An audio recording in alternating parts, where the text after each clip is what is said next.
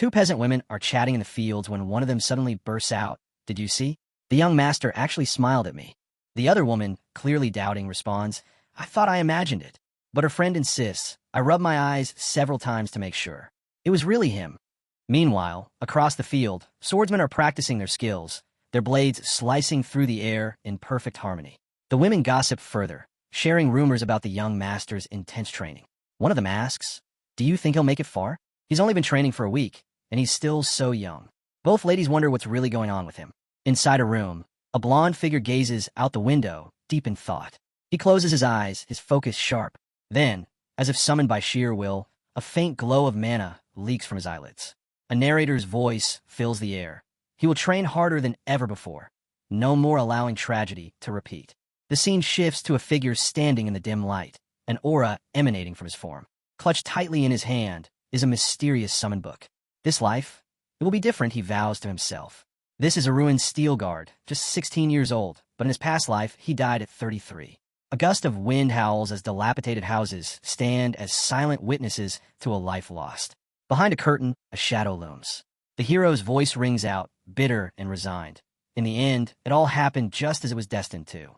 We flash back to a memory. A man with a knife stands over a helpless Aruan, bound to a chair, staring blankly at the floor. The air is thick with despair. The scene shifts again, revealing a majestic castle perched against towering mountains. This is the Steel Guard family estate, a once mighty house that ruled the northern region of Navarre. Aruan was born here, but his life would never live up to its legacy. Under the shadow of his legendary grandfather, who was a war hero, and his powerful father, Aruan was nothing more than an ordinary third-class knight, overlooked and underestimated. Even though he had the title of lord, it was all stripped away in just 3 years. The people turned on him, laughing behind his back as they watched his family's legacy crumble. He was the dog born into a family of tigers. A count, a man who had everything handed to him, spoke the cruel truth. He's a disgrace to the Steel Guard name. The weight of those words crushed Aruan. He was nothing compared to the towering figures of his ancestors. But deep down, he had always wanted to be more than just a failure. He wanted to be a good lord, to restore his family's honor. Yet, it was all taken from him, betrayed by the very people he had trusted. The voice of the narrator darkens. His enemy, the one who had tormented him since childhood, had gone too far. They had hired an assassin to finish him off. The tension builds as Aruan's breathing quickens. The killer, closing in, finds an ominous book in the shadows, the notorious book of contracts. But something's off. The pages are empty. Aruan snaps, out of his daze, a surge of energy coursing through him. He yells, "Don't you dare touch me." With a burst of strength, he punches the assassin in the stomach, silencing the threat. The hero, spitting blood, stares at the open book in his hands, eyes widening in realization. This wasn't just any book. It was an heirloom of the Steel Guard family. A powerful artifact that, when used correctly, could bind any agreement made within its pages. If only he had understood its true potential earlier, he could have raised his family's name long ago. The killer threw the pages, sneering down at the hero. But as he turns the page, something catches his eye. A bookmark falls from the book, landing near his foot. The killer scoffs, "I don't get it. You put everything on the line for some little book. Maybe society was right about you after all." The hero's gaze sharpens as he locks onto the bookmark, a spark of hope flickering in his eyes. "Give it back," he demands, voice hoarse. "It's mine." The bookmark, a simple, sword-shaped ribbon, lies at the killer's feet, but the hero's focus is unshakable. This wasn't just any bookmark. It was the key to a long-forgotten legend, the item that granted wishes. He remembers the seller's words clearly, echoing in his mind. This is a very expensive item. It will fulfill one wish. But as the hero recalls the moment, doubt creeps in. A wish granted? No, it couldn't be. It was all a lie, a trick. He had been so desperate, so eager to regain his status, that he had clung to this absurd hope. How pathetic he had been, thinking this flimsy bookmark could turn his life around. He laughs bitterly, thinking, "Is there anyone more unlucky than me?" Just then, his thoughts are interrupted. The killer pours a red liquid from a bottle into his mouth, and the hero, still bound to the chair, feels a strange warmth spreading through his body. His head clears, and the pain subsides. He blinks, confused, and asks, "Why? Why did you give me this?" The killer, unbothered, calmly arranges a set of torturing instruments on the table in front of him. "My client," he says coldly, "want to play with you a little longer. You're not going to die just yet." The hero grips a scalpel with shaking hands, his voice dark. "Tell your client, this is his last gift." His teeth grind together as rage floods through him. How many times can one person be humiliated? His entire life was taken from him, his family destroyed, and now they wanted to end his life as well. Laughing in despair, the hero scoffs. So this is how the last descendant of Steelguard will die. The killer, for the first time, looks taken aback. Have you lost your mind? He asks. I understand it's hard to stay sane when you're being tortured, but you've really gone off the deep end. Blood splatters around the room as the killer continues his cruel work. The hero grits his teeth, whispering to himself, if only I hadn't been so stupid. If only I hadn't been deceived. The killer, relentless, forces him to drink more potions. One by one, the bottles pile up, each empty vial a symbol of his agony. The hero, exhausted and broken, drifts in and out of consciousness. If I had just one more chance, he thinks, his eyes hollow, staring out through the gap in the window. A single tear falls down his cheek, and in that moment of hopelessness, he thinks only one thing. If only I could turn back time. Then, something miraculous happens. The bookmark, which he thought was lost forever, reappears in front of him. It hovers, gently floating closer. A notification flashes in his mind. A man, desperate, and at his lowest, but still holding on to the faintest hope. The notification echoes in the hero's mind. The person who has received this notification meets the requirements. Your wish will be fulfilled. Please state your final wish. Sitting motionless in the chair, the hero remains silent, his mind numb and broken. Despair hangs in the air like a suffocating weight. A system malfunction begins. The subject cannot form any guesses. The system analyzes the despair. It searches, digs deep, and discovers 3 desires, no difference between them. And then it settles. A blinding, radiant light erupts from the system. When the light fades, the hero finds himself lying in a clean bed, his body whole and healed. His surroundings are unfamiliar, luxurious, spacious, and bright. He stares out the window, eyes widening as the view reveals the mountains in the distance, bathed in the soft glow of a sunny autumn day. This is my room, he thinks, panic starting to rise in his chest. He quickly sits up, his breath catching. I was just there, just in front of the killer. His pulse quickens as the reality starts to sink in. Could this all be a dream? A knock at the door snaps him out of his thoughts. A soft voice calls out, "Young master, it's Ezel. May I come in?" His heart skips a beat. Ezel? The name strikes a chord in his memory, his servant from 10 years ago. She had always been there for him. The maid enters, her head bowed, and curtsies. "Young master," she says, "the master is looking for you." Confusion floods the hero's mind as he surveys the room around him. His bedroom. But this doesn't make sense. How am I here? He wonders. His mind races, trying to piece together what's happening. Ezel, he asks, voice trembling, "How old am I?" The maid blushes slightly, unsure of his sudden question. "You're 16 this year, young master."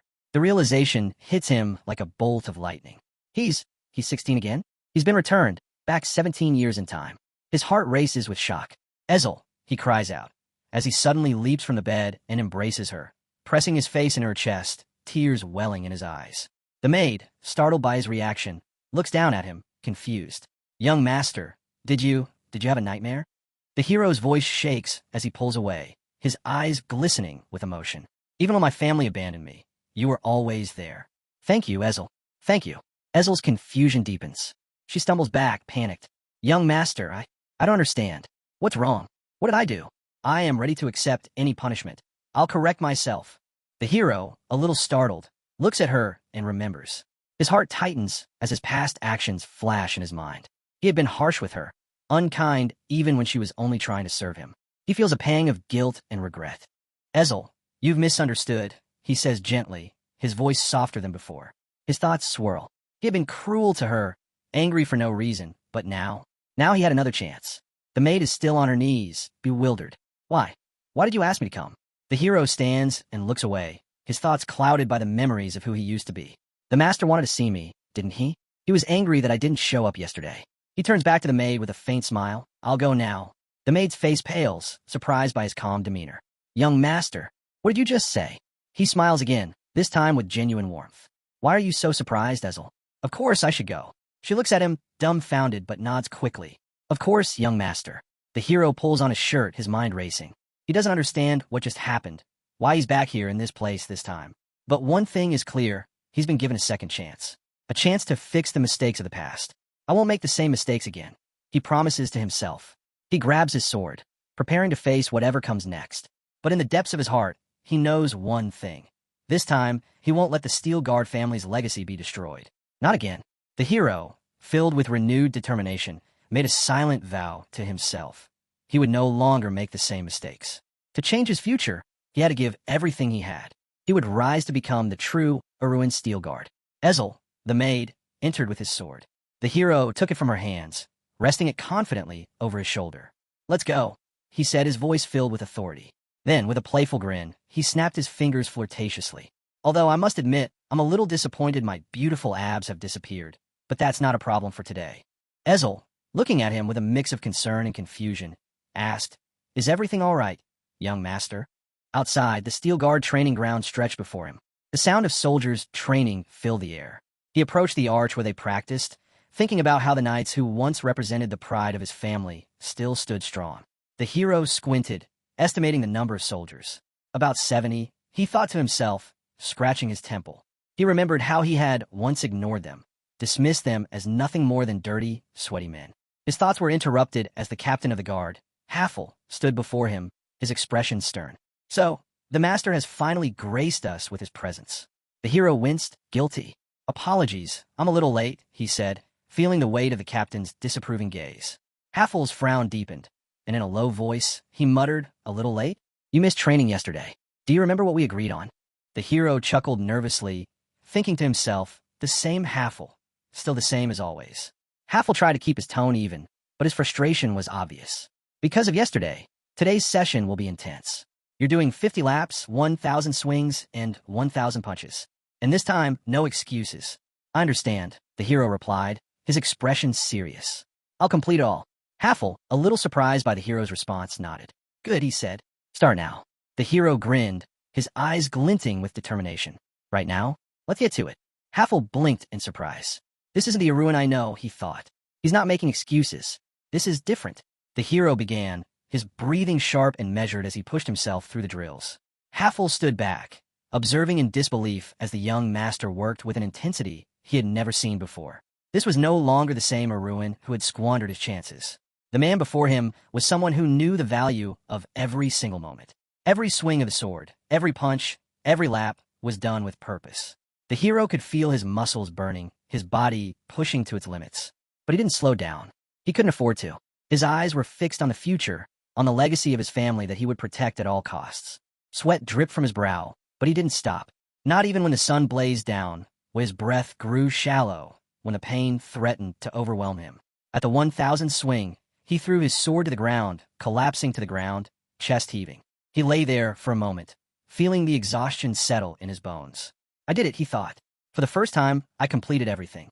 It was tough, but it was worth it." As he lay there, catching his breath, he thought about his strengths and weaknesses. There was still much to improve, but this was only the beginning. His focus would be endurance next. Suddenly, the system pinged. A notification popped up in front of him, startling him. "New user detected. Would you like to start interdimensional trade?" The hero's eyes widened in confusion and shock. "What is this?" He wondered, his mind racing. "What the hell is interdimensional trade?" "Young master." Haffel's voice snapped him out of his thoughts. "Are you all right?" The hero, still in a daze, looked up at the captain. His heart was racing. "What has happened?" The hero turned to Haffel, a puzzled look on his face. "Did you not see that floating thing?" he asked, his tone a bit incredulous. Haffel, confused, stared back. "What are you talking about? What kind of thing?" The hero blinked in disbelief. "You really didn't see it?" he asked again. Haffel shrugged, thinking it must be a result of overexertion. Probably just the effects of overwork, he mused. As Haffel placed a hand on the hero's shoulder, the protagonist thought to himself, "Only I can see it." The sensation of something unusual hanging in the air lingered. The captain, still grasping the young master, looked around, wondering why it was floating here and not inside the book. As if summoned, the book appeared before them. The hero's eyes widened.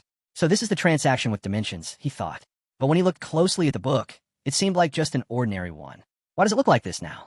Suddenly, he was snapped back to reality. "Mr. Urin," the captain called sharply. Haffel, noticing nothing unusual, looked at the young master with a mix of concern and confusion.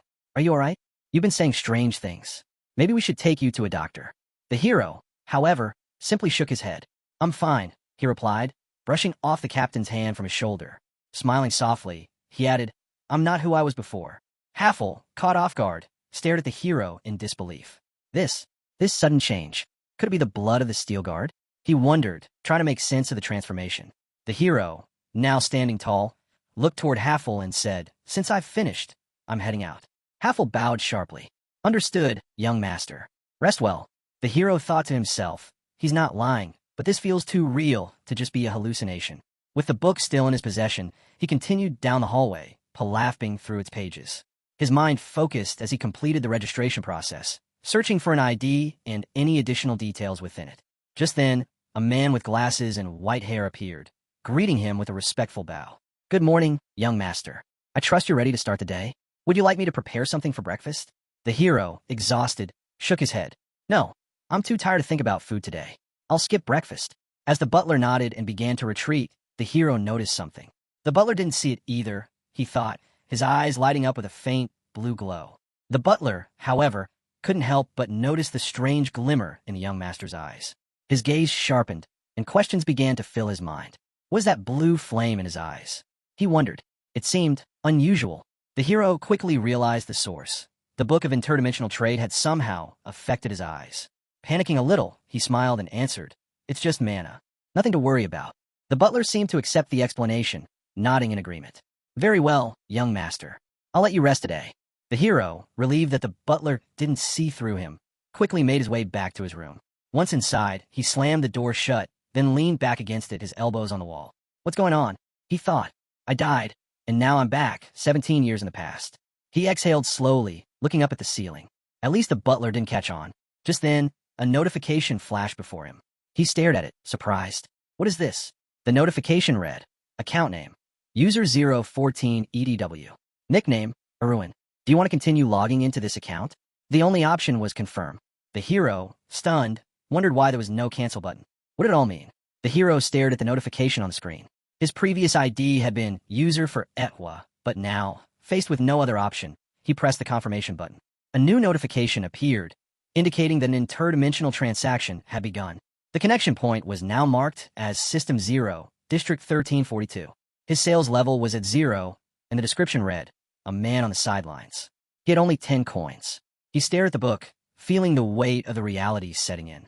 I'm starting from 0, he thought. Supply and demand are entirely separated, and since the system is level 0, I probably can't do anything right now. But then his eye flashed, and he noticed something else. Where did these coins come from? Looking at the monitor, a sudden thought crossed his mind. Did these coins come from my previous account from my past life? No, that can't be it. If they did, my level wouldn't be 0. He rubbed his chin thoughtfully. Could the coins have been issued by accident? He wasn't sure, but there was no time to dwell on it. He needed to focus on the next steps. With a sudden spark in his eye, he decided to push forward. I'll warm up first, he thought. The intensity of the glow in his eyes sharpened. The following week, he immediately requested a sparring session with one of the knights. Captain Haffel, surprised by the request, hesitated. How serious are you about this? He asked. The hero's eyes blazed, and without hesitation, he replied, Very serious. The captain turned to a soldier named Fry. You'll spar with the young master, he instructed. Use only your left hand, and no mana. Fry nodded, but Captain Haffel couldn't help but wonder if it was too soon for the young master to face off with a knight. He's been training a lot lately, but this could be too much, Haffel thought. The hero, however, was not pleased with the restrictions. Fighting a level 6 knight with only one hand. What a blow to my pride, he thought with a tense smile. I'll make sure to fight at full strength. He ignored the captain's orders and prepared for battle. Fry, surprised by the young master's determination, gripped his sword. With a sudden shout, the battle began. The hero lunged at high speed, almost catching Fry off guard with a near-miss strike. The next attack came swiftly, forcing Fry to defend himself. Fry began to retreat, struggling to adjust to the hero's speed and intensity. This isn't what I expected, Fry thought. The boy's technique, it's far better than I thought. This isn't the young master I remember. The knights, watching from the sidelines, couldn't believe what they were seeing. The young master, he's making Fry retreat? They whispered, astonished at the battle's intensity. The hero, with a sword pointed at Fry's neck, pressed on. Fry, struggling to breathe under the relentless pressure, realized the fight was much more difficult than anticipated. I haven't been training enough, he thought. I can't keep up with him. Then, just as Fry seemed cornered, the captain shouted, Fry, don't you dare use mana. But before the command could be heeded, the hero unleashed a series of rapid strikes. The impact was sharp and precise, and everyone watching gasped. The knight collapsed to the ground, stunned. The entire group was in shock. Even Captain Haffel was taken aback by the hero's calm demeanor as he stood over the fallen knight. It's over, he said softly, as if it were nothing. Fry, sitting on the floor, still holding his sword, looked up at the young master, his voice heavy with disbelief. You definitely used magic, didn't you? The hero stood over the fallen knight, a look of disbelief on his face. How was this possible, he muttered. With a calm voice, he added, just admit that you lost. The knights around him couldn't hide their awe, murmuring that it was incredible for young Master Arun to have won, especially after the recent changes in his behavior. 1 week later, the scene shifted. A chest filled with gold lay before the hero. He smiled, relieved. Thank God, everything is just as it was. His eyes gleamed as he gazed at the chest hidden away, feeling confident that this time he wouldn't fail. He was determined to use these resources to their fullest potential. With a firm press of a button, he opened his spatial book of transactions. It glowed in his hands as he looked at it with a slight frown. The most important thing right now is currency exchange, he thought to himself. He summoned ghostly scales and placed a set amount of coins on them. After a moment, the scales gave their response. Approximate value, 30 coins. The hero's eyes widened slightly. That's even more than I expected, he thought, running a finger over the notification. I thought it'd be closer to 25 coins. He took a moment to consider the situation. He had learned a crucial lesson. The value of goods fluctuated based on the store and the world. The price of the same items could change, depending on the conditions. His mind raced as he realized that the only way to profit from the spatial book was to buy cheap goods and sell them at higher prices. He looked at the scales again, comparing the weight of crystals and gold. His expression became more focused. The exchange center isn't filled with fools, he thought. They've probably placed restrictions and tax fees on certain items. With his hands folded thoughtfully, he reflected on what he knew. To raise the rating of his transactions, he would need to improve his achievements. But the dilemma was clear. The higher his rating, the harder it would be to obtain high-performance goods. And in the zero system, it was almost impossible to get top-tier items. The hero's eyes then caught an offer from monocrystals. This was exactly what he needed to quickly replenish his mana. He opened a chat with the merchant, whose name was Home. Hello, the hero typed. Do you sell monocrystals? Yes, Home replied. And the crystals I sell are of very high quality. The hero's attention shifted to the screen. He noticed that Home's nickname was glowing red. He raised his finger to the screen and thought for a moment. It seems this is some kind of user status. After scanning the profile, he returned to the conversation. Let's find out the price, he thought. How much for one crystal, he asked. Home quickly responded. The low-grade ones cost 5 coins each. The average ones are 20 coins each. The hero raised an eyebrow. Is this a normal price? Yes, the merchant replied. It's a fair price. Some sellers are asking for much more, but there aren't many crystals for sale at the moment. I need you to decide quickly. The hero's eyes narrowed as a new notification popped up. The average price for a low-grade monocrystal is 3 coins.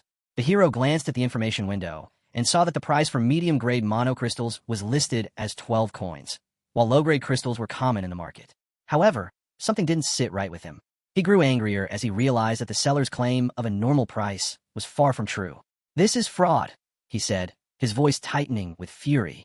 The merchant calmly replied that his prices were the lowest on the market and asked for proof of the alleged fraud.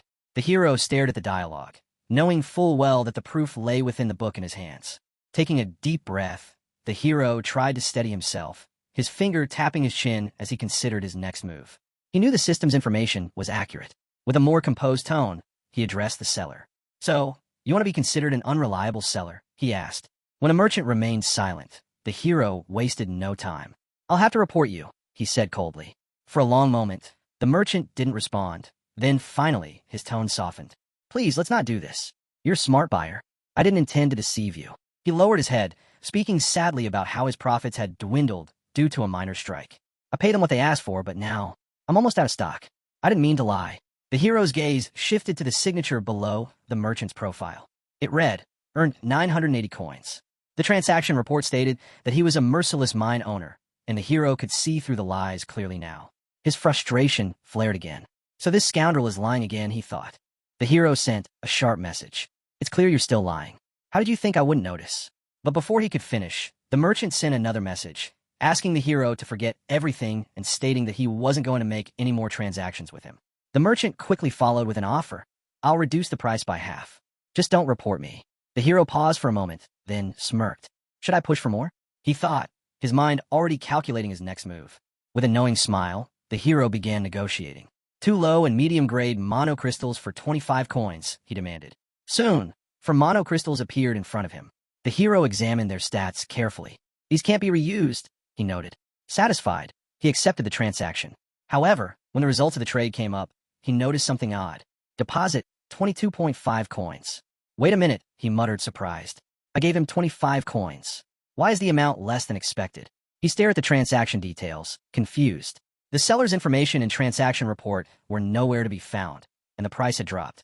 The hero's eyes narrowed. What is this? He thought, realizing that the merchant was still hiding something. A thought crossed his mind. Maybe he could squeeze even more out of the seller. With a sorry smile, he typed, "If you keep selling at this price, I won't report you."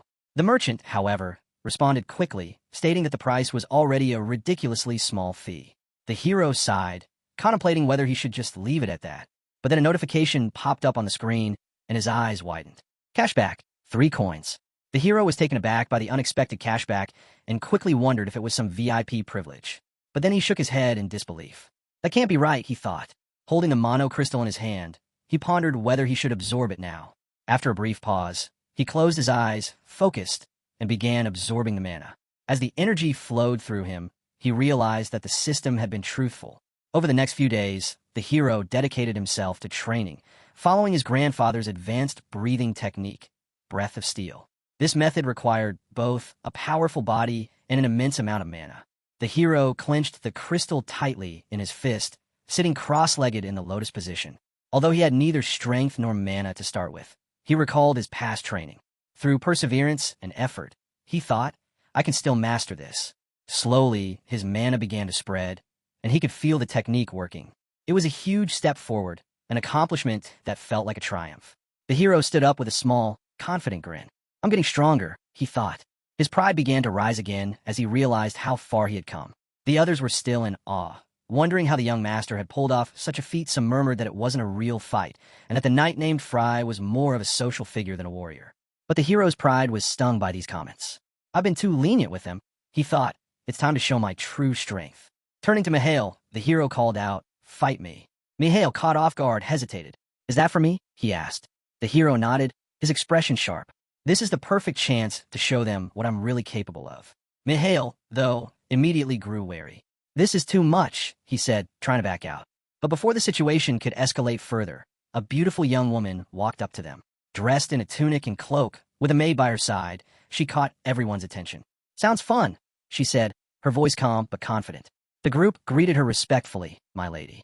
She introduced herself as Karen Steelguard, the eldest daughter of Levadon. The captain wanted to intervene, but she raised her hand, signaling she understood his concerns. If mana battles are too dangerous, Karen said softly, turning to the hero, then hand-to-hand combat should be fine. The captain reluctantly agreed. The hero positioned himself in front of Mihail, feeling the tension build. Mihail's a 6th-class knight, he thought. Even in hand-to-hand combat, he should have no trouble handling this fight. In fact, Mihail's height and reach made him the clear favorite, but the hero was determined to prove everyone wrong. Just as the captain was about to speak, a loud shout rang out from the crowd. Look, the knight is losing. Everyone turned their attention to the fight. The hero, with surprising speed and power, was landing a series of crushing blows on Mihail, forcing him back. Each hit seemed to land harder than the last, and Mihail struggled to keep up. With a final, devastating blow, the hero sent Mihail flying across the training grounds. The captain stood frozen in disbelief. This can't be real, he thought. This is the same young master who was considered weak just days ago. The hero lunged forward, delivering a decisive strike that sent dust clouds billowing into the air. The crowd went silent, then erupted in shock and excitement. Mihail's lost, they shouted as the onlookers began to celebrate. Whispers of admiration spread through the group. The young master is amazing, they said, praising his incredible strength. The hero stood tall, his victory clear, while a grin of satisfaction crossed his face. It feels good to be taken seriously, he thought, surveying the shocked faces around him. As the dust settled, the young master, Arun, stood tall, barely breaking a sweat. His sister approached, gently placing a hand on his cheek and calling his name. Leaning in close, she whispered, I'm proud of you. She admitted she had underestimated him before. Arun was taken aback. His sister was acting differently. Karen, the eldest daughter of the Levadon and Steelguard family, stood firm, a faint smile on her lips. She had just won a sparring match against the others, proving her strength once again. Arun recalled how their father, Levadon, had always regretted having a daughter, knowing she could never inherit the family's signature technique, the Breath of Steel, a power passed down only through the male bloodline. Despite her undeniable talent, tradition deemed her an outcast. Karen's expression darkened. She lowered her gaze, the weight of her fate pressing down on her. Arun understood her pain. She knew all too well what it was like to endure constant judgment. Closing her eyes, Karen reached out and ruffled Arun's hair. He watched her closely as she spoke. "You must have pushed yourself beyond your limits, training in secret so no one would see," she said softly, her voice tinged with regret. Karen hesitated before continuing. "I'm sorry. As your older sister, I should have supported you, but I didn't." Arun furrowed his brows, startled by her sudden sincerity. His mind raced. Wasn't this battle all for her approval? Without another word, Karen turned and walked away. Arun stood next to Haffel, watching her go. In his mind, he saw her usual confident smirk, eyes sharp with understanding. Of all his siblings, Karen was the most honest, unapologetically blunt, but deeply perceptive. She had been the first to truly see and accept his transformation. Arun closed his eyes, exhaling slowly. This was the only way. Above the castle, the night sky stretched endlessly, stars twinkling around a glowing moon. The real challenges were about to begin. Inside the grand dining hall, candlelight flickered over an elaborate feast. It was dinner time, and the long table was surrounded by family. Levadon Steelguard, the head of the household, sat at the head of the table, eyes closed as he took a slow sip of red wine. "The menu is to my liking," he remarked. Karen met his gaze with a serious expression. "I made sure of it," she replied before shifting the conversation. "Arun will be leaving for the academy soon." Levadon opened his eyes, turning his attention to his son. "It's time," he said simply. Arun frowned slightly. He had expected this. Karen now acknowledged his strength and was looking out for him. Levadon's sharp gaze locked onto Arun. "Karen told me you defeated a knight in training." Arun tilted his head slightly, a small smile playing on his lips. "So my plan worked. He wouldn't let this chance slip away." "That was just the beginning," he said confidently. "There are many more knights I intend to surpass." It was only a small duel with wooden swords. Levadon chuckled, rubbing his chin in amusement. A young man seated nearby raised an eyebrow. "I heard you're only in 6th grade," he said. This was Kieran Steelguard, Levadon's eldest son, dressed in fine clothing. He rested his elbow on the table, watching Arun with an unimpressed look. "That wasn't even a real fight," Kieran scoffed. He turned to Karen. "Isn't that right?" Karen shot him a sharp glare, her brows knitting together. "He's only 16, she stated. "At that age, you hadn't even reached 5th class knight." Kieran's expression hardened. "I was officially recognized as a 5th class knight at 17, he corrected. Levadon, listening quietly, lowered his gaze to his glass of wine. Kieran, caught off guard, turned to his father. Levadon finally spoke. "It's impressive." Kieran stiffened. His father's words carried weight, acknowledgement that he hadn't expected. Levadon stood from the table, walking toward Arun. "Your grandfather went into battle around your age," he mused. "Is that why you've suddenly become so determined?" Stopping before his son, Levadon extended a hand. Arun stared at it, surprised. A handshake? For a moment, he hesitated. Then, with a firm grip, he grasped his father's hand, a smile forming on his lips. "I'm 16 now," he said simply. Father and son shook hands, a silent recognition passing between them. As their hands clasped, Arun suddenly realized this was no ordinary handshake. A combat handshake, a silent test of strength, where mana flowed between their palms, measuring each other's power. His eyes widened in surprise. So this is what he wants. Arun knew he had to be careful. If he revealed too much, his father might grow suspicious. But if he held back too much, he risked disappointing him. Levadon exhaled slowly, closing his eyes. When he opened them again, his expression softened. "You've grown a lot," he admitted. "I was worried my youngest son might not measure up, but now, I see I had nothing to fear." Kieran, sitting across the table, clenched his teeth, eyes burning with frustration as he watched their exchange. Levadon leaned back thoughtfully. "Come to think of it, I haven't paid you enough attention," he mused. "But now I suppose it's time I do." He turned to Arun, his gaze sharp. "Tell me, what do you want as a gift before entering the academy?" Arun blinked in surprise. A gift? He hadn't expected this. Scratching the back of his head, he forced a sheepish smile. "Well, there is something," he admitted, lowering his eyes for a moment. "But it might be too much to ask." Levadon crossed his arms, giving a small smirk. "Don't hold back. I'll listen." Arun ruffled his own hair, grinning slightly. "I didn't want to ask because I thought you'd refuse." At that moment, Kieran abruptly stood up from the table, glaring. "You have a real talent for making people uncomfortable," he scoffed. Levadon ignored him and exhaled. Then, raising a hand to his chest, he clenched it into a fist. Mana surged around him, swirling like a glowing aura. As the head of the Steel Guard family, Levadon declared, his voice steady. "I swear upon my mana, so long as it causes no harm, I will grant my son's request." Aruin's breath hitched. He's serious. Levadon lowered his hands, his gaze firm. So, what is it that you want? The grand hallway echoed with footsteps as Levadon strode forward, Aruin at his side. Behind them, Kieran followed, his expression twisted with fury. This is ridiculous, Kieran spat. He's lost his mind. Levadon remained silent, his pace steady. Kieran clenched his fists. You can't break family tradition. Only one person is allowed in there. No exceptions. Levadon finally glanced at him, his expression unreadable. The secret vault belongs to our family. When I was your age, I went there with my father. His tone darkened as he met Kieran's gaze. Are you accusing me of breaking my mana oath? Kieran stiffened. He hesitated, then sighed heavily, looking away. He had no argument against that. Levadon's voice turned cold. Go back. Aruin smirked, watching his older brother's frustration. So this is how it's done. Kieran's face twisted in rage. His younger brother was about to enter a place even he had never been allowed to step foot in. Levadon reached a large wooden door. Pulling out a key, he inserted it into the lock and turned it. The rules are simple, Levadon said. Never enter the inner vault. You may only take one thing from the outer chamber. With that, the heavy doors creaked open. Aruin's eyes gleamed as he peered inside. Finally, the vault was dimly lit, the glow from the open door casting long shadows over ancient relics and artifacts. As he stepped forward, Aruin's gaze swept the room. The spatial book of transactions. This wasn't just any book, it was the ultimate weapon. A treasure so powerful that only someone like him could wield it safely.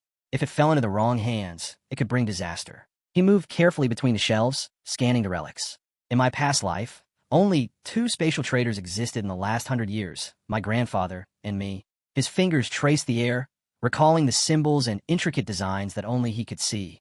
This book was different in this life, but he could still sense it. Aruin's heart pounded. It's here. His eyes narrowed. No one else could find it. No one else should. I have to take it and erase its existence from this place forever. Levadon crossed his arms, his sharp gaze locked onto his son as Aruin stepped out of the vault. Did you find what you wanted? He asked. But as his eyes fell on the item in Aruin's hands, his expression shifted to one of surprise. Aruin stood there, smiling slightly, holding up a golden figurine, a statue of a hero. Levadon's brows furrowed as he examined the small sculpture. It was a depiction of Layskin Hero Award, a monument created to honor the defense of Navarro against the Empire. Not just any trinket. This was one of only 1,000, making it far more valuable than ordinary gold figures. Levadon sighed heavily, narrowing his eyes. A momentary impulse. He's blinded by greed. You told me you were going to Vigo for gold, Levadon remarked, his voice laced with skepticism. Aruin pursed his lips before flashing an awkward smile. He already knows what I'm thinking. Standing before his father, Aruin shifted his gaze and spoke calmly. Right now, this is the most valuable thing to me, he explained. With it, even after buying a sword or mana crystals, I'd still have money left over. Levadon's expression remained unreadable as he studied his son. Do as you wish, he finally said. Buy it, sell it, it's up to you. But don't let this distract you from your training. Aruin hesitated for a moment, then spoke with quiet determination. I believe we shouldn't follow just one path. His voice softened, his eyes lowering slightly. If I were as good with a sword as you say, then this wouldn't be a waste of time.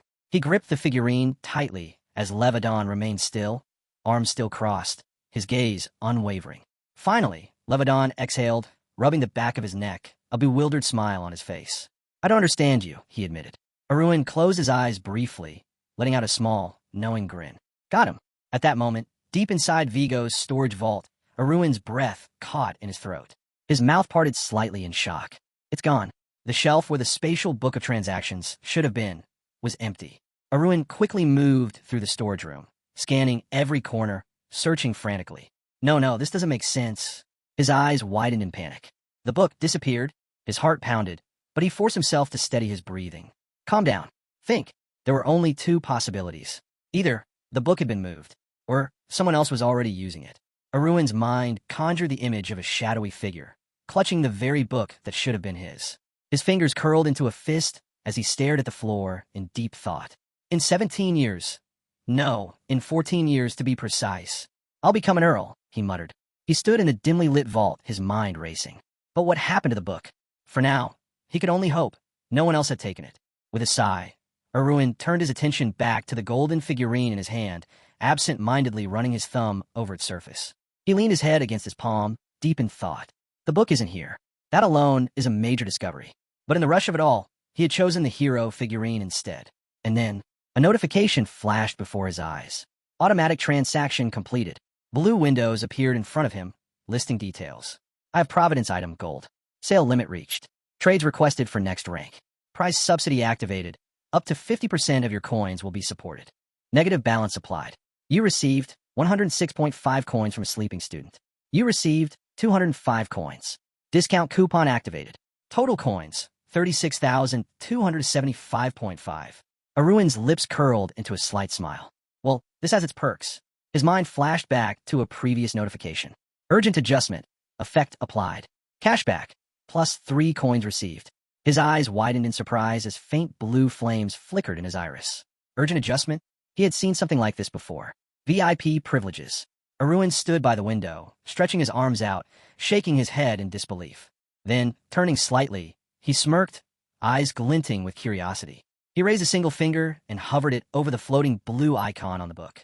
This is impossible, he muttered. With a deep breath, he pressed it. If nothing happens, then it isn't real. The moment his finger connected, his eyes snapped open, and what he saw made his breath hitch.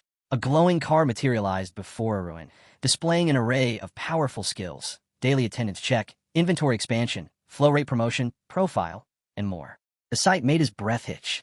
This can't be real. His wide eyes flickered between the skills. Every single benefit was at its maximum level. Aruin's fingers twitched. He reached out instinctively, but then hesitated. His mind reeled, trying to process what he was seeing. Was this some kind of trick? His gaze returned to the spatial book of transactions. He swallowed hard, his pulse quickening. This is insane, he whispered under his breath. Taking an involuntary step back, he stared at the book like it was something beyond comprehension. How is this even possible? Then, another realization hit him. The amount I got from the currency exchange was higher than expected. Memories of his past transactions flashed in his mind. The moment he placed his coins on the scale. Skill activated. 0 commission. All payments have a 0% fee. His exchange with the merchant. Skill activated. Eye of Providence. Provides insight into partner transactions. The trading process. Skill activated. Flow rate. Displays real-time transaction prices and quantities. Aruin recalled watching the numbers suddenly change before his eyes. 22.5 extra coins had appeared out of nowhere. And then, another unexpected benefit. Skill activated. Enjoying excess. 10% discount applied. Skill activated. Urgent adjustment. 15% coin refund applied. More notifications flooded in. Urgent adjustment. Cash back. 3 coins received. First day attendance reward. Plus 10 coins. His expression twisted in disbelief. Even the very first 10 coins I started with got boosted by these perks. A beat of silence filled the room. Then, Aruin burst into laughter. With a triumphant yell, he jumped up and down, his fists pumping in the air like a child who had just struck gold. This is ridiculous, he shouted gleefully, his excitement impossible to contain. He spun around, waving his arms and kicking his legs, overwhelmed by pure joy. Placing both hands on his cheeks, he grinned ear to ear, beaming. This is it. This is exactly what I needed. Then, his expression darkened. Now, I can finally begin my revenge. His fingers tightened around the golden figurine, his gaze sharpening. I have everything I need. Carefully, he placed the hero figurine onto the system's transaction scales. Let's see what this thing is really worth. A notification flashed. Approximate price, 115 coins. Aruin's eyes twitched. His lips curled downward. 115 coins. His fingers curled into a tight fist as a wave of irritation rolled through him. Are they trying to scam me? He knew the real price. The figurine's actual value ranged between 140 and 150 coins. His burning blue eye flared. Not happening, he muttered. VIP flow rate privilege activated. A new notification appeared. Average market price, 150 coins. Transaction quantity, in excess. Aruin's anger spiked. They were trying to cheat me out of 40 coins. That's nearly 400 gold. Clutching the figurine to his chest, his jaw clenched. His irritation was boiling over. But then he forced himself to exhale. Even though it pissed him off, this was still an insanely profitable deal. With a deep sigh, he accepted the transaction. The tension drained from his shoulders as he collapsed onto his bed, arms spread wide. His body sank into the mattress, exhaustion and satisfaction settling in at the same time. His eyes drifted toward the spatial book of transactions. Interdimensional trading, all while lying comfortably in bed. A slow smirk played on his lips. This book really is a cheat code. But then, a sudden shockwave of realization hit him. His body jerked upright, hands gripping his knees as his eyes snapped toward the book. His mind reeled. Wait, no. It didn't just get into my hands. His pupils dilated. The spatial book of transactions is inside my eye. His breath caught in his throat. This was beyond any expectation, and it was perfect. A notification appeared. Transaction complete. Golden figurine sold. 150 coins received from Moss. Current balance, 425.5 coins. Another window followed. I have Providence activated. 2 glowing scales materialized, listing commodity characteristics, gold class transactions. Arun leaned forward, resting his face against his palm, a smirk creeping onto his lips. That was fast. His fingers tapped against the side of his face as he thought. Next product. A spark of excitement flared in his eyes. Mana crystals. A new notification popped up. Searching for merchant. High quality, low-cost mana crystals. A name appeared. His grin widened. Heartstone. The blue flame in his eye blazed brighter. There you are. Without hesitation, he typed down message. Hey, scammer. Across the city, a man exhaled a puff of smoke, furrowing his brows. Heartstone's gaze flickered toward the book in front of him, reading the message. His brow twitched. Who the hell? The corner of his lips curled into a smirk. Some random trader calling him a fraud? That was bold. Then, he saw the sender's name, and his smirk immediately vanished. Arun watched the chat window with satisfaction. Now he remembers. His fingers flew across the interface. I'm looking for more mana crystals. Price still the same. A pause. Then, Heartstone responded. Not happening. You're a special case. No discounts this time. Arun's smirk only widened. Leaning back, he crossed his arms, eyes glinting with amusement. You really think lying's gonna work on me? His gaze darkened. I have our last conversation saved. Are you sure you want to make this a problem? At that moment, Heartstone's expression completely changed. Heartstone squeezed his eyes shut, exhaling sharply through his nose. His irritation bubbled beneath the surface, his fingers twitching as he resisted the urge to slam the book shut. This brat. Sure, if he reported Arun, the kid might get blocked from trading for a couple of days. But the losses Heartstone would suffer in those few days? Unthinkable. The very thought boiled his blood. Meanwhile, Arun leaned back, smirking at the chat window. Wouldn't it be easier to sell them to me at a slightly lower price? His grin widened. He could practically hear Heartstone grinding his teeth on the other end. Arun's eyes flickered toward Heartstone's balance, over 1,000 coins. Filthy rich. Yet, here he was, clutching onto a few measure coins like his life depended on it. Why are you so tight-fisted over such a small amount? Arun mused, watching the chat log with amusement. Heartstone sighed, his shoulders slumping. This kid is messing with me. Fine. Heartstone muttered, rubbing his temples. How much do you want to buy? A notification popped up. Arun stroked his chin thoughtfully, glancing at the transaction records. His earnings were stacking up nicely. He had bought medium-level mana crystals for 10 coins and low-level ones for 2.5. And now, he was reselling them for 12 and 3 coins, respectively. Pure profit. Arun yawned, stretching his arms overhead. These are the basics of trade: buy low, sell high. Easy money. Meanwhile, in Heartstone's room, crash. A golden hook slammed against the wall with a loud clang. Heartstone shot up from his chair, his teeth grinding. Damn brat, he growled, glaring at the book like it had personally wronged him. It wasn't the fact that Arun had bought the crystals cheaply. It was where he was reselling them. Why the hell is he selling them on the same channel? Heartstone barked, raking his fingers through his hair. His fingers twitched, his eyes narrowing. This kid isn't just trading, he's turning my own market against me. Across the room, Gunn, still half asleep, groggily pushed himself upright, rubbing his eyes. His gaze landed on the book, blinking at the sheer number of unread messages. The hell's going on? He muttered. Back in Arun's room, he opened Heartstone's chat window. A flurry of angry, half-censored curses greeted him. Arun simply chuckled, his lips curling into a smug smirk. 3 years of trading experience in my past life, he mused. After all the scams I've been through, I've learned a thing or two. His fingers hovered over the book. Now, how should I handle this? Heartstone's frustration hit a peak. He furrowed his brows, baring his teeth. His anger flared. This damn kid. His fingers flew across the book. But before he could send another furious response, Arun's message popped up first. You have no right to be angry at me. Heartstone's fingers froze. His eyebrows shot up, mouth slightly agape. What? What the hell does that mean? He wasn't expecting this kind of response. He was pissed because Arun was blatantly ripping him off. How did he suddenly become the one at fault? Arun leaned forward, his eyes glinting with amusement. Oh, I've barely even started. His smirk sharpened. A bolt of excitement shot through him, like a lightning strike straight to his head. Heartstone grimaced. His nervous chuckle escaped before he could stop it. This kid is actually insane. The way Arun was acting, it was unnerving. Heartstone stared at the chat window, watching in disbelief as Arun continued typing. Enough, Hearthstone barked, rubbing his forehead. Just stop acting like a lunatic already. He sighed heavily. This kid has a few screws loose. Arun, grinning from ear to ear, stretched out a single finger, letting it hover over the successful transaction notification. He pressed it with mock innocence. A new message popped up from Hearthstone. You've gone too far. Arun simply leaned back and laughed. Oh, Hearthstone, we're just getting started. Arun furrowed his brows as he stared at the chat log.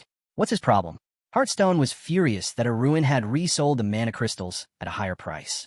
But so what? It wasn't like Arun had promised not to resell them. There were no conditions, no contracts. It was just business. His expression darkened slightly. This is only happening because Hearthstone was overcharging to begin with. On the other side of the conversation, Hearthstone crossed his arms and turned his head away from the chat window, grumbling in frustration. Arun smirked. Oh, so now you're sulking? Still, he wasn't done. You want to make another deal.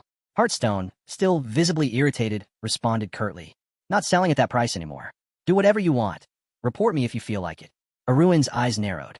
He's really upset. Leaning back, hands behind his head, Arun let out a slow breath. This was salvageable. Money is a religion for people like Hearthstone. A matter of faith. And right now, he was testing that faith. Typing smoothly, Arun sent another message. A big shot like you turning down easy profit? That doesn't sound right. Hearthstone hesitated. Arun's grin widened. Hook, line, and sinker. Come on, he added. Just play along for now. You'll see soon enough, this is bigger than a little grudge.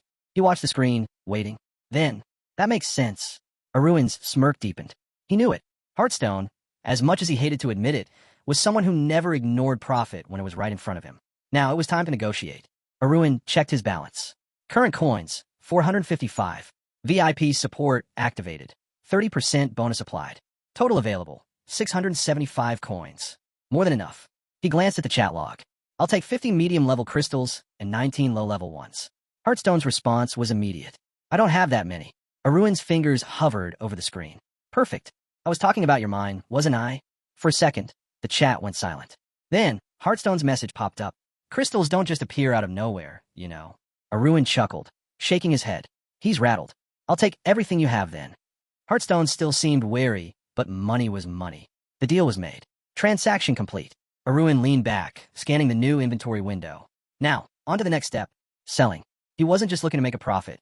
He was about to pull off the entire market. Meanwhile, Hearthstone was fuming. His teeth clenched, his fists tight. What the hell is this brat doing? He could see it now. Arun had started reselling the crystals at an even lower price. This wasn't normal trading. This was market manipulation. Hearthstone's fingers twitched. He could use them himself or sell them in his own world, but instead, he's undercutting me on the same damn channel. His frustration boiled over. Back in his room, Arun casually sipped his tea. The warmth spread through him as he placed the cup down onto the soft cushion beside him. From a regulatory merchant's perspective, Hearthstone's frustration makes sense. But Arun wasn't a Regulafer merchant. A VIP privilege window popped up. His eyes glimmered with satisfaction. For someone with VIP benefits, the rules were different. Even if he lowered the price by 25%, he'd still make a profit. His fingers hovered over the glowing transaction window, drinking in the sight of his latest scheme falling into place. He exhaled. Then, with a deliberate motion, he reached out and sealed the deal. The protagonist's skill absorption rate surged, the system alerting him that it would now be much faster. He stood poised in a fighter's stance as he marveled at his progress. He had advanced to System 1. For him, this meant that even the lowest-level personnel and servants could now rival knights in strength. But there was something unsettling about this world, the world of Murim, as it was called. He shook his head, unable to grasp the strange communication methods they used. Suddenly, a card appeared in front of him, revealing that he lacked the artistic tools to fully understand the situation. Above it, some mocking comments scrolled by, criticizing his inability to comprehend spatial trading. The protagonist stared at the card, his mouth slightly agape. Was this really necessary? His confusion wasn't unfounded, as even Arun, who was with him, found it predictable. A new window popped up, showing a skill related to absorption. The side effects of absorption were now reduced to 80%, but the absorption rate had skyrocketed to 300%. The protagonist studied the window, a thoughtful expression crossing his face as he rubbed his chin. He was caught off guard. What had triggered this sudden change? What did he need to do to unlock these new privileges? Arun, sensing his doubt, suggested using the Eye of Insight. The protagonist's red eye flashed with an otherworldly glow as he activated the skill, staring at the window. But nothing happened. He shut his eyes tiredly, pinching the bridge of his nose in frustration. This was all part of some setup, he thought. The exchange center employees were no help at all. Arun, too, was disappointed, pointing out that they should have at least explained where these privileges came from, or at the very least, allowed him to use the eye of insight on the information. The protagonist collapsed onto a nearby sofa, resting his hands on his legs as he gazed at a scroll that had appeared in front of him. Guess we'll have to figure out on our own, he muttered, his attention caught by a new notification. Several pop-up windows appeared, announcing a range of events like a week of special sales, VIP promotions, and discounts for professional growth. The protagonist raised his hand to wave away the flood of notifications. What was all this? Why so many at once? He couldn't help but grin, his finger tapping against his lips as he thought about the strange situation. Arun raised an eyebrow, noticing something peculiar. If you look closely, he mused, this doesn't add up. Arun's expression shifted to one of disbelief. Even if the sale was special, given the high market prices at the exchange center, the discounts wouldn't matter much. The protagonist chuckled, his lips curling into a sorry grin. It's fine. With all my privileges maxed out, the lack of commission on transactions doesn't bother me. As if on cue, a red envelope icon appeared before him, drawing his attention. Arun pondered aloud, wondering if this was a way to pay for participation in the event. When he opened it, a message greeted him, a congratulatory note celebrating his transition to System 1.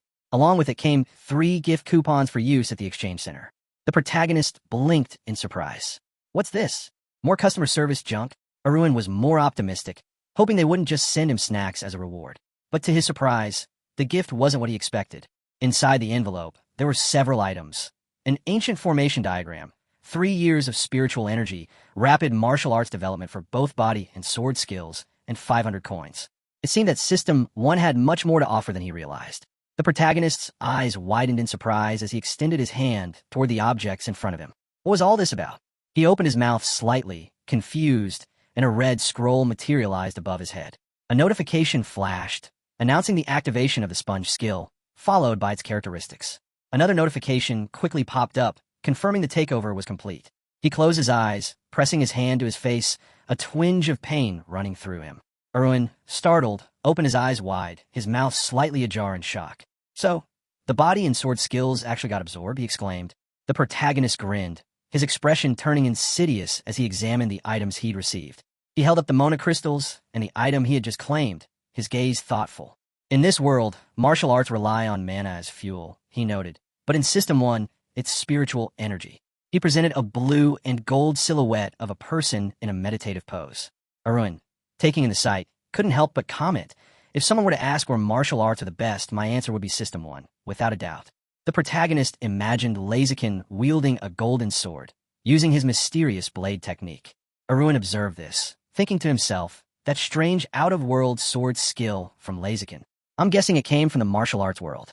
He added, the martial arts in both systems share similarities. They're both rooted in the forces of nature. But mana is more raw, while spiritual energy is a refined, higher form of it. The protagonist sank into a meditative position, a golden aura surrounding him. He reflected, although the rapid development of my body and sword skills is compatible with a monolord, I still need to open my meridians and veins. With a deep breath, he closed his eyes, focusing on honing his abilities further. Arun, watching him with anticipation, noticed the red aura that started to surround the protagonist. His mouth opened slightly in awe as the protagonist's energy grew. The protagonist clutched his chest, feeling a strange sensation, and realized, producing Dantian while simultaneously learning sword techniques was proving to be even more effective than he had imagined. His eyes widened in slight shock as he looked ahead, still unsure whether there was a limit to spatial trade. Arun, ever the strategist, thought about the possibilities. As long as you have coins, you can buy anything, even abstract valuables, he mused. The protagonist, thinking about his 500 gold coins, nodded to himself. I should be careful how I spend these, he thought, weighing the options carefully. Once his preparations were complete, Arun suggested, it's time to start tracking your first target. We could begin with him, that guy. Meanwhile, deep within a dark cave, Muhyoja was engaged in a peculiar conversation. His client, clearly annoyed, requested that Muhyoja stop talking about love. Sitting cross-legged in the shadows, Muhyoja smirked and replied, think of it as love for the human race. The buyer, unfazed, insisted he needed martial arts scrolls. A sorry smile tugged at Muhyoja's lips as he held a red book in his hands. I have many things for you, Muhyoja said, his tone shifting to one of amusement. But please, refrain from such an informal tone. The buyer didn't seem to care, and Mu Hyoja sighed heavily, narrowing his eyes. Another troublesome client, it seemed. A new window popped up in front of Mu Hyoja, displaying the protagonist's information. With a grin, Mu Hyoja muttered, "This one's just a small fry from the lower system." He leaned back, resting his head on his hand. "But I shouldn't complain. People like him are exactly how I make my living." His insidious smile widened as he turned his attention back to the business at hand. Mu Hyoja bared his teeth in a malicious grin, his eyes gleaming with satisfaction. "You should be grateful," he sneered. Blood slowly dripped onto the cold stone of the cave floor. He looked at the protagonist, asking which technique he was after. The protagonist raised an eyebrow. "Balance, crouching tiger," Mu Hyoja said, "and the 3-volume techniques." The protagonist bared his teeth, smiling irritably. Arun, standing beside him, couldn't help but comment, "No matter how many times I hear this, I can never get used to his tone." The protagonist's eyes narrowed.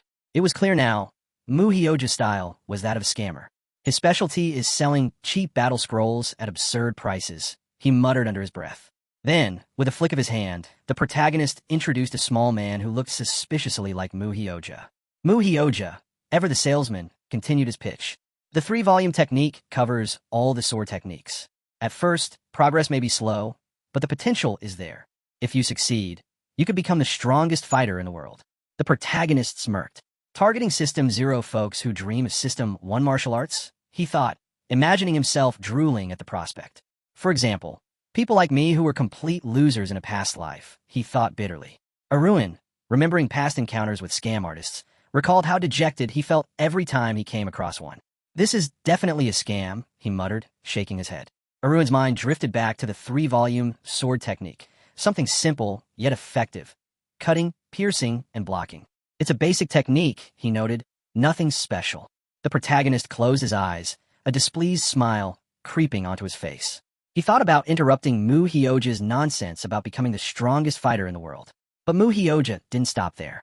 "One technique won't be enough," he continued, "but I also have the lightning technique, endless cultivation, hitting, kicking, and many others." The protagonist fell silent, clearly still undecided about which martial art to focus on. Mu Hyoja, sensing his hesitation, narrowed his eyes and grinned maliciously. "I can give you some advice," he offered, "but it'll cost you 20 coins for a consultation." The protagonist's expression darkened. He narrowed his eyes, a slight smile tugging at the corners of his lips as he showed his teeth. Arun, fully aware of the situation, agreed to the deal.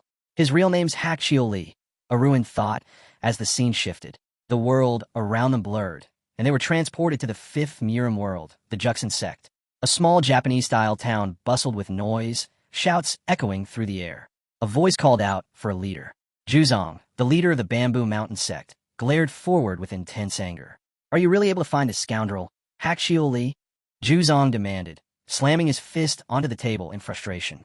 He was baffled by how Arun had obtained information on Hakshio Lee and how he managed to track him down. Juzong's suspicion boiled over.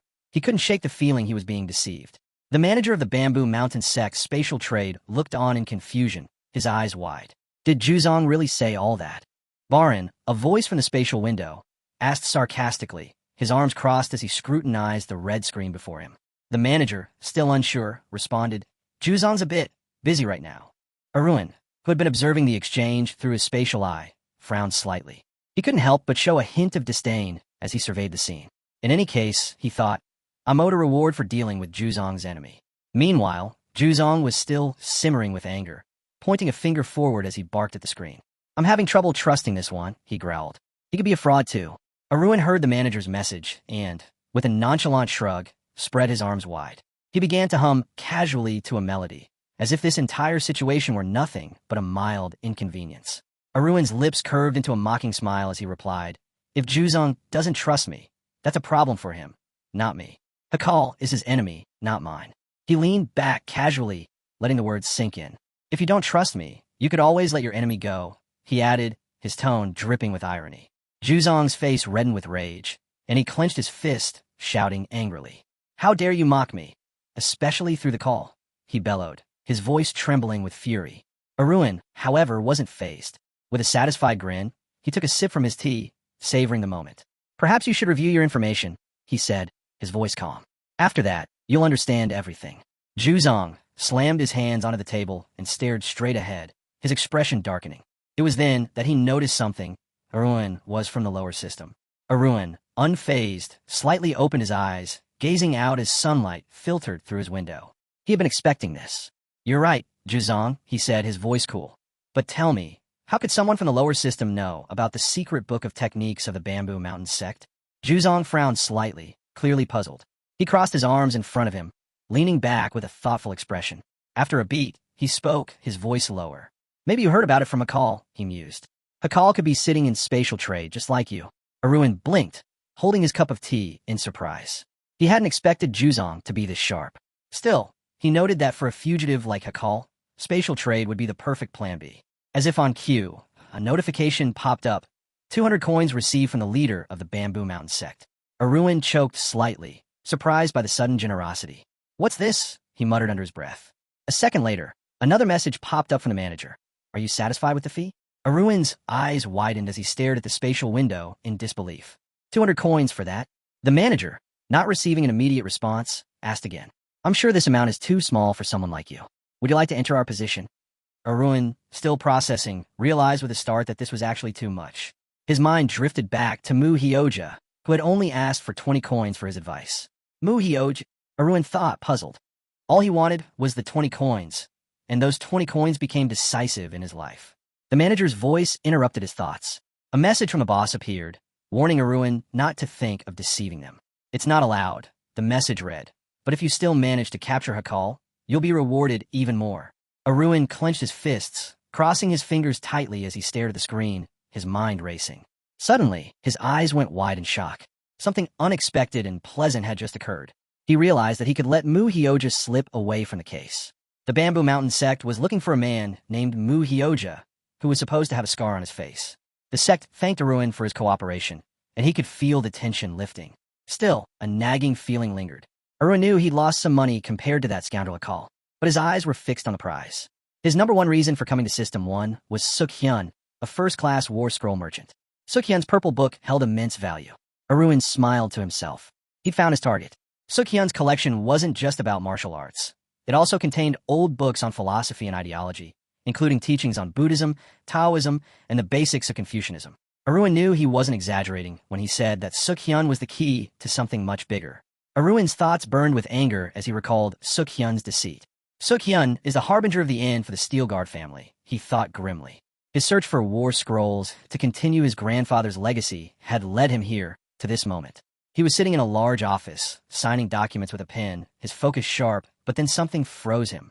His eyes widened as a chilling realization dawned on him. I have to kill Suk-hyun. Suk-hyun had tricked him, fed him false information, and made him waste a significant amount of money. The blue bookmark hovered before him in the red spatial eye, a reminder of the betrayal that had led to the downfall of his family. Nothing will satisfy my rage now, Arun thought bitterly. His fists clenched as he looked through his spatial eye, the anger burning brighter. Through the red window, the straightened scroll before him stood like a symbol of everything that had gone wrong. The shame, the pain, all of it should be directed at Suk-hyun, he thought, his heart racing. Without wasting another moment, Arun decided to confront Suk-hyun directly. He added himself to the chat with Suk-hyun, who immediately accepted the request. "Welcome," Suk-hyun greeted him, his tone friendly. "What exactly are you looking for?" Arun's sarcastic smile appeared on his lips as he typed his reply. "I learned about you from Mu Hyoja," he wrote, the words dripping with irony. There was a slight pause on the other end. Then Suk-hyun responded, "Please wait a moment while I verify that information." A few seconds later, Suk-hyun returned with confirmation. "All checked. Seems you're right," he noted coolly.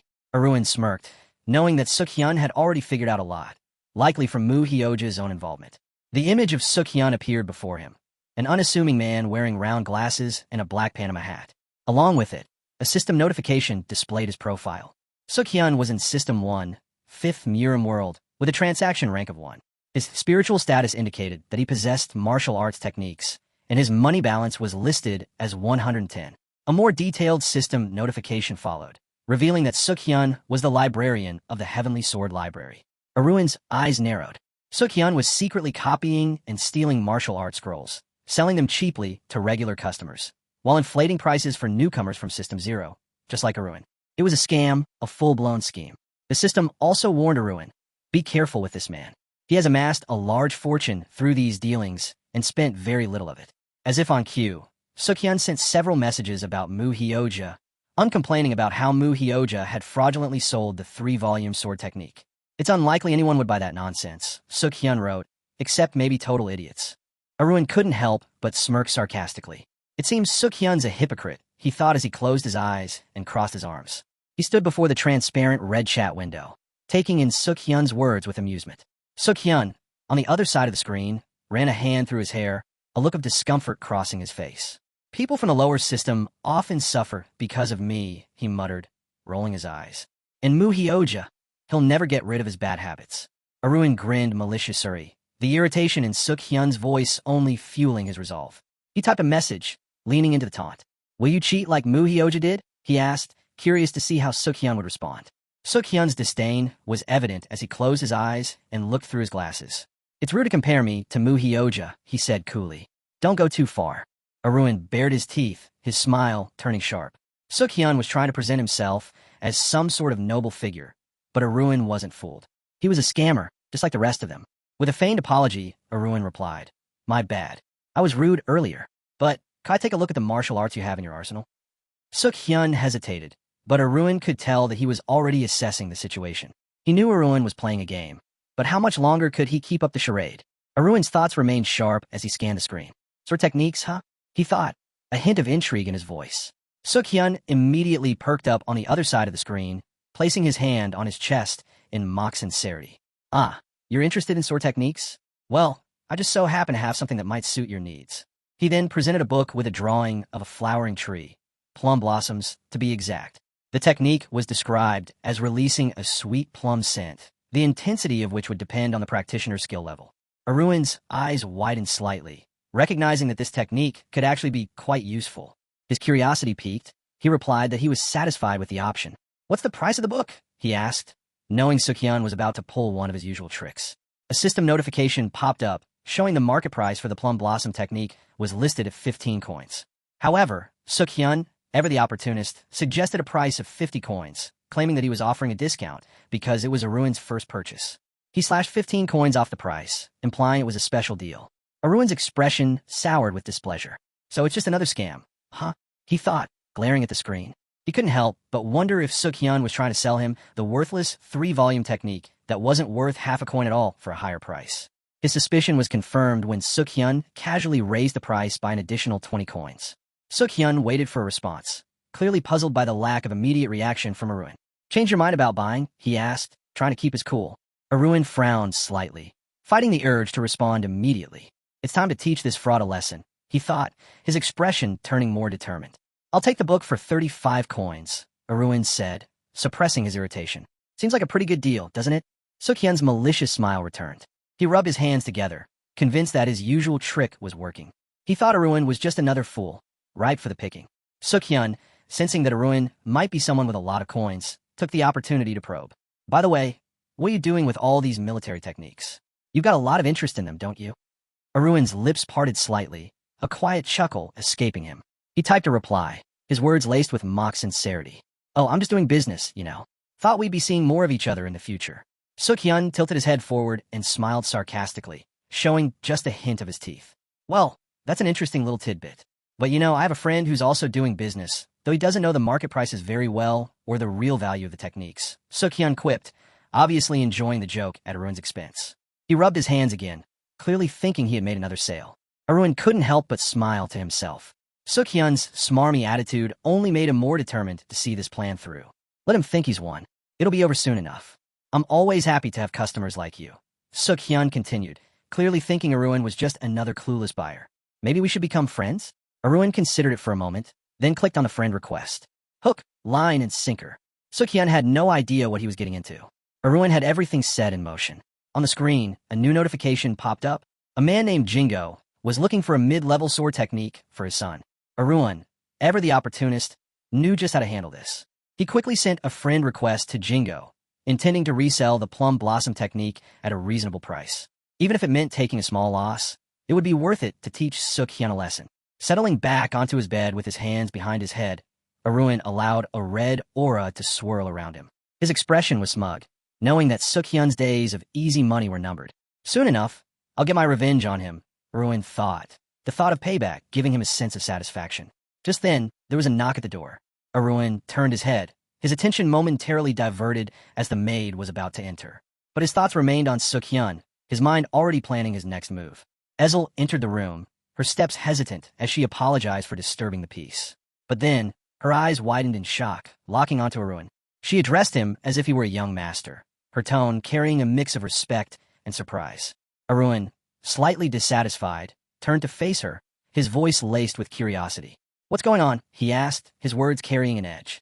As Ezel stood before him, Ruin suddenly realized that he hadn't concealed the thirst for violence that had taken root inside him. He grabbed his face in frustration, knowing that, upon seeing Suk-hyun, he wouldn't be able to keep his anger in check. He quickly dismissed the tension with a grin, looking at Ezel with a playful energy as sweat and excitement lined his features. "It's not your fault," he said with a laugh, brushing off the situation.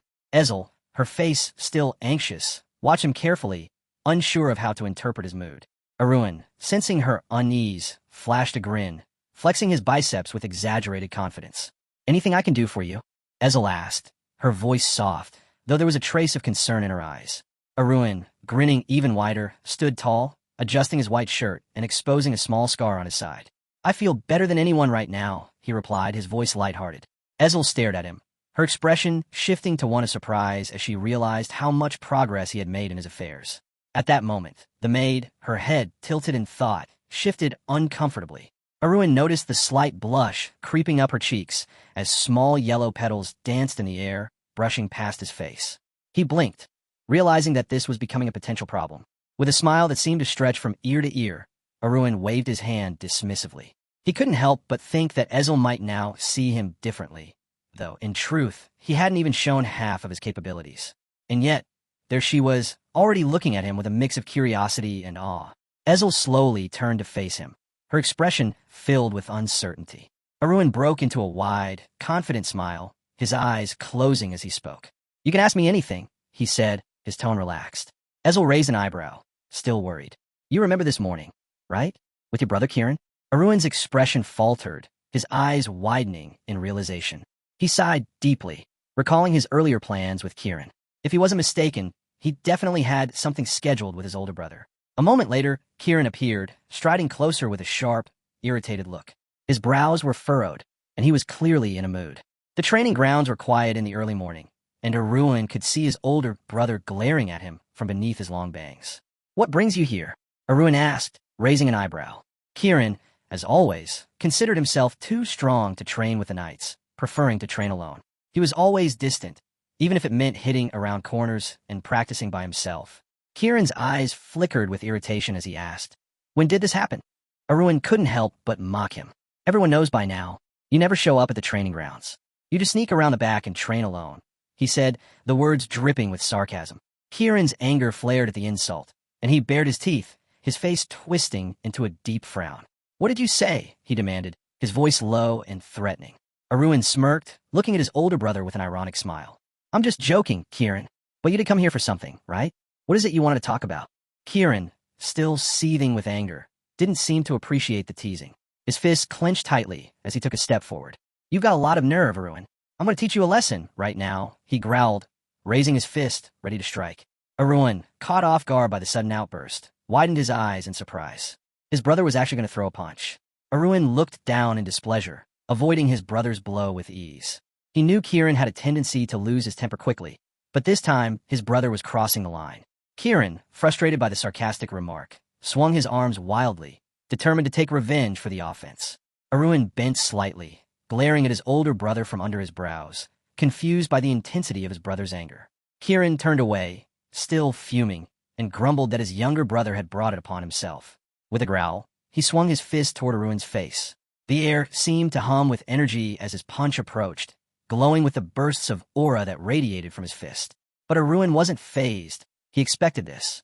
As the two fists collided in midair, Kieran's expression shifted from anger to shock.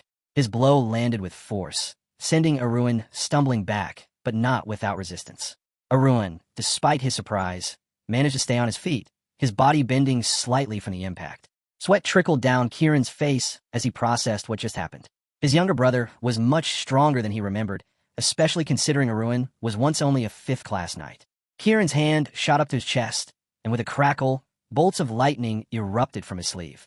His eyes narrowed with frustration as he realized he had let his guard down. He turned to Arun, glaring fiercely. "You've got some nerve," he muttered, "but now I won't hold back." The yellow aura swirling around Kieran's hand glowed brighter, signaling the use of a refined aura technique, a power that marked the difference between second-class knights and others. Arun stared at his brother's glowing hand, his eyes wide with astonishment. He hadn't expected Kieran to pull out something so serious. This wasn't just any attack. It was a move meant to teach Arun a lesson, to remind him of his place. But Arun wasn't so easily intimidated. He quickly realized that, as a fifth-class knight, he was still too restricted to unleash his full power. His brows furrowed as he glared at Kieran, his mind racing. His brother had clearly crossed a line now. Kieran, noticing Arun's hesitation, frowned and emitted an even brighter aura, his eyes flashing with determination. "I'm going to show you exactly what it means to be a true knight," he said, taking a step forward and preparing to charge. The ground beneath his feet seemed to crackle with energy as he lunged at his younger brother, intent on landing a decisive blow. Arun sighed, preparing for the impact. He knew this would escalate into a full-blown duel. Raising his hands in defense, he steeled himself. The brothers' silhouettes collided in a blur of motion, their auras meeting with an explosive crash that sent shockwaves through the air. Arun's fist landed with such force that it shattered the stone beneath him, sending debris flying. Kieran's eyes went wide in disbelief as he struggled to comprehend what had just happened. He was stronger than Arun, and yet his younger brother had resisted him so effortlessly. His feet slid back, and a wave of shock overtook him. How could Arun have gotten this strong? Kieran raised his arms, a look of horror spreading across his face. "How are you? How could you be this strong?" he muttered, completely stunned by the turn of events. His foot hit the ground, and in the next instant, the earth trembled beneath the force of his landing. A small cloud of dust rose from the impact, and Kieran stumbled backward, finally collapsing to the ground. The dust settled around him, leaving Kieran lying on the ground, still in shock. Arun, looking down at his brother with a careful gaze, measured his reaction. His brother lay there, breathing heavily, eyes wide with disbelief. Kieran slowly raised his head, his expression shifting from shock to resentment. "How did you become so strong?" he asked, his voice thick with disbelief, a mix of awe and frustration. Arun simply looked down at him, a smirk playing on his lips. "Guess I'm not the weak little brother you thought I was." Arun grinned maliciously, his expression one of satisfaction. He stood up, giving a slight bow to his brother, acknowledging the thrashing he had just received. Despite the fight, he noted that the relationship between him and Kieran wasn't the best, but added that Kieran had definitely gone too far this time. Kieran, though shaken, found the strength to get back up on one knee, his hand pressed against the ground. His thoughts drifted to the secret vault, the same one Arun had accessed. Arun raised an eyebrow, surprised by his brother's persistence. He casually asked if Kieran was upset because of the vault, noting that even if Kieran hadn't been in the internal section, he should have had access to the external one. Kieran glared at his brother, his brows furrowed in confusion. He didn't understand what Arun meant by external storage. Arun, sensing his brother's confusion, casually explained that only their father and he himself had been in the vault. This revelation took Arun by surprise.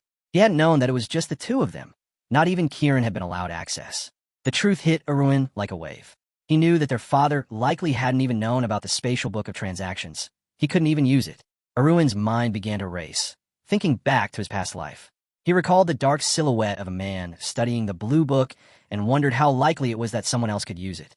But Arun had never been inside the internal storage, so there were only two possibilities left. Either the book was hidden there, or it didn't exist at all. Meanwhile, Ezel had been watching Arun closely. She noticed how he was deep in thought, his hand on his chin, and couldn't help but wonder what was troubling him. Ezel, trying to understand the cause of his confusion, asked him gently. In response, Arun just grinned maliciously and closed his eyes, his expression playful. He brushed off the situation, claiming that nothing had happened between him and Kieran. He had only asked Kieran to show him the aura.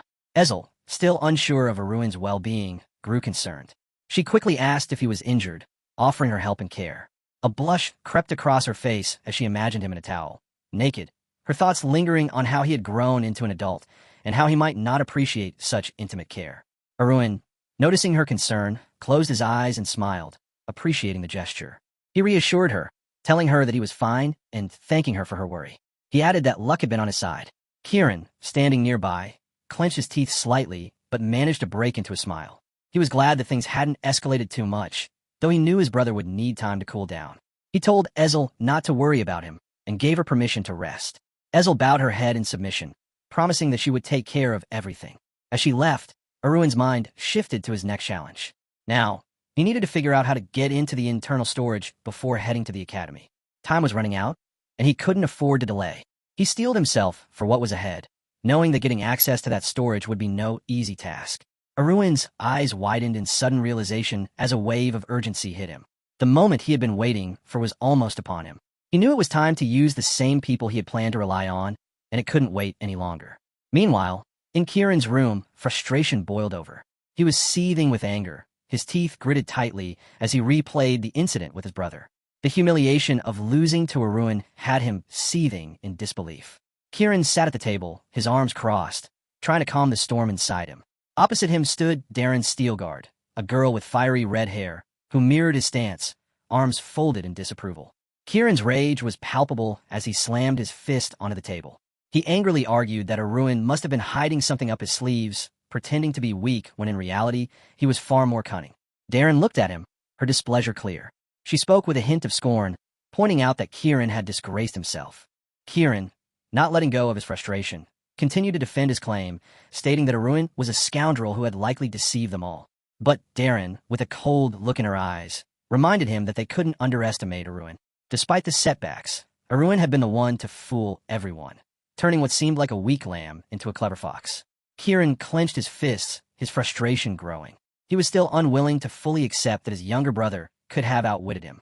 Darren, her expression softening a little, spoke with a faint but malicious smile. She reminded Kieran that despite everything, Aruin was still a child. But Darren believed Aruin had held back, unable to tolerate Kieran's bullying any longer. She mentioned that if she were in his position, she would have waited for 10 years before retaliating. Kieran, though angry, couldn't deny the truth in her words. He noted to himself that Aruin hadn't even shown his full power. He was likely holding back. Darren, who had been pondering the situation, gave a sarcastic smile, her fingers gently tapping her chin. She thought that if Kieran was telling the truth, Aruin would still only be a strong fox, nothing more. But as Kieran stared ahead in confusion, his mind started to shift. He realized that Aruin wasn't just a fox, or even a leopard. No, Aruin was a full-fledged tiger. As the realization settled, Darren took a step closer to Kieran, placing a hand behind her back. Her expression darkened, determination flashing in her eyes. She was resolved to find out what Aruin was hiding and to figure out his next move. A malicious smile spread across her face as she promised her brother that she would handle the situation. She would get the information out of Aruin, whether he liked it or not. Elsewhere, the conversation in the interdimensional alliance of monocrystal traders took a different turn. Heartstone, a key figure in the group, noted that things couldn't continue as they were. Stone Henry, another member, agreed, voicing his frustration with the newcomer, Aruin, who had quickly become a problem. In just 2 days, Aruin had taken control of the market, and it was causing unrest. A trader named Mona was quick to chime in, pointing out that Aruin had been dominating the market and causing trouble with his actions. Stone Henry's anger grew, his words sharp as he condemned Aruin for trading at a loss. Heartstone, frowning deeply, told the group to cut the bickering. They needed to stop fighting among themselves and focus on the real problem, Aruin. He reminded them that their common enemy was the same, Aruin, and all of them needed to unite against him. The tone in the chat shifted, and the avatars of the traders aligned. Heartstone, with authority, stressed that internal divisions would lead to failure. He urged them all to come together and deal with their shared enemy. Just One, another member, agreed wholeheartedly with Heartstone's assessment, noting that Aruin's rise had caused deep divisions among his own forces. His slaves had turned against him, and they were no longer united under his rule. The traders were now more resolved than ever to confront Aruin and put an end to his disruption. The traders, furious that they hadn't received the money they had earned, began to ask why they had gathered in the first place. Heartstone glared forward, his irritation growing. He told them there was no point in sitting idle, allowing Aruin to do whatever he wanted. It was time to take action. He suggested they devise a plan to catch this audacious newcomer.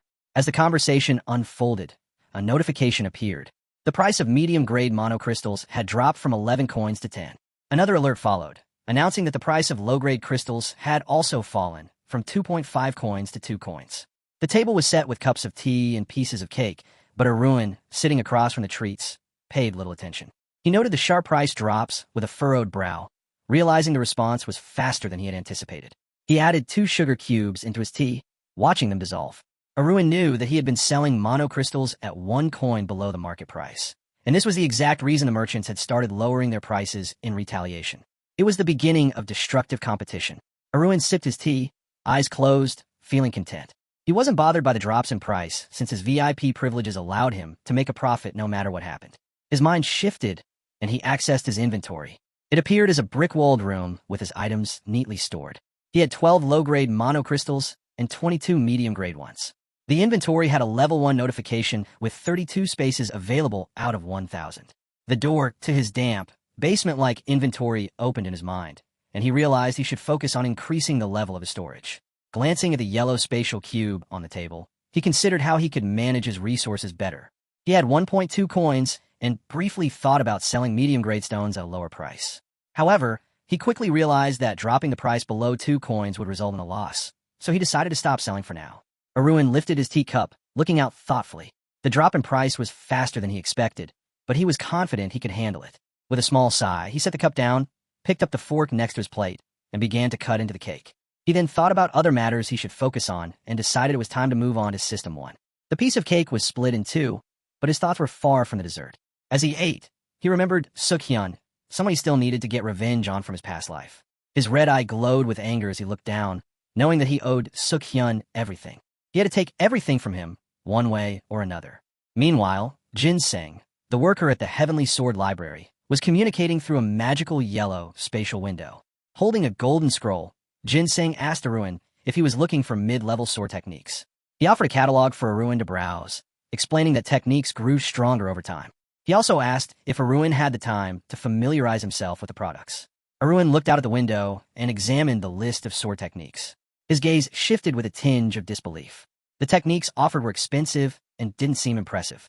He quickly realized that gaining access to the affiliate market was no simple feat despite the catalog's contents. He felt disappointed with what was available. Perplexed, Arun turned back to Jin-seng through the spatial window, his voice steady but firm. He asked if there were any more expensive and stronger techniques available. The request hung in air as Jin-seng regarded him with a curious expression, ready to respond. Jin-seng's expression brightened as he eagerly offered Arun the Thousand Swords Lock, a complete unique skill. It was the main unique skill they were selling, and its components were nothing short of impressive. The destructive blow of despair, Shintian technique, work of the ruler, and heavenly divine technique. Arun, however, tilted his head in distaste and closed his eyes slightly, immediately noticing the extortionate price. He knew that the skill was tied to the Thousand Swords Castle, a powerful sect with enormous influence, even within the Fifth Mum world. The castle, with its vast size, was far superior to the Bamboo Mountain sect. Moreover, the complete unique skill was a martial art passed down solely within the Thousand Sword Castle. The protagonist rubbed his chin thoughtfully.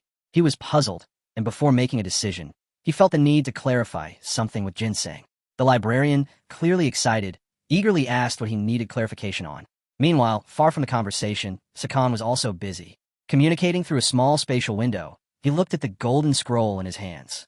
He greeted his old customer with enthusiasm, noting how he was eager to see him again. Sakan was pleased that Arun had found the techniques he needed and glanced at the scroll, which displayed the 8-Cloud Dragon martial arts and the Green Cloud and Scarlet Dawn techniques. Arun's red eye gleamed with satisfaction as he looked at the two techniques, pleased with how quickly Sakan had obtained them. Sakan raised an eyebrow, clearly pleased with the progress, and continued to speak through the glowing window. He mentioned that his team had worked tirelessly, making sure to never leave their customers waiting. Sakan then asked if his good customer needed anything else. Arun sat back comfortably on a large, plush sofa, reflecting on his dealings with Hafiel, the wealthy man he worked for. Hafiel was a fan of martial arts, but he was difficult to satisfy, especially with intermediate-level techniques. Arun explained how Hafiel was desperate for something more advanced, which led him to seek help from Sakan. Sakan, his voice filled with malicious joy, assured him they would definitely help. Arun smirked sarcastically, looking away and tapping his chin. He had bigger plans in mind. He intended to surprise Hafiel. This wasn't just about satisfying his boss. It was about showing him something truly remarkable. Sakan's eyes widened in disbelief as he tried to process Arun's request. He asked, cautious sorry, what exactly the buyer meant by something more. Arun, without hesitation, replied that he was considering completing the Thousand Swords Lock unique skill. Sakan sighed heavily, his voice laced with frustration as he told Arun to wait a moment. Sitting in his dark, cluttered library among towering shelves of books, he knew that fulfilling such a request would be incredibly challenging. Still, he explained that Arun had misunderstood. Martial arts from the 3 and 4 worlds of the Murim system were also valuable, and he would attempt to find something that met Arun's expectations. Arun's expression twisted into one of contempt as he recognized the bait he had laid was now being taken. Sakan, now sweating, murmured that he would try to find the right technique. He knew it would be risky, but was confident that, if careful, he could succeed without drawing the attention of Ginseng. The protagonist's frown deepened. Sakan was taking a gamble with his reputation, and Arun could already sense that things were starting to unfold exactly as he intended. Sakan, seeing the deposit of 200 coins, was immediately struck by the impressive sum. He adjusted his glasses, surprised at the amount, and responded that he would contact Arun in 5 days. Holding the book with a sense of secrecy, he glanced around the dark library, ensuring that the head librarian, Ginseng, was nowhere in sight. Sakan knew that as long as he avoided being caught, nothing would go wrong. Earlier, Arun had contacted Ginseng through the spatial window, seeking clarification. He looked through the red window and asked, what would happen if someone sold a completed unique skill somewhere else? Ginseng laughed loudly in response, dismissing the notion. He ironically remarked that only a madman would dare steal a martial skill from the library of heavenly swords. He continued his conversation with Arun, oblivious to Sakan, who was hiding behind a shelf, overhearing their exchange. Ginseng confidently stated that if anyone attempted to steal a book, they would be better off dead. Arun's malicious smile grew wider as he realized that the first step in trapping Sakan had already been set. However, he still had to gather the 1,000 coins Sakan promised for the book. Arun sighed and stretched, unbothered by the situation. He knew he still had his daily reward, and in 5 days, he'd have everything he needed. The scene shifted to the front garden of a 2-story house, bathed in clear sunlight. Arun sat on a bench in the park, relaxed and carefree. He poked at the blue spatial screen, browsing the catalog of items, noticing that the price of medium-grade mono crystals continued to drop. Arun decided to enter a chat with the seller of Mono Plus crystals, hoping to buy medium-grade crystals in bulk. The seller quickly responded, asking about the quantity Arun needed, but just as quickly, the tone shifted. Arun sensed something was off, and the conversation abruptly ended. Confused, he frowned slightly, not understanding why. Soon, several angry messages flooded his inbox from various merchants, all displeased with his recent actions. They accused him of deceiving ordinary people and showing no humanity or compassion. Arun stared at the stream of furious messages, unsure of what had caused such a reaction. The hostility was stronger than he had anticipated, and he realized it could potentially complicate his plans. Just as the tension grew, Arun's attention was drawn to a conversation between his sister, Darren, and the maid, Ezel. Darren stood opposite the maid, her expression full of anger. She ordered Ezel to confess everything, and Arun watched in astonishment as the exchange unfolded. Without warning, Darren slapped Ezel with all her might. Arun watched in shock as the maid's face was struck, her eyes filled with sadness and frustration, a clear mark from the blow left on her cheek. The scene was heavy with emotion, and Arun couldn't help but feel a mix of surprise and confusion at the violence that had erupted before him. Darren stared at the maid, her arrogance radiating from every movement. The maid's hand was still raised, unable to pull it back to its original position after Darren's earlier slap. The stark contrast between the 2 daughters of the Steel Guard family was evident in the way they stood, their backs to each other, Karen embodying warmth and compassion, while Darren exuded coldness and cruelty. It was no surprise that the servants feared her. Darren's gaze was sharp and full of contempt as she addressed the maid, her arms crossed, her tone bitter. The maid, trembling, responded quickly, claiming ignorance. She didn't know anything, so there was nothing to ask. But Darren wasn't satisfied with that answer. With a harsh tone, she repeated her question, demanding to know what her brother, Arun, was hiding. Tears streaked down Ezel's face, caught in a whirlwind of confusion. She clutched her cheek, looking at Darren with a helpless expression. I'm just an ordinary maid who takes care of young Master Arun. I don't know what his plans are. She stammered, her voice quivering. Darren's patience snapped, and she swung her hand at Ezel again, ready to strike. But before the blow could land, Ezel raised her hands in defense, bracing for impact. Suddenly, a voice interrupted. Arun stepped into the clearing. His presence stopped both Darren and the maid in their tracks, their attention shifting to him. Arun walked confidently toward them, his eyes locking with Darren's. Step away from Ezel, he ordered firmly. Darren's lips curled into a mocking grin as she shot a look of disdain toward her brother. Ah, dear little brother, what brings you here? She teased, her voice dripping with sarcasm. Arun narrowed his gaze but held his composure, a hint of tension in his posture. He studied Darren for a moment, his eyes flicking to Ezel and then back to his sister. "I'm curious," he said, his tone laced with irony. "What exactly are you trying to do with my maid?" Darren's eyes narrowed as she turned her attention back to Ezel. With a sneer, she remarked, "You're trying to protect her? Since when did you care so much about a servant?" Her words were venomous, but Arun didn't flinch. He stared back at her coldly, his voice unwavering. "Leave her alone." The arrogance in Darren's gaze deepened, and she smirked as she tilted her head. "Don't interfere," she shot back. "I'm only teaching her how to do her job correctly. You should be grateful for that." She raised her hand again, this time to strike Ezel more forcefully. "I'm doing you a favor," she sneered. The maid, wide-eyed and terrified, braced herself for the hit, squeezing her eyes shut. The sound of Darren's hand moving toward her face filled the air, but suddenly, freeze, her hand stopped mid-air.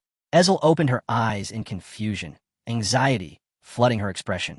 Arun had grabbed his sister's hand, halting the blow before it could land. His eyes locked with Darren's, and his voice was cold. "If you have any issues with my maid, talk to me directly." Darren's face twisted in frustration, but Arun's grip on her hand remained firm. He didn't let go. "You dare touch me?" she spat, her voice full of disgust. "Let go," she demanded, trying to pull away. But Arun's hold was unyielding, his gaze sharp and filled with warning. "I told you to leave her alone," he said, his voice ice-cold. With a frustrated growl, Darren yanked her arm away from her brother's grip and stumbled back, leaning against a tree. Her eyes burned with anger as she glared at him, sitting down with a huff, seething with fury. Arun stood tall, his presence unshaken, as he made sure to protect his maid, no matter the cost. Darren couldn't comprehend what was happening. Her brother's actions had crossed a line. With a mixture of anger and disbelief, she glared at him, demanding to know whether the maid, Ezel, meant something to him. Arun met his sister's gaze with a cold, arrogant expression. "Stay away from my people," he warned, his voice dripping with contempt. He then added that Darren should apologize to Ezel before things got any worse. Ezel stood frozen, shocked by the entire scene unfolding before her. Darren's reaction was equally startling. She sat on the ground and began striking her own face in frustration. Ezel, unable to understand why, asked in confusion, "Why are you doing this to yourself?" Darren sneered at her, clearly angry, and spat. "Don't act so high and mighty. Your father would definitely not be pleased if you came running to him uncomplaining like this, as though something had happened to you." Arun observed his sister's behavior, his concern evident as he let out a heavy sigh. Darren, her face drained from exhaustion, looked up at him. "So, what do you think of this?" she asked, her voice tinged with irritation. Arun leaned in closer and whispered something into her ear, his words causing her to flinch visibly. For a brief moment, Darren was shaken, but Arun's calm demeanor only seemed to fuel her anger. "Remember this moment," Arun said, his voice sharp. "Do whatever you want after that, but remember it." His cold, calculating words cut through her fury. Darren's temper flared. "I'm not involved in anything," she snapped. But Arun merely smirked, gazing at her with an air of superiority. "Really?" he asked, voice dripping with sarcasm. "Do you really think so?" The tension between them thickened, and Arun's voice turned icy. "If that's the case, I'll go straight to father and tell him everything. Is that fine with you?" Darren's teeth clenched, her face twisting with frustration. She had no idea how Arun had uncovered this information, but she knew he had her cornered. In an unexpected moment of vulnerability, Darren lowered her gaze and sighed, defeated. She hadn't expected this kind of confrontation with her brother. Her hands fell to the ground, and she finally admitted, albeit begrudgingly, that she was guilty. Arun, his expression softening, let out a sigh of relief. He turned to Ezel, his tone now filled with genuine concern. "Are you okay?" he asked, his voice kind. Ezel, still in shock, nodded through her tears, and then broke down completely, sobbing uncontrollably. I don't deserve this," she cried. "I don't deserve for you to go this far to protect me." Hearing her words, something inside Arun snapped. His fists clenched, a dark anger clouding his features. "You're one of mine," he growled, his voice low and dangerous. "I don't care who dares to touch my people. I will protect them, even if it's the Emperor himself." Darren observed silently, still processing the unexpected turn of events. Arun, however, took a deep breath and tried to calm his maid. He gently touched Ezel's trembling hand, his voice softer now. "Don't lower yourself like this," he said, trying to reassure her. Darren's mind raced. How could he have known about the compromising evidence? It made no sense. Could the information have come from someone else? Could someone have betrayed her? Her frustration only deepened, but she still couldn't wrap her mind around it. A few days later, far from the tense scene with her brother, the interdimensional alliance of monocrystal merchants continued to spiral into chaos. Hearthstone, the leader of the faction, lit a cigar, the smoke curling around him as he turned his head with irritation. The split among his own men seemed impossible to fix. The chat of the crystal traders was filled with frustrated messages about the newcomer, Arun, who was selling his crystals at ridiculously low prices, causing chaos and threatening to destroy the network of established traders. Hearthstone rubbed his forehead, his mind spinning. He could feel the bitterness of the situation weighing on him. This newcomer had thrown everything into disarray, and it seemed like no one knew how to deal with it. Suddenly, a new message appeared in the chat. It was from a user named Stone Seller. The message offered a solution for those desperate for coins. Hearthstone, curious, stared at it intently. He frowned, puzzled, as he noticed the name Stone Seller didn't quite ring any bells. Was this person always part of their chat? A notification popped up, revealing that Stone Seller had a level 1 transaction rank and was listed as an expert merchant. Hearthstone's eyes widened in recognition. The name seemed oddly familiar, and the expertise level indicated vast experience. But what really stood out was the message. Having 10 coins now would be more valuable than having 100 in the future. As Hearthstone pondered the meaning, he took a slow drag from his pipe, realizing the Stone Seller's words hit home. This person was no fool. They knew the game. Hearthstone murmured to himself that he, too, sometimes made quick trades when desperate for coins.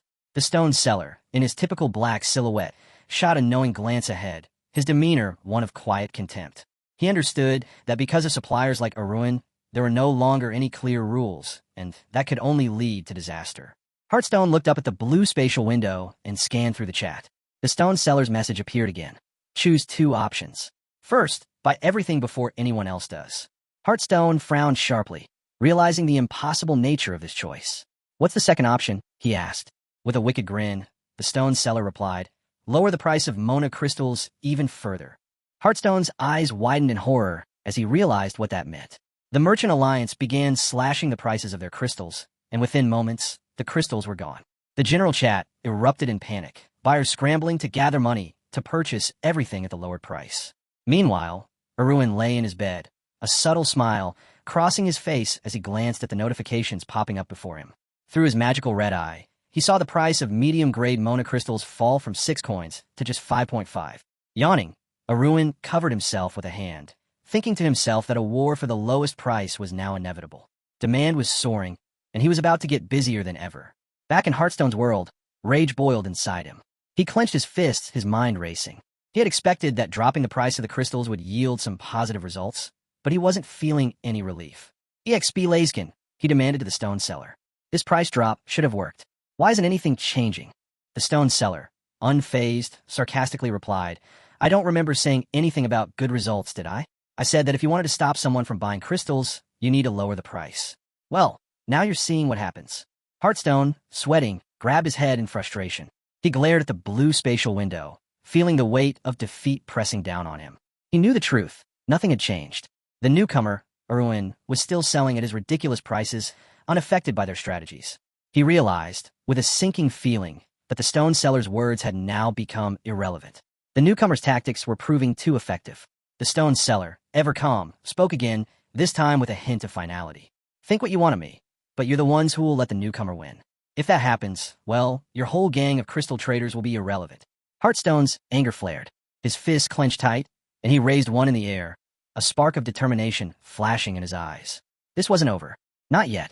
Fuming with rage, he screamed, insisting they would never lose to that guy.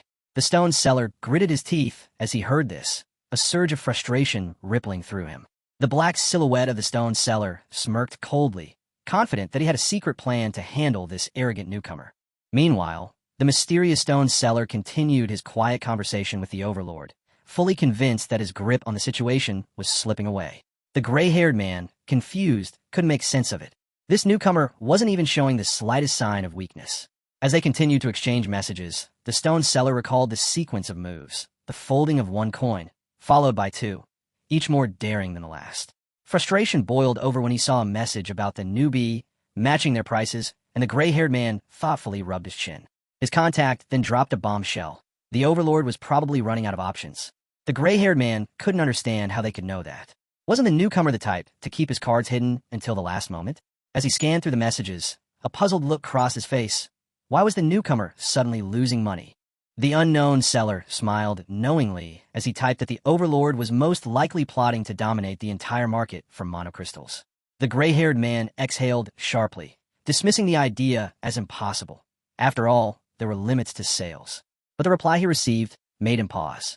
The mysterious man suggested that the newcomer might hire assistants to sell for him or even form an alliance to bypass those sales limits.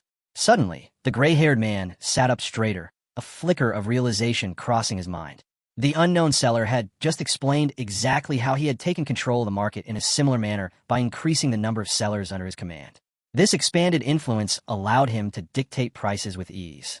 The gray-haired man felt a bead of sweat form on his brow. The conversation now felt too close to home. Was this exactly what he planned to do? He smiled and put a finger to his lips, as if lost in thought, when a mysterious contact praised his strategy. At that moment, the gray-haired man finally admitted to himself that perhaps this plan wasn't so bad after all. Crossing his arms confidently, he nodded to himself. Yes, this was exactly what he had intended all along. Meanwhile, the blonde seller's fury reached a boiling point. His eye blazed with fire as he repeated the man's words, barely able to contain his anger. He quickly shifted focus, scanning the stone seller's profile. In that instant, it dawned on him. The man had just wanted to be called boss. The blonde seller, identified under the earthly number 1342, received a system notification, informing him that he had reached the maximum level of information symmetry. His gaze then dropped to the red screen in front of him. What started as a simple curiosity about the alliance was now spiraling into something bigger. Now, he could modify user information, toggling it between public or private, thanks to his new VIP privileges. As he reflected on the newfound power he now wielded, he realized these privileges granted him control over much more than he had ever imagined. It was a level of authority that users from lower-tier systems couldn't even fathom. Holding his chin, he considered the implications. These privileges gave him the kind of power that could change everything. Information is power, especially in the world of trading, and the blonde man now fully understood why those who controlled it wielded such immense influence. He'd been a member of the Alliance from the start, though he hadn't been particularly active in the group. A sorry grin tugged at his lips as he recalled his own plans, creating competitors who would ultimately feed him profits. In this cutthroat game, he knew there were only two types of people: those who couldn't survive without quick gains, and those desperate enough to believe they were doomed to fail together. A picture of Run popped up on his screen. The leader of the Alliance had chosen to reveal his strength to him first, and it was clear the game was about to get serious. A sharp focus settled on the screen in front of him. He had a plan. Once Run revealed his limits, the Alliance would strike. To make sure everything went smoothly, he needed to reach a solid agreement with him. Meanwhile, the blonde couldn't help but think that the gray-haired man was dwelling on something predictable.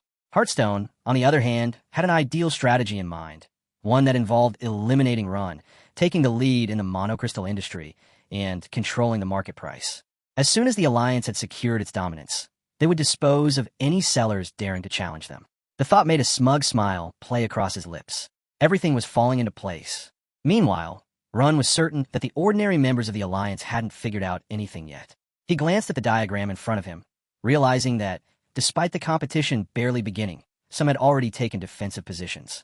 A man, sitting with arms crossed, surrounded by a pile of monocrystals, knew that people were already plotting to use a third party to seize all the crystals for themselves. The blonde placed a hand thoughtfully on his face. He knew now wasn't the time to act. He would hold onto the crystals and sell them at a higher price when a moment was right. The plan was simple: relax and wait for the opportune moment. Meanwhile, in her room, Darren sat hunched over the table, feeling a heavy weight in her mind. How had Arun found out everything? The image of him drawing closer to her, naming the exact company she was involved with, replayed in her mind. Just as she was spiraling in confusion, a knock at the door interrupted her thoughts. "Who is it?" she called out, her voice sharp as she had asked not to be disturbed. But when she opened the door, her heart skipped a beat. Standing there was Arun, the blonde man, his eyes gleaming with a sense of purpose. "What do you want?" she demanded, trying to mask her shock with anger. Arun's eyes glinted as he casually invited himself into her room, his smile unfazed. "I think it's time we talk about the Damien Company," he said, his voice smooth, yet with an undeniable edge. Darren's face twisted in distaste, but she couldn't refuse. With a sigh, she stepped aside, inviting him in. Arun wasted no time. "Damien is a fairly reliable company, I've heard," he said casually. "They provide houses with everything you need." Darren froze. He knew where this conversation was going. Arun had done his research. He was aware of the bond she shared with the Damien Company. After all, Once she became a count, Damien had used his investment money to demand a similar relationship. But Arun wasn't interested in niceties. He intended to use this information against her. Despite not knowing the full details of her past dealings with Damien, he knew this could give him leverage. And Darren? She could only hope this conversation wouldn't go any further than this. They sat across from each other at the table, the air thick with tension. Darren's eyes narrowed as she asked him, "How did you find out about all of this?" Arun, ever so calm, responded, "The company has changed a lot since you joined." The words stung, and Darren's gaze sharpened, watching her brother carefully. She shot back, "Do you have any evidence?" Arun, not fazed in the slightest, waved a hand dismissively. "Calm down. I'm not here to accuse you. I understand your situation," he said, sorry. Then, his expression darkened. "I'm not going to get anything from the family. I'm the youngest son." He paused, his voice tinged with an almost reflective quality. "Much like the son who mastered the breath of steel, I can live out my life as a swordsman, carving my own path." Darren's wariness grew, her guard rising as she listened to him speak. "I understand you're trying to figure out how to move forward," Arun continued, eyes locking with hers. But Darren, tense as a wire, realized exactly what he was doing. He had hidden his true intentions this whole time, and now it was clear. He planned to use her. "Listen to me," Arun urged, leaning in. "I expected you wouldn't fall for this so easily." His voice softened as he looked directly at her. "I only care about one thing." He paused, eyes narrowing. "Did you bribe the company from the beginning, or did they help you out of the kindness of their hearts?" Darren's face flushed with embarrassment as she quickly defended herself. "Damien found me first. He did me a favor." The memory came rushing back. A man in a suit, leaning against a tree, offering her help when she needed it most. She looked up at her brother, her voice unwavering. "I had to repay him." Arun's frown deepened. "You're lying," he said flatly. "A company like Damien would never have just found you first." Darren's heart pounded, her hands trembling as she shouted back at him. "Is this what you wanted to hear? Are you happy now?" She snapped, frustration flooding her voice. Arun, grabbing his head in exasperation, muttered under his breath, "I don't understand how to earn your trust. We're in this together, yet you won't even trust me." Darren's gaze hardened, her voice now icy. "What do you want from me?" At that moment, Arun saw something in her, a fire that he hadn't expected. Her strong, unyielding will stood in stark contrast to his own carefully crafted facade. With a sorry smile, he leaned forward, suggesting, "Let's work together." Darren blinked, eyes wide with surprise. The idea caught her off guard, but Arun was watching her closely, calculating her every reaction. He knew this would be hard for her to refuse, and he was right. Outside, the sky shifted to a breathtaking, iridescent sunset as Darren followed her brother out of the room. She promised she would fill him in later. As he walked away, she stood in silence, watching him carefully, unsure of what she had just agreed to. Arun, on the other hand, knew exactly what he had just set in motion. He had lied through every word, and yet the deal was sealed. He didn't care that the truth was buried in his web of manipulation for now. Darren was his key, and he would use her to get what he wanted. As the red-haired girl watched him leave, her mind raced with doubt. She was too proud to admit it, but she had fallen into his trap. Arun, however, had already moved on. He understood that for now, he was forced to work alongside her, to see where this partnership would take them.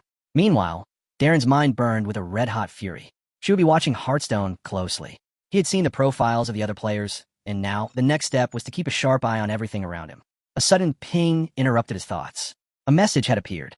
His gaze dropped to the screen. It was from the Bamboo Mountain sect. A system sign appeared, confirming he had received 800 coins. Arun scrolled further down the screen, his eyes catching a message from Hakshioli. "I'll never be able to fully thank you for everything." With a furrowed brow, Arun realized he'd been caught in something deeper than he anticipated. In the decorated box that accompanied the message was a bamboo life tablet, a gift from Hakshioli. What did this mean? Arun's mind raced as he tried to piece together the larger picture. This was only the beginning. The main character, Arun, believed that the users of the spatial transaction book were sitting on a gold mine. As he watched Hearthstone's price drop by 4 coins, a faint halo appeared around his head, signaling his growing realization. He was convinced this price reduction was a direct result of the ongoing bloody war between him and the Alliance. Hearthstone, the man in the robe, was visibly deflated as he learned that only 5 medium-quality monocrystals could be purchased per day. Arun, ever the strategist, thought deeply about this. He knew that Hearthstone had a plan in motion, one aimed at minimizing his losses. But Arun couldn't understand why Hearthstone had chosen to slash the price by 4 coins. His hand reached up to his face as he recalled the advantage of information asymmetry. "I just need to change my nickname," he mused, his thoughts sharp. With this small alteration, he could bypass the limits and buy as many crystals as he wanted. Alone in his darkened room, Arun calculated his next move. He estimated he could pay about 3 coins per mono crystal, and with 480 medium-quality crystals in his inventory, plus 10 bamboo life tablets, his fortune was growing. A smile spread across his face as he realized he could easily acquire another 500 crystals.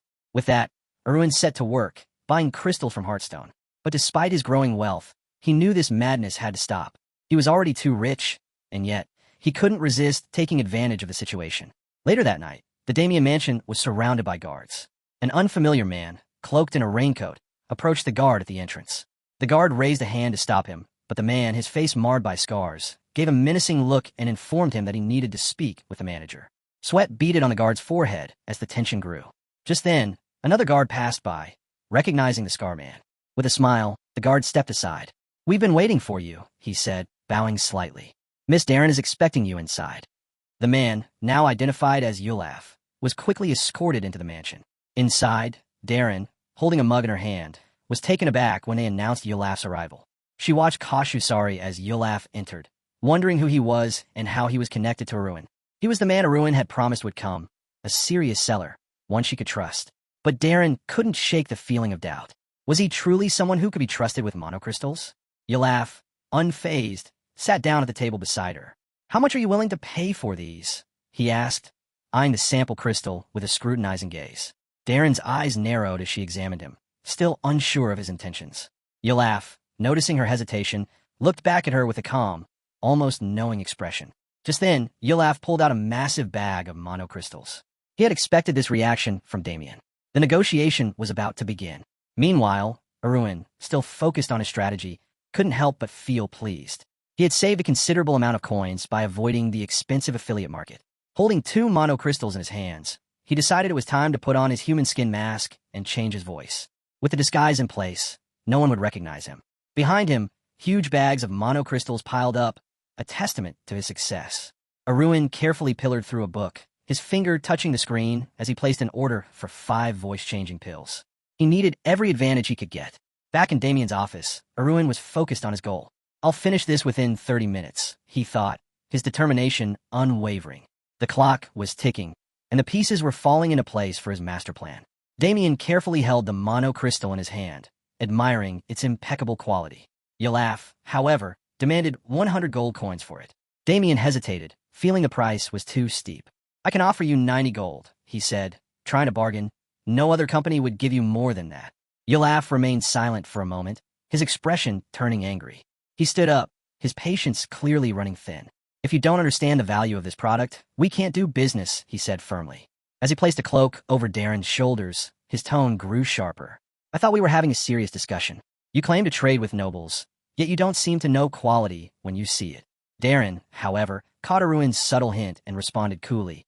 "Perhaps you should speak with another company." Yulaf froze, his expression darkening. The mention of another company seemed to strike a nerve. Suddenly, the tension in the room thickened as Yulaf's anger flared. He slammed his fist onto the table. "Fine, but if you don't come to your senses, I'm leaving." Damien panicked, quickly urging them not to leave. Wait, he said, scrambling. "I'll pay the 100 gold, just don't go." Yulaf, with a sorry grin, accepted the 100 gold, calling him persistent but adding, "We're not here for charity." Darren, however, wasn't satisfied.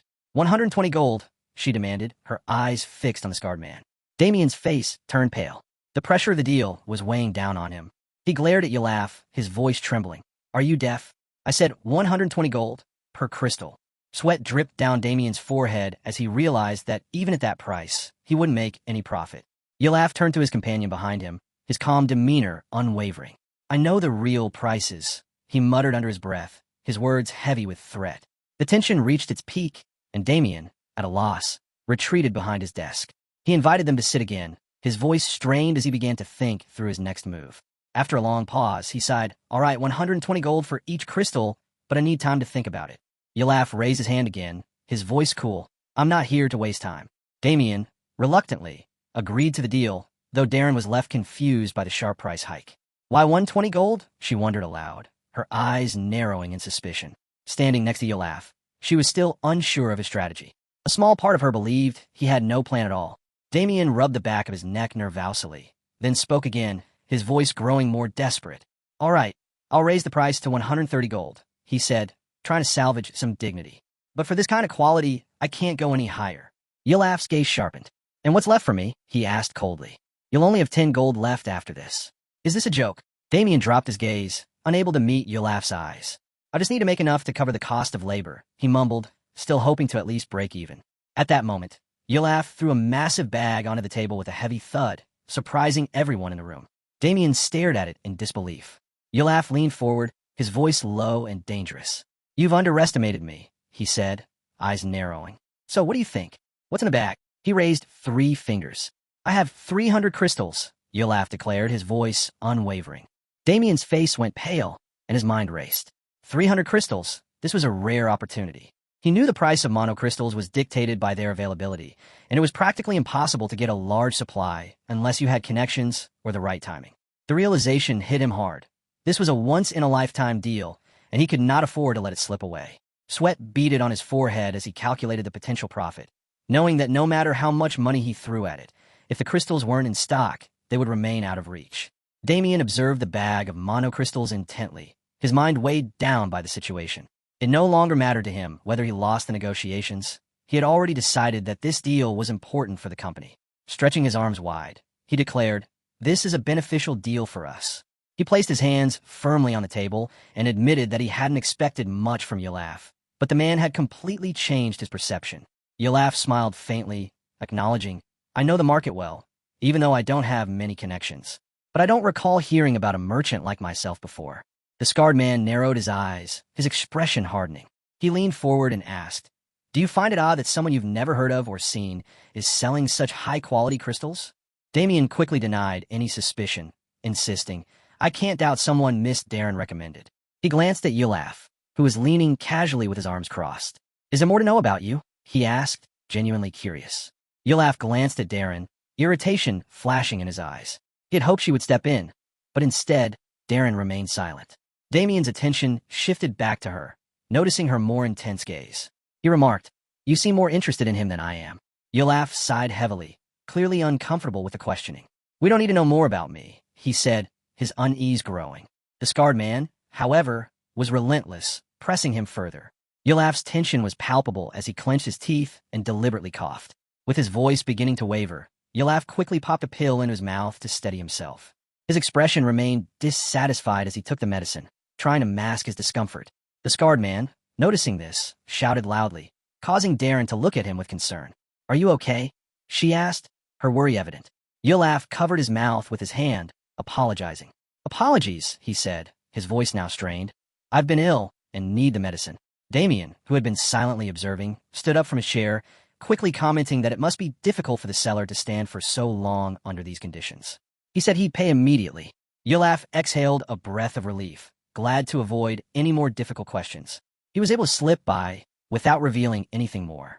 Darren watched him closely, still trying to understand his true intentions. As they left the mansion, Darren looked over at Yulaf, her tone softening.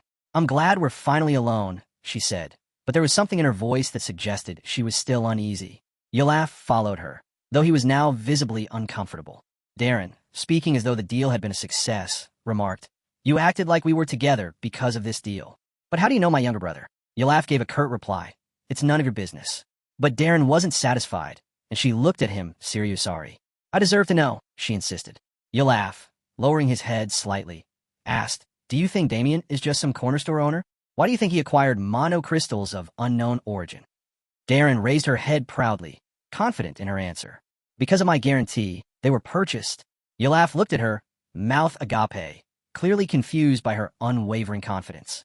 She turned her gaze to the scarred man, now asking him directly, "You're not telling me everything, are you? What are you hiding? I'm worried the company will blame me if something goes wrong." Yulaf stood frozen, still staring at her in disbelief. Her words were sharp and insightful, and her behavior left him feeling awkward and exposed. A bead of sweat slid down his face as Darren pressed on. "Why are you trying so hard to hide your identity?" Damien, observing the exchange from a distance, realized that Darren was as perceptive as always. Darren, raising a finger, demanded, "Tell me everything. I believe this is all a trap set by a ruin." Yulaf's demeanor slumped at her words, clearly flustered. He had underestimated how quickly she could unravel the situation. The scar man laughed loudly at Darren's words. She raised an eyebrow and asked, "What's so funny?" Yulaf scratched his eye, still smiling. "What kind of crazy person would burn 36,000 gold just to mess with you?" he asked, amusement clearly lacing his voice. Darren looked at him, sorry, tilting her head slightly. Yulaf's smile faded a bit as he continued. "Do you think I'm a criminal? Do you think those crystals were stolen?" Standing across from her, Yulaf shook his head slowly. "To get 300 crystals, I have to rob the royal vault." Darren's expression hardened as she said, "I thought so, but I just don't understand where you could get so many." With a soft chuckle, Yulaf placed a hand on her head. "Arun told me," he began, "relatives are far worse than enemies."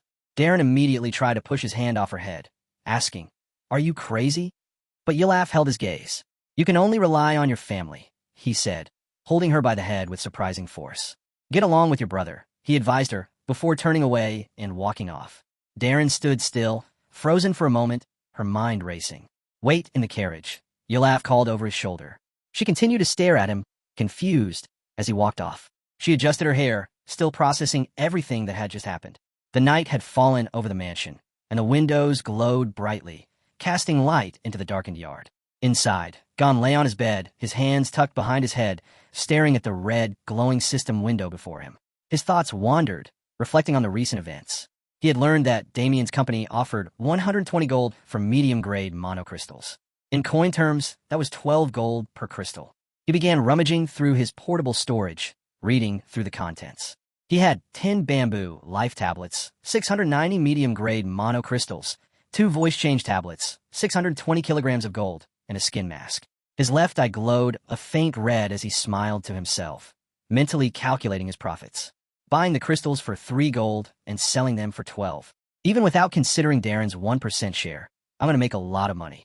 Gon recalled how, disguised as Yulaf, he had patted Darren's head and told her, "The only ones you can truly rely on are your family." He thought about his words and how Darren should take his advice, trying to get along with her brother before it was too late. Lying back, he exhaled deeply, his thoughts drifting. "I have to keep pretending to be Yulaf," he muttered to himself. "She'll never know my true motives."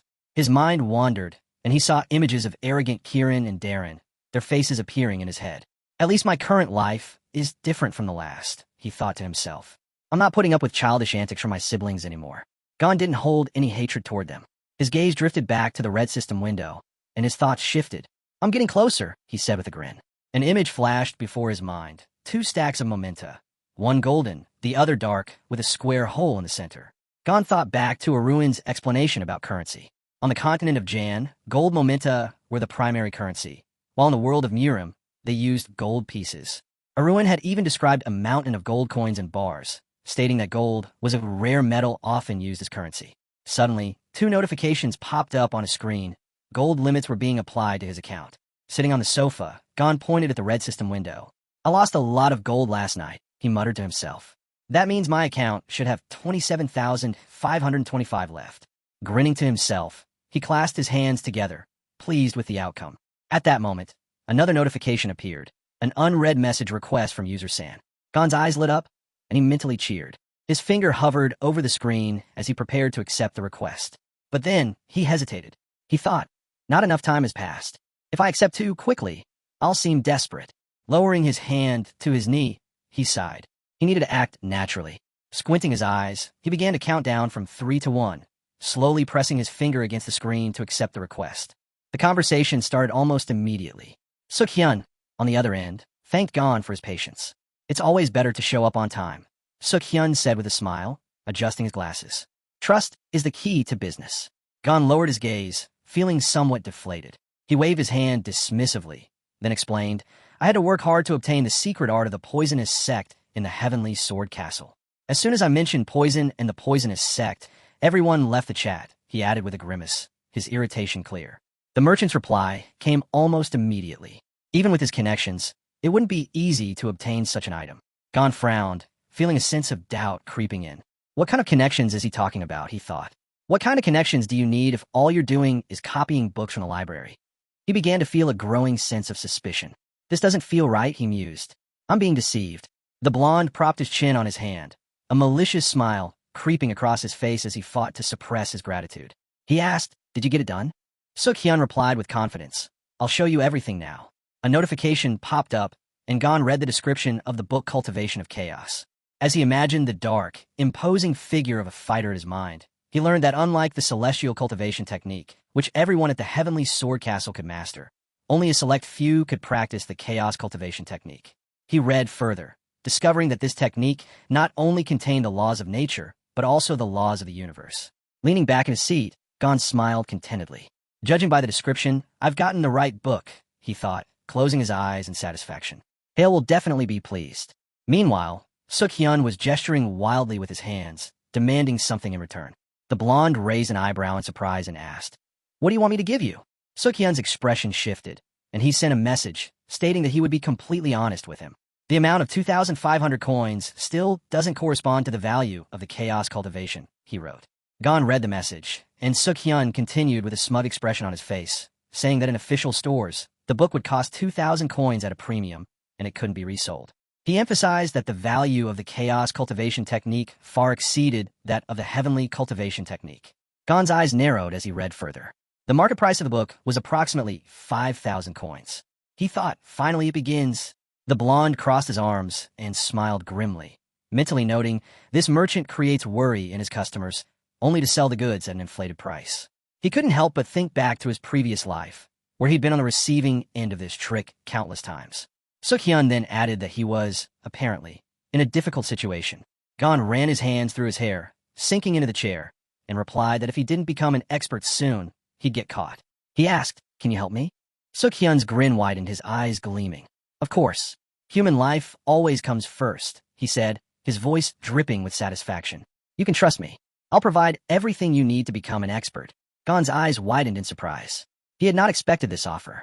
"Is that true?" he asked, almost incredulously. Suk-hyun, his smile turning predatory, pulled the strings of the deal. "Our meeting must have been destined," he said, leaning forward. "I can't bear big losses, but I can offer better prices." Gon felt like a puppet with strings attached, trapped in this deal. He listened as Suk-hyun continued, promising that Gon could ask anything and that he would answer all his questions. Suk-hyun's tone was almost patronizing as he thanked Gon from the bottom of his heart, and Gon pursed his lips, grimacing. "This is the dumbest thing I've ever done in my life," he thought, coming to his senses. He sighed heavily, then asked, "How much do you want?" Suk-hyun adjusted his glasses, his smile smug and self-assured. "For 1,000 coins," he replied smoothly. "But I'll give you a discount of 1,000 coins." Gon leaned back on the sofa, grinning despite himself. He closed his eyes as he read the message on his screen. This is a good offer, he thought. I'm 1,000 coins short, but with the excess I'll get and the price subsidy, I'll be able to cover the rest without issue. He opened his mouth wide and waved his hand dismissively, saying that in this case, he owed him 3,800 coins since the last time he had given him 200. Upon hearing this, the merchant's smile grew slightly as he began waving his hands in protest. "That's not the case," he insisted, adding that this seemed to be the user's first major transaction in the system. Pursing his lips, Gon struggled to contain his rising anger. Suk-hyun continued, writing that the 200 coins had already been spent on obtaining the equipment. Gon forced a nervous smile, trying to brush off his irritation. "I got a little excited," he replied, his voice barely masking the frustration. "It's not about 1 coin. It's about 170. With a gloomy face, Suk-hyun adjusted his glasses and asked if this money truly belonged to his client. He suggested Gon take things a little easier, especially if he wasn't the one paying. Gon stared at the burning red system window. He needed to speak with the client first. Suk-hyun replied he would wait. Crossing his arms over his chest, Gon sighed loudly, his grin barely hiding his irritation.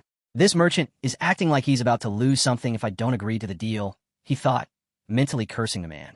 Touching his chin thoughtfully, Gon glanced at his account balance, which showed a total of 2,752.5 coins. Even after using all his privileges, he was still short by 25 coins. He'd rather throw those coins away than exchange them at the center.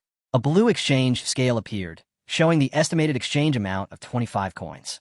Frustrated, he glared away irritably and connected his index finger and thumb, mimicking the motion of a coin. "How much will I lose here?" he wondered. Smugly, he thought, "It doesn't matter. I'll have to restore them anyway." He sent a message to the merchant, saying that he had spoken with the client. Lifting the corners of his mouth into a grin, he added that 4,200 coins was a fair deal for such an unusual martial arts technique. Suk-hyun immediately became enthusiastic, praising the user's client as simply incredible. He replied that in that case, they would start the deal. A trade notice appeared, offering the Chaos Cultivation Technique book. Gon clenched his hand into a fist on his knee, watching the system window with intense focus. It's finally begun, he thought. He pulled his index finger back and, with a predatory smile, pressed the accept button, his mind alight with excitement. Imagining Suk-hyun caught in a large trap, he mentally noted that his prey had taken the bait. When the deal was completed, the trap would slam shut. Gon's eyes gleamed as he looked at the system screen, anticipating the outcome. Finally, he thought, my trap has worked. The red icons flashed, signaling that after purchasing the chaos cultivation technique, he had received a cashback of 540 coins, bringing the total amount of his account to 37.5 coins. Though his balance had gone negative, Gon grinned madly, his fingers biting into his hand. This is what revenge feels like, he thought with dark satisfaction. With his hand resting on his chin, he looked at the screen, wondering if this was the reason the Bamboo Mountain sect had been after Hackle for over 10 years. He thought what was even more surprising was that he didn't feel sorry for Suk-hyun at all. In fact, he was genuinely excited about what the future held. The blonde glanced at the screen, his expression puzzled as he read the gratitude for the deal and the request to convey these words to the client. Someone seems a little too excited, he thought, then grinned, lifting the corners of his mouth. He mused aloud that the merchant appeared quite pleased with himself. Suk-hyun, also grinning in his own room, confirmed this. It's not every day I sell something worth 4,000 coins, he commented. Gon put his hands on the table, leaning his head on them with a smile. I wonder how long that happiness will last, he muttered. The merchant, picking up on the hint, asked what he meant. Gon replied by sending a message, asking what now. Suk-hyun adjusted his round glasses, a puzzled expression on his face, and asked if Gon was sure he hadn't eaten something wrong today. Gon clasped his hands to his face, grinning contentedly. No, you're wrong, he wrote in the chat. Hyun is a scammer. Upon reading the message, the merchant froze, shock plastered across his face. His left eye blazed with red flame. Gon, now grinning predatorily, wondered if the librarian knew what he was doing. Suk-hyun rose abruptly from his chair, hands clenching the table as he stared at the screen, eyes wide with disbelief. How'd he know this? He thought. Sweat began to bead on his forehead as he raised his hand to the screen, his lips trembling. I need to stay calm. I'll have to improvise, he mentally reminded himself. He quickly typed that he had no idea what the user was talking about. Gon smiled wider. Jinseok, stop embarrassing yourself, he treated. Suddenly, Suk-hyun's eyes widened in fear, as Gon suggested. Why don't we call a third party to clear this up? The ginseng librarian might be a suitable witness for this. Suk-hyun panicked. No, this can't be done, he shouted. Gon tilted his head, raising an eyebrow. Why not? He asked, enjoying the merchant's distress. You're not Jinseok, are you? Suk-hyun covered his mouth, clearly distressed, while the blonde, with a satisfied expression, started to mock him. The tension in the conversation built, and Gon, taking pleasure in Suk-hyun's discomfort, kept pushing the matter further. Suk-hyun finally broke, exhaling heavily and responding, I am Jinseok. Gon smirked, still smiling. You would have been caught sooner or later, anyway. In his room, Suk-hyun pictured a huge, menacing figure looming over him, arms crossed, a dark presence. He wondered who this person could be. Was he a wealthy martial artist with a hobby of dealing in high-stakes transactions? Was this whole deal a trap? He began scanning through Gon's profile information. An ordinary user from System 0. Suk-hyun thought, his eyes widening in realization. His fear mounted as he confirmed that his suspicion was true. The system did indeed list Gon's background under System 0. Suk-hyun's lips pressed tightly together as he clenched his fist. He recalled the thief who had stolen martial arts techniques from the library, and now, with the blonde's nickname, Gon, it all started to make sense. The merchant looked at the golden system screen, a sense of unease creeping over him. Gon had never said that he was involved in spatial trading, and this book transaction had been so well hidden, there were no official records. Standing at his desk, Suk-hyun couldn't help but wonder how the brat from the lower system had managed to pull this off. Aruin smiled contentedly, his expression thoughtful as he prepared to lay down a few rules. He leaned forward, eyes gleaming, and advised the merchant to be careful with his next moves. The moment those rules were broken, Aruin warned, Suk-hyun would become the main enemy of the Castle of Swords. The merchant froze, fear creeping across his face. Baring his white teeth, Aruin grinned widely as a new idea struck him. Adjusting his glasses with a casual flick of his middle finger, he commented that Aruin himself would also become their enemy. Then, he scoffed, asking if the blonde really thought such threats would work on him. Suk-hyun jerked in surprise when he saw the response message. Aruin had expected that reaction. Exactly what I thought, he mentally noted, exhaling noisily. With a sorry smile, he leaned back, unbothered. It doesn't matter to me how big the Castle of Swords is, he said. They won't be able to move between systems. Suk-hyun's eyes widened in disbelief. What about the suspension of the deal? He asked, his voice filled with indignation. You think it'll be that easy to back out? Sitting back on the sofa, Arun smiled even more contentedly, waving his hand dismissively. You really think so? He muttered darkly. Soon, you'll start to feel guilty. What if I return the equipment immediately and report to the library that they have a corrupt employee? Suk-hyun shot back, trying to intimidate Arun. Horror flashed in the merchant's eyes as he froze, unable to respond. The blonde's predatory grin grew wider as he looked at the screen, his confidence unshaken. With the right people, you need to act decisively, he said, eyes gleaming with malice. I've heard that in the Sky Sword Castle, thieves who steal completed skills are treated like criminals. Suk-hyun trembled in fear, his body frozen in a silent scream as the message continued. It's a pity, considering how much time they'll waste on you. Your end is already near. Looking at the screen with a satisfied smile, Arun waved his hand dismissively. I must say, you've got some courage, he observed coolly. But if it were me, I'd never go after completed unique skills. The merchant's body shook, his fear palpable as he struggled to find words. Arun smiled softly, resting his chin on his hand. This is definitely getting to him, he thought, pleased with the effect his words had. Leaning in with an insidious glint in his eyes, Arun's tone darkened. Do you want to live? Suk-hyun, trembling with fear and wide-eyed, stammered, I want to. Then don't do anything stupid, Arun replied coldly. Remember that. Standing in front of the golden screen, the merchant read the rules that Arun had sent. The first rule was simple. If you respond for more than 5 seconds, you will die. The second rule stated, if you close the dialogue, you will die. And the third rule read, if you don't do exactly what you're told, you will die. Suk-hyun twitched, a drop of sweat running down his cheek. He asked nervously, is this a game? Arun's dark, predatory gaze fixed on the screen as he flicked his fingers, showing the number 4. And if you answer disrespectfully, he said, his voice cold, you will die as well. With a predatory grin on his face, Arun gave the next order, his voice laced with authority. Return my money. Suk-hyun scratched the back of his head, looking confused. What do you mean? Arun's expression darkened in an instant, fury flashing across his face. His grin widened, transforming into something terrifying. Are you mocking me? He growled, his white eyes gleaming with rage. The tension in the room became palpable as Suk-hyun realized he was now in deeper trouble than he could imagine. Suk-hyun indignantly asked what was so hard to understand. But before the merchant could respond, Arun quickly came up with a new rule. The 5th rule, if you pretend not to understand, you will die. The merchant, startled, waved his arms in a panic, insisting that everything was clear now. Arun received a notification showing that 3,420 coins had been transferred to him. Looking puzzled, he glanced at Suk-hyun and asked, what is this?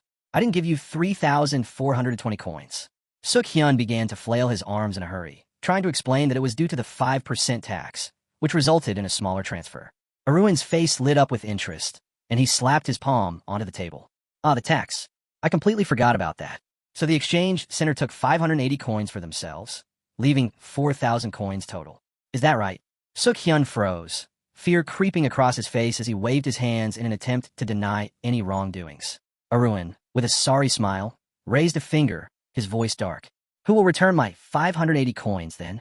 Suk-hyun, his face pale, muttered that he would do it. He quickly sent Arun the 580 coins. Arun looked at the screen with a satisfied smirk as his balance grew to 36,925 coins. He praised the merchant for following through. But then a thought struck him. His mouth parted in surprise, and his eyes widened. Even after the tax, there was still an extra 1,000 coins in his account. How did this happen? He wondered, checking the red system windows. It couldn't be an error. Imagining the blue holographic book in his mind, Arun was suspicious. The system must have anticipated this kind of abuse. He didn't understand why he had received privileges, but if something was off, he risked losing all his money. He thought it best to investigate later. Suk-hyun, still in the chat, asked if that was all. Arun, eyes closed, sighed, quoting his earlier statement about wages. Well, you still owe me another 200 coins for the deposit. The merchant, trembling, opened his mouth wide, explicating that he had already spent money to bribe the guards and secure the equipment. Arun read the message with a raised eyebrow, asking, Are you insane? Suk-hyun, his face pale, quickly pulled back in fear. That's not what I meant, he stammered. He hurriedly sent the remaining 200 coins to Arun. Arun sat back with a pleased grin, watching as Suk-hyun sent another 100 coins, followed by 135 coins. The blonde was content as he observed the merchant's dwindling balance. Is there anything else you need? Suk-hyun finally asked, defeated, with only 215 coins left in his account. Arun, sitting on the sofa, took a moment to look over Suk-hyun's characteristics. He casually remarked, You still owe me for the time I spent on you. Then, I'll let you go. The merchant's eyes widened in shock when he read the next message. You owe me another 215 coins, and that's it. Confused, Suk-hyun stared at the screen, wondering how Aruin knew exactly how much he had left. Then, his mind raced, and his jaw dropped when he realized, was Aruin a VIP? Aruin raised a finger, placed it on his lips, and winked. Quiet now, he said with a smile. Suk-hyun sat, stunned, mouth agape, trying to comprehend why a VIP would do such a thing. He's on a completely different level than me, the merchant thought with a sweaty, frightened face. He stammered, asking Aruin what he wanted from him. With an arrogant grin, Aruin replied, I'm repaying an old debt. Suk-hyun, shuddering, exhaled shakily. Do you really not understand the seriousness of the situation? Aruin's eyes flashed with madness as he leaned over the merchant, his voice eerie and low. You have no right to question me. The merchant trembled, his body tense as his veins bulged from fear. He slammed his hands on the table, finally asking, What do you want from me now? There are no more coins left. Aruin stood and moved toward the screen, waving his hand dismissively. Don't lie, he said coldly. You've accumulated mountains of coins by deceiving people. What happened to them? Suk-hyun hesitated, but Aruin's grimace grew more irritated. Finally, the merchant admitted that he had spent it all on alcohol, gambling, and his 2 wives. Aruin, with a scowl, asked if he was really telling the truth. Suk-hyun, embarrassed, apologized, his face a mix of confusion and regret. I'm sure you have something else, Aruin noted, his voice full of suspicion. Something besides coins. The merchant waved his hand, dismissing the idea, saying he could make more money by selling martial arts techniques. The merchant claimed that by selling his martial arts books, he could easily earn 1,000 coins. Aruin grinned, satisfied, but his smile was tinged with a hint of pity. Sorry, he thought, I'll have to take these off your hands, but I can always get more. He considered not selling everything, perhaps only enough to last a month. With a deep sigh, Aruin leaned his head on his palm and looked away, his voice curious. What books are we talking about? The merchant clarified, explicating that he meant his martial arts techniques, internal energy techniques, cultivation methods, and body illumination skills. Since the sword was Aruin's primary weapon, he needed to master various sword techniques as well. Aruin's face darkened as he ordered, Give them all to me. The merchant's face froze in horror, his jaw slack. He stammered, Are you really telling me to die? Aruin grinned, his voice low as he rested his chin on his palm. That's not how they die, he replied, his eyes glowing red as he stared at the screen. Should I talk to the librarian about this? Suk-hyun, trembling, asked in fear. What's more important, your life or your martial arts?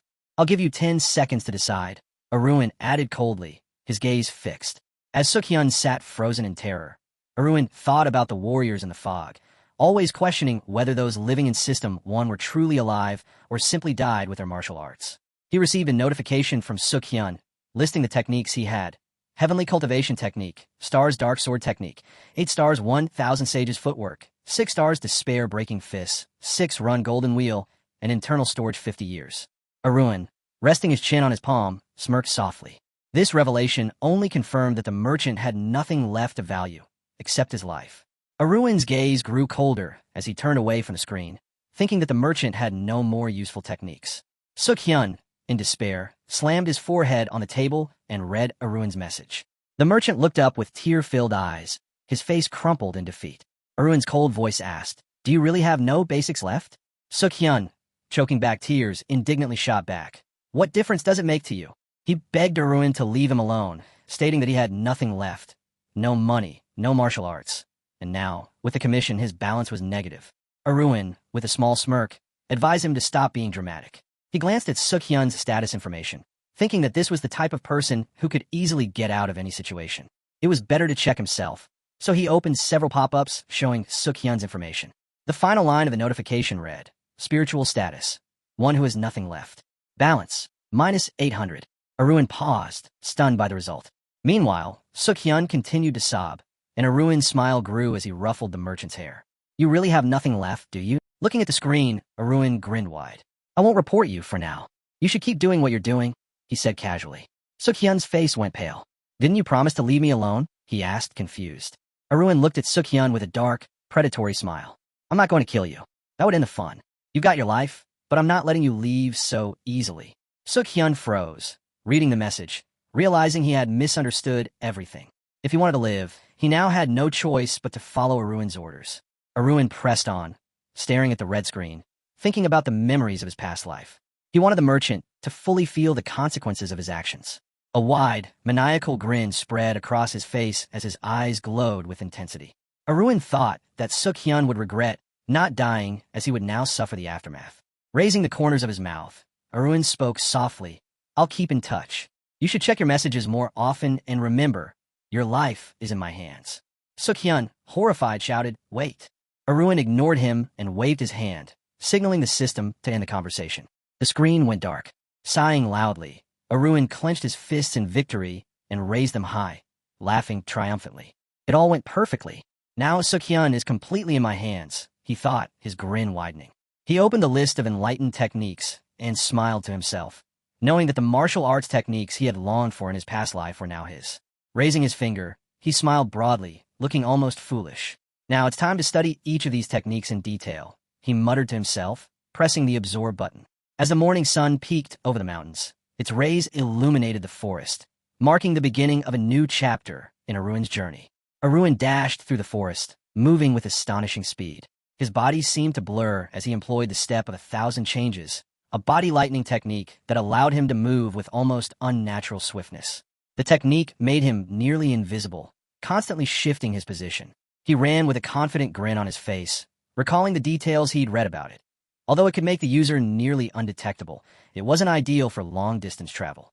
With eyes wide open in surprise and joy, Arun mentally noted that the technique worked exactly as described. It had its drawbacks, but its advantages were undeniable. He continued to race towards the dense trees near the mountain, feeling unstoppable as he pushed off the ground and leaped into the air. Jumping nimbly from one spot to another, he quickly scaled the mountainside.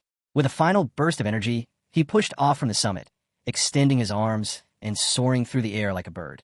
From his vantage point high above, he could see the endless expanse of the forest stretching below him. In the distance, a city was visible. As he descended, a wide grin spread across his face. This feeling was extraordinary. It was as if he had truly become a bird, free to glide above the earth. When he landed, he touched his chin with a thoughtful expression.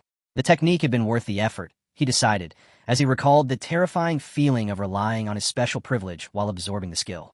He had been certain he would die when he first learned it, his body consumed by the power. Arun shook his head, remembering how he'd sat on his knees, his mouth agape and his eyes burning, surrounded by a red aura as the pages of a book seemed to turn on their own above his head. Without the privilege of the sponge-like absorption ability in his mind, he would have been left with nothing but a melted brain. Drawing his sword from its sheath, Arun sighed in satisfaction. He had sufficiently tested the body lightning technique. Swinging the long blade, blue lights sparkled around it as he mentally noted the starting position of the Dark Heavens technique, which was executed in a peaceful, wave-like motion. He swung the sword repeatedly, each strike powerful and sharp. As he focused, energy began to concentrate in the hilt, and the blade of his sword shone with a bright blue light.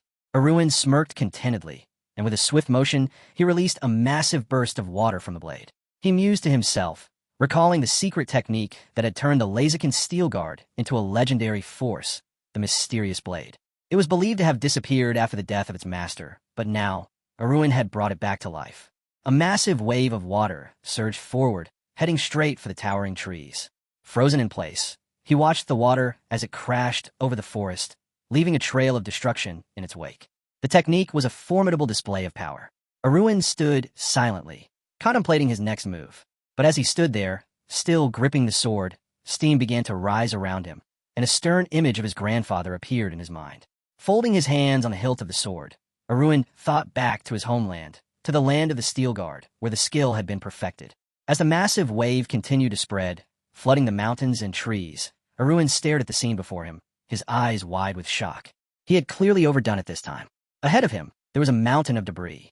The blonde frowned, realizing who was likely responsible for this. Hafiel, a first-class knight, whose style it was to leave destruction in his wake. Arun's thoughts shifted to the battle between swords.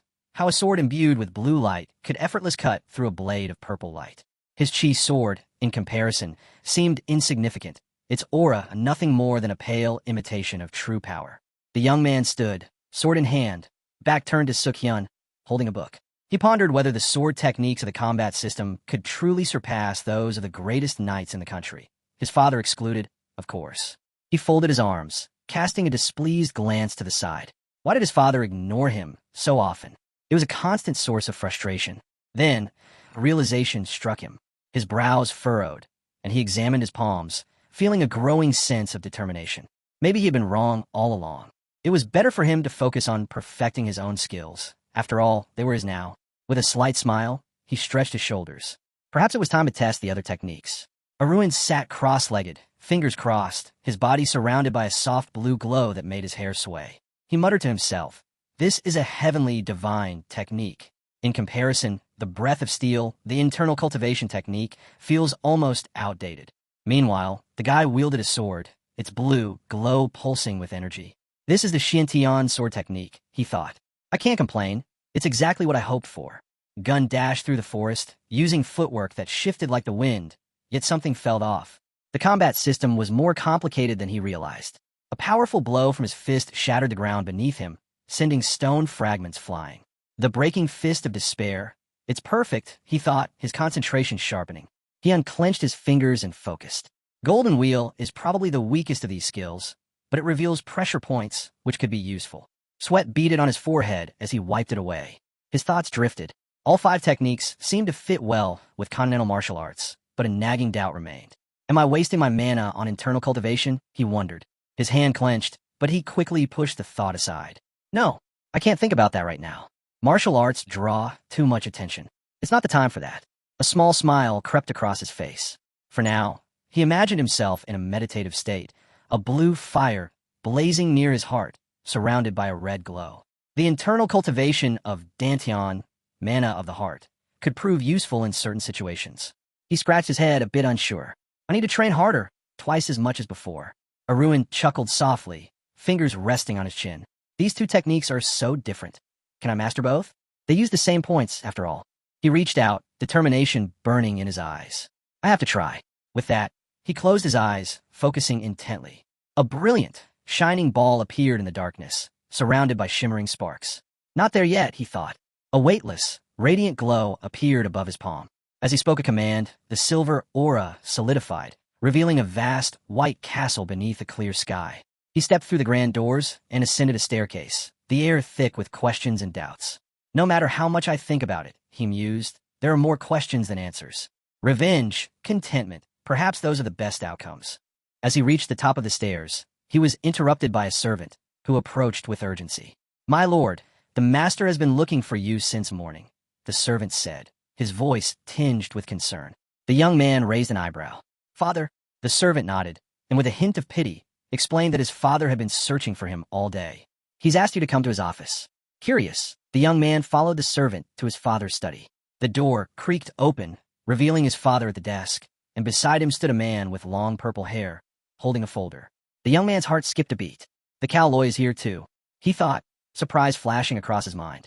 The Cowloy, a formidable figure, exuded an air of calm authority. While not a knight, his swordsmanship was legendary. The young man considered how his father's right-hand man, Haffel, stood tall in the open, while the Cowloy was more of a shadow, silent and calculating. His father, Levadon, looked at him without emotion. I've been wondering where you've been.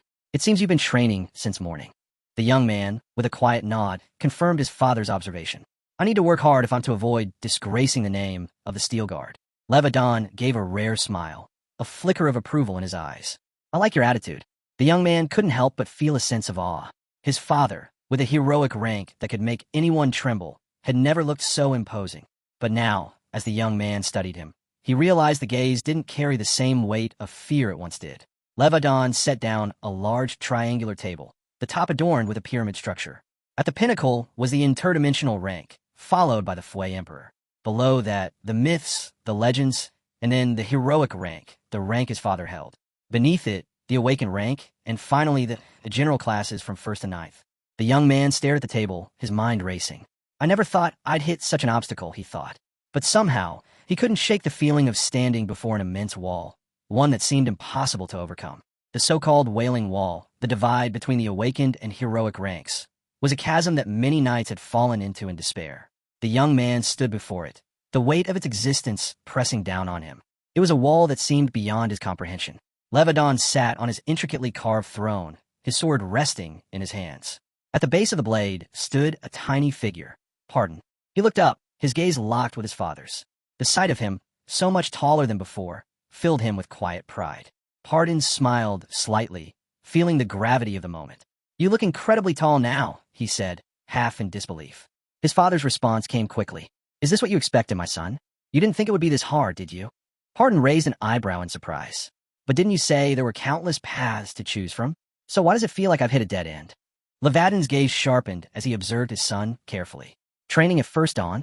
It's not like you." Pardon, with his hands clasped behind his back, stood confidently. "There are many paths, but why must I choose only one? I've chosen several at once." Levadon nodded, a quiet approval in his eyes. "Killing two birds with one stone isn't so easy." He paused, eyes narrowing. "Both swordsmanship and trade?" Pardon's expression shifted, his mind racing. His father had never shown much interest in market dealings before. "How did you know?" he asked, taken aback. Levadin's eyes gleamed with knowing, but he didn't answer directly. Instead, he leaned forward, his voice soft but firm. "Killing two birds with one stone. You should understand by now that nothing comes without sacrifice." Pardon fell silent, processing his father's words. The quiet stillness was broken when his father pressed him further. "Why are you hiding such talent, my son? Why keep it secret?" Pardon paused before answering. "Secrets are only truly secrets until they're revealed, but I prefer to keep them until the time is right." Levadon closed his eyes in thought, a deep grunt escaping him. "I understand." Folding his hands across his chest, he looked at his son with quiet intensity. "That's enough praise. Surprises are one thing. Disappointments are another." The words stung, and Pardon's heart sank. Levadin's gaze darkened, and he asked, his voice heavy with expectation, "Do you know what mistake you've made?" A crest materialized behind Pardon, the Steel Guard's crest. His mind raced. "I used the Steel Guard's name for trading," he admitted reluctantly. Levadin's eyes narrowed. "And you didn't think that person's reputation was tied to our name? You should have known what kind of people you were dealing with." Pardon, stunned, found himself taken aback by the gravity of his father's statement. Levadin's words were deliberate and cold, and he seemed almost disappointed. Looking down, Levadon sighed, muttering, "Tomorrow, or perhaps today, you'll meet Yolaf yourself." Pardon's heart skipped a beat. He knew that meeting Yolaf was a pivotal moment, one that could alter the course of everything. "You can contact Yolaf, right?" Levadon asked sharply, as if testing him. "Of course, I'll arrange something for tomorrow," Pardon replied, his voice betraying just a hint of nervousness. Levadon closed his eyes, seemingly satisfied with the answer. "Good. And in 3 days, you'll be heading to the Nightly Academy. Are you ready?" Pardon nodded without hesitation. "I'm ready. The butler is already making the arrangements." Levadon gestured with his hand, a calm command. "Is there anything else? Do you need anything before you leave?" Pardon's mind whirred with countless thoughts, but he pushed them aside, forcing a smile. "No, father. Your concern is enough." Levadon closed his eyes, exhaling a long breath. "Then go and rest. In just a few days, you've become a completely different person." Pardon stood to leave, his mind racing as he walked to the door. As he reached for the handle, he paused, clutching his chest. He was still reeling from the weight of his father's expectations. But just as he was about to exit, the door swung open. He turned to find the Cowloy, standing in the doorway. "Can we talk?" Cowloy asked, his expression serious. Pardon followed him into the wide corridor, his mind buzzing. What could he want to talk about now, he wondered. He could tell it was something important, maybe something he hadn't expected. Cowloy looked at him, his gaze penetrating. "How did you find out about Darren's connection with Damien?" Pardon's heart skipped. So that's what this is about, he thought. He'd known this conversation was coming. Someone had ratted him out to his father, and now Cowloy was fishing for answers. Turning his eyes away, Pardon replied coolly, "I figured it out myself." Cowloy blinked, clearly surprised. "What? You guessed." Pardon shrugged nonchalantly. If something significant happens around their level of power, it's always a big client. Merchants will do anything to secure deals. I simply threw a bait, and your sister took it. Cowloy's expression shifted into one of realization. So that's how it happened. Pardon gave him a small smile. "Is there anything else you want to ask, Cowloy?"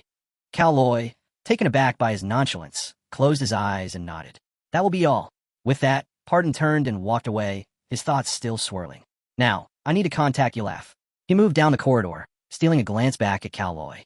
The Cowloy was still standing there, watching him, but Pardon couldn't help but wonder what he was truly thinking. The blonde paused. A small problem had arisen, one that needed to be dealt with quickly. As he walked down the corridor, his mind was set.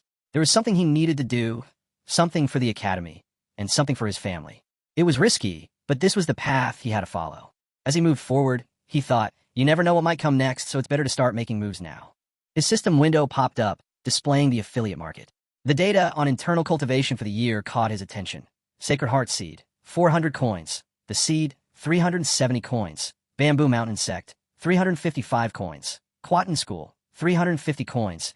Insect, 345 coins. His eyes blazed with a fire of anger as he stared at the screen. What are they thinking, he muttered. These prices are outrageous. No wonder nobody likes the affiliate market. The system's red information box flickered. It revealed that the price for 1 year of internal cultivation was 300 coins, but it wasn't actively being sold right now. The blonde sighed, sitting on the bed, his thoughts turning over the numbers. 3,000 coins for a year of cultivation? That's the entire salary of a first-class knight. He found it hard to believe such a steep price. It made no sense.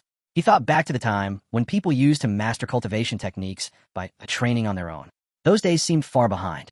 The year of internal cultivation, as they called it, wasn't just about spending a year. It was about actual training, not just paying a price. The system screen flickered again, displaying a man in traditional robes. He seemed to represent the era when regular martial artists had to master cultivation through their own effort. How long has it been since the price was set this high? He wondered.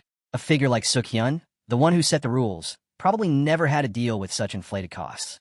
The blonde snapped back to reality. I need to find a better deal, he thought, tapping the screen to search for cheaper options. A few offers popped up. A huge anniversary discount, 299 coins.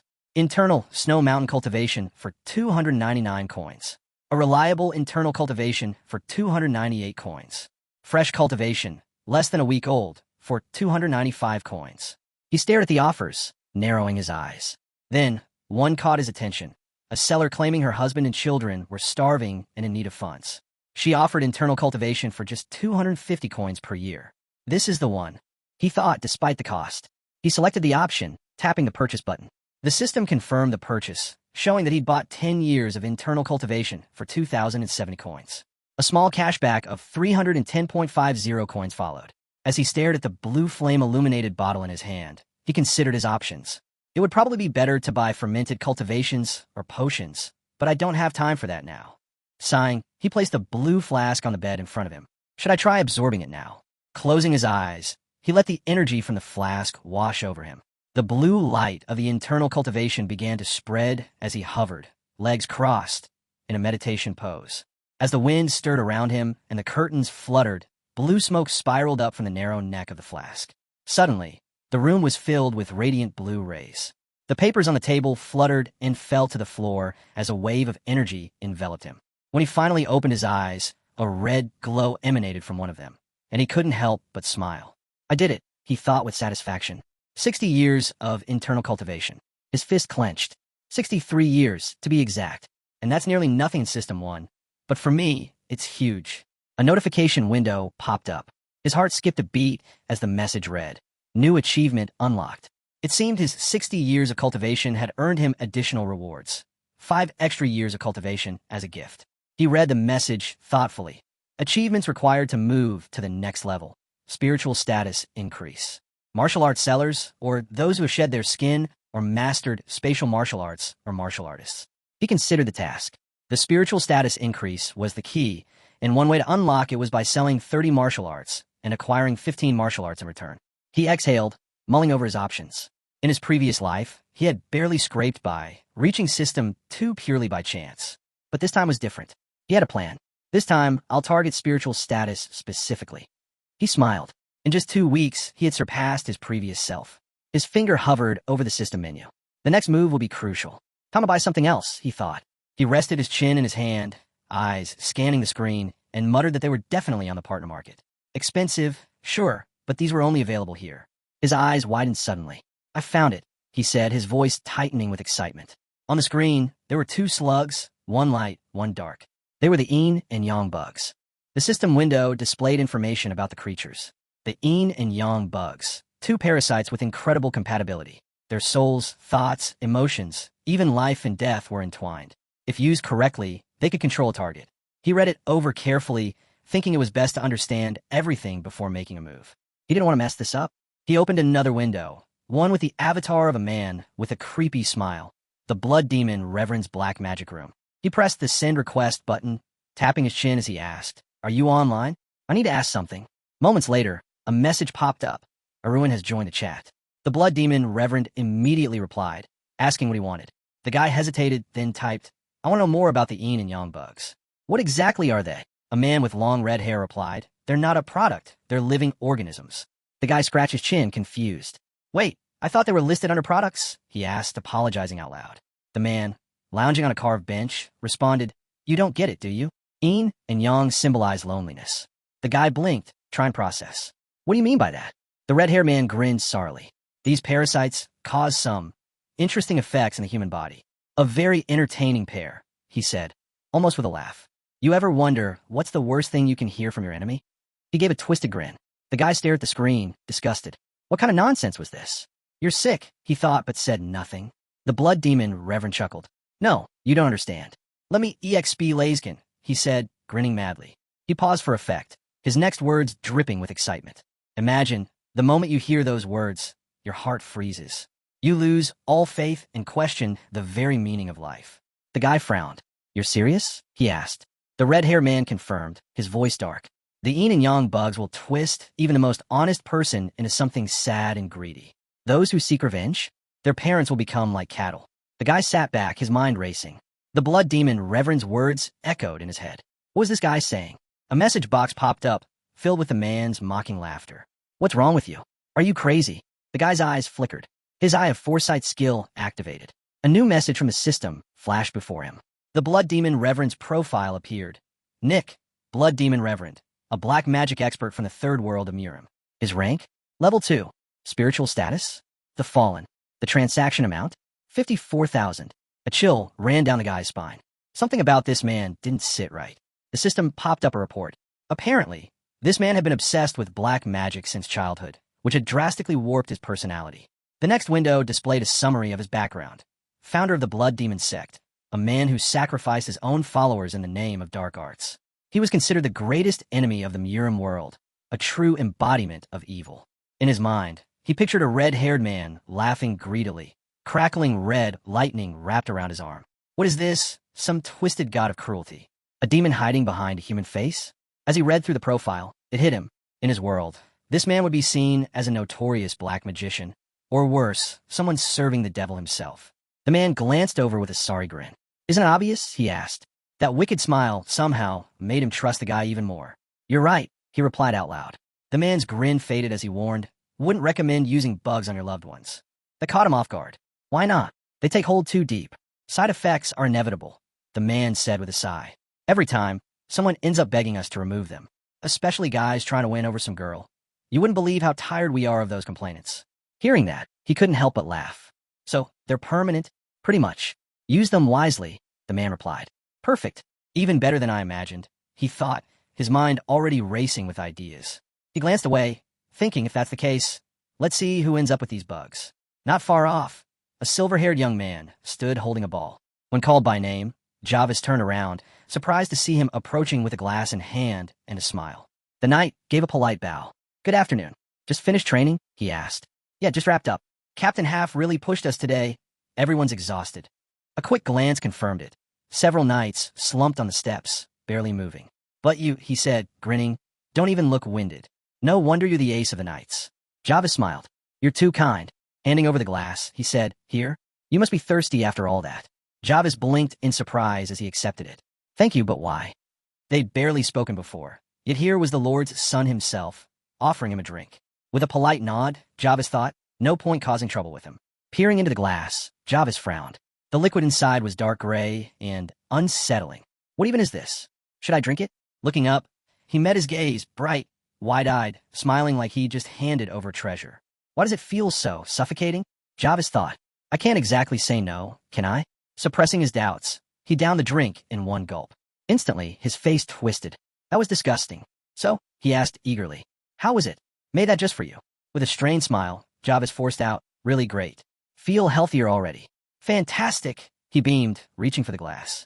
Mind if I take that back? Of course. Thank you, Jarvis said, handing it over. Watching the empty glass, he thought, perfect. Jarvis gave him a courteous bow. Appreciate the thought. Still smiling, he asked, really? You're sure? Caught off guard, Jarvis glanced away. Sure. Then, could I ask you for a favor? He asked casually. Kindness for kindness, right? Jarvis blinked. A favor? With an awkward laugh, he added, I'm listening. But in his mind, he thought, seriously? He could have just asked. Didn't need to poison me first.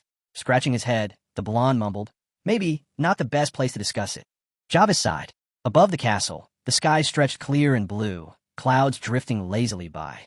Later, deep in the forest, Jarvis looked at him, puzzled. Wait, you want me to create an aura? They stood among the trees, the air quiet around them. If you follow the steps, you can do it, right? He asked. With a small smile, he clasped his hands. I'd really like to see your aura. Jarvis exhaled slowly. So that's why he gave me that drink. What a strange kid. He usually wasn't one to show off his aura, but he did owe him. Drawing his sword, Jarvis warned, better step back. He planted the blade into the ground, closed his eyes, and lowered his head. A beat of silence. Then his eyes snapped open. The air around him shifted, turning a smoky gray as his sword lit up in blue, swirling with radiant energy. Arun shielded himself with one hand as the wind picked up around them. Beside him, the young man stood with his sword drawn, and Arun couldn't help but think. This was exactly what he expected from the Ace of the Knights. He studied him carefully. Sure, the color, density, and quality of the aura couldn't hold a candle to his brother's, but still, it was nothing to scoff at. Not that he felt threatened. Everything was going just the way he wanted. A sorry smile crept across his face. Perfect. Eyes sparkling, grin wide, Arun said. Exactly what I was hoping to see. Jarvis, looking a bit embarrassed, sheathed his sword. You're too kind. Compared to the Count, or even the Captain, I'm nothing special. He paused, his mind drifting back to the moment he first awakened his aura. Still standing among the trees, Jarvis glanced over. There are plenty of aura users out there. Why me? Arun smiled. Simple. You're the youngest. Raising a finger, he asked, how old were you when you awakened your aura? Must have taken, 5 years. Even if you were faster than most, maybe under 10 years. Jarvis blinked in surprise. Placing a hand over his chest, Arun closed his eyes. That feeling of breaking through a wall, pushing past your limits, there aren't many who understand that. Jarvis chuckled awkwardly, rubbing the back of his neck. I guess, but do we really have to come all the way out here for this? You don't have to hide your obsession with auras, you know. Arun didn't answer right away. He seemed caught off guard. Jarvis smiled to himself. Maybe it's just a kid thing. They see things differently. Before he could finish the thought, Arun clapped his hands loudly. Jarvis flinched. Arun grinned. Finally got it, didn't you? He leaned in, his gaze sharp and calculating. Finally caught you, huh? Jarvis stared back, completely lost. Wait, what? What is going on? Is this even the same guy? Something shifted.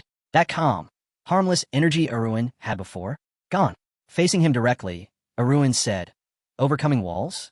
Surpassing yourself? Please, what do you think will happen if everyone finds out about you? Jarvis blinked. What are you talking about? With a wicked grin, Arun answered, your little secret. Your personality. Jarvis glanced away. My personality? Arun's smile widened. So, how's the weather down south? The words hit like a slap. Jarvis froze. Wait, what? Are you saying I'm an Imperial spy? He laughed nervously. No, you've got the wrong idea. Spy? That's a bit much, don't you think? Arun tilted his head, amused. Why do people always react like this when the pressure's on? Staring him down, he added, relax. I didn't call you a spy. I called you Jarvis Dirical. Jarvis's face drained of color. No, the mission, it's over. Frozen in place, mind spinning, Jarvis felt the weight of the trap close in. With that same unsettling smile, Arun said, see, I told you to be ashamed if word got out. Brought you out here for a reason, after all, and yet you still thought you were just dealing with some clueless kid? Jarvis clenched his jaw. This was all planned? From the start? Jarvis turned away, his voice steady. That's enough, he said. Even I have the pride of a knight. If you actually had proof, we wouldn't be standing here like this. The blonde watched him without a word, calm and unreadable. Jarvis continued. If I'd really been a spy, the Count or the Captain would have handled it by now. With a faint smile, Arun asked, so you're admitting it? No, Jarvis shot back. What I'm saying is, you're lucky I'm not. If I were, you wouldn't be walking out of this forest. Arun's gaze sharpened. Is that a threat? Jarvis shook his head. Not at all. Just saying, you got careless. Laughing it off, Arun waved a hand. Maybe. After all, only I know who you really are. His eyes lingered on Jarvis. The space between them filled with an unsettling silence. So, Arun said quietly, there's nothing stopping me from killing you right here, is there? Jarvis studied him, unable to tell if he was bluffing or just insane. Either way, it didn't matter. Turning away, Jarvis figured there was no need to drag this out. He already knew his name. That was more than enough. But before he could take a step, Arun struck. Jarvis froze. His sword came up fast, but the moment passed even faster. He blinked, stunned. Where did he go? Eyes darting around, sword ready, Jarvis tried to make sense of it. He was sure. He knew. His blade had connected. Then he felt it. Movement. Jarvis spun, just barely blocking a sudden, razor-sharp strike. Arun grinned, his expression twisted and sharp. Jarvis grit his teeth, the force of the blow sending him flying back. He landed hard, looking up, shaken. Is this Sora? His eyes locked on Arun, who now stood confidently, sword in hand, glowing with blue light that pulsed and flickered. Jarvis's heart sank. His own sword, cracked and useless. With a mocking smile, Arun taunted, Really? You got caught from behind? How exactly did you become a spy? Jarvis dropped to one knee, scowling to himself. Unbelievable. He'd never paid much attention to the youngest son of the Steel Guard. Even after the rumors about him hiding his talent, Jarvis hadn't cared. The island was packed with geniuses. One more didn't mean anything. But this was different. 16 years old, and that aura? He pictured Arun standing proud beneath the family crest, and a thought sent a chill down his spine. So the blood of Lazakin and Levadon really did awaken in him. With a scowl, Jarvis tossed his broken sword aside. This is bad. Real bad. Now wasn't the time to recover. Now was the time to survive. Clenching his fists, Jarvis forced himself to his feet. My life's on the line now. Arun watched him closely. Enough swords, he said calmly. Let's settle this with fists. With a smirk, he tossed his sword to the side. Jarvis blinked in disbelief. Is he serious? Arun held out a hand and grinned. Come on, this is getting fun. Grinding his teeth, Jarvis glanced down at his fists. No sword, just aura. How'd it come to this? Shouting, he charged forward, fists clenched tight, lightning sparking across his knuckles. Arun stood firm, exhaled slowly, then shifted into a fighting stance, his expression cool and focused. Jarvis raised his fist, bolts of electricity crackling to life. And just like that, the real fight began. Jarvis charged forward, closing the distance in an instant. His fist swung with force, lightning crackling, but Arun didn't flinch. With sharp focus, Arun activated his World Breaker ability. A blinding blue light exploded across the hills, cutting through the dust and shaking the ground. When the air finally cleared, a figure stood in the middle of the destruction. Arun, perfectly balanced in his stance, a deep crater carved beneath him from the sheer impact of his blow. Letting out a slow breath, Arun thought to himself, better than I expected. Off to the side, Jarvis coughed up blood, half buried in the dirt. He growled under his breath. What the hell? How'd he hide this much power? As Arun approached, Jarvis glared up at him, mind racing. You really gave yourself internal injuries, Arun said calmly. How's your mana core holding up? Jarvis tried to push himself upright, only to cough again. Don't force it, Arun added. This time, you're not getting out of this. Jarvis clenched his teeth, fury burning in his eyes. But one look at the figure standing over him made it clear this wasn't a fight he could win. The gap between them was obvious. Gripping his arm, Jarvis thought bitterly, this is it, it's over. Still, he managed to ask, who tipped you off? Inspector? Security agency? Which little puppy spilled it? To his surprise, Arun laughed softly. You don't seem to understand how this works. Standing over him, he continued. This island's famous for one thing, being the land of Levadon, the one who stopped the Empire. It's not some research facility. It's not a military post. So why is the information department so interested? Must have plenty of free time. He narrowed his gaze. So tell me, what exactly were you hoping to accomplish here by slipping a spy in his steel guard? Jarvis stayed quiet, a faint smirk on his lips. Arun shook his head. Look at you. They couldn't have picked someone better? If you're going to send someone into enemy territory, shouldn't you at least pick someone worth the trouble? His eyes scanned Jarvis carefully. A spy and a knight? And with aura too. This isn't some rookie. This is an A-class, maybe even S-class. If someone like him had been sent, that meant only one thing. The Empire was taking Steel Guard serious. Sorry. Sitting there in silence makes you look even more suspicious, you know, Arun said. But Jarvis just met his gaze and said nothing. You do realize, Arun continued, you're just a pawn to them. Replaceable. Do you really think the Emperor is going to care what happens to you out here? Jarvis scoffed. Doesn't matter. Even if he doesn't, so what? Arun tilted his head. That attitude's only going to make things worse for you. But Jarvis straightened up, expression hard. Do whatever you want. Rip off my nails. Break my arms. Makes no difference. Rolling his eyes, Arun waved a hand. Come on, what do you take me for? A savage? Torturing a trained spy is pointless. He glanced down at the small bottle in his hand, turning it between his fingers. So, what do we do with you now? He mused aloud. Inside the jar, a small black beetle crawled slowly along the bottom. Jarvis stared at it, stunned. Wait, is that a larva? The blonde let out a weary sigh. Careful saying that. Some people might snap if they hear these are yin and yang bugs, he warned. Unfazed, the man continued. That's right. What you got in you now, Azine? The one you swallowed? Yo. Jarvis froze, eyes wide. Wait, who did I just eat? He stammered, the memory flashing back to him, staring into his drink earlier, thinking it looked harmless. You really don't remember? The man asked with a smirk. You said it seemed safe enough. Suddenly, Jarvis doubled over, vomiting hard. Relax, the blonde said, waving him off. It's too late anyway. He tapped his temple. That thing's probably already crawled into your brain. Wiping his mouth, Jarvis spun around. What the hell does that mean? The man casually gestured toward the two bugs. Een and Young Bug share everything. Feelings. Pain. All of it. Young's already freaking out over Een. Eyes closed, he pointed toward Jarvis. If Een dies, Young goes wild. It'll tear through your brain until you're both dead. Jarvis dropped to one knee, staring in disbelief. You really expect me to buy this crap? I've never even heard of bugs like that. The man pulled out a long, slender needle. Words won't cut it. Better to experience it yourself. He flicked the needle toward a jar. Jarvis blinked. A needle.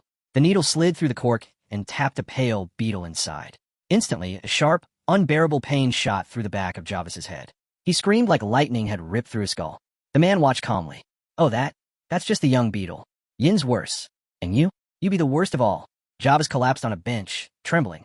It'd be a real mess if the host died on us, the man said lazily.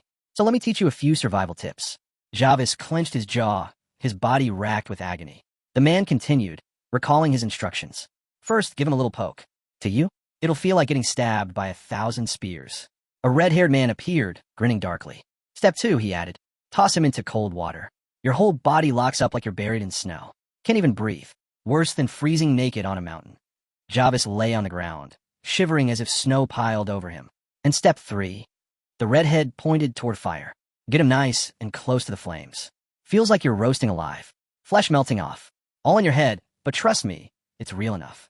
He held up 3 fingers, grinning wickedly. There are more steps, but those? Pure nightmare fuel. These 3 will do the job. Arun rubbed his chin thoughtfully. Yeah, that's exactly what he said. And honestly, I believe him. He seemed pretty damn sure of himself.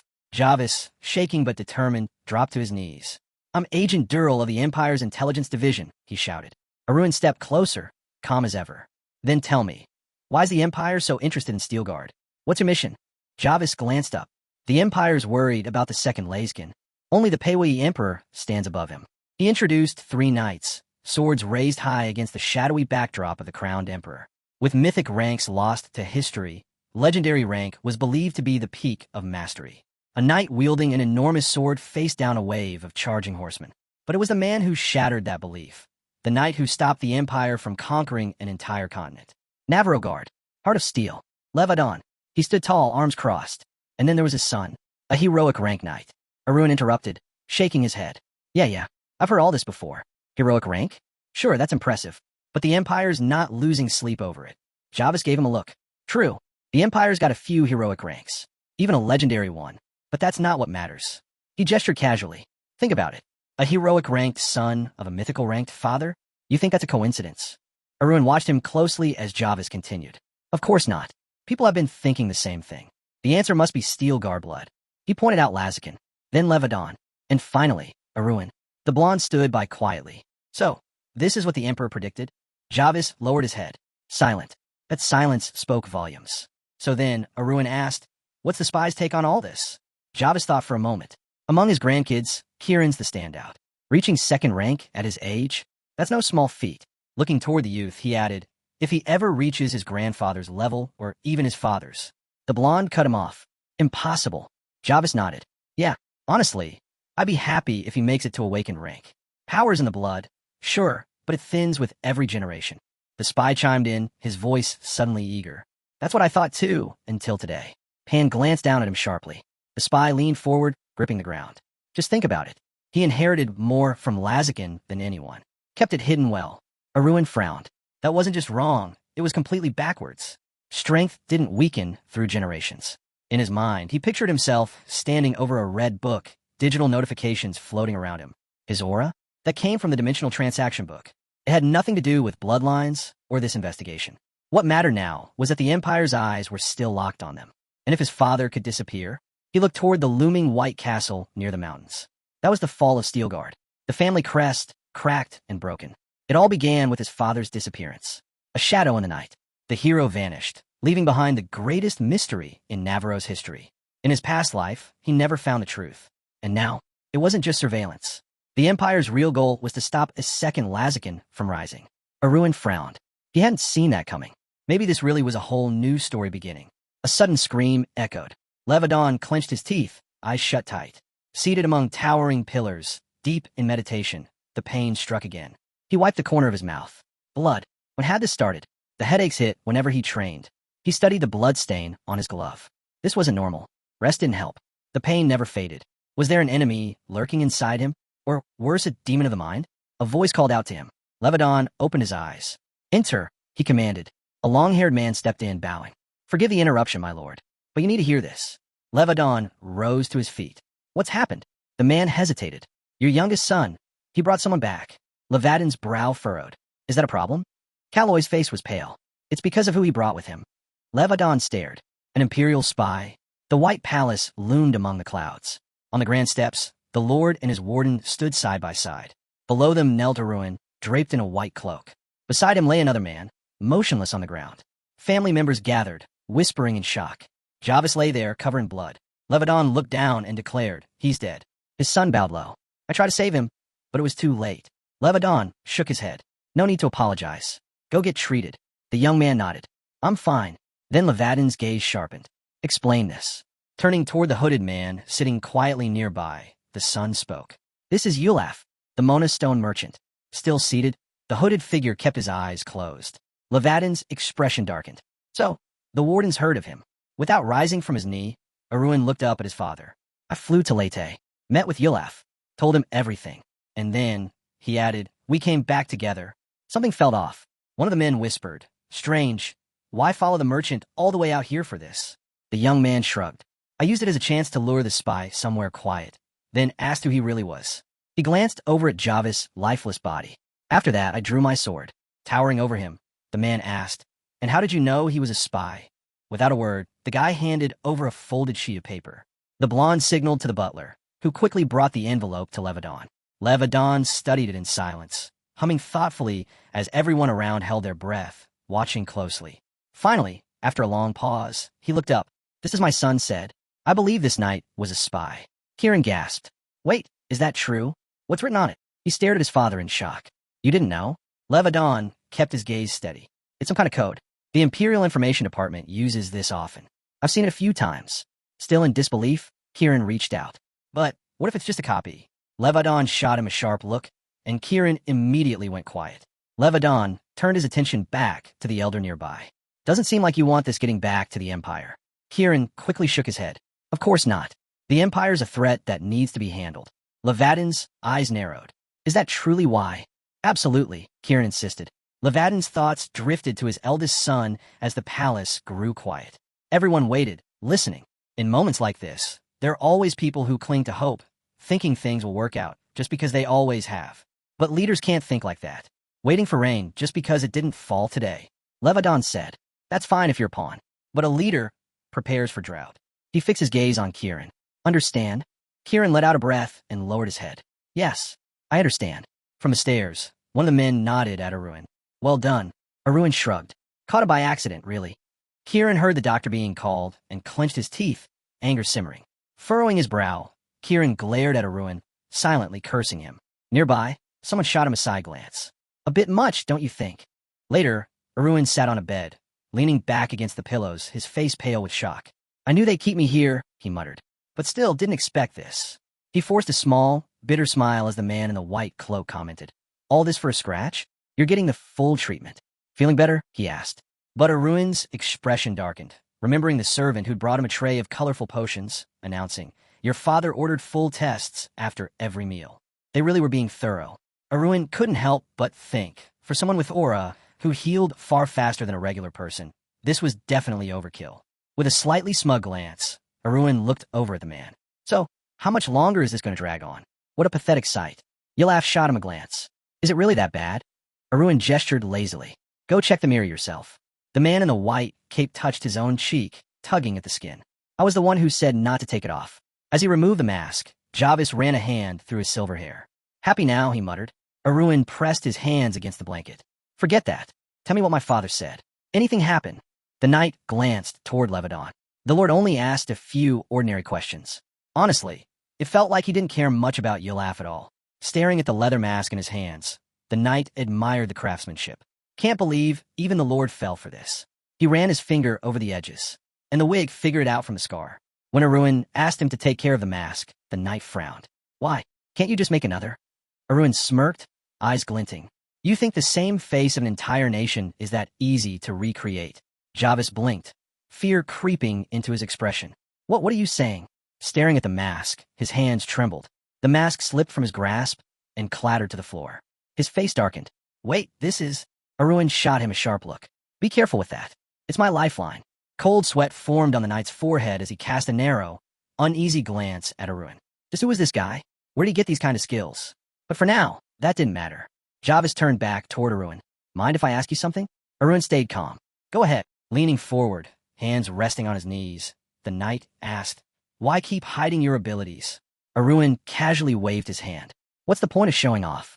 I'm just a 5th grader, and people already act like I'm a problem. He met Javis' gaze. Even the sharpest chisel can only carve so much before the stone cracks. If I go all out, my class won't just break, it'll shatter. He looked straight at the man on the bed. I'm Lazakin's descendant, the Real Steel Guard. I don't think anyone would argue if I revealed everything. A silence filled the room as Arun and Javis locked eyes. Arun narrowed his gaze and muttered under his breath, Stop acting like a fool. Javis froze, totally thrown off. Still glaring, Arun asked, Or did you want me turning into some walking billboard, screaming for the Empire's attention? Waving his hand dismissively, Javis stammered, And no, that's not what I meant. Arun scoffed, squeezing the jar with the larvae between his fingers. Still don't get it? You're already in my hands. A pale slug slid slowly along the bottom of the jar. Sweat trickled down Javis' face as he stared. Arun pointed at the jar with a grin. Want to take it from me? Javis' face turned ashen. He scowled. You really think I'd fall for your tricks twice? That's not it, he muttered. I shouldn't have even asked. Reluctantly, he held out a document with both hands. When Arun asked if he'd written the report, Javis nodded. Exactly as you instructed. Arun unfolded the paper and began reading. The special agent report detailed Steel Guard's current state. Levadon and the clan showed no major changes, with Levadon suspected of hiding his rank. Kieran was listed as a regular Class 2 fighter with the potential for Class 1. There was also mention of a young man with dark gray hair, Jason Steelguard, in his 34th year, now studying his body. And as for Arun, the report flatly declared he showed no signs of progress. A complete non-entity. Arun sat on the bed, holding the paper in his hands, pausing on the next line. The communications manager, Gilbert, had died from unknown causes. Security levels were now heightened. Javis noticed Arun's reaction. That's not bad, right? Arun glanced away, his expression faintly disappointed. He smacked his palm lightly. Non-entity? Bit harsh. He allowed a slow breath. This report's insanely biased. It's actually kind of insulting. Hearing that, Javis immediately panicked, waving his hands. No, I swear I don't think that about you at all. I only wrote it that way because you told me to make you seem as worthless as possible. Arun let out a heavy sigh, frowning. Why are you apologizing? Makes you look suspicious, he said flatly. Javis bit his lip, clearly frustrated. Was he trying too hard to play innocent? With a wave of his hand, Arun dismissed it calmly. Hide the lie inside the truth. If you're too obvious, you'll pay for it. He shut his eyes and crossed his arms, while Javis quickly added, I'll fix the report. I'll put you at around 6th or 7th grade. Arun opened his eyes and shot him a look. And how exactly are you contacting them without a communications manager? Javis met his gaze. I know someone over at Acadio. Arun rubbed his chin, thinking aloud. Looks like we're going on a trip soon. Then, closing his eyes, he added, Go on. Just try not to get caught. The spy nodded and rose from his chair. Arun watched him leave, following his steps with a sideways glance until the sound of footsteps faded. Arms still crossed. He turned his gaze away, wondering if Javis would make a decent double agent. The Empire's moves needed watching. Someone had to figure out what they were planning. But then, the image of that silver-haired man flashed in his mind. If Javis dared to work with the Empire again, well, there was always the bug. Killing him wouldn't be hard. A sudden noise from behind the door caught his attention. Levadon stepped in, hair tousled, and looked toward him. How are you feeling? Arun blinked wide-eyed. Father? What are you doing here? Swinging his feet to the floor, he started to rise, but Levadon gestured for him to stay put. Don't get up. I'm fine, Arun said with a grin. Levadon glanced down, his expression faintly troubled. You really okay? Waving it off, Arun kept smiling. Thanks to you. They've given me potions and everything. I feel a lot better. Still smiling, he rested his hands in front of him. Levedon nodded. Good. I was starting to think I might need to delay the trip. No need, Arun assured him. You got a long journey ahead. I'm really fine. Levedon closed his eyes, quietly agreeing. Arun looked up, puzzled by the rare visit. For a moment, neither of them said a word. Arun watched his father closely, lips slightly parted. Had Levedon ever come to check on him like this in his past life? Looking at the faint wrinkles beneath his father's eyes, he realized it had never happened. They'd never had moments like this. Pressing his lips together, his expression dimmed. He still wasn't used to it. Then, with no warning, Levedon crossed his arms and sat down beside him on the bed. Arun flinched, startled. What was happening? He hadn't even done anything wrong, but it felt like he was about to get scolded. Arun cast a nervous glance at his father's calm face, unsure how to react. What was he supposed to do in a moment like this? Breaking the silence, Levedon finally spoke, his voice low as he stared at the floor. We found where the spy was hiding. Arun blinked, surprised they had moved that fast. Levedon nodded slightly. We searched through the night. Took longer than expected. Turned out he was posing as a Lehite merchant. He sighed. We'll need to tighten security. Arun glanced at his father, a quiet smile tugging at his lips. Compared to the man he remembered from his past life, this Levedon felt like a completely different person. Back then, he never seemed to notice the Empire's gaze. Now, he was fully aware. Still seated beside him, Levedon added, It's thanks to you. Arun tilted his head, confused. That's not true. Levedon looked down. Even so, you need to be careful. Just because you did something great doesn't mean I'm willing to lose my son over some spy. Arun's mind flashed with images of his father from both his past and present life. Once he had been cold, distant, and strict. But now, was this really the same man? As the thought sank in, his heart skipped. Faces of his siblings crossed his mind. He remembered the collapse of Steelguard. Everyone who was there, except his father. Hands resting on his knees, Arun quietly pieced it together. The disappearance of the hero, just 2 years from now. At the time, he'd been at the academy. The only memories he had of his father came from his childhood.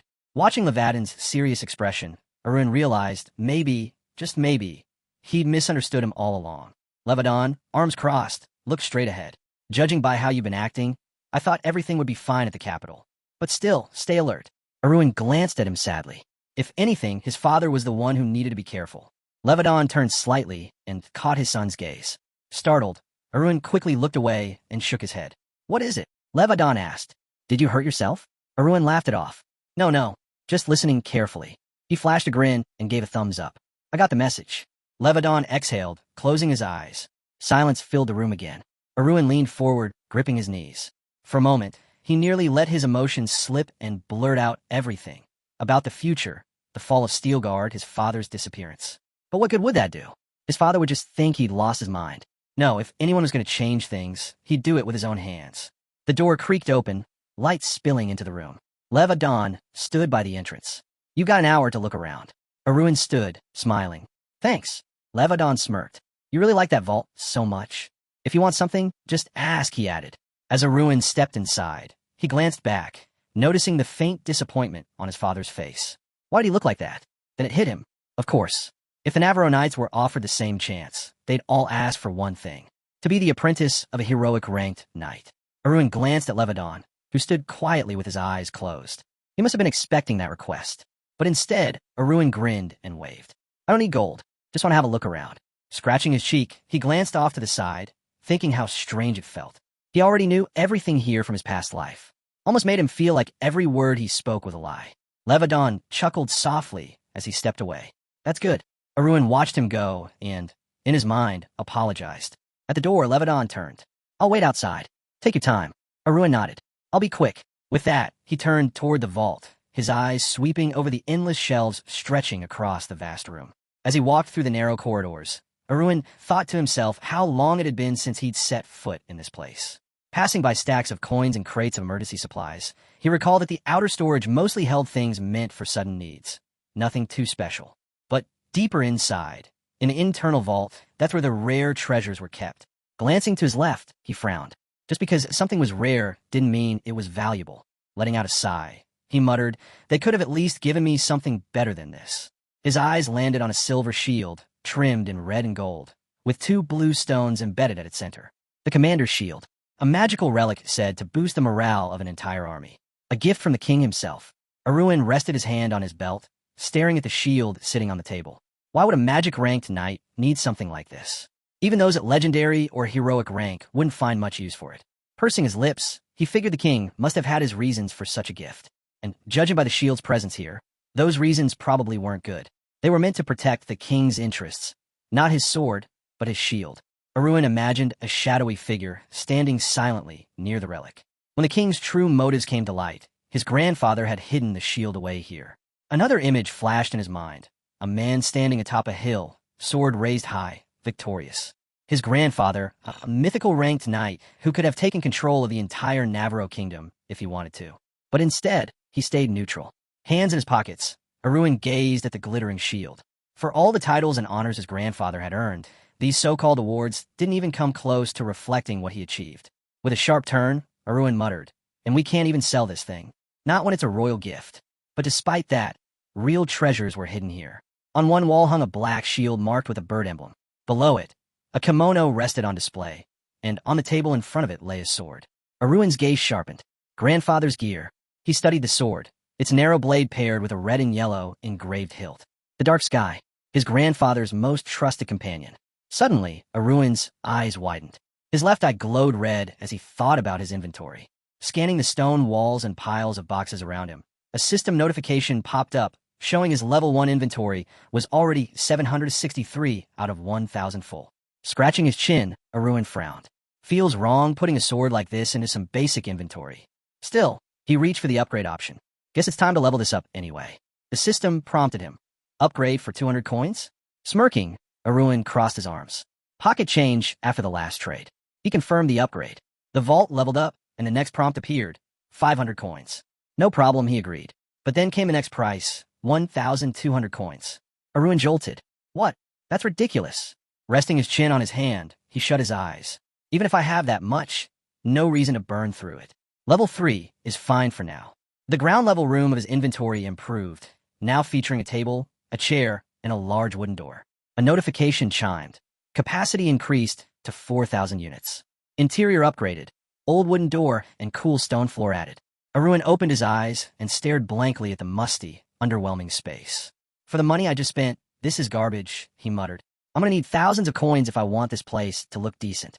Stepping forward, he picked up his grandfather's sword. Let's see something. As soon as he placed the sword into his inventory, a red notification appeared, detailing the Dark Sky sword.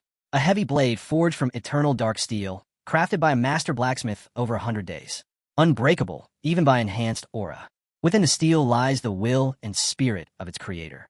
Arun's eye glowed, red again, as a grin spread across his face. Just as I thought. He gripped the hilt tightly, running his fingers along the blade. This is on a whole different level from the system's weapons. With a quiet chuckle, he added, Guess grandfather was a martial arts master in more ways than one. Looking at the blade, Arun smirked. So this was with grandfather since childhood. Guess that means our ancestor was involved in spatial trade from start. With a quiet chuckle, he placed the sword back on its stand, satisfied that his curiosity was finally put to rest. Closing his eyes, Arun smiled to himself, until his expression darkened and his eyes shot open. Wait, I don't have time for this, he blurted out, realizing how distracted he'd gotten. Moving quickly down the rows of towering shelves, he reminded himself why he was here in the first place. He needed to find the book of measurement transactions. It had to be here. A vivid image flashed through his mind. Countless hands reaching for the glowing red book. There could only be one spatial trader from Earth 1342. If that book ever landed in the wrong hands, especially those close to him, history could repeat itself. If the book truly existed, a faint red glow flickered around his silhouette as he clenched his jaw. He needed to find it first. Scanning the shelves, Arun rubbed his chin. Is it really here somewhere? Hands on his hips, he narrowed his eyes. The book wasn't anywhere in sight. He moved forward slowly, peering through each row. Maybe it's hidden, somewhere unusual. Dropping into a squat, he checked the lower cabinets, searching every corner. If I remember right, in my past life. Sliding down to the floor, he looked under one of the shelves. Still nothing, he muttered.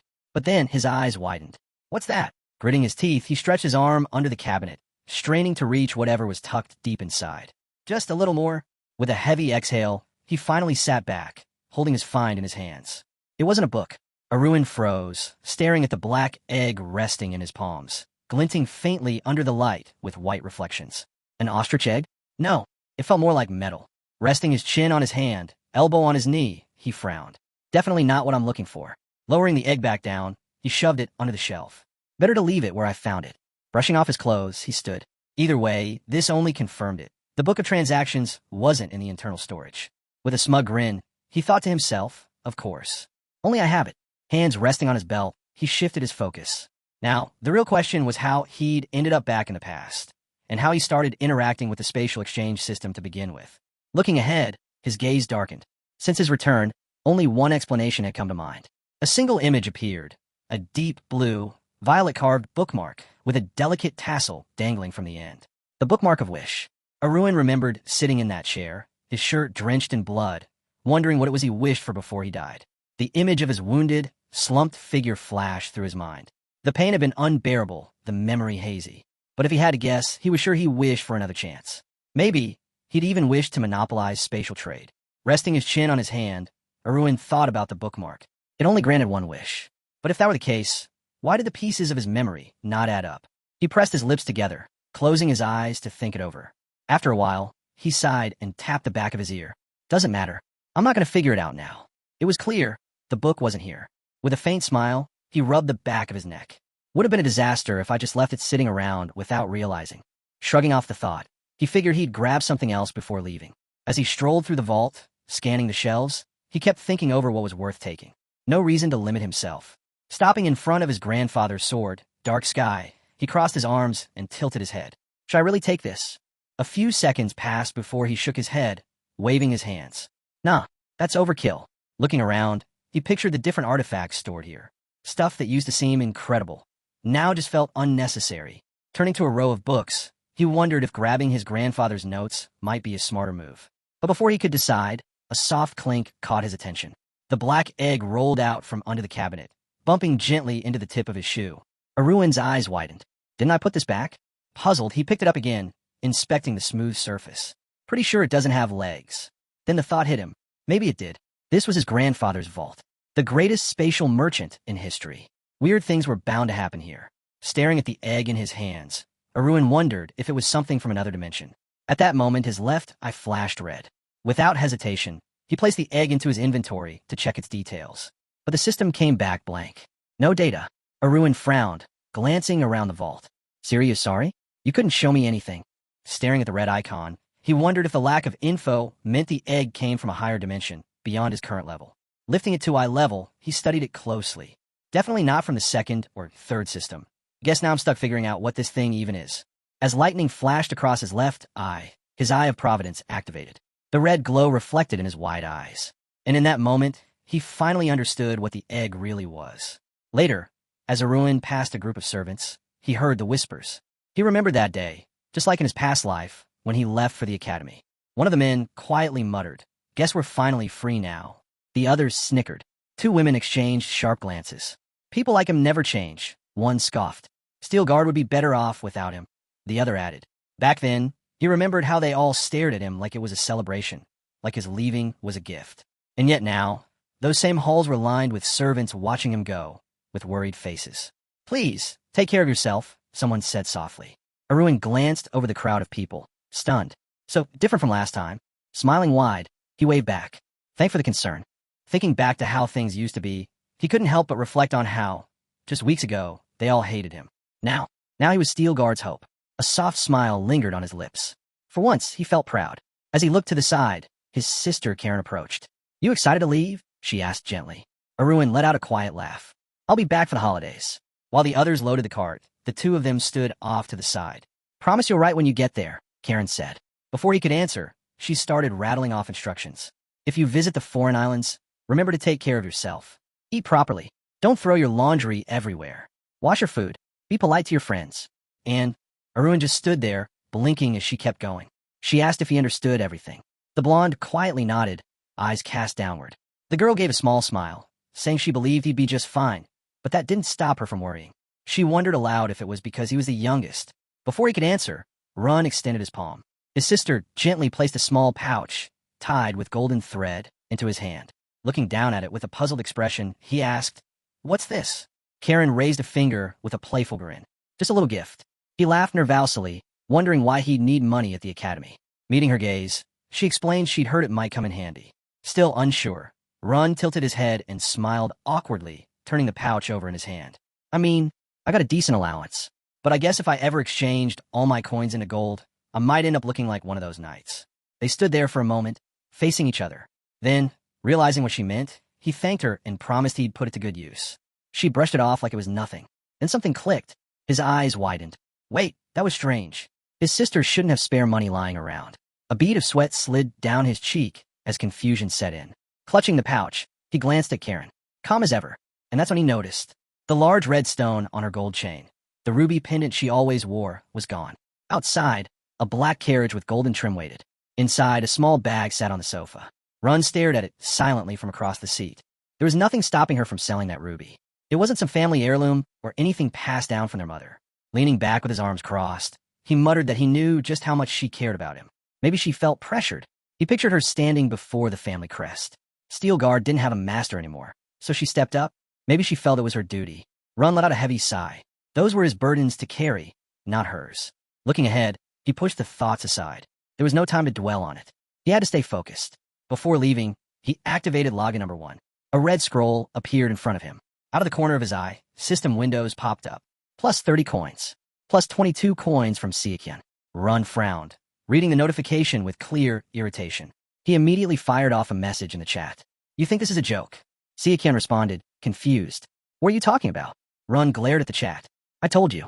There's no time. Get done. Now. Seikyan scrambled to reply. I'm working on it. Run exhaled sharply and scowled. Oh sure. You seem real busy. On the other end, Seikyan nervously laughed it off. Arun asked if he had managed to find himself a useful idiot yet. Run groaned, listening as Seikyan stumbled over his words, calling it a misunderstanding. Just an automatic exchange, that's all. Then he blurted out, Wait, are scammers using this? Someone's trying to pull something, aren't they? Seikyan went pale. Okay, please chill. He quickly started calculating new rates. -1%, -2%. Run cut him off at -3%. Yeah, let's stick with that. Seikyan scratched his head awkwardly. Right, it's just, I got a sudden call from a client. But hey, I didn't forget about you. I kept my eyes on the register the whole time. Run shot back, unimpressed. We've been over this. Lifting his hand, the red scroll appeared once again. Don't play games with me. A new system window blinked to life. Interest rates updated, from 80% versus 20% to 83% versus 17%. Seikyan rubbed his face, clearly frustrated. Run added coldly. When I say do something, you drop everything and do it. Seikyan groaned. Yeah, got it. I'll check again right now. Satisfied, Run glanced down at the contract. Everything was in place. With the exchange center backing it, the deal was rock solid. Then his eyes drifted to the Secret Service contract. Merchant Seikyan, now officially acting as his client and supplier. In his mind, Run called it what it really was, a spatial contract. He pictured himself holding the slave contract scroll in front of Seikyan, grinning darkly, in exchange for protection, and keeping certain secrets from some very dangerous people. Seikyan had agreed to follow his orders and hand over 80% of all profits for the next 100 years. Basically, he signed himself up to be Run's servant for a full century. Run chuckled to himself. Jewelry, riches. Seikyan had already tasted the good life. And now, even if Run took 80% of the profits, Seikyan wouldn't dare quit. A regular paycheck just wouldn't cut it anymore. With a sorry grin, he rested his chin on his hand, thinking how Seikyan was like a never-melting candy, one he could keep squeezing for profit forever. Then a message popped up. Seikyan reported he'd finally gotten what they needed. Run closed his eyes and smirked. See? That didn't take long. You could have done it any time. Seikyan quickly apologized. Propping his head on his hand, Run decided to check it out. A system window appeared, displaying an image of a book titled Evangeline's Breath. The description read, Evangeline, a sword master from Earth 3884, created this technique. After conquering the world, she rejected traditional martial arts designed for male bodies and developed her own style for women. And, during its creation, she discovered something incredible. Run raised an eyebrow, intrigued. What exactly did she find? But the explanation stopped there. Activating the Eye of Providence, he searched for more info. Nothing. Leaning closer to the window, he scowled. Even with that, he couldn't dig any deeper. Opening the chat, he messaged Seikyan. Did you at least find what we needed? Swordmaster from Earth 3884 or not? That doesn't guarantee it'll work. Adjusting his glasses, Seikyan replied with a grin. I read through the book too. But tell me, didn't you say you needed someone at 3rd level? Run blinked. Are you insane?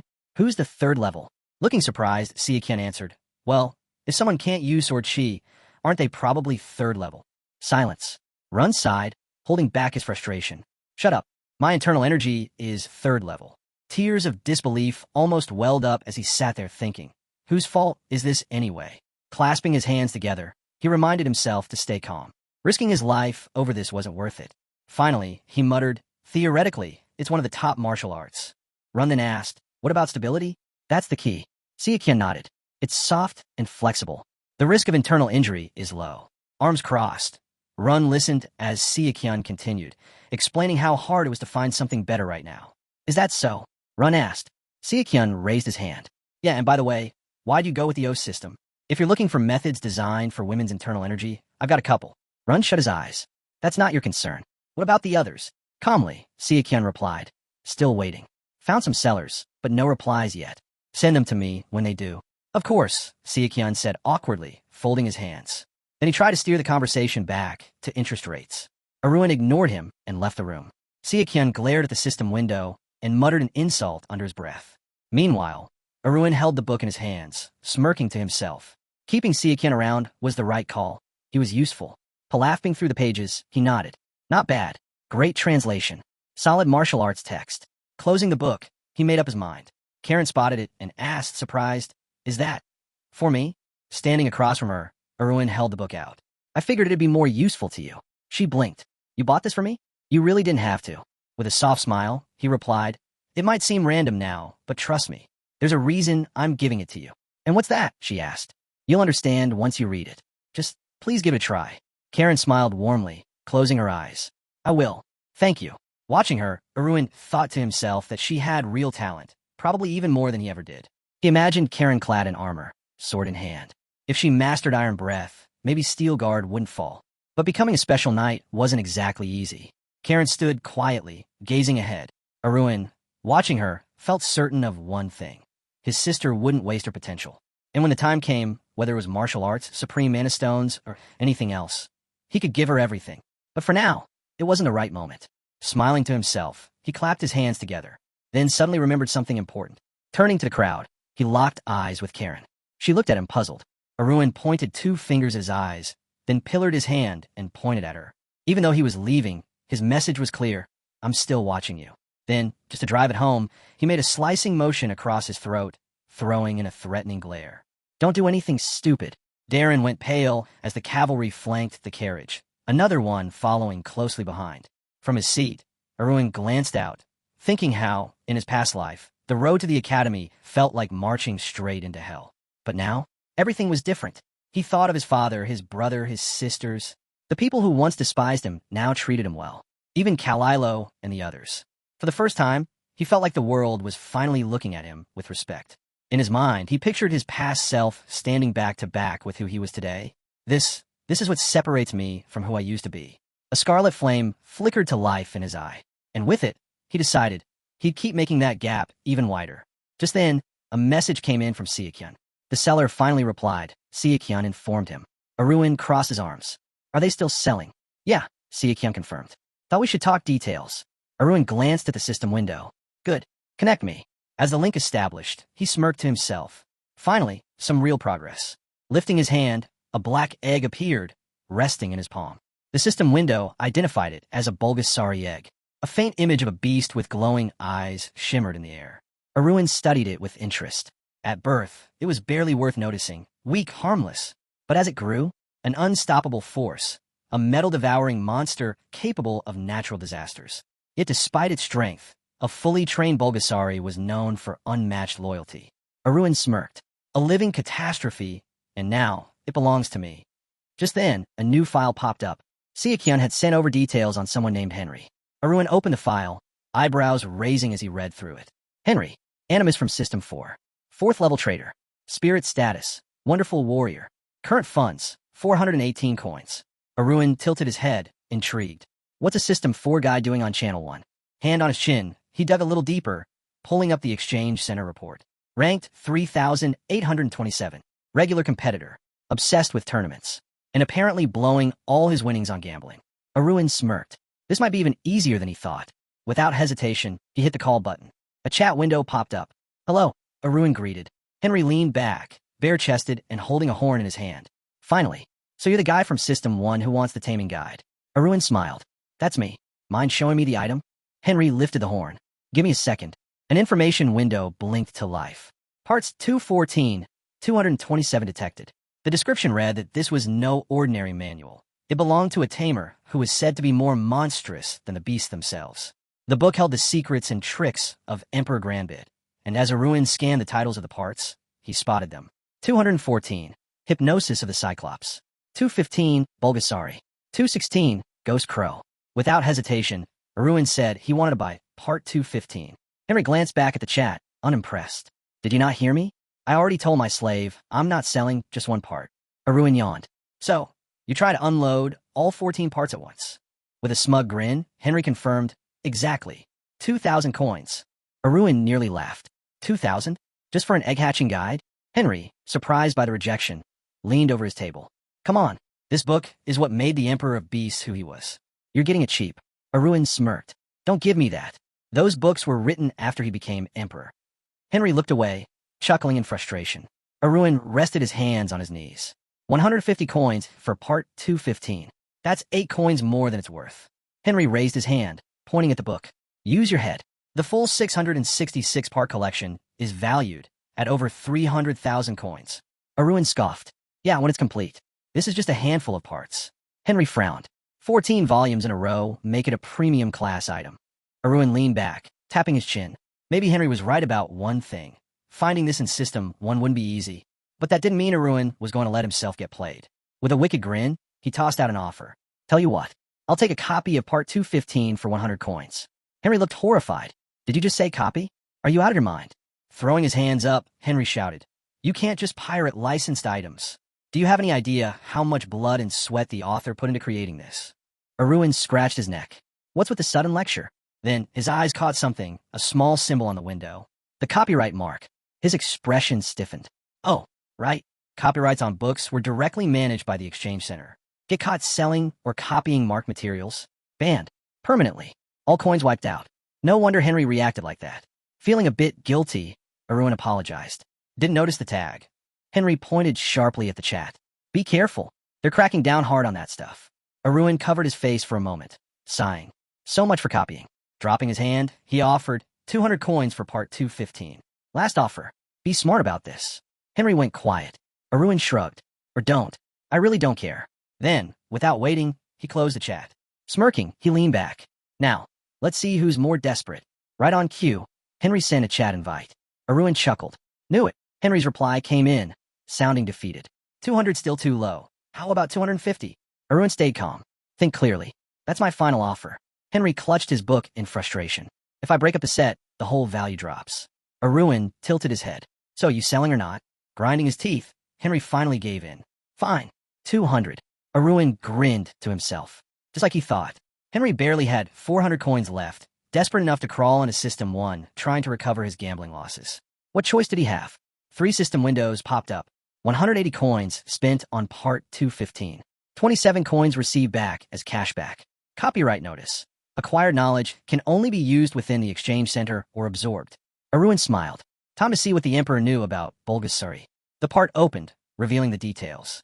Bulgasari, a werewolf classified as a regional threat, but with proper training, capable of reaching national, continental, maybe even planetary threat levels. Difficulty: hatching, A rank. Taming, A rank.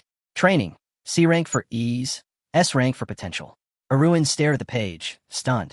Planetary level. He glanced down at the egg resting beside him.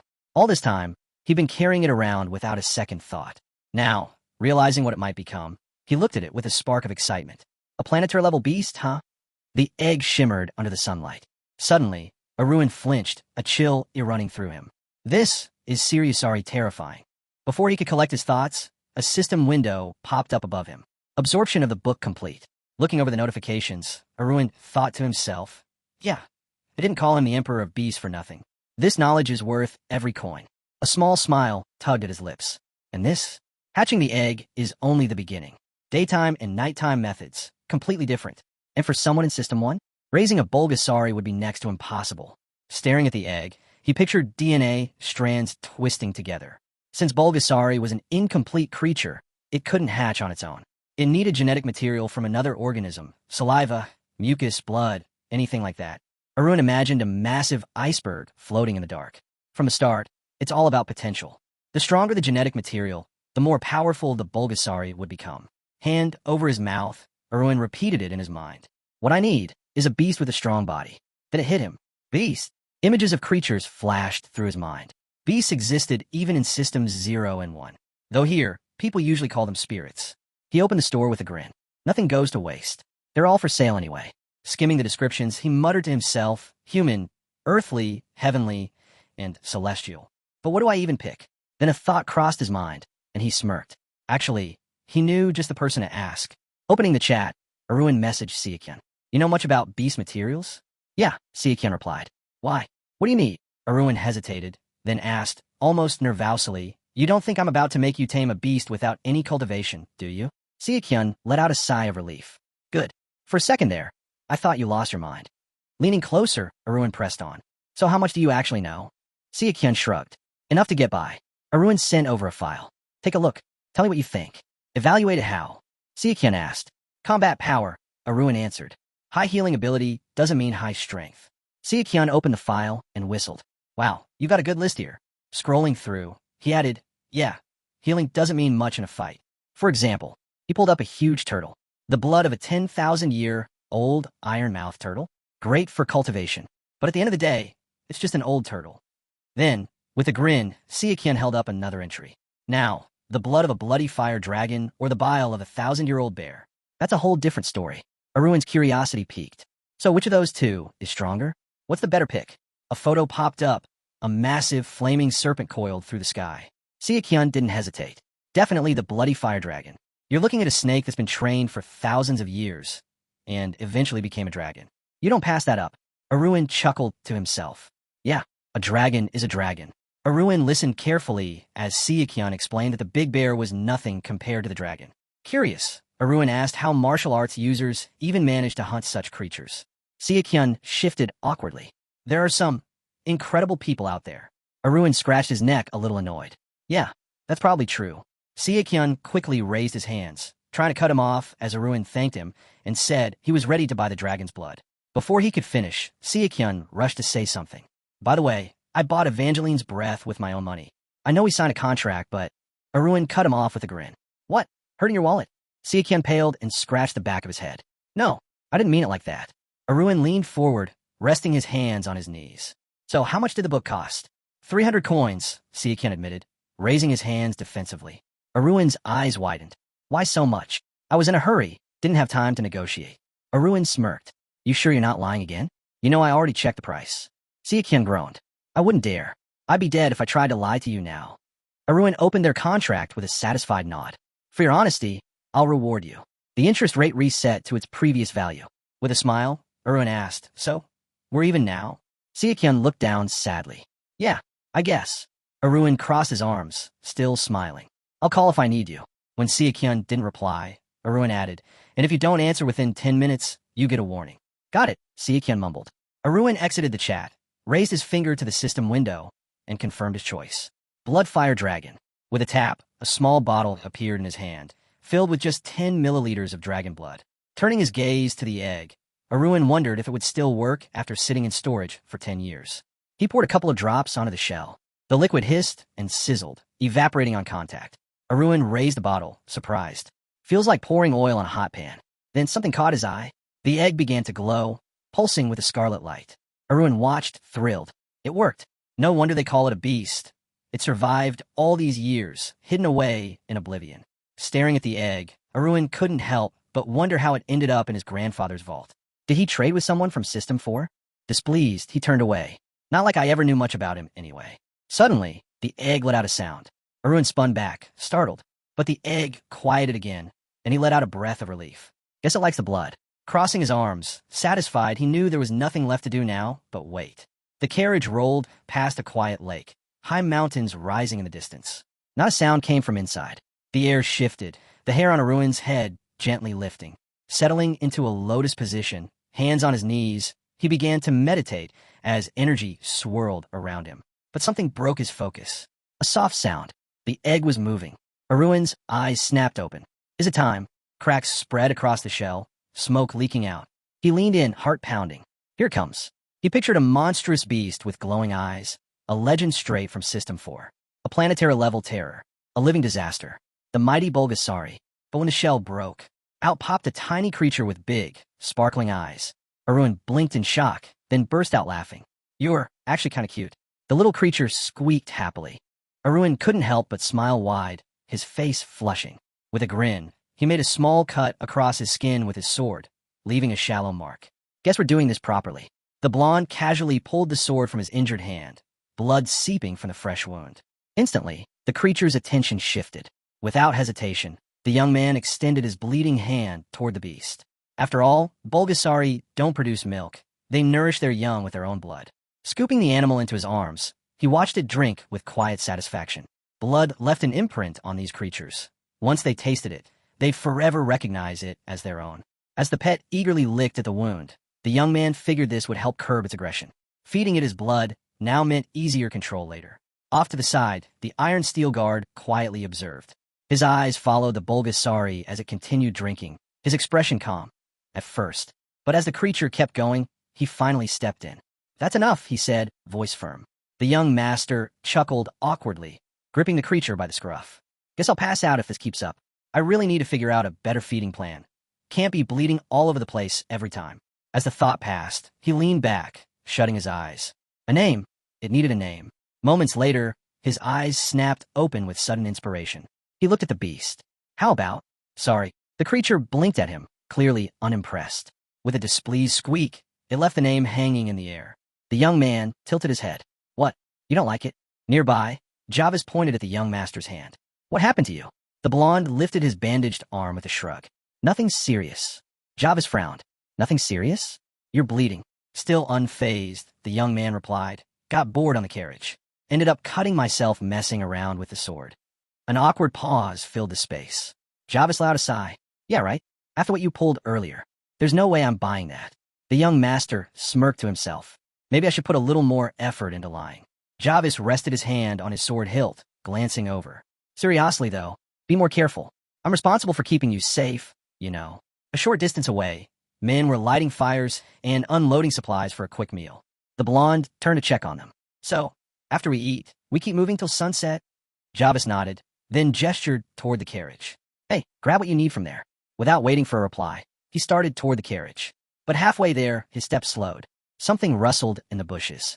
His gaze snapped to the side, hand gripping his sword, ready to draw. Before he could move, another hand landed on his, firm, stopping him. It was the iron steel guard.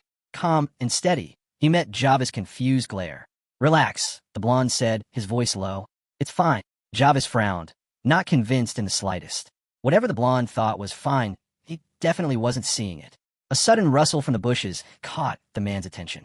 Before he could react, Sari leapt into his arms, instantly drawing everyone's gaze. The little creature settled comfortably, clearly pleased with itself. Watching with curiosity, the servant tilted his head.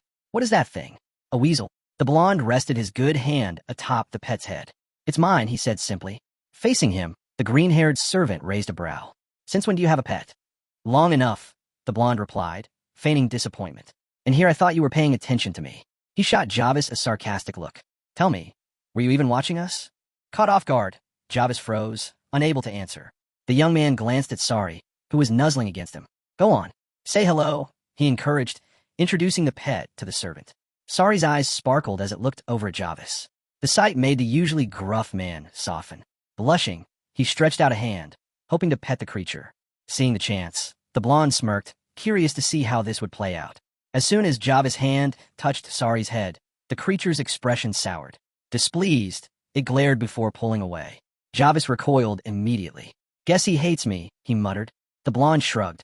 Not surprising. You did almost point a sword at him. Javis groaned, throwing up his hands. Yeah, I get it. With a sigh, he turned to leave. I'll bring food once it's ready. But behind him, Sari's anger lingered, the fire in its eyes unmistakable. Bulgasari weren't just temperamental. They grew stronger by devouring metal and could shift forms. A powerful companion, but dangerous if left unchecked. If Sari ever lost control, keeping it close would be impossible. Raising his hand, the young man let the pet climb onto his arm. They exchange a knowing look. Yeah, the blood had been worth it. Above them, gray skies stretched over distant mountains and endless green forests. Their journey continued along the coastal road. Inside the carriage, the young master sat with arms crossed, his mind drifting. According to the Emperor's theory, a Bulgasari's strength came from the energy it absorbed in its youth. His thoughts shifted to the blood-fire dragon with its green scales. Solving the first part of the equation had been possible by selecting the right components. But to crack the next stage, he'd need an elixir. Meanwhile, Sari gnawed on something noisily beside him. The young man glanced over, then froze. Tears welled up as he realized what the creature was eating. That was my bamboo life pill, he thought bitterly. The same one given to him by the mountain bamboo sect leader. The one worth 150 coins. The one he'd been saving. Dropping his head into his hand, he sighed. Back to square one. With only 53 days left before the mana crystal, he needed to pick his next product carefully. His mind raced through the possibilities. Balance was everything. Whatever he chose had to sell high and fast. The answer hit him. His eyes snapped open, and he shot to his feet. I've got it. This time, the product would involve internal cultivation, a rare commodity, always in demand, and worth a fortune. Rubbing his chin thoughtfully, he watched the numbers on his panel rise, the red board flashing confirmation of the exchange and his growing profits. Perfect, he mused. Buy for 250, sell for more, and pocket the difference. In his mind, coins rained from the sky. He pictured himself laughing, arms wide as gold poured down. Thousands, maybe even tens of thousands. But reality struck when the red board lit up again, this time with restrictions. Sales locked for 500 days. A full year. Groaning, he looked away. So much for easy riches. A new notification appeared, congratulating him on achieving the King of Gold title. A small comfort, but it helped. Crossing his arms, he smirked. Guess it's time to raise prices. Item after item filled his inventory, the notifications stacking up as he bought elixirs and materials. With no sales limit on those, the plan was simple. Sell fast, earn big. Leaning forward, the blonde grinned as the final exchange screen popped up. This was only the beginning. The man turned his attention to his pet, calling its name. Sari responded right away, earning a grin from his master. Without hesitation, the guy showered the little creature with a handful of multicolored elixirs. Sparkles lit up in Sari's eyes, as if he'd just been transported to paradise. Iron Steel Guard pointed to his own mouth, opening wide. Sari mimicked him perfectly, repeating the gesture. Carefully, the young man held Sari's mouth open between his fingers, inspecting its fangs. Everything seemed to be developing just as it should. Sari sat back, looking quite pleased with himself. In just a few short days, he had already changed a lot. His fur color was tied to the blood of his first feed, and now that his fangs had fully grown, his baby stage was officially over. With a long breath, the blonde leaned back and closed his eyes. The pet had reached its limit. There was no need for more elixirs. The days of endless feeding were done. He mentally reviewed his expenses, a third spent on Sari, another third reinvested in the exchange, and the rest on his own cultivation and supplies. Reaching toward a familiar blue slip of paper, he held what was called the second circle of daytime healing magic. Smiling, he tore it in half without hesitation. Above him, a glowing blue magic symbol appeared, swirling in the air as fragments of the paper floated down. Magic surged around the sigil, growing stronger by the second. Touching his forehead smugly, he whispered, "If chi, breathing is good for the soul, nothing beats this for the body." The people nearby watched in awe.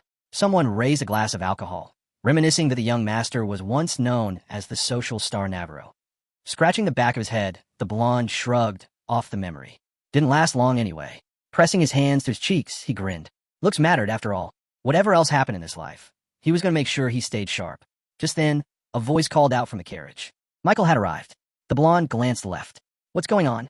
From horseback, the man answered. Half a day left to our destination. Jarvis wanted to know if you'd like to rest. The blonde shook his head. No need. Keep moving. We'll rest when we arrive. Peering out the carriage window, he watched the sun dipping toward the horizon.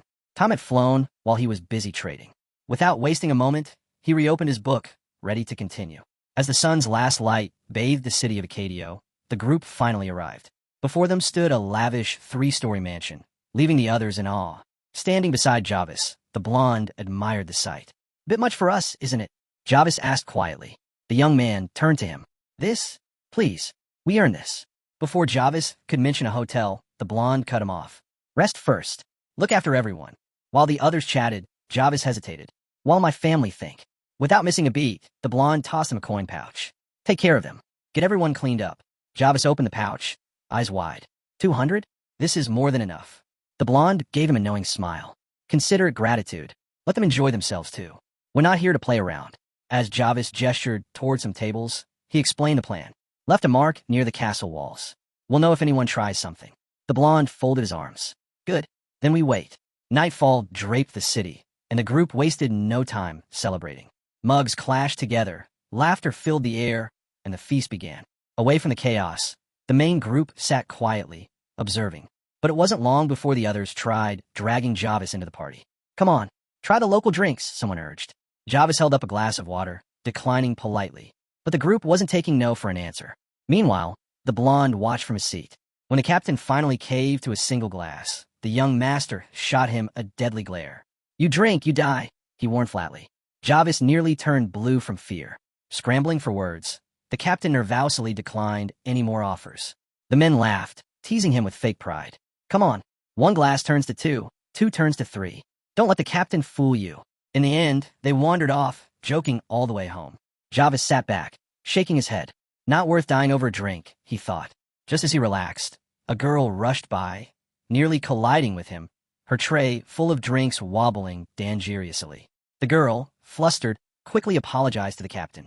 He gave her a calm glance and told her to be careful, so she wouldn't hurt herself.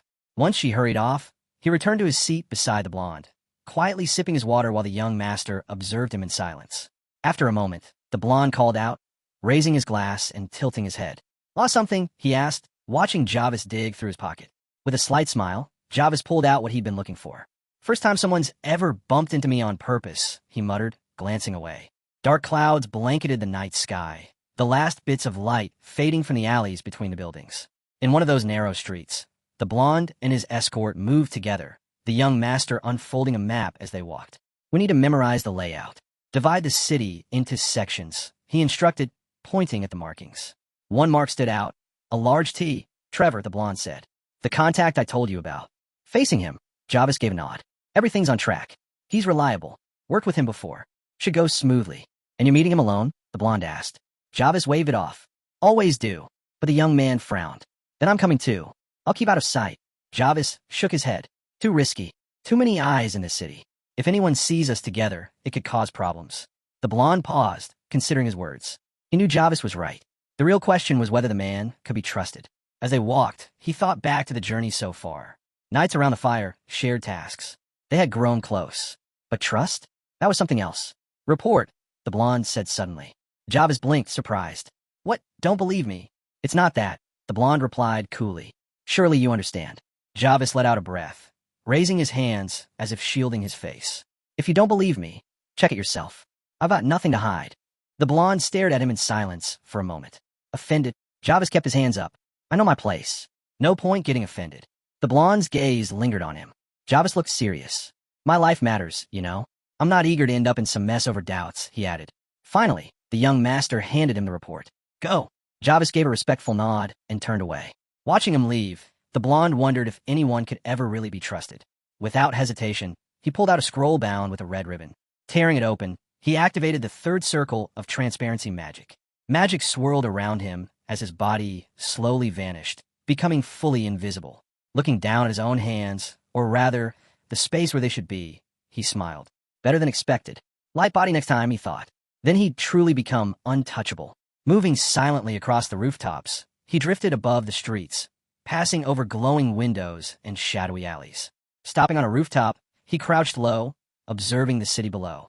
His eyes found Jarvis, moving naturally, never standing out, like a man used to disappearing into any crowd.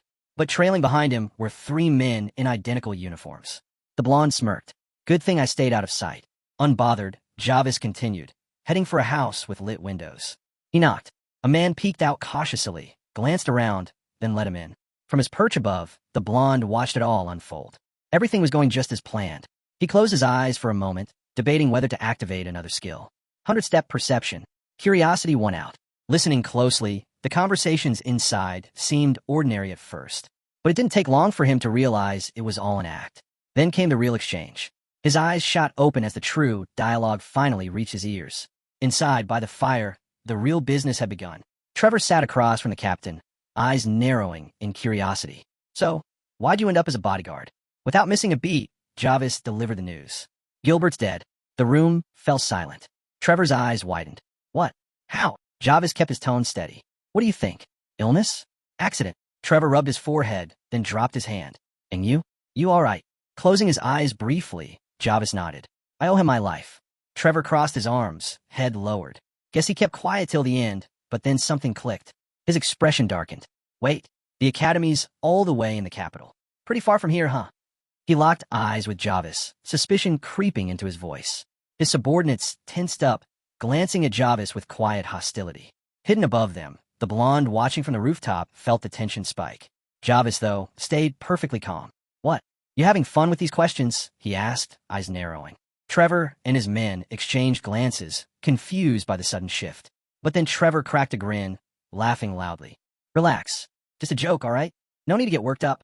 Waving his hands, he flashed an easy smile. Sorry about Gilbert. But hey, that's just how life goes. Overhead, the blonde let out a slow breath, resting his chin on his hand. So far, so good. Trevor's mood seemed genuine enough. Leaning on the table, Trevor turned back to Jarvis. So how'd you manage to get here? Anyone onto you? Jarvis shrugged. Used the kid. Paid a visit to Acadio. Made it work. On the rooftop, the blonde grimaced. Seriously? Could you make it sound any dumber? Trevor chuckled. Well, what can you do? Jarvis placed a folded sheet on the table. Here. This needs encrypting and sent to the Empire. The man with burgundy hair gave a lazy smile. Anything else? Nope. Jarvis replied without looking back. With that, he turned and headed toward the door. Watching from above, the blonde thought to himself, so that's the life of a spy. Nothing but business, no time for anything else. As Jarvis disappeared into the night, the blonde nodded to himself. Passed the test. Nice work. But just as he shifted to leave, a voice from below froze him in place. Strange, isn't it? The agent lives, and the messenger dies. The blonde's heart skipped a beat. Don't tell me this is about to fall apart. Trevor glanced back at his assistant. What are you getting at? You think Jarvis switched sides? The man shrugged. Hey, anything's possible. Plus, wasn't he demoted? Jarvis' defense came immediately. That's not the kind of guy to turn on us. Another chimed in. He'd rather die than drag his family into trouble. But the assistant scoffed. You never really know people. Trevor shot him a glare. What? You got a problem with him now? Something else you're not telling me. The assistant fumbled, rubbing the back of his neck. Trevor waved him off. Enough. Get back to work. Up on the roof, the blonde kept his eyes on Jarvis as he disappeared into the shadows. In the end, it's not up to us. Whatever happens next, that's for the higher-ups. With the night fully settled over the city, the blonde finally deactivated his spell. His body glowed faintly red before becoming visible again. Looking down at his hand, he smirked. Invisibility and 100-step perception, worth every coin. As he strolled down the stone road, his mind already drifted to future plans. Definitely using those again. But then loud voices broke through the quiet. Don't you people understand how hierarchy works? Someone shouted angrily. Shut up, another bark back. The blonde stopped, frowning toward the noise. A fight? At this hour? Spotting a crowd gathering in the shadows, he sighed. Really? In the middle of the night? A group of furious men stood with clenched fists, shouting angrily and demanding how a mere barren knight dared to challenge them. In the middle of it, a dark-haired knight, surrounded by his comrades, scoffed and motioned toward his opponent. Complain to the Marquis if you want. I just serve him, he sneered. From his spot above, the blonde's eyes widened slightly. His men, they were clearly drunk. Another group of men shouted back, irritated. Enough of your nonsense already. But the knight leading the group folded his arms and shot back. I'm not finished. If it weren't for Steelguard, your precious Marquis wouldn't even exist. Those words made the blonde stiffen. His lips parted as the realization hit. Marquis Albret. As the name echoed in his mind, his expression darkened, the shock running deep. One of the opposing men bared his teeth, fists trembling with rage. You think I can talk to northerners like you? You're insane. He lunged forward, shouting that he'd show the village slave what real dignity meant. The knight didn't back down. With furrowed brows, he rushed forward, yelling for his men to defend the honor of Steelguard. In an instant, the two sides clashed, fists flying. Suddenly, a sharp voice cut through the chaos. What exactly is going on here? Everyone froze. Heads turned toward a man in a crisp blue uniform and red cape, a sword resting on his belt. One of the men gasped. It's the second captain. Up on the rooftop, the blonde's hands trembled as his eyes locked onto the man. His breath caught, memories flooding back, blood, pain, and that room filled with torture devices. Bound to a chair, drenched in his own blood, he'd thought it was the end.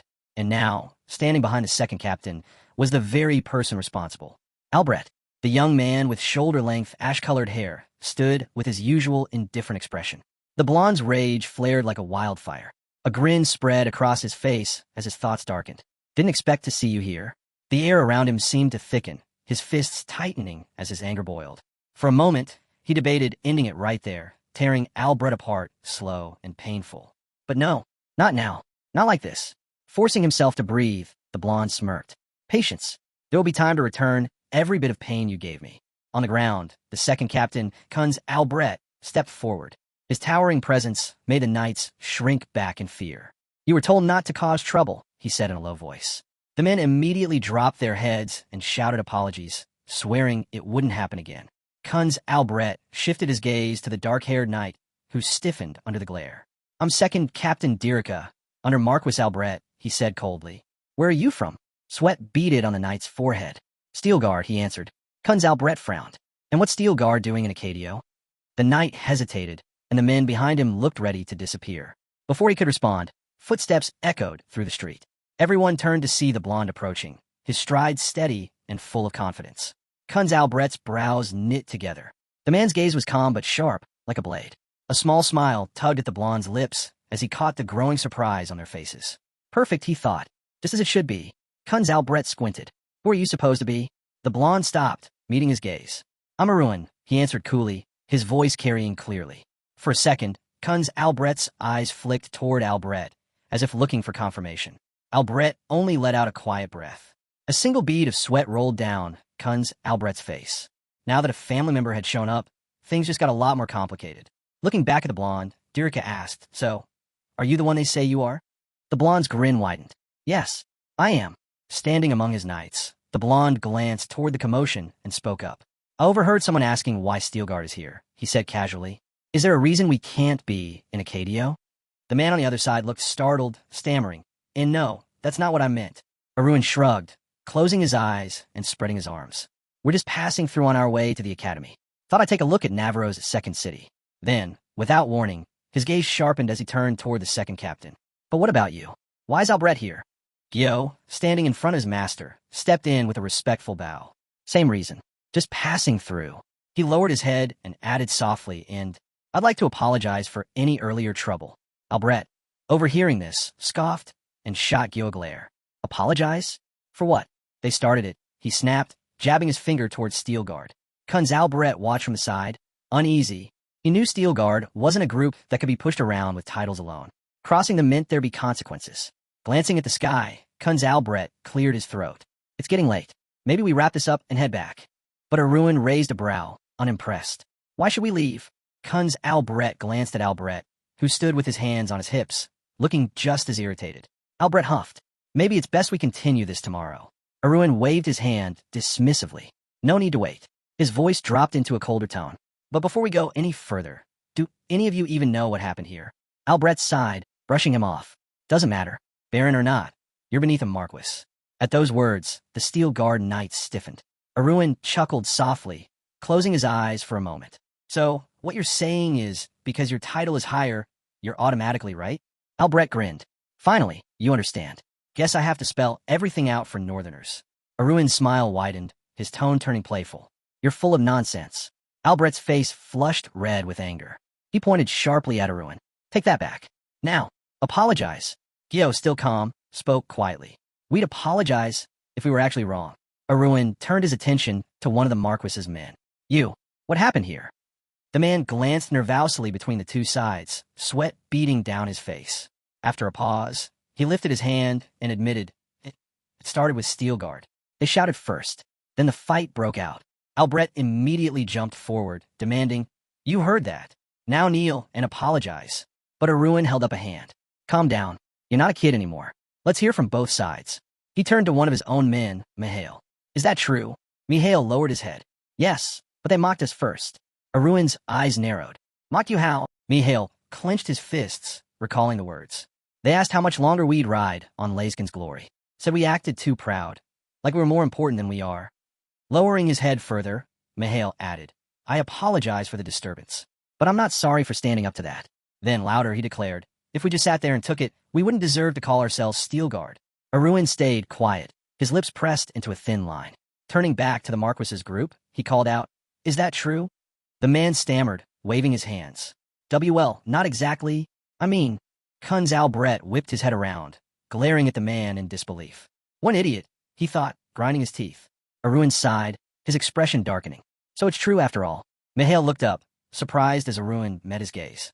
Lift your head, Arun said. You did well. The knights looked at him with quiet pride, their master's words lifting their spirits. With a smirk, Arun threw his cloak back over his shoulder. As someone who carries the heart of steel, the Marquis's squad watched him closely, their eyes wide. Albrecht and Kunz Albrecht stood frozen, unsure of what was coming next, standing firm among his knights. The blonde's expression turned cold and resolute. Without hesitation, he pulled back his cloak to reveal the black crest of the steel guard on his shoulder. I can't ignore what just happened, he declared, his voice steady and clear. He proudly tapped the emblem. Steel Guard has always protected Navarro. We protect it now, and we'll keep protecting it. Behind him, his knights straightened, holding their heads high as their lord spoke. And for those who mock us, Arun's gaze hardened as he looked straight at the stunned Kunz Albrecht and the scowling Albrecht. We'll make sure they remember us, in blood, if necessary. With his piercing stare locked on them, Arun asked, So, do you still think we're nothing? The Marquis's men shifted uncomfortably, glancing at each other with unease. Albrecht's expression darkened, his glare fixed on Arun. Kunz Albrecht furrowed his brow, glancing between his master and the blonde. Is this guy really just a kid? He wondered. At first, he thought Arun was just throwing around his family's name. But now, watching him stand his ground with such ease and presence, Kunz Albrecht couldn't deny it. This really is Steel Guard blood. The air turned tense and silent. Albrecht clenched his teeth, frustration written all over his face. Kunz Albrecht, realizing where this was headed, acted fast. Without warning, Kunz Albrecht spun around and punched one of his own knights straight in the face, sending him crashing to the ground. Everyone froze. Then another knight hit the dirt, and another. In a matter of moments, Kunz Albrecht had knocked out his own men, leaving them groaning on the ground as the rest watched in shock.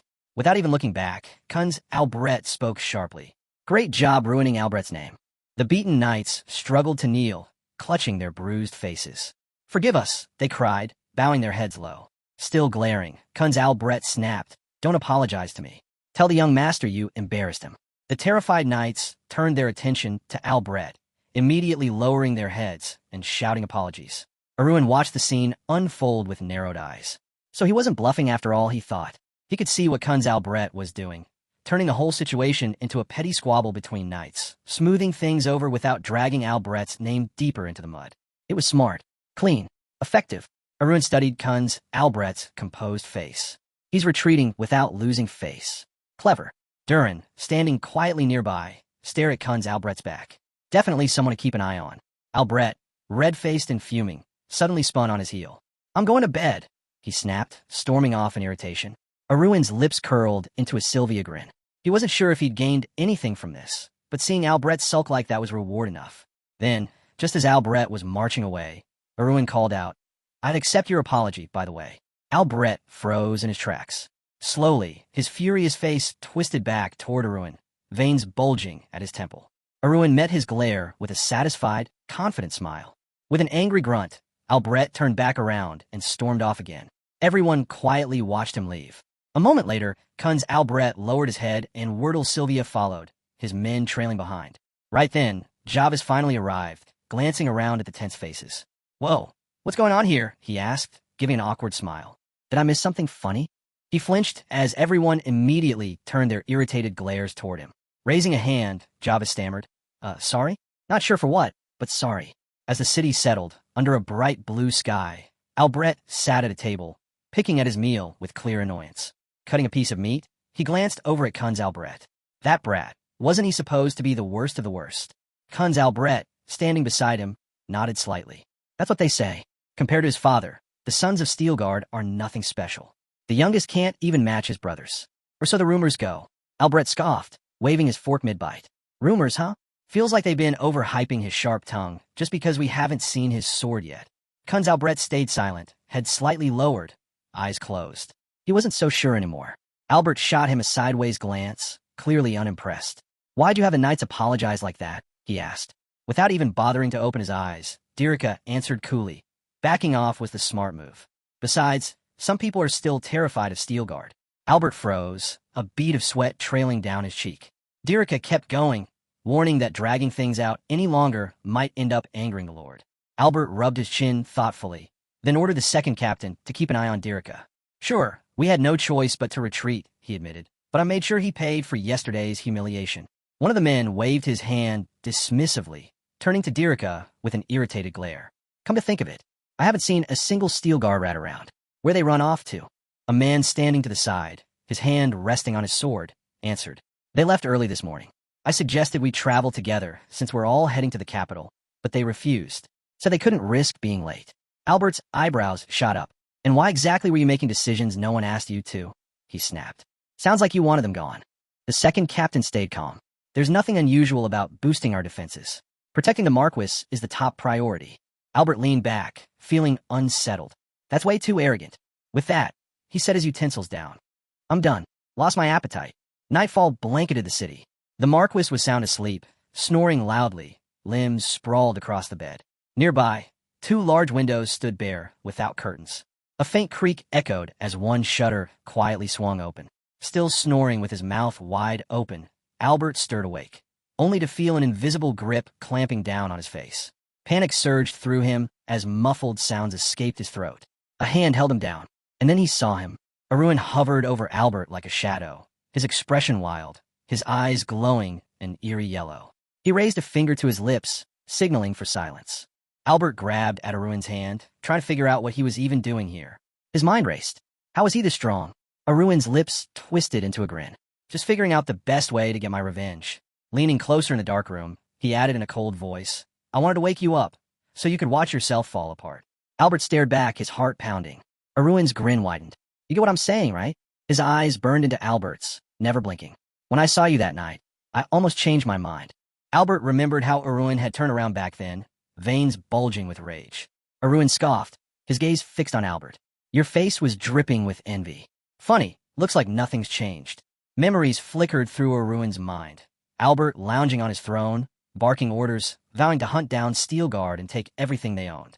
Now, Arun stared at him, whispering almost gleefully, looks like tonight's your last. Back then, Arun had blocked 2 swords and demanded to know why Albert was doing all this. Albert had just smirked, resting his head on his hand. You seriously don't get it. Reclining on his throne, legs crossed, he flashed a grin. I've hated you since the moment we met. Arun had frozen, confused. Albert just laughed. I couldn't stand your name. Looking down from his throne, he added, that's the only reason I took your land.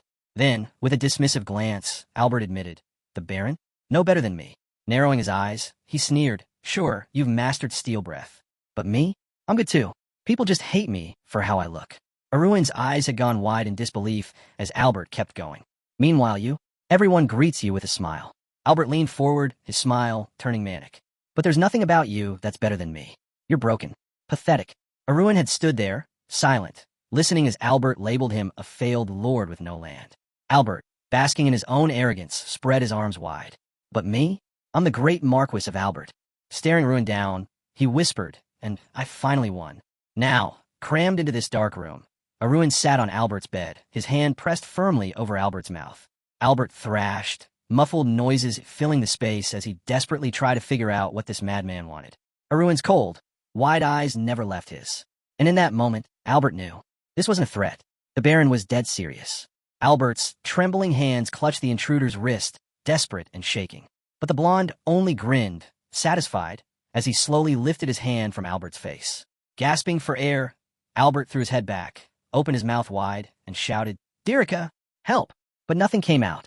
Frozen in shock, a bead of sweat slid down his cheek as he struggled to understand what had just happened. Arun gave a casual wave. Pressure points, he explained with a smirk. Hit the right spot, and your voice? Gone. Won't come back till I decide. Albert's lips quivered, his wide, panicked eyes filled with bursting red veins. He couldn't speak, couldn't even scream. Still seated on the bed, Albert stared at him, dumbfounded. Arun's grin stretched wider, his gaze taking on that same unsettling madness. Shame, really. I'd love to hang that terrified face of yours in a frame. Albert shuddered. His mind raced. Guards were stationed right outside, and Dirika was just next door. How? Arun's sudden idea snapped into place. Albert's eyes darted to the blanket. Snatching it in one swift motion, he hurled it at Arun and bolted out of bed. Heart pounding, he dashed toward the door, arm outstretched, his mouth wide open in silent panic. But before he could even touch the handle, Arun was already there. Aruin's sharp punch landed squarely in Albert's stomach. He doubled over, coughing, saliva spilling from his lips as he staggered back. Aruin loomed above him, cold and ruthless. Albert collapsed to his knees, groaning in pain. His body shook as he clenched his teeth, more spit dribbling down his chin. Desperate, he dragged himself across the floor, inching toward the exit. Aruin watched from above, almost amused. Then, with barely any effort, Aruin struck 3 precise points across Albert's back and neck. Albert froze on the spot. It felt like he'd sunk into wet cement, completely trapped. His limbs wouldn't budge. Aruin leaned down, grabbed him by the collar of his nightshirt, and hissed, "Stop squirming. It'll only get worse if you don't." Looking down at him, Aruin added calmly, "Play along, and maybe nothing bad happens." Albert's mind spun. None of this made sense. Dragging him like a rag doll, Aruin hauled him across the room and shoved him into a chair by the desk. Albert managed to gape in confusion, but before he could process anything else, Aruin tapped him on the back. Albert blinked, feeling his muscles release. He hesitated, cautiously lifting his right hand. It moved. His eyes widened in disbelief. Then, without a word, Aruin placed a blank sheet of paper in front of him and slid over a pen. "Right," Aruin ordered, his voice steady. Albert clenched his jaw, shooting him a glare full of hatred. Still, Aruin just waited completely calm. Albert sat there, unmoving, hands resting flat on the table. Did this lunatic really think he'd obey? Albert knew the truth. If he obeyed, death was waiting right after. Their eyes locked, both faces dark and heavy with unspoken threats. Then, with a swift motion, the blonde sword sliced through the air. Albert didn't even have time to react. He stared blankly as scarlet droplets splattered beside him. Aruin stood tall, his blade dripping with fresh blood. And in the middle of the room, a severed hand hit the floor. Albert blinked, struggling to process what just happened. Slowly, his gaze shifted. There it was, his own hand, lying lifeless on the ground. A scream tore from his throat, raw and silent. Aruin loomed over him again, voice low and cold. "Pick up the pen." Albert collapsed, clutching his severed arm, his body shaking as silent cries ripped through him. Looking down without a hint of sympathy, Aruin scolded, "I told you not to make this difficult. Why are you still testing me?" Tears streamed down Albert's face as he glared upward, pure hatred burning in his swollen, red eyes. But the moment Aruin's sword hovered closer, white energy swirling around the blade, Albert flinched. His breath hitched. Was that an aura? The glowing blade pressed nearer, and Albert panicked as Aruin raised it again, ready to take his right foot next. Albert shot his remaining hand up in surrender, face pale and pathetic, silently begging for a chance. Aruin stepped back, letting him scramble up from the floor. Dragging a chair over, Albert sank into it, his trembling fingers wrapping around the pen. Bending over the blank page, he dared to ask, "W? What do you want me to write?" Aruin lowered his sword, eyeing him indifferently. "Don't get blood on the paper." Albert swallowed hard. "If even one drop lands," Aruin added coldly, "your head's next." Sweat poured down Albert's face as he nodded weakly. Hovering close, sword in hand, Aruin began to dictate. Albert scribbled each word in shaky strokes, writing a letter to his own father, from his miserable, broken self. Tears blurred his vision, but his mind raced for comfort. "It's fine," he told himself. "A prosthetic will fix the arm. The servants will handle the rest. Just stay alive, stay alive." Another tear fell as he clenched his jaw, remembering how he'd fallen from his chair when his hand was sliced off. What a scene that must have been. Surely Dirika, his top knight, with the light brown hair and beard, would realize something wasn't right. Somewhere nearby, the soft scratching of the pen filled the tense silence. And still, Aruin stood over him, sword resting casually behind his back, watching. Albert wrote, line after line, his heart pounding. But the closer he got to the end, the heavier the silence felt. Gritting his teeth, Albert frowned. Why hasn't Dirika done anything? And just like that, he realized he was already on the last sentence. Albert shot a cautious glance at the man looming beside him, who carefully watched every stroke of his pen. His heart pounded, brows furrowed. Albert thought desperately. Maybe he could buy some time. Spill a bit of ink, scribble something wrong, anything to delay this nightmare. But before he could even try, Aruin's face crept in close, his smile twisted and wild. "I've heard every thought you've had," Aruin whispered, eyes flashing dangerously. "Why bother stalling?" Albert's face drained of all color. Pressed against the table, trembling, he glanced at the page. "Finish the last sentence," Aruin ordered. With shaking hands, Albert forced himself to keep writing, the sound of the pen dragging across the paper, filling the air. When it was done, Aruin snatched the letter up, skimming it with a grin. Albert watched him warily, nerves fraying. His body was weakening fast from the blood loss. If Dirika didn't figure out something was wrong soon, he wouldn't last much longer. Then, without warning, Albert felt a strange sensation in his throat. Eyes wide, he clutched at his neck, coughing hard. A sudden realization hit him. His voice had returned. Arun twirled the sword lazily in his hand, looking amused. What's wrong? You don't seem very grateful. You can talk now. Albert shot him a glare, jaw clenched, veins bulging as rage flooded through him. Leaping from his chair, he threw his head back and shouted, Dirika, there's an intruder. Arun tilted his head with a grin, completely unfazed. Really? That's your big move. Albert's shout echoed, but nothing happened. Confused, he looked at Arun, searching his face for any sign of fear. But Arun just stood there, grinning wider. Come on, Arun said mockingly. Louder. Is that all you've got? Panic rose in Albert's throat. Why wasn't anyone coming? Arun shrugged. You didn't actually think I wouldn't plan for this? The air shimmered. Albert's eyes darted around as the truth hit him. The entire room was glowing faintly blue, covered in a magical seal of intricate circles and sharp triangles. A silent scroll, Arun explained. Set up the moment I walked in. Nothing leaves this room. No sound. No movement. Nothing. Albert's whole body shook as his mouth fell open in shock. Why? Why did you get my voice back then? He stammered. Arun held up the letter with a smirk. Would you have written this if you thought you were already dead? Albert collapsed, his body hitting the floor like dead weight. Staring blankly into the room, his mind spiraled. Arun stepped closer, voice calm but sharp as a blade. Hard to accept, isn't it? You lost. Steel Guard won, and it's all your fault. Albert's breath quickened as he looked up, completely lost. What? What did I even do? He stuttered. Arun raised his sword, the glow of his aura swirling around him like smoke. It's that pathetic inferiority complex of yours, Arun said coldly. Albert threw up his hand in a desperate plea. Please, don't do this, he begged. I swear, I'll never forget this night. Albert clung desperately to Arun's leg, looking up with tear-filled eyes. My family's loaded. I can give you anything. Just say the word, he pleaded. Arun stared down at him, eyes burning with revenge. You never should have killed me. Albert's sobs grew louder. Please stop, he begged. But Arun's eyes glowed red. He swung his sword in one swift motion, his black cloak rising behind him like a shadow. Albert's mouth hung open, his eyes wide, bloodshot and bulging. Arun turned slowly, almost curious, as the room fell silent. On the floor, dark hair spread out like a fan next to splattered drops of blood. Albert's body lay lifeless, separated from his head. Calmly putting his sword away, Arun glanced down and said, That's the best expression you've ever made. I congratulate you, but I've got other things to handle. Albert's severed head rested on its side, pupils small, red veins glaring across his eyes. A red flame flickered in Arun's gaze as a small brown jar dropped into his palm. Inside, bone acid shimmered, a liquid that dissolved flesh on contact. Popping the lid open, Arun poured the yellowish fluid over the remains. The acid hissed as it melted through the body, white pajamas hissing with smoke. This needs to look like you vanished, not died, Arun thought to himself, watching until nothing was left. With the job nearly done, his mind drifted to the red-haired man's wild laughter. Even thinking about it made Arun uneasy.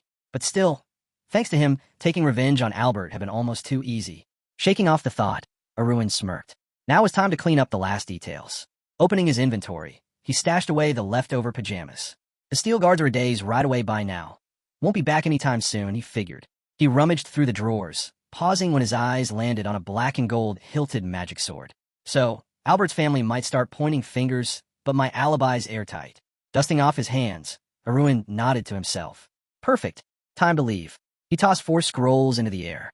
Red streams of energy wrapped around him as the scrolls activated. Stealth, speed, invisibility, and time compression all kicking in at once. Now fully hidden, he glanced around the empty room. The made bed, closed drawers, and untouched desk made it seem like no one had ever been there. Everything's set, Arun whispered, grinning. And just like that, he disappeared. Left behind on the desk was a letter written to Albert's father. In it, Albert claimed he'd thought long and hard and decided he couldn't lead the family. He feared their downfall and confessed he planned to disappear and live a new life far from his responsibilities. The letter ended with a request, don't come looking for him.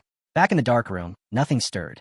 Meanwhile, beneath the bright sun, a luxurious black and gold carriage rolled through the trees, red flags fluttering as it passed. Inside, a peach-colored cat meowed softly, sensing the tension. Arun lay sprawled on the sofa, exhausted. Across from him, Sari sat quietly, her gaze low. Arun tilted his head, disappointment heavy on his mind. Revenge, it's done, he thought. Shouldn't I feel something? Instead of satisfaction, there was only emptiness. His mind flashed back to the terror on Albert's severed face.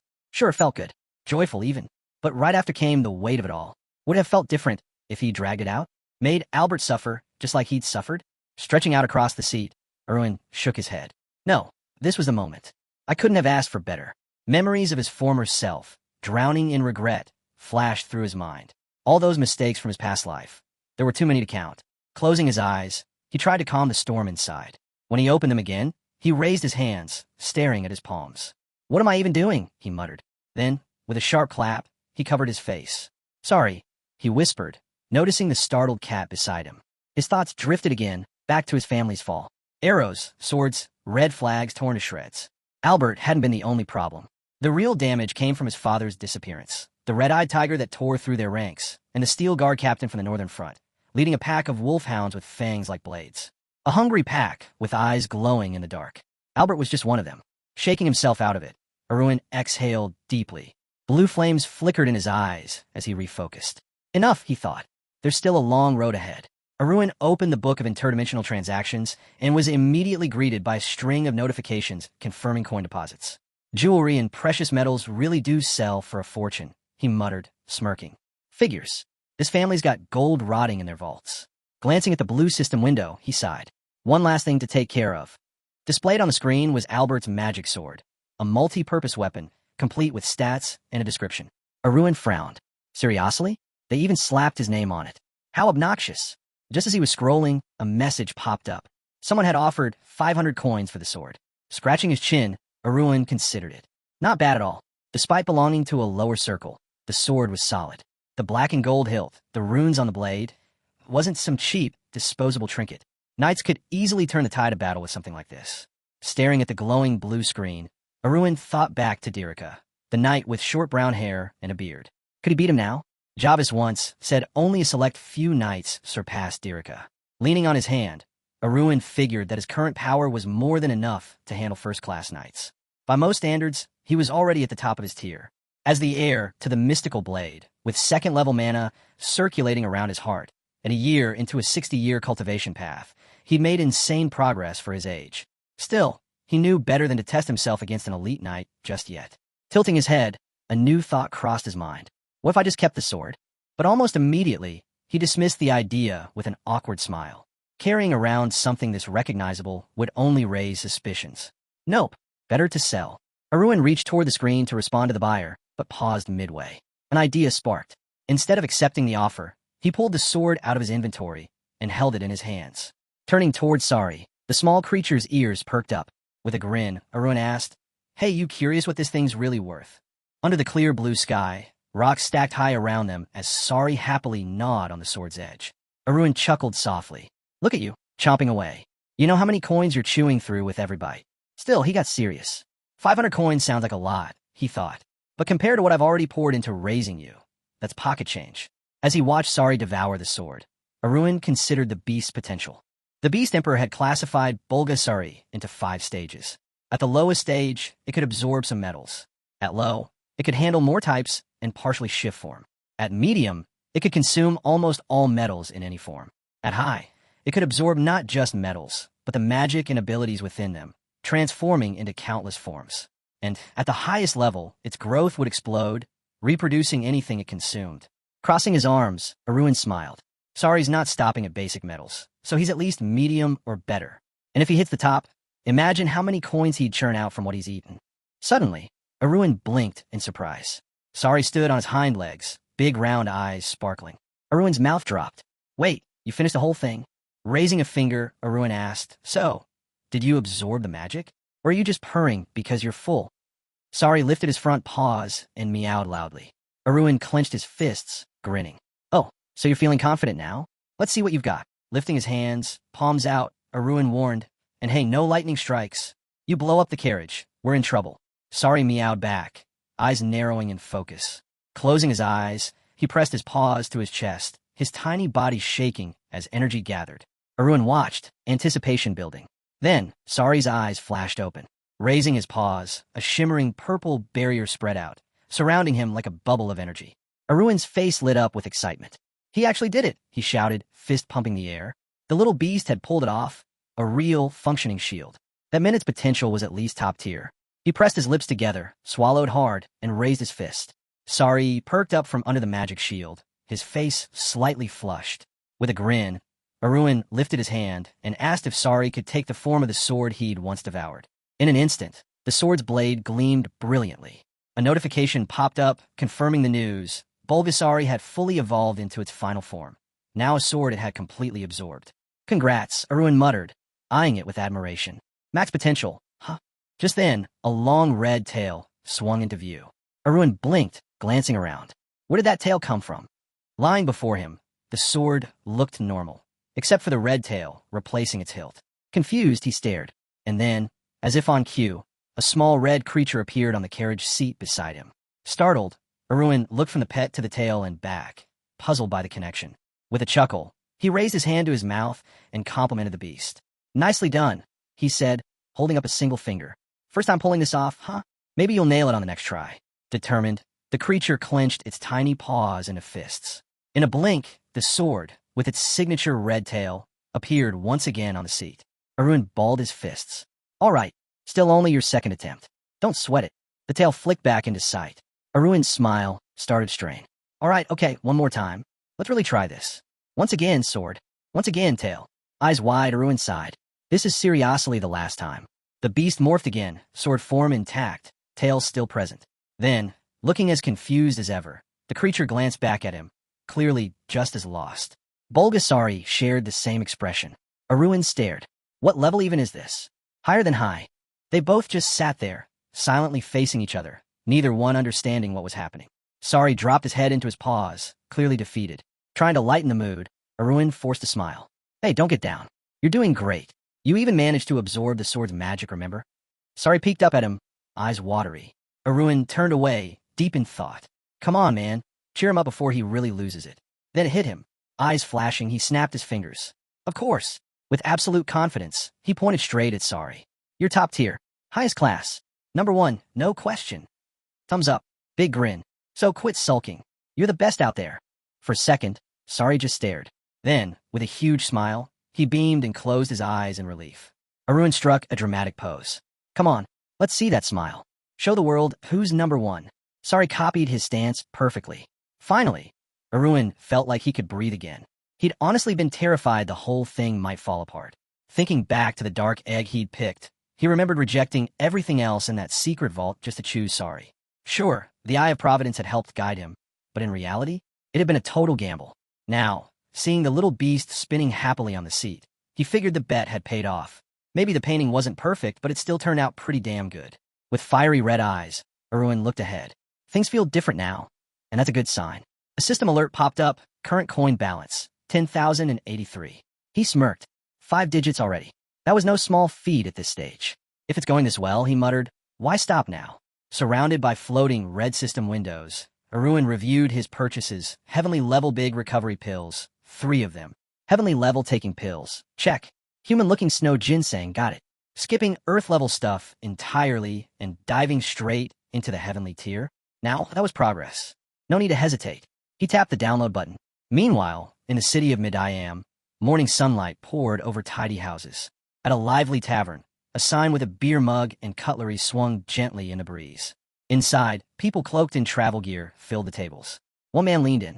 The force route's brutal, but we're nearly at the capital gate. Across from him, a dark-haired man nodded. Work hard now, and it'll pay off later. True that, the guy with the beer mug agreed. Then the dark-haired one asked, hey, what's the young master been up to? He holed up in his room the second we got here. A man at the next table chimed in. Probably nervous. Tomorrow's the big day at Thero's place. The brunette scoffed. Seriously? The other gestured. Think about it. Didn't you notice how tense he looked? The squad at the table kept the conversation going, laughing as they mentioned how, despite looking wise beyond his years, the young master still seemed hung up on the academy. Honestly, it makes sense, one of them nodded. It's an academy after all. Someone chimed in. But with his abilities, does he really need to worry about something like that? Hares and the brunette sitting beside him shook their heads at the same time. Nah, not a chance. They glanced at each other in surprise. Wait, why do you say that? The brunette asked, raising an eyebrow. I fought him officially, and I fought him unofficially, Hares replied with a smirk. A small argument broke out at the table. So what? One guy shrugged, waiting for the other to explain himself. You think I'm weak or something? The man shot back. Why would I think that? Came a casual reply. The brunette added, Hey, I saw the young master throw the first punch. Oh, so you get what I mean, right? Hares asked. What else is there to get? The guy shrugged again, staying quiet this time. Wait, you're not saying the young master and the commander? No way. The man cut him off before he could finish. The guy looked like he wanted to argue, but held back. Forget it, the commander said with a shrug. I'm just in that kind of mood today. Hares lifted his mug. Enough of this. Let's drop the nonsense and drink. Cheers to that. The other agreed, raising his glass. As the mugs clinked, one of them sighed, wondering if the young master's mood had something to do with the academy. Something about the whole thing just felt off. Upstairs, behind the doors leading to the rooms, Arun sat on the bed with a dark look on his face. Surrounded by glowing red notifications, he ran his hands through his hair. Why aren't the elixirs selling? Sari was sprawled out on the other end of the bed, belly up, clearly just as out of it. Arun scrolled through the updates. Time kept passing, but nothing was changing. Could it be the price? Each heavenly level elixir cost about 2,000 coins. Yeah, pricey, but even then he'd set his price a full 100 coins lower than a market average. And yet, not a single order. Not one. Arun's eyes glowed red as the thought struck him. This isn't just weird. This is seriously messed up. No matter how much he checked, there wasn't a single seller offering these cheaper than him. And his system was updating the listings every hour like clockwork. Then his gaze drifted to the review section. And that's when it all made sense. Dozens of reviews, all slamming his shop. Spiral Ghost. Don't buy these. Total ripoff. Yeochiakdu. Spent a month's salary. Zero effect. Total disappointment. Simple hell. Worst heavenly level elixir I've ever had. Min Jiangshik. Scam alert. Liquor maniac. Absolutely trash quality. Ham Taegil. Sellers of fraud. Arun stared at the screen, jaw clenched. What the hell? I haven't sold a single one. How are they leaving reviews? He rubbed his chin, piecing it together. He'd heard about stuff like this before. Groups trying to sway public opinion with fake reviews. Images of smug, laughing figures flashed through his mind. Part-time haters. Curious, he checked out the reviewers' profiles. Sure enough, Spiral Ghost, employee at Taisen Medicine Center. Yeo Chiakdu, pharmacist at Chonggang Medicine Center. Min Jiangshik, administrator at Great Bear Medicine Center. Ham Taegil, Taoist from Chongjin Temple. Simple Hell, massage master at White Cloud Hall. Arun leaned back, taking all in. Every single one of them was connected to major, first-level affiliate stores. As if picturing them all lined up, glaring at him, he realized exactly what was happening. The 5 top elixir producers from across Myram had decided to gang up on him. Arun ran a hand down his face. Why now? It wasn't like he'd only just started selling elixirs. He'd been doing this for a while, and no one cared before. Did I cross some invisible line? Scratching his cheek, he figured it out. Up until now, he'd only sold smaller stuff. Wages, deposits, nothing major. So they left him alone. But the moment some little nobody started selling heavenly level goods, yeah, that couldn't slide. In his mind, he pictured greedy hands reaching out from all directions, trying to crush him before he became a real threat. Arun scratched the back of his head, laughing under his breath. This is new. I've never been this pissed before. Sure, they acted all high and mighty on the surface, but behind the scenes?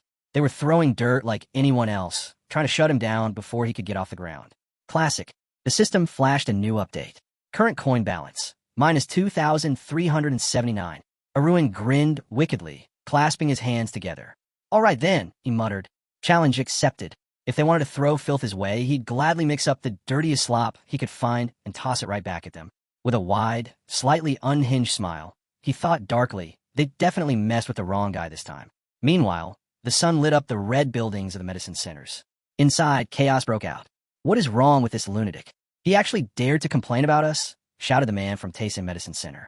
Across from him, a man in a traditional suit from Chonggang Medical Center threw up his hands. Forget the noise. Tell me what we're doing about it, instead of wasting time. It's like we've been bitten by a mad dog, muttered the man from Chongjin Taoist Temple, holding out his palm as if to stop the argument. Didn't I tell you not to provoke him?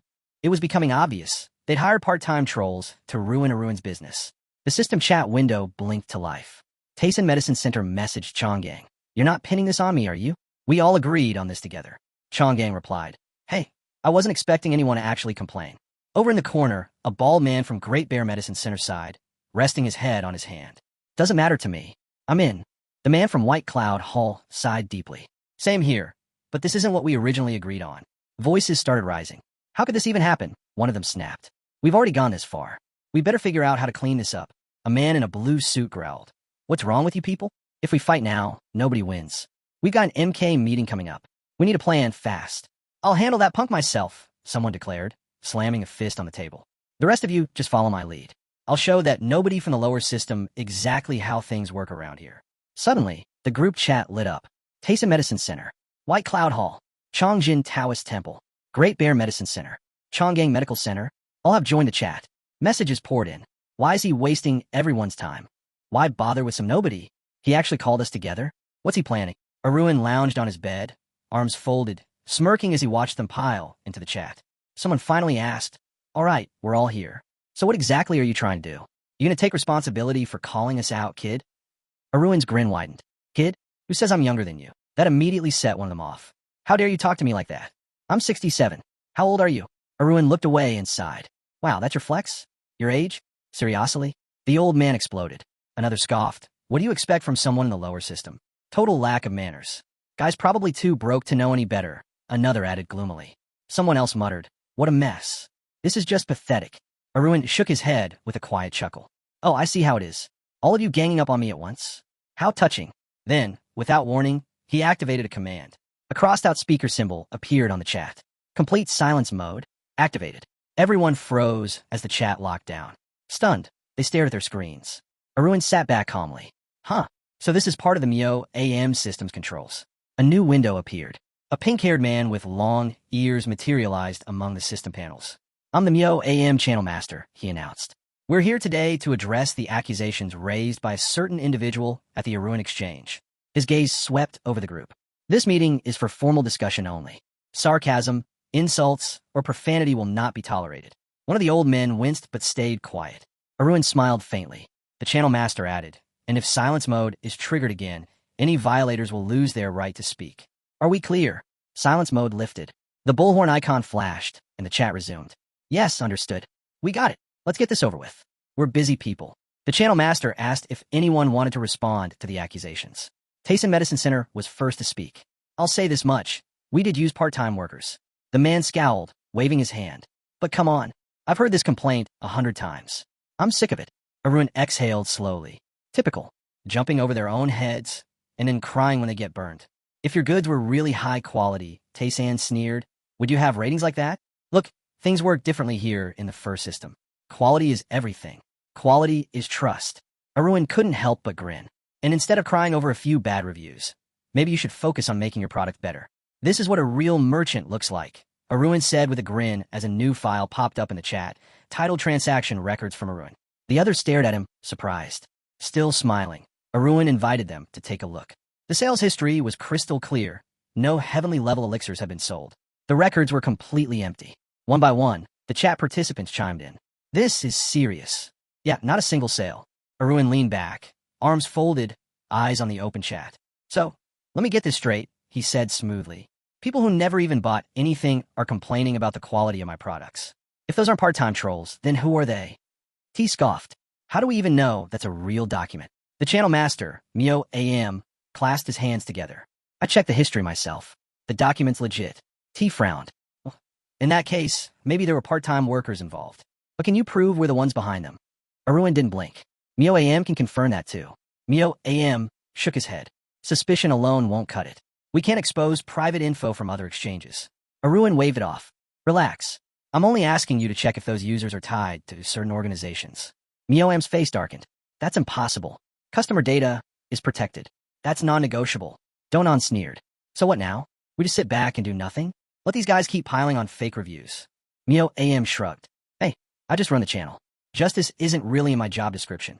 The rival merchants exchanged smug looks, satisfied with how things were going. Arun pictured cracks splintering through the air around him. So that's how it is, he thought angrily. The channel master's playing along with them. They're all in on this. It wasn't just random businesses competing. This was a full-blown cartel. Arun pictured it all. Everyone around the table, stacks of gold and priceless loot in front of them. Deals being made with grins and handshakes. Myo AM had the partner stores wrapped around his finger. They gave him perks, and he made sure nothing ever rocked the boat. Arun jabbed a finger into his chest, frustrated. Even knowing how the game's rigged, I still expected someone to play straight. What a joke. In the group chat, Myo AM spoke up. Anyone got anything else? Nope. All good. Busy here. Let's finish up. Mio AM gave a small smile. All right then, we're done. Hold on, Arun cut in. You're really ending it like this? No follow-up? No proof? Mio AM looked unimpressed. Yeah? So what if you're suspicious? Arun's grin turned sharp. And what if I got evidence? The room fell dead quiet. Tae-san scoffed. Seriously? What kind of stunt are you trying to pull now? Drop the act. Arun didn't say a word. He dropped a file into the chat. Take a look, he said coolly. After this, let's see if you still have the nerve to talk down to me. Everyone moved closer to their screens. Even Mio AM went still the moment he saw the file's title. Arun spoke like it was nothing. These are the transactions from the accounts behind the fake reviews. They're all linked to your centers. Taisei Medicine, Chonggang Medical, Great Bear, Chongjin Taoist Temple, White Cloud Hall. Should I keep going? Taisen lost it. That's fake. Where do you even dig this up? Arun didn't flinch. What do you think, Mio AM? Look fake to you. Mio AM scanned the data, his eyes racing, sweat starting to form. How the hell does he have this? Where did this even come from? Arun tilted his head slightly. What's wrong? Going mute again. Mio AM waved his hands frantically. And no, it's not that. Exchange records are locked by the system. They can't be altered. Silence. The 5 merchant reps didn't say a word. The truth sank in. This wasn't some bluff. It was real. Arun leaned back, cool and steady. So now that this is out there, I'd say things just got a lot more serious. Mio AM forced a strained smile. Why, yes. That's right. The accusations are true. The top elixir companies have been hiring part-timers to flood the system with fake reviews. Tae-san exploded. So what the hell's Mio AM been doing? Pocketing bribes? Before the shouting could spiral, Mio AM slapped silence mode. A muted speaker icon lit up on screen. All voices cut off. Great Bear Medicine Center slammed a hand on the table, mouthing, "What the hell are you doing?" Chongjin Taoist Temple raised a hand sheepishly. I didn't even say anything. Arun held up a finger, amused. Easy now. Why's everyone so worked up? Mio AM looked over, still trying to hold a smile. Arun asked, quick thing, part-time trolling. That breaks exchange rules, doesn't it? Mio AM nodded. Correct. And the punishment? Mio AM responded steadily. First offense means 30-day trading suspension. Same goes for any exchange that placed the order. Arun grinned, satisfied. That's more than enough. Mio AM nodded. In that case, we'll process the reports from the Arun exchange. The chat fell into stunned silence as the 5 major companies listened in disbelief. They'd been caught red-handed using part-time trolls, and now a full month-long suspension was looming over them. But before the final blow landed, Arun leaned in with a Sylvia smile. Or maybe we come to an agreement, he suggested casually. I'm not exactly dying to see justice served, either. Mio AM blinked in surprise. An agreement? Arun smiled behind folded fingers. Come on, for someone running an exchange, aren't profits the most important thing? He turned to the 5 guests. So what's it going to be? You wanting to push for punishment? Or are you ready to pay compensation and keep your businesses running? Baldy's face darkened. 30 days? That's a long time. Longhair frowned. The losses would be massive. The man in the traditional suit grimaced. I really don't want to give anything to this guy, but if we can settle for a fair price, maybe it's worth it. Arun glanced at Mio AM. Lift the silence mode. Let's hear their answer. Snapping out his thoughts, Mio AM nodded. Ah yes. The system chimed. Silence mode lifted. Chat resumed. Immediately, one of the merchants exploded. So this is your true goal. What a scam, he shouted. You started all this just to squeeze us for compensation. Arun tilted his head, still smiling. If you're so against it, then I assume you're happy with the 30-day suspension? The man sneered. Huh, suspend us if you want. You really think we won't sell a single thing without dimensional trading? My medical center sits on top of a mountain, packed with customers. 1 month is nothing. Just wait and see. Arun rested his cheek on his palm. All right, good luck with that. What about the rest of you? Feel the same way. One merchant smirked to himself. Does he really think this little trick will shake us? We're the biggest elixir producers around for a reason. But to his surprise, the others disagreed. I'm not siding with him. Yeah, I'm thinking differently. Honestly, I applaud his confidence, but count me out. The mountain man's jaw dropped. He stared at them, fuming. Traitors. Baldy spoke up. We're not saying we'll pay, without question. What's the amount? The man in the suit agreed. Yeah, name your price first. Arun's red eye glowed faintly. I can't calculate the exact damage they'd suffer from a suspension, he thought. Too high, and they'll just refuse. Too low, and they'll take it as a joke. He imagined them with fake, pained expressions, pretending to be hurt while laughing behind his back. But not this time. Not over his dead body. Leaning into the chat, Arun's smile turned sharp.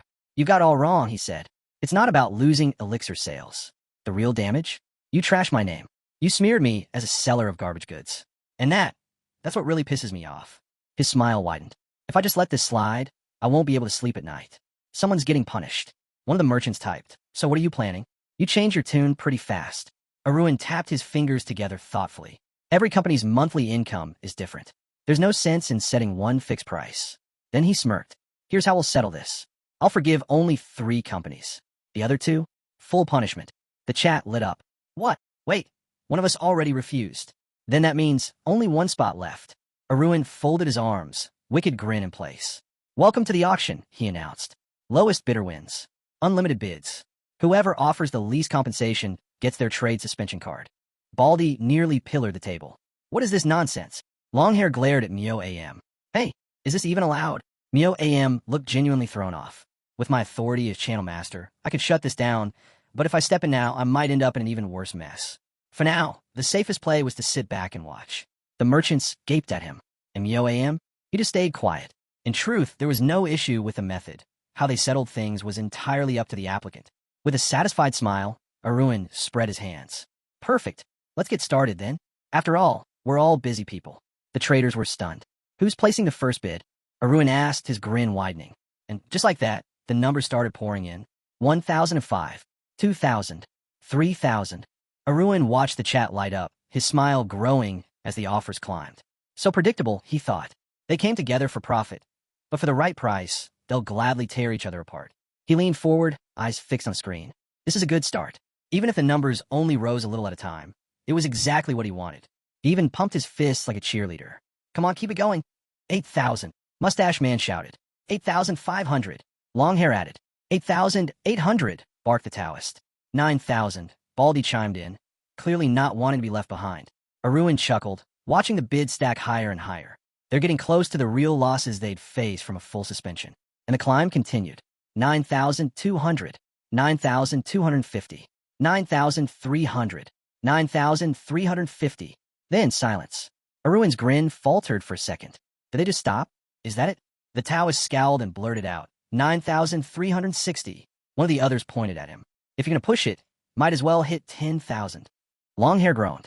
If we go that high, we're all dead. Just stop already. The Taoist shot back. Suspend my activities? Are you out of your mind? Absolutely not. Baldy snorted. Aren't you a Taoist? What's with the greed?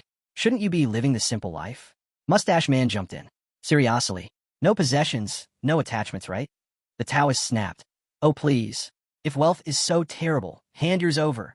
Name one merchant who isn't greedy. Chaos erupted. You're a scammer. You're a quack doctor filling your belly on the backs of believers. Arun scratched his cheek, a bit thrown off. Wow, first time I've heard them swear like this. These guys are really something. Still, he smirked. The cracks are showing. And once cracks appear in a cartel, it's only a matter of time before it all falls apart. And sure enough, the fighting only escalated. The Taoist jabbed a finger at the others. Fine, 10,000. Satisfied now, the doctor gawked. You're trying to kill us all. Baldy sighed. 10,010. Can't fall behind now. Longhair whipped around. Why would you even raise it again? The doctor rubbed his temples. This is madness. Complete insanity. I'm out. Forget it. I'll just take the 1-month suspension. Not worth it. Mio AM, watching it all unfold, nodded. Looks like a decision's been made. The exchanges that will suspend their activities are. But before he could finish, someone raised the bid again. 12,000. The whole chat froze. And Arun? He couldn't have been happier. From the corner of the chat, the man from Tesa Medicine Center spoke up, his tone grim. 12,000 coins, he declared. Arun raised an eyebrow, surprised by the sudden spike. Even Mio Am's mouth hung open in shock. The rest of the group stared in disbelief. Why the sudden bid? Someone asked. The man sighed, closing his eyes. I thought it through. It's the only smart move. I can't risk the hit to our monthly income. Shutting down would wreck our position. The time and cost to recover would be brutal. A settlement is better. He sat back, arms folded. The decision was final. Longhair paled. That means I'm next to be shut down? He hesitated, then asked, wait, can we still jump in? Is the auction still open? Arun grinned wide. Sure, nothing changes. If you want back in, just outbid him. Whoever pays the most keeps trading. Simple. Longhair froze. The numbers were already too high. He'd been struggling once it passed 9,000. But now, over 12,000? That was madness. Arun clapped his hands together. Looks like we have our result. Mio AM quickly stepped in. In that case, I hereby announce a 30-day suspension for White Cloud Hall and Chonggang Medical Center. The losing merchants groaned, clearly devastated. All channels will block your trades for the next month. Mio AM continued. and I suggest you be extra careful moving forward. Penalties stack up fast. The system pinged. White Cloud Hall and Chongqing Medical Center have left the chat. Arun smiled, glancing at the others. Well, looks like the ones who needed to leave are gone. The rest of you, time to pay up, right? The Taoist exhaled slowly, eyes shut. 10,000 coins received from Chongjin Taoist Temple. Baldy groaned, pinching the bridge of his nose. 11,000 coins received from Great Bear Medicine Center. T-Medicine Center glared daggers through the screen. 12,000 coins received from Tayson Medicine Center. He clenched his jaw. You made a huge mistake today, Arun. I won't forget this. Arun shrugged. As you wish.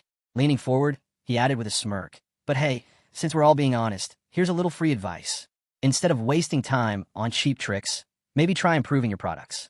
Then, with a laugh, he added, wasn't it you who said this is how real merchants behave? T turned red with rage, fists clenched tight. One by one, the remaining participants left the chat, leaving Arun alone. He let out a satisfied breath. Ran off fast enough. Bet that taste of defeat's gonna linger. He tapped the red window in front of him. Time to log off, too. But just before he could, Myo-M's voice cut through. Arun, got a minute? Arun paused, surprised. What's this about? Then his thoughts darkened. Wait, could it be? Did he figure something out? Myo-M images flashed in his mind. A red book, forbidden knowledge, the unsettling idea that even transferring coins legally might not protect him here. He glanced toward the system notifications. Myo-AM, master of Channel 1 system. No extra details. His eye of insight couldn't peek beyond that. Meanwhile, his own profile was locked tight behind the information asymmetry shield. Still, Arun stayed on guard. If this is about that report, I'd better tread carefully. He gestured toward the screen. I'm listening. Myo-AM closed his eyes. You know, you're kind of looking down on me, aren't you? Arun smiled lightly. I'm just doing what's convenient. Myo-AM opened his eyes. All right, then I'll get straight to the point. Arun leaned forward, interested. Go ahead. With an awkward chuckle, Myo-AM clapped his hands. So, you're the inspector, right? Arun blinked. Wait, what? It was impossible to play dumb now. Myo-AM had figured it out. With an embarrassed smile, the channel master went on. Look, I've been considerate of the exchanges entering local markets. Just try to keep things smooth. Even if I took a little something on the side, it's not like one guy can eat that much, right? Arun listened, half amused as Myo-AM awkwardly explained himself, laughing nervously the whole time. And, you get where I'm going with this, right? Myo-AM added, his grin forced. Arun sat in silence, putting the pieces together. Auditor, manager, report, boss. His eyes widened slightly. Is that what this is? He smirked. Oh, I get it now. You're scared. The trap had snapped shut. Well, you had to hand it to the channel masters. At least they had good taste. After all, what he was smelling now wasn't trouble. It was pure opportunity. Sitting cross-legged on the bed, Arun grinned to himself. A crisis is just opportunity in disguise, right? Honestly, he couldn't think of a more fitting phrase for the moment. The image of those 5 furious traders flashed through his mind. He'd gone head-to-head with the biggest manufacturers in the first system and came out on top. Meanwhile, Myo-AM sat there looking awkward, hands folded neatly. Arun smirked. The guy actually thinks I'm some kind of inspector. Should I even bother filing a complaint? He swung his legs off the bed, deep in thought. The VIP privileges he'd unlocked felt like hitting the jackpot. The system window reminded him. Maximum level privileges activated. Inventory expansion. Flow recognition. Promotion support. Master price discounts. Zero commission. Endless perks stacked up like treasures. And yet, there was always that lingering thought in the back of his mind. What if they take it all away? Would filing some petty complaint make someone upstairs second-guess, giving him this power? The thought gnawed at him. But with a grin, Arun leaned back, hands behind his head. Refusing honey just because you're scared of bees? Stupid. The system pinged again. Current balance, 29,631 coins. Not bad at all. He cleared his debts, and now he was just shy of 30,000. He pictured his family crest and chests overflowing with gold. Crazy to make a steel guard's yearly earnings in a single night. Scooping up the rewards like honey, he couldn't help but smile wide. Then, jolting upright, his eyes sparkled. Easy money like this. Maybe I should try my luck again? The carriage rumbled along through the trees. Arun sitting inside with his arms folded, scrolling through a flood of messages. Of course, he sighed, swiping them away. I post one ad about buying internal cultivation techniques, and they all pile in with garbage. Resting his head on his hand, he groaned. Maybe I should have changed my profile to first system before asking. Who's going to take me seriously with zero system plastered on my info? With a huff, he dismissed the notifications. Forget this. Better to search on my own. He folded his arms and brought up a search window. First-class sellers only. Price cap at 10,000 coins. His red eyes scanned the results. Just because I got cash doesn't mean I'm throwing it around. In his mind, he pictured himself draped in a long cloak, walking alone. Truth is, things had gotten a little tricky lately. Even though he could still absorb energy, something was off. His combat strength wasn't improving like before. Clenching his teeth, red rays flared between his fingers. Saturation phase. His cultivation had maxed out what his current 8-star celestial technique could handle. Arun imagined standing atop a mountain, looking out at peaks even taller than his own.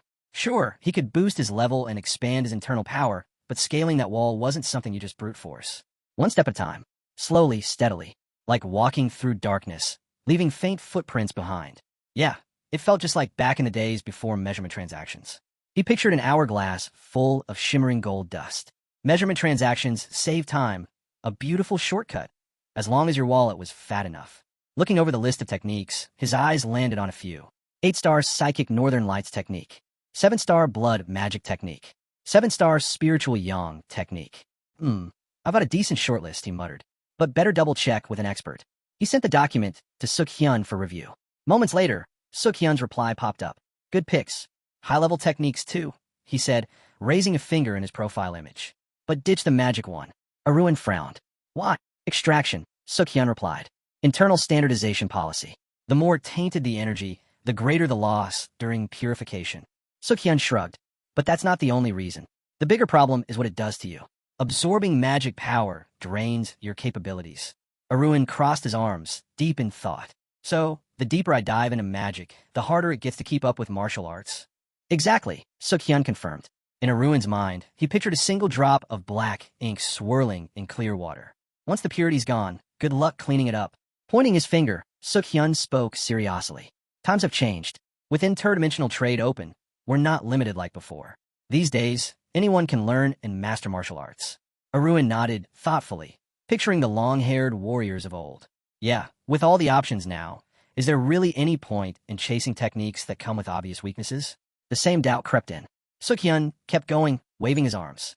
And don't forget, using magic drains your mana. It's a dead end when it comes to pushing your achievements higher. Arun leaned back in the carriage, absorbing it all. So, if I want to aim higher, I should stick to pure martial arts. With that, he opened the red system window, scrolling through his options. All right, no more magic techniques, he decided. His gaze landed on Psychic 8 Stars, a martial art that extracted spiritual energy from a body. Out. Then he pictured golden lightning crackling from his sword. Sure, it sounded fun to blast someone with lightning instead of iron. But if some random knight started throwing around lightning strikes, the whole continent would be on high alert. Even magical swordsmen didn't get away with that for long. Besides, seeing an 8-star martial art on a 7-star page? Yeah, the ceiling was way too low. Now only 2 remained. Northern Lights Technique. The forgotten secret of an ancient clan. Spiritual Yang Technique. Focused on extreme mental clarity. Smiling, Arun skimmed the details and decided. I'll take Spiritual Yang. Suk-hyun blinked in shock. Wait, what? Arun looked up. What's the problem? With a sheepish grin, Suk-hyun gestured with his hands. Nothing really. Just that if it were me, I'd have gone the other way. Oh yeah. Arun raised a brow. And why's that? The Northern Lights Technique is pure martial arts at its finest. Way beyond what any heavenly cultivation technique can offer. Arun waved his hand, surprised. You're saying it's better than heavenly techniques? Absolutely, Suk-hyun replied. Heavenly cultivation is known for quick gains and easy control, but it's just a basic technique from the Heavenly Sword Castle. If you want something on another level, Northern Lights is it. Arun paused, considering it.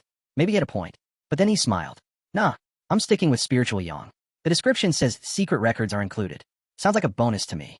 Suk-hyun's jaw dropped. You're picking it for the secret records? Seriously? I can give you those. They're just sitting in the library. I'll copy them for you.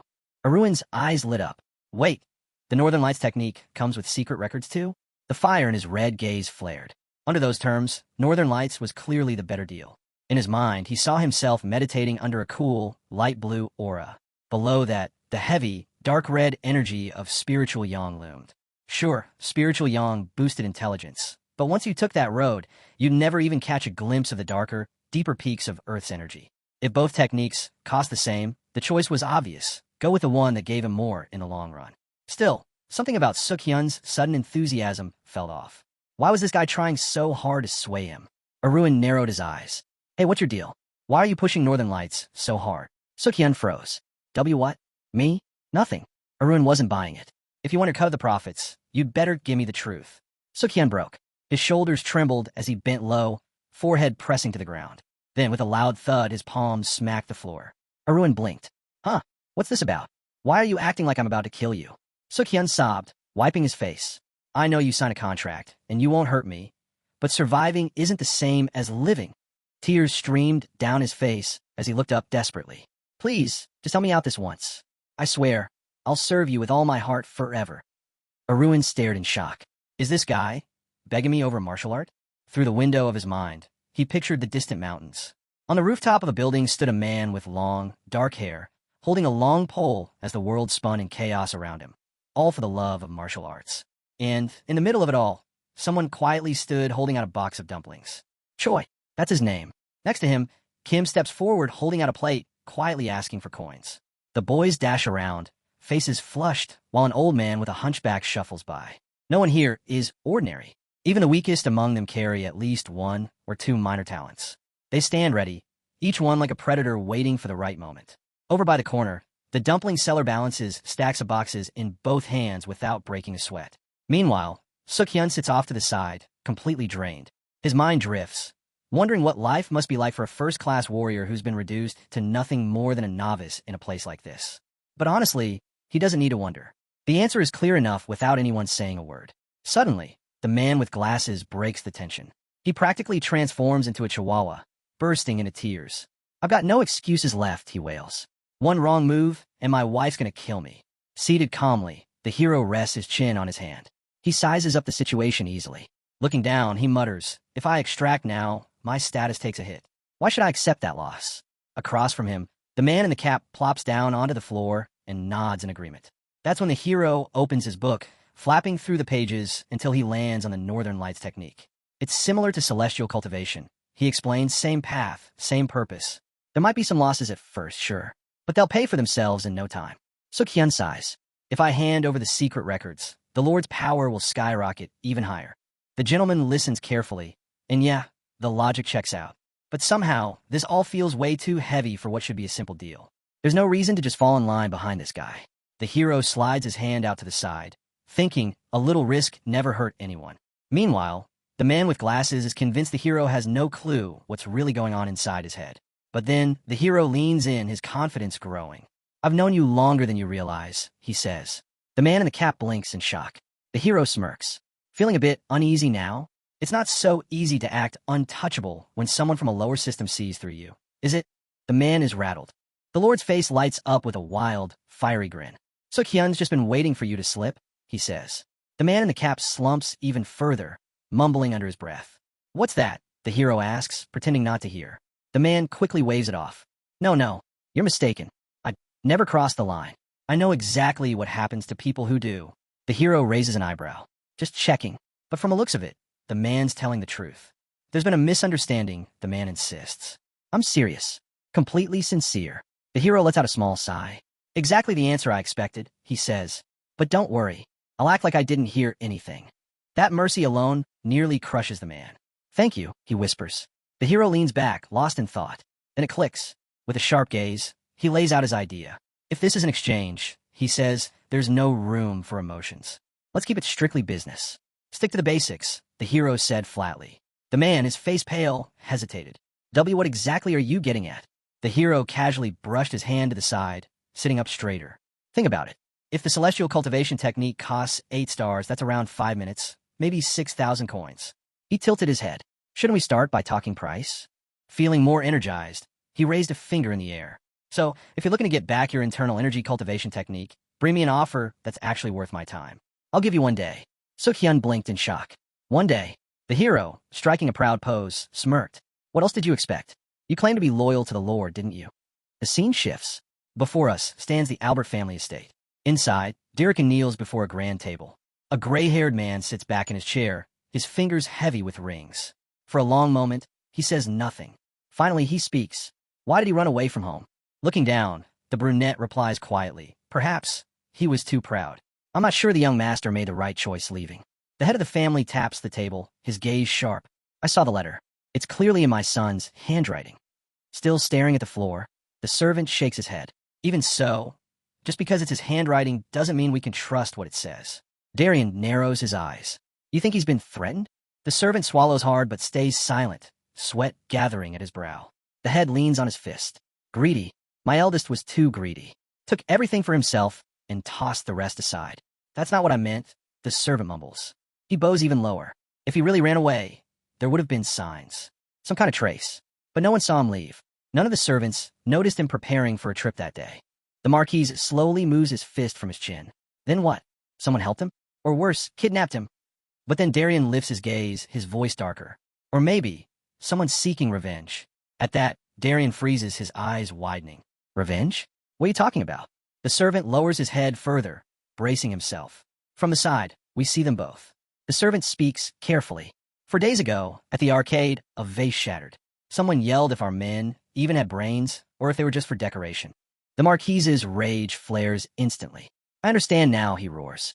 No wonder our knights are called a useless pack of fools. Having no pride, if they wanted to pick a fight, why involve the steel guard of all people? The servant bows his head, ashamed. Forgive us. But the head of the house shoots to his feet, finger pointing, his fury reaching its peak. Why am I even paying that pathetic knight squad? He shouts. If they think someone is worth our attention, then fine. It's time they stay out of it and leave him be. In a fit of rage, the Marquis kicked over a vase filled with scrolls. If we keep dragging this out, it's only going to get worse, he shouted, hurling objects across the room. Breathing heavily, he finally dropped onto the table, muttering curses under his breath. Without even looking at his servant, he asked, so, the younger steel guard, is he still full of surprises? The servant, still hiding his face, nodded. Yes, completely different from what the reports said. Then, hesitating, he nervously presented the steel guard family crest. Honestly, he might be the true successor to Leyskin. The Marquis's face twisted with sarcasm. A heart of steel protecting the Navarro. Huh? If we hadn't kept up the supply, that heart would have stopped beating long ago. He stepped closer to the family's coat of arms and scoffed. And who do we have to thank for that? The servant gave a quick nod. Darian leaned back, thoughtful. Still, odd that Steel Guard showed up in KDO. Strange timing. Then, turning away, he added, I might have gone too far saying it was revenge. They don't really have a reason to target us. Dirica, still kneeling, spoke quietly. That's true, but the whole situation feels off. A memory flickered of the moment the protagonist cast a cold glare. Maybe it wasn't even their knights who provoked him. But the second he left, the young master vanished. The servant recalled, standing near the gate, watching the Murim. Something about it all felt connected. The Marquise's gaze sharpened. There's more to this. I'm sure of it. He studied his servant. You look haunted. The servant straightened, a spark of resolve in his eyes. Raising a hand, the Marquise ordered, investigate. Do whatever it takes to find my son. Then he added sternly, but don't make any reckless moves. Our enemy is Steelguard, after all. With deadly seriousness, the knight nodded. Understood. I'll stake my life on it. The scene shifts to a city tucked high in the mountains, its architecture reminiscent of ancient China. Down narrow alleys, a man sprints, gasping for breath. Around the corner he goes, thoughts racing. This is insane. Absolutely insane. What am I even doing? Panic floods his face, the man with glasses clutching his chest as he runs. It's already gone too far. There's no turning back now, he thinks, his heart pounding. But still, he pushes forward. This is it. This is the right move. Meanwhile, the hero sits quietly, practicing his smile. A perfect grin. 32 teeth. Covering his mouth with his hand, he thinks, don't laugh. Just hold it in. But it's no use. The more he thinks about it, the harder it is to stay serious. Moments later, a notification arrives. He's obtained the Lost Soul's Celestial Sword Technique, a legendary secret from Skyball Castle. Before him stands a man with long hair, towel draped over his shoulders. We're drilling in the fifth world now, the hero muses. This martial art ranks among the top 3 sword techniques. An ascension-level skill, holding the secrets to ultimate mastery. Anyone who perfects it would stand shoulder to shoulder with the great sword masters. Trying to stifle his grin, the hero marvels. The #1 official technique, the one that made Heavenly Sword Castle what it is today, he thinks. And now, it's his. He can't help but smile. In his hands is the martial art of ball control, a technique so well known in Murim's fifth world that even babies recognize it. Across from him, the man in the cap scowls in disbelief. I risked my life for this, he says bitterly. The hero raises a hand. Not bad. I price it at about 5,000 coins. The seller box. What? Are you kidding? This is rare. You won't find it anywhere else. The hero rubs his chin, thinking. Fair point. Stuff like this doesn't just show up. If you get the chance to own something like this, he thought, you pay whatever it takes. Later, as they ride in the carriage, the hero looked over, intrigued. You really went all out. You've proven your loyalty, he said. Leaning his chin on his hand, the hero added, the celestial cultivation technique's been extracted. I'll hand it over once I get the Northern Lights technique. Seo-kyun, clearly excited, replied, I'm hoping to finish by tomorrow night. The hero, delighted, agreed. Good. Let me know as soon as it's done. Then came a new notification. User has left the session. The hero chuckled to himself. Seems like someone's eager to make reckless moves, he thought. Totally different from the careful process of reworking the chaos cultivation technique. Lowering his head slightly, he whispered, well, that's done. A fresh set of purchase notifications popped up before him. The system flashed a message. The 7-star Northern Lights technique, a secret art passed down by the forgotten Shantian. Along with it came 2 bonus skills, weed removal and Tai energy healing, perfect for cleansing the body of unwanted energy. The hero couldn't hold back a laugh. Achievements too? Not bad. A new title popped up, King of Gold. To earn it, spend 75,000 coins in the system. The reward? A cool 5,000 coins back. Smiling to himself, the hero glanced to the side. Feels like after that cash auction, things have finally settled down. But then, old memories crept back, the ones where he struggled to handle the crushing weight of advanced techniques. The Northern Lights technique was a tier above celestial cultivation. If I push too hard again, he thought, I'll end up bedridden for weeks. A bit of doubt lingered. This was going to take time, no doubt. But there wasn't really another option. Divided absorption was his only path forward. With a sigh, the hero admitted to himself, I still don't know the method for cultivating internal strength. The energy in my lower abdomen is just dead weight right now. For now, he'd have to rely on the mana in his heart, and hope a few quiet days would help. A voice broke his thoughts. Sir, we're almost there. It was Michael. The hero perked up. Got it. How much longer? Huge castles and sprawling estates started appearing on the horizon. We'll be in Theros soon, the knight reported. Leaning back in his carriage, the hero gave orders. Sir Davis and I will head straight to the academy. You and your squad, get some rest at the inn. The knight nodded. Understood. With a grin, the hero raised his finger dramatically and said, let's wrap this up. Moments later, the massive gates of the Royal Knight Academy came into view. Crossing his arms, the hero looked up and thought, back here, after 15 years. Beside him, Hares admired the grand structure towering above them. No surprise this place looks so incredible. It is the academy that produced Lane Steelguard himself. After all, the hero glanced over. First time seeing it. Yeah, always wanted to visit, but duty called me elsewhere, Hares said. With a grin, he added, still, thanks to you, I finally made it. The hero, looking a bit worn, tilted his head. So, how's it compare to the Imperial Academy? Hares smirked. Honestly, not that impressive. I mean, the scale alone. The hero shot him a sharp look. Quickly throwing up his hands, Hares backtracked. Just a casual observation. I really do think the Royal Academy is majestic. With an awkward laugh, he gestured toward the castle. This place is the pride of the Empire. More than that, it's the symbol of our knightly power. That kind of meaning? Worth more than the entire Imperial Academy combined. The hero chuckled softly. Good to know you're not a spy. Still, talking like that's an art form in itself. Trying to shift the mood, Hares scanned the courtyard. So, where's the admissions committee? The hero wasn't exactly impressed by the topic change, but let it slide. The afternoon sun bathed the castle walls in a warm glow. Inside one of the offices, a man leaned back at a desk, stretching. Just then, Aruin approached the tall man. Peering at him closely, the spy asked, is this where we find the admissions committee? The bald man let out a slow breath, nodded, and asked for their letters of recommendation. They handed him the envelope, but as soon as his eyes caught the Steelguard family seal, he froze. For a moment, he just stared, then quickly straightened up. If you're really from that household, he said with sudden formality, it's an honor to have you here. He wasted no time rambling on, mentioning how he personally handled the applications of their 2 older brothers. Guess it's true what they say. Blood runs deep, he added with a smile. But neither of them reacted. They simply looked at him, thinking the same thing. He's never even seen us before. Still grinning, the man from the committee asked how the count was doing and whether they'd earned any achievements lately. Next, we see the young master's father, a respected figure representing Navarro. But despite his accomplishments, he lived under the shadow of his grandfather, who had risen to an even higher rank. People always ask the same thing. Why hasn't he reached legendary yet? The hero sighed to himself. Forget legendary. None of us, including my brothers and me, have even made it to heroic. Not even awakened. The man beside him caught the shift in his gaze and raised his hands apologetically. My mistake, he said, eyebrows raised. That was out of line. With this letter of recommendation, you're all set. He motioned toward the next building. Head over there. You'll find a small training ground waiting. The spies exchanged confused glances. Didn't the entrance exam wrap up months ago? One of them asked. The bald man chuckled, raising his hands. Steel guard or not, we don't hand out special treatment. This is just the entry test. The academy doesn't bend the rules for anyone. The hero smirked. And special selection, that's not a privilege. The man from the committee raised a finger and shook his head. Not at all. It just means you won't fail. But the group placements? Those are earned. No exceptions. The green-haired man stepped forward. So what's the test? An instructor, standing nearby with arms crossed, looked them over with a sneer. First up, leave a handprint on the back of that stone wall, he said, pointing. No smashing. No showing off your strength. Just control your mana. Push the stone from within. Then his face darkened, his tone dropping low. And unless you want the lowest score here, do it properly. The hero smiled lightly.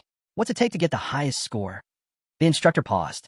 Most rich kids barely spoke to him without wrinkling their noses. These two, different. When the redhead flashed a grin, the instructor thought, interesting. This one might be worth watching. Leading them to the stones, the instructor shrugged. There's no clear limit. Just give it everything you've got. The hero nodded. Got it. I'll do my best. With a confident smile, he turned to face the wall. In my last life, I didn't even know what this test meant, he thought. He stretched out his hand. Depth shows mana output. Brightness shows control. Glancing over the wall, he studied the other prints. At first, they all looked the same. Then one stood out clear, defined, almost perfect. Not bad. Who left that one? Ghostly, smoky images of other competitors drifted through his mind. The instructor snapped him out of his thoughts. Hey, why are you just standing there? Get on with it. Right, the hero replied calmly. Off to the side, the spy watched his master and wondered if he was feeling nervous. But this task? For someone like him, it was child's play. The hero placed his palm against the stone. Deep breath. Eyes closed. Silence. A ripple of energy spread out, swirling like a quiet storm. When it was over, smoke drifted in the air. Rednose, watching closely, blinked. Is he really from Steelguard? Looking at the wall, the trace was strange. It wasn't sharp or blurred. Not deep, not shallow. Just balanced. One after another, these brothers were full of surprises. Crossing his arms with a frown, the instructor called it. 5 points. Aruin's eyes widened. Is that the highest? The instructor let out a slow breath, his brow furrowing deeper. No, that's 5 out of 10. The spies paled at the score. Wooden swords clashed. The instructor blocked strike after strike from the boys. Her fencing's odd too, he thought. No natural talent, but try hard to look like a master at everything else. Breathing lightly, the hero kept attacking. The redhead deflected the final blows and called it. That's enough. The hero tensed slightly as the instructor's voice rang out. Cadet 73. With a casual toss, the redhead threw the practice ball over his shoulder. My mana control's decent too. Nothing special, just middle class. Once again, the sun dipped softly against the castle walls. Closed behind, the green-haired man stormed after his master. Middle class? Seriously? If that's the case, doesn't that throw off everything we've been planning? What about graduating early? I was counting on finishing in 2 years. He caught up to the hero, who replied calmly. I told him I was around rank 6 or 7. First, I need to match that. The spy's expression shifted. Master, you're incredible. If it were me, I wouldn't be able to hold back this long. How much longer do you plan to hide your true strength? Lowering his gaze, the hero answered quietly. Until I'm sure we can handle the Empire. That answer made the spy's heart skip a beat. Watching his master's back, he realized this wasn't just talk. The potential here, it was on the same level as the legendary grandfather they were always compared to. For a moment, he pictured it. Mr. Supreme riding out in full armor, family banner in hand. Maybe, just maybe, the family could wrap the Empire around its finger again. The hero noticed a long stare and smiled slightly. What's with that look? Flustered, the spy quickly waved it off. And nothing like that. It's just, at this age, it's normal to get fired up thinking about big achievements. With a knowing grin, the Lord replied, well, you better keep that energy. The next 2 years won't give you a moment's rest. The green-haired man imagined himself standing atop a yin-yang symbol, shrouded in mist. His master's words echoed in his mind. Keep me updated on the Empire and the family, and hold down the Steel Guard strongholds. Do that well, and in 2 years, you'll finally be free to live for yourself. With newfound determination, he looked up. Understood. Leave it to me. The hero smiled warmly. I'm counting on it. He handed over a pouch of coins, catching the spy off guard. Rest up with the night squad. Take it easy and come back safe. Surprised, the spy asked. You're not coming with us? The entrance ceremony's not until tomorrow. Shaking his head gently, the Lord answered. I can't waste time on parties and rest days. I'm cutting this semester in half. The spy sighed. Everyone's going to be so disappointed. But the hero just exhaled. We won't be apart forever. Just enjoy your break while you've got it. With a deep bow, the spy accepted the pouch. Understood. Thank you, sir. I wish you great success and good health. Slowly, he turned and walked down the steps, expression blank. Watching him go, the hero thought, this is all I can do for now. The real collapse of the family begins in 2 years. The sun warmed his back as he glanced toward the family crest. Back at the night academy, once again, hands in his pockets, he stared up at the sky, wondering, should I really give my all this time? The next day, the new semester began. As the students filled the classroom, the academy's notorious training program, Hell Race, kicked off. Hey, a voice called out to the hero. It was Dmitri Toleberman, his neighbor. Raising a finger, Dmitri announced, first class is a fixed match. It's all about internal rankings. The hero barely glanced at him. Yeah, I know. But in his mind, he remembered how much this part used to irritate him. Last time, I was stuck at the bottom of the lower class. Unbothered, Dmitri kept talking, loudly. This is what makes the academy so special.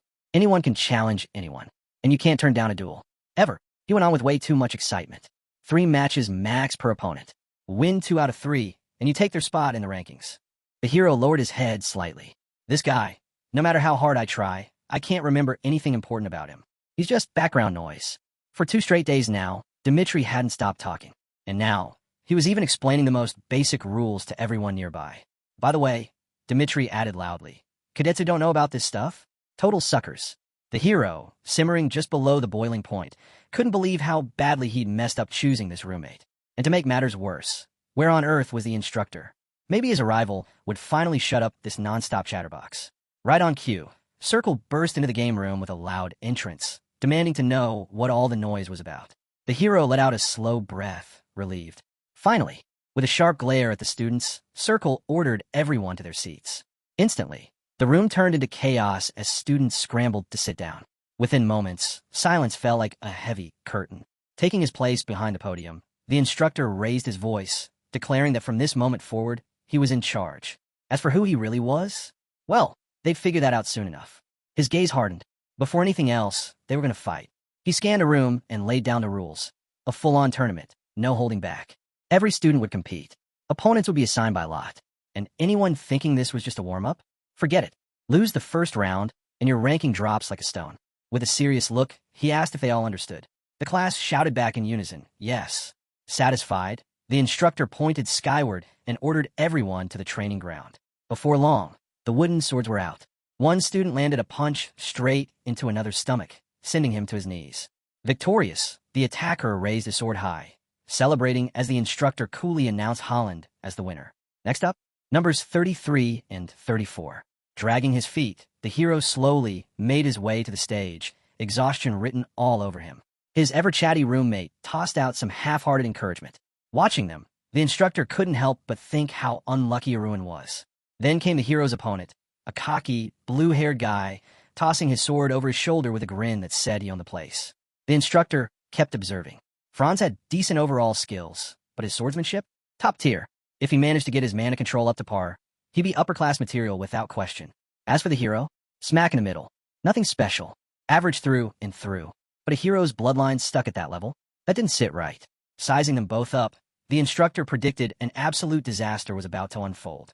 And with a bored expression, he waited for the inevitable. The fight began. The hero deflected strike after strike, struggling to keep up.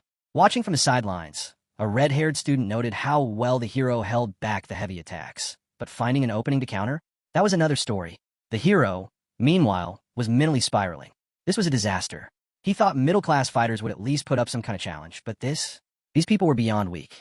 Swinging his sword overhead, frustration crept in. They're not just bad, they're hopeless. Still, with a blank stare, he kept blocking blow after blow, realizing that even pretending they were equals was exhausting. But somehow, someway, he needed to win and make it look like pure luck. Franz, now visibly irritated, called him out. What are you dodging for? Take this head on. Grinning at the opportunity, the hero locked onto his chance. As the opponent unleashed a powerful overhead strike, the hero slipped to the side with ease. Franz froze, shocked. Why are you dodging? The hero just smiled, glancing back over his shoulder. The Lord swung his sword, landing a clean strike on his opponent's knee. From the sidelines, the instructor's eyes widened slightly. That was a solid hit, clean and precise. Maybe this guy was aiming higher than expected. The opponent collapsed, clutching his knee and letting out a dramatic scream. The hero blinked, thrown off by the reaction. Was this guy serious? He hadn't even used a drop of mana in that swing. It had to be an act. Arms crossed, the instructor calmly announced Arun as the winner. Flat on the ground, Franz glared up, cursing under his breath. Don't get cocky. It's not over yet. The hero raised an eyebrow. 6th rank, talking tough to a 1st rank? Now that was something. As he stepped off the stage, the hero sighed. Dealing with low-rank challengers was getting old fast. Better to hold steady in the middle ranks. No need to stand out, just win the next round and call it a day. Round 3? Not even worth the trouble. Turning back to the stage, he wondered who was up next.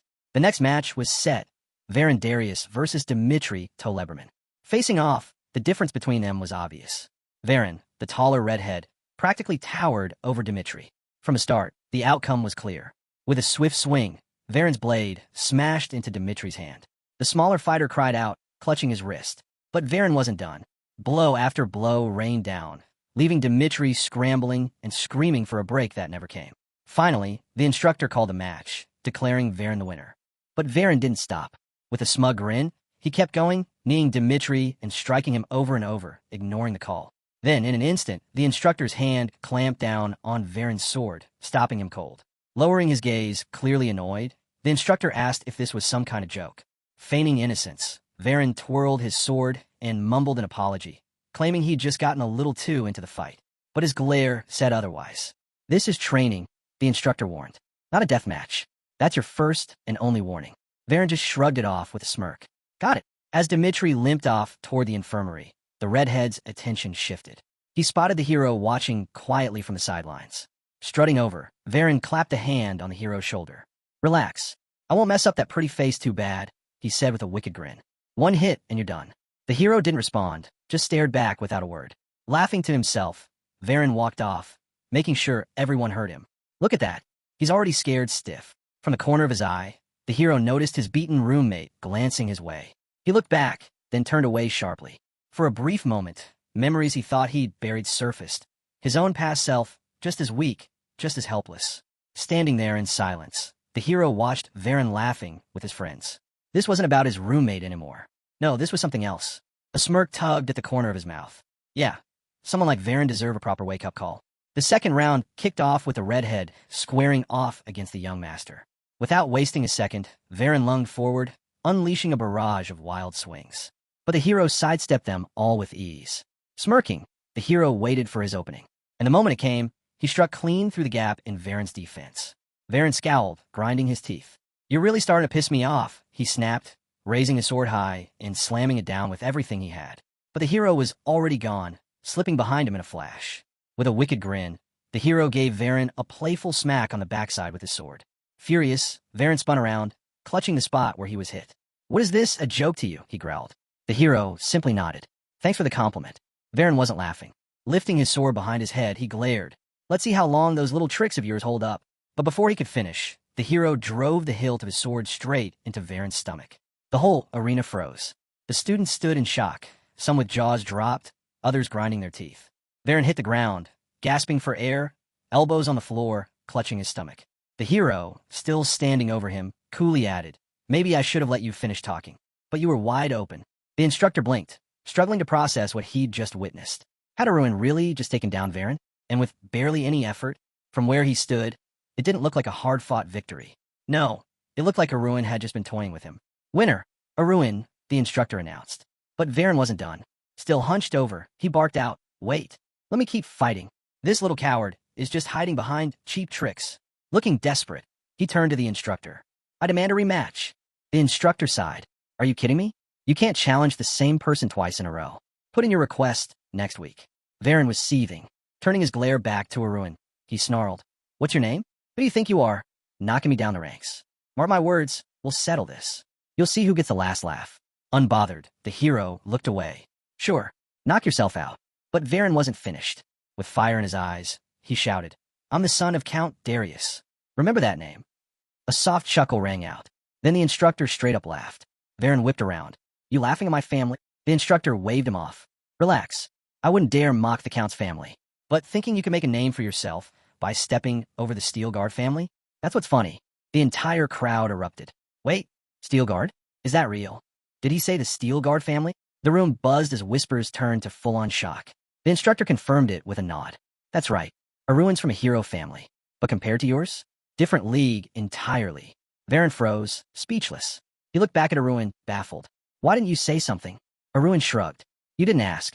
Behind him, the faint image of his family's crest seemed to linger in the air as he casually tossed his sword over his shoulder and walked off.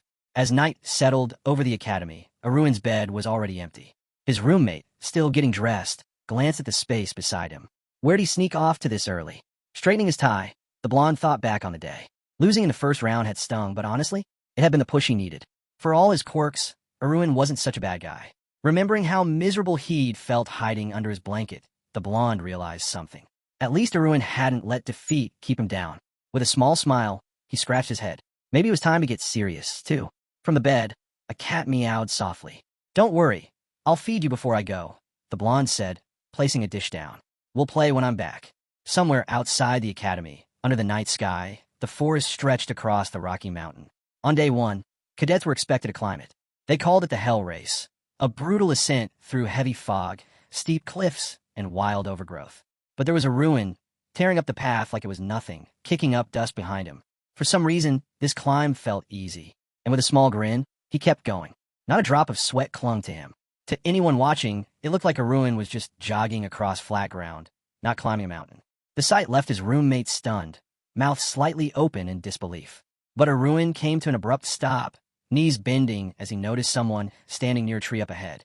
It was the blue-haired guy from his first match. Aruin blinked. He hadn't expected to run into him here. Before Aruin could say anything, the guy spoke up. I've been waiting for you. Aruin tilted his head. Waiting? For me. Franz, clearly excited, gestured for him to follow. Come with me. It's about Dmitri. Still watching him carefully, Aruin replied flatly. He's just my roommate. Franz didn't seem to hear him. With a frantic wave of his arms, he explained, there was a rock slide. We need to help him. Aruin frowned. In a case like that, shouldn't they be calling an instructor? But then Franz added something that made Aruin pause. Even while hurt, Dmitri kept asking for you. The comment made Aruin's stomach twist. Was this guy messing with him? And the way Franz said it. Yeah, this smelled like a setup. Aruin thought for a moment. If he turned down the request, it'd just create more problems. These guys wouldn't let it go. With the sky darkening to deep purple, Aruin decided it was better to deal with this now. Lead the way, he said. They entered the dense forest, trees packed tightly on all sides. Franz smirked to himself as they walked. Hook, line, and sinker. When they finally arrived, Aruin spotted Dmitri on the ground, trembling. And standing over him was Varen, looking smug as ever. Nice work, Varen told Franz. Leave the rest to me. Varen turned his gaze to Aruin. It's over for you. Aruin looked down at Dmitri, pinned to the dirt and shaking. So, Varen sneered, what does it feel watching your buddy get treated like this? Aruin kept his expression steady. Just one question, he said, eyes locked on Varen. As the group continued taunting Dmitri, Aruin couldn't help but wonder. Something about yesterday must have really rattled Varen to make him pull something like this. But the mention of yesterday was all it took. Varen's face twisted in rage. Don't act clueless. I dropped in the rankings because of you. And what did you do? Pulled one cheap trick, and then backed out of the next round like a coward. Aruin glanced away. And now you're here acting like you don't care? What a joke. But Varen wasn't finished. He smirked. Let me guess. You fought me out of pity for Dmitri, right? Aruin just sighed. Then, casually, he said, you'd probably feel more confident if you had 5 people backing you up. That wiped the smirk right off Varen's face. A bead of sweat slid down his temple. How did Aruin know they'd planned to gang up on him? Aruin looked him over. If you're going to hide backup, try to do a better job next time. Right on cue, more of Varen's guys stepped out from behind the trees. As they crept closer, Aruin turned to Varen and asked, Are you ready for what happens if you lay a hand on me? Varen snorted. I'm not scared of your so-called family. My older brothers know your brother pretty well. They say you're nothing special. Hands in his pockets, Aruin narrowed his eyes. So, Jason was still here at the academy. But whether his own brother cared or not didn't matter right now. Varen, full of confidence, kept talking. Jason called you some nobody. Said we could do whatever we want to you. So yeah, you're finished. Aruin stared at him, unbothered. Varen felt a chill run down his spine. And by the way, Aruin added, considering how badly I beat you yesterday, you should probably still be in bed. Varen spat on the ground. Don't worry. You'll be the one lying down soon enough. Get him. The others rushed in, surrounding Aruin from all sides. Aruin closed his eyes for a moment, let out a breath, then looked up sharply. In the blink of an eye, he delivered sharp, precise slaps to each of them, so fast and hard they dropped instantly, groaning and dazed on the ground. Varen and Dmitri just stood there, stunned, mouths wide open, unable to believe what they'd just seen. Standing among the bodies scattered on the ground, Arun turned his attention to Varen. With a calm tilt of his head, he told him, "Looks like the only place left for you is a coffin." Red with rage, Varen lunged forward, fists clenched, demanding that Arun shut his mouth. But just as his punch powered through the air, packed with mana, Arun stopped it cold. One hand, steady as stone. Varen froze, wide-eyed, someone his size, throwing everything he had into that hit. And Arun caught it like nothing. A slight twist of Arun's grip, and crack. Varen screamed, clutching his hand in agony. Looking down at him, Arun sighed. Disappointing. That's all the mana you've got. Without a second thought, Arun flicked his wrist, Ella wrenching Varen backward. He hit the ground hard, a red mark glowing on his forehead as smoke curled up from the impact. Dmitri, watching from the side, shifted uncomfortably, unsure what to do or say. Arun glanced over at him. "Forget all of this ever happened," he said with a sharp grin. The rest of the group kept sneaking glances at Arun, their nerves shot. After what they just witnessed, life in the middle class suddenly felt much easier. Later, sitting beside a still-shaken Dmitri, Arun couldn't help but think about how far below his level this place really was. The Academy's middle class wasn't challenging anymore. Maybe it was time to step up. But even the upper class didn't seem that different. Leaning his head on his hand, Arun figured the real priority was graduating as fast as possible. And for that, he needed to restore his Tai energy. Just then, a system message popped up. Weed removal complete.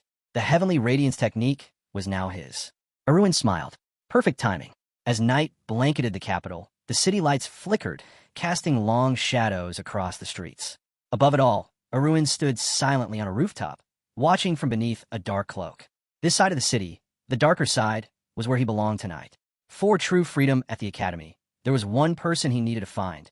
And just like that, Arun spotted him. A figure in a cloak passed by the city's main residence. Arun recognized him instantly. He'd watched this man long enough to know him from a mile away. Same posture, same stride. Instructor Zirkle. A smile crept across Arun's face. Now things could finally move forward. Zirkle, meanwhile, walked quickly past the mansion, head low, his thoughts heavy. He didn't know how much longer he'd be stuck like this. But something made him stop. A chill ran down his spine. He spun around. That's when he saw him. A man in a black cloak, standing silently in the crowd. Dark energy hung around him, heavy and cold. And then gone. Zirkle's pulse spiked. Had that man been watching him? His instinct screamed danger. Without a second thought, Zirkle turned and ran, his cloak whipping behind him. But after only a few steps, he felt it again. The pressure. The same man now blocked his path, standing tall and calm, like he'd been waiting there all along. Zirkle wiped the sweat from his brow. "What do you want?" he asked cautiously. The stranger tilted his head. "You? A role model? Please. More like a regular at the bar. What would people think if they knew about that waitress you're obsessed with?" Zirkle flinched. How could this guy possibly know about that? Before Zirkle could react, the man spoke again. "Tell you what, let's just call this a fateful meeting." Zirkle narrowed his eyes, trying to sense the man's energy. There was nothing. Who was this guy? How much did he really know? Frustration bubbling over, Zirkle lunged himself forward, fist aimed straight for the stranger's head. But the man ducked, smooth and effortless. Another attack, dodged. Again missed. Zirkle gritted his teeth. This wasn't just some random guy. And if this dragged on, it wasn't going to end well. Blue flames burst from his palm.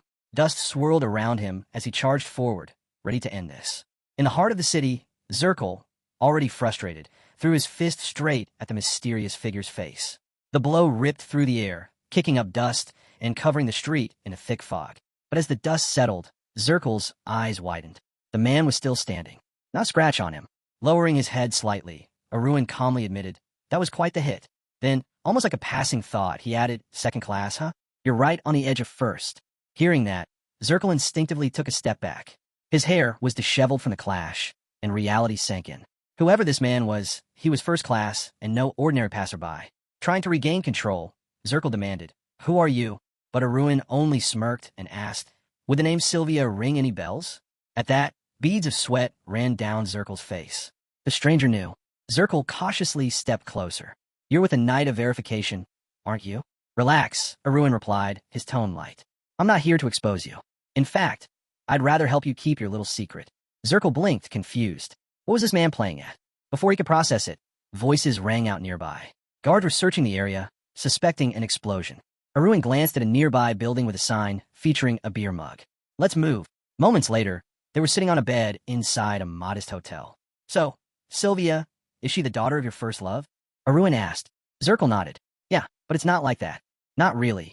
With a sigh, Zirkle explained how life had been cruel. How everything he'd done was for the daughter of someone he once loved. Someone he wasn't even related to.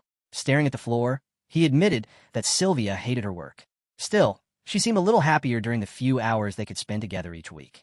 Leaning on his knees, Arun figured Zirkle had already poured a mountain of gold into that place. You should just buy her freedom, Arun suggested. If you're going to keep this up, why not end it properly? Zirkle exhaled, shaking his head. 10,000 gold. I can't afford that on an instructor's pay. Raising an eyebrow, Arun asked, then why not just crush her boss's business? Shouldn't be hard for a night. But Zirkle looked up with a heavy expression. The Black Snake runs that place, he said. They're behind half the crime in Theros. Even the guards won't touch them. Hearing that, Arun scanned the room, piecing together the truth. What he'd heard before didn't match this version of events. Looking at Zirkle slouched over in defeat, Arun realized he had misunderstood. This wasn't weakness. This wasn't scandal. This was love. And for a moment, it almost moved him. Maybe pressure wasn't the way to handle this. Instead, a grin crept across his face. Fine. He'd do Zirkle a favor and leave him owing a debt. Zirkle's head shot up when Arun mentioned helping. What's the catch? Zirkle asked cautiously. Arun tilted his head and, with a small gesture of his fingers, replied, Simple. You just have to agree to a deal. Zirkle shot to his feet. What kind of deal? Under the cloak, Arun smiled.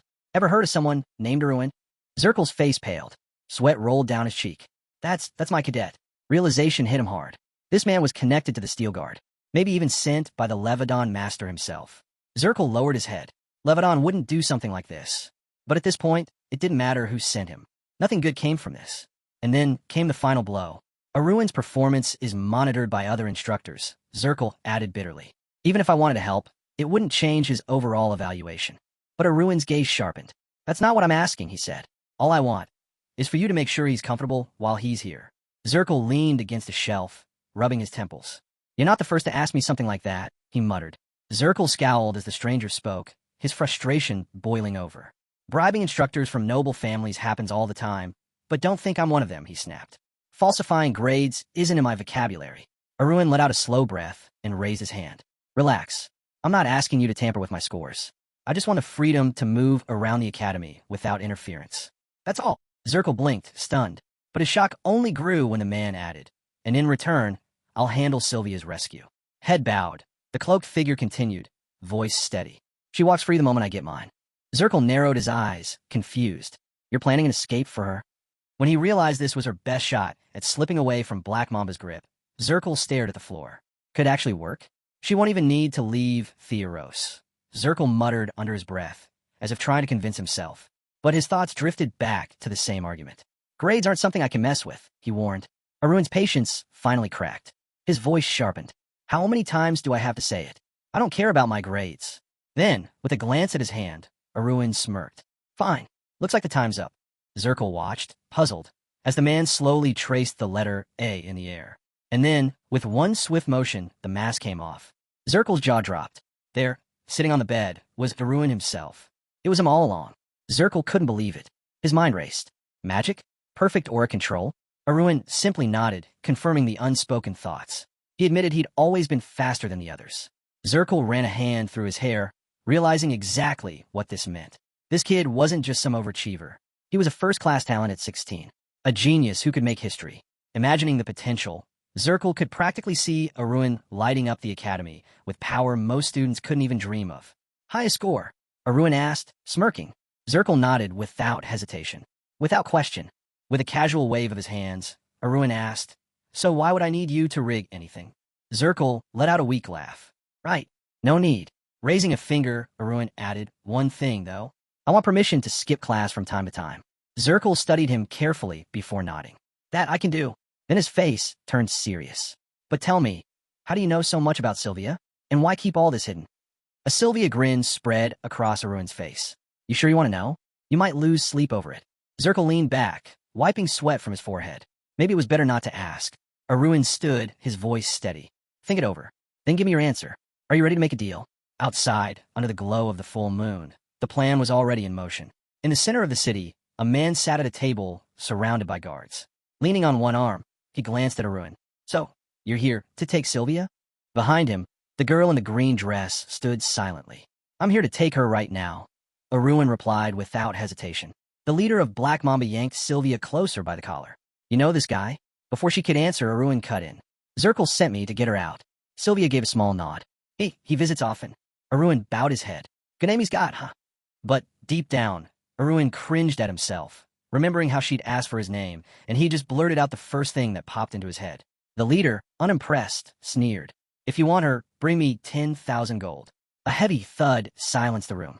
A massive bag landed on the table. Everyone stared. Sylvia looked uneasy. Arun smiled calmly. Exactly 10,000 gold. Count it. The man checked the bag. It was packed full of coins. Shaking his head, he scoffed. Didn't think anyone would actually show up with this much. Turning back toward his guards, he waved them off. Take her. She's yours. But just as Arun moved to leave, the man grabbed his chin, forcing him to pause. You're in such a hurry, the leader said with a smug grin. Don't leave before hearing me out. Arun turned his head slightly. I gave you what you asked for. Problem? The man leaned in, his voice low. Relax. I was just testing you. Gotta filter out the ones who can't pay up. Can't afford to deal with small fry. Resting his elbows on the table, he gave Arun a final grin. The head of Black Mamba leaned back, eyeing Arun carefully. Think it through. How much do you figure Sylvia makes from my business in a year? Arun glanced at the girl, who stood quietly, staring at the floor. In a normal tavern? Maybe 8,000 gold, he replied. The head smirked. Exactly. But here, she pulls in closer to 12,000. Now tell me, why would I give up a girl bringing me that much in just 1 year? Without waiting for an answer, the man leaned forward, his grin widening. I'm thinking 10 years. That's how long I can keep her working. And when she gets too old, I'll just hand her off as some rich fool's concubine. Sylvia's face paled. She bit her lip, eyes fixed on the floor as the man continued. Over those years, she'll earn me around 140,000 gold, the head said proudly. But hey, I'm generous, so I'll let her go for 130,000. Final offer. He stared at Arun, waiting for his reaction. But Arun said nothing. The heavy bag of gold he'd brought toppled over, coins spilling across the carpet. Take your change and get out, the man sneered. Arun remained quiet, crouching to gather the fallen coins. His hands moved slowly, methodically. Then, without looking up, he spoke. I'll show you some generosity, too. The head frowned. What's that supposed to mean? Still kneeling, Arun answered. You can take the gold and end this now, or you can fight me. The man let out a dry laugh. Really? You think I'm just going to let you walk in here and call the shots? Arun ran a coin between his fingers, glancing up. Funny. Criminals always think the world follows their rules. The head's grin faded. So what? You're here to teach me a lesson now. Arun's gaze hardened. That's right. I'm not exactly a nice guy either. Sylvia watched in shock as Arun slowly stood. Stay behind me, he told her, his voice calm. The head, now visibly annoyed, flicked his hand toward one of the guards. Take care of him before my blood pressure spikes. But before the guard could even move, blood splattered across the head's face. The guard collapsed behind the desk. A single gold coin lodged in his skull. The room fell silent. Everyone froze, unable to process what had just happened. Arun tossed another coin into the air, catching it effortless. Sylvia. You should have just taken the 10,000. The head, stunned, wiped the blood from his cheek. What are you doing? Arun didn't bother answering. One by one, he flicked coins through the air, and one by one, every guard of the room dropped before they even knew what hit them. The head of the black snake shot up from his desk as one of his subordinates came crashing toward him. Furious, he drew his blade, convinced the man had lost his mind. A dark aura surged around him, hellfire. With it, he planned to send the intruder straight to the underworld. But before he could strike, Arun acted. A sharp pain shot through the leader's arm, forcing him to drop his weapon. Clutching his hand, he stared in disbelief. Why couldn't he move it? He barely had time to process before the man before him, eyes blazing with dark magic, prepared to attack again. Lowering his head, the Black Snake's leader suddenly opened his mouth, responding to the main character in the language of the underworld. If this man truly understood, then perhaps there was more to him than met the eye. But before he could speak further, a sinister smile flickered across Pilaf's face. Without warning, he slammed a fist into the leader's cheek, sending him flying backward. Looks like one hit wasn't enough to make you understand, Pilaf muttered. The leader groaned as his face hit the cold floor, but Pilaf was already closing in. Struggling to push himself up, the head of the black snake heard the main character's voice cut through the tension. Humans really are complicated creatures. Blood trickled from his mouth. 2 front teeth knocked loose from the blow. Gritting his teeth, he vowed to return the pain twice over. Keela, watching from the sidelines, leaned against the wall, his expression unreadable. The leader spat blood and sneered. How much will you pay to take me out? Silence. He scoffed. Fine. I'll triple it. His words hung in the air. The offer was tempting. 3 times the pay, just to switch sides. His mouth fell open slightly in shock. He was willing to pay that much, but Pilaf only grinned. Make it 4 times, and tell me who hired you. The leader hesitated, tilting his head. He hadn't expected this turn of events. Squatting where he had fallen, he weighed his options. Pilaf studied him, then smirked. I could even put in a good word for you in our organization. Resting his chin on his hand, the leader finally spoke. First, I need to get the order. Then we'll talk. Pilaf's expression twisted. He had come without an official order? Then why was he here? Realization dawned on the Black Snake's leader. His eyes widened in shock as the protagonist reminded him of his true reason for being there, Sylvia. The main character loomed over him. You should have taken the chance when you had it, Pilaf warned. A dangerous glow filled his eyes, one turning completely red. He stepped forward to stop the man, but suddenly blood sprayed across the office. Sylvia stood frozen by the door, her lips parted in shock. Pilaf barely acknowledged the crimson streaks marking the walls. The leader turned to the blonde girl, his glare enough to silence whatever words she had been about to say. I'm sorry you had to witness something this brutal, the protagonist said, glancing at her. But after hearing his words, I couldn't hold back. Sylvia, blue eyes wide with confusion, tilted her head. Who are you? She stood among the lifeless bodies of the guards, still unable to comprehend how he had done all this alone. One man, against them all. The fear in the leader's face was unmistakable. Sylvia's breath caught as he stammered out. Oh, you're the one sent by Zirkle? Pilaf extended a hand toward her, offering a smile. I came to give you freedom. The 2-story mansion stood under the moonlit sky, its windows glowing softly in the night. Inside, a wooden table overflowed with gold coins, spilling across its surface in a shimmering pile. The employee's breath hitched to the sheer amount of wealth before him. A man in a black cloak stood nearby. I want to rent the entire top floor, he stated calmly. And bring dinner, just for the girl. The employee's face lit up. Of course. I'll take care of everything. No one, not even a mouse, will get through to you. With that assurance, the main character and the girl ascended to the top floor. Stopping at her door, he spoke gently. I'll be in the room across from you. Get some rest. Sylvia, standing in the doorway, gave a small nod. Good night, Pilaf. Left alone in the corridor, Pilaf's thoughts drifted back. He had erased all traces of their presence, using dissolving acid before they left, ensuring no one could track them. At least for tonight, they were safe. His gaze lingered on the girl's door for a moment before turning away. Inside his room, Arun removed his mask, setting it carefully on the bed. Meanwhile, in her own space, the blonde sat in a lotus position, focusing on the Zyral aura. Using the bottom-up method, she channeled Tai energy into the gold coins, just as Arun had done earlier. It was the same technique that had allowed him to move undetected, using the 1,000-dimensional footwork to reach the mansion unnoticed. As Arun released his skills freely, a realization struck him. He had been missing a crucial foundation in his understanding of the Northern Lights technique. Sitting in deep concentration, he pondered over the connection between the heavenly cultivation technique and the Northern Lights. Both techniques shared the same origins, yet the celestial cultivation method had a key principle that the Northern Lights lacked. His task was clear. He needed to bridge the gap between them. Morning sunlight filtered through the windows, illuminating the hotel room. Arun remained in the same position, eyes shut in deep meditation. As his understanding fell into place, he let out a slow breath. A slight smile crossed his lips. Finally, all the scattered pieces had come together. Rising to his feet, he reached for his blade. With steady hands, he cleared the space around him before planting the seed of the Northern Lights technique, which held the power of 7 stars. His head lowered in surprise as the sword in his grip began to glow, a brilliant blue flame flickering along the edge. Everything he had worked toward had finally taken shape. In his hands, he now held the only superior rank of humanity, a level that the founding emperor had achieved at 17 years and 89 days. But Arun had surpassed even that. He had reached this rank at just 16 years and 225 days, setting a new immortal record. He tightened his grip around the sword, lightning crackling from its core. A notification window materialized before him. Lightning Sword, a weapon crafted with a lightning-struck wooden hilt and a wrought iron blade.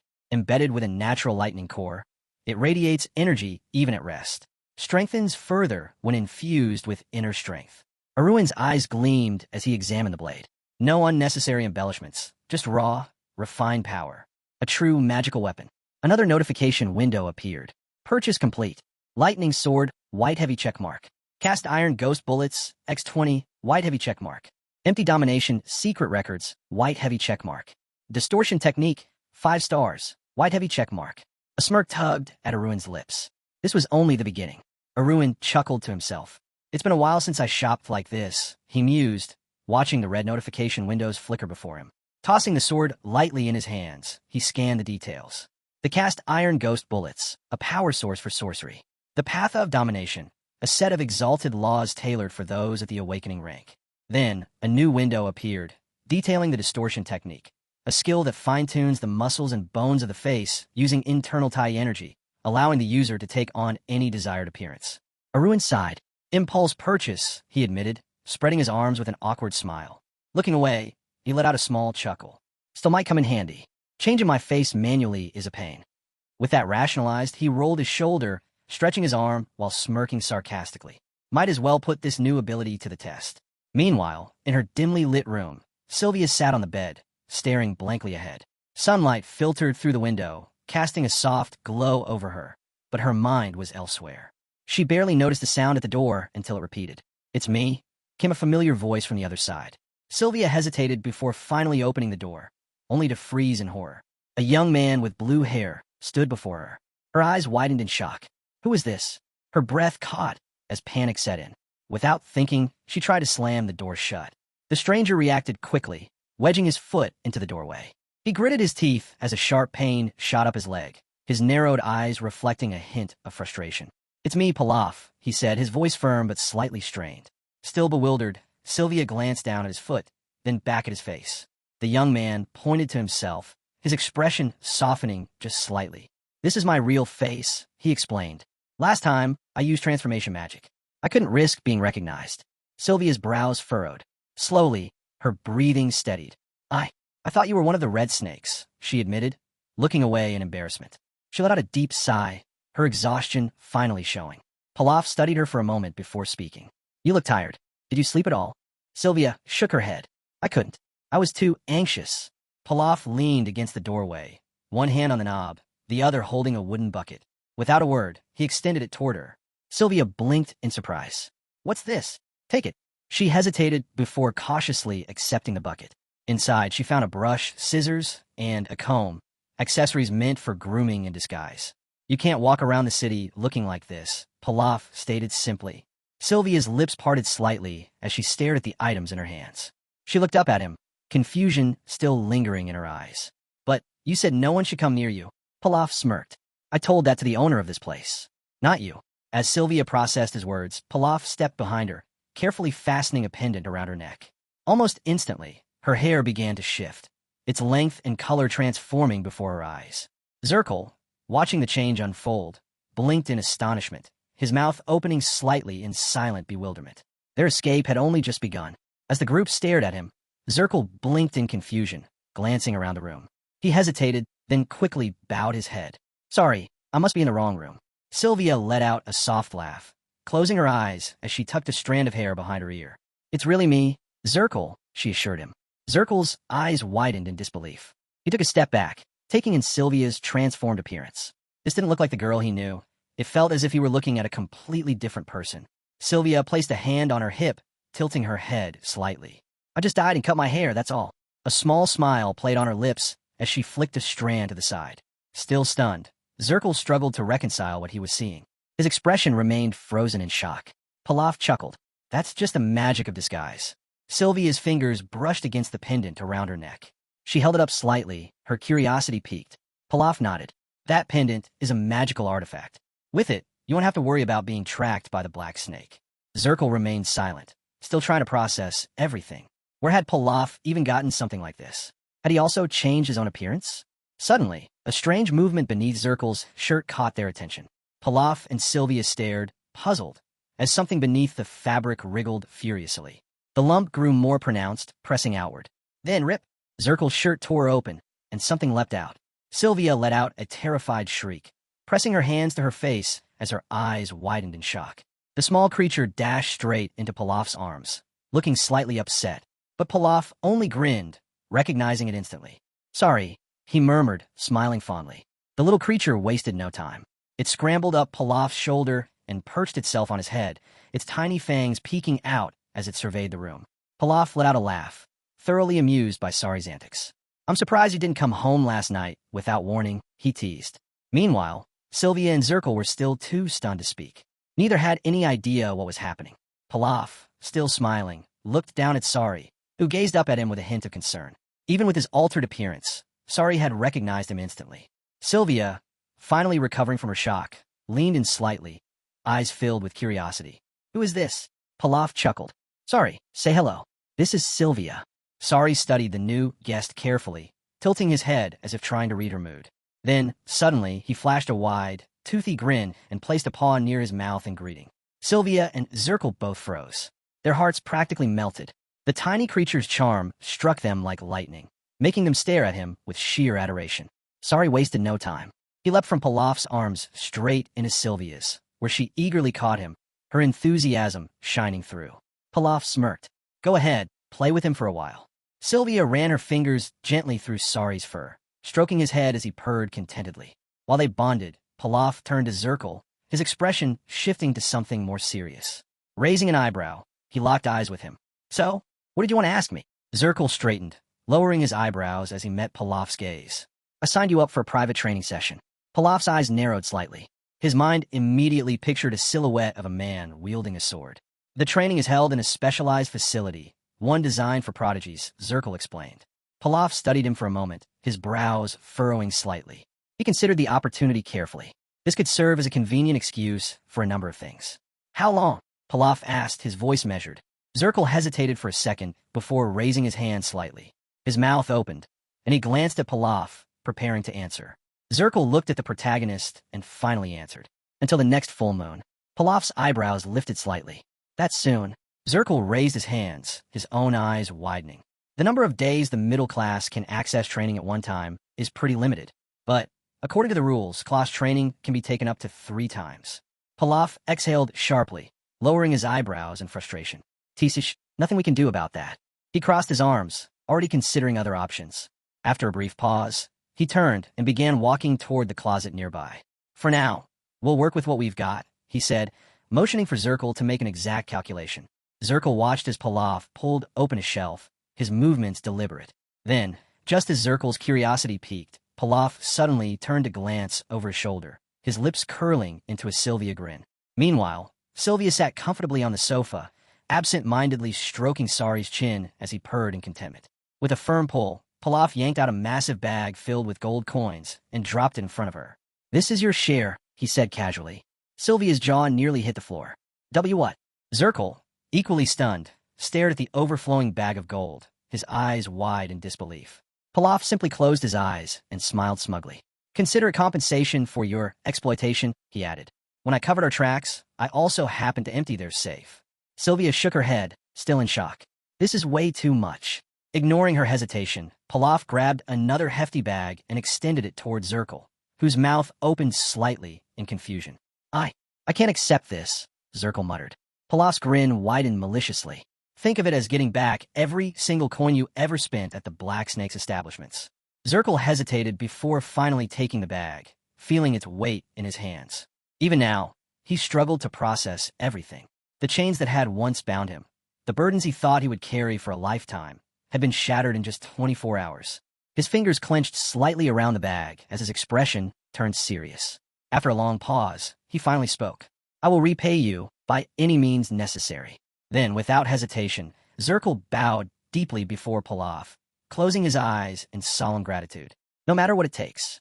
Pilaf's smirk softened into a satisfied smile. I look forward to working together, then. Turning away, he shifted his gaze towards Sylvia, who was still seated with Sari curled in her lap. What about you, Sylvia? He asked. Any thoughts on what you'll do next?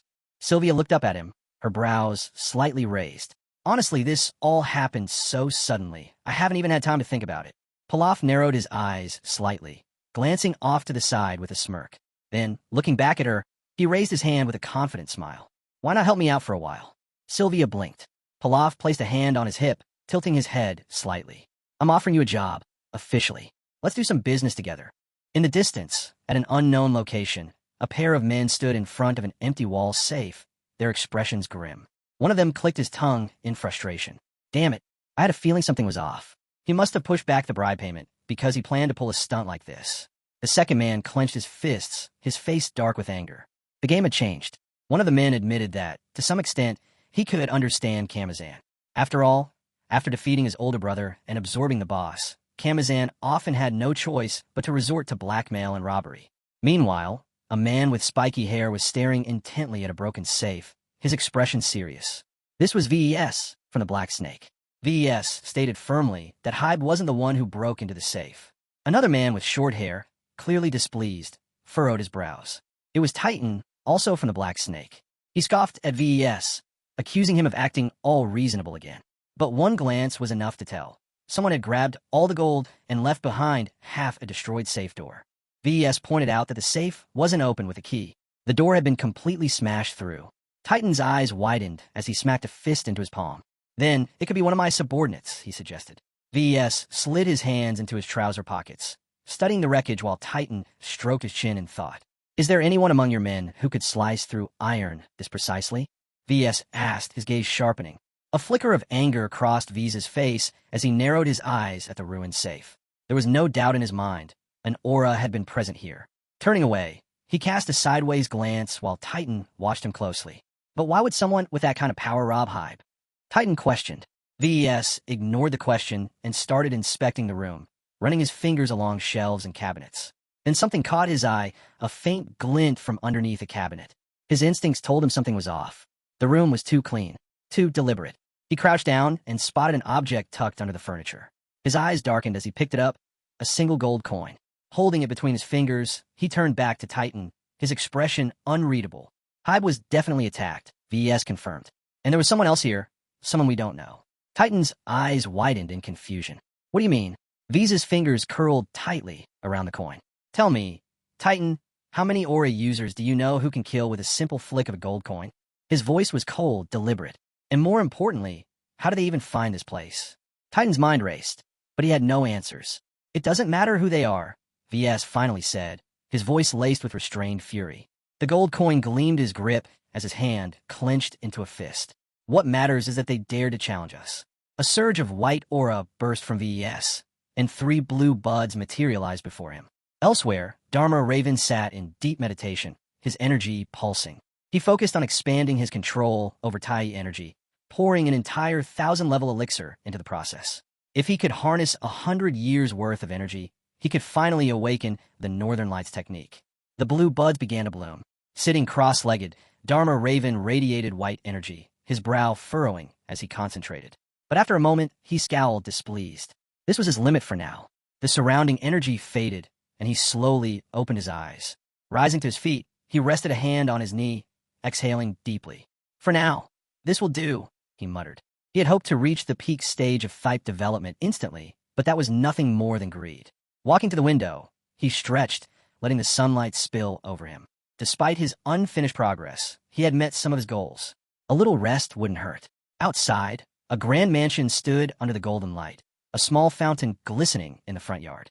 Dharma Raven knew he would have to remain in the form of Pilaf longer than expected, so he made a decision. He would buy this mansion. 50,000 gold coins. A fair price. Looking out at the lush garden below, he felt satisfied with his choice. Gazebos were scattered across the greenery, adding to its charm. It was money well spent. Then his gaze shifted. Something caught his attention. Sylvia. She was in the garden, playing with Sari. He had been observing her for days, and the more he watched, the more he realized she was far more capable than he had assumed. Later, inside the office, she stood among stacks of books, reviewing papers with precision. Dharma Raven noted that not only had she flawlessly completed every task assigned to her, but she was also well-educated, fluent in reading and writing, and trained in etiquette. A silhouette of Sylvia against the backdrop of the castle flashed through his mind. Could she be from a fallen aristocratic family? He didn't ask. It wasn't his place. His gut told him that pressing the matter might bring up painful memories. His thoughts drifted for a moment to a scene from his past life. A distant memory of himself standing before a young man on a throne. It felt oddly familiar. Turning away from the window, Dharma Raven closed his eyes, a small smile playing on his lips. There was no need to interfere in her affairs. He had only 10 days left of close training. A blue book materialized in his hand, and he smiled, determination returning. Not a single minute could be wasted. I need mid-level comprehension of the Mana Stone flow, he said. A system window flickered into existence. Flow comprehension, Mana Stone. Level, average. Price, 25 coins. Exchange level, Rare. Dharma Raven's eyes widened as his mouth fell slightly open in surprise. The main character smirked as he imagined Hearthstone, arms crossed, standing within a ring of mana stones. He chuckled to himself and said, "You've grown, I'll give you that." No matter how much the Alliance pushed its overpriced policies, he was confident the market price would settle at 20 coins. With a mischievous grin, he rubbed his chin and glanced at the system window. Turns out, he was even craftier than he had thought. His smirk widened, baring his teeth slightly as his eyes narrowed. "It's time to cast the bait," he murmured. Without hesitation, he published his offer, mana stones for 20 coins. And to make things even more interesting, he added a bold, treating description, taking jabs at other merchants, including Hearthstone himself. The reaction was immediate. Buyers flooded in, ecstatic at the deal. Paying 25 coins for a stone? Ridiculous, they exclaimed. Recognizing the seller, whispers spread. He must have some kind of deal with the Alliance. Limited stock.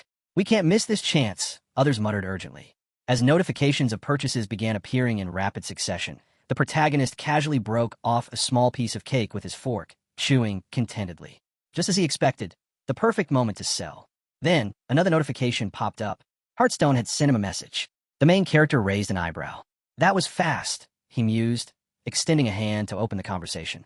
Hearthstone's face appeared, his brows deeply furrowed, mouth open in exasperation. "What are you up to this time?" he demanded. Feigning innocence, the protagonist smiled and raised a hand. "Good to see you too," he said smoothly. A smirk tugged at his lips as he glanced at Hearthstone's frustration. "Business is booming," he continued. "Thanks to that, I've been able to sell mana stones, which cost no more than 4 coins, for 20. Hearthstone's eyes widened. It finally clicked. "You're that same shameless scoundrel," he shouted. The protagonist leaned against his hand, eyes closed, a sweet, almost train-ting smile on his face. "How the hell did you pull this off?" Hearthstone demanded. The protagonist simply chuckled. Trade secret. That only fueled Hearthstone's rage. His face twisted with anger as he let out a string of curses, furious at the blatant trickery. Still unfazed, the protagonist waved a hand dismissively. "Relax, I'm not here to fight. No grudges, no bad blood." Then he raised a single finger, his smile turning Sylvia. "I'm just here to make 10,000 coins and be on my way." Hearthstone's fist clenched as his fury boiled over. "You think I'll just sit back and let you ruin our reputation with your stunts?" he roared, thrusting his hand forward in frustration. The protagonist simply grinned. The game was only beginning. Hearthstone scoffed, crossing his arms. "This is the perfect reason to file a formal complaint." The main character exhaled slowly, closing his eyes for a brief moment. Oh boy, he thought. Maybe he had gone a little too far with his advertising. "I'll make it official soon," Hearthstone added with a smug grin. The protagonist glanced away, a wicked smile creeping onto his face. Of course, he hadn't done all this without a plan. Meanwhile, the channel manager sat at his desk, watching the open dialogue window with an amused smile. He had already imposed trading restrictions on mana stones for the main character, just as requested. "You're in good hands," the channel manager assured him. "I have a junior comrade among the Zero Systems channel masters. I'll entrust this to him. Going forward, we'll make sure you get more comfortable conditions in the Zero System." The protagonist smirked at the dialogue window, lazily throwing his hands behind his head. "I owe you one," he said. The channel manager chuckled, closing his eyes briefly. "There's no such thing as debt between us," he replied. "If you keep saying that, I might start feeling hurt." He then opened his eyes, smiling in mild confusion. Ever heard the saying, "A greeting deserves a response"? Lying on his bed, arms folded behind his head, the protagonist chuckled. "Yeah, that sounds about right. I don't doubt it one bit." The channel manager nodded. "From now on, you can always count on me." That memory faded, and the protagonist's eyes sharpened. Raising his hand, he clenched it into a fist, a Sylvia grin tugging at his lips. "Good luck, Hearthstone. You're going to need it." With that, he shifted his gaze back to the system window, rubbing his chin thoughtfully. "Now, what kind of gift should I send him?" Just as he was mulling over ideas, a new message notification popped up. His brows arched slightly. Was it the official protest already? But no. The sender? Jade-faced golden dragon. Go Gumuhui. The message was brief. "I'd like to speak with you for a moment. I have an offer for a part-time job." The protagonist blinked, taken aback. A part-time job? His first thought was that this must be a direct approach from one of the 5 major elixir manufacturers. He narrowed his eyes, focusing on the message. "I have Providence. Activate."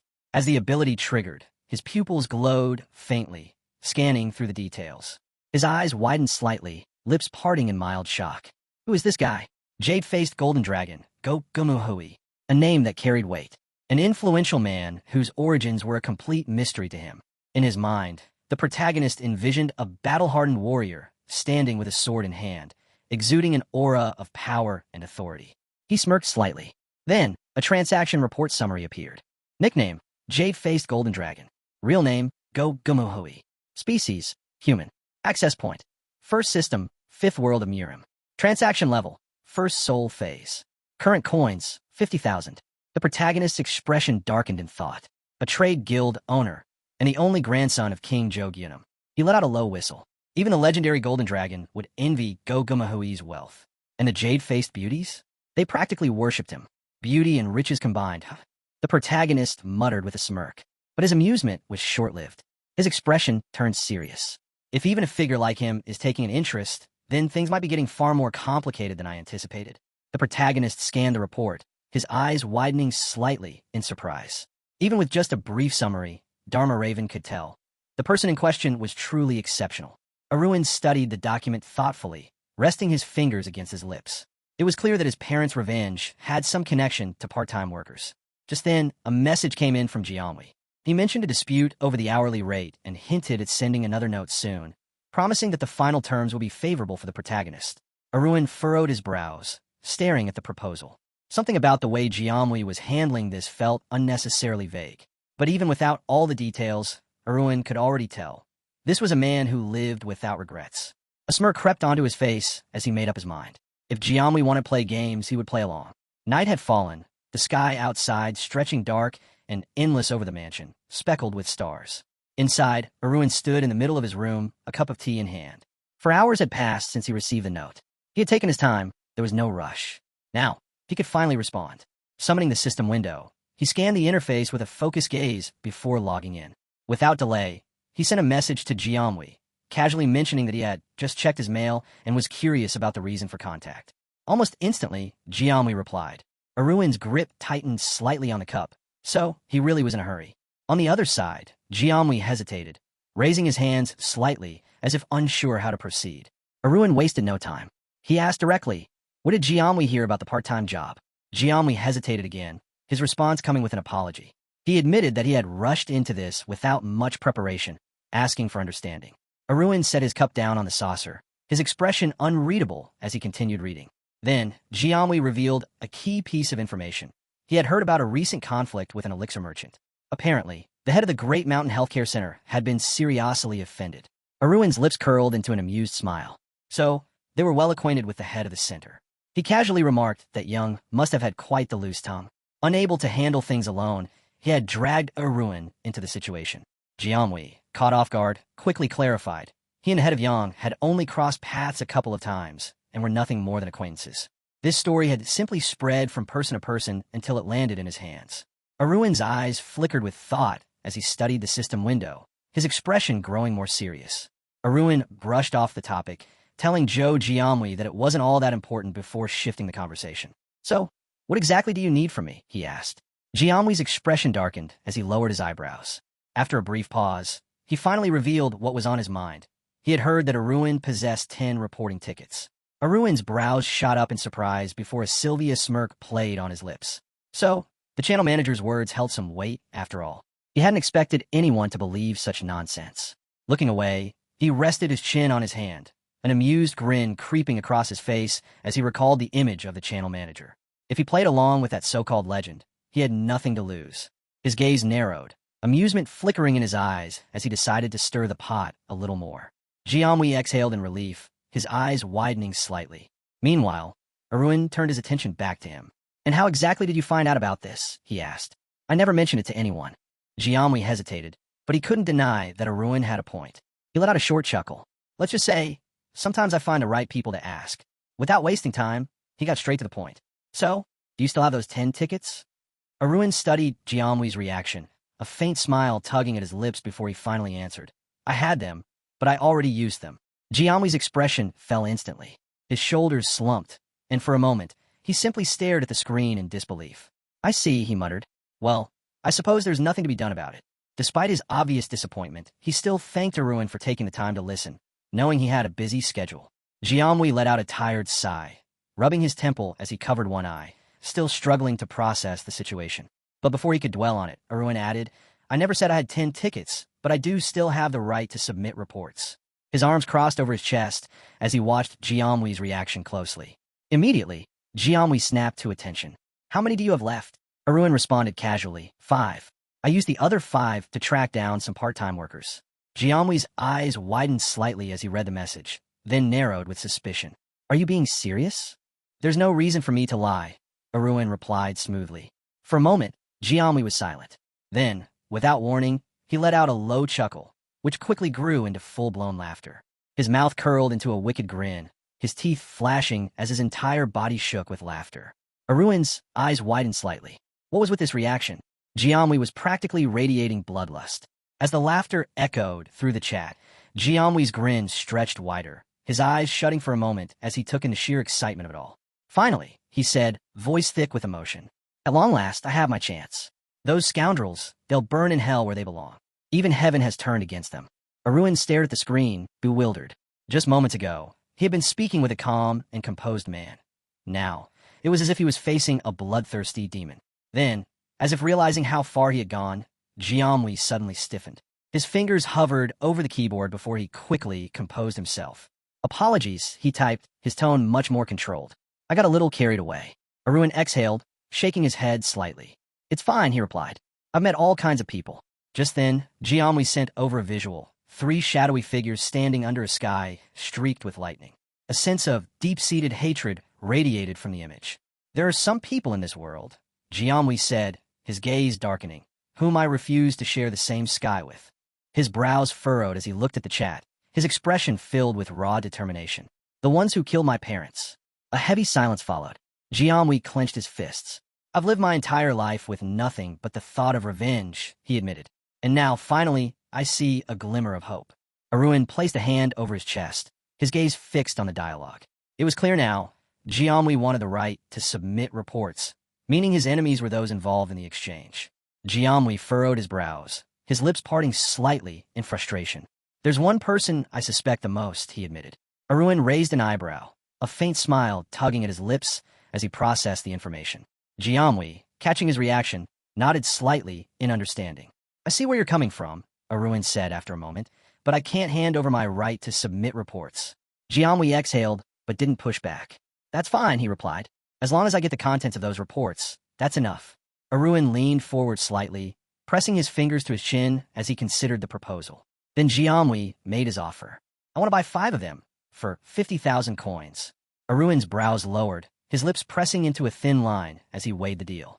The way Jianwei spoke, calm, unwavering, made one thing clear. He wasn't just from an ordinary rich family. A thought crossed Arun's mind, the image of the mighty Gyunum, a man rumored to be a legend in the world of trade. He had never heard of Jianwei in his previous life, which only meant one thing. There was no record of him on the exchange. That meant he wasn't actively engaged in transactions. A slow, sarcastic smile formed on Arun's lips. From the way Jianwei had casually offered 50,000 coins, it was obvious that was his entire balance. And he must have believed that sum was more than enough. Time to make his move. Arun's response appeared on the screen. Is that all you can offer? Jianwei blinked in surprise, raising a hand slightly, his mouth parting in disbelief. Meanwhile, Arun grinned wickedly. 50,000 coins, Jianwei repeated, his tone firmer this time. That's more than 200 gold.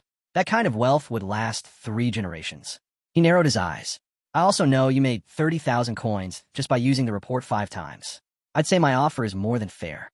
Arun let out a quiet chuckle, baring his teeth in a wide smirk as he raised his palm. You think I only made 30,000? He said, amusement dripping from his words. Let me correct you. The notification window flickered in the dimly lit room as deep night settled outside. The actual amount I earned from 5 tickets, Arun continued, was precisely 332,010 coins. And that's just the surface of it. Jianwei froze. Arun's voice remained casual as he leaned back. By forcing 2 of the top 5 elixir companies to halt operations for an entire month, I strengthened my position in the elixir market.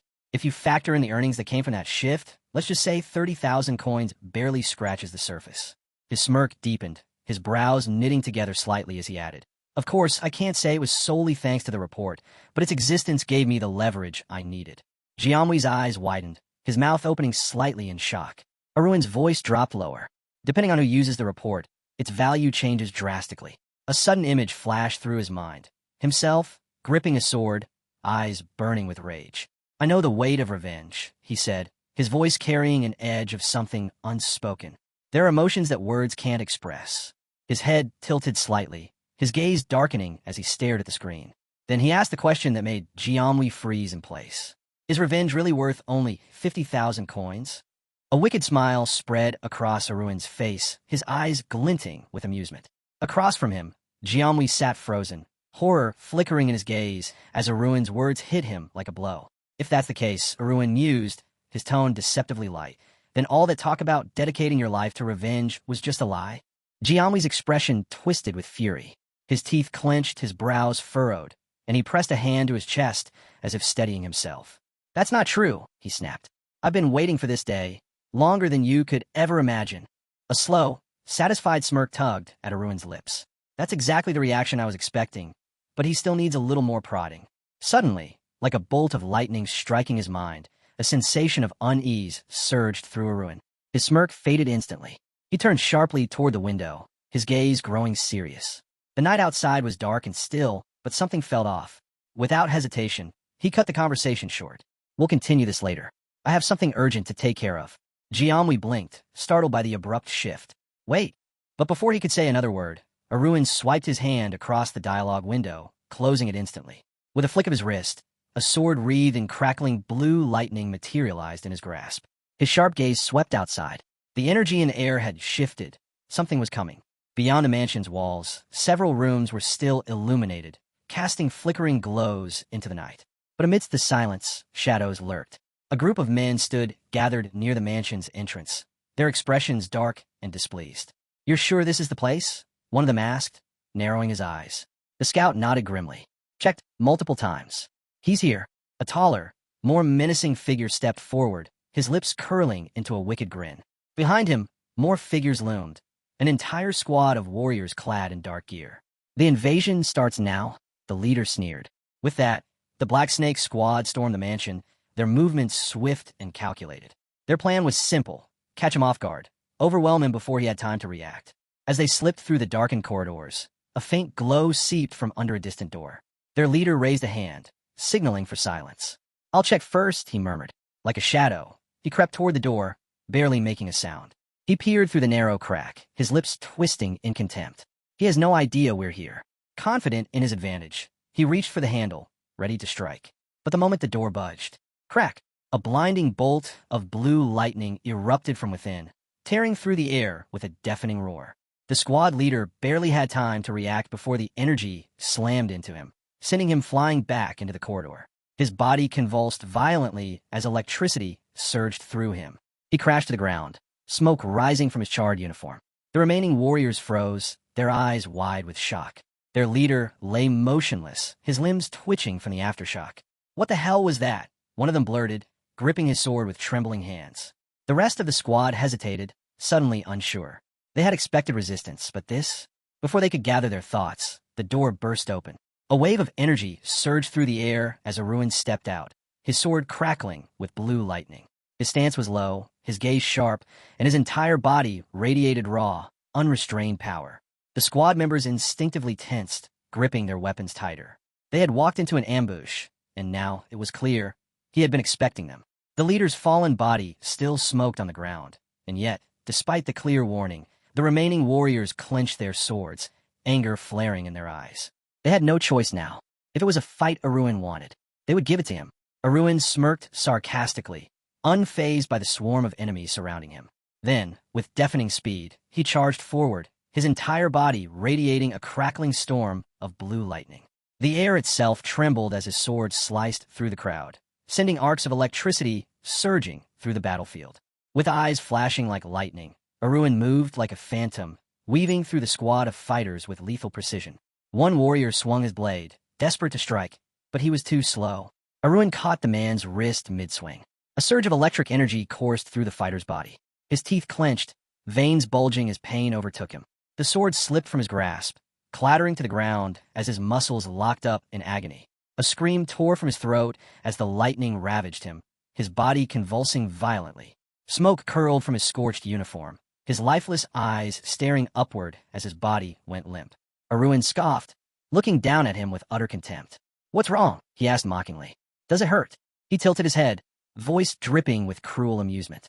"Answer me, and I'll make sure your death is quick, no unnecessary suffering." Then his gaze sharpened. "Who sent you?" Raising a hand to his chest, he pointed at himself first. Then, in an instant, his form flickered, his hair turning a striking shade of blue. He shifted into the likeness of Pilaf and pointed to himself once more. "Were you after this?" Outside the mansion, a vibrant blue light exploded from the windows, spilling onto the dark street like an eerie beacon. From a distance, Vess and Titan watched, their faces twisting in confusion. Something wasn't right. This wasn't going according to plan. Vess scowled deeply, fists clenching at his sides. "This isn't what we planned," he muttered under his breath. Titan, standing beside him, looked equally bewildered. "Could he have been expecting us?" Vess remained silent for a moment, processing the situation. Then, realization dawned on him. His eyes darkened. That bastard, he has an aura. That changed everything. There was no point in underestimating him anymore. Gritting his teeth, Vess straightened, his presence commanding. "We go in, all of us." Titan hesitated, but one look at Vess's expression told him there was no other choice. "Move," Vess ordered. Without another word, he strode forward, lifting his arm as a signal for the squad to follow. "This time we take him down in one strike." The massive gates of the mansion groaned as they slowly opened. A blinding blue light poured from inside, illuminating the corridor in an eerie glow. The Black Snake squad, led by Vess and Titan, pushed forward, stepping cautiously into the darkened halls. Vess's eyes darted to the side, scanning his surroundings warily. The rest of the squad moved with tense precision, gripping their weapons tightly. A chilling silence filled the space. Vess exhaled sharply, his instincts on high alert. "Stay sharp," he warned. "We have no idea where he'll strike from." Suddenly, one of the soldiers stiffened, pointing a trembling finger toward the stairs. "There, movement!" All eyes snapped forward. A figure emerged from the shadows at the top of the grand staircase. Pilaf stood there with an easy, almost lazy stance, his sword resting casually over his shoulder. His sharp gaze swept over the intruders, his lips curling into an amused smirk. Well, he drawled, his voice laced with mockery. "That's a lot of people to take on, just one man." His smirk widened. "And here I was, wondering why you'd bother with such a direct assault. It makes even less sense now." Titan's eyes widened as he stared up at him. His voice came out in a confused whisper. "Who are you?" Pilaf chuckled, placing one hand on his belt as he leaned slightly to one side, his sword still balanced over his shoulder. "Oh," he mused, feigning innocence. "Hearing something like that, anyone would think I was the one sneaking into someone else's house." His eyes darkened with a dangerous glint. "Not the other way around." Vess frowned slightly, his gaze locked onto Pilaf. His voice was sharp, demanding, "Did you kill Hape?" Pilaf studied his uninvited guess carefully before responding, his tone indifferent. "So that guy was called Big Brother Hape, huh?" Vess's expression darkened, his jaw tightening. "So it's confirmed."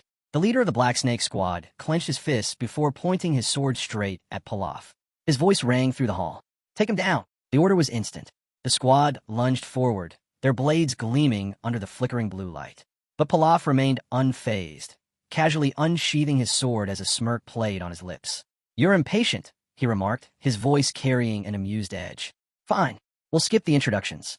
Titan moved first, launching himself high into the air, his massive sword slicing downward in a brutal arc. Pilaf, still wearing his usual careless expression, sidestepped effortless Sylvia, dodging the strike within human speed. The force of Titan's missed attack shattered part of the stairs, sending debris flying. As the battle raged across the stairway, Pilaf's eyes flashed with intrigue. Not bad, he thought, watching Titan's movements. A shame someone with this level of skill is wasting it on a criminal organization instead of something worthwhile. Before he could reflect further, two more fighters flanked him from behind, their swords slashing toward him in perfect sync. Pilaf reacted instantly. He lifted his leg, twisting his body midair as both blades sliced through the space he had just occupied. His counterattack was swift. Drawing his sword, he let loose a surge of electric energy, sending a cascade of blue lightning straight into his attackers. Sparks erupted as the fighters staggered back, their bodies convulsing under the sharp, electrified blows. They barely had time to react before they collapsed to the ground, their limbs twitching from the residual shock. Titan, seeing his allies fall, grit his teeth and raised his sword defensively, using it as a shield against the lightning crackling around Pilaf. His eyes burned with bloodlust, refusing to back down. Meanwhile, Vess watched from below, his expression a mask of anger and disbelief. He's toying with them. His frustration mounted as he took in the scene. The warriors he brought were elite. Not only that, but Titan, the leader of their advanced division, was fighting at full force. And yet, they were losing.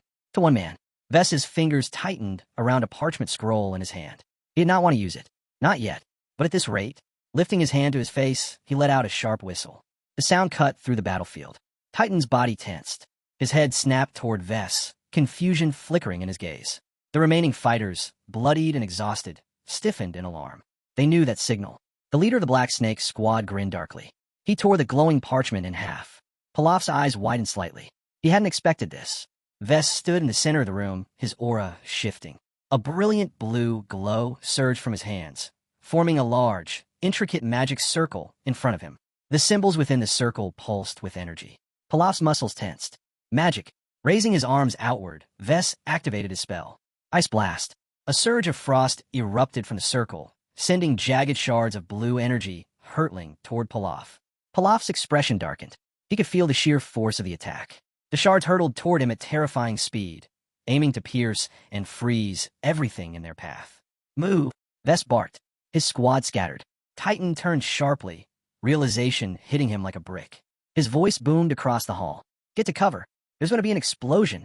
Without hesitation, the Black Snake squad dug behind the stone pillars lining the hall, bracing themselves for the impact.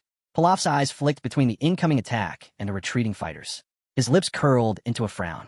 Cowards. The ice shard struck, converging in midair before solidifying into jagged, spear-like formations. In an instant, they expanded, forming a deadly dome of frozen spikes, designed to trap and annihilate anything inside. The temperature in the room plummeted. A deep, unnatural silence followed. Vess remained still, watching the frozen dome with unblinking eyes. That should have done it. But something inside him whispered. It wasn't over yet. A powerful blast of icy wind surged through the corridor, freezing everything in its path. The once grand halls of the mansion were now encased in ice, the cold air clinging to every surface. Frost coated the walls, and the corridor itself had become a frozen wasteland. Vess crouched behind a stone pillar, turning toward Titan, who stood nearby. Titan exhaled, watching the aftermath of the attack.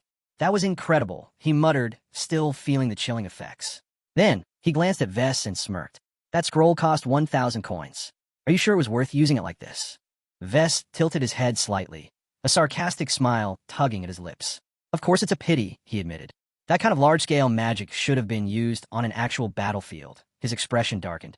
But when facing an enemy with an aura, we can't afford to hold back. Just as he finished speaking, a cold shiver ran down his spine. Something was wrong. His thoughts froze as a voice cut through the icy silence. Well, Pilaf's tired voice echoed, his silhouette barely visible through the freezing mist. Are you guys planning to cover the cost of repairs? The mist cleared slightly, revealing Pilaf standing amid the destruction, his body releasing faint trails of icy steam. His expression was unimpressed. If anything, he looked annoyed. Titan whipped around, eyes wide in shock. What? Vess's breath hitched, his own gaze locked onto their enemy. How? That attack should have obliterated everything in its radius. The frozen mansion was proof of its devastating power. Pilaf had been at the very center of the explosion. There was no way he should still be standing. Yet there he was, mocking them. A slow grin spread across Pilaf's face as a faint blue aura flickered around him. TSK. I knew my aura's upper limit was high, he mused, but blocking magic and self-defense at the same time? Not bad. Then, he reached up and ruffled his bangs. His fingers ran through the strands before pausing. His hair was slightly frozen. His eyes narrowed in irritation. Damn. He sighed, shaking his head. So, I couldn't nullify all the cold energy, huh? He lifted his hand, noting how the ice had clung to part of his shirt and hair. For a moment, he simply stared at it. Then, his face twisted in rage. A loud, furious scream erupted from him, his voice shaking the very walls of the mansion. Do you have any idea how much time I spend taking care of my hair? Lightning exploded around him, crackling wildly as his fury surged.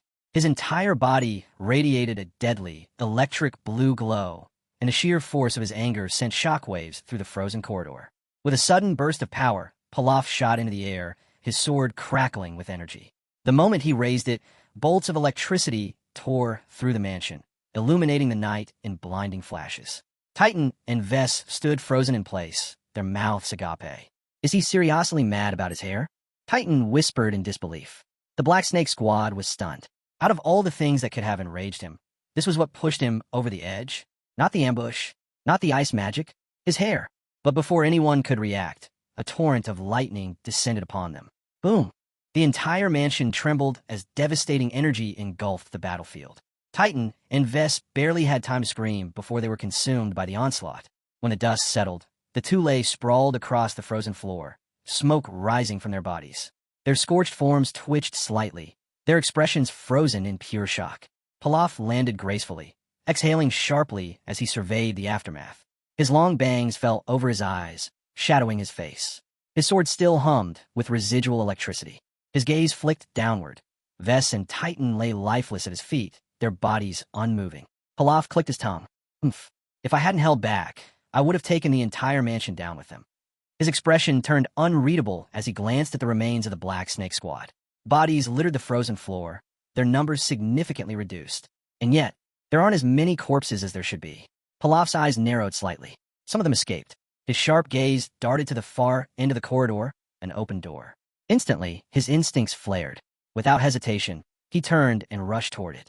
If they're still here, they're hiding in that room. And he wasn't about to let them get away. Pilaf burst into the room, his body angled for an attack, sword at the ready. But the moment he landed, his eyes widened in shock. The massive chamber was littered with bodies. The remaining warriors dead. Pilaf's grip on his sword tightened as he took in the scene. These weren't his kills. He scanned the lifeless corpses, his gaze quickly honing in on the most disturbing detail. Each warrior had a gaping hole in their chest.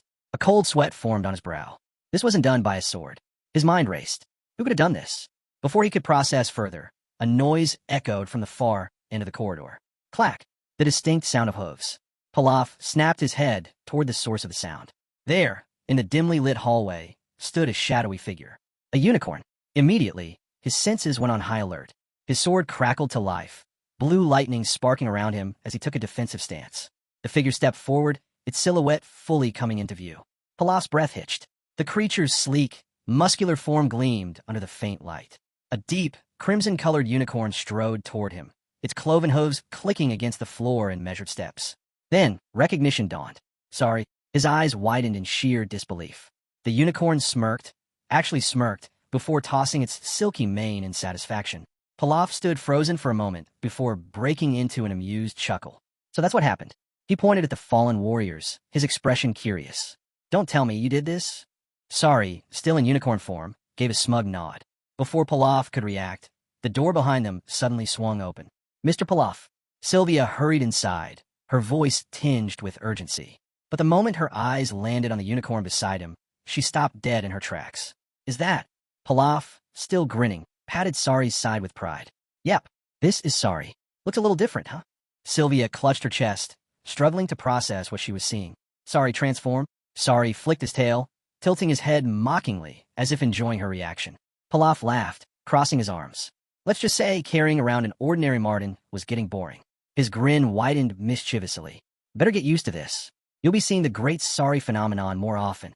Sylvia blinked in disbelief, then sighed, finally accepting the absurdity of it all. But her face quickly tensed as she remembered something. Wait, that loud noise earlier. Her gaze shifted to the mutilated bodies scattered across the floor. Her breath caught in her throat. What happened here? Her hands clenched at her chest, panic creeping into her voice. Was it she swallowed? The Black Snake Squad. Pilaf nodded casually, stepping forward. Yeah, but don't worry, he said smoothly. I already dealt with them. Sylvia still looked uneasy, but she exhaled in relief. Pilaf studied her expression, then nodded, satisfied. Either way, I'm glad you're safe. He rested a hand on Sari's mane before looking her in the eye. For now, stay in your room with Sari. Sylvia hesitated, but eventually nodded. Then, Pilaf turned away, his expression darkening. Raising a finger to his lips, he smirked coldly. I still have questions. His sharp gaze flickered toward the unconscious bodies left in the room. His voice carried a dangerous edge. It's time for an interrogation. Suddenly, a weak, shuddering gasp broke the silence. Vess, lying among the fallen, his body barely functional, began to stir. His eyelids fluttered open. Then, as the reality of his situation hit him all at once, he let out a panic scream. Vess slowly regained full consciousness. His body ached as he lay against the cold floor, his back pressed against the wall. A sharp breath escaped him as he instinctively checked himself for injuries, dreading what he might find. His stomach, intact. Relief flickered in his eyes for a split second before rage quickly replaced it. His teeth bared in frustration.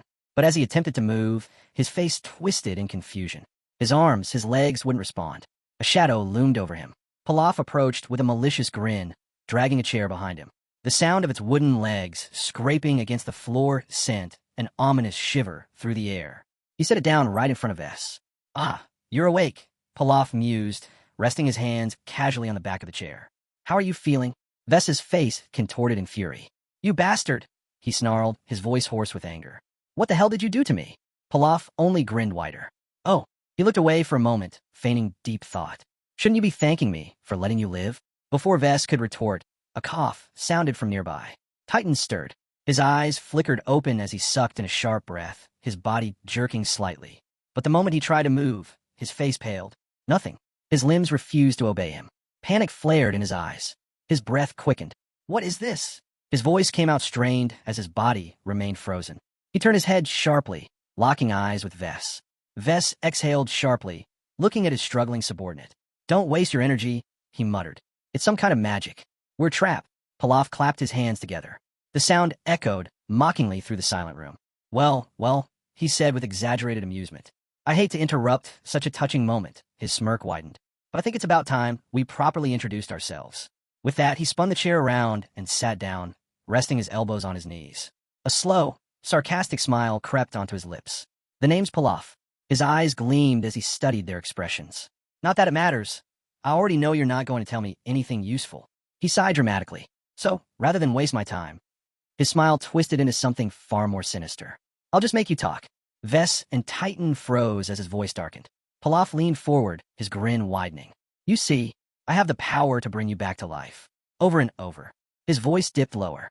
"Or, I could burn you alive, and then bring you back just to do it again." His laughter rang through the room. Low, taunting, merciless. "I could play with you all night if I wanted." Sweat dripped down Vess and Titan's faces. Their pupils shrank in sheer horror as the reality of their situation sank in. Pilaf smirked with satisfaction. Then, at last, they cracked. With stiff voices, they gave their names. Pilaf's grin widened further. "Now that," he said smoothly, leaning back in his chair, "is an excellent start to our conversation." Raising a hand to his face, he lazily twirled a strand of his own hair, mocking their fear. "Now then," he continued, "let's talk about your plan." He studied them closely. This wasn't the kind of mission your boss would personally oversee, was it? He tilted his head. "So, that must mean you're not exactly high up in the ranks." Vess's expression darkened. He shut his eyes, his face twisting with silent contempt. Then, with a sigh, he finally spoke. "We're not high up at all." Pilaf raised an eyebrow. Vess exhaled sharply before opening his eyes, his gaze sharp and cold.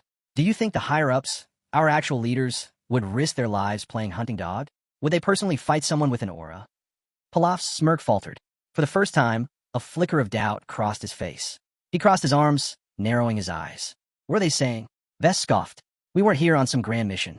We were discarded." Titan nodded grimly. "Thrown away," he muttered bitterly. "The new boss didn't need us anymore." Pilaf's gaze sharpened.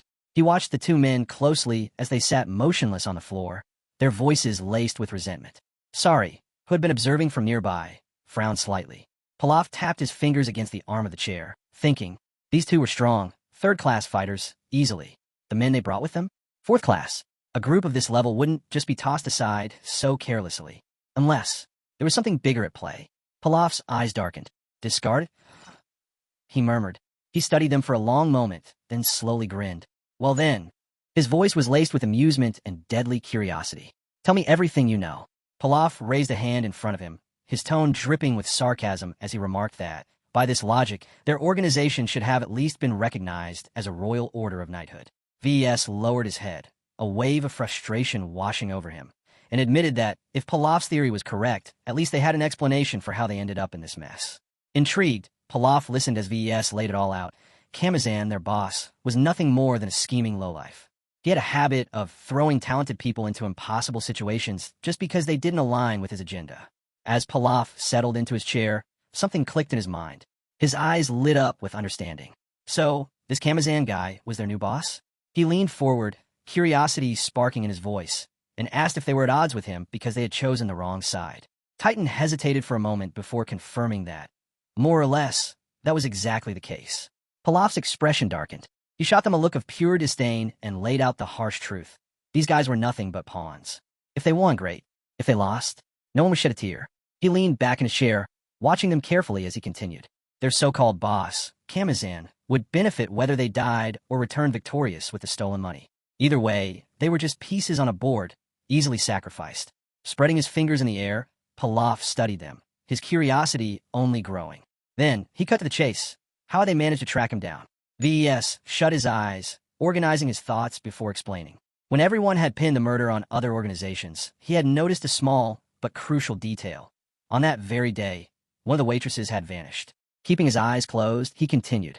If someone had taken the girl and escaped, there were only two logical possibilities. Either they had left the capital together, or they were hiding nearby. As VES pieced together his deductions, Pilaf listened intently. The moment VES mentioned scouting possible escape routes and even real estate transactions, Pilaf's mind clicked. So, they had traced everything back to this mansion? His gaze sharpened as he leaned in slightly. They were talking about Sylvia, weren't they? But how had they been able to recognize her? Without opening his eyes, VES answered. Even if someone changed their appearance and voice, it was nearly impossible to erase ingrained habits and mannerisms. Sylvia had been a key figure in their establishment. He had spent enough time observing her know. Pilaf's fingers idly brushed against his chin as he studied VES with newfound respect. This guy was no ordinary thug. He was meticulous, sharp, far too insightful for someone in the criminal underworld. His gaze flickered toward VES, who seemed uncertain, then to Titan, who looked uneasy. It became clear. One of them was the brains, the strategist who planned everything. The other? Pure muscle, the one who tore through obstacles. Not a bad duo. A Sylvia, almost mischievous glint flashed in Pilaf's eyes as he regarded them. These two, they could be useful. The tension in the room thickened as Pilaf's silhouette loomed over them. He settled back into his chair, now fully in control. Well, he mused, drawing out the moment. I've got all the answers I need. His gaze darkened as he leaned forward slightly, relishing the sight of VES and Titan frozen in place. The question now was simple. What to do with them? Pilaf leaned back, his tone casual yet cold. Killing them, he said, would be the simplest and most logical choice. V's face darkened. Offended, he shot back, demanding to know what their deaths would even accomplish. Keela, watching them with a smirk, responded with mocking amusement. At the very least, it would bring him some peace of mind. Not that it truly mattered. He knew full well that eliminating them wouldn't get him any compensation for the damage done to his mansion. Titan's expression hardened as he imagined the reach of his organization, the shadowy emblem of a black snake looming in his mind. His voice was firm as he reminded Pilaf that, outcasts or not, their group wouldn't turn a blind eye to this. Their network stretched across the entire capital. There wasn't a single place that wouldn't support them. VES tilted his head slightly, his sharp gaze locking onto Pilaf. Are you ready to handle the consequences of provoking the Black Snake organization? He asked, his voice steady. Pilaf's fingers brushed against his chin as he mulled over V's words. They had a point. While their organization didn't pose a major threat to him personally, ignoring the potential fallout wasn't a risk he was eager to take. Still seated across from VES and Titan, both still immobilized by magic, Pilaf exhaled slowly, weighing his options. The way he saw it, they wanted to live, and he wanted to secure his future without lingering headaches. There had to be a way for all three of them to walk away with what they wanted. VES tensed, his head lowering as confusion flashed across his face. Titan glanced at him, frozen in place. Could this actually be the best way out of their predicament? Titan, growing uneasy, urged VES to focus. They had no other options. If they couldn't find a way to turn the situation in their favor, they were done for.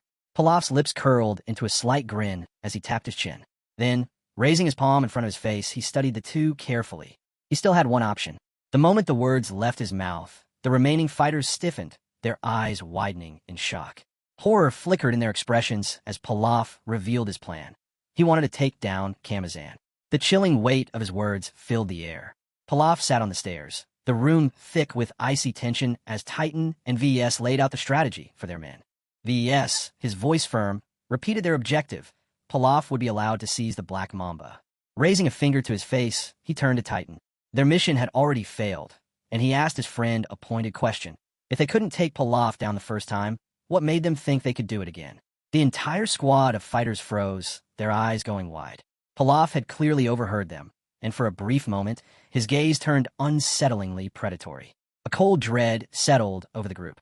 The men exchanged uneasy glances, fully aware that if they refused to carry out Pilaf's orders, they wouldn't just fail, they would die right then and there. Sharp exhales filled the room as the fighters hesitated. Capturing the Black Mamba? That was easier said than done. VS and Titan, their eyes closed, maintained unnerving composure. Difficult, Titan muttered. No, it's impossible. Even if they rallied every last ally they had, it wouldn't be enough. One of the fighters scoffed, raising a hand.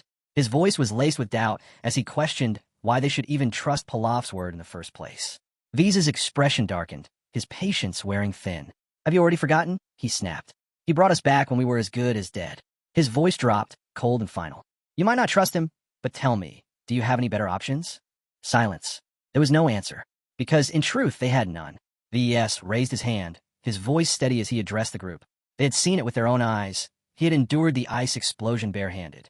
That fact alone made them hesitate, uncertainty flashing across their faces.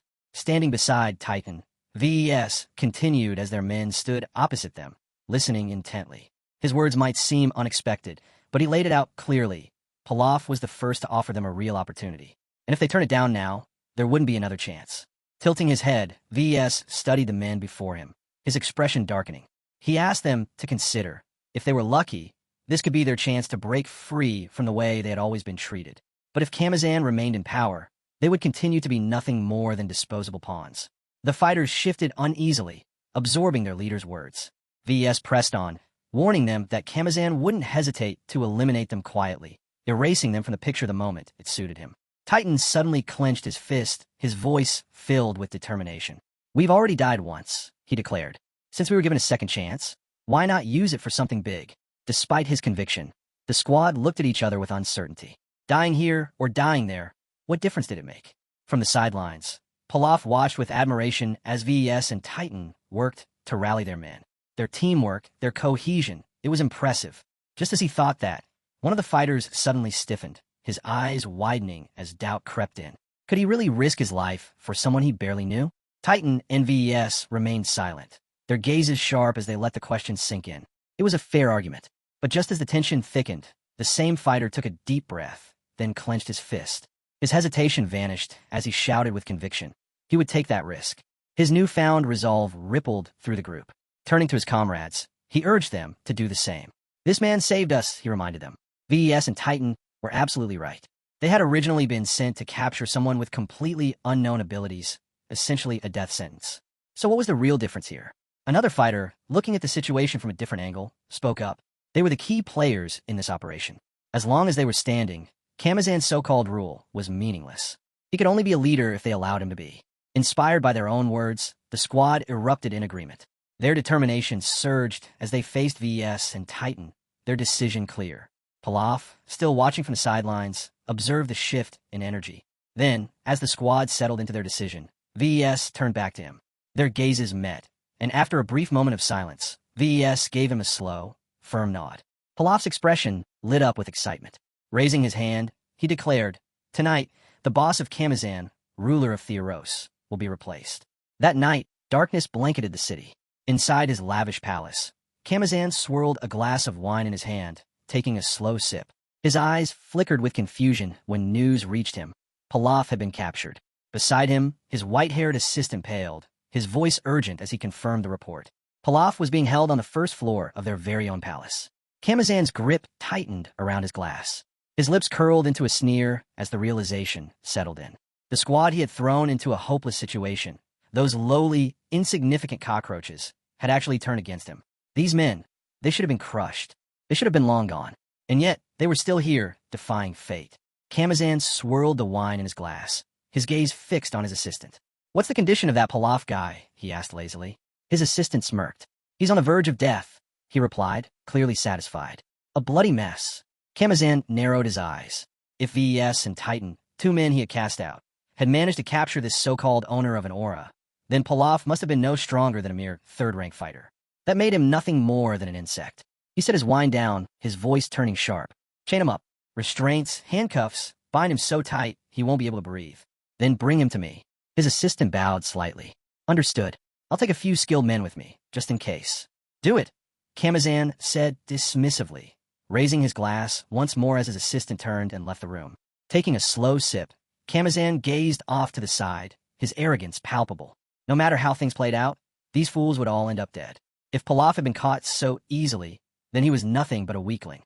The clanking of iron echoed through the dimly lit corridor. Pilaf, shackled and drained, trudged forward. His wrists were bound tightly in thick chains, and exhaustion weighed down his every step. Flanking him on either side, Titan and VES escorted their captive straight into the office of their detestable boss. Inside, Kamazan sat comfortably behind his grand desk, his eyes filled with smug satisfaction as he took in the sight before him.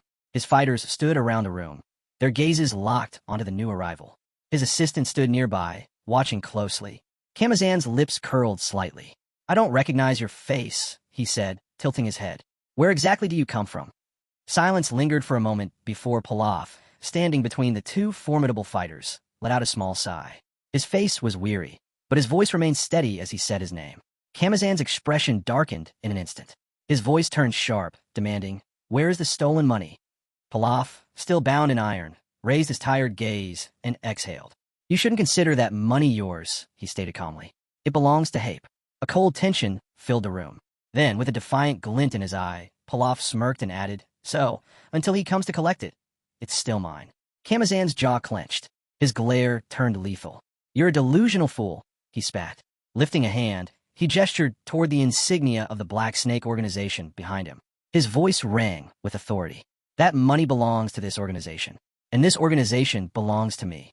Titan and VES stood still, unmoving beside Pilaf. Kamazan's gaze flicked to VES, his voice laced with suspicion. "VES, where's the money you were supposed to bring?" VES gave a single, slow shake of his head. Kamazan's face twisted with rage. "What the hell is that supposed to mean?" he snapped. "Why are you shaking your head like some lunatic?" His patience snapped. He slammed his palm against the desk, the sharp sound echoing through the room. "Stand at attention, VES. Speak properly when addressing your boss." A small grin played on V's lips. His voice was casual, almost mocking. "I never do anything pointless," he mused. "And there's no point in having a conversation with a corpse." Kamazan's expression froze. His mind barely processed the words before he barked.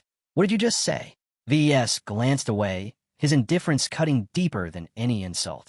The fighters in the room exchanged uneasy glances, realization dawning upon them. This was it. The plan was already in motion. Pilaf closed his eyes, his expression unreadable. VES stood firm, his gaze shifting ever so slightly as he silently acknowledged the inevitable. No one in this room was leaving alive. Despite his battered appearance, Pilaf smirked. "That's great news," he muttered. Then, in an instant, his entire body pulsed with raw magical energy. With a swift motion, he shattered the handcuffs, binding his wrists. The heavy chains followed, snapping apart like brittle twigs. As he stepped forward, unbound and completely free, his gaze darkened with contempt. Around the room, the fighters stood frozen, their jaws slack with shock. How had he broken free so easily? Kamazan, still seated, stiffened as a cold sweat ran down his back. His fingers tightened around his wine glass, his mind racing. Pilaf's eyes locked onto him, his aura surging with murderous intent. "If you want to live," he growled, "get out. Now." The warning was for VES and Titan. Then, all hell broke loose. With a powerful swing, Pilaf lashed out with the broken chain still dangling from his wrist. It cut through the air like a blade, tearing a brown-haired man clean in half. Blood sprayed violently across the room. Another man barely had time to react before he was struck down, his body crumpling in a pool of red. A dark-haired fighter let out a tortured scream as the chain slashed deep into his chest. Pilaf moved like a storm. The blonde fighter wielded the chain Mercil Sylvia, striking down enemies left and right. With a sharp pull, he sent it whipping through the air, cutting through flesh and bone. Bodies collapsed around him. No one had a chance to fight back. A sharp gasp cut through the chaos. Kamazan's eyes widened in disbelief. A man with a bandaged left eye watched the massacre unfold, his instincts screaming that something was very wrong. From the start, he had sensed something off about this aura. But now, seeing the destruction, his stomach twisted with unease. Without hesitation, he lunged at Pilaf from behind, dagger in hand. Pilaf's eyes flickered with alarm. Kamazan, watching from a distance, grinned wickedly. This was his chance. But Pilaf was faster. Just as the blade neared his back, he dodged, spinning out of reach. His gaze locked onto the chains, still wrapped around his arm. The next second, they were around his attacker's neck. The man gasped, his hands clawing desperately at the metal constricting his throat. Pilaf's smile turned eerie, almost deranged. He watched the man's frantic struggle with a twisted amusement. "You know," he murmured, tightening the chains, "thanks to you, I'll be able to absorb the Black Mamba." Kamazan's face drained of color. Breathless, he stammered, "W8. Pilaf didn't listen. With a sharp tug, the chain snapped tighter. A final, choked gurgle left the man's lips before he went still. Silence. The two men still standing in the room, VS and Titan, stood in stunned disbelief. Pilaf exhaled slowly, wiping blood from his face as he surveyed the room of corpses around him. His expression remained calm, almost indifferent. Then, as if sensing something, he turned his gaze toward the entrance. "Come in," he called out. A presence hesitated outside before stepping in. Pilaf tossed aside a bloody towel and leaned forward. "What's the situation downstairs?" The new arrival swallowed before answering. "Everyone still loyal to Kamazan has been taken care of. The rest, the undecided ones, we've got them locked up." Pilaf nodded approvingly. "Good. Finish everything before sunset." His subordinate hesitated but nodded quickly. "Understood."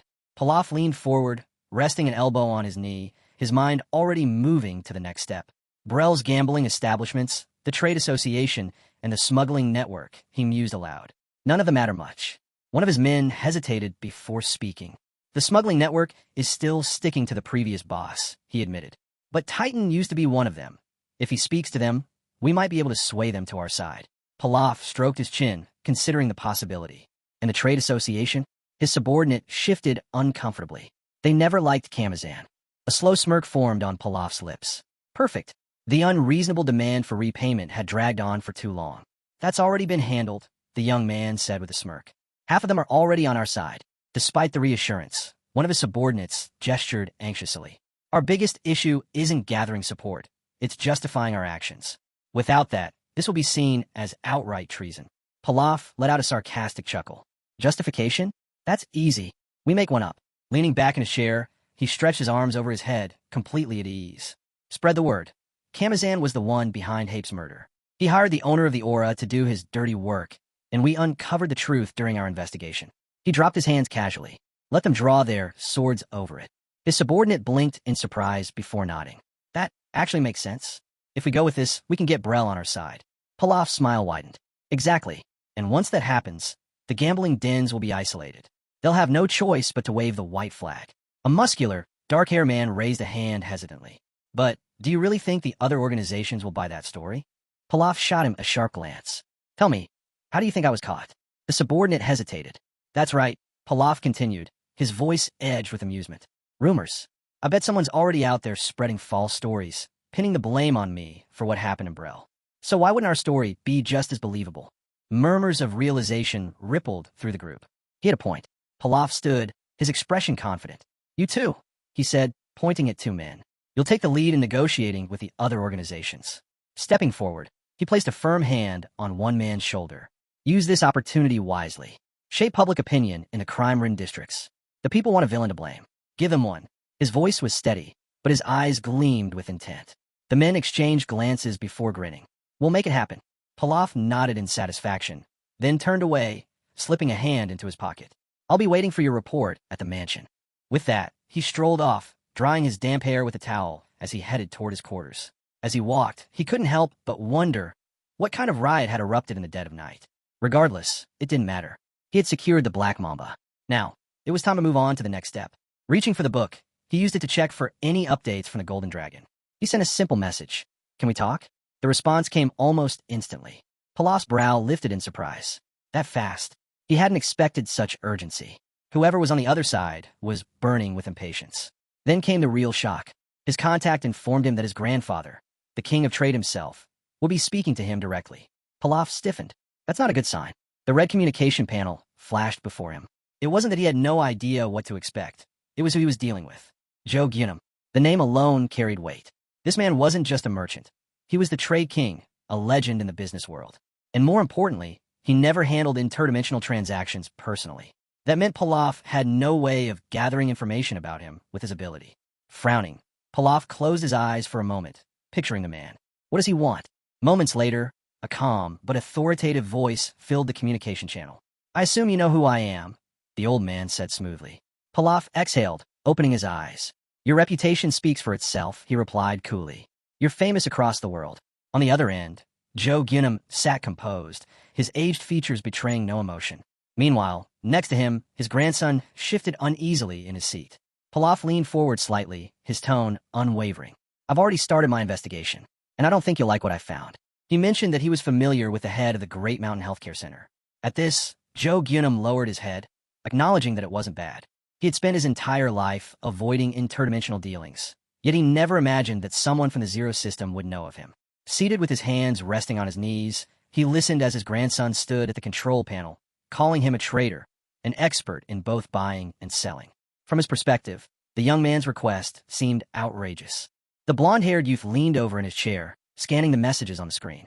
It stated that when factoring in the 32,000 coins he earned from resolving the conflict, his total balance exceeded 50,000 coins. The young man confirmed this with a nod. Joe Gyunum narrowed his eyes slightly and explained that heavenly-level elixirs were expensive because their production costs were no small matter. He then asked if the young man had truly earned 20,000 gold coins in such a short time. Watching him closely, he emphasized the difficulty of amassing such wealth. Even the head of the Great Mountain couldn't do it so easily. His grandson tensed slightly as Joe Gyunum continued. Even though he had no experience with interdimensional trade, he could tell that the young man had gone too far. Meanwhile, the blonde froze, staring at his balance. 52,131 coins. He had accounted for everything perfectly, leaving no room for argument. The old man let out a slow breath when the youth pointed out that he had underestimated the value of 5 tickets. He admitted his mistake. The long-haired brunette glanced at the floor, deep in thought. His grandfather, however, was more intrigued by something else. His grandson's belief that the cost of revenge was only 50,000 coins. Touching his chin, the young man mused, "You're right. How can I even put a price on avenging my parents?" Joe Gyunum clenched his fist, his response cold and decisive. "I'm a merchant. Even revenge must be calculated as a transaction. And for 50,000 coins, I'd say the price is fair." The young man sat at the table, lost in thought. His grandfather was difficult to anger and always assessed situations with a clear mind. But this time, the blonde smirked. The so-called king of trade had made a miscalculation. Excitement flickered in his eyes as he invited him to a game of chess. Sitting back calmly, the young man, also a merchant, studied his grandfather. Perhaps the old man saw 50,000 coins as a reasonable amount, but to him, it was a mere starting point. He needed to make the king of trade see it from his perspective, one he wouldn't regret. Joe Gyunum eyed him warily. "Regret? And what exactly might I regret?" The blonde intertwined his fingers, recalling an old saying, "Children bury their parents in the ground, but parents bury their children in their hearts." He then asked, "If my revenge fails, how will you spend the rest of your years?" His voice was steady as he declared, "A merchant must take revenge as a merchant." Can you truly find solace in those words? Joe Gyunum's expression stiffened. His grandson's words struck deeper than expected, leaving him momentarily speechless. The young man smiled, victorious. With the arrival of the king of trade into the conversation, one thing had become clear. This wasn't just about him. Revenge wasn't an individual pursuit. It was the unfulfilled wish of an entire family. And in the end, the ones who would regret it wouldn't be him. Joe Gyunum closed his eyes, lost in thought, while the young man confidently wrote his message. He was the only one who could provide what they needed. Despite his reluctance, the old man finally asked what his terms were. The young man clenched his fist, a victorious smile playing on his lips. He had pushed just hard enough to turn the tide in his favor. All it took was persistence. Folding his hands together like a strategist planning his next move, he knew this wasn't about wealth or possessions. His true aim was trust. Joe Gyunum stroked his beard, studying the blonde-haired youth. At first glance, he had seemed like just another profit-hungry merchant. But now, curiosity kept him listening, even as the young man continued to push for more. Turning to his grandson, he instructed him to relay his words. The grandson nodded and listened intently as Joe Gyunum dictated. "The Gold Trade Association does not engage in dimensional trade.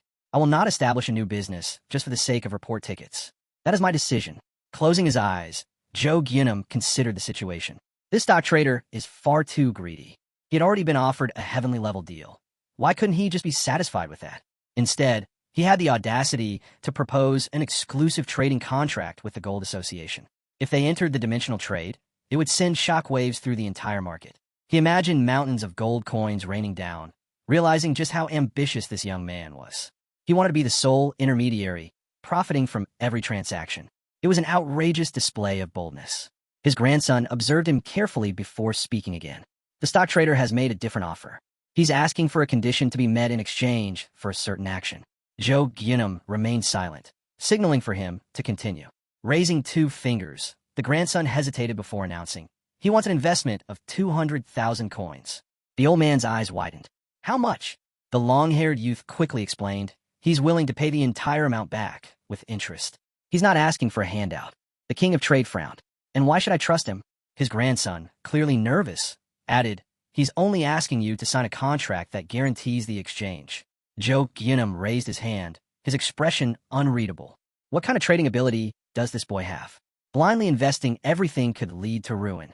Before he could finish his thought, his grandson's eyes widened in shock as he pointed to the screen. The blonde sat back confidently. I know how to eliminate that risk. Joe Gyunum's patience wore thin. What nonsense are you talking about? Suddenly, countless red notification windows flashed before them, announcing the acquisition of a new skill, client negotiation. The young man closed his eyes, wincing. The knowledge surged into his mind as if it had been forcibly implanted. Then just as quickly, it settled. He wiped the sweat from his forehead, letting out a slow breath. It's done. He opened his eyes and then asked, does this mean the person I acquired this knowledge from can no longer use it? Joe Gyunum's expression turned serious. That knowledge belonged to one of my subordinates, someone who was there when I took my first steps in trading. A shiver ran through the room. Arun, standing nearby, swallowed hard before murmuring, at the very least, he should be thanked. The old man closed his eyes, and with a sense of peace, spoke calmly. There's no need for that, he said.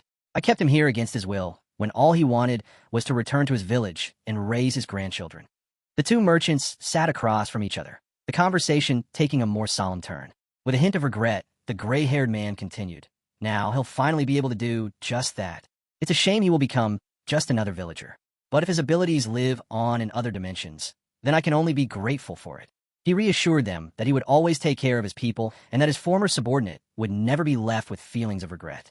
The young man nodded in agreement, then gestured slightly as he clarified, the trade association doesn't engage in dimensional trade. So, how did you manage to organize the shipment? Just then, a notification appeared in front of him. There were no restrictions on individual transactions. That meant such deals were possible, as long as the association's name wasn't used. A smirk crossed his face as he touched his chin, pleased with the insight he had gained directly from the king of trade himself. The transaction agreement and his updated balance were displayed before him. Joe Gyunum closed his eyes and said firmly, I have fulfilled every demand. I've even made concessions. Now, you are bound by your promise to assist my grandson. The blonde nodded. I'll provide the goods needed for revenge over the next 3 years. Joe Gyunum frowned slightly, still trying to understand how he, once the king of trade, had ended up negotiating such terms with a mere stock trader. Finally, the old man stood under the watchful gaze of his grandson. In that case, we have an agreement. If the contract is used wisely, it will be of great benefit to you. The blonde smiled. I look forward to working together again. Joe Gyunum didn't respond. He simply turned and walked away.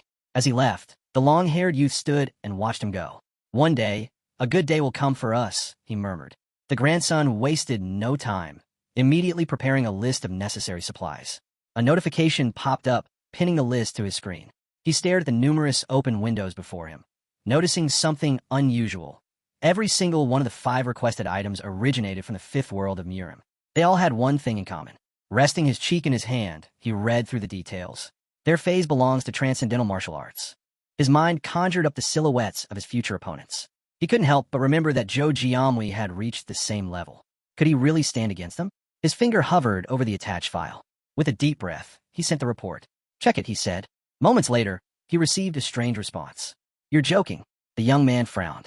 Zhou Jiamui seemed irritated, as if he had been cut off from finishing his thoughts. Was something missing? Or was there another condition at play? His customer's expression darkened. Admit it. Did you fabricate this data? The blonde's eyes gleamed with intrigue as he listened. At that moment, the head of the great mountain echoed the same doubts. The grandson of the king of trade fell silent, shoulders sinking as another notification arrived. The report cannot be falsified. A tense silence filled the air. The young man's thoughts raced. Something wasn't right. He asked if an enemy was among the targets. The long-haired youth, responding through messages, confirmed there were 2. His jaw tightened in frustration. Then the real culprit is still missing. His fingers hovered over the keyboard before he typed again. Did you make any changes? The blonde, calm and unwavering, replied, my answer remains the same. Zhou Jiamui clenched his jaw. With no further words, he ended the conversation. A notification popped up. The customer has left the chat. The blonde leaned back on his sofa, staring at the screen. Anger, expectation, emotions like these were rarely transmitted through messages. Yet he could feel the frustration seeping through. He frowned. 2 enemies among the 5. Digging deeper into the intel, he noticed a strange connection. They all had something in common. He stroked his chin in thought. Could they have played a role in the massacre? His gaze landed on a symbol, a snake drawn on the hexagon. Elsewhere, a group of men stood in front of the same symbol, their faces shadowed with disbelief. One of them muttered, "The nightmare of Theoros." "What nonsense!" His partner, smiling, nodded in agreement. Titan placed a hand on the table and smirked. "You should take this spot. You're good with paperwork." "Me? I only know how to use force." Raising his hand, he gestured with a grin. "If I sit in that office, I'd be no different from the furniture." Bloodshed chuckled. "Thanks for the offer." The dark-haired man turned serious. "Have you learned anything?" His expression darkened as he replied. "I was told that neither healers nor magicians would dare interfere, unless it was someone they had never seen before. If that's the case, there's no point in even trying." Titan raised a brow. "So, you're just gonna let it go?" A slow nod. Titan hesitated. "You work here too. You've suffered just as much." Just then, another voice interrupted. Pilaf held up 2 glasses, a mischievous glint in his eye. "Come on, let's drink to our teamwork." The liquid inside the glasses looked questionable, but he insisted. To the bottom. Despite their unease, the men drank. The moment it went down, they winced, cursing Pilaf through gritted teeth. The sun shone brightly over the city. Inside a grand mansion, Titan sat with his arms crossed, staring at the men before him. "How are you feeling?" he asked. Their expressions soured. "Worse than expected, because we have no idea what you'll demand." Titan smirked. "Is that why you're so tense? Planning to seize control of the organization with your own hands?" He leaned forward, fingers interlaced. "Relax. I'm a reasonable man." His words took them by surprise. "I have no interest in criminal activities," he continued. "I'll even give you more freedom in combat." His partners exchanged uncertain glances. Titan pulled out a white envelope and placed it on the table. "These are my terms. Follow them, and you won't share the fate of the previous leader." BAS picked up the envelope and unfolded the paper inside. His eyes widened. "Beetles," he muttered. Titan's smirk widened as he watched their reaction. Then came the next set of terms. His identity would remain undisclosed, and he would receive a percentage of the organization's profits. They stiffened, reading between the lines. "These sound more like threats than conditions," one of them murmured. BAS gripped the paper tightly. "But they're acceptable." Despite their fear, they tried to convince themselves it was a fair deal. Pilaf, still smiling, repeated, "I told you. I'm reasonable." They weren't entirely convinced. BAS frowned. "This isn't the worst outcome." Then, turning to Titan, he asked, "What exactly is this trading company, Pilaf?" Titan crossed his arms. "My personal company." The room fell silent. BAS blinked. "Wait, you're a merchant?" A smug grin. A single tap of his finger. 50 years of experience. They exchanged stunned glances. An almost cloudless night hung over the fortress. A massive, dimly lit room stood empty, until the door creaked open for a brief moment, then shut just as quickly. The blonde stepped inside. With security this weak, was invisibility even necessary? Still, he knew the risks. "If I'm caught, I'm expelled on the spot." Lowering himself to the floor, he exhaled. In just 15 days, he had accomplished more than most would in a lifetime. His eyes drifted shut. Superior rank. He recalled the king of trade, the deal they had made. His trading company, now fully under his control. BAS, now leading the Black Mamba in his place. Sitting in the darkness, he reflected on it all. Even amid all this, he hadn't abandoned his studies. The possibilities, they're endless. A small smile crept onto his face. Dimensional trade exists to reshape reality itself. Feeling more confident than ever, he made up his mind. It was time to request another closed training session. Circle let out a breath of relief when he saw him return. "You're right on time," he said. The young man met his gaze with a knowing smile. "I was planning to visit you anyway." Just as he was about to bring up the closed training session, he was interrupted. "There's a serious problem." The blonde turned, surprised. "What is it?" Zeril spread his arms. "A prosecutor from the Knights Corps is here. He wants to speak with you." His expression shifted from confusion to shock. "What?" He turned to his coach for an explanation. The man's face was tense. "I told him to come back another time," he admitted.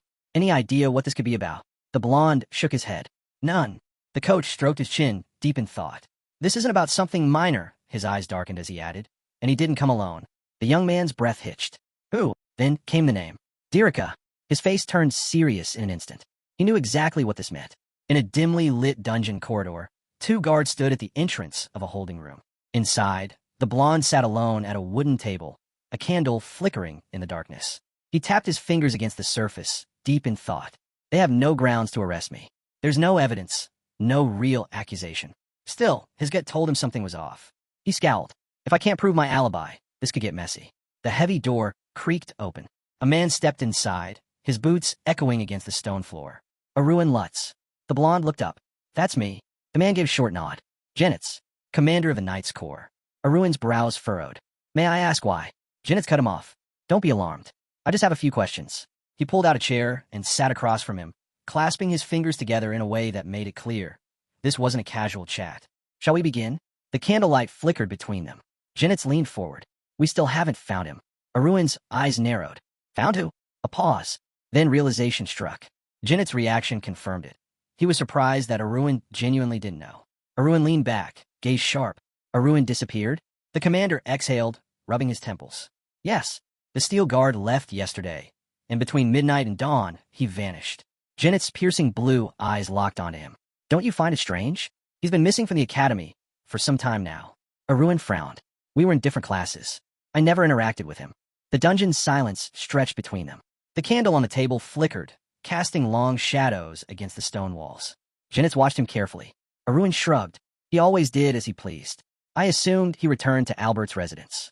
The commander hummed, eyes closing briefly as if processing his words. Across the room, Arun watched with confusion, unable to piece together what was happening. Genitz finally pushed back from the table. That's all for now. Arun's brows knitted together. That was it. Then why bring him all the way here? He expected more. As if reading his mind, Genitz lifted a hand. You're not free to go just yet. Arun tensed. There's someone else who wants to speak with you. Genitz turned toward the door. At that exact moment, it creaked open. Arun's sharp gaze fixated on the man stepping inside. Dirika. So, the real interrogation begins now. The bearded knight entered, his expression hard as stone. He studied Arun for a moment before speaking. It's been a long time. Arun noted the tension in his face, drawn, tired. Genitz leaned against the wall, silently observing. Dirika finally spoke. Under these circumstances, that was unavoidable. The knight moved closer, eyes locked onto Arun's. Why did you do it? Arun's eyes widened. No build-up? No formalities? Just straight to the accusation? He kept his voice level. What exactly are you talking about? Dirika exhaled sharply. Young Master Run vanished without a trace. Arun's jaw tightened. The day before, Dirika continued. There was a fight between the knights. Arun lowered his gaze as Dirika's voice rose in frustration. Don't you think it's a little too convenient? So that's their angle. Dirika crossed his arms. You were there. That alone is enough to make you suspicious. A heavy silence fell. Dirika's expression shifted, as if recalling something he had replayed in his mind thousands of times. At first, I thought he left on his own. But if that were the case, we would have found him. His voice dropped. It's been over a month. Genitz, still leaning against the wall, said nothing. Dirika pressed on. If this was a kidnapping for ransom, we would have received demands by now. But we haven't. The dungeon's dim light flickered against the knight's sharp features as he leaned over the table. This wasn't an escape. It wasn't a kidnapping. There are no traces, no demands. His voice hardened. When all impossible possibilities are erased, only the truth remains. His eyes bore into Arun's. And I believe you had both the motive and the opportunity to make him disappear. Genitz observed the dissatisfied knight before glancing at the young man before him. Arun Lutz, the son of a noble accountant and a descendant of a hero. Show him respect, Genitz instructed. The knight tensed before begrudgingly offering an apology. Arun turned to the commander, his gaze sharp. Does Dirika even have the authority to interrogate me? He's not a prosecutor. Genitz met his eyes and replied calmly. He's here on Dorian's request. I ask that you be understanding. Arun shifted his gaze to Dirika, who looked back at the commander. Genitz then addressed the blonde directly. If you have any objections, we can end this here. Arun shook his head. No, I'm curious as well. With that, he raised his hand and spoke. Then tell me, what's my motive? He leaned forward. We live in a world where people get killed just for looking at someone the wrong way. His eyes narrowed at Dirika. Do you have anything beyond speculation? Any evidence at all? Dirika's expression darkened. The night the young master disappeared, the Steel Guard security detachment stopped in a village, a mere day's travel from the academy. Lifting his gloved hand, he continued. Everything pointed to Run heading there, no matter the circumstances. Arun exhaled. That's because sleeping out in the open is uncomfortable. Simple as that. Genitz, standing behind Dirika, smirked slightly. He's not wrong. Sleeping on the ground is miserable. Even I'd choose a bed if I had the option. Dirika frowned, but didn't argue. Fine, let's move on. He crossed his arms. The villagers confirmed the security detachment stayed there from night until morning. Genitz's gaze hardened. That alone isn't enough to convict anyone. There are too many similar cases. Dirika nodded, but added, there was a crucial inconsistency in their testimonies. Turning to Rin, he said, one of the squad members used a private room and never left until dawn. His gaze settled on Arun. Eyewitnesses claim it was you. Arun hunched slightly, lowering his head. He came prepared. For a brief second, he considered applauding him. But even with this, wasn't enough to pin anything on him. Janet's, leaning against the wall, finally spoke. Let's say Run returned to the academy, then disappeared again. What then? Dirika turned to him. That's exactly what happened. The commander sighed, crossing his arms. Run was a middle-class cadet. Even he wouldn't have been able to pull this off alone. Janet's sharp gaze met Dirika's. You tested this theory, didn't you? Dirika nodded, barely managed to replicate it. The commander turned away, rubbing his temples. So it's possible, but you still don't know how he bypassed the guards. Dirika frowned. The academy's outer walls are low. If someone planned it right, getting in and out unnoticed after midnight wouldn't be difficult. Janet's closed his eyes. Then you're saying Run even managed to fool Khan's subordinates? Dirika gave him a pointed look. That's my belief. Janet's exhaled, shaking his head. Dirika, you're chasing speculation. He straightened. Take a break. You're getting too caught up in this. Dirika stood, turning to Arun. Why didn't you just ask for a favor? Arun raised a brow. What? Dirika shoved the table aside, his eyes burning with suspicion. I need to check something. Sitting back down, he stared Arun down. You're hiding something? Arun looked at him, unimpressed. Hiding what exactly? Dirika's eyes flickered with intensity. You're 16, yet there's no way you're just a regular cadet. Arun remained silent. The knight's brows furrowed. Ever since our first meeting, I could feel something from you. Janet's expression hardened. Dirika's voice grew sharper. You should be at first rank. Janet's breath hitched. Is he really accusing Arun of that? To him, Dirika's accusations against the Steel Guard family were already ridiculous. But now this? Blue eyes flickered toward the knight. Janet sighed, finally speaking. This could turn into a conflict between noble houses. Dirika remained unfazed. Janet's tone turned colder. Mana isn't something you can just place into another body. At that moment, Arun stood and bowed slightly before the commander. Then check me. Janet's and Dirika both froze. But first, Arun continued, lifting his gaze. Let's get one thing clear. His voice sharpened. You've insulted me by accusing me of being involved in Khan's disappearance. Dirika clenched his fists. Arun locked eyes with him. What will you do if you find out I had nothing to do with it? Dirika scoffed. Then do what you want. A grin spread across Arun's face. Then let's get this over with. The two men held their gaze, neither backing down. Dirika activated his ability.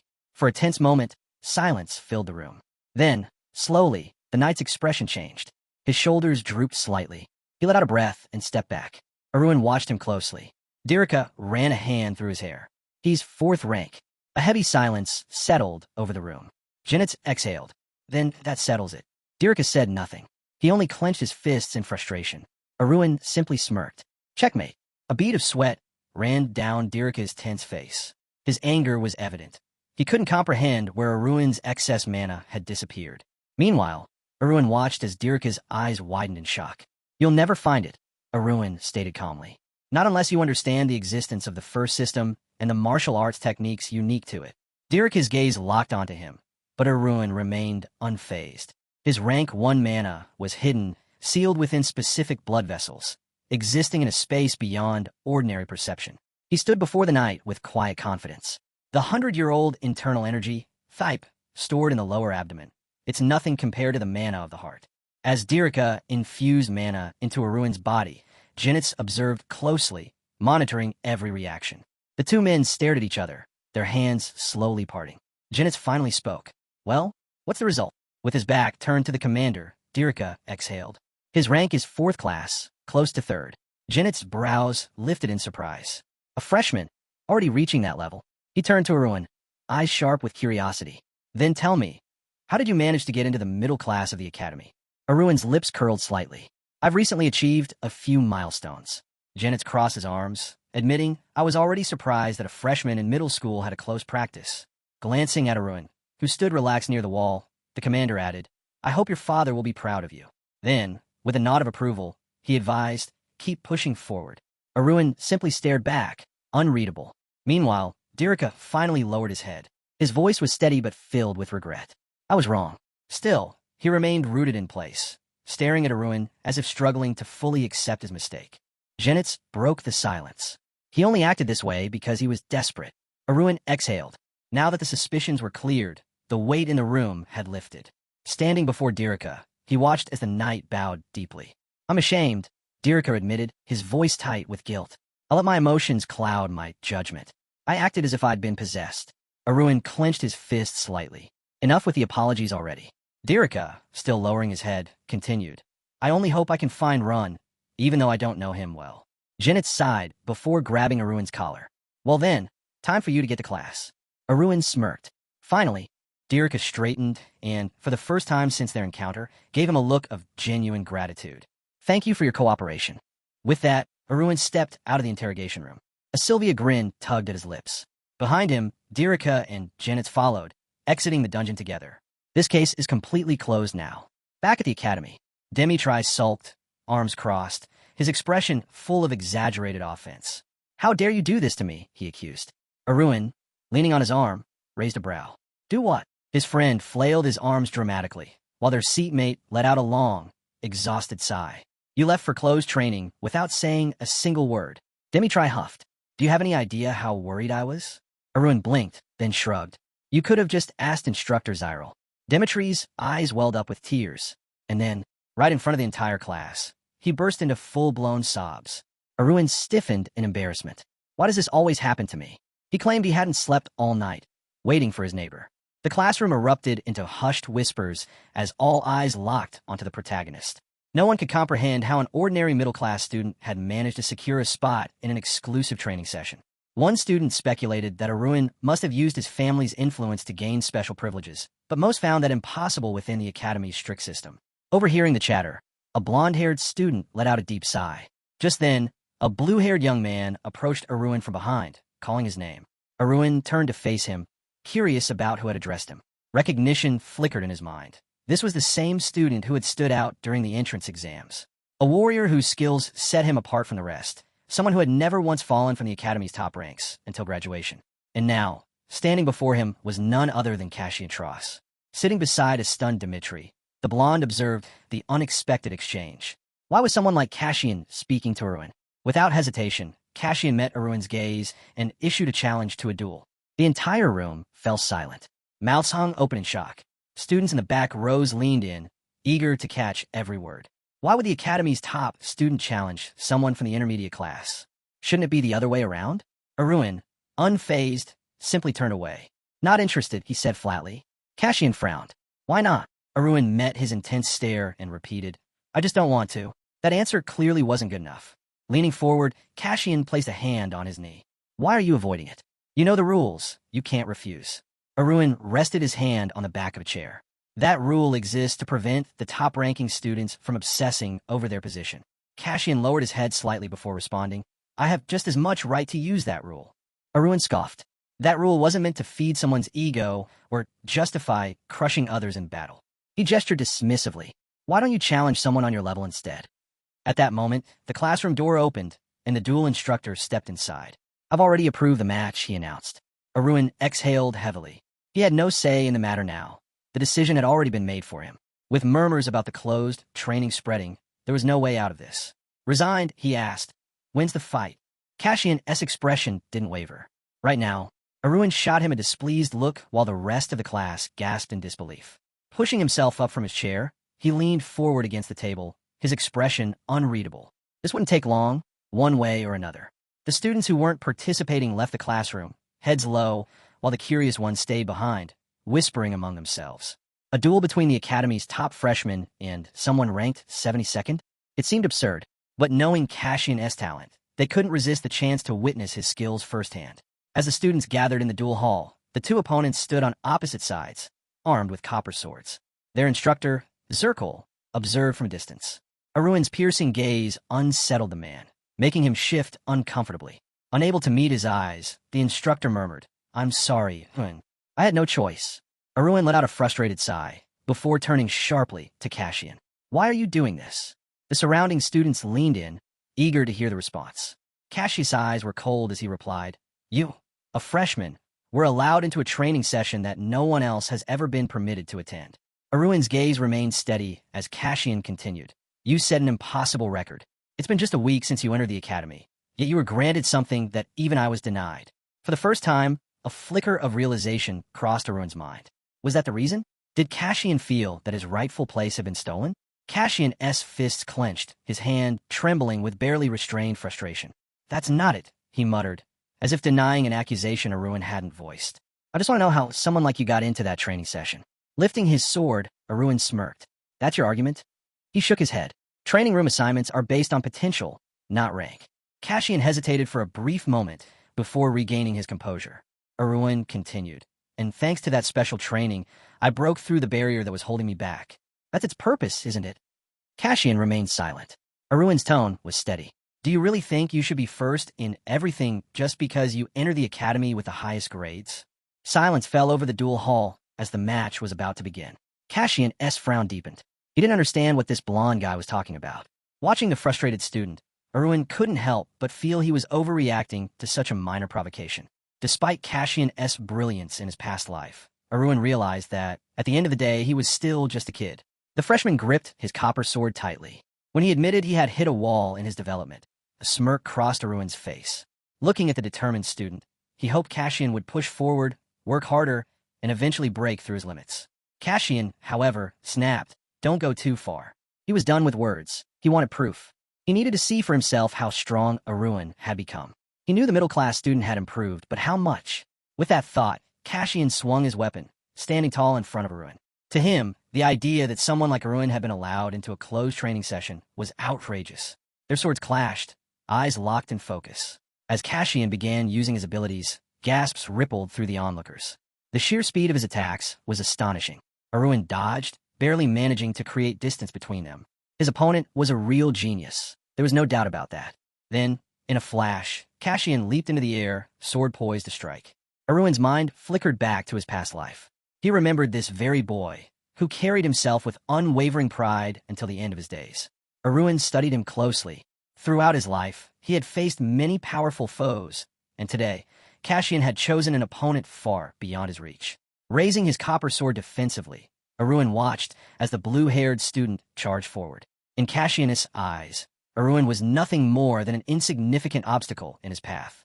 But when he struck, Arun deflected the blow effortlessness. A bead of sweat rolled down Cassian's face. Frustrated, he demanded, "How long are you going to keep defending?" Arun simply frowned, observing his opponent. Cassian was clearly irritated that he hadn't been able to end this in a single strike. Lifting his sword, Arun pondered the situation. He couldn't defeat Cassian, at least not in the eyes of the academy.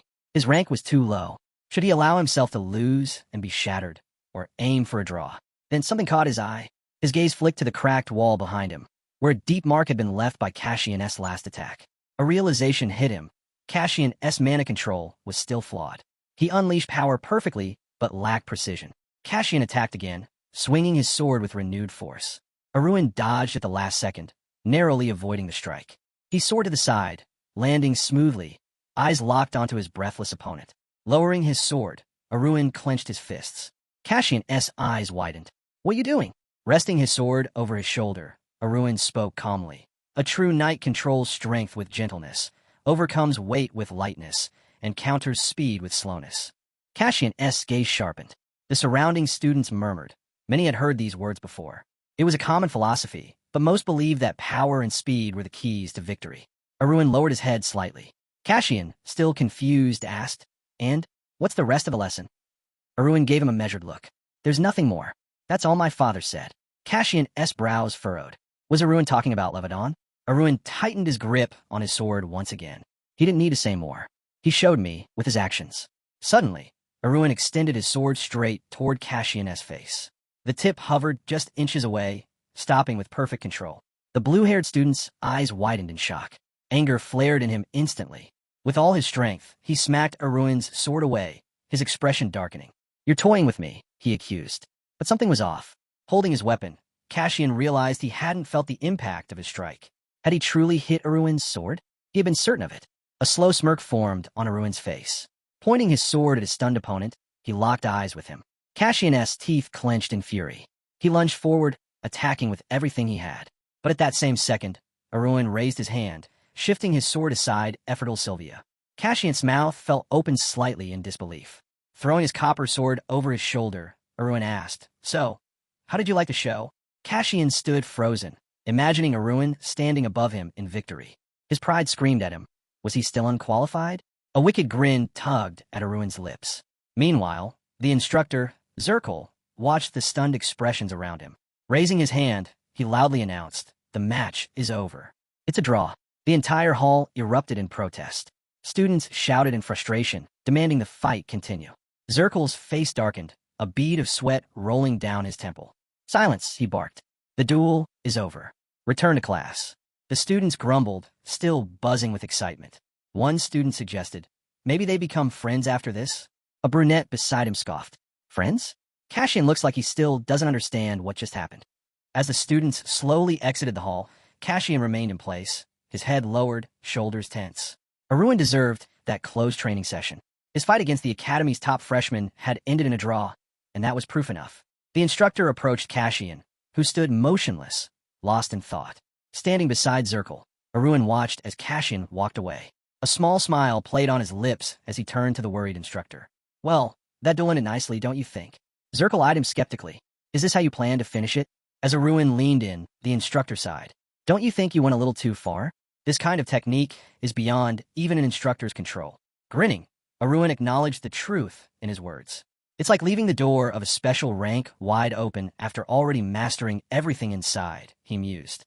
Introducing his sword once again, Arun continued, "I only demonstrated the tip of the iceberg. The magic I used, the Dream of Darkness technique, is an 8-star ability. First-class enlightenment or even higher." Zirkle raised his hand, visibly concerned. A student aiming for second grade shouldn't be messing around with techniques far beyond their level. Closing his eyes, Arun admitted, "I did it on purpose." Zirkle's expression remained blank, but his thoughts raced. If Arun was planning to keep his abilities hidden, he could have easily lost instead of pushing things this far. Arun smirked. "I just wanted to annoy Cassian a little, without actually losing to him." Lifting his head, Arun shifted topics. "I need to leave the academy after class today. Can you prepare a pass for me?" Zirkle's confusion deepened. "Why did you even enroll in the academy if you keep running off?" He sighed. "Where are you going this time?"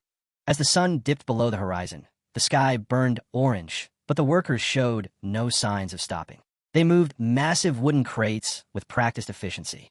Arun crossed his arms, taking in the bustling scene. "Is all this really mine?" he wondered aloud. Among the workers, a man turned toward him, a slightly awkward but clearly pleased expression on his face.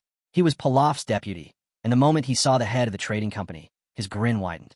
Noticing his enthusiasm, Arun asked, "Any problems?"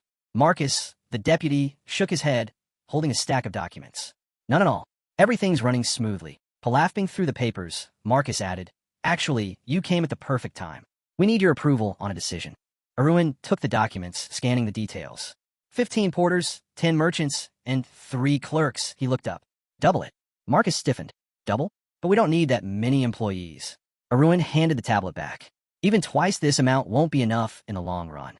As we strike more deals, we'll need more staff." Marcus's jaw nearly dropped. The sheer scale of Arun's ambition left him speechless. Arun chuckled at his reaction. "Honestly, I was considering increasing the staff fourfold, but there's no need to rush just yet." Raising a finger, he declared, "From now on, we have a lot to accomplish. In a few years, Pilaf Trading Company will be the largest in Theros." Standing beside him, Marcus still looked hesitant. Arun glanced at him, then continued, "The first step is growth. We need to expand. Call in the carpenters. I want renovations on the old building and an expansion for the warehouse." Marcus blinked, processing the request. "But we just set up our business. There's still plenty of space in the warehouse." Arun raised an eyebrow. "Didn't you just tell me about your long-term plans?" Marcus flinched, recalling their earlier conversation. "You mean the scaling strategy?" "Exactly." Arun gestured toward the crates. "How do you think customers will see us if we're operating out of a rundown building?" He turned back to Marcus. "Don't cut corners trying to save money. Spend what's necessary." A drop of sweat trickled down Marcus's temple as he nodded. "Understood. I'll handle the arrangements." Arun studied him for a moment. Though Marcus had the diligence and practical skills necessary for his position, he was overly cautious, hesitant in making bold decisions. Bowing his head slightly, Arun considered something important. Marcus was trustworthy, and when it came to choosing leaders, trust mattered above all else. With a slight smile, Arun asked, "Where's the secretary?" The office desk was buried under stacks of books, documents scattered in every direction. A knock on the door echoed through the room. A young woman peeked out from behind the towering books, her eyes lighting up when she saw who it was. Standing in the doorway, Arun smirked. Any complaints? The secretary and her ever-present cat were both clearly thrilled at his visit. At that very moment, Sari leaped into Arun's arms, her red fur brushing against his chest as she purred excitedly. The cat licked his face without hesitation, making Arun chuckle. We were only apart for a day, he reminded her. Noticing the secretary's slightly flustered expression, Arun turned his attention to her. Have I given you too much work? He asked. You've had to handle all the accounting and keep an eye on Sari. Touching her chin thoughtfully, the secretary shook her head. Not all. I'm happy to help. Under your leadership, everything has been easy to manage. Arun absent-mindedly stroked the cat, now perched on his arm, his expression pleased. You're handling things even better than I expected, he admitted. But let me know immediately if any problems come up. The secretary nodded before giving him an update. The workshop order has been completed. That caught Arun off guard. Already? That was fast. With a small smile, the secretary added, the order was personally picked up this afternoon and taken to the backyard. Arun raised an eyebrow. You really didn't have to go through all that trouble. I could have picked it up myself. The secretary seemed surprised by his response. Where exactly do you plan to use it? She asked curiousness. Still petting Sari, Arun gave her a knowing smirk. I ordered it for a cat. Out in the backyard, a luxurious carriage stood in the open air, its craftsmanship exquisite. Holding the delighted cat in his arms, Arun grinned. Now you can enjoy exclusive meals, made just for you. Sari's eyes sparkled as she blushed in excitement before immediately leaping out of his grasp. She rushed toward the carriage, her tail swishing as she took in the sight of her new possession. Watching her, Arun chuckled. I suppose this is what would happen if a person saw a carriage made entirely of sweets. He leaned against a bench, amused. She won't eat it in one go. It's way too big. Settling down, Arun's expression turned thoughtful. By now, there should be some kind of update. It was time to check the mail. His eyes gleamed red as he accessed the system. A translucent red screen flickered to life in front of him. New system update. Partner store management menu unlocked. Arun smirked. So, it actually worked. This store was more than just an asset. It had a variety of functions that made it the perfect place to invest the coins he had earned from the King of Trade. Compared to this, the money he had poured into Pilaf Trading Company felt like mere pocket change. Another red system screen popped up. Entry fee. 1 million coins required. The amount was staggering, but Arun didn't hesitate. It's worth every coin. His mind flashed to Myo-Am, the slightly awkward yet incredibly skilled channel master. She was an invaluable connection, one he planned to take full advantage of while he still could. Turning his gaze back to the screen, Arun considered his next step. First things first, the store name. Currently, it was called All Kinds of Miram Goods, a place where customers could buy anything they needed in one stop. Resting his chin in his hand, Arun frowned. That's a bit too flashy, isn't it? He spread his arms out in amusement. Well, it does match my concept. But then, leaning forward, he recalled something crucial. Partner stores are specialized. With a limited number of available slots, he couldn't afford to be careless. Arun scoffed, finding it a bit over the top that the man spread his arms so dramatically, considering his current situation. As he mulled it over, the protagonist recalled that partner stores typically focus on one specialized field due to space limitations. However, he knew those niches were already crowded with first system representatives. Tapping his chin, he realized he couldn't sell high-quality products in bulk through some clever loophole. After all, he wasn't a manufacturer, just an intermediary. But as he envisioned himself surrounded by stacks of money, an idea took root. Instead of specializing, his store's biggest advantage would be variety. While scanning his warehouse through the system, Arun noted that many products weren't in stock yet. He felt uneasy about calling it an organization or store when his inventory was still so limited. Determined to fix this, he sent out an invitation for a meeting and decided that his first priority was replenishing his stock of martial arts records. Just as the message was sent, a reply popped up. Siekyun, practically glowing with excitement, reported that things were going great. Thanks to the protagonist's help, he had slowly started gathering and accumulating internal energy. Arun, however, was unimpressed. He waved off Siekyun's enthusiasm, stating bluntly that he wasn't interested in that. His concern was the security of the library, which had recently been reinforced. Standing in his office, Siekyun grinned. He explained that security had been tightened so much that even taking a single volume was a challenge now, and he expected this level of protection to continue for some time. Resting his chin on his hand, Arun mused about providing Siekyun with a reliable business partner. Siekyun, puzzled, asked what he meant, but Arun only smirked. There was no reason to explain further. After all, with the security so tight, there wasn't much Siekyun could do about it. But instead of being discouraged, Siekyun burst into laughter. He reminded Arun that just because security was tight didn't mean it was impenetrable. After all, he was still a living legend, a man who had survived, risking his life at the Heavenly Sword Castle. Sitting on a bench, Arun narrowed his eyes. Seokyun was talking too much. Without wasting time, he asked if there was a way to bypass security. Seokyun's eyes widened as Arun made an offer, 3,000 coins a month. At that moment, Seokyun realized that in just 1 year, he could recover half of his past internal energy. He clenched his fists, excitement surging through him. Looking straight at Arun, he asked who his business partner would be. Arun, seated in front of the glowing red system screen, gave a simple answer, his partner's store. Seokyun's face lit up with joy. This wasn't just some passing opportunity. This was real money, money that wouldn't just disappear into thin air. Eagerly, he asked for the store's name. Arun folded his arms, a satisfied smirk on his lips. All kinds of Murim goods. Arun's store. Hearing this, Seokyun's face flushed with embarrassment. He shifted uncomfortably before letting out a chuckle. Arun's expression darkened. Laugh, and I'll end you. Clearing his throat, Seokyun turned serious. He warned Arun that opening a partner store wasn't that simple. He'd have to pass an extremely rigorous test first. Arun lowered his gaze for a moment, then shrugged. I'll handle it. Without missing a beat, he told Seokyun to prepare martial arts tapes priced at 10% below the average market cost. A bead of sweat rolled down Seokyun's face. That was a huge discount. That's a bit much, he muttered. I'd barely make any profit. Arun arched a brow. Is the problem that you have too many recordings left, or not enough? With a confident smirk, Arun remarked that among the stock traders eager to strike a deal, he had deliberately chosen the dumbest one. Perfect for his plan. After all, he believed it was far better to sell goods quickly at a discount than to sit around waiting for some miracle. Seokyun's eyes widened as he listened. He had to admit, the logic made sense. Volume mattered more than individual profit margins. Leaning on his knees, Arun instructed Seokyun to prepare the martial arts notes. Now that everything was settled, Seokyun nodded, saying he'd handle it. Without hesitation, Arun pressed the button to end the call. A grin spread across his face. Understanding the martial arts records had been a major step forward.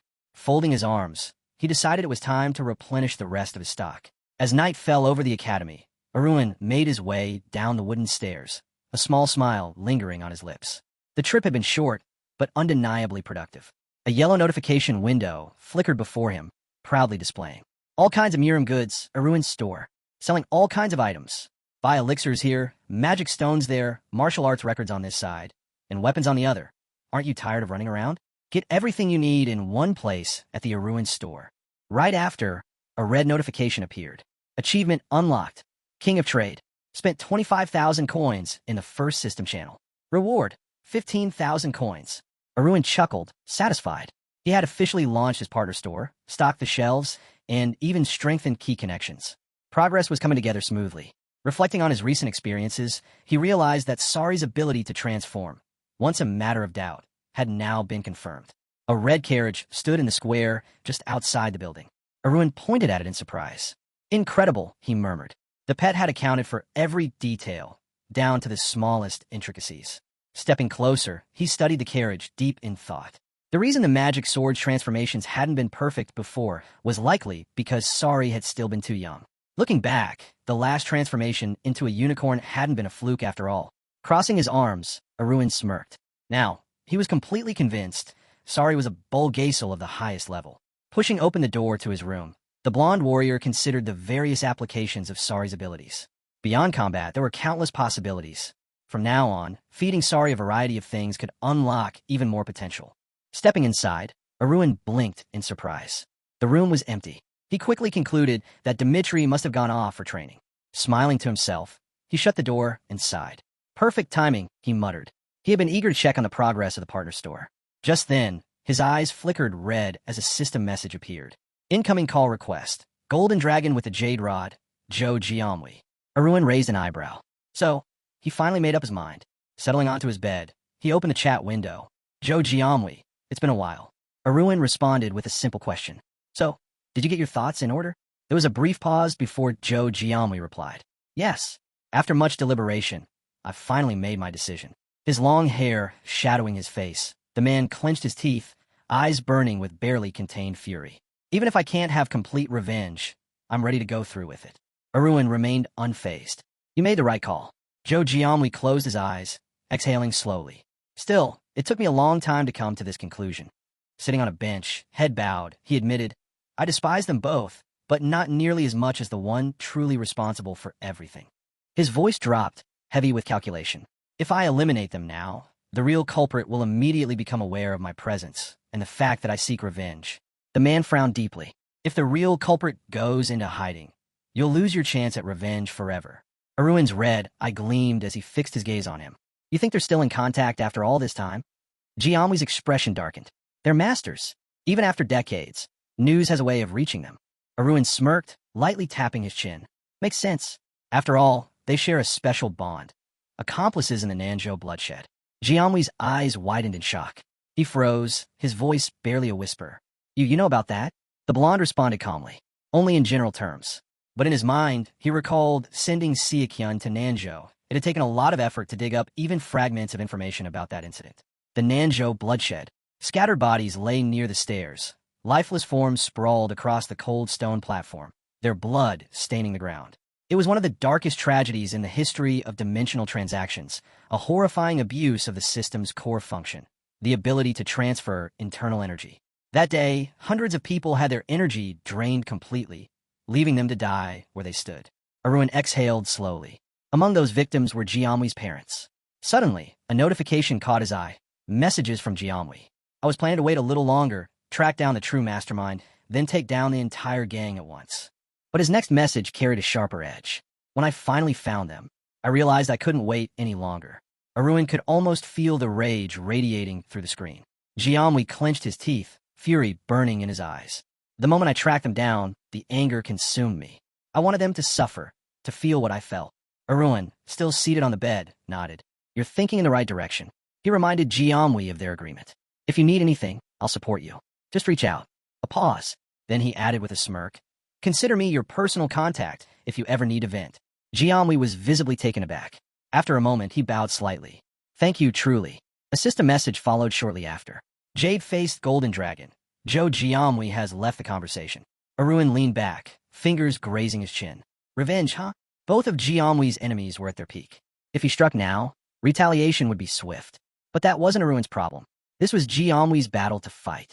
Aruin had his own role to play. He flicked open the menu in front of him, curiosity sparking in his mind. How were people reacting to his partner's store? As soon as he checked, his eyes widened. A slow, surprised grin spread across his face. Unbelievable.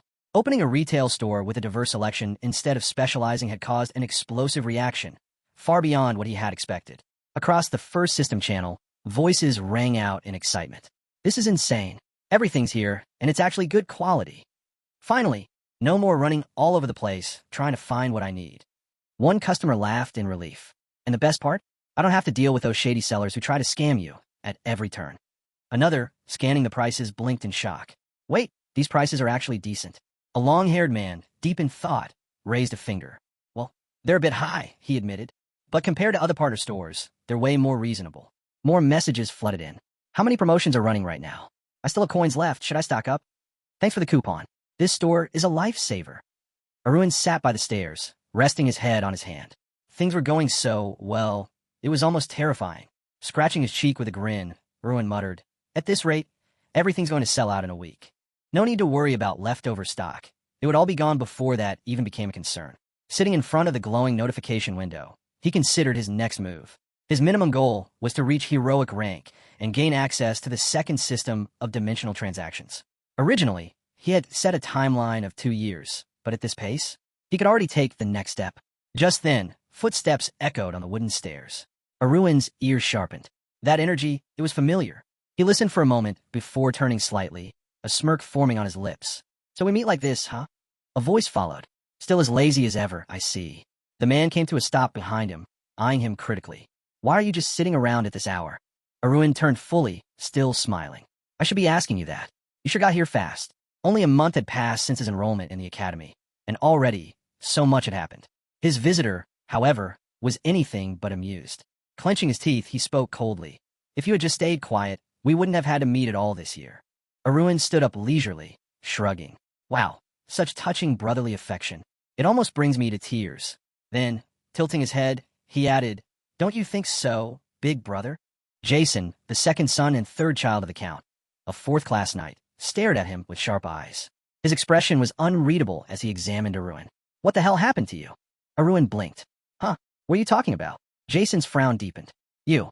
I was sure you'd be stuck in the lower class, but instead, you're middle class. Even ranking 72nd? How is that possible? Arun let out a slow exhale. Is it really that shocking? Jason's expression hardened. Of course it is. We're talking about you.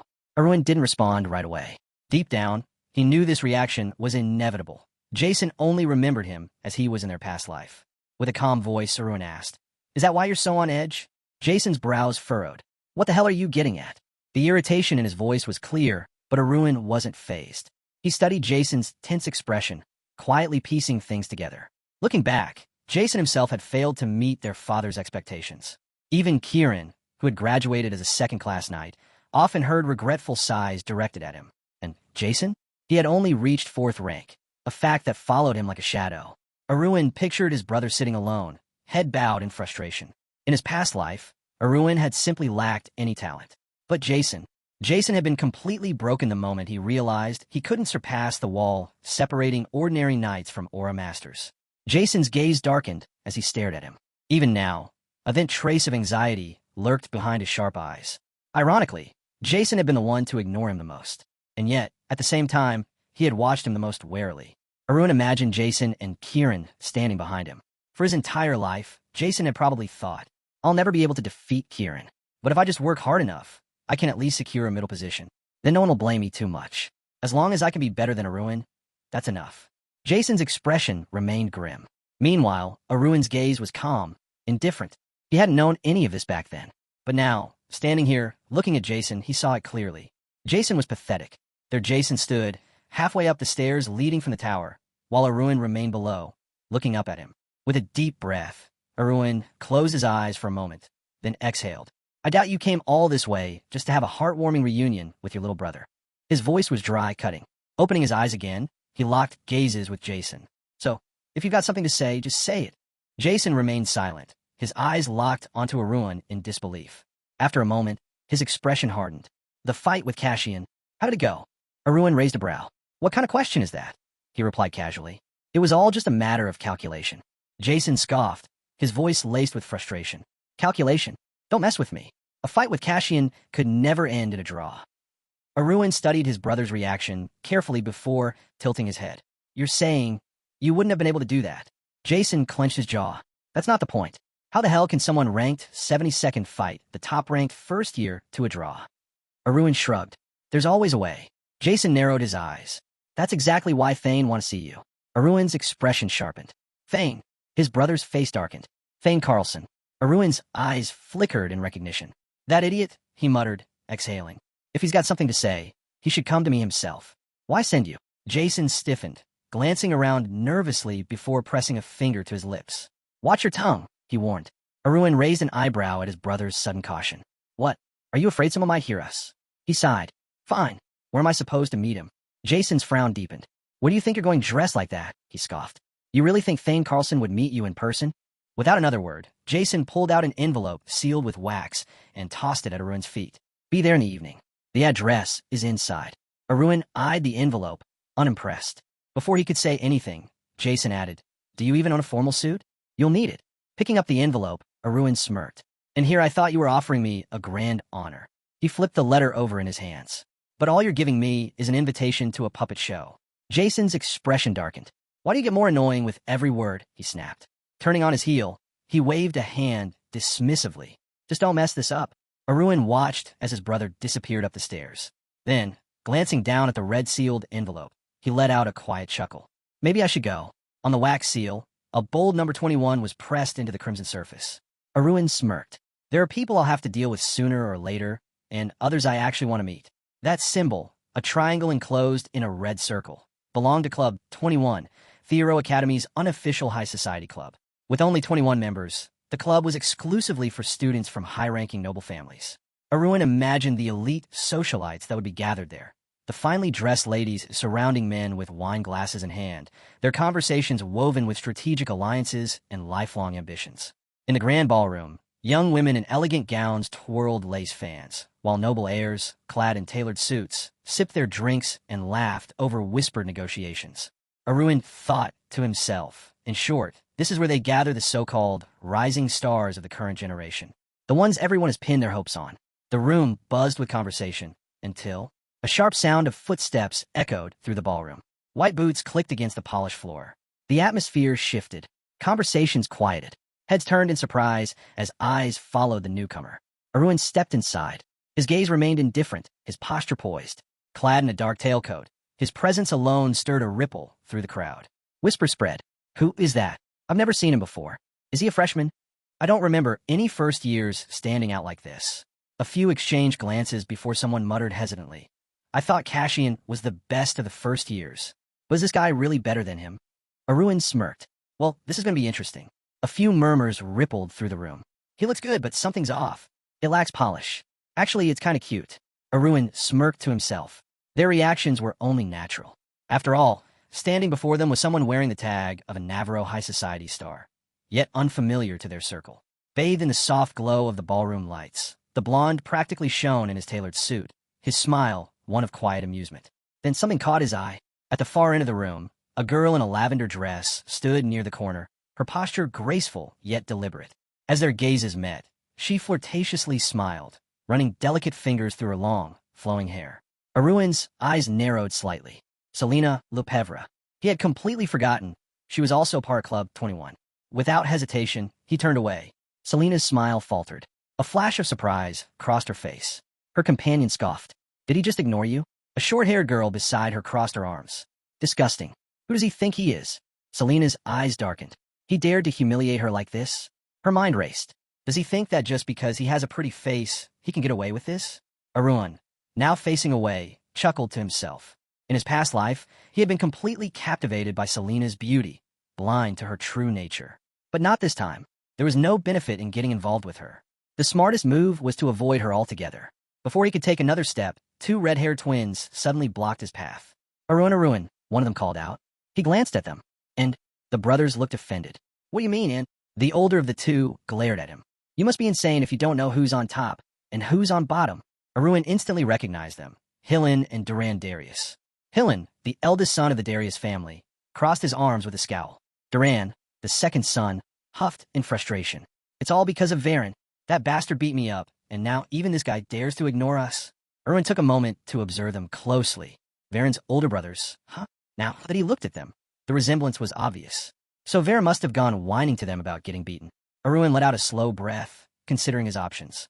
Too many eyes in this room. Causing a scene wouldn't be ideal. The twins stared him down. He remained calm, contemplating whether he should just politely ask them to step aside. A voice cut through the tension. That's enough. The entire room fell silent. Jason. The twins turned in surprise, along with everyone else. Arun glanced at his brother. Oh, just when I was thinking about you, you show up. Hillen scoffed. What do you mean, enough? Are you protecting your so-called younger brother now? Duran smirked. Didn't you say you didn't even consider him family? What's this? Brotherly affection out of nowhere. Jason let out a deep sigh, but didn't say a word. Arun studied his brother's unreadable expression. Finally, Jason spoke cold and firm. I'm not protecting him. He's here by Thane's invitation. The twins blinked in confusion. For a moment, they hesitated. Then, exchanging glances, they backed off. Without another word, they deliberately turned away from Arun, making a show of dismissing him before disappearing into the crowd. Arun watched them leave before shifting his gaze back to his brother, who stood with his back turned. Well, he asked casually, where's Thane? Jason didn't turn. Inside. Alone. Arun exhaled, looking away briefly. What's he trying to pull? Acting like some future duke too good to mingle with commoners. Jason whirled around, his eyes flashing with irritation. Watch your mouth, he warned. In the short time we haven't seen each other, you've completely lost your sense of fear. Arun followed after him, unfazed. Relax, he said, glancing around. It's just us. Who else will be listening? Jason didn't even turn as he spoke. Whoever needs to hear will hear. Just keep quiet and follow me. Arun lowered his gaze, lost in thought. The Darius twins. Jason. They all seemed terrified of Thane. And honestly, he could understand why. Behind that man stood the legacy of an elite noble family, an unmatched mastery of the sword, and a cold, commanding presence. Arun pictured a young man seated on a high-backed chair, his face obscured in shadow. His presence alone sent shivers down the spines of not just students, but even the academy's teachers. In his previous life, Arun had avoided crossing paths with this man at all costs. But now, he was truly curious. How would Thane look to him in this life? Aruin followed Jason in silence, recalling that 3 nobles in Navarro Academy stood above the rest, grouped under similar monikers. The first, a tall man with brown hair draped in a white cape, Levadon, the Steel Guard. The second, a blond man in a red jacket, golden stripes on his shoulders, Dorian Albert, the Ardent Marquis. And the third, a young man with blue hair, cold and untouchable, Luther Carlson, the Cool Duke. These 3 were known as the 3 major lords of Navarro Academy. They weren't just powerful students. They embodied the might of Navarro's aristocratic elite, the kind of nobles whose influence extended beyond national borders. But among them, Luther Carlson stood at the peak. He wasn't just powerful, he was absolute. His influence spread through every corner of the academy. Aruin's eyes flickered as he spotted him. A blue-haired young man, lounging on a sofa, one leg casually propped on the back of a kneeling servant who remained perfectly still on the floor. Thane Carlson. Aruin's expression didn't change, but his eyes dipped slightly to the person beneath Luther's boot. A student, bowing low, his back used as a footrest. Luther barely acknowledged Aruin at first. Then, with half-lidded eyes, he glanced up, his lips curling into a lazy smirk. So you're finally here. Leaning back against the sofa, his gaze flickered over Aruin's figure, assessing him. Your appearance isn't bad, he murmured, but you're not tall enough. His eyes gleamed with amusement. Ah, well, you're still young. You might grow. Aruin remained calm, lips parting slightly as if in thought. Maybe. Why does this guy immediately feel the need to evaluate me? An uncomfortable silence stretched between them. Luther's smirk faltered slightly. He raised an eyebrow. What? Jason, standing beside Aruin, bared his teeth slightly, gritting his words in a whisper. Stop talking back. Aruin exhaled lightly, his indifferent gaze dropping back down, to the student still on the floor, head lowered, not daring to move. His fingers twitched slightly. A familiar sight. Again, Aruin's eyes darkened. Is their leader even sane? Luther, unfazed, allowed a quiet chuckle. I have to say, he mused, I'm quite surprised. He turned his gaze toward Jason. You've been hiding a pearl all this time, haven't you? Aruin met his gaze, expression blank. What pearl? Luther's lips curled in amusement. No sandbanks in the north. Aruin's face remained impassive. Luther chuckled, clearly entertained. You're funny. Beside them, Levadon, the Steel Guard, stiffened when his name was suddenly mentioned. Luther turned to him, smirking. You're not nervous, are you? His eyes gleamed. Now that your younger brother is looking better than you? Levadon's brow twitched in irritation. Excuse me. He jabbed a finger at himself. Him? Better than me? Luther rested an elbow on his knee, his expression mocking. If one fool calls another a fool, doesn't that just mean you should carry your little brother around as decoration? Jason's mouth fell slightly open, his eyes widening in shock. Before anyone could respond, Luther let out a tired sigh, waving his hand dismissively. Enough. This is getting tedious. His gaze dropped toward the student beneath him, as if only now remembering his existence. Without warning, he shoved his boot against the boy's back. Get lost, he ordered, voice completely devoid of emotion. I don't need a footrest anymore. The boy flinched, letting out a quiet, muffled whimper, but didn't dare protest. Aruin's eyes remained cold, his gaze locked onto the pathetic scene before him. This place really hasn't changed. Aruin watched as the servant slowly pushed himself up from the floor, his fingers briefly rubbing at his chin. The young man's pink eyes flickered toward the Baron for a moment before lowering again. With his lips pressed into a thin line, Aruin observed him silently. Hunched over, the servant hurried toward the exit, his steps stiff and quiet. Jason followed him with his gaze, but said nothing. Aruin turned his head slightly, watching the reactions of the banquet attendees. Low murmurs spread through the room. Well, thanks to the new guy showing up, at least he got let off early today. He must be relieved. Relieved? Someone scoffed. If he's willing to live his entire life as a lackey, he might as well cut out his own tongue now and save himself the suffering. Aruin's gaze darkened slightly. Luther Carlson let out a soft chuckle. You don't approve? Aruin turned his attention back to the blue-haired noble, who sat lazily on the sofa. Luther smirked. You think I'm going too far? Leaning forward slightly, he added, My way of dealing with people is like handling a footstool. Nothing more. His tone was light, but the weight behind his words was undeniable. Aruin met his gaze with an indifferent expression. To some extent, yes. Luther's smirk widened, but his eyes remained cold. And yet, he mused, reclining further into the sofa, your opinion on the matter doesn't concern me in the slightest. His voice remained calm, but there was a slight shift in the air. His gaze sharpened. But since we're talking about perspectives, Luther continued, his smirk fading, let me ask you this. His face darkened. His eyes narrowed with clear dissatisfaction. Why do you refuse to show me the proper respect? Jason, standing just behind Ruin, visibly tensed. Ruin, on the other hand, remained completely calm. Unfazed, he tilted his head slightly. Is this just the cultural standard around here? Luther blinked once. What? Rolling his eyes slightly, Ruin waved a hand. The way you and the Darius brothers behave. It seems to be a running theme. Then, his gaze grew sharper. And despite being a third-year student, you don't even show the slightest bit of courtesy to Jason, who outranks you in seniority. Luther's eyes flickered. Ruin folded his arms. So, naturally, I decided to follow that same standard. A brief silence settled over the room. Jason's face paled in horror. Luther's brow furrowed in confusion. Then, a sudden burst of laughter erupted from the sofa. Luther leaned forward, shoulders shaking as he laughed, an almost amused disbelief in his voice. Huh, so you've got a sharp tongue too? He grinned, wiping at the corner of his mouth. The more I look at you, the more useful I think you'll be. His sharp blue eyes locked onto Ruin. I just hope, Luther mused, his smile widening, that your skills are as good as your wit. Ruin said nothing, his expression unreadable. But in his head, he noted something. He's only now bringing up abilities. Is he seriously thinking about testing me? Luther raised a hand, casually gesturing toward himself. Word is, you had a duel with Cassian. Ruin didn't react. Luther gave a slight wave, as if dismissing the topic. And after that, he's been like this. Ruin's gaze flickered toward the far side of the banquet hall. Sitting alone on a small sofa, his back slightly slouched, was Cassian. His once sharp gaze was distant, his chin resting against his hand, as if staring into nothing. Luther smirked. Everyone knows about it. His voice was mocking, playful. But they're all dying to know. Ruin remained silent, watching his whispers spread through the room. Luther leaned forward slightly, lowering his voice just enough to make it sound conspiratorial. They say, maybe it was because of the colic of thrown phrases. His smirk widened. Or maybe there's another reason entirely.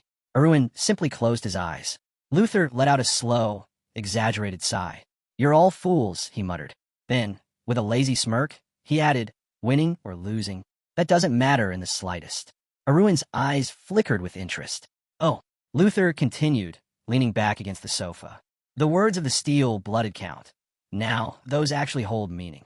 Hearing that, Ruin's lips curled slightly. So, he took the bait after all. Did I throw out a line for a carp, only to hook a crucian instead? It seemed that Luther was more interested in this so-called secret than he let on. Ruin mentally pictured Luther Carlson in his academy uniform, Navarro Academy's third-year ace, one of its top students, a man surrounded by status and power. But before he could entertain that thought further, Luther's voice cut through his musings. Tell me, the Duke drawled, his sharp eyes locking onto Ruin. Have you heard anything else? Ruin said nothing at first. Luther pressed on, his tone almost conversational. I'm at a crossroads, he admitted, fingers drumming against the sofa's backrest. But after hearing the steel earl's words, I thought maybe they could serve as my guide. Ruin smirked. So that's how he's playing it. He watched as Luther sprawled further into the sofa, his demeanor relaxed, yet his words careful and calculated. If you've got something else, Luther added smoothly, I might even owe you one. Ruin's smirk deepened. Even when asking for help, this guy acted as if it were an act of generosity on his part. Even now, when he's the one seeking something from me, he speaks as if he's doing me a favor. Ruin mused, should I do to him what I did to Cassian? After all, mysteries always seemed more enticing when they felt just out of reach, like a labyrinth that only pulled you in deeper. Finally, Ruin spoke. There was one more thing. Luther leaned forward slightly. Go on. Ruin shifted his gaze slightly to the side, his tone measured. A knight who has reached great heights controls strength with gentleness. Luther listened intently. Ruin continued. They overcome heaviness with lightness, speed with slowness. Then, almost as an afterthought, he added, Cassian was the one who said that. With a quiet breath, he raised his hand, spreading his fingers slightly. And lastly, his voice dropped lower, the fullness within the emptiness. Luther's expression froze. A few nobles nearby exchanged glances, their brows furrowed in confusion. What does that even mean? One of them muttered. Ruin smiled, his confidence unwavering. It means, he explained, to pretend there's nothing, even when there is. To be full, yet appear empty. His gaze sharpened slightly. When you hide your true worth, you blend in better than anyone else. Jason's eyes widened slightly. Luther, for the first time, looked genuinely intrigued. He let out a quiet chuckle, nodding to himself. Huh, now it makes sense. His fingers tapped lightly against his knee. Feels like something just clicked into place. Arun exhaled slowly, shaking his head slightly. Here we go again. Luther's ego was unshakable. He probably thought he was on his way to becoming the next founding emperor just from hearing a few phrases. If enlightenment were that easy, I wouldn't have had to suffer through everything myself. Jason, still processing, finally spoke. Wait, why are you telling him something different from what you told me? Arun raised an eyebrow. Luther grinned, eyes narrowing. Oh, the third son seems to know more than the second. His voice held a teasing edge. Now tell me, who should we be excluding here? Jason visibly tensed, struggling to respond. His face darkened, his body stiff. He had no idea how to answer. Luther watched him for a moment, then laughed a low, entertained sound. Honestly, he mused, the only useful person in your family is Kieran. Jason's breath hitched. Luther leaned back, smirking slyly. Before, I was just joking when I said you should start getting nervous. He tilted his head slightly. But now, I actually mean it. The room tensed. With an amused sigh, Luther tapped his boot lightly against the floor. Well, I must say, I like you, Arun. Then, without missing a beat, but I can't let you into Club 21. Arun's gaze didn't waver. Oh, Luther leaned forward. All seats are taken. That's our symbol. We can't just add another member. His voice dropped slightly. But I'd hate to just let you walk away. Turning slightly, he glanced at Jason. What do you think? He asked smoothly. Jason stiffened. His face darkened as his gaze darted toward Arun in silent disbelief. The Duke of Thero's Academy had just offered to make room for his younger brother. Jason flailed his arms in frustration, his face twisted in disbelief. You're seriously saying this now? Luther exhaled heavily, shaking his head. A smirk played on his lips. Jason, let's be honest, you bring nothing to the table besides the big name of the Steelguard family. Jason's expression stiffened, his mouth opening slightly in shock. Luther leaned back, his smirk widening. I don't exactly need two of you around. Arun watched in silence as his older brother hesitated, clearly thrown off balance. Luther raised an eyebrow before adding nonchalantly, don't take it too hard. Thanks to Layskin Nim, you still get to enjoy the benefits of the club in peace. He shrugged. You should be grateful. Jason's body tensed, but he forced out a small, hesitant thanks. His voice was barely above a whisper. Luther turned his gaze back to Arun. Now, Baron, his eyes gleamed with something unreadable. Would you be willing to fulfill a small request of mine? Jason, desperate to keep things civil, laughed nervously, waving his hand. Of course. Anything you need. Luther's smile darkened. He slowly extended his hand toward them. I just had a thought. His voice was smooth, but carried an unmistakable edge. Why don't we have a little duel? Jason's eyes widened in horror. Wait here. Arun remained still, his expression unreadable.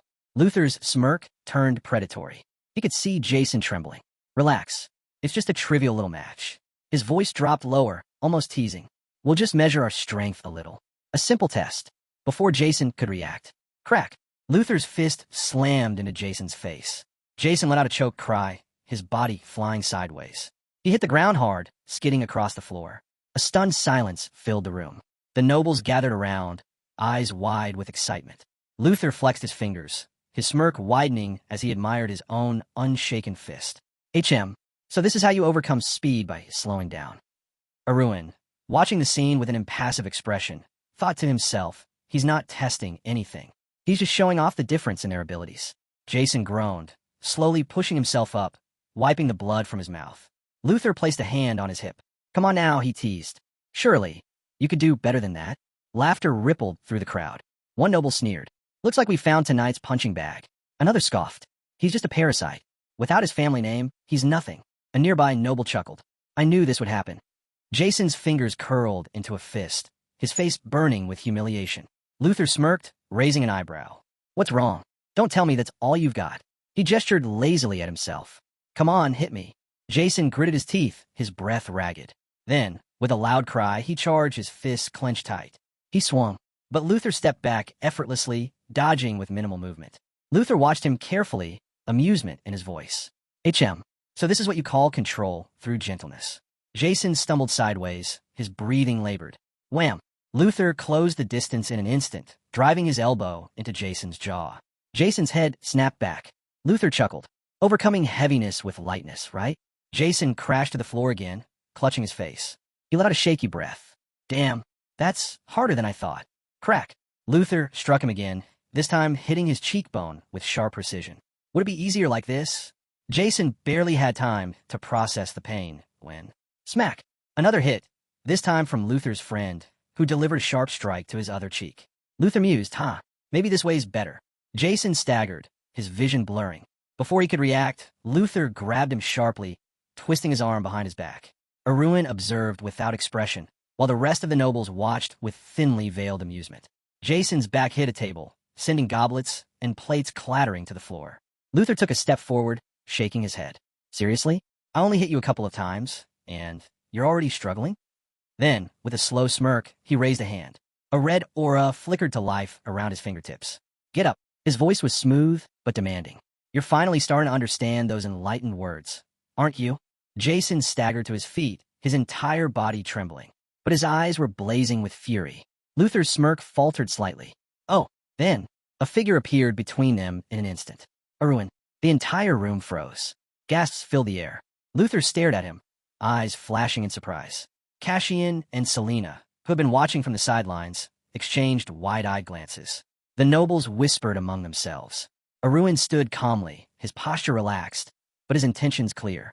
That's enough, he said, his voice unwavering. Luther's smirk returned, but this time it didn't reach his eyes. The air in the room grew tense. For the first time tonight, the tides had shifted. Luther smiled, his eyes gleaming with amusement. He tilted his head, staring at Arun with something between curiosity and irritation. Did you really just say that to me? Arun met his gaze with calm confidence. How could you even call this a duel? He replied smoothly. All I see is one-sided humiliation. Luther took a step closer, casually waving a hand. And isn't that part of the process? He smirked. Shouldn't one seek enlightenment step by step, without hesitation? Arun chuckled, shaking his head. If breaking past a wall was as easy as taking a few meaningless hits, even a cow could master aura. Luther's expression stiffened. His brow furrowed slightly, a wrinkle forming on the bridge of his nose. It's been a long time since anyone has spoken to me like this, he muttered, voice laced with irritation. Even with his usual air of arrogance, a trace of annoyance crept in. Lowering his head slightly, hands resting on his hips, Luther's voice dropped into a near whisper. Do you really think anyone from the Steel Guard family could pose a problem for me? Arun said nothing. Luther's sharp gaze flickered toward him. Without your grandfather's legacy, what are you? The question hung in the air. Luther turned to the nobles around him. Tell me, are you curious about the answer? A few people in the crowd chuckled knowingly. Someone scoffed. The Steel Guard? They're nothing but Northern Hillen Billies clinging to past glory. They have neither education nor skill. Arun took in their reactions, his face remaining calm. But his blood boiled. He could picture his grandfather, standing tall, sword in hand, once revered as a hero. That legacy had long since faded. His family was no longer the Steel Guard they once were. Jason, still hunched over from the blows, looked up, eyes darting toward Arun, only to see his younger brother extending a hand. Jason's breath hitched. For a moment, hesitation flickered in his eyes. His lips parted, then closed again. Slowly, Jason lowered his head. His jaw clenched. Then, he reached forward, gripping his brother's hand. Luther, standing with his hands on his belt, grinned. You're just leaving? He mocked. Jason rubbed his bruised face, but didn't respond. Arun turned slightly, his gaze steady. Do we need your permission to go? Luther let out a low chuckle. I didn't mean it like that. His smirk deepened, but his eyes sharpened. You're free to leave, he said smoothly. But remember this. His voice took on a predatory edge. I always settle my debts. Luther's piercing gaze flicked between the two brothers. And after tonight, you both owe me. Jason stiffened beside Arun. Arun, however, simply smirked. If we're talking about charity, then there's no need to repay it, he said coolly. I don't accept handouts. Luther's expression briefly faltered. His mouth parted slightly, his blue eyes darkening. Charity, he repeated, almost disbelievingly. Arun's face remained calm, but firm. His aura thickened. Didn't you get exactly what you wanted? He asked, voice unwavering. You wanted the Steel Blood Count's enlightenment, didn't you? For the first time, Luther was at a loss for words. Arun let out a slow breath, shaking his head. Even if you understand the concept, that doesn't mean you can grasp its true essence. With that, Arun turned his back on him. Jason followed without a word. Luther stood motionless, watching them go. Then, he suddenly burst into laughter. He exhaled, running a hand through his hair. Unbelievable. The nobles around him laughed along, some clapping, others whispering among themselves. One of them sneered. If they were shaking in fear, they should have just said so. But Arun and Jason didn't react. They walked straight out of the banquet hall, ignoring the jeers behind them. Jason kept his head lowered, but Arun, a wicked smirk tugged at the corner of his lips. Let them laugh now. Soon a lot will change. As they strode through the academy grounds, the cold night air wrapped around them. The darkness felt thick, the path illuminated only by the dim academy lanterns. Neither brother spoke. Finally, Jason clenched his fists, his bruised face twisting with frustration. His voice shook with anger. This is all because of you. Arun stopped, glancing over his shoulder. Jason trembled, his breath ragged. Then, his voice rose into a Kaplan shout. Because of you, I'm going to be kicked out of the club. His voice cracked. They'll make me a pariah, an outcast in my own class. His arms shook at his sides, his pride completely shattered. Arun sighed quietly, turning to fully face him. Jason. His older brother glared, waiting for his response. Arun's eyes narrowed slightly. Good. Jason's expression froze. For a moment, he looked like he hadn't heard him properly. Arun's smirk widened. This is exactly what you needed. Arun met his brother's Kaplan glare with an expression of complete indifference. Jason was shaking with rage, his fists clenched at his sides. Arun held his gaze, his voice calm. Are you really that afraid of Luther? Jason's face twisted. He suddenly leaned forward, eyes wide, his voice booming with frustration. Of course I am, he bellowed. He doesn't care about Steelguard, or anyone else. Arun studied his brother's shaking frame. Jason was panicking, but more than that, he was cornered. Arun exhaled. Then tell me this. He tilted his head slightly, his voice quieter now, more cutting. Why do you think our family ended up like this? Jason's breath caught. His expression shifted, confusion flashing across his features. What? Arun watched him closely.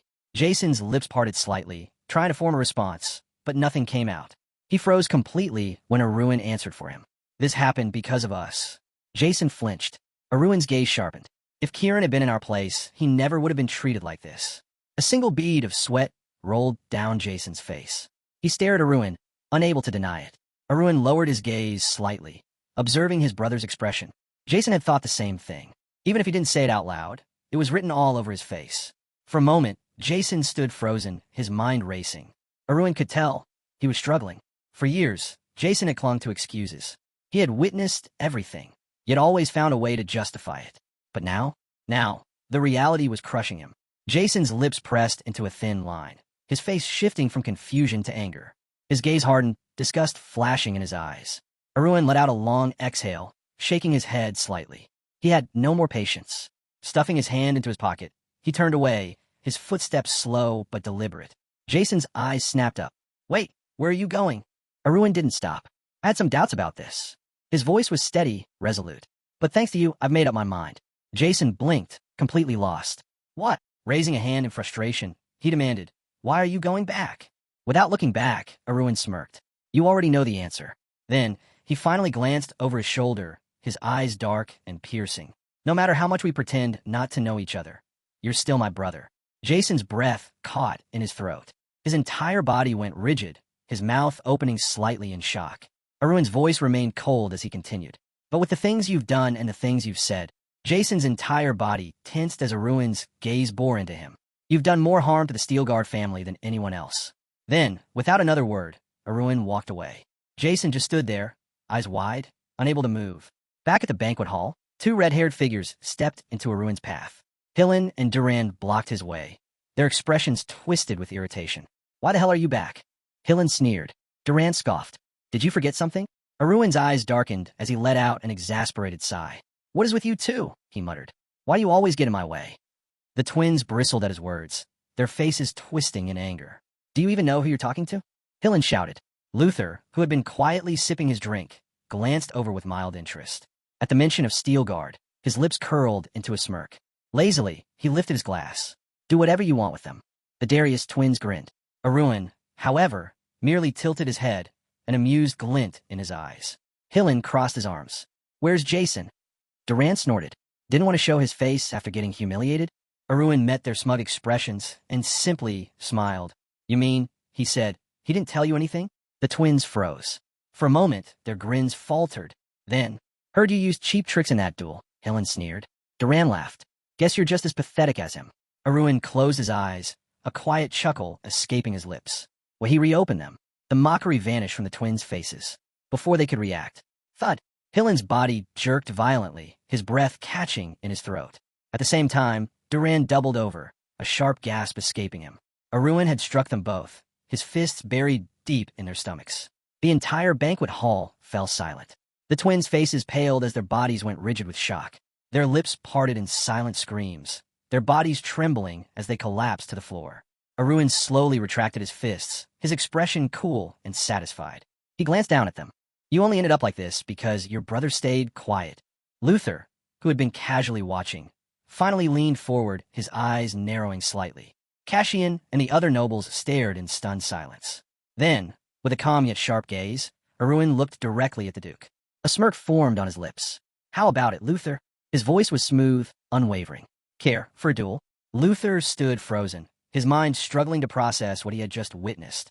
Hillen and Duran lay motionless on the floor, their faces pale with shock, their bodies still reeling from the blows Aruin had just delivered. Luther's lips parted slightly. What? Aruin met his gaze with a calm, amused expression. Then, raising a hand, he beckoned Luther forward with a single, taunting motion. Come on, Aruin said, his smirk deepening. I said it's just a trivial duel, didn't I? A ripple of unease spread through the banquet hall. The nobles exchanged nervous glances. Is he seriously provoking the Duke? One whispered, eyes wide with disbelief. Another swallowed hard. This guy had a draw with Cassian. Is that why he suddenly thinks he's invincible?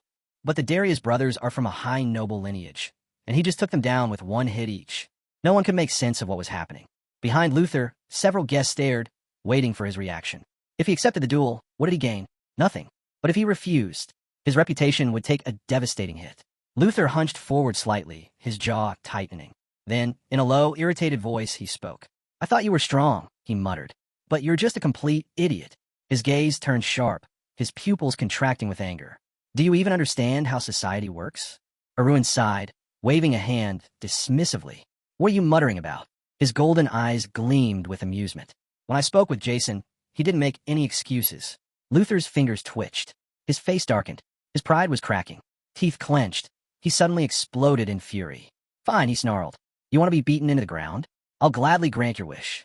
A murmur spread through the crowd as Luther Carlson, Duke of Theoro Academy, accepted the challenge. Aruin grinned. Beckoning him again with his finger, he smirked. Go on. Attack first. Luther's aura spiked, his eyes burning with rage. You really have a death wish, don't you? His voice dripped with menace. Fine. I'll make sure you regret this. His fists clenched, his muscles tensed. Then, with a Kaplan shout, he lunged forward. His punch swung hard and fast, a strike meant to end the fight instantly. But, the moment his fist was supposed to land, Aruin wasn't there. Luther's eyes widened in shock as his punch struck nothing but air. He froze mid-motion, his head snapping left and right, searching. Where'd he go? A low voice whispered behind him. I'm right here. Luther whipped around, swinging williamly. But again, he hit nothing. His breath hitched as his opponent vanished again. His back stiffened. Panic flickered in his eyes. Then, a voice chuckled softly behind him. What's wrong? Aruin teased. Is your vision failing you? Luther jerked around again, but his punch once again met only air. Aruin stood behind him, hands casually in his pockets, smirking like he was toying with a child. The banquet hall was silent. No one moved. No one breathed. This wasn't just skill. This was absolute dominance. Aruin exhaled slowly. I was waiting for you to match my rhythm, he said casually. Only then would I bother demonstrating anything. Luther's body trembled with rage. His fingers clenched into tight fists, his aura flaring violently. You little bastard. His entire body shook with fury. A powerful magical aura began to swirl around him, the air distorting from sheer force. You, he hissed, his voice turning dangerously low. I've been holding back. His pupils contracted as the bridge of his nose wrinkled in anger. But since you're begging for it, his entire body tensed. I'll tear you apart. Before he could unleash his power. Bam! In the blink of an eye, Aruin was already right in front of him. A fist crashed into Luther's face. His body jerked violently, his head snapping to the side as a deep red mark bloomed across his cheek. Gasps filled the air. Every noble stood frozen, mouths slightly open, unable to comprehend what they had just seen. Selena and Cassian sat stunned, their eyes locked onto the scene unfolding before them. Luther touched his burning cheek, his breathing ragged. Impossible. Aruin had moved so fast, he hadn't even seen it happen. But before he could process it, bam, another strike landed on his other cheek. Then another, and another.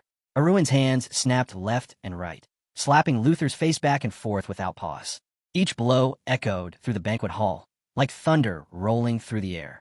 Luther stumbled, his vision spinning, his body unable to keep up.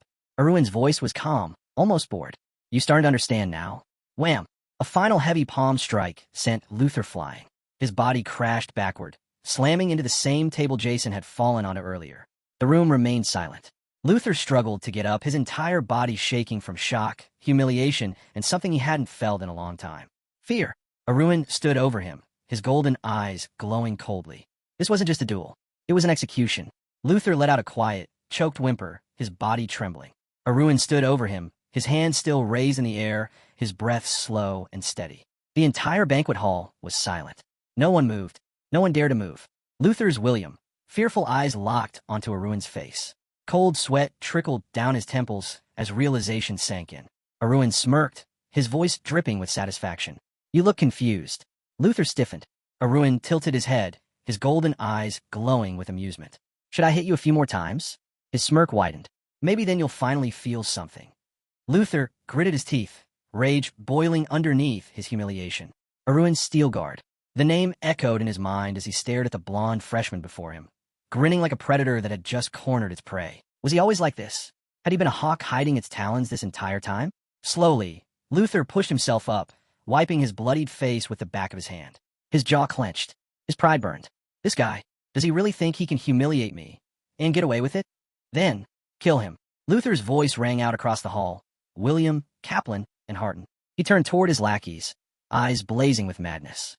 I don't want a single piece of him left intact, he roared. The crowd parted instantly. A massive, towering man stepped forward, cracking his knuckles. Two more appeared from the opposite side of the hall, their faces twisted with amusement. The three of them blocked Arun's path, towering over him. One sneered, rolling his shoulders. So, this is the lunatic who thought he could stir up trouble here. Another chuckled. Someone needs to teach him a lesson. The third tilted his head, smirking. And it looks like today's the day. Arun sighed dramatically, shaking his head. So what happened to our one-on-one fight, Duke? He smirked. Are you really so embarrassed that you need 3 men to do your dirty work? The three froze for a moment, his words striking a nerve. Laughter rippled through the crowd. Some nobles exchanged amused glances. Is the Duke really sending 3 men after him? Heh, what an ugly look for Theoro Academy's pride. Luther's eye twitched violently. Arun's smirk grew. Good, let him stew in it. For a moment, he considered letting it go. Then, his golden eyes flicked toward the 3 men standing before him. Or, maybe this is even better. His pulse quickened. Laughter bubbled inside him. If you want to fight, then let's make it big. Arun shifted his weight, eyeing the 3 men circling him. These guys, he mused, are supposed to be the future knights of the royal family, right? One of the large men clenched his fists, veins bulging on his forehead. Arun smirked. Good. I wanted to see what the best of the upper class looked like. The massive man let out a Kaplan roar, swinging his fist straight for Arun's head, who vanished. The punch slammed through empty air. The brute's brow furrowed in confusion, until a sharp, bone-rattling impact slammed into the side of his head. Bam! Arun's boot connected cleanly, sending him crashing to the floor. The hall fell into stunned silence. The fallen brute lay motionless, his breath shallow. Sweat dripped down his pale face. A beat later, thud, his body collapsed completely. Cassian and Selena stared in utter disbelief. Luther's expression twisted in horror. The nobles exchanged stunned glances. What the hell just happened? Did he just take down one of the Duke's men in a single hit? Arun straightened, looking down at the man with disdain. That was pathetic. The other 2 lackeys hesitated, glancing at each other. Luther, however, was frozen in place. Arun turned to him, his expression cold and unreadable. Luther's breath hitched. He took a step back. What the hell is this guy? Then, Forrest.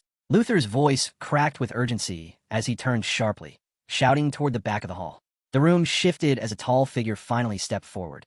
Long purple hair swayed as the man moved effortlessly through the crowd. He wore a wide grin, his gaze sharp and entertained.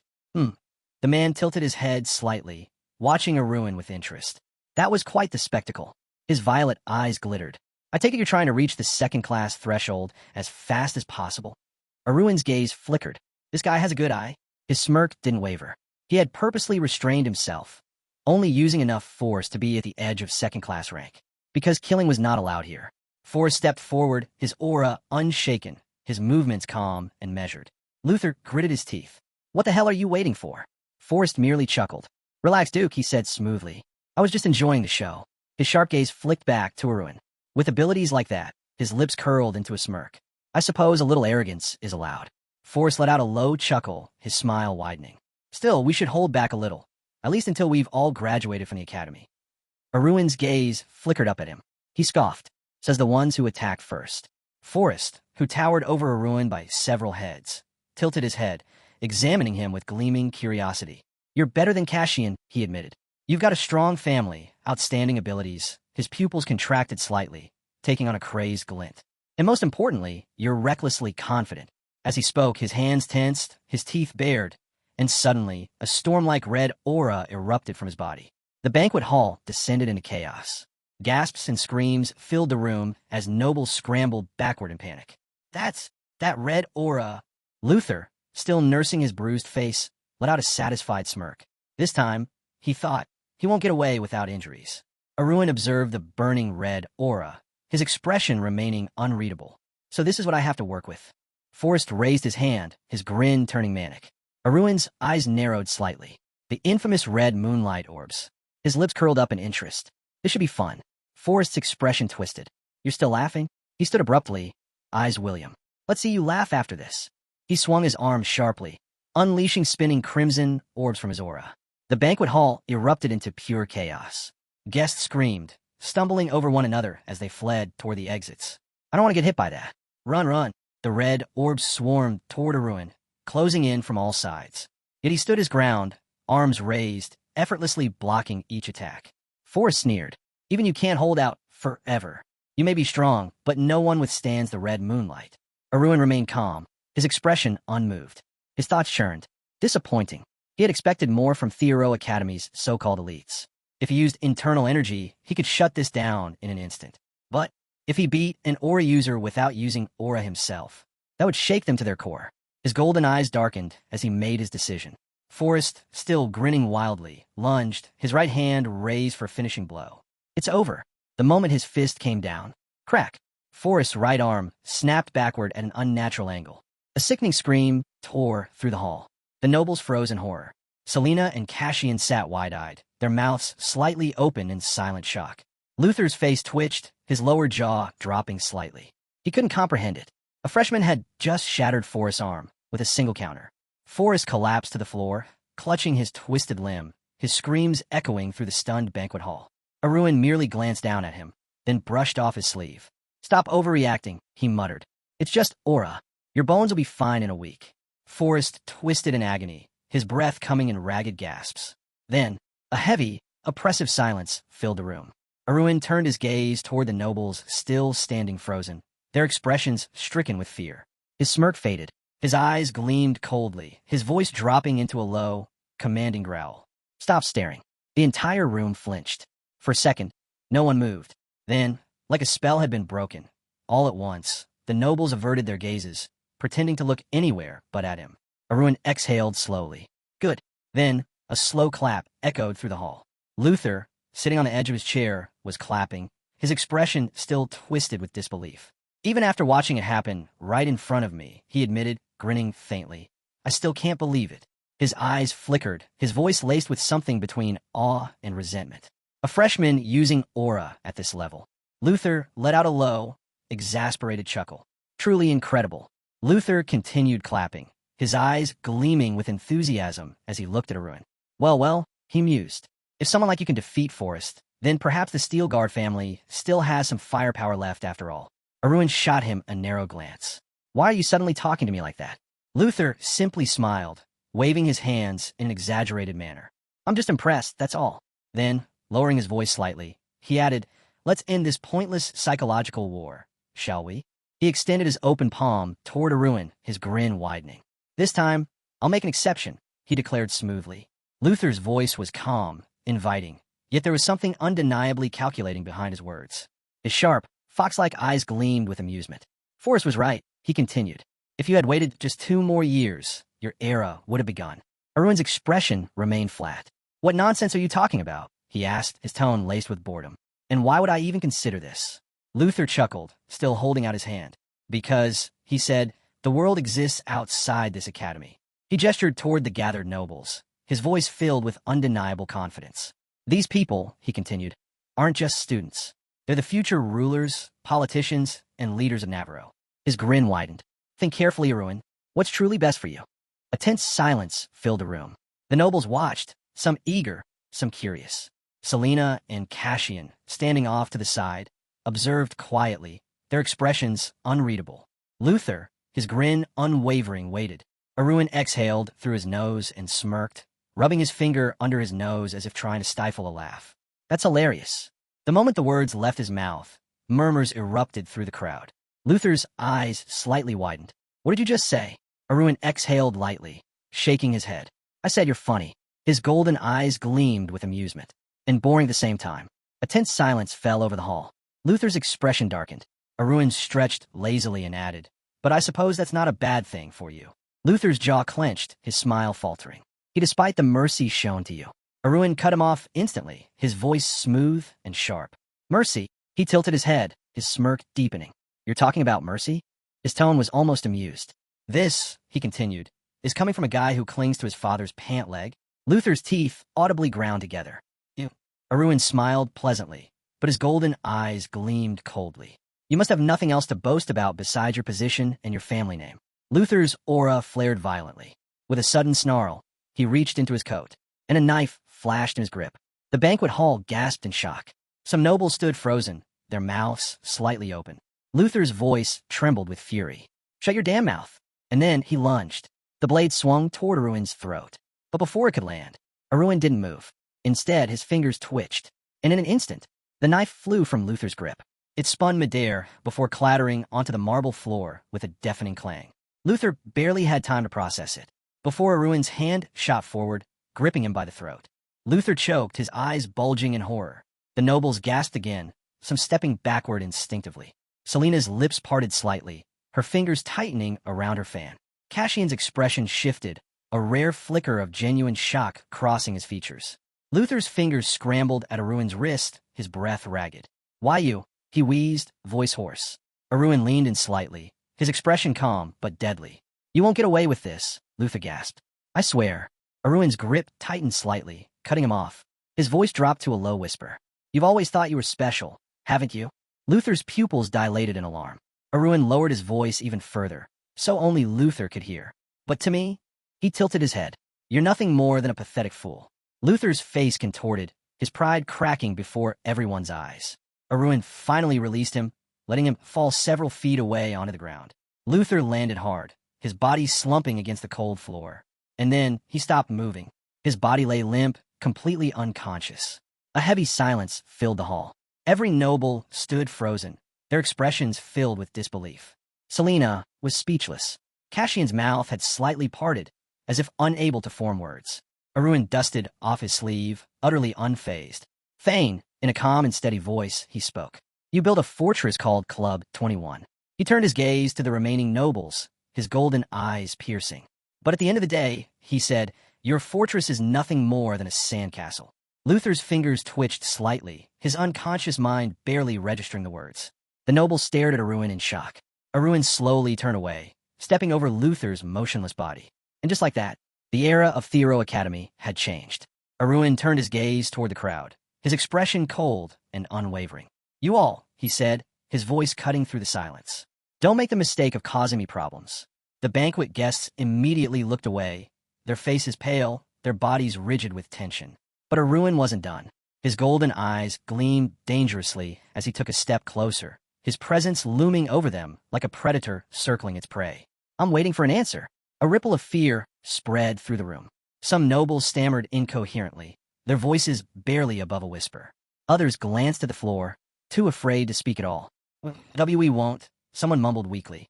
Arun let the silence hang for a moment, his piercing gaze sweeping over the trembling crowd.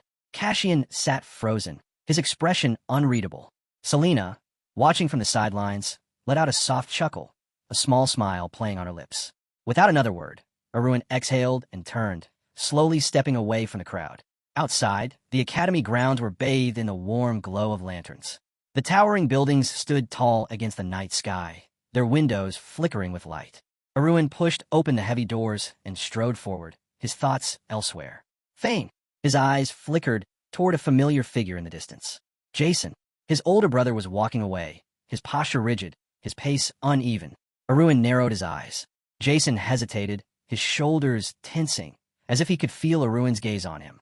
Thane, slowly, He turned back, his expression uncertain. There was a thin mumbling in the air, barely audible. Arun tilted his head. Are you really going to pretend you didn't see anything? Jason flinched. Arun took a step forward, his eyes locking onto him. Even though we both know the truth. Jason's lips parted slightly, his breath uneven. His words faltered. Arun simply watched him, waiting. A tense silence stretched between them. Thane, Jason lowered his head slightly, his fists clenching at his sides. Arun's voice softened, but it carried a sharp edge. You could have just walked away. Jason hesitated. Thane muttered, I couldn't. Arun's gaze hardened. Why not? He took another step forward. Or is it because you're afraid that once you fall out of favor with Thane, your life will become unbearable? Jason flinched again, looking away. Arun let out a quiet sigh, shaking his head. So, getting beaten down wasn't enough? Now you've come to ask for forgiveness too. Jason gritted his teeth. That's not. Arun suddenly smiled. You've changed. Jason's eyes widened slightly. What? Arun's smile didn't fade. The Jason I knew, his golden gaze darkened slightly, would never throw away his pride. Jason's expression twisted. And what would you know? His voice rose slightly. Do you think I enjoy this? Do you think I bow my head to junior students because I like it? Arun's gaze didn't waver. I understand better than anyone else. A vehement memory surfaced in his mind. Thane, his greedy hands twitching, his influence spreading like a parasite. The steel guard, once untouchable, now sinking deeper under his control. Jason had been nothing more than a scapegoat, a convenient tool to take the fall. Arun exhaled, the weight of it all settling in his chest. Jason, jaw clenched, finally snapped. The one who changed isn't me. It's him. His hand shot up, his voice thick with frustration. Do you even know what you're doing? How the hell did you use aura? Arun's smirk returned. Just a little training in secret. Jason's face twisted. Don't give me that nonsense. Arun let out a soft chuckle, glancing off to the side. Believe it or not, it's the truth. Jason fell silent, his blue eyes narrowing. Thane, after a long pause, he muttered, I'll ask you one thing.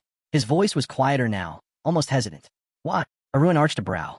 Why what? Jason clenched his fists. Why did you do this? Arun simply stared at him. Jason's voice grew heavier. You couldn't have not known. You knew exactly what would happen. You knew you'd turn Thane against you. His shoulders tensed. So why? Why go this far? Arun exhaled slowly, his voice lowering. Jason stiffened. How do we end up like this? His older brother didn't respond. Arun let the silence stretch. Thane quietly, he added, You've always treated me with hostility. Jason's eyes flickered, memories rushing back. Words he'd spoken before, cutting and cruel. You're a disgrace. I don't even consider you my brother. He had said those things so easily. Arun met his gaze, unwavering. Even so, he exhaled, his voice quieter now. You're still my older brother. Jason's breath hitched. Arun's gaze softened slightly. Because blood isn't water. Thane, he lowered his head, closing his eyes briefly. If someone's gonna hit me, his voice was calm, unwavering. Thane, it should have been you. Jason's lips parted slightly, but no words came out. His chest ached, a strange, unfamiliar weight settling there. For the first time in a long time, he didn't know what to say. Then, Jason clenched his teeth, eyes burning with emotion. Can I really hit you? Arun glanced at him and let out a soft laugh. Go ahead. Jason hesitated. Just not too hard, all right? Arun exhaled slowly, an easy smile tugging at his lips. The elder glanced at the floor, let out a soft smile, and thanked him. Meanwhile, Arun frowned, his mind racing. Was Jason losing it? He couldn't make sense of his behavior, and now, it was downright unsettling. The elder brother spread his hands wide. So what now, he asked. You're not the type to back down without a fight, and neither is Forrest. No way he's letting this humiliation slide. Mick smirked, a hint of sarcasm in his expression. Oh, I got a plan, he said. But I'm not telling you just yet. Blue-eyed raised an eyebrow, surprised. Why not? What, you scared I'd go snitching? The hero lowered his head, closing his eyes for a brief moment. Tell me, he said, what's the point of watching a play if you already know how it ends? His brother blinked, caught off guard. Why are you suddenly talking about plays? Then, after a moment, he shrugged. But yeah, that'd be pretty boring. Exactly, the protagonist replied. Then, without another word, the Lord turned and walked away. Just sit back and enjoy the show, he called over his shoulder. Suddenly, a Kaplan shout rang out. Someone was yelling that a certain group was nothing but useless nobodies. Plates clattered to the floor, crashing and scattering in all directions. A guy with striking blue hair was seething. 3 of you 3, and none of you could win. His fists clenched as he glared at them. And now you expect me to just let you into my circle? After that disgrace. The defeated group averted their gazes. One of them shut his eyes in shame. The blue-haired guy turned to the surrounding crowd. And the rest of you, he sneered, just standing there doing nothing. If anyone dares stir the pot, we stand together and put them in their place. Or are you all just going to suck your thumbs? Silence.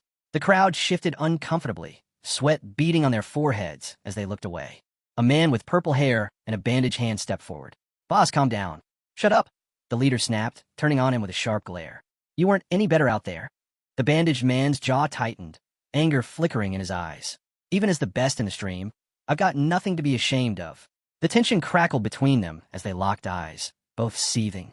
Then, after a moment, the leader exhaled, reining himself in. How's your hand? The injured man glanced down, his anger dimming slightly. It's manageable. They exchanged looks, and TNT finally asked, was that bastard really that strong? The bandaged man scoffed. I was just careless. TNT shook his head. Carelessness is a weakness, too. Violet frowned, his brows knitting together. That guy, he has an aura, a strong one. He kept it hidden the whole time. Even with that flawless attack, he's only at the early stages of second grade. But next time, I'll take him down. The leader studied him for a moment. Good, he said, because if you don't, we'll have no choice but to call in the senior students, and that would be humiliating. Then, turning back to the crowd, he pointed a firm finger. You all know what happened here. But let's be clear, no one says a word. He held up a treasure in his hand, his grip tight. If word gets out, I will find out who talked. Mark my words. The hero watched from afar, taking in every word. They were making sure no one would speak, not to friends, family, or even distant relatives. This was a matter to be handled within their own circle. Arun, resting his chin on his hand, smirked to himself. All because of their pride, he mused. And yet, everything is playing out exactly as I planned. From a rooftop's edge, he observed the building below, his mind working. For now, they would all keep their mouths shut. That much was certain. There was nothing to worry about for now. Then, shifting his gaze, he thought it's time. Time to move forward. Time to face the real purpose of this visit, the 21 clubs. The scene changed. Simple four-story houses lined the streets, some windows glowing faintly in the night. A man stood beneath one of the buildings, shrouded in a long coat. He trembled, gripping a knife in his hands. A tear slid down his cheek before he choked back a sob, pointing the blade toward himself. But just as he was about to act, a voice cut through the silence. He wanted to make a bet. A boy with short, cropped blue hair turned at the voice. His eyes widened as he recognized the hero standing there. The protagonist offered a slight smile, crossing his arms. You won't be able to do it, he said confidently. The boy, trembling, stared at him in shock. You were just here a moment ago. Before he could finish, the protagonist interrupted, stepping forward. Steelguard, he introduced himself smoothly. Do you remember me? Hugh hesitated, the name striking a chord. Steelguard, he muttered. Leaning against the wall, the lord tilted his head. Tell me, is this suicide, or just self-torture? The hero's unwavering confidence sent a chain through Hugh. Whatever it is, I understand, the protagonist continued. Your older brother went too far. And even though you have different mothers, yeah, I'd say he really overdid it this time. Hugh's eyes widened in shock. How do you know that? The hero, now serious, locked eyes with him. There isn't a single cadet who doesn't know your brothers, he stated. Then, seeing Hugh's disbelief, he added, but that's not what surprised you, is it? You're wondering how I knew you were an illegitimate son, something you've never told anyone. Hugh was stunned. Cold sweat formed at his temples. The hero smirked. Don't worry, I won't say a word. But inside, he thought of course I knew. It's all thanks to my knowledge of the future. Hugh shivered slightly, but remained silent, his thoughts racing. The hero extended his hand. Either way, you shouldn't be standing like that. You're not going to stab yourself, so hand over the dagger. Hugh gritted his teeth, his grip tightening. Then, in one swift motion, he raised the dagger high above his head, aiming for his own stomach. His eyes squeezed shut, but before the blade could land, a firm hand caught his wrist. Hugh's eyes snapped open in shock. In an instant, the protagonist had closed the distance, gripping his arm tightly. A small smile played on his lips. Honestly, I'm a little surprised, the hero admitted. I didn't think you'd actually go through with it. Hugh, slightly irritated, jerked his arm. Let go.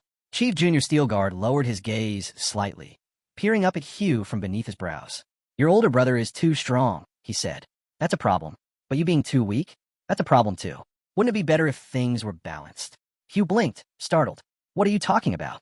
The two locked eyes, silence stretching between them. The hero exhaled. Just looking at you. I can tell. You've got a temper, he said. Hugh lowered his head slightly. Let me go. The hero's grip remained firm. And if I do, you'll just try again, won't you? He tilted his head. Tell me, if I release your hand, Will you try to cut yourself again? Hugh clenched his jaw, his glare sharp. But the hero only met his gaze with a calm, steady look. The tension slowly eased. Hugh's shoulders relaxed just slightly. Then, in a low voice, he muttered, "I won't." The protagonist nodded. He let go. Hugh lowered his eyes to the dagger's reflection. His own tear-streaked face stared back at him. His breath hitched, and before he knew it, the knife slipped from his fingers, clattering to the ground. His hands clenched into fists. His shoulders shook. Then, in a broken voice, he sobbed, "I don't want to die." The Lord watched him carefully. "Then live," he said simply. "No need to cry so much over it." But Hugh's tears only flowed harder. "Even if I live, I'll be no different from a dead man," he choked out. The protagonist frowned slightly, uncertain. That bastard Thane really is a piece of work, he thought. He's an expert at breaking people. Hugh didn't look up. He remained hunched over, trapped in his own misery. The hero sighed, thinking, if I want to fix this, I got my work cut out for me. Still, he studied the boy. "Your family. They probably treat you more kindly, don't they?" Hugh flinched but turned his head slightly. "My father never belittled me," he admitted quietly. The protagonist gave him a knowing look. "Sounds like something the Duke would do," he mused. "Cold to everyone equally, so no one can claim favoritism." The Lord shoved his hands into his pockets. "Is that why you hate him so much?" Hugh hesitated before mumbling, "Maybe." But then, his expression darkened. "Back at the Carlson residence, I had to keep my head down. But when we got to the academy, things changed. A cruel memory surfaced, the image of his older brother towering over him, forcing him to the ground. The younger brother humiliated, the older one ruling like a king. A kingdom of his own," Hugh muttered. "And I'm the prisoner." The protagonist studied him. "Ever thought of running away?" Hugh lowered his gaze, silent. Then, finally, he whispered, "I'd have done it already, if I were considered a person." A weight settled over him. He felt the crushing reality of everything. His brother's torment, the way people pointed fingers at him, as if he were less than human. "And my father," Hugh muttered, "he'll abandon me too." The hero exhaled. "So, that's why Thane torments you," he muttered. "He already knows everything." Hugh's face was hollow with realization. He said nothing, only nodding slightly. The protagonist watched him for a long moment. Then, with certainty, he said, "You're too young to die." Hugh's head snapped up, eyes wide. "What?" The Lord smirked slightly and gave him a thumbs up. "Since we've met," he said, "I'll help you." The descendant of Steelguard met his gaze and called him by name. Then, with unwavering certainty, he declared, "I'll make you the head of the Carlson house." The word struck the failed suicide like a bolt of lightning. He stood frozen, staring at the hero in disbelief. "What?" he whispered, his voice unsteady. As they faced each other, Hugh's mind raced. "What exactly are you trying to help me with?" he asked, his voice laced with doubt. The protagonist remained calm. "I meant what I said." Hugh swallowed hard, cold sweat trickling down his back. "Stop talking nonsense," he muttered, taking slow steps backward. His voice was firm, but his hands trembled. "Even if you're serious, so what? Your words are nothing but fantasy."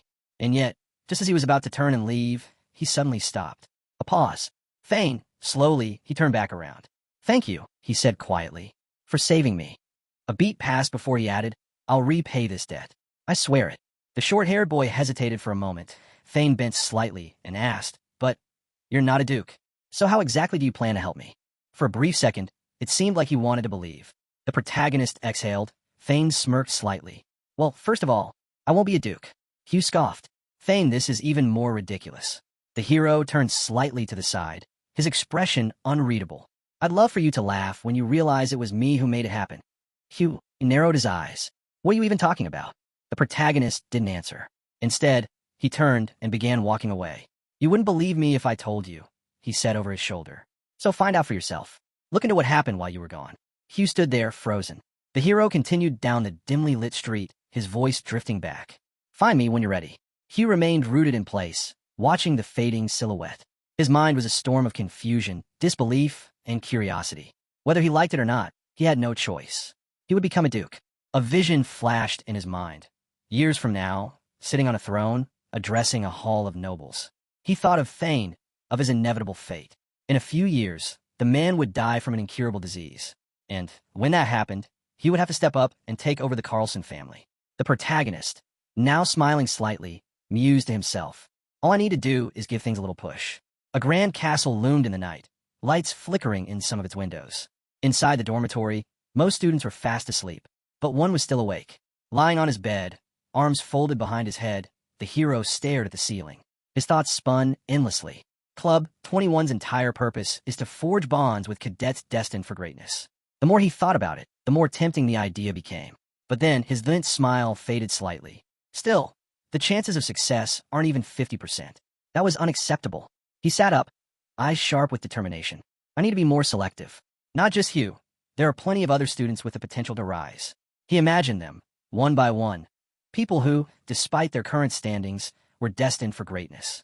The future Duke. A failed nobody who would one day control a magic tower. A man who would become a legendary official. They were scattered, waiting to be gathered, waiting for someone to recognize their potential. The hero exhaled, standing up. I've been too careless about this academy. The trading company he was building, his growing influence in the underworld, it was all helpful, but the cadets here aren't just students. They're the future of the nation itself. A vision formed in his mind. A group of talented individuals standing by the academy's walls. I need to collect these diamonds and make them mine. A sly grin crept onto his face. He glanced to the side, already planning his next move. But first, I need to make my name known. The next morning, golden sunlight washed over the academy. Students bustled through the halls, but as soon as the hero stepped inside, the atmosphere shifted. Whispers spread through the crowd. Some students turned, eyes widening. Who's that? One murmured. Another student blinked in recognition. Wait, isn't that the guy who fought Cassian? Gasps followed. The very cadets who had witnessed that battle widened their eyes as they saw him now, standing in their class. The protagonist swept his gaze over the room. He could already tell the atmosphere in the upper class was more intense. Fierce. He took a slow step forward. Immediately, he was blocked. A bald cadet, arms crossed, stared him down. What business do you have here? He demanded. You're from the middle class. Why are you here? The protagonist sighed internally. Another gatekeeper. Wherever he went, someone always felt the need to stand in his way. The bald cadet's expression hardened. I asked you a question, he barked. The protagonist, unfazed, met his eyes. What's your name? The bald man scoffed, clearly annoyed. But before he could answer, the hero smirked. Actually, forget it. Your name doesn't matter. A flicker of irritation crossed the cadet's face. Tell me, the protagonist continued. What's your ranking? The bald cadet stiffened slightly. I'm ranked 30th, he admitted. The hero chuckled, his smirk widening. Ah, so you're the weakest of the top class students. A vein popped in the bald cadet's forehead. You, unbothered, the protagonist studied him. If he's 30th, that means he's at the bottom of the top class. If I defeat him, I'll move up automatically. He almost felt bad for the guy. Almost. His eyes swept the room. Now, who's a more worthwhile target? Out of the corner of his eye, he spotted Cassian. Cassian flinched slightly under the hero's gaze. The protagonist considered it. If I take him down, I'll attract too much attention. That wasn't ideal. He needed to move carefully. Turning his head, he spotted something. No, someone far more interesting. And he smirked. Now that is a better option. The hero turned his head as calmly as ever, his gaze settling on a dark-haired figure. Max Jr., he called out. You're in second place, right? Max frowned, clearly not expecting to be singled out. And what if I am? What does that have to do with you? The Lord casually shoved his hands into his pockets. Nothing, really, he said, a smirk tugging at his lips. I just think you're pathetic. A heavy silence fell over the class. Max's eyes darkened with rage. What did you just say? His voice was sharp, aggressive, but the hero didn't flinch. Instead, he tilted his head slightly and asked, Tell me, how do you feel about fighting someone from a different rank? Gasps echoed through the room. Even the top-ranked student stiffened. Max clenched his jaw. Thane sneered. A duel? Fine. Right here, right now. The class erupted into whispers. Cassian, standing among them, looked anything but pleased. The duel was brutal. Their wooden swords clashed in a flurry of precise strikes. Max fought with all his strength, but the hero barely seemed fazed. Blow after blow, Max struggled to keep up. Thane, a clear swing. Stop. The instructor's shout cut through the tension. The protagonist halted his strike instantly, but the blade of his wooden sword hovered dangerously close to Max's neck. For a moment, no one moved. Thane, a triumphant smile played on the hero's lips. Two duelists stood opposite each other, one standing tall, victorious, the other frozen in place, feeling the sharp edge of defeat. The red-haired instructor took a deep breath and declared, Victory goes to Aruin's Steel Guard. The class exploded into whispers. This is insane. He was only ranked 72nd. That wasn't just a win. He completely outclassed him. I didn't even see what happened. Among the murmuring crowd, a blue-haired student remained silent, watching intently. His eyes narrowed. Just what is the true nature of this guy? Meanwhile, Max stood motionless, his stunned expression mirroring that of the crowd. Aruin, however, simply looked down at him with a knowing smirk. The whispers continued. Everyone knew what would happen next. The protagonist had just secured his place in the upper class. And Thane, realization struck. The one in 30th place, he'll be dropped into the middle class. The bald cadet stiffened. He had been so smug just moments ago, but now, his own words from earlier replayed in his head. You're not suitable. His stomach twisted. If he lost his upper class position, he'd lose everything. Gritting his teeth, he raised his hand. Wait, he called out desperately. 2 wins. 2 victories are needed to move up a class. A flicker of hope returned to his face. I still have a chance. No one loses twice, right? The instructor turned to him, unimpressed. Were you blinded during the fight? He asked dryly. The bald cadet faltered. The instructor crossed his arms. After what we just saw, do you honestly believe Max could win in a rematch? The bald cadet swallowed hard. But Max is strong. He's ferocious. The instructor's expression didn't change. There's a gap between them that no amount of training will close. And just like that, the bald cadet's last hope crumbled. He stared at Arun, who remained standing over Max, completely unfazed. His future in the upper class had just been ripped away. Meanwhile, the instructor watched Arun carefully. The Steel Guard family still has gunpowder in its flasks. A mental image formed in his mind. Arun, standing in front of his family's legendary armory. So, the youngest one carries their true power. And maybe, just maybe, that was for the best. The moment Arun stepped outside, he was met with a huge crowd. He raised an eyebrow. What's with all the people? He asked. You all heard about the duel? Before he could get an answer, his attention shifted. A familiar figure leaned against a column in the distance. Phew. Arun wasted no time. He approached with a smirk. Didn't think you'd come so soon, he remarked. How'd you know I was here? He glanced around. And what about the rest of them? Hugh lowered his head slightly. They came because of you. At first, Arun gave him a questioning look, but then, Club 21 stepped forward. Arun exhaled. If you're so curious, why don't we go inside, he suggested. No point standing out here. Hugh averted his gaze. They probably already knew the outcome, he muttered. Thane, leaning in slightly, he lowered his voice. I heard something, he whispered. They told me that you're the owner of an aura. Arun's eyes flickered with amusement. You figured that out pretty quickly, he said. Is that why you came looking for me? Hugh hesitated before answering. I haven't fully thought through your offer yet. Arun turned away slightly, crossing his arms. Not the best place to have this conversation, he noted. Thane, tilting his head toward a quieter area, he said, follow me. I know a spot where no one will bother us. A high wall, a staircase leading down to the water, a small pier. The two stood there, away from prying eyes. Hugh was the first to speak. I heard what happened yesterday, he said. What's your plan? Your older brother won't ignore this. Arun, looking as relaxed as ever, stretched his arm out slightly. Does that make you happy? He asked. Hugh's eyes lit up. He hesitated. Thane, a wide smile. Then he laughed. Loudly. Happy? I'm incredibly happy, he declared. He shook his head in disbelief. You even managed to grab Thane by the collar. You have no idea how much I wanted to be there. Arun blinked, momentarily caught off guard. Hugh went on, practically glowing with excitement. And you humiliated him. Ignored him. Right in front of everyone. I should have been there. Overwhelmed with gratitude, he suddenly grabbed Arun's hands, shaking them firmly. Thank you, he said earnestly. I'll never forget this. Arun raised an eyebrow. This family really is something else. He wasn't even this grateful for having his life saved. No, what mattered to him was that his brother was finally put in his place. After a moment, Hugh calmed down. His expression grew more serious. But I'd be a fool to think you've already won, he admitted. Thane is a madman. Spreading his arms slightly, he added, once he even tried to poison me. Arun's eyes sharpened. And? What happened after that? Hugh let out a bitter chuckle. Thane, looking down, he muttered. I was 5 years old at the time. The protagonist blinked in disbelief. Your older brother really has no filter, huh? He's completely insane.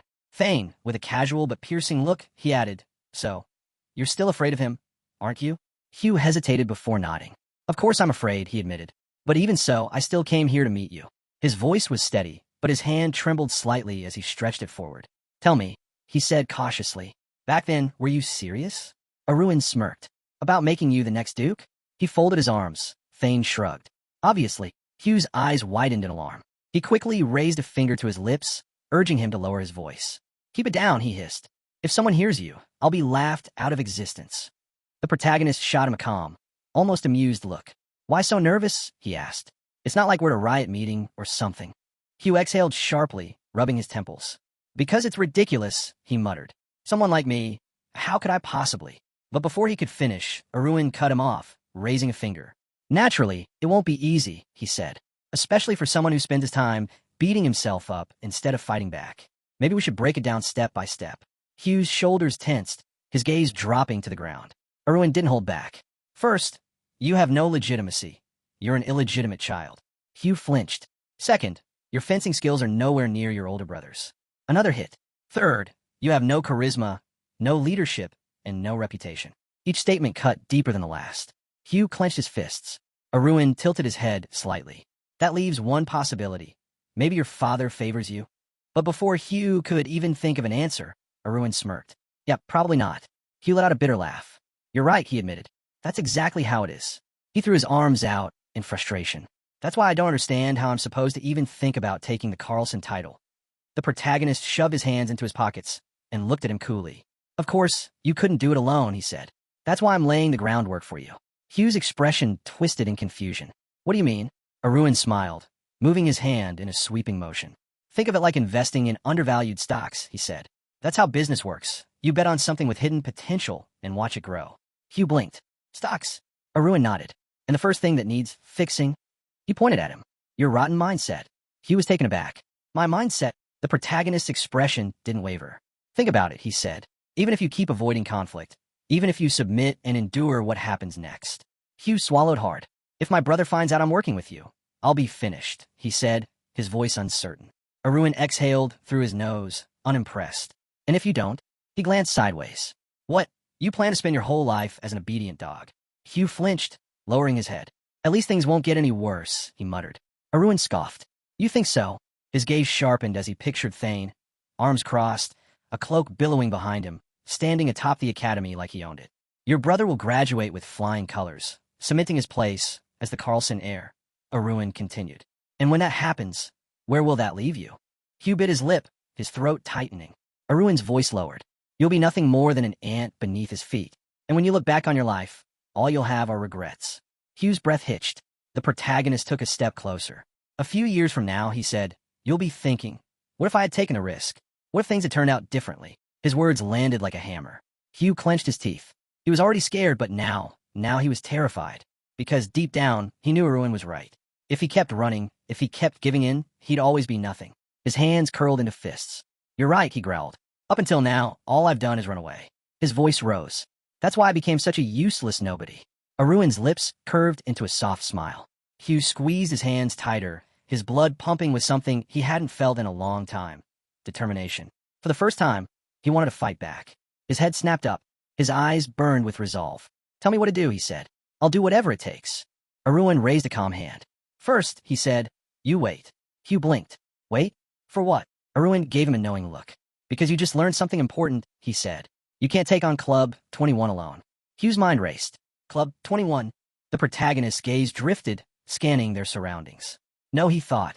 Not just Club 21. The families behind them. Hugh threw his hands up in frustration. Thane, what do I do? Erwin's eyes gleamed. You form your own club. Hugh froze. What? Erwin raised a finger. A club under the banner of the Steelguard family. In his mind, he envisioned it. A powerful group filled with carefully chosen individuals, rising in influence. He smirked. I'll send you the details soon, he said. I already have a full list of potential candidates. Hugh swallowed, his heart pounding. For the first time, it felt possible. And maybe, just maybe, he had a shot at winning. The sun shone brightly over the academy, casting sharp shadows on the courtyard where 3 students stood, grinning maliciously. Hey, I heard Barion lost again, one of them sneered. That's 64 losses and 0 wins.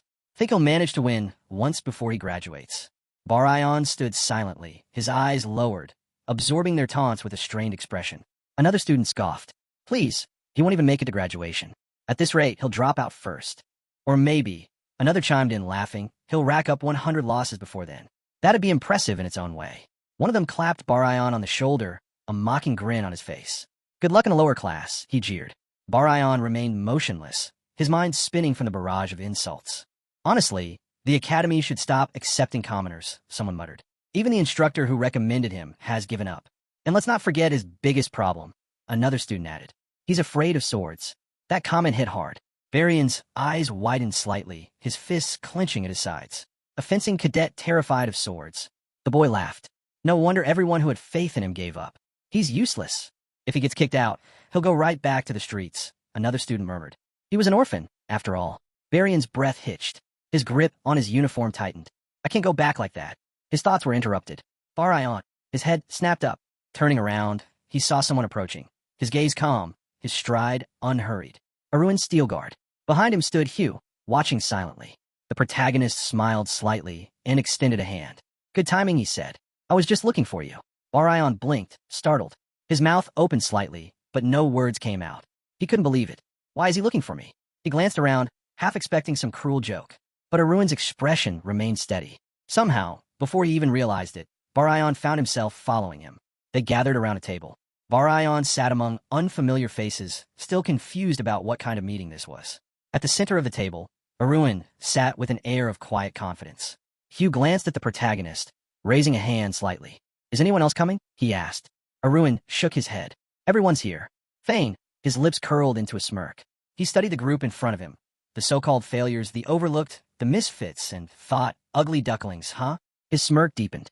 Soon, there'll be swans that shake the entire nation. Barayan and another student, Mita, sat in tense silence, watching as the protagonist introduced them one by one.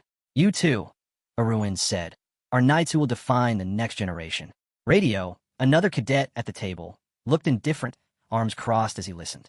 Arun gestured toward him. And this is the youngest mayor in history, Benjamin. The Academy will one day call him a genius. Benjamin remained silent, his expression unreadable. Across from him sat Davin, his arms folded as he stared straight ahead, his cold gaze unwavering.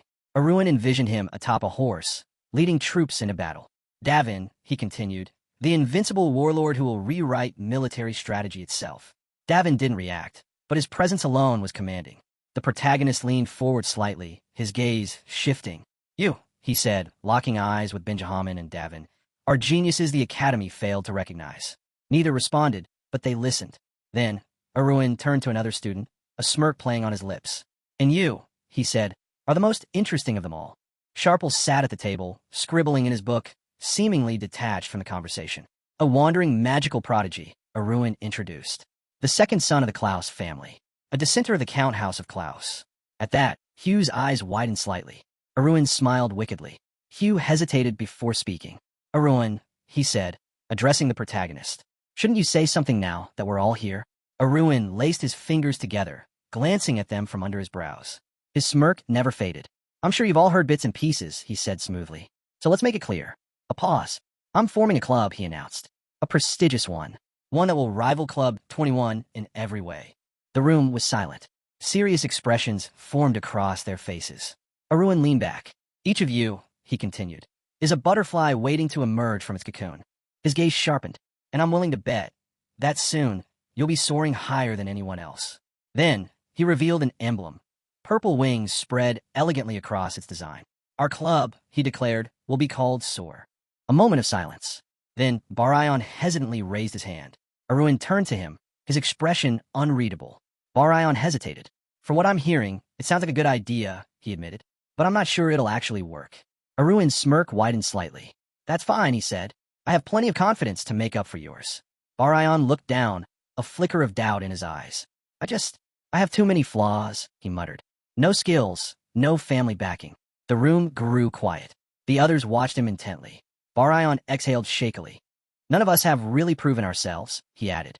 He lifted his hands slightly, his voice rising in frustration. I'm not trying to bring everyone down, he insisted. But let's be real. What do I even have to offer? Benjamin closed his eyes, tilting his head slightly. That's not an unfair statement, he muttered. Then, opening his eyes again, he glanced at the protagonist. Club 21 is made up of the elite, Benjamin noted. When people hear Soar, they won't think of prestige. They'll think of... He trailed off, but the meaning was clear. The overlooked, the discarded, the ones who had already failed. Hugh frowned, clearly irritated. But Arun? Arun just smiled, because to him, that meant they had something to prove. The room was silent as Benjamin finished speaking. He leaned back slightly, his expression unreadable. Honestly, all I see here is an opportunity to build connections with Steelguard and the Carlson family. Nothing more. Arun's eyes narrowed, his irritation barely concealed. Is that really the only thing making you so insecure? He asked coolly. Because the club has no advantages? Benjamin remained indifferent, his mouth slightly open. Is there a point in dwelling on that? Arun exhaled slowly, crossing his fingers and resting his chin on them. Then, with a smirk, he spoke. Fine, Let me show you a clear advantage. The group sat in silence, some exchanging glances, others watching Arun intently. Then, he called out, "You can come in now." The door creaked, opened slightly. A figure stepped inside with a confident, wide smile. Marcus. The moment he entered, he greeted them warmly. "Good evening, gentlemen. I'm Marcus, deputy head of the Pill-Off Trading Company." A flicker of surprise passed through the gathered cadets. Marcus took a seat, stretching his arms out slightly. "We're just a small company," he said lightly. "But, thanks to recent market conditions, business has been booming." A grin spread across his face. "I've even held gold bars in my own hands." Then, his expression sharpened. "But let's get to the point." He turned to the cadets and announced, "I'd like to offer regular sponsorship to students." The room fell into stunned silence. One after another, their mouths fell open in disbelief. Barion stared, completely perplexed. "Why?" he muttered.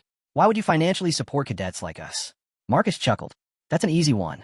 Behind him, an emblem flickered into view, the emblem of SOAR. "It's simple," Marcus explained. "Our company operates under his leadership." He gestured toward Arun, and SOAR is his creation as well. Arun turned his gaze to the group. "Well," he asked, his voice calm, "are you satisfied now?" He leaned forward slightly, resting his chin on his hands, his smirk widening. "And that's just the beginning of what I can offer you." The night sky stretched endlessly above the academy, stars twinkling in its vast expanse. Inside his dorm, Arun sat on his bed, eyes closed in thought. The club is settled. Now all that's left. A faint glow appeared in the air before him, system windows flickering into view. He reached out, his fingers grazing the interface. Time to acquire that little thing. A notification popped up. "The Sun God has sent you a message." Arun's eyes widened slightly. The message appeared before him. "Sun God, I heard you're looking to buy the Art of Rebirth. It won't come cheap." Arun's smirk returned. "Finally, I found it."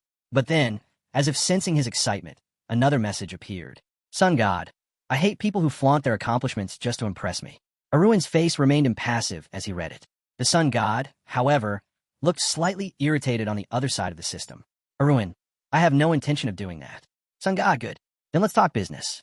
My price is 150,000 coins. Arun's eyes flickered with surprise. Then, he grimaced slightly. "That's steep." The Sun God scowled. "Sun God, if there's one thing I hate more than anything, it's people whining about prices after I name them." Arun pursed his lips, suppressing a sigh. He checked his funds. Damn, his balance sat at a miserable 60,000 coins, nowhere near enough. And even if he liquidated every new privilege he had, he'd still be short by over 45,000. A deep frown settled on his face. His gaze flickered to another system window, one describing the Art of Rebirth. A rare technique that transforms the body into a superhuman state, optimizing it completely for martial arts. Arun exhaled, eyes sharp. This is one of the best items available in the first system. And right now, he needed it. His thoughts drifted back to his transaction level. Second soul phase, one who wields a divine weapon. "I own a divine weapon." Images flashed in his mind. Powerful warriors in battle stances, their weapons gleaming in the light. To truly reach the highest level, I need this. His mind then conjured another image, one of the Sun God himself. A towering figure, draped in golden robes, looking down upon everything with a twisted, amused smile. Arun clenched his fist. The Sun God's voice rang out again. "Sun God, where did the eager buyer go? I hate waiting." Arun glanced at the dialogue window.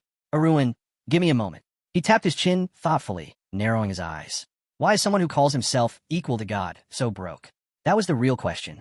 This is the first time I've seen someone trying to make a deal with no money in their own account. Arun navigated the system window, opening the transaction logs. Time for a deeper look. His mind replayed a famous scene, a battle between two titans. The Sun God, Li Jiam, clashing against the Ice Warrior of the Northern Sea, Seol Jinwook. Their battle had lasted 50 years. He pictured Li Jiam, body crackling with golden energy, standing victorious in the aftermath of their fight, his lips curled in triumph. But something wasn't right. Another image flickered in Arun's mind. Li Jiam, hunched over, shrouded in an icy aura, his body barely holding together. The extreme ice energy from that battle. It was destroying his blood vessels. Arun's gaze darkened. So that's it. Li Jiam had put everything on the line for a single battle. A bigger picture started forming. Arun sighed, staring at his balance. "I'm missing more than 90,000 coins. Even with his best efforts, he still needed at least 45,000 more." He exhaled slowly, tapping his fingers against his chin. "If I want to reach the level of an awakened one, I need this technique." Before he could think further, another message flashed. "Sun God, what are you thinking so hard about?" Arun blinked. Sun God, tell me, what do you think I hate the most? Arun squinted at the message, slightly taken aback. Arun, no idea. Lee Jiam suddenly looked stunned, his usual smirk faltering for just a second. Then, Arun smirked himself. Arun, actually, I do know. Sun God, oh. The protagonist leaned back, grinning. Arun, you hate repeating yourself. Lee Jiam's expression stiffened. He narrowed his eyes, watching the protagonist through the system interface. Did he just guess? Or did he actually know? Arun, still smirking, raised a single hand. And with an almost sarcastic edge to his voice, he asked, Tell me, Sun God, do you also hate it when people hit back? At number 5, Bullseye. Jiam tilted his head slightly, eyes fixed on the dialogue window. He didn't waste words. If there was no deal, he was walking away. The protagonist hesitated, then smirked, resting his hand on his leg. All right, he said, let's make a deal. It was all or nothing. He had to seize this chance. Arun's gaze sharpened. I need to extract the ice energy from my body as soon as possible. Jiam's eyes widened. He pulled his hand away from his face, staring at the system dialogue, bewildered. The protagonist met his shock with a sarcastic smile. Jiam's mind raced. Who is this guy? How does he know so much? Thun cut through the silence. Tell me, Jiam, is there anyone in the first system who wouldn't know about the battle between two titans? Jiam clenched his fist, his confusion deepening. Of course, everyone knows about it, he muttered. There were countless witnesses. But something about this didn't add up. His brows furrowed as a realization struck him. How did you learn about the ice energy? The protagonist chuckled, raising a hand. Rumor has it that the Sun Palace is now an ice fortress. Some even say it's colder than the North Sea Ice Palace. Jiam stiffened.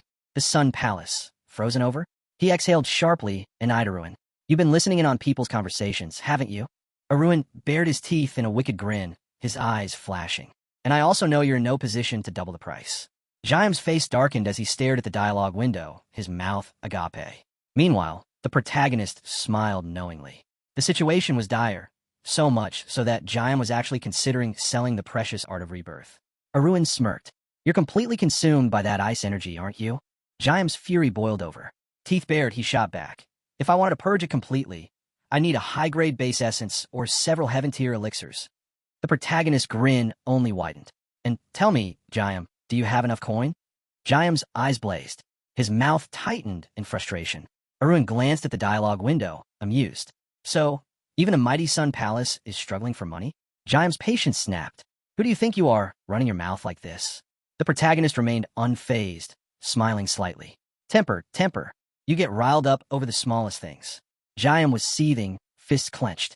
Thun shook his head. You walk around every day with your head held high, treating those who make deals with you as subordinates. But you're mistaken. Power, status, honor, these things transcend dimensions. They mean nothing here. Jiam stared at the dialogue, stunned. Ice energy crackled around him. The protagonist's voice was calm, but firm. If you truly stand equal to a god, able to cross space itself, tell me, Jiam, who really holds the advantage here, the seller or the buyer? Floating above him, Arun gazed down from an invisible throne. In a deal like this, the one with the least options is the weakest. So tell me, who would regret walking away more? Jiam ground his teeth. What are you hinting at? Are you saying I would regret it? The protagonist's smirk deepened. Jiam was panicking now. Let's be real, the protagonist said smoothly. I won't die without the art of rebirth. But you? You're teetering on the edge of life and death. Jiam's mouth opened slightly in realization. The protagonist turned away from the dialogue window, laughing, a glint of amusement in his eyes. Jiam exhaled in frustration. Fine, I admit it. That damned ice energy must have frozen my brain. A system dialogue popped up. Jiam has apologized. Jiam's expression soured. What do you want from me? Raising his palm, he hesitated. I've never lowered my prices before, but I'll cut it down by 10,000 coins. The protagonist raised a single finger. That won't be necessary. Jiam blinked in confusion. Arun's voice was light, but his words hit like a hammer. Isn't it ridiculous to value the life of the sun god at a mere 150,000 coins? Jiam swallowed hard. The protagonist leaned in slightly. Here's what we'll do. You need a way to rid yourself of the ice energy. I need a rebirth technique. So let's satisfy each other's desires. He closed his eyes and flashed a bright, almost taunting smile. So tell me, Jiam, how can I help you? Night draped over the academy. Arun stood with his arms crossed, staring at the system window. Item used. Sponge effect applied. Loading art of rebirth. 1%. How long is this going to take, he muttered. He'd already spent days weeding through obstacles. Suddenly, A jolt of energy struck him. His eyes widened. A strange sensation prickled inside his mouth. He reached up, running his tongue along his teeth, then froze. Glancing at his palm, his eyes went wide. A tooth. He just lost a tooth. The realization hit him like a bolt of lightning. It's already started. Lightning surged through the protagonist's body, crackling violently, as if it were trying to tear him apart from the inside. His mouth opened wide in a silent scream, the pain beyond anything he had ever imagined. Teeth clenched, eyes william with agony. He felt his entire being breaking down. What kind of pain is this? It was as if every bone and muscle in his body had been pulipurized into mush. With a choked gasp, he collapsed to his knees, clutching his stomach. Even his internal organs weren't spared from this torment. His mind reeled. Is this what Jayam went through? He could have at least warned me. His forehead pressed against the cold floor as he groaned through gritted teeth. Loading Art of Rebirth. 35%. Then it got worse. His hair started falling out in clumps, his skin peeling away like old parchment. Loading. 47%.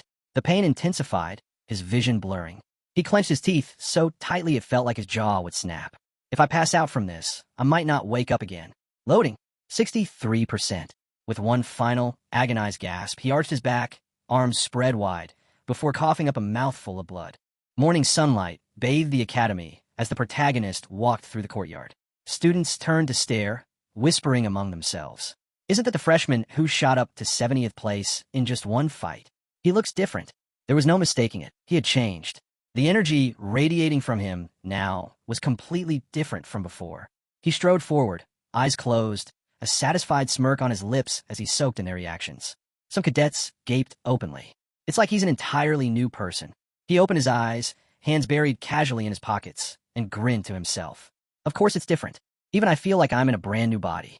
Flashes of his relentless training flickered through his mind. His sword slicing through the air, every stance sharpened to perfection. Last night, he had pushed himself to the limit, testing his newfound strength. Now he understood. So this is how natural geniuses see the world. Before, it took 10 times the effort to achieve 10 times the impact. Now, one move, 10 times the effect. The efficiency was mind-blowing, a 20-fold increase.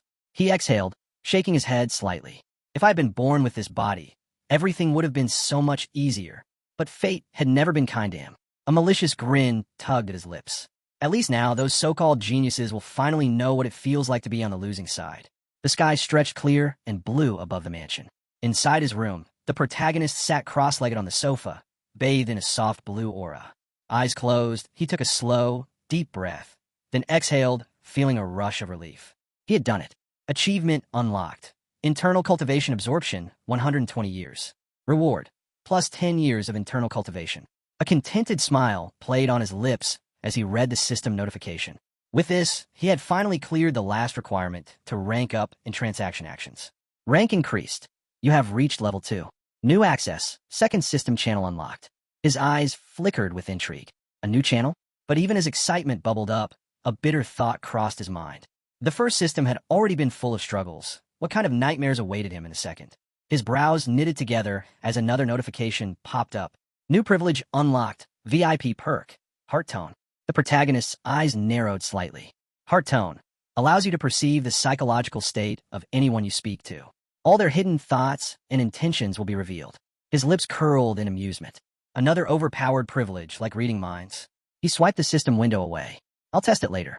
Right now, I have something far more important to do. A new screen appeared before him, displaying the 0, 1st, and 2nd system channels. He raised his hand, hovering over the button for the 2nd system. Then, with a decisive motion, he pressed it. Before the protagonist's eyes, the red scroll transformed into a white book, covered in intricate inscriptions. A slow, wicked grin spread across his face as he arched a brow. Well, it's been a while, 2nd system.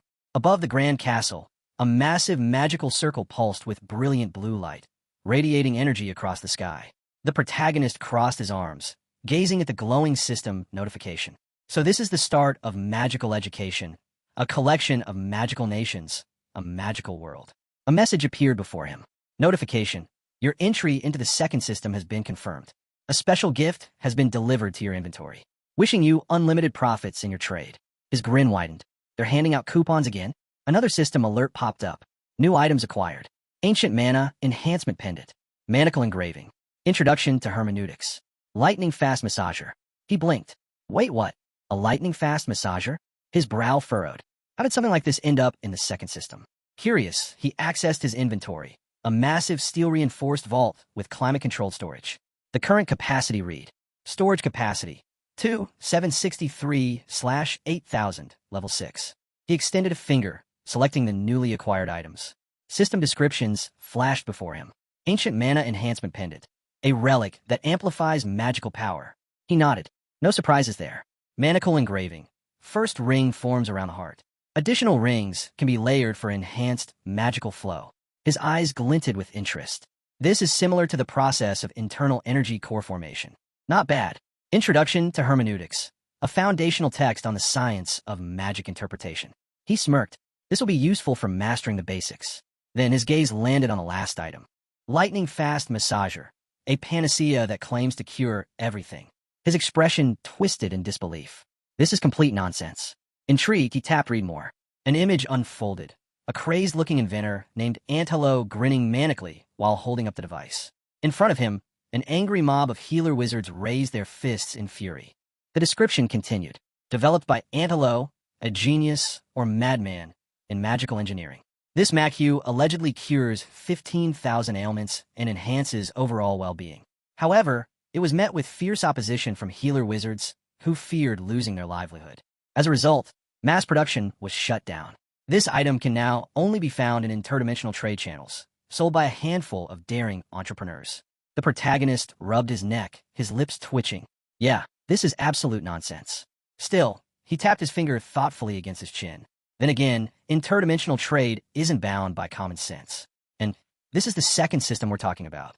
For now, he decided to set it aside. There were more important things to deal with. Taking a deep breath, he sat cross-legged in a meditative position. A white aura surrounded him, forming a shimmering ring above his head. As the energy settled, the protagonist contemplated the nature of magical power. Knights store mana in their hearts to strengthen their bodies. Wizards, on the other hand, form a mana ring around the heart to enhance their spellcasting. But there is a fundamental problem. A mana heart interferes with the formation of a mana ring, and a mana ring disrupts the accumulation of a mana heart. Balancing both was an incredibly delicate process, requiring 5 times the effort of mastering just one. A feat so difficult that in 100 years, maybe one person would ever succeed. A magical swordmaster. A radiant light enveloped the protagonist as he envisioned himself, sword in hand, standing tall in his newfound power. Notification absorption complete, engraving installed. A slow, wicked grin spread across Thun's face, his eyes gleaming with excitement. So, I've finally qualified as a magical swordmaster. But as he examined his hand, a flicker of doubt crept in. With a mere single mana ring, could he really call himself that? It felt lacking. Clenching his fist, he dissolved the magic energy ball in his palm. I need to level up. Fast. He turned his attention to the marketplace, where cards displaying magical item offers filled the system window. As he skimmed the listings, an image formed in his mind. Scholars and researchers sitting around tables, bottles scattered about, deep in discussion. Most second system users were academics, obsessed with magic and its mysteries. But among them, there were dimension traders, wizards known for their keen social skills. Then, a particular listing caught his eye. 3 circles in an extended mana circuit for sale. His lips curled into a smile. Now this is a deal worth considering. A system dialog window popped up. You have shown interest in a listing. Contacting seller. Almost instantly, a reply came through. The protagonist raised an eyebrow. That was fast. He must have been waiting for a buyer. Curious, he pulled up the seller's information. The protagonist smirked. So he's a theorist rather than a practitioner, huh? Activating his heart tone privilege, he focused on the dialogue window, allowing white energy to flow around him. At that moment, a new image formed. Sherlin sat at a table, arms crossed, eyes downcast as he stared at the system screen. His words came through, laced with bitterness. You must have figured it out from my listing. I'm done with magic. A heavy sigh. I can't afford to sell these items individually. I need to get rid of everything. The protagonist frowned slightly, his mouth parting in mild surprise. So this privilege lets me see his emotions too? He exhaled sharply, annoyed. What useless privilege. Anyone with a brain could tell this guy is depressed. Gritting his teeth, he forced himself to stay calm. The ad only mentioned selling mana rings and circuits. So why is he suddenly giving up on magic entirely? Sherlin, looking exhausted, glanced at the system window with dull indifference. I was just planning to sell those items, he admitted. But I've decided to sell all my knowledge too. I haven't updated the listing yet. The protagonist tapped his chin thoughtfully. His knowledge? He hesitated. He wasn't about to waste money on something useless. Then his eyes widened as he glimpsed Sherlin's inner thoughts. He's throwing away 10 years of his life's work, just for money? The protagonist sat still, momentarily stunned. He hadn't expected his privilege to work this well.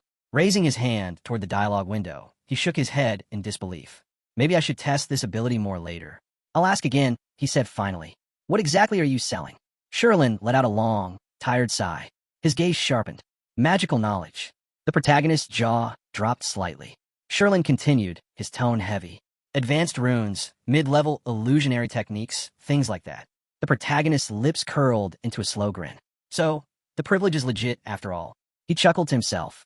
Most VIP perks feel like scams, but this one's basically a shield against deception. In his mind, he pictured himself clad in a golden shield and a crimson cloak, the words heart-tone privilege engraved on the metal. A system notification popped up. Sherlin sighed in relief, scratching the back of his head. Thanks to you, I can finally get my life together. The protagonist smirked at the dialogue window. I'm satisfied with the deal too. If fate allows, we'll meet again. Sherlin has left the conversation. As the system closed, the protagonist's expression turned serious. He furrowed his brows, gaze fixed on the floor. Heart-tone, it's a privilege worth keeping. Just because this is the second system, it doesn't mean there aren't liars here. His mind flashed to an image of Siekyun, the infamous deceiver from the first system, standing beside a cloaked figure. If the first system had Siekyun, then the second system was bound to have its own snake. His jaw tightened, and when that person shows up, his fingers curled into fists. I'll pierce his soul with the eyes of providence and the heart tone. Evening fell, painting the sky in deep purples as the protagonist strolled through the academy's corridors, a satisfied smirk on his face. This weekend had been insanely productive. In his mind's eye, he envisioned himself floating in a vast magical blue space, his power radiating outward. He was no longer just some novice. Now, he is true three-ring wizard. He practically skipped down the corridor, his mind racing with plans. First, he'd finish his morning training. Fain, he'd begin refining his new strength. But suddenly, he stopped in his tracks. A voice called out, "Well, aren't you in a good mood, training so early in the morning with such enthusiasm?" The protagonist turned. Selena stood in the corridor, her back resting against the wall. She closed her eyes and smiled, her entire presence radiating warmth. "Do you have a moment?" She stepped forward, the soft scent of flowers lingering in the air. The protagonist rolled up his sleeves, sliding his hands into his pockets. "What do you want to talk about?" Selena's smile deepened. "Anything." The way she trembled slightly with excitement. The way she shone against the backdrop of blooming flowers. Something was off. The protagonist narrowed his eyes. She had been waiting for him. He exhaled sharply, tilting his head. Today she was acting too perfect. Neat. Radiant. Controlled. No one could guess what was on her mind. A wry smirk tugged at his lips. "So, is this the fashionable way to start a conversation now?" Selena tilted her head, explaining a delicate hand on her chest, her expression unreadable. She blinked at him, feigning innocence. "What do you mean?" Selena tilted her head, pretending not to understand. "What do you mean?" The protagonist's eyes glinted with amusement as he slowly pronounced her full name. Selena Lepure. Her expression wavered. A slow, sarcastic smile spread across his lips. "I'm talking about your true nature." The moment the words left his mouth, Selena's entire demeanor shifted. Her playful mask cracked, and for a split second, she looked at him with pure, unfiltered anticipation, as if she was eager to see how much he had figured out. The protagonist let out an ironic chuckle. "Guess I might be losing my touch." Selena grabbed her head dramatically and laughed, but it was sharp, mocking. "I never expected an ordinary freshman to catch on so quickly," she admitted. "So, tell me, how exactly did you figure out?" The protagonist didn't answer right away. How could I not know? In his past life, he had fallen into her trap. An image of Selena flashed through his mind. Stunning, elegant, exuding pure feminine charm. She was like a drug, impossible to resist. A flawless pedigree, beauty beyond compare, and formidable talent as a knight. But beneath it all, she was calculating. A master at manipulating hearts. He had spent years ensnared in her web, desperately trying to break free. It had been the most shameful chapter of his life. Selena, sensing his silence, smirked. "Oh, no answer." She covered her mouth and let out a low, mocking chuckle. "I get it. You don't even know yourself." The protagonist remained still, hands in his pockets, staring at her with cold indifference. Selena crossed her arms and pointed a playful finger at him. "Maybe it's because we're alike." When he didn't react, she pressed on. "No. Fame, tell me, What are you planning to do with all those hidden talents of yours? Her words rolled off like honey, but the protagonist wasn't biting. She wasn't here just for idle chatter. Did Thane send you to investigate my club? He asked, voice calm. Selena grinned. If Thane wanted to know something, he'd handle it himself. I wouldn't follow his orders. She stepped closer, her arms still crossed. I came for something else. The protagonist's eyes narrowed as she boldly closed the distance between them. I wanted to take my time getting to know you, she admitted, her lips curling mischievously. But let's be honest, why waste time? Her fingertips brushed his shoulder. Why don't we skip the games and just start dating? The protagonist turned away without hesitation. His contempt was evident. Selena's smile vanished. His lack of interest, his absolute rejection, was an insult she wasn't used to. Frustrated, she raised her hands. Wait, hold on. At least tell me why you're turning me down. When he kept walking, she placed a hand on her chest, standing tall. Do you even understand what you're rejecting? She asked, voice sharp. I'm Selena Lee Pure. If you dated me, everyone would envy you. The protagonist rolled his eyes. Not interested. Selena clenched her fists. Kaplan. This isn't over, she shouted after him. I'll make sure you crawl back to me on your knees. He waved her off lazily. She can do whatever she wants. I don't care. But, his club's name. How did she know about it? His expression darkened. Had there been a leak? Later, the protagonist sat at a large table with his club members. The atmosphere was tense. Hugh, sitting beside him, raised his hand hesitantly. I might have let it slip, Hugh admitted. The protagonist's gaze sharpened. Hugh swallowed, lowering his head. I was talking to Thane about leaving Club 21, and I mentioned the name of our club. At the time, the member list had already been finalized. So, he kept pressing me for more details, and I gave in. A heavy silence fell over the room. The protagonist stood. Come with me. Hugh tensed, Thane nodded. Outside, under the shade of thick, dense trees, the two of them sat on a bench. The protagonist exhaled. Why? He finally asked. Hugh immediately lowered his head. I'm sorry. I know I screwed up. I should have kept my mouth shut. The protagonist closed his eyes briefly. Thane looked at Hugh with an unexpectedly calm expression. That's not the problem. Hugh blinked in confusion. There was no secret in sharing the club's name or its members, the protagonist explained. Hugh looked completely lost. Thane, what's the issue? The protagonist slowly raised his hand, finger splayed. There's no higher name in Navarro than the royal surname Carlson. Hugh stiffened. The protagonist's voice was firm. Since you're a Carlson, act like one. Hugh flinched, shoulders slumping. He sat on the edge of the bench, hands gripping the seat. His voice was barely above a whisper. It doesn't mean anything. The protagonist narrowed his eyes. Hugh continued, voice raw. My name doesn't change the fact that I have no skills. No talent. If you take away my surname, I'm just a nobody. The protagonist studied him for a moment. Thane, with a sharp wave of his hand, he dismissed the thought. He knew Hugh wasn't ready to face reality. But that didn't mean he would give up on him. First things first. I need to handle his equipment. His gaze turned intense. He looked up confused. The protagonist smirked slightly. Let's start there. The protagonist extended his hand toward Hugh. Give me your hand, he said. Hugh hesitated, confused. What? No time for questions, the protagonist replied, voice firm. Just do it. Reluctantly, Hugh reached out. The protagonist pulled a gold ring with a deep red stone from his pocket and placed it in Hugh's palm. Hugh blinked. What is this? A ring of courage. Without a second thought, Hugh slid the ring onto his finger. A strange sensation washed over him. The doubt, fear, and embarrassment that had been gnawing at his mind suddenly faded into the background. The protagonist studied Hugh carefully, noting the way his expression shifted into something steadier, more composed. How do you feel? Hugh flexed his fingers, a hint of confusion in his voice. My soul feels calmer. The protagonist smirked slightly, lowering his gaze as he sat beside Hugh on the bench. Hugh frowned. But what's going to happen now? The protagonist shrugged nonchalantly. Nothing much. He stood up. Come on, we're heading back. As they walked through the dimly lit corridor, the soft flicker of fire lamps casting their shadows against the walls, the protagonist reflected on the situation. He knew Hugh couldn't be forced to change. If he pushed too hard, it would only make things worse. Instead, he had to guide him, slowly but surely. Just as they approached the office door, hushed voices reached their ears. Gossip. The protagonist's sharp hearing picked up the mocking tone in their words. Honestly, Hugh turned out to be unbelievably clueless, one voice snickered. Inside, Davin lounged in a chair while Benjamin leaned against the wall beside him. Benjamin smirked. Davin's right. If anything, Hugh's not just weak, he's slow. Davin nodded. Exactly. It's not just his lack of character. I'm starting to think the problem might be his intelligence. He tapped his finger against his chin thoughtfully. What does a cold-blooded duke end up with his son like that? Benjamin chuckled. Maybe all the talent and brains went to his older brother instead. The moment he said that, Hugh's body tensed beside the protagonist. Thane, in an instant, Hugh snapped. With a sharp grab, he fisted Benjamin's collar and slammed him against the shelves. Benjamin's smirk disappeared as he shrunk under Hugh's Kaplan glare. Teeth clenched, voice seething, Hugh growled, "Say that again." Benjamin swallowed hard. Hugh. Hugh's grip tightened. "Repeat what you just said about my brother." The protagonist, standing off to the side, observed the scene with mild amusement. Well, that was fast.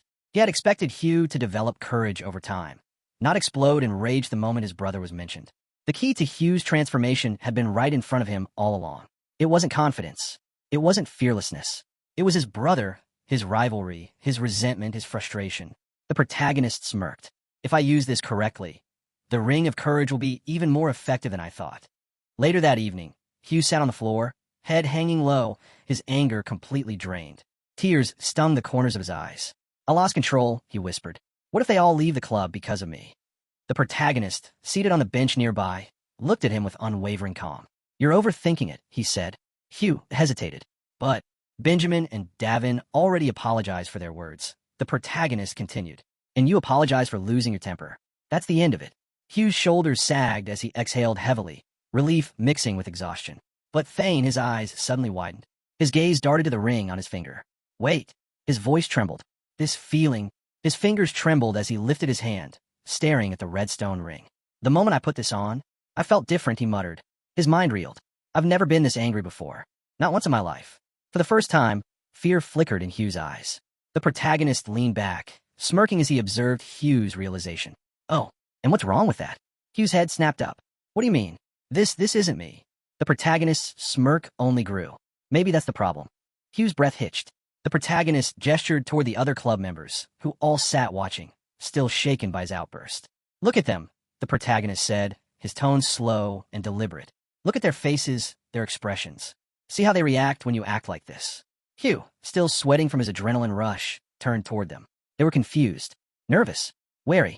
He swallowed. The protagonist chuckled. "If you're struggling with what happened, then treat your opponent the same way you treat your older brother." Hugh stood with his back to the protagonist, shoulders trembling slightly.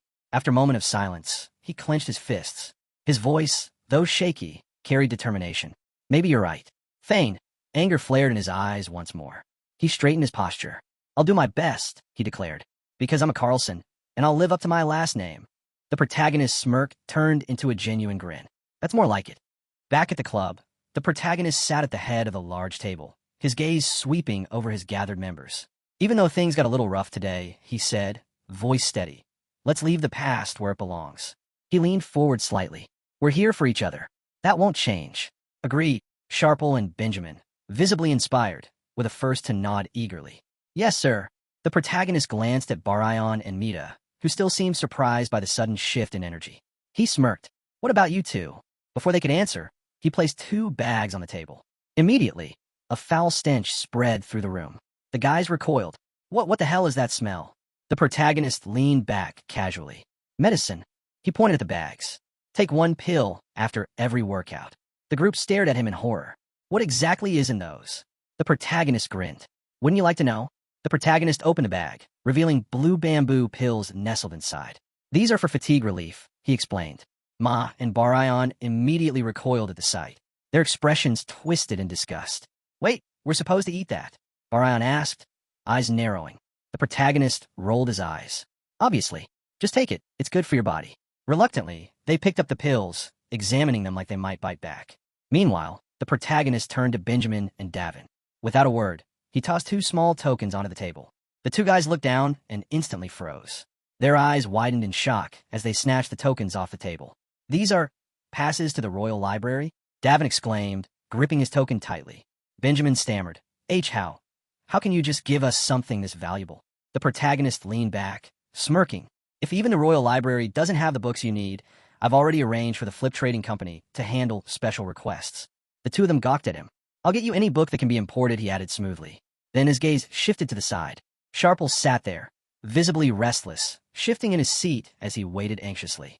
The protagonist interlocked his fingers, tilting his head as he gave Sharple an amused look. "Why are you staring at me like that?" he asked. "Do you have something to say?" Sharple hesitated before glancing down, lightly touching his cheek with his fingertip. Well, I also wanted to read some books from the library, he mumbled. So can I get a pass too?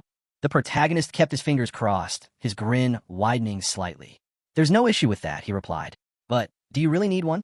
Sharple's eyes darted to the side, and he murmured something under his breath. The 14th Magic Tower. The protagonist's smirk deepened. Oh, don't worry about that, he said cheerfully. I'm going to introduce you to a very good mentor. Sharple followed the protagonist through the tower's entrance, his curiosity evident. A man in a black cloak stood waiting for them. The moment Sharple laid eyes on him, he froze in place. This is your mentor, the protagonist said casually. Sharple's breath caught in his throat. Wait. His voice trembled. Say his name again. The protagonist smiled playfully. Kendall Lisker. Sharple's mind went blank. Kendall Lisker, the youngest wielder of 6 rings and the top candidate for the position of Archmage. A legendary figure. A man who stood on the brink of surpassing all others. For a moment, the world around him faded, and in his mind, he saw Kendall standing tall against a backdrop of swirling magic circles in a vast dark void. This can't be real. Meanwhile, Kendall, seemingly unfazed, lifted a single hand, and with a flick of his fingers, a small white teapot floated into the air. Steam curled upward as the pot tilted on its own, pouring hot tea into a delicate porcelain cup. Kendall's sharp gaze landed on the two of them. You're joking, he said flatly. The protagonist simply smiled, enjoying the moment. Kendall took a slow sip of his tea. Then, he glanced at Sharple again, his expression unreadable. A direct descendant of the Klaus family wants to study magic, he muttered, more to himself than anyone else. Sharple frowned. And what's so strange about that? Kendall raised a single hand, his brows lifting slightly. How could it be anything else? He replied coolly. A direct descendant of that family, seeking to study magic under me? The protagonist finally stepped into the conversation, lifting his hand and spreading his fingers. My request wasn't for you to take him as a disciple, he clarified. I only want him to have access to the Magic Tower's resources. Sharple, still reeling from shock, glanced toward the protagonist. The protagonist, however, was watching him closely, eyes gleaming with excitement. This guy has been wasting 20 years of his life. But even with wasted potential, Sharple's talent was undeniable. If he started training properly, if he had the right environment, he could achieve something unbelievable. He could become the youngest Archmage in history. A vision flashed in the protagonist's mind. Sharple, floating effortlessly in midair, a radiant blue aura swirling around him, power pulsing at his fingertips. By the time the sun had set, Kendall stood before them, arms crossed, his expression unreadable. He let out a slow exhale. The Magic Tower is a sanctuary of knowledge, he said, a beacon of wisdom. He narrowed his eyes at Sharple.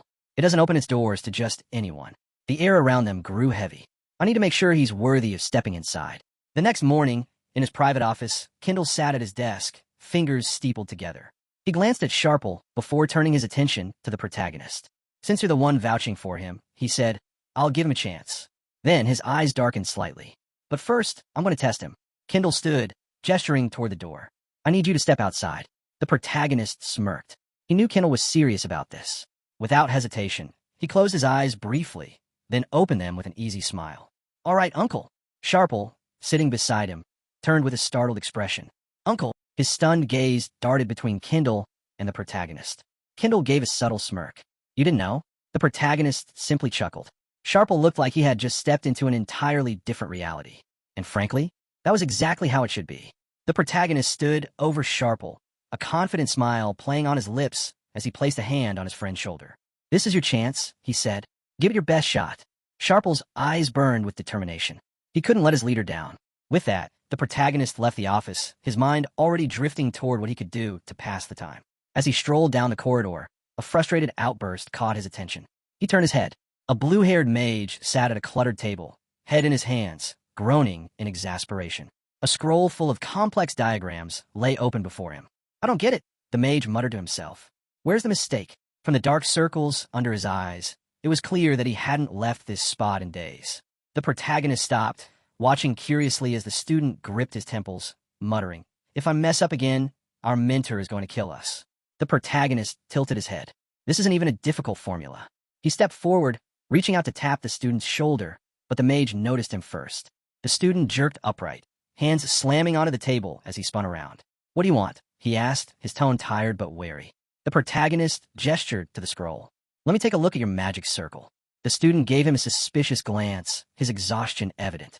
I saw you speaking with Mentor Kindle earlier, he said, rubbing his eyes. Are you a wizard? The protagonist chuckled, flashing an amused grin. Not exactly, he admitted. Just someone with basic magical knowledge. The student raised an eyebrow and motioned to the others in the room. I'm the senior mage here, he said. The second most important person in this lab. His voice carried a hint of irony. And you, some random outsider, think you can solve something that stumped me? The protagonist smirked. Try increasing the t-value and removing all the excessive variables. The formula will correct itself. The student froze. For a moment, he just stared at the protagonist. Then, his expression darkened. You think you're better than me? Huh? He snapped, his tone suddenly hostile. The protagonist blinked in surprise. The mage stood abruptly, his chair screeching against the floor. I won't tolerate some outsider making a fool out of me just because you know Mentor Kindle. The protagonist sighed internally. So that's how it is. This guy wasn't upset because of the formula. He was just too proud to accept help. The protagonist gave him a small, carefree wave. My mistake. Didn't mean to offend you, he said lightly before turning away. As he walked across the lab, he couldn't help but wonder, how does someone with 4 rings struggle with something this simple? His steps slowed. A thought struck him. Maybe he should solve these problems himself. A smirk tugged at his lips. Now, that was an idea. The protagonist positioned himself behind a bookshelf, flipping through wizard exam papers. The difficulty? High. The time limit? 90 minutes. Perfect. He scanned the first problem. Identify the incorrect mana circuit and correct the flow path. He flipped to the next. Analyze the given magic circles and note all structural flaws. The protagonist let out a quiet chuckle, resting his chin on his hand. Too easy. Seated at a desk, he picked up a pen and got to work. As he scribbled down corrections, he grew more convinced. The mages of the second system didn't perceive power the same way as the continent's magicians. Suddenly, a shout of frustration rang across the lab. The protagonist glanced up. The senior mage from earlier was standing, his face red with anger. What the hell are you doing? He barked. The entire lab turned toward them. The mage jabbed a finger at the protagonist. Kaplan, you said you weren't a magician, so how the hell are you solving these equations? At that moment, Kindle and Sharple emerged from the office. Both of them froze, eyebrows raising as they took in the scene. What's going on here? Kindle asked, his voice calm but firm.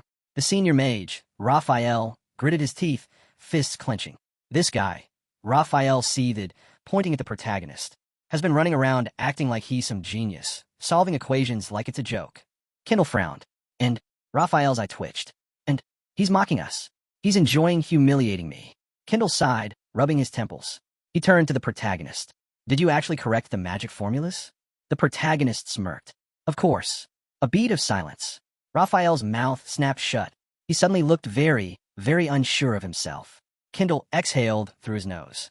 Raphael, the senior mage, stiffened. Kindle's eyes darkened. If you don't even have the responsibility to check your own mistakes, maybe you don't belong in this lab. The room fell silent. Raphael's face flushed red, his fingers tightening into fists. That's going too far, he muttered. Then, louder. You're going too far, Mentor. The room held its breath. Kindle's expression remained cold. Raphael clenched his jaw. His voice broke off. For the first time, he realized how many people were watching. And worse, he realized he had nothing to say in his defense. The protagonist watched with mild amusement. This just got interesting. The breaking point. Raphael gritted his teeth, his breathing ragged as he tried to explain himself. Mentor, look at me. His voice shook with frustration. Kindle remained impassive, his gaze cold. I haven't been home in a week, Raphael continued, his eyes William. I haven't slept, eaten, or even washed properly because of this research. And now you. His voice cracked as he spread his arms wide, his appearance bordering on inhuman. Sunken eyes, disheveled robes, hands trembling from exhaustion. The protagonist stood off to the side, watching with raised eyebrows. Raphael let out a bitter laugh, shaking his head. If you push someone to their limit, then you better be ready to take responsibility for them. He slammed a fist against his chest. And instead, you just pick some brilliant prodigy and throw a leadership position at him. Kindle's expression faltered for a moment, a flicker of hesitation. Raphael saw it and pounced. Don't tell me you think it's fair, he snarled. Kindle, regaining his composure, sighed heavily. If you're talking about a ruin, then you're mistaken, he said smoothly. He's not a magician. Raphael snapped his head up. Lies, he spat. Fuming, he grabbed a nearby scroll and shoved it toward Kindle. Then explain this, he demanded. The scroll contained a complex magical formula, a perfected mana circuit, written in flawless detail. Kendall's eyes narrowed as he inspected it. For a moment, the room fell silent. Then his expression shifted. "Who wrote this?" he asked, voice calm but sharp. Raphael jerked a thumb toward Arun, his face contorted in anger. "He did." Kendall's gaze snapped to Arun, studying him carefully. For the first time, uncertainty flickered in the mentor's usually unreadable expression. Raphael let out a bitter scoff. "You're still going to claim he's not a magician?" Kendall's fingers tapped against his chin as he studied the work more closely. The formula was flawless. Even an experienced mage would struggle with this. Yet the handwriting was confident, effortless. Raphael wasn't done. He stormed over to another table, snatching up a pile of exam papers. "These," he barked, "are the hardest magical tests we have. The difficulty is insane, 90 minutes per paper." He slammed them down in front of Kendall. "And that guy," Raphael's finger stabbed toward Arun, "finished them all in 5 minutes. Without a single mistake." Kendall inhaled deeply, then exhaled slowly. He turned to Raphael. "Do you know Arun's surname?" Raphael's anger faltered. "What?" Kendall's voice was dangerously calm. "The Steel Guard clan," he said simply. Raphael stiffened. His mind raced as he tried to recall. And then it hit him. His eyes went wide in horror. The Steel Heart bloodline. Images flashed in his mind. The head of the Steel Guard family, sword in hand, a man whose very presence crushed lesser warriors. Raphael felt his stomach drop. He turned back toward Arun in utter disbelief. Kendall's expression remained unreadable. "Well," he asked. Raphael stood paralyzed, his hands clenched into fists. He had no response. Kendall's gaze hardened. "Now tell me," he said coldly. "Do you still need more proof?" The weight of those words crushed Raphael. His shoulders slumped, his expression crumbling into despair. Lightning crackled around his fingers as frustration and shame boiled inside him. But he had nothing left to say. Kendall sighed, turning toward Arun and Sharple. "My apologies for his behavior," he said smoothly. "Everyone here is overworked. The pressure is intense." Arun simply shrugged, unfazed. He extended his hand toward Sharple. "Speaking of which," he said with amusement, "how'd your test go?" Sharple and Kendall exchanged glances. Then, at the same time, they smiled.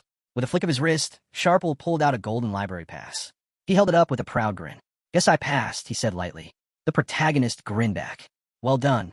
Meanwhile, across the city, night had fallen, but the lights of the academy still burned brightly. A sickening thud echoed through the dimly lit hall. A young man hit the floor hard, coughing blood. Above him, Thane stood, his fists still clenched. His expression was twisted in fury. "How dare you lose to a worthless brat like Bar-Ion?" he snarled. The beaten subordinate trembled, his gray hair damp with sweat. I didn't know he'd overcome his fear of swords," he stammered. Thane's eye twitched. He exhaled sharply, pressing his boot against the fallen boy's face, forcing him deeper into the cold floor. "It doesn't matter," Thane muttered. "Win or lose, we are Club 21. A deep scowl etched itself onto his face. He turned to the others. "We are winners," he stated. "This academy watches us, admires us. That is how it's always been. That is how it must remain." The room remained deathly silent. Then, Thane slowly raised a hand. A malicious glint flickered in his eyes. "We're going to crush this sore club." His voice was calm, but ice-cold. "And we're going to make it look effortless." He turned toward Jason, his expression dark. "Jason." Jason straightened immediately. "Yes. I want you to challenge them to a series of fights." Thane's lips curled into a savage grin. "And make sure we get an unconditional victory." The city streets, midnight. Beneath the stone arches of a quiet bridge, Jason waited. His hands were in his pockets, his stance relaxed, but his eyes were sharp, calculating. The city never truly slept. Dim lanterns flickered along the streets, casting long, eerie shadows over the cobbled roads. Tonight, things would be set into motion. Jason smirked to himself. "Let's see how Sword Club handles this. A brotherhood on opposing sides." Jason sighed deeply, closing his eyes as he crossed his arms. "Are you seriously sighing like that?" Arun's teasing voice snapped him out of his thoughts. Jason's eyes snapped open, caught off guard. Still keeping his arms crossed, he turned to his younger brother. "And what if I am?" Arun leaned against the bridge wall, watching him with that ever-present smirk. "Have things been rough for you lately?" he asked casually. Jason let out a dry chuckle. "Stupid question. Of course it's been rough." He glanced sideways, a shadow passing over his face. "Before, people just didn't treat me with much warmth," Jason admitted. "But now, they look at me like I'm some spy." Arun studied his brother, remaining silent for a moment. Then, with an amused tilt of his head, he said, "Everything's going according to plan." Jason let out a short huff of laughter, his sarcastic smile returning. "That's so." Then his smirk faded. "They've challenged our club to a series of fights," Jason said, finally cutting to the point. He hesitated, then turned to his brother. Are you sure about this? I mean, are you really fine with it?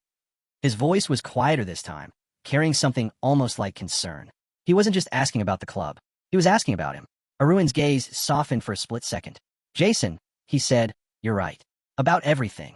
Jason exhaled through his nose, glancing at the ground. Then I guess there's nothing to worry about. Arun pushed himself off the bridge wall. I need to get ready for the fight. We'll talk later. Jason hesitated, then said, take care of yourself. Arun smirked. You too. Jason watched as his brother walked away. A wry chuckle escaped him. Damn, relying on my younger brother now? What a ridiculous situation. Yet somehow, he smiled. Maybe this arrangement isn't so bad after all. The storm before the fight. The next morning, the sun blazed brightly over the academy. Inside a large, spacious office, Arun stood before his club members, a smirk tugging at his lips. The room, however, was filled with murmurs of disbelief. This has to be a joke, one of them muttered.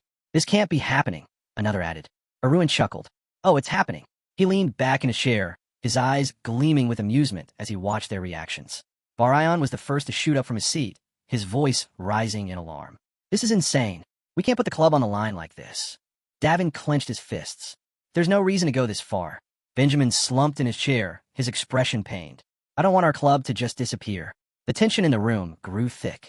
Then, Hugh slammed his hands on the table. Enough. His voice carried firm authority, cutting through the panic. Everyone turned to him. Hugh took a deep breath, then looked at their leader. Arun wouldn't do this without a reason. Arun grinned, watching as Hugh, who had once been so unsure of himself, stood his ground. Well said. Hugh hesitated. But, just to confirm, he said carefully, when exactly is this series of fights happening? A year from now, right? He turned to Arun, expecting a reasonable answer. Instead, Arun simply lifted a hand, 5 fingers raised. Hugh blinked.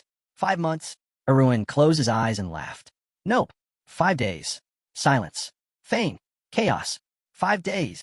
Hugh and Cheryl screamed in unison. Benjamin looked stunned, while Davin nearly fell out of his chair.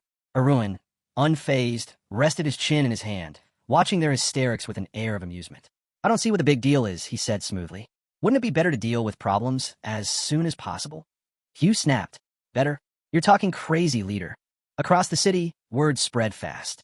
At Club 21, Thane and his subordinates sat in stunned silence. He actually accepted? Someone muttered. Thane narrowed his eyes, his lips curling into a smirk. That cunning bastard. The arena, day of the battle. The training area overflowed with spectators. The crowd murmured, eyes darting between the two clubs. Look at the sore club, preparing so seriously, one student commented. Who's betting how much? Another whispered. But soon, the whispers faded, because seated in the stands were figures of unimaginable power and influence. Why are there so many nobles here? A student muttered. They're big names, another added. People everyone knows. Even among Thane's elite, there was nervous tension. Ferris shifted uncomfortably beside Thane. Something about this feels off. Thane lowered his gaze. It doesn't matter. He clenched his fists. They wanted to be humiliated in front of everyone. So let's make sure they are. The first match. Hugh stood with his club, tension in his posture. He turned toward Arun, his voice tight with unease. Leader, are you sure this is going to be okay?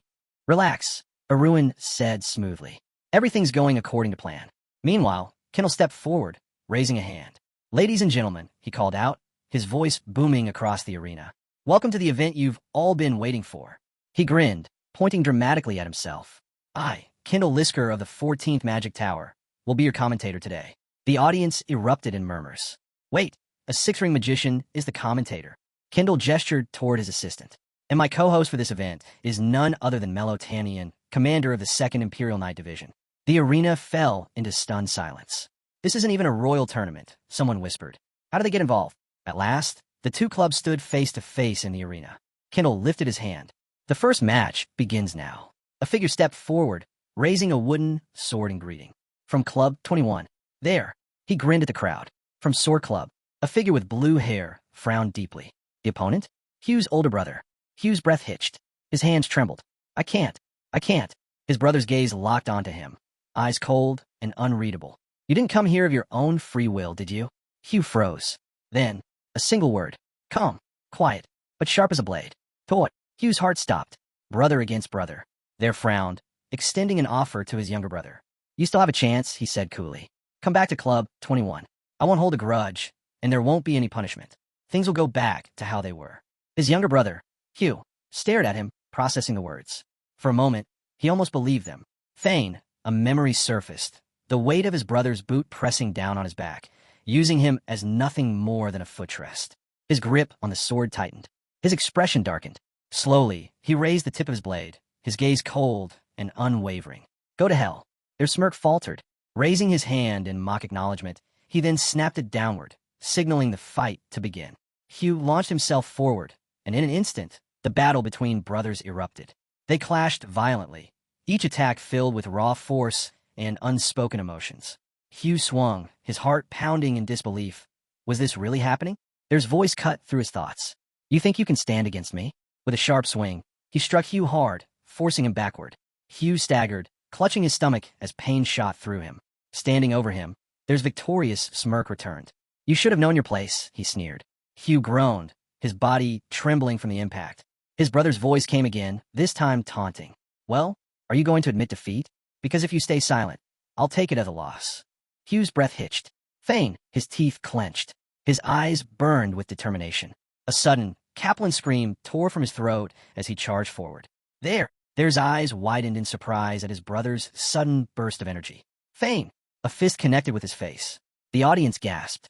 They stumbled backward, barely managing to keep his footing. The two stood opposite each other, eyes locked in silent challenge. Hugh wiped the blood from his knuckles, his breath ragged but victorious. Finally, he had landed a hit. There touched his nose, feeling the warm trickle of blood. His lips curled in fury. You think you're walking out of here on your own 2 feet, he growled. But before he could retaliate, Hugh raised his hand. I forfeit. The arena fell silent. The instructor stiffened. What? His expression froze in shock. You what? He repeated. But the instructor had no choice but to grant the request. Hugh turned away, leaving the arena with a satisfied smirk. There stood there, bleeding, humiliated, confused. A wave of realization crashed over him. He had been played. As he turned, his gaze fell upon the sore club's section, and at the front, a blonde-haired figure grinning smugly. Their face twisted in rage. This was planned from the very beginning. Meanwhile, Hugh sat down next to Arun, letting out a breath. Thanks for the opportunity, he murmured. Arun simply smirked. There's no need to thank me, he said. You were the one who decided to break free. With a snap of his fingers, Arun turned to the others. Next match. Let's go. The 4th match begins. As the next fighter stepped forward, the sunlight glared off the arena floor. Barayan slung his sword over his shoulder, gripping it with both hands as he strode into the ring. The instructor's hand dropped. The fight began. Immediately, the two combatants lunged at each other. The clash of metal rang through the air, the audience watching wide-eyed. This is insane, one of the commentators muttered. This feels like the first fight of the day, not the 4th. Swords collided with force, neither side giving an inch. Mita, watching from the stands, narrowed his eyes. This is ridiculous, he murmured. Sure, a second year can improve, but this much? There's no way. In the ring, they were struggling to keep up. He grimaced, barely holding back the relentless attacks coming his way. How is he this strong? Meanwhile, Barayan kept pushing forward, refusing to let up. His opponent's stance wavered. And then, there slipped a golden opportunity. Barayan swung his sword with all his might. Crack! There was scent flying across the arena. The crowd gasped. Eyes wide with shock, they hit the ground, unable to move. Pain throbbed through his entire body, his mind blanking from the sheer force of the blow. Standing over him, Barayan wiped the sweat from his brow. It was over. But the downed opponent shook violently, his expression twisting in pain and fury. Then, he pulled something from his pocket. A small, shimmering bead. The moment it hit his palm, his energy spiked unnaturally. Barayan's eyes narrowed in suspicion. What the hell are you doing? There forced himself to his feet, his sword shaking in his grasp. I won't lose, he muttered. Barayan inhaled deeply, a slight regret flashing in his gaze. Then, his face hardened. Damn it, he muttered. This fight wasn't over yet. The battle escalates. With a mocking grin, they scoffed. If you weren't just a homeless orphan, I might have considered inviting you to Club 21. Barayan's eyes widened for a split second, stunned by the insult. Then, he straightened up, and in the next instant, he vanished. Before they could react, Barayan reappeared right in front of him, swinging with brutal force. Crack! There flew backward, skidding across the ground. His body tensed, barely managing to stop himself as he clenched his teeth, struggling to absorb the force of the attack. He glanced up, just in time to see Barayan rushing him again, his movements sharp and unrelenting. They scowled. You're just a small bug. He braced himself, gripping his sword tightly. Varian's next strike crashed down like a hammer. There raised his sword to block it, but the shockwave alone sent him staggering back, his feet dragging deep into the ground. What the hell? Even with his enhanced mana flow, Varian's strength was overwhelming. His grip tightened. His body ached, but he couldn't afford to show weakness. Barion didn't let up. With a sharp step forward, he lunged, swinging in a downward arc. There barely managed to intercept the attack with his palm, the force reverberating up his arm. Feign, another strike. Feign, another. Each one felt heavier than the last. Boom! The impact sent their sliding backward, his breath heavy. How was this even possible? He had trained relentlessly, honed his skills to near perfection. Yet this guy had closed the gap in such a short time? It was impossible. Barion leaned into his stance, eyes locked on his opponent. Feign, with one final step forward, he swung with everything he had. Slam! There coughed up blood, his body collapsing onto one knee. The audience gasped. A suffocating silence fell over the arena. There forced himself up, legs shaking beneath him. He refused to fall. Across the arena, Aruin sat watching, his smirk barely hidden. Barion had endured months of training, pushing himself to the absolute limit. And now it showed. Even Club 21's members stared in disbelief. A white aura radiated from Barion, its intensity growing stronger by the second. The spectators murmured in confusion and awe. What is that? Their face drained of color. Barion, despite his injuries, his exhaustion, still stood, unshaken. They staggered forward, eyes burning with frustration and disbelief. He barely managed a few more steps. Feign! He collapsed. The crowd erupted into chaos. Mita shot up from his seat. Instructors, get him to the healers now. The medical team rushed into the arena, carefully planing there on a stretcher. Behind them, a sea of spectators watched in stunned silence. Their eyes fluttered open just slightly, and the first thing he saw was the blonde-haired leader of the Takeoff Club, grinning, mocking him. No way. Realization hit him like a freight train.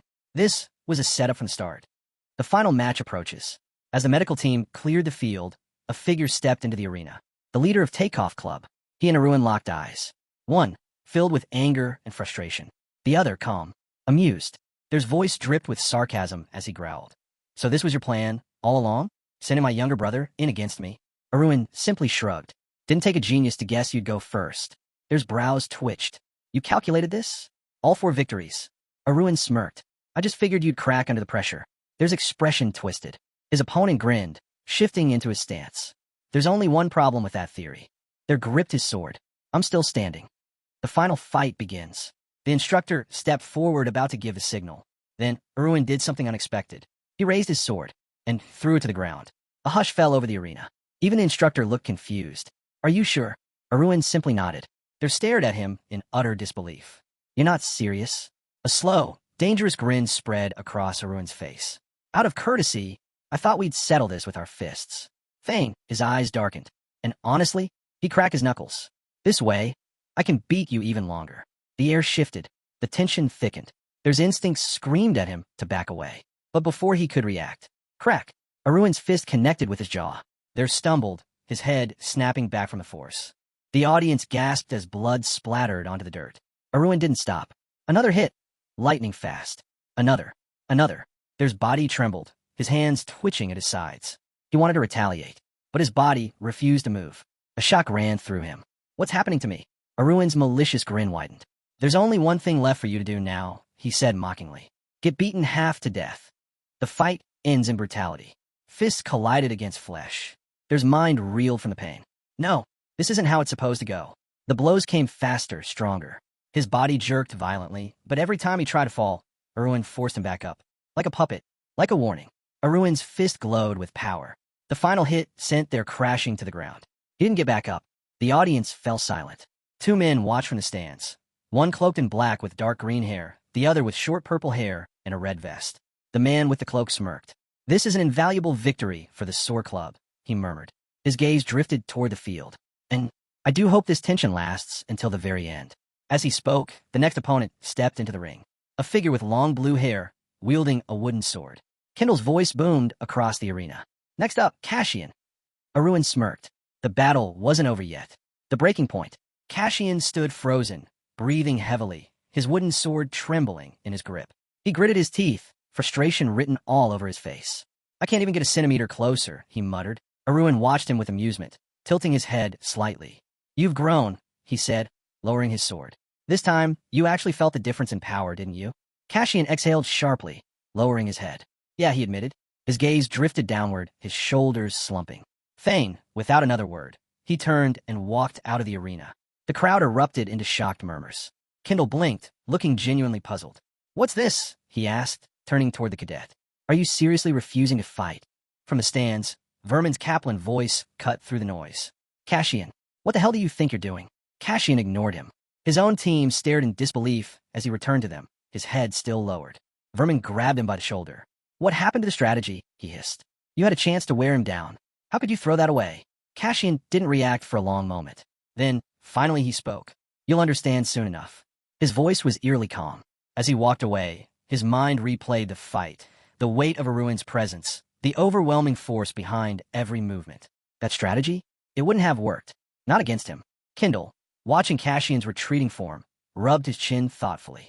This is unexpected, he mused. Everyone here is baffled by his decision. He glanced at Aruin, then sighed. First Hurton, and now Vice Captain Radial. Both of them admitted defeat without putting up a proper fight. It's obvious Club 21's goal is to exhaust Aruin before the final match. Beside him, Mita crossed his arms, his expression unreadable. Interesting, Kendall said, looking at him. What do you think, Mita? Doesn't this seem pathetic? Mita closed his eyes for a moment before replying. There are times, he said slowly, when pride must be set aside for the sake of victory. His gaze sharpened as he glanced back toward the arena. But, he added, whether or not this method actually works is another story. Kendall frowned. What are you saying? Mita exhaled. You'll understand soon enough. At that moment, a voice boomed through the arena. The Sword Club has just claimed its 4th victory. A buzz of anticipation rippled through the crowd. The final match was about to begin. Vermin stood at the edge of the arena, a small red pill in his palm. His jaw clenched, his fingers tightened.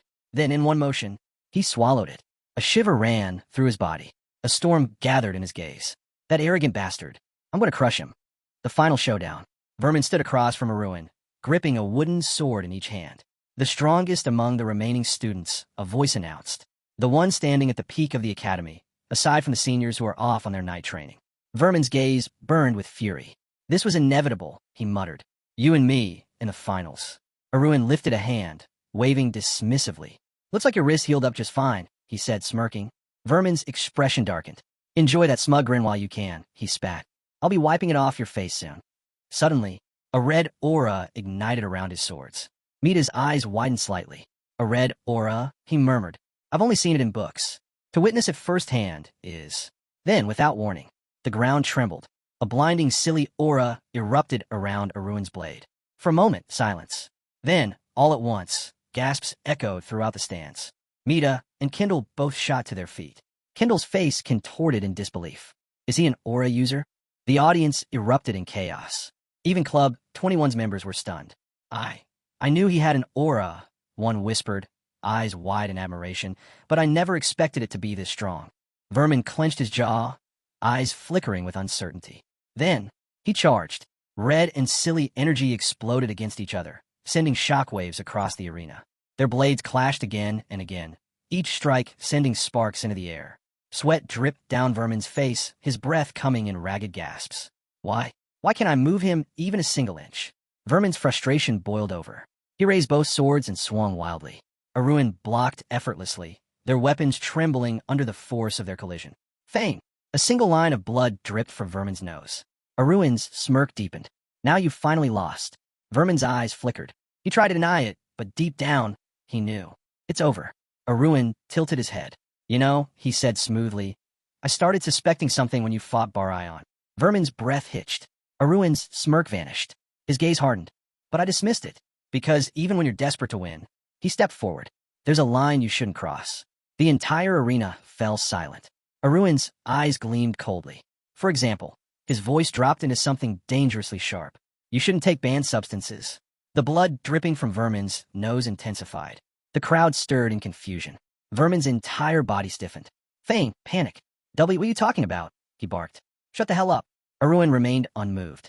You really think I wouldn't notice? His tone was almost mocking. If you miscalculate the dosage, the side effects are permanent. Vermin lost it. With a Kaplan roar, he lunged, swinging his sword with reckless abandon. But Aruin moved first. He sidestepped with effortless grace. And then, crack! A single, devastating punch sent Vermin flying. The arena exploded into noise. From the stands, the man with dark green hair smirked, rubbing his chin. Now this, he murmured, is a match worth watching. Kendall turned toward him, suspicious. What exactly are you planning? The man only smiled, because on the battlefield, the fight was far from over. The final blow. Aruin's expression darkened, his displeasure clear. This fight is meaningless, he muttered. With a casual wave of his hand, Vermin was sent flying backward. Landing roughly, Vermin gritted his blood-stained teeth, struggling to steady himself. Above him, a silly streak cut through the air. Vermin's eyes widened in fear as Aruin descended from above, his blade glowing with blinding intensity. A cold, merciless voice followed. You need to learn to admit when you've lost. Then, boom, a violent explosion rocked the arena. A thick cloud of smoke engulfed the battlefield, swallowing both fighters whole. The spectators gasped, shielding their faces from the debris. Kendall cleared his throat, trying to regain composure, while Mita stood, unmoving, arms crossed, watching the arena with keen interest. Then, the dust began to settle. Kendall's jaw dropped. The crowd fell into stunned silence. There, lying motionless on the ground, was Vermin, eyes rolled back, blood streaking down his face. And standing above him, smoke curling around his form, was Aruin, his sword still radiating a silly aura. Kendall stuttered. I think we have our winner. The realization hit the crowd all at once. Then, thunderous cheers erupted. Fists punched the air, voices shouted in triumph. The nobles in the stands, dressed in their regal suits, grinned in approval, raising their glasses in celebration. Sir Club did it. They're unstoppable. On the battlefield, Aruin barely reacted, his eyes locked onto Vermin's unconscious form. The moment Kendall officially declared his victory, his club rushed forward. Barion threw an arm around him, his laughter ringing through the air. The entire Soar Club gathered, cheering, congratulating, celebrating. As they did, a solemn voice echoed across the arena. The Soar Club is now the official winner of the series of fights. The aftermath. Later, in a quiet room, Aruin stood in front of Vermin, who sat slumped on a bed, his injuries still fresh. Planing a hand over his chest, Aruin spoke. Club 21 is officially disbanded. Vermin's fingers curled into fists, but he remained silent. No member is allowed to join any other private organization within the Academy, Aruin continued. And any acts of retaliation against the Soar Club are strictly forbidden. His voice lowered slightly, his tone firm. As proof of my authority, I swear on my mana as a witness to uphold these conditions. A soft glow pulsed around him, sealing the oath. Vermin let out a bitter chuckle. Satisfied, Aruin smirked. Now that everything's settled, yes. His eyes glinted. There's no room for trust between us, after all. Vermin's expression hardened. You're a walking thorn in my side. Aruin turned to leave, his footsteps echoing against the floor. He paused at the doorway. As promised, I won't reveal your use of illegal drugs. Vermin scowled, but Aruin simply waved a hand in mock farewell. Let's just make sure we never cross paths again. With that, he was gone. An uninvited guest. As Aruin left the room, he felt a presence. His brows furrowed in confusion. Who? He hadn't invited anyone. A voice interrupted his thoughts. Well, it's been a long time. Aruin turned sharply. A man stood before him, arms crossed, smiling. Genitz. Genitz nodded, his smile never faltering. You look surprised. Aruin narrowed his eyes. I don't remember inviting you. Genitz simply laughed. That's because you didn't. He gestured toward the battle-worn arena. But when I heard there was going to be a match of the century, I couldn't exactly ignore it. Now, could I? Genitz's gaze shifted, landing on Barion beside Aruin. He let out an amused hum. The birth of not one, but two aura users. His expression turned serious. No, he corrected himself. This wasn't just a birth. It was an open demonstration. His sharp eyes locked onto Aruin's. This is a miracle, don't you think? A student who was just a fourth-class knight not long ago. He tilted his head. And now, suddenly, an aura user. The room grew tense. Aruin remained calm, watching as Genitz processed the situation. After a moment, Genitz smirked. But I suppose I shouldn't be too surprised. He reached into his coat and pulled out a small shield, its engraved emblem gleaming in the dim light. The breath of steel, he said, a method of mana concentration that works wonders. He raised a brow. As a first-class knight, you should know, aura isn't something you create. It's given. Genitz's gaze darkened with suspicion. So tell me, Aruin, what changed? Aruin smirked. Urgency. Genitz blinked. Urgency. A desperate desire to protect the people I care about. Aruin answered simply. Genitz folded his arms, eyes narrowing. A desperate desire, huh? He tapped his chin. I suppose the audience wouldn't have known, but your entire club survival was on the line for these fights. He exhaled. Even so, the word despair doesn't quite suit you. Arun tilted his head. What? Janet's voice lowered slightly. You're too composed. For a moment, silence. Janet stared at him, as if searching for an answer. Then he scoffed. Were you hiding your abilities all this time? Arun chuckled. That's even more ridiculous. Janet's thought back to when Arun shook hands with the knight. His brows furrowed. That wasn't normal. To deceive someone of Sir Dirika's level, he muttered, you'd have to be at least a special rank. A pause. Janet's eyes widened. No. If he reached a special rank at this age, then he would have broken the record of the founding emperor himself. Arun smirked. Guess what you're thinking? He lifted a hand, fingers flexing slightly. But I'm only class 2. Janet's exhaled, shaking his head. That doesn't change how suspicious all of this looks. He studied Arun carefully. A 4th-class knight suddenly becoming an aura user. And you didn't invite me to the fights? Arun lifted a brow.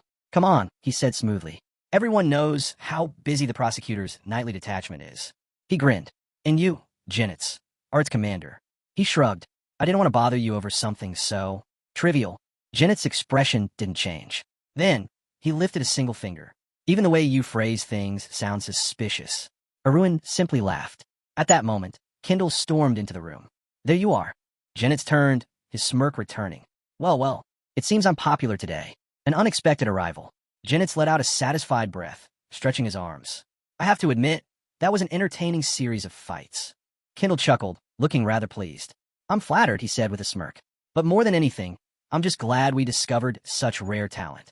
At that moment, everyone's eyes drifted toward the hooded figure standing beside Kendall. Janet's smirk faltered slightly. His gaze sharpened as he examined the cloaked figure. And who might this be? He asked, voice tinged with curiosity. Then, a pair of piercing purple eyes stared at him from beneath the hood. Janet's entire body froze. For a split second, his breath caught in his throat. Recognition flashed in his eyes. He immediately placed a hand to his chest, bowed slightly, and spoke with an uncharacteristic tone of respect. Lady Sierra. Arun's brows knitted together in confusion. Who? Kendall turned to him and motioned toward the figure. You should show some respect as well, he advised. This is Sierra Felgas, the 14th head of the Magic Tower and the only archmage of the 7 Rings in Navarro. Equals a small gasp rippled through the remaining spectators. Even nobles would not dare show her any disrespect. For a brief moment, Arun imagined the stories about her. A woman wrapped in blazing aura, eyes cold and merciless. The Mad Maiden of the South. Then, the hood lowered, revealing a woman with silky hair, violet eyes, and an utterly indifferent expression. Arun immediately placed a hand to his chest and bowed. It is a great honor to meet you, he said. Sierra simply crossed her arms, eyeing him with vague interest. Kendall coughed loudly, drawing attention back to himself. Janet's glanced at him, then, rather abruptly, began stepping away. Well, as much as I'd love to stay and chat, he said casually, I have some urgent business to attend to. Kendall raised an eyebrow. How convenient. Good travels, he added dryly. Janet's waved over his shoulder, but Arun wasn't about to let him go that easily. He stepped forward, watching him closely. What exactly was your business here? Janet stopped, then turned slightly, his smirk returning. Nothing too pressing, he said. Just something about a certain magic circle. At those words, Arun's eyes narrowed slightly. Kendall folded his arms. Do you remember giving Raphael advice? Arun raised an eyebrow. That's over and done with, he said dismissively. It was just a minor issue. Janet chuckled. You say that, but he raised a single gloved hand, a faintly glowing magic circle appearing on his fingertip. The study of magic circles is never a matter of chance. Arun's breath hitched slightly. Above him, a hazy image appeared, a cloaked figure with a crimson pattern wrapped around one eye. Janet's voice lowered slightly. Tell me, Arun, have you ever heard of the gift of the beautiful eye? For a brief moment, silence. A golden magic circle flashed through Arun's mind, hands forming a precise triangle, energy flowing seamlessly. A technique said to be capable of seeing the brevity and efficiency of all magic formulas. Arun's expression darkened slightly. I don't have anything like that. It's just, he thought back to his knowledge from the second system. Interdimensional trade. That's all it is. A conversation in a carriage. The wooden wheels clattered against the road as the carriage moved swiftly through the streets. Inside, Arun sat awkwardly, facing Sierra and Kendall. He let out a small sigh, glancing at the scenery outside. How'd I even end up in this carriage? He recalled their words. Let's continue this conversation somewhere quieter. And now here I am. His thoughts were interrupted when Sierra suddenly spoke. You look rather restless, she noted. Arun glanced at her. What do you mean? Sierra raised a hand to her face, studying him with a sly smile. Whenever I reveal my identity, people always look at me the same way you're looking at me right now. Arun felt a wave of relief. He quickly nodded. That's exactly what I was thinking. Inside, however, his curiosity deepened. She's over 50 years old, but she looks barely 30. Sierra chuckled, then raised a small, glowing magic circle before her. Her violet eyes gleamed with excitement. My heart hasn't fluttered like this in a long time, she admitted. Her fingers traced the runes, admiration clear in her gaze. This magic circle, it's so creative, so elegant. Then, with a mischievous smile, she reached into her cloak. She pulled out a small, red crystal. Let's test something, she said. If you can find the inefficient section in this spell, you can have this. She held up the crystal. Arun's gaze remained indifferent. I already know what that is. Sierra raised an eyebrow. Do you? Arun simply nodded. It's literally a product from my store. Of course, I know what it is. Sierra studied him. That's all. He paused. Then, deciding to amuse her, he added, well, it has a nice color. Sierra let out a soft laugh. Strange. Her fingers twirled the crystal between them. 100 out of 100 knights who see this crystal immediately burn with greed. Arun barely reacted. Why would I care? It's worth, what, 200 coins? I have over 100 of them. Still, he studied the magic circle carefully. Finally, he pointed at several areas. There, Kendall's eyes widened. Amazing. His tone held genuine shock. I only found one inaccuracy. You found 4. Sierra's expression remained unreadable. Then, she spoke calmly. There are no 4 inaccuracies. A beat of silence. Kendall blinked. What do you mean? Sierra's expression hardened slightly. There are not 4 mistakes. Her slender finger tapped against the circle. This part, though it reduces efficiency, is crucial for activation. Arun's eyes narrowed slightly. Kendall missed it. But I did too. Sierra's violet gaze bore into him. You may have talent, but you still have much to learn. She leaned back, arms crossed. Shall we continue? A battle of wits. Arun remained calm, expression unreadable. Even if that section serves a purpose, he said smoothly, its inefficiency remains unchanged. If something can be improved, there's no point in leaving it the way it is. Sierra raised her hand, and a glowing pencil appeared between her fingers. Then correct it, she said, her violet eyes gleaming with anticipation.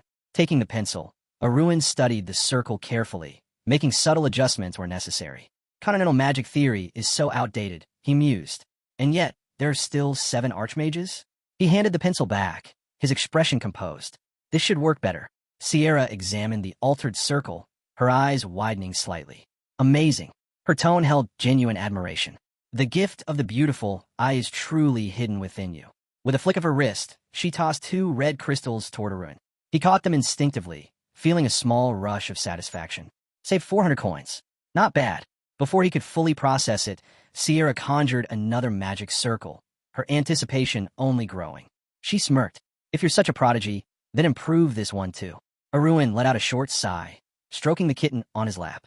I thought we came here for a quiet conversation, he said flatly. So, what exactly do you want from me?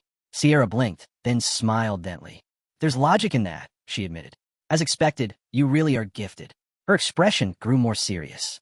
Multiple magic circles hovered around her, swirling like celestial orbits. I have a problem, she said. One I've been working on for a long time. But I've hit a limit. Her gaze locked onto him. I need the help of someone with your talent. Then, her lips curled into a smirk. If you agree, she leaned in slightly, her voice dropping to a near whisper. I will become your guardian. Silence. For the first time, Arun was visibly stunned. Even Kendall looked startled, his hands rising awkwardly. Haha, now, he said nervously. My nephew has chosen the path of the sword. I don't think there's any need for him to change his. Sierra's expression darkened instantly. Her gaze snapped toward Kendall. And why is that? A cold, biting edge laced her tone. Because he's from the Steelguard family? She challenged. Her voice rose slightly, each word laced with undeniable authority. So, just because the people born into that family excel in fencing, they should all ignore magic? Kendall hesitated, clearly caught off guard. Sierra's eyes flashed dangerously. I don't recall blinking an eye when his father brought the entire knightly band with him, she continued. And if it had been his grandfather returning safe and sound, then maybe, just maybe, I would have been a little nervous. The air in the carriage grew heavy. Arun sat there, feeling like the atmosphere had suddenly shifted into something that felt less like a conversation and more like a kidnapping. Wait, are we actually heading to the magic tower? His mind raced. He pictured the massive, sprawling fortress, a place filled with endless mana. A wizard's paradise. A swordsman's prison. Once I set foot there, I'll never be able to leave on my own. They'll keep me locked away, working on magic formulas forever. With an awkward smile, he raised his hand. Let's all calm down, he said lightly. Sierra narrowed her eyes. The issue isn't that I dislike your offer, Arun continued smoothly, shooting a quick glance at his uncle. And my uncle wasn't completely rejecting it either. Kendall looked over at him, slightly relieved. Sierra, however, wasn't convinced. Equals, you're from the Steel Guard family, correct? She said. So then tell me, what's stopping you? Arun exhaled slowly. It's not that simple, he admitted. He imagined the family crest, the shield, the castle, the heavy burden of the name Steel Guard. Living as part of that family isn't easy, he muttered. There are high expectations, constant pressure, and even if I manage to surpass every challenge in the end, it's still just a thorny path of humiliation wrapped in the illusion of family honor. Sierra tilted her head slightly, studying him with keen interest. And, she pressed. Arun looked her straight in the eye. I won't deny it, he said. Having the Archmage of the Seven Rings as my patron would be an incredible opportunity. Sierra's lips curved slightly. But you already know, don't you? He continued. The bigger the tree, the wider its shadow. Her eyes flickered with amusement. The sunlight doesn't reach beneath it, Arun added, and grass can't grow in its shade. Sierra's smile widened. Are you saying my prestige would stifle you? For the first time, a genuine laugh left her lips. She placed a hand to her face, her violet eyes glinting with delight. Well, she mused. No matter how extraordinary you may be, you're still quite the humble one, aren't you? She sighed dramatically, then gave him a playful smirk. All right, Arun, she said smoothly. What do you want? She leaned forward slightly, resting her chin on her palm. Because let me make one thing clear. Her voice lowered. Sierra Felgas, Guardian of Navarro, does not take people under her wing for free. The tension shifted. Arun hesitated. What should he even ask for? I don't know, he admitted. I'm a noble. It's not like I'm lacking anything. He folded his arms, deep in thought. Give me some time to think about it. Sierra's expression didn't change. Then she grinned. 10 minutes. Arun stared at her. What? Sierra smiled sweetly. I'll give you 10 minutes. Arun let out a nervous chuckle. You do realize my entire life is at stake here? He muttered. He let out a long sigh, then rubbed his temple. Fine, he said. Give me some time alone to think this through. In exchange, I'll improve that formula you showed me earlier. Sierra's eyes gleamed. Interesting. She held up 2 fingers.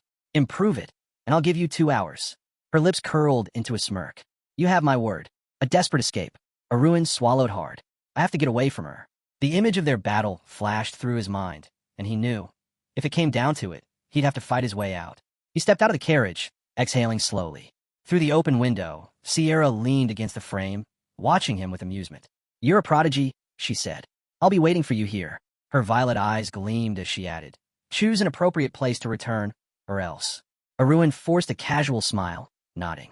Of course, he said smoothly. A promise made to the head of the magic tower isn't something to take lightly. Sierra Smirkev.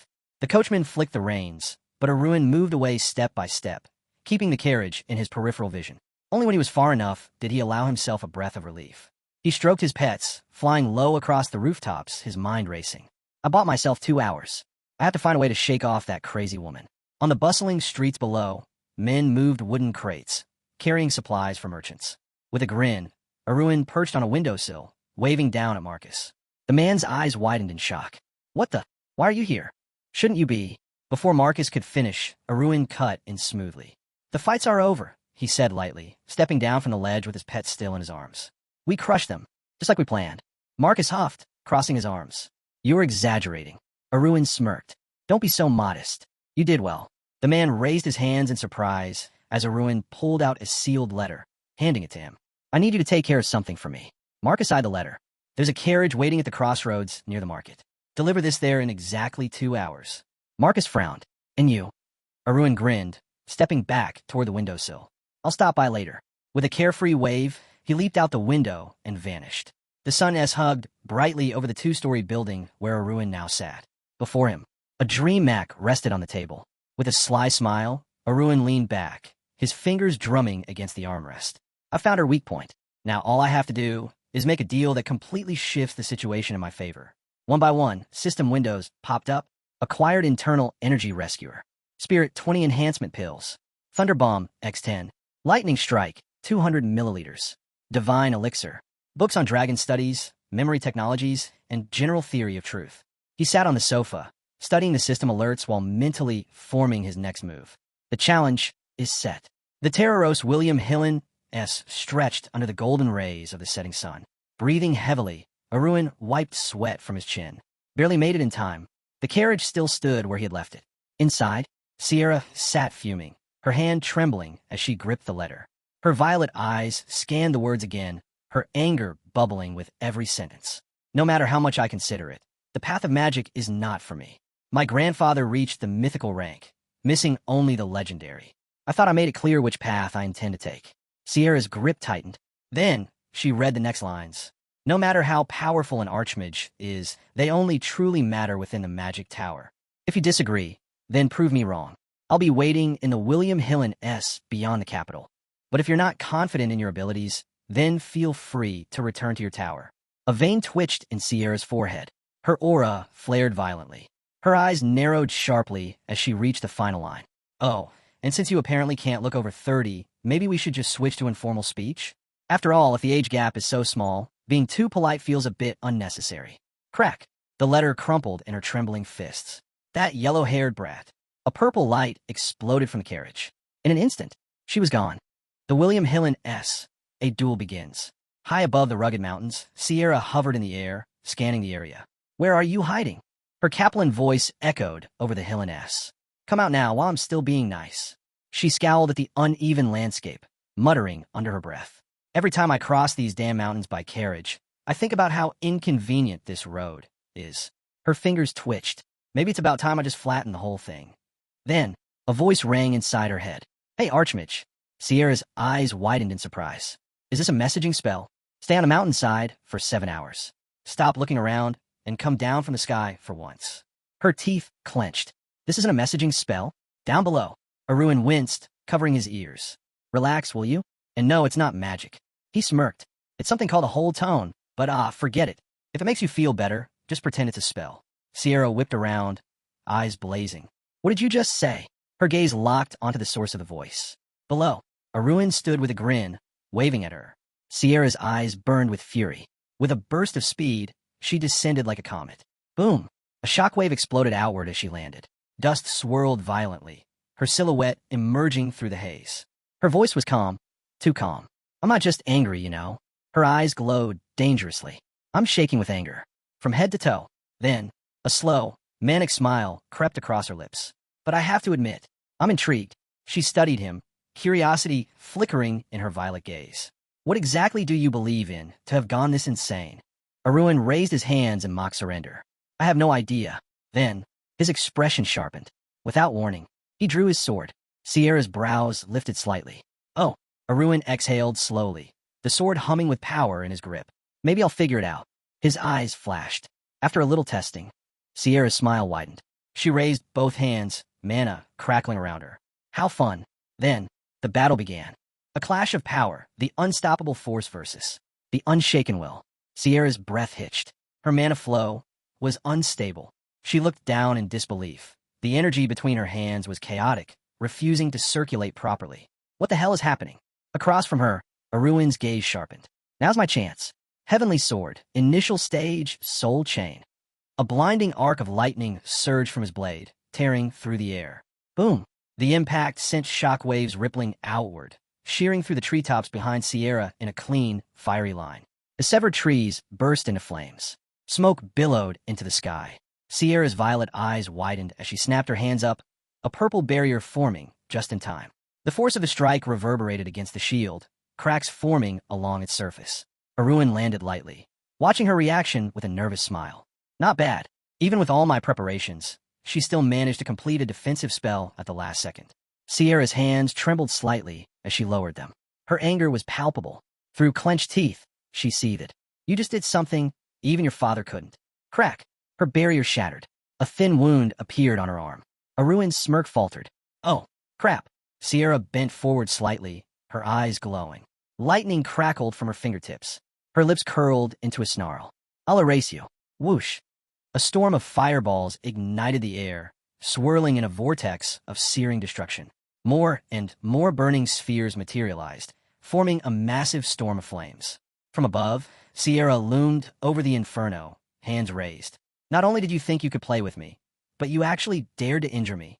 Her voice thundered over the roaring flames. Unforgivable. With a sweeping motion, she carved a glowing magic circle into the air. A firestorm erupted.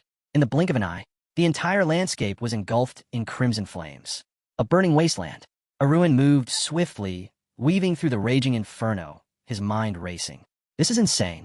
Glancing at the scroll in his hand, he exhaled in relief. Good thing I have this. Otherwise, I'd be... A flaming column crashed down beside him. The heat was unbearable. He vaulted behind the treetops, pressing himself against the blackened bark, eyes narrowing as he glanced up. Sierra hovered high above, her presence absolute. She's got the aerial advantage. I need to do something about that first. Looking up, he muttered to himself. Looks like this fight is heading skyward. The sky's battlefield, a game of strategy. A familiar system window flickered before him. His inventory, capacity 2, 763/8000. The room was stocked with steel gates, specialized storage compartments, and precise climate control systems. Arun extended his hand, scanning his arsenal. Above, Sierra hovered, her sharp eyes scanning the burning forest. Come out, you little rat. Her voice rang through the sky. Then, she froze. Something was moving toward her. Fast. Her pupils shrank. 2 system warnings blinked in front of her. Warning: unknown flying object approaching at high speed. Supermassive energy detected. Sierra's breath caught. If it were just a simple flight spell, she wouldn't have reacted. But this was different. Clang. She turned, just in time to see him. Floating midair, clad in metallic armor, his entire body encased in a high-tech, battle-grade suit. Her brows furrowed. What the hell are you doing? She asked, voice laced with suspicion. And what is that armor? Arun stopped just short of her, arms crossed, a satisfied smirk playing on his lips. Oh, he tilted his head. Even the archmage is surprised. Then, he lifted his hand and flipped her off. Sierra's eye twitched. A slow, eerie giggle escaped her lips. Then, her manic grin returned. So that's your answer? She raised her hands, magic crackling between her fingers. In that case, her voice dropped to a murmur barely above a whisper. I'll just have to extract the answers myself. Whoosh! A network of lightning expanded from her fingertips. Sierra floated opposite Arun, holding the glowing web of destruction, ready to lash out. But then, the magic fizzled out. The attack never even reached half the distance. Sierra's eyes widened. The magic circle flickered. The lightning disappeared. She furrowed her brows, pouring more mana into the spell. For a brief second, the attack reformed, almost hitting him. Then, gone again. Sierra stared, mouth slightly open. What the hell? She looked down at her hands, her body trembling in shock. Her spells were failing. Arun simply watched, his arms folded. Sierra gritted her teeth, swinging her arms wildly, attempting to summon another spell. Nothing. Arun sighed, shaking his head. Lightning's a no-go, huh? He glanced at his armor, turning his hand over as energy flickered beneath the plating. Looks like the performance checks out. A glint of excitement flickered in his eyes. This armor, obtained from the second system, is no ordinary gear. He pictured 3 warriors standing in formation, battle-ready. Even the weakest wizard in this armor would have physical abilities on par with top-tier warriors from the first system. The image in his head shifted, a glowing sphere, and with built-in magic amplification, multicasting, and anti-spell disruption. This is the strongest combat weapon in existence. A smirk tugged at his lips. I never bought this armor to fight with. But hey, why not? He lifted his arm slightly. A sword materialized in his grasp. Well, things have escalated this far. His grip tightened. Then let's finish this properly. With a mighty swing, Arun sent a shockwave blasting toward Sierra. A second later, he vanished. Sierra's eyes darted around, searching for his next move. Slash! A gleam of silly streaked through the sky. She gritted her teeth, barrier up, mind racing. This isn't magic. This is something else entirely. But then, cracks formed her shield. Sierra bit her lip, forcing more mana into it. Her violet eyes narrowed in deadly focus. This, she muttered, is a curse. A mage's conviction, and a warrior's defiance. Sierra couldn't understand how things had come to this. She remembered Kendall, seated across from her, smiling knowingly as he raised a hand. I found him, he had said, the owner of the gift of the beautiful eye. At the time, her heart had pounded with excitement. She had imagined the young man, standing behind sheets of magical formulas, his silhouette cast against the backdrop of a coat of arms. Yes, he was from the Steel Guard family, but his rare ability, his potential, was undeniable. And more than anything, she had thought, finally, someone who can help me complete what I alone cannot. Sierra crossed her arms tightly, her voice dropping to a whisper. Why? Then, her gaze snapped to him, her voice rising with fury. Why are you doing this to me? The image of the magic tower, encircled by a glowing blue magic circle, burned in her mind. I only wanted to complete the spell, she shouted. Is that so wrong? Arun remained silent, gripping his blade as air currents spiraled around it. Sierra's breath hitched. Do we really have to fight to the death? For the first time, she sounded uncertain. Arun finally spoke, his voice low and unwavering. You still don't understand what you did wrong, do you? Sierra blinked in confusion. What are you talking about? He lifted his hand, pointing at himself. This, he said, my gift of the beautiful eye. His eyes burned into hers, a mix of anger and defiance. Why? He asked coldly. Should I complete your magic spells? Your desire isn't my concern. Sierra stiffened. She lowered her hands slightly, voice almost hesitant. You're fighting me over something so trivial? Then, her expression darkened. If you had any objections, you could have just said so in the carriage. Arun let out a short, sharp laugh, throwing up his hands. Oh, really? His voice dripped with sarcasm. And if I had said something, would you have listened? His smile vanished, replaced by cold fury. If I had refused, would you have just let me walk away? Sierra's throat tightened. Before she could reply, boom! A jet exploded from Arun's boots, sending him rocketing toward her at blinding speed. His sword flashed in a deadly arc. Sierra's barrier snapped up instinctively, her hands trembling. No, this isn't. She clenched her teeth, denying the reality before her.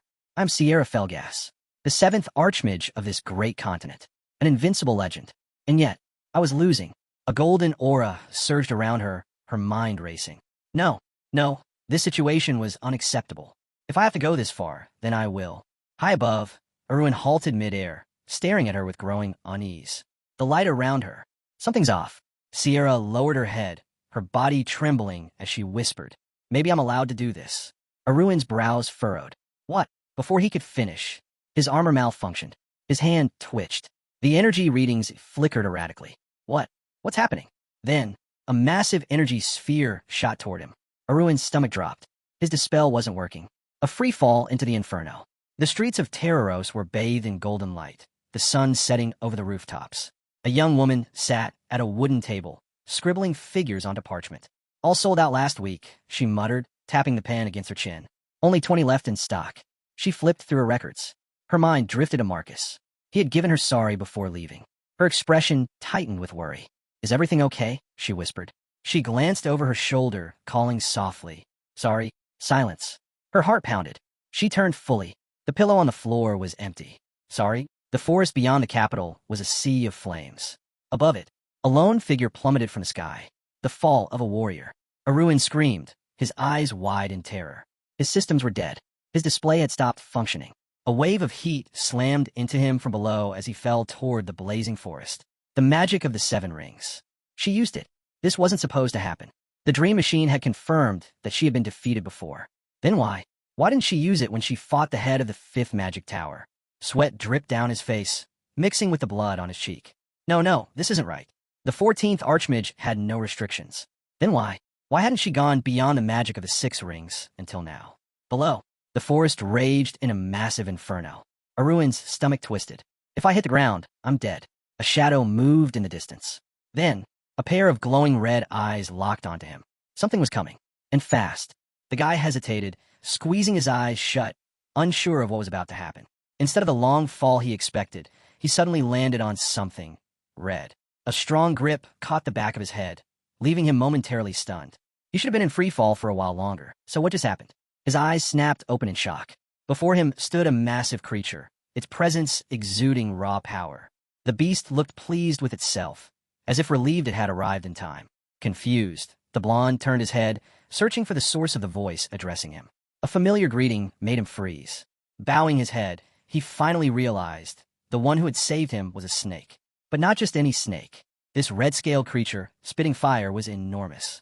Its body was covered in blood-colored scales, flickering with flames. The sight alone was enough to leave him speechless.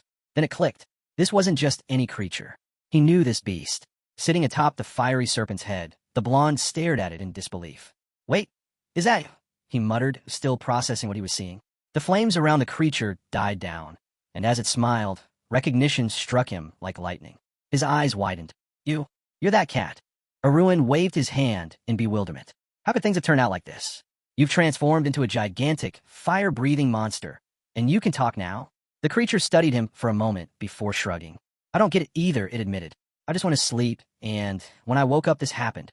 Images flashed in Arun's mind. His pet cat, curled up comfortably on a blue pillow, napping without a care. Who would have thought that laziness would lead to this kind of awakening? He reached out, running a hand over the massive serpent scales. Well, you sure got big, he teased.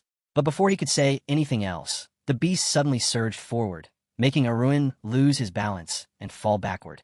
Hey, at least warn me first. Sitting firmly atop the creature's head, he focused on the situation at hand. There was no time to waste. All right, let's move. We can't just sit here talking. Commanding the serpent, Arun maneuvered skillfully, dodging an incoming strike. His sharp instincts kicked in as he realized they would have been in serious trouble if not for the protective barrier. He shot a glance at the flames surrounding his hands. Weird. Why don't I feel any heat? His companion chuckled. Because you're my master. The flames won't burn you. Arun exhaled, watching as the creature stretched, its massive form filling the entire forest. He thought back to what he knew. This wasn't just an ordinary beast. It was a creature from the trade between dimensions. That alone meant normal logic didn't apply here. Then something caught his eye, making him freeze. Standing tall before him was a woman, her clothes tattered, her presence commanding. His breath hitched. He wasn't prepared for this. And then, shock turned into disbelief. The head of the 14th tower had transformed into an elderly woman.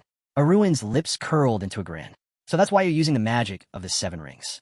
He couldn't hold back his laughter, his shoulders shaking. You just wanted to look younger, didn't you? The woman's face darkened as she snapped. Stop laughing. But Arun was already doubled over, tears streaming down his face. This is priceless, he gasped between chuckles. She huffed, clearly irritated. I had no choice. I've been under a lot of stress lately, and I couldn't maintain the restrictions on my magic. Wiping his eyes, Arun finally composed himself. All right, I get it. Anti-aging magic is serious business. But his expression turned serious as he gestured behind them. Let's continue this discussion downstairs. There's something I need to talk to you about. A flicker of flame surrounded the woman as she narrowed her eyes. If you think I'll let you walk away after seeing me like this, you're mistaken. Arun straightened, fully aware of the challenge being issued. She was prepared to fight him to the death. He called out to his beast. The fire serpent coiled around the startled Sierra, flames licking at the air as Arun clenched his fist. The Archmage's mana isn't limitless, he reminded her with a smirk. Are you sure you want to do this? A single bead of sweat rolled down the woman's face. The sky burned with the hues of sunset, and the trees around them cracked and splintered under the sheer force of the flames. Then, Arun tossed her something, a black cloak. Sierra blinked, caught off guard. What's this for? He tilted his head. Your clothes are ruined. She hesitated before wrapping the cloak around herself. Why are you suddenly being considerate? Arun smirked. Because the fight's over. Sierra studied him closely. He had almost attacked her just moments ago, yet now he seemed so relaxed. His words confirmed what she already suspected. He had no intention of exposing her secret, just as he didn't want his own abilities revealed. She exhaled, still processing everything. This was the same young man who had reached the awakened rank at an unbelievably young age. Her eyes lingered on him, realization dawning. He had awakened even earlier than the founding emperor. Did you get your abilities from Rahan? She finally asked. Arun didn't answer right away. Instead, his gaze drifted to the sleeping creature on his shoulder. His once small, lazy cat, now an enormous, fire-wielding serpent, was curled up fast asleep. With a quiet chuckle, he turned back to Sierra. Let's just say, things don't always go as expected. Realizing there were still too many unanswered questions between them, the main character suggested they lay everything out on the table. The woman frowned. What table? She asked, confused. The blonde smirked. I meant that we should talk. There's no reason to keep fighting when we're on equal footing now. He extended a hand toward her, watching her reaction closely. Al-Sari, observing the exchange, was just as surprised. Without hesitation, the blonde proposed they start negotiations. Meanwhile, inside the 14th magic tower, scattered papers covered a wooden table, their symbols glowing vently.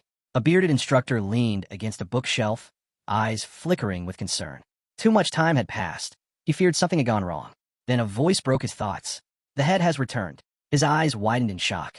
As soon as the doors swung open, he saw Arun walking into the office with the tower's leader beside him. Relief washed over him, and he hurried forward. Master, you're finally back. The woman met his gaze with a serious expression. Has anything happened in my absence? The instructor studied her calm demeanor. Whatever had gone on, It seemed they had resolved it without issue. No, everything is fine, he assured her. But then, his eyes landed on the young man, standing behind her, a blonde with an unreadable expression. The teacher furrowed his brows. And who is this? The head didn't answer immediately. Instead, she turned the doorknob, motioning for the blonde to enter. He'll be staying here, she stated simply. The guy stepped into the room, his back pressed lightly against the doorframe. You can use this space. It has everything you need, the woman continued. Lowering her head slightly, she added, no one can reach the top floor of the tower without my permission, so you have nothing to worry about. As soon as she left, Arun reached up, peeling away the mask from his face. His features shifted effortlessly, returning to his original appearance. From beneath his cloak, Sari peeked out, staring in astonishment. You always surprise me when you do that, the girl admitted. A transformation spell, and you don't even need magic rings? Arun chuckled. The head is capable of similar tricks, he pointed out. Raising a finger with a playful smirk, he added, but to master it completely, you need at least 10 years of training, and more than just mana. The girl huffed. Forget it.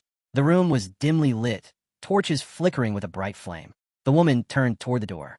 You can train here as much as you like, she said before leaving him alone. Arun watched her go, a sly smile tugging at his lips. Next to his bed, a large window revealed a breathtaking view of the starry sky. He took in his surroundings, nodding in approval. Not a bad place to spend the night, he murmured. Meanwhile, Sari had already climbed onto the bed, curling up comfortably. Then, something new appeared, a glowing pink contract on the wall. Arun glanced at it, recalling their earlier negotiations. In exchange for helping Sierra with her research on reverse-aging magic, she had signed a deal with him. The agreement ensured a steady supply of magical items between the Magic Tower and his trading company. Looking at the towering structure of the 14th Magic Tower, Arun reflected on the challenges he had faced in other places, the Steel Guard Castle, the Academy. There, he had to constantly hide. But now, he finally had a place where he could focus entirely on interdimensional trade. His eyes glowed with a deep blue flame. A system prompt appeared before him. Access granted, second system unlocked. Wasting no time, Arun delved into his work, navigating the system diligently. He remembered why he had chosen closed training, to prepare for the final revenge tied to his past life. A name surfaced in his mind, a man in a green cloak. As Sari drifted into sleep, Arun's thoughts shifted. He had grown close to someone with access to rare magic armor. Now that their business relationship was stable, Arun had one goal in mind. His inventory had already reached level 6, expanding to a capacity of 8,000 units. He scrolled through the profile data, his mind calculating his next moves. I have to reach the bottom, no matter what it takes. Days later, a system message appeared. Transaction complete. Arun checked his balance. Another 10,000 gold earned from daily sales. The sheer amount of wealth at his disposal made him pause for a moment. In both the Zero and Fur systems, he had already built a solid reputation, ensuring a stable flow of transactions. But here, in the second system, he was still new, and he had only just begun. Starting from scratch wasn't easy, but one of his newly acquired statuses was proving to be incredibly useful. Holding his chin in thought, the main character assessed his progress. He was still far from reaching Shylock's level of financial mastery. A quick glance at his account balance showed 330,000 coins, the same as the last time he checked. Clicking on the trade icon, he decided to put a magic scroll up for sale. There had to be some valuable listings on the stock exchange. Just as he was scanning the offers, a notification popped up. New message received. Arun's eyes widened. Someone was requesting a direct deal. A drop of sweat ran down his face as another system window appeared before him. The channel master of the second system wants to speak with you. His brows furrowed. The channel master? Inspecting the sender's profile, he wondered if this person was truly in charge of the channel. Why contact me? I haven't caused any trouble here. Just then, Sari crept closer, calling for his master. Give me a second, Arun muttered, still fixated on the system message. He needed to figure this out. So, why reach out to me so suddenly? Meanwhile, on the other side of the screen, Sam scowled at the scattered documents around him, irritation flickering in his eyes. This brat has no manners, he grumbled. Arun had ignored countless messages, yet he immediately responded to the channel master. Unbelievable. His annoyance peaked as a response finally appeared on his screen. Without wasting a second, he sent back a Kaplan reply. Arun's face darkened. Why is this guy shouting at me? What are you even talking about? He typed back, confused. This is the first time I've received a message from you. Sam scoffed, sticking a finger in his ear. Yeah? What about the time you saw a message from the channel master and completely ignored mine? Arun blinked. Oh. Grabbing his chin, he suddenly realized SAEAM had to introduce himself as the channel master just to get a response from him. Flashes of memory resurfaced. He had received messages warning him to keep a low profile before the battle with Sierra. At the time, he'd been too busy to pay much attention. Awkwardly rubbing the back of his neck, Arun sighed. So those messages were from the channel master? He quickly apologized. I didn't realize. I'm still adjusting to the second system. Then, another notification caught his eye. User Mio M has been removed from their position. Arun froze.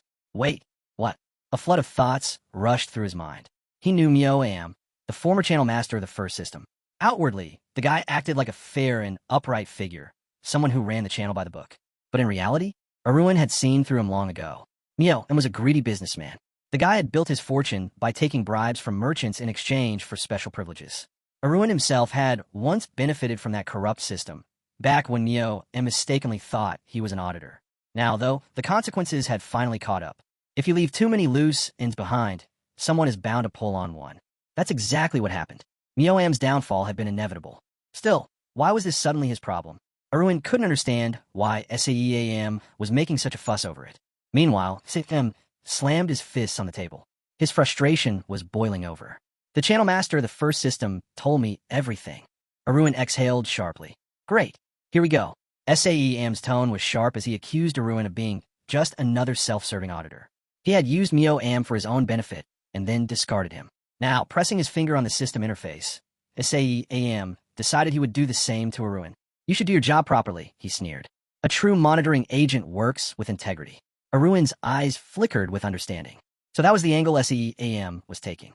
His mind pictured a frustrated man, Shirlene, struggling to make sense of the situation.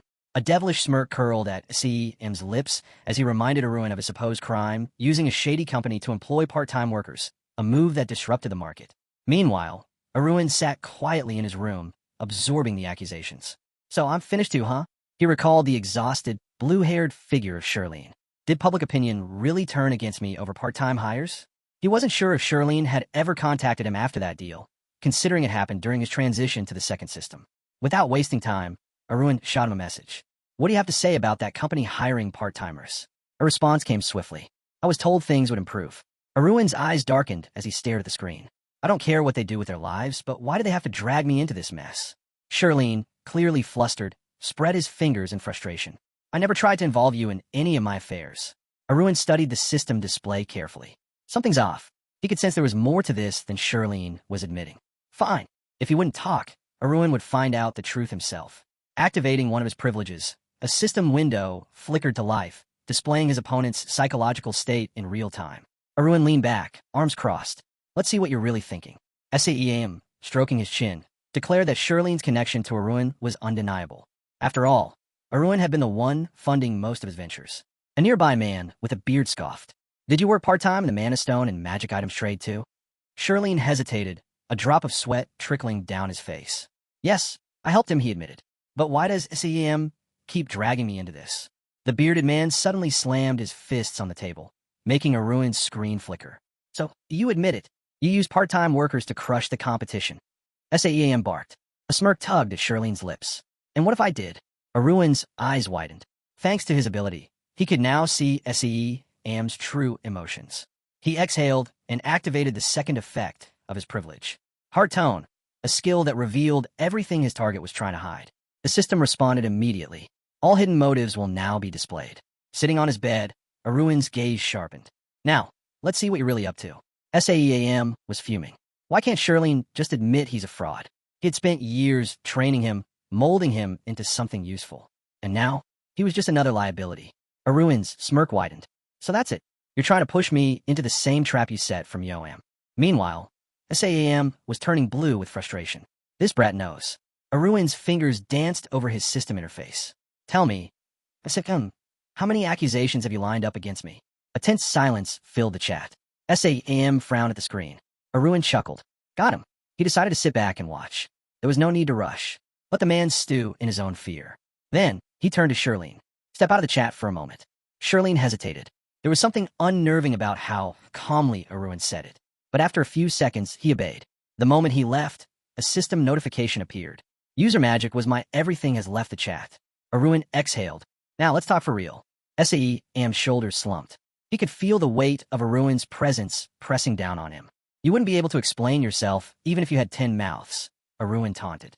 Saem, sweating, raised his hands in a pleading gesture. Let's be serious here. I just want to talk. Through the open window, the bright moon cast a soft glow over the room. Aruin's mind raced. The gift I received when entering the second system. That had come from Saem. He folded his arms, narrowing his eyes. Was that a warning? A way to get me to back off? Saem awkwardly raised a finger. I only gave you that gift to win you over, he admitted, his voice filled with hesitation. Aruin raised a brow.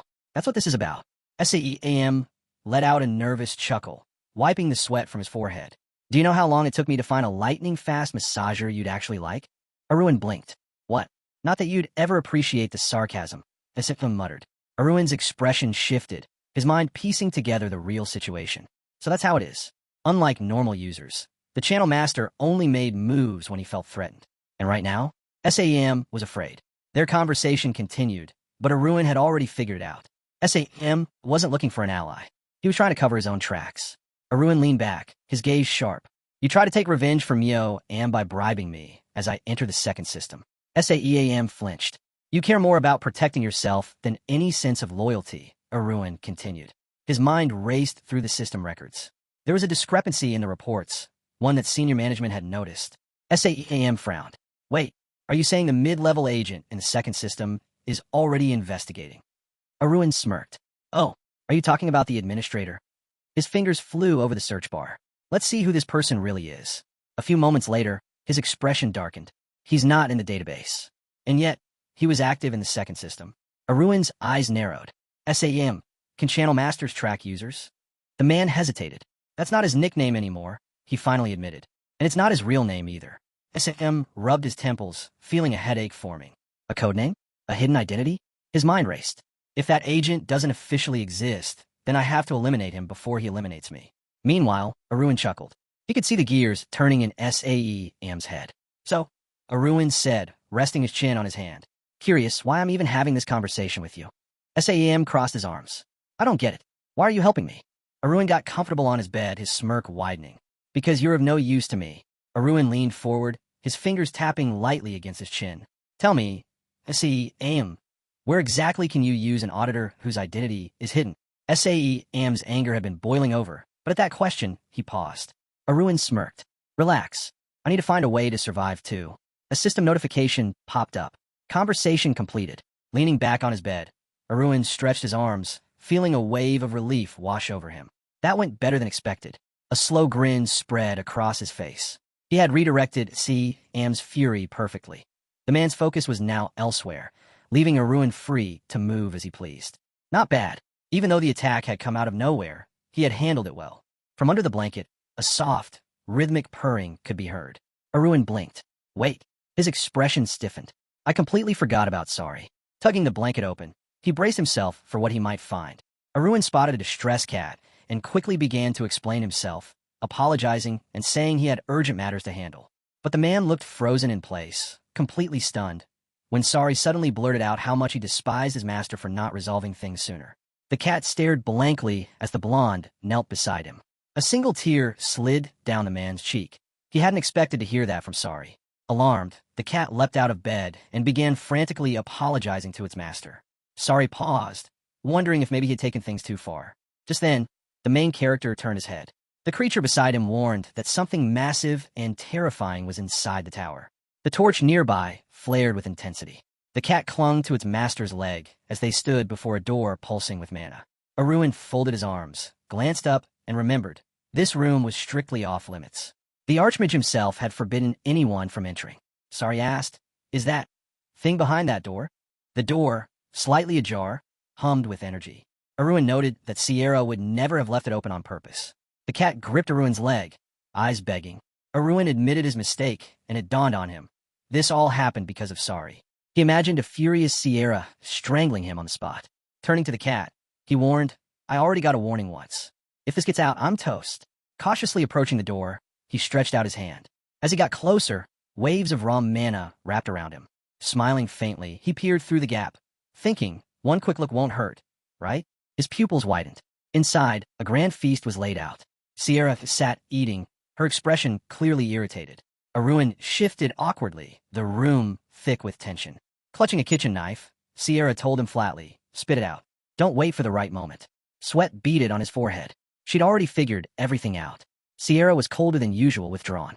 Arun suddenly leaned forward, planting his hands on the table. He held up Sari and said, "Look at this little guy. Isn't he cute? Come on, calm down." But Sierra wasn't having it. "When are you going to stop avoiding the question?" she said, bowing her head. "Just tell me, what did you see?" Still holding the cat, Arun knew there was no more dodging. "Inside that room," he began, "I saw the majestic beholder, the being behind the mana that powers the entire magic tower." She froze. "So, you saw everything. What did it say to you?" Sari clutched a glowing cube as Arun continued. "The mages have used it for centuries, and it said if I help it escape, it'll give up its forbidden power." Sierra, chewing on a piece of steak, replied calmly, "That thing is just a vessel, an artificial body that regulates mana flow." Arun pictured mana rising from the earth. Sierra went on, "Did you know all magic towers are built in dragon craters? Across the continent." He nodded. "I've heard the Emperor once said that the energy in dragon blood was nature's greatest weapon." The mana orb lit up, shining white. "But dragon blood's still too powerful for humans," Sierra added. "That's why the beholder exists, to remind us of our limits." Arun rested his chin in his hand, thinking. He was starting to get curious about this forbidden power. So it really is just a device that controls mana? Sierra dabbed her mouth with a napkin. Arun cautiously asked, "So you're not mad anymore?" She smirked. "I was planning to punch you." She grew serious again. Beholder's voice has magical influence. Anyone who hears it without mental protection ends up controlled. That's why every encounter ends in chaos. "But you're fine," she said, puzzled. "Why?" Sitting across from her, Arun asked softly, "Can I meet Beholder again?" Sierra narrowed her eyes. "Why? What do you plan to do?" As she waited for his answer, Sari had already dozed off, curled up in his master's arm. Arun chuckled, admitting he found it amusing watching the creature pretend to be something it wasn't. Placing the cat on his shoulder, he turned and said, "Actually, I've got another fun idea." Suddenly, a tile appeared beneath his feet. He raised his hand in greeting. Hovering over a vast abyss was the Beholder, a floating, one-eyed creature, glowing in shades of pink and blue. Hands casually tucked in his pockets, Arun looked up with a grin. The Beholder stared back, frustrated. Once again, it had failed to take control of him. It couldn't understand why, especially since the blonde wasn't using any kind of mental protection spell. Sari looked on wide-eyed. With a smirk, Arun reminded the Beholder that it had failed just yesterday, too. "Still can't take me, huh?" he said. All along, Arun had been using the Northern Lights technique, a pinnacle of spiritual martial arts. The Beholder lowered its eye when Arun calmly revealed the truth. It was nothing more than a control system. "I'm just repeating Sierra's words," he added, spreading his arms. "I am a majestic beholder," the creature boomed. "Yeah," Arun nodded. "Let's cut the act."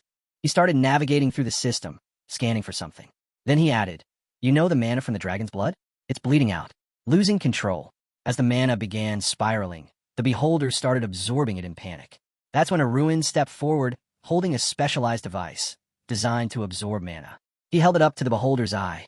"Look," he said, "I wouldn't have spent a fortune on a mana stone maker if I didn't plan to use it."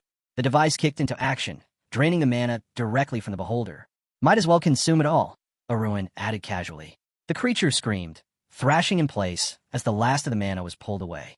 All across the room, multicolored mana stones sparkled on the table. Surveying the treasure trove, Arun figured the beholder's reserves would be drained in no time. Sari picked up a red crystal, inspecting it with curiosity. Arun's thoughts turned to his plan. He needed three things: a hefty amount of starting capital, users to do the labor, and a channel master to oversee the entire operation. Looking around the room full of valuable mana stones, he realized something. He'd struck gold. He already had Shirlene managing a team of part-timers. And somehow, he'd even gotten Ness to help. Jackpot! A grin crept across his face. The shelves were packed with top-tier ingredients. All that remained was tying up one last loose end. He thought of the man in the green cloak. "I will get my revenge on Miriam," he muttered. Meanwhile, over in the magical empire of Lanesia, a bright sign lit up on one of the towers. Nearby, knights rushed to assist a fallen comrade, but an unknown figure in a green cloak stopped them. "Don't touch him," he commanded, clutching a book that emitted a glowing panel.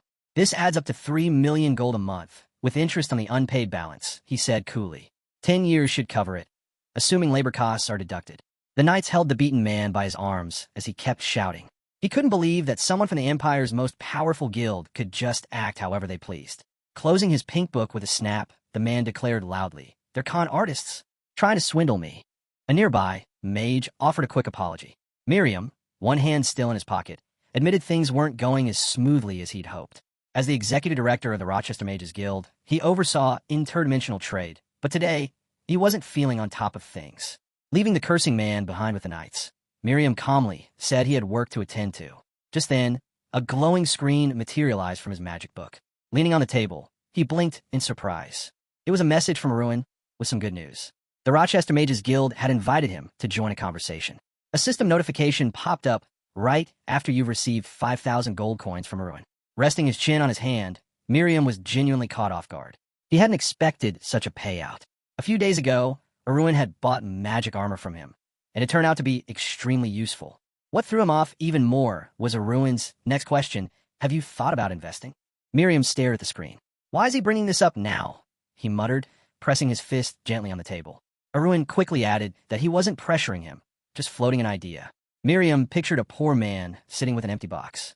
In his mind, investing felt like throwing money into a black hole, no matter how trustworthy the person seemed. But then he glanced at Arun's profile photo and remembered something. The blonde had bought 3rd-gen magic armor and hadn't haggled once. That meant something. On a whim, Miriam tapped the screen and decided to invest 1,000 gold. Looking back, he realized he hadn't taken Arun seriously at all that day. Now, as he saw the results, a smile slowly formed on his face. Meanwhile, Arun, thinking Miriam had gone quiet because the returns were underwhelming, messaged again. But Miriam was stunned. His investment had grown 5 times over. Even Arun admitted he hadn't expected that outcome. Miriam was speechless. He imagined gold coins flying in circles around the tower. Then came another message. The Rochester Guild is pulling in tens of thousands of coins a day, Arun wrote. That truly shocked him. Furrowing his brow, Miriam realized, even a small amount of money becomes precious when it's your personal savings. Sure, the investment wasn't massive, but the profit was over 500%. He stared seriously at the screen. If I had known, he thought, I would have put in everything. Then he asked Arun a simple question. How much did you make? Arun replied humbly, not that much. A single drop of sweat slid down Miriam's face when the answer came, around 100,000 gold coins. Miriam, draped in his green cloak, practically deflated. But then Arun added, I barely kept any of it. I made sure to take care of my people. That last part hit Miriam differently. He frowned, thinking it through. Without the right connections, hitting a jackpot like that was impossible. Just then, Arun revealed a glowing blue mana crystal. Miriam remembered how nervous he'd been the first time he listened to Arun's explanation. Back then, Arun had told him to buy up mana stones while prices were low, then sell them off once the market bounced back. Now, holding his shin, Miriam couldn't help but admit, everything had unfolded exactly as Arun predicted. The mana stones that once sold for 30 coins were now back up to 200 gold each. Staring at the wall, Miriam tried to make sense of it all. How had Arun pulled this off? He suspected there was someone powerful backing him. Maybe the channel master himself. Tilting his head, he wondered if the mysterious figure from before had played a role. Clutching his face, he thought even harder. What if Arun is actually above the channel master? Breaking the silence, Miriam asked bluntly, why did you suggest investing to me? Arun replied without hesitation, I was just trying to raise the funds I needed. Miriam flailed his arms, visibly frustrated. You're talking like 1,000 coins is pocket change. Arun shrugged with a hint of regret. I just needed a small amount to start with. A drop of sweat slid down Miriam's face as he realized he might have overreacted. Then, a new message popped up on the screen. Arun was still speaking to him. Sitting in his office, Miriam read the message carefully. Arun wrote that he had a knack for spotting profitable investments, but he always played it safe. He added that he'd honestly be disappointed if Miriam chose not to partner with him. Clenching his fist, Miriam felt a jolt of motivation. When Arun called the first investment a test, a smile tugged at the mage's lips. Then Arun sent one more message, with a devilish grin in his profile picture. So, ready to play big? Seeing that, Miriam felt a spark ignite. He was in. Meanwhile, Arun calmly stroked Sari in his arms, pleased with how easily he'd tricked the magician. Suddenly, his screen flooded with messages, users offering mana stones. He had tanked the market price of high-grade stones by simply changing his username and using the information distortion function. Equals as Miriam stared at the screen, deep in thought, Arun recalled how he'd faked his identity as the channel master by mimicking his voice. That move alone had sealed the deal. Miriam now fully trusted him. A message from A came through. How'd it go? Arun smirked. As soon as he smelled money, Miriam agreed, without a second thought. Watching the system screen, Charlene looked uneasy. He suspected the magician was tracking them. From his point of view, Arun, as a middle manager, should have used force to crack down on shady practices. But Arun just smiled. Even watchdogs can be tempted, he said. Charlene, the blue-haired agent, turned pale when Arun casually asked, "Are you really in a position to talk about corruption when you're running an illegal part-time agency?" Charlene burst out laughing, realizing too late that maybe he should have used a silencing spell on himself back when he was selling illegal magic. Rubbing his beard, Same chimed in. "So, are we moving to Phase 2? They had lured Miriam in by driving the price down. Now, pointing at the screen with 2 fingers, Arun said, "Next, we reverse it. We hike the price." He turned to Charlene. "Any ideas on how to make that happen?" A mischievous grin appeared on Charlene's face. "Watching from the sidelines is getting boring. It's our time to shine." Their plan was to spread rumors about the price spike using their network of part-time workers. Just as the strategy went into motion, a flag bearing an eagle flapped in the wind. Miriam walked confidently into the building, hands in his pockets. He was greeted by a man with a wave and a grin. "Someone's in a good mood today." The magician raised an eyebrow and asked, "Is that really how I look from the outside?" Arun nodded without hesitation. "Exactly like that." Grabbing his chin in thought, the man figured it must be related to interdimensional trade, because he was sure Miriam couldn't have risen that far based on magical talent alone. A bead of sweat ran down his tense face. Still, he was confident. The guildmaster was going to love everything he'd done. Lai crossed his arms and gave him a menacing glare. But the green-haired man already knew he was falling behind. After all, Miriam was a 7th-level magician. As the man walked past, Miriam decided to ignore him for now. His focus was on Arun. With Arun's help, he'd become rich, filthy rich.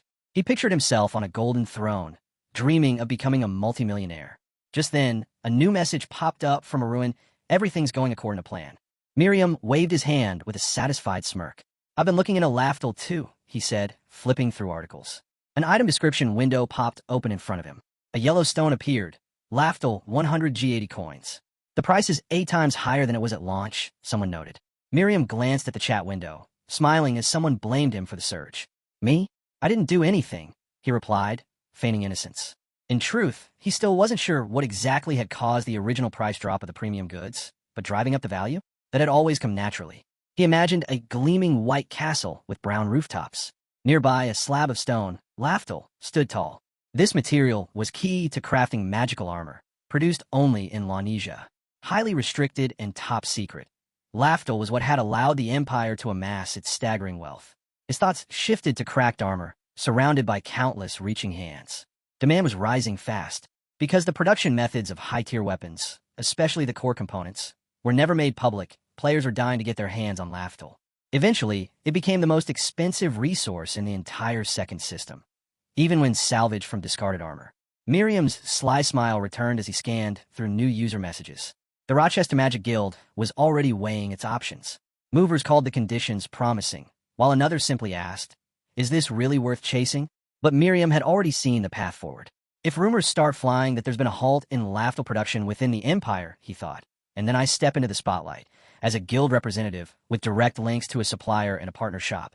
He pictured it clearly investors dazzled by gold, practically forced to trust him. Elsewhere, a hooded figure sat at a table, a chat window glowing before him. Arun had messaged, "How much did you put in this time?" The man replied, "If I deduct the debt from the 5,000 I earned earlier, it comes out to 30,000 coins. Miriam furrowed his brow as the next message arrived. Arun wrote, "After subtracting what you owe me from your profit, 240,000 coins. Your take is 170,000. Miriam's eyes widened. 170,000, he echoed, stunned. Another message slid into view from Arun. "That's not all." Still reeling, Miriam typed back, "Wait, what?" His jaw dropped as he read the next line. Based on the current demand trend, the message said, profits could multiply by 50 times. That means you're looking at 1,100,000 coins. Miriam repeated it in disbelief, his voice barely a whisper. 1,100,000 coins. He instinctively covered his mouth in shock as he read the message in front of him. It said the final profit wouldn't actually hit a full million because the 45x gain belonged to Arun. The green-haired man quickly asked, "If I sell too much, am I going to hit a sales cap?" But the response surprised him even more. With his hands folded in front of him, he read the message. No need to worry. Soon, the supply will be practically unlimited. His eyes widened. Unlimited? What kind of setup ignores even the sales limit? He muttered aloud. Can I at least find out what the total investment was? Miriam stared, stunned, as another message appeared. I can't give details, Arun wrote, but let's just say it's an 8-digit figure. That image hit hard. Miriam pictured an enormous mountain of gold coins. Even 1 million was already life-changing. With that kind of wealth, you could live in pure luxury for 3 years or 30.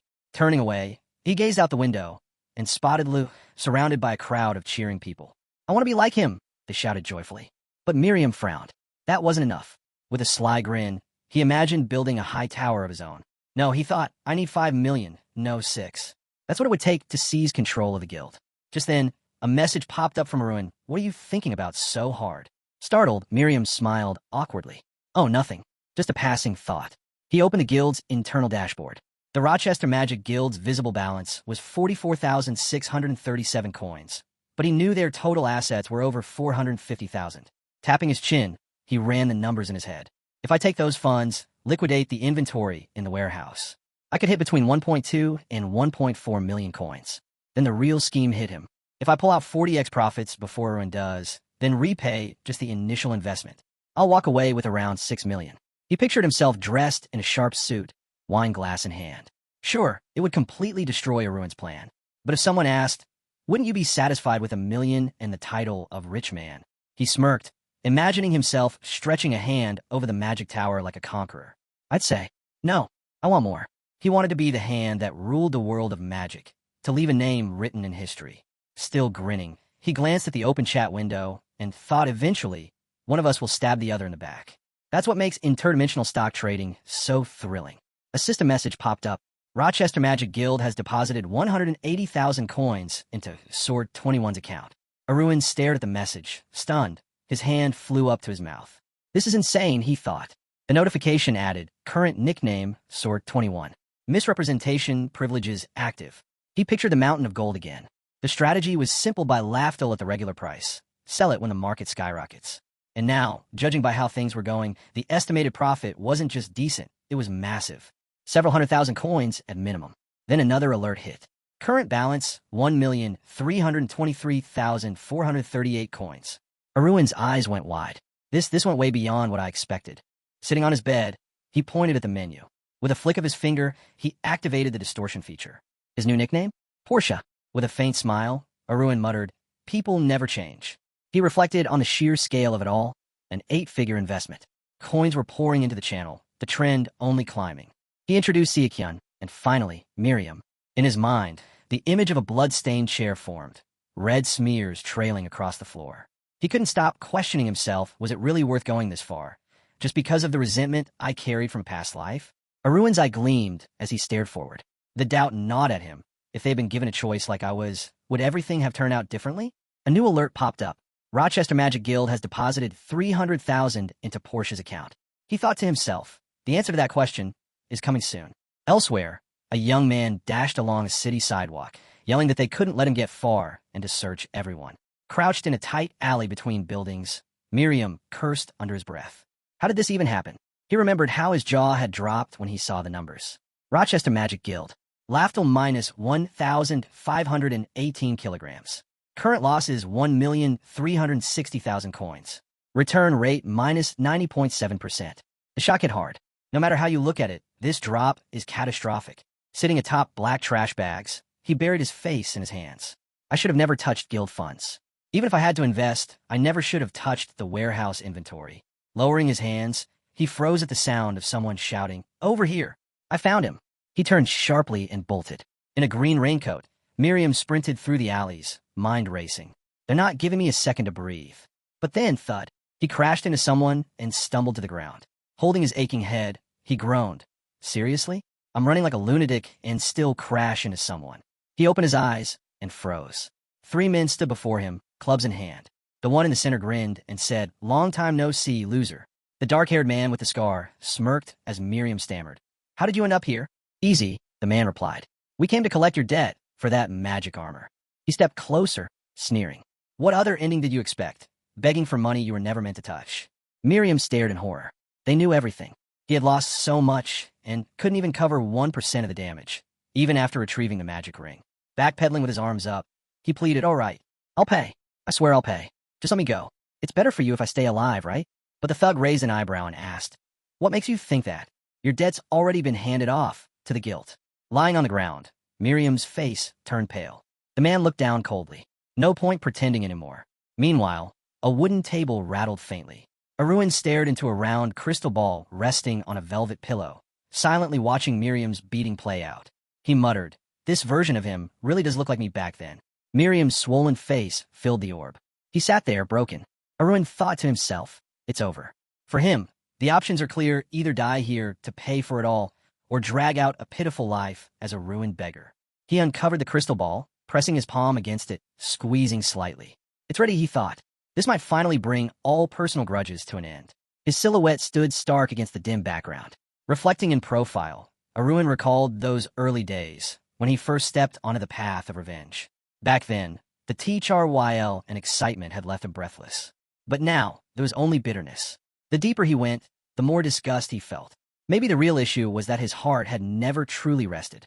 He kept chasing stronger highs, more intense moments. But the more he chased, the more unhinged he became. He pictured Miriam once again, surrounded by golden coins, smiling proudly and saying he'd be satisfied with just 1,000,000. But what if? Arun wondered. What if Miriam hadn't gotten greedy? What if he'd stopped there? Silence. Just an empty stone floor and 3 ants scurrying across it. Arun smirked to himself. Of course, knowing his personality, there was a 99% chance he would have kept going anyway. But what if that 1% had changed everything? He intertwined his fingers, smiling faintly. Looking back now, he could see how reckless it all was. But either way, the revenge was already done. A system notification flashed. Current balance, 1,713,468 coins. Arun imagined his family crest rising behind him. As he opened the menu and his glowing eye scanned it, he told himself, "Now, the only thing left is to stop the fall of my family." More notifications appeared. Mana stones purchased. Magic armor acquired. Magic items bought. Surrounded by floating system windows and mountains of gold, he realized just how drastically things had changed. What had started as a ripple in interdimensional trade had turned into a tidal wave. The disgrace of the family, once dismissed by everyone just months ago, was now a titan. The true third genius of Steelguard. Elsewhere, Sierra stared in shock at the piece of paper in her hand. Sari stood beside her, holding the device near the bright, one-eyed flame. Sam was equally stunned, reading a formal notice. MKS was found to have acted in violation of its duties. A ruling was issued demanding full return of illicit profits and immediate suspension of further activity. And from that moment on, signs of change began appearing everywhere. Small shifts in decisions, quiet turns in daily life, all stacking up into something much larger. At his desk, Arun yawned and covered his mouth. Oddly enough, despite everything, his daily life hadn't changed that drastically. He glanced across the wide auditorium of the academy. Sitting at a round table with his club members, he swung his sword casually. Later, standing alone, Arun touched his face thoughtfully. His days were filled with lectures, club training, and behind-the-scenes interdimensional trade, always hidden from prying eyes. And just like that, a year had passed since he entered the academy. Now a new school year had begun. Suddenly, intense flashes of light burst beyond the walls, like explosions. The crowd gasped, taken by surprise. By a lone piece of shattered stone, a boy sat calmly. "What is this?" someone asked. Arun smiled, resting his sword on his shoulder. "What? Did you really think there wouldn't be a twist?" Standing tall among arched stone columns, he heard the final verdict echo across the arena. The winner of the duel, Arun. In the distance, a magnificent white building with blue roofs towered above. Elsewhere, a man's hands trembled as he read the letter in disbelief. "Or a user. Arun Steelguard?" he repeated under his breath, crushing the paper in his fist. With a clenched jaw, Dirka muttered, "I need to head to the capital." The streets bustled near rows of 3-story buildings, where voices buzzed about the latest news. 2 years later, in the heart of Theros. Sighing heavily, Arun moved his pen across the page. He was now 17. Sitting at his desk, he grumbled, "Paperwork is going to kill me." Looking over at the 2 towering stacks of documents, he asked himself again why he ever agreed to serve as CEO. The Arun trading companies had grown into powerhouses, so large no one could afford to ignore them anymore.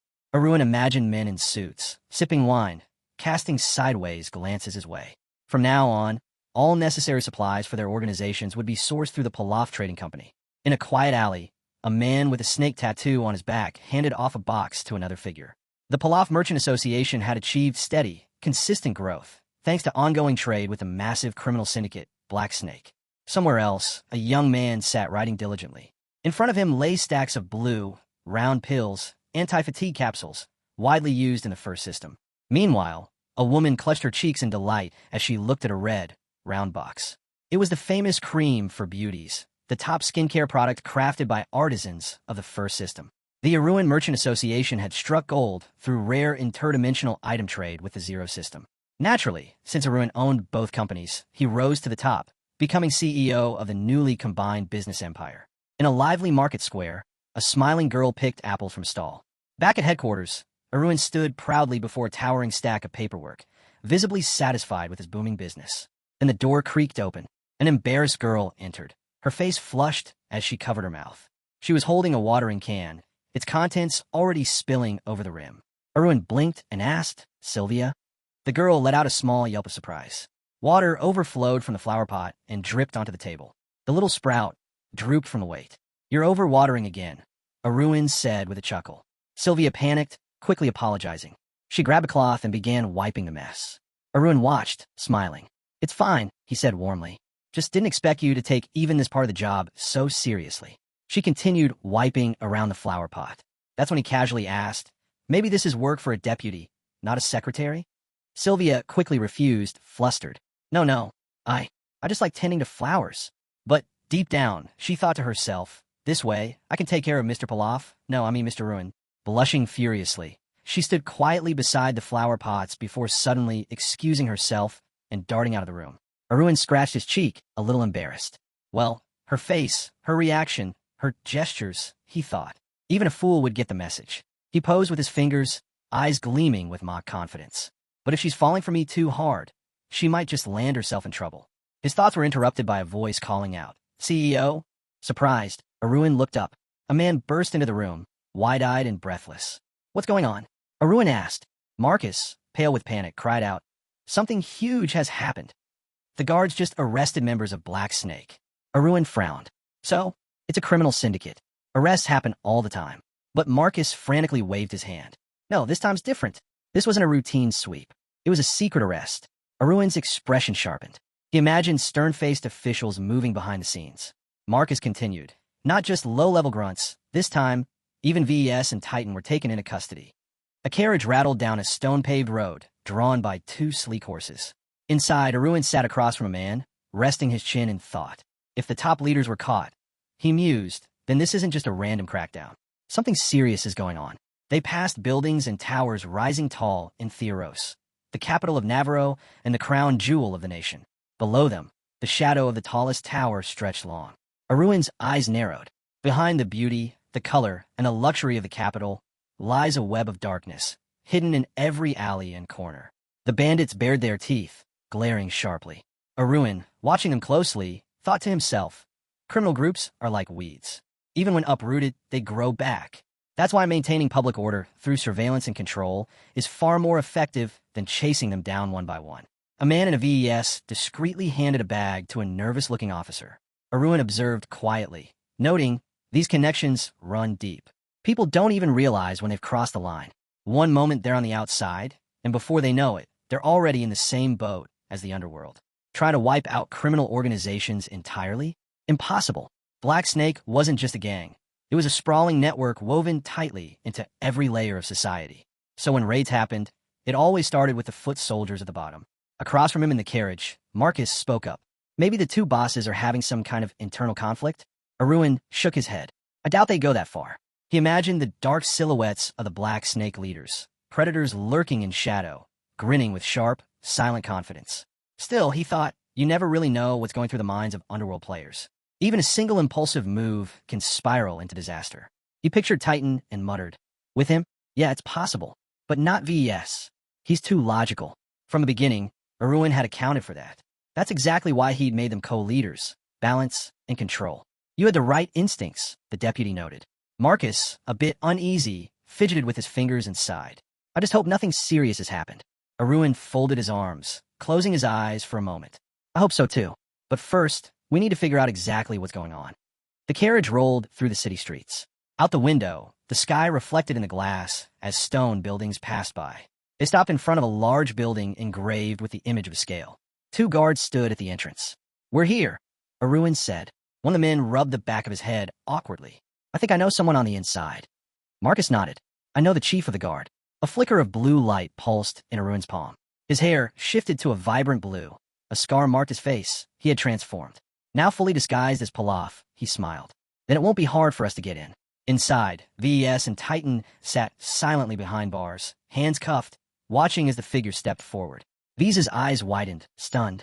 The blue-haired man stood outside the cell. Master, they shouted in unison, rushing to the bars. I knew you'd come for us, VES said, gripping the metal tightly. Titan looked up with hope. Did you come to bust us out?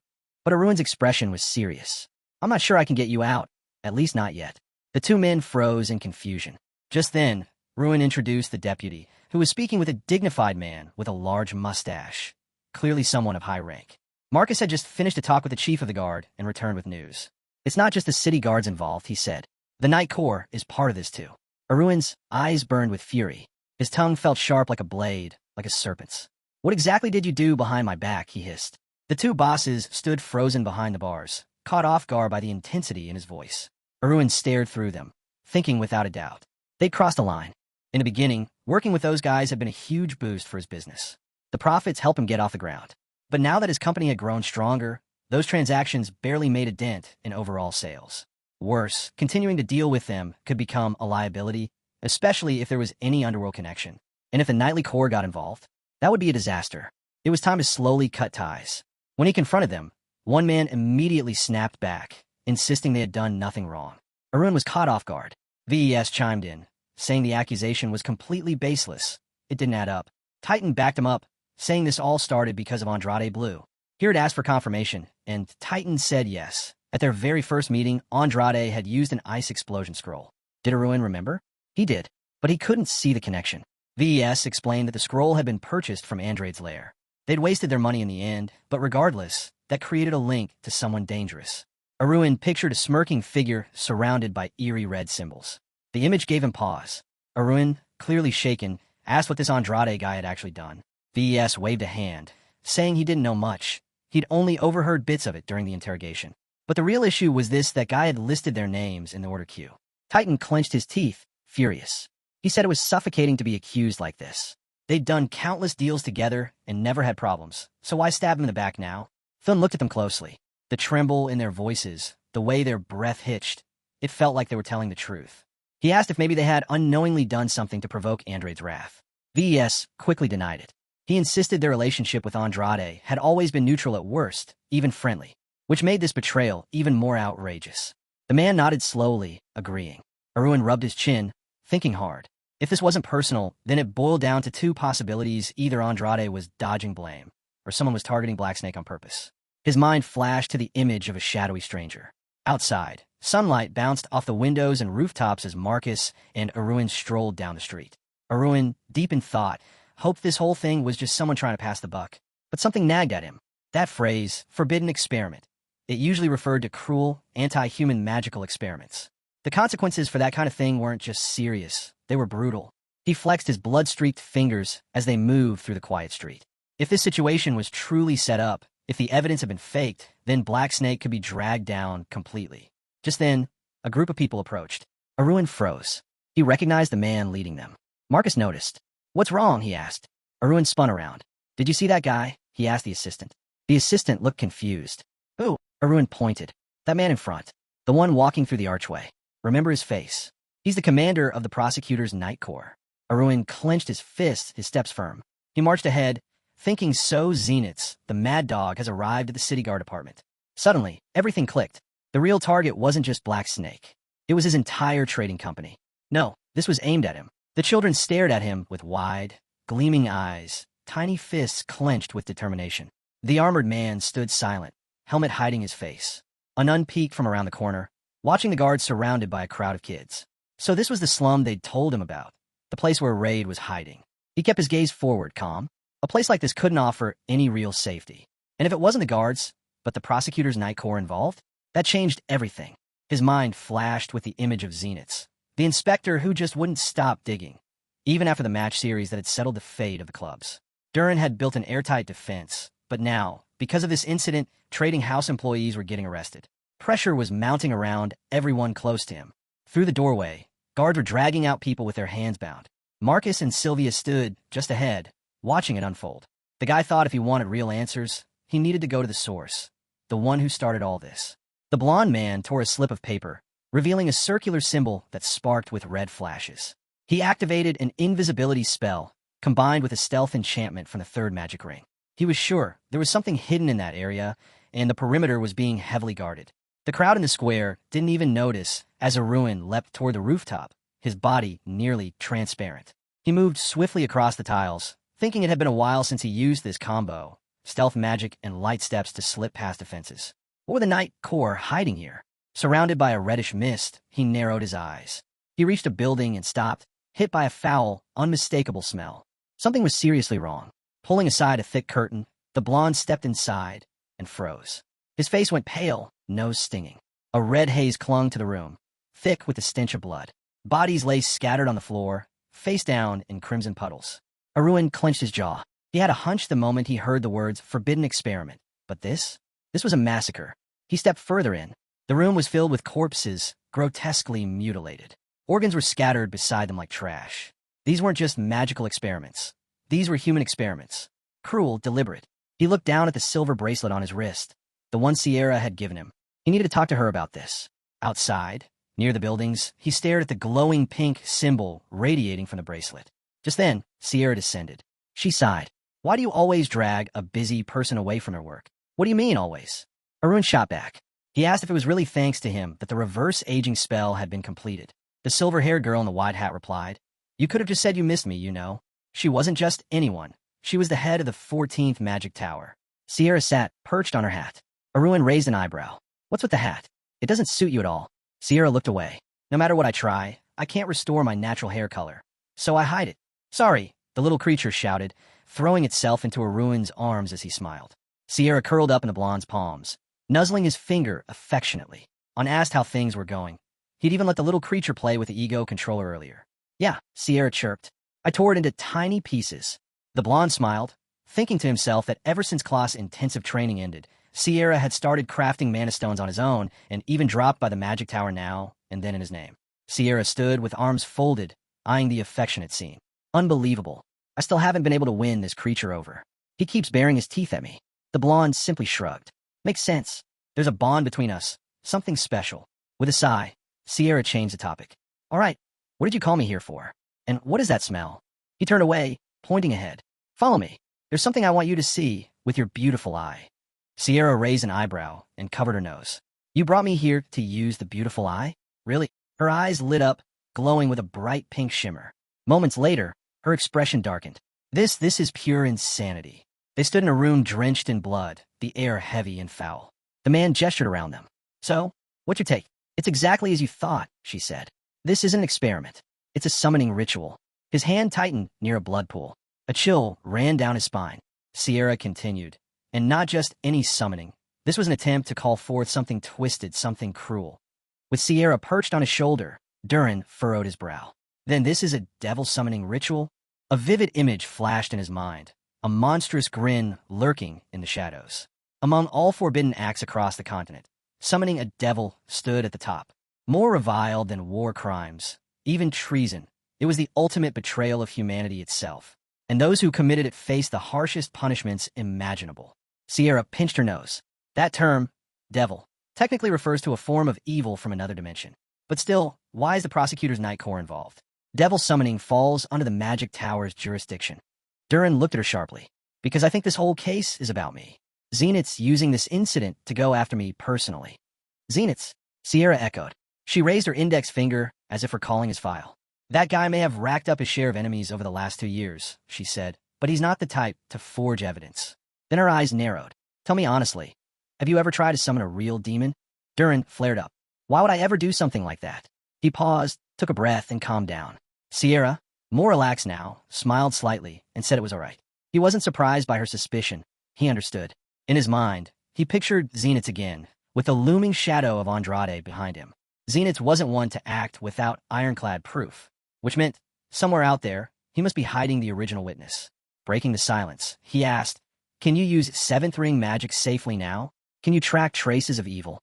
"If someone has touched true evil," Sierra said, "a mark is left behind." A kind of scent that lingers, impossible to wash off. She looked out toward the buildings. But if I cast that kind of high-level spell here, it'll draw attention immediately. Don't worry about that, came the reply. She blinked in surprise. A blazing red carriage stood beside him, its wheels wreathed in flames. He nodded toward it. It'll be enough if we raise it just outside the capital. A small stone house stood quietly. 2 guards were stationed out front. One of them let out a lazy yawn. Suddenly, his eyes widened. An intruder.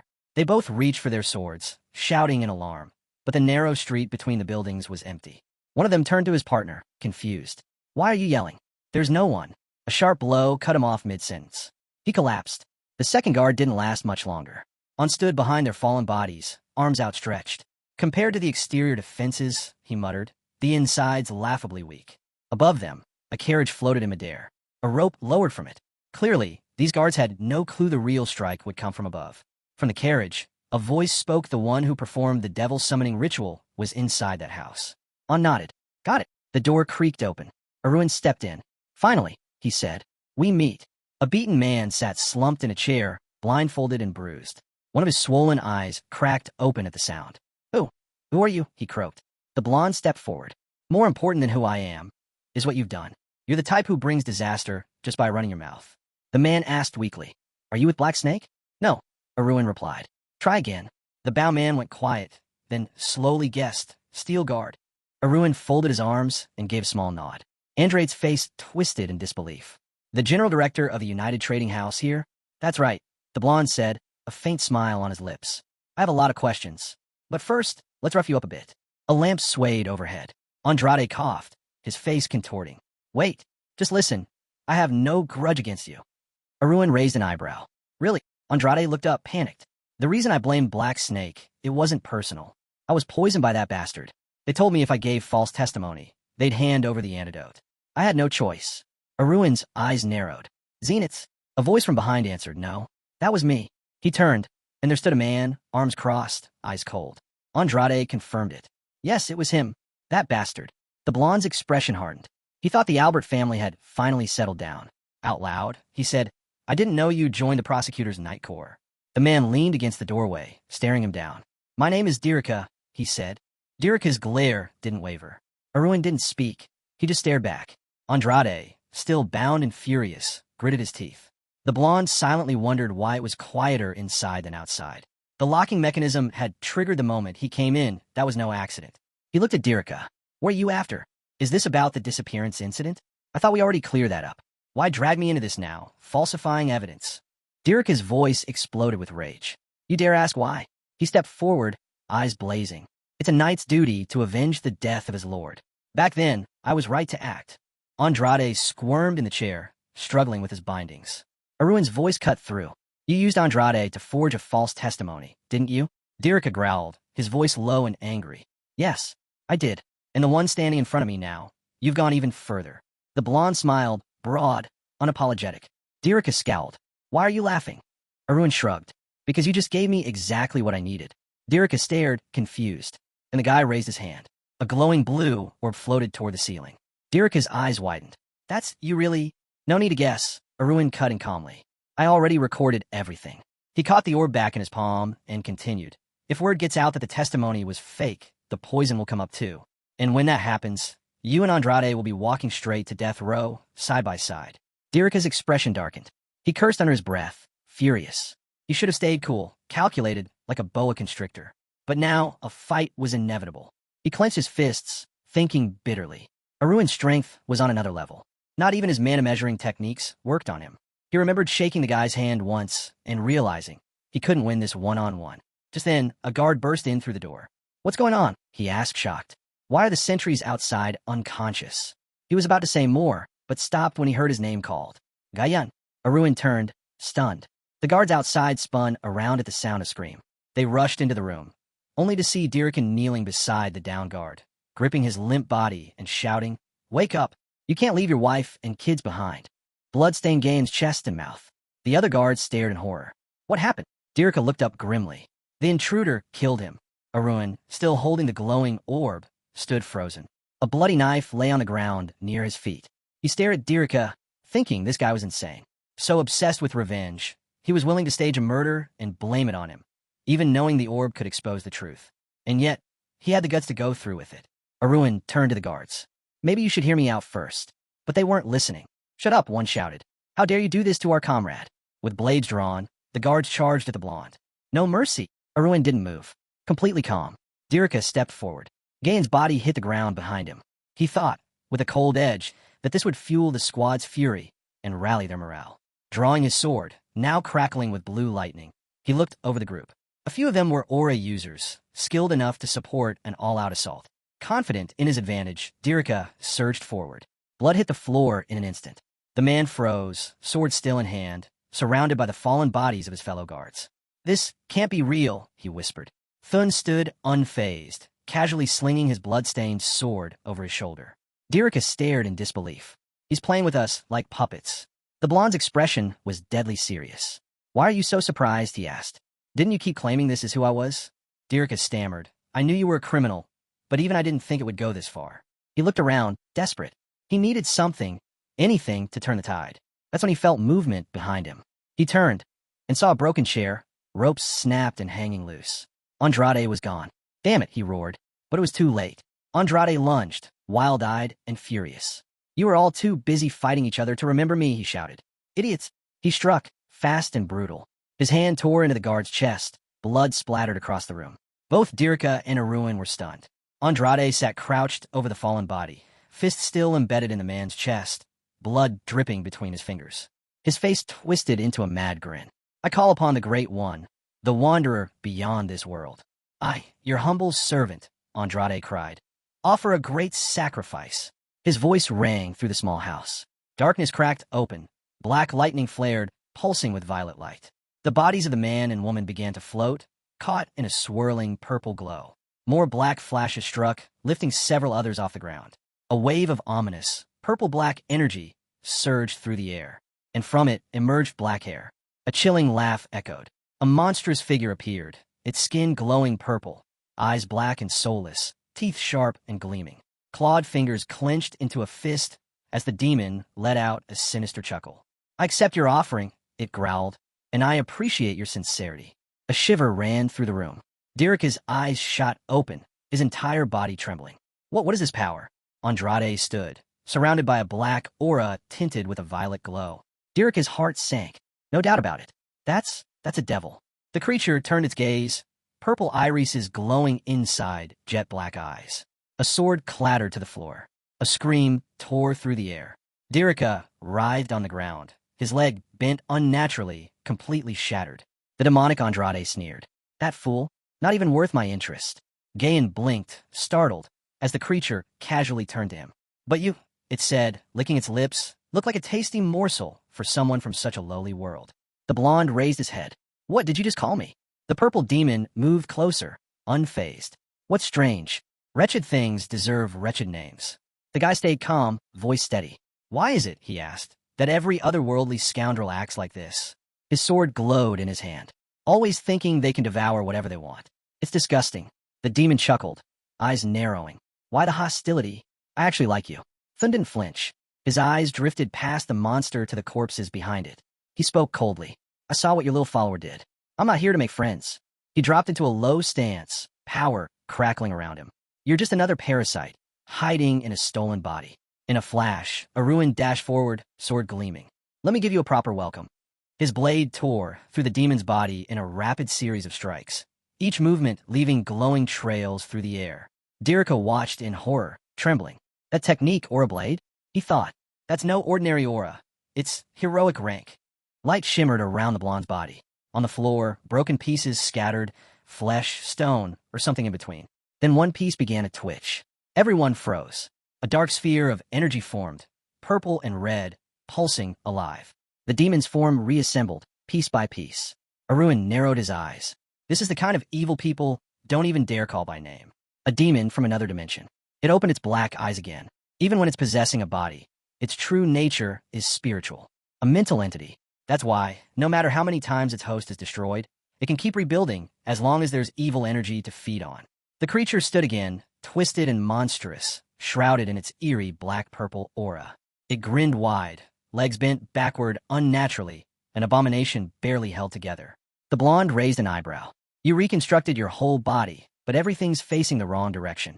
The demon snarled. It's none of your business. I can do what I want with my body. With a crazed roar, it charged. Arun leapt back, hands raised, blocking the strike mid-air, his expression unreadable.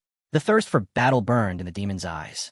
Once again, the creature lunged, clawed hands outstretched. But in an instant, a brilliant blue streak flashed across its body. In the center of it all, the blonde, wrapped in a silver aura, landed silently. Behind him, the demon's body split cleanly down the middle. Chunks of flesh splattered across the floor. A black eyeball with a glowing pink iris rolled among them. The bloody pieces twitched.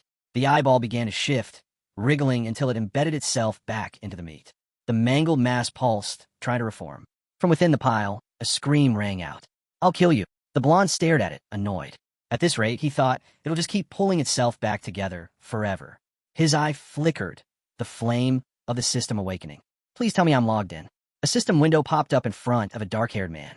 The azure-eyed black demon. The sorcerer pressed his palms together, grinning.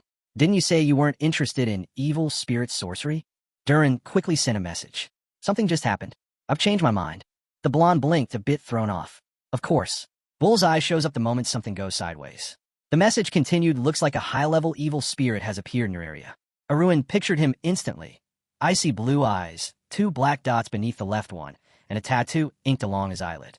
Whenever I talk to this guy, Arun thought, it's like he's reading me. His insight cuts deep, like he sees right through me.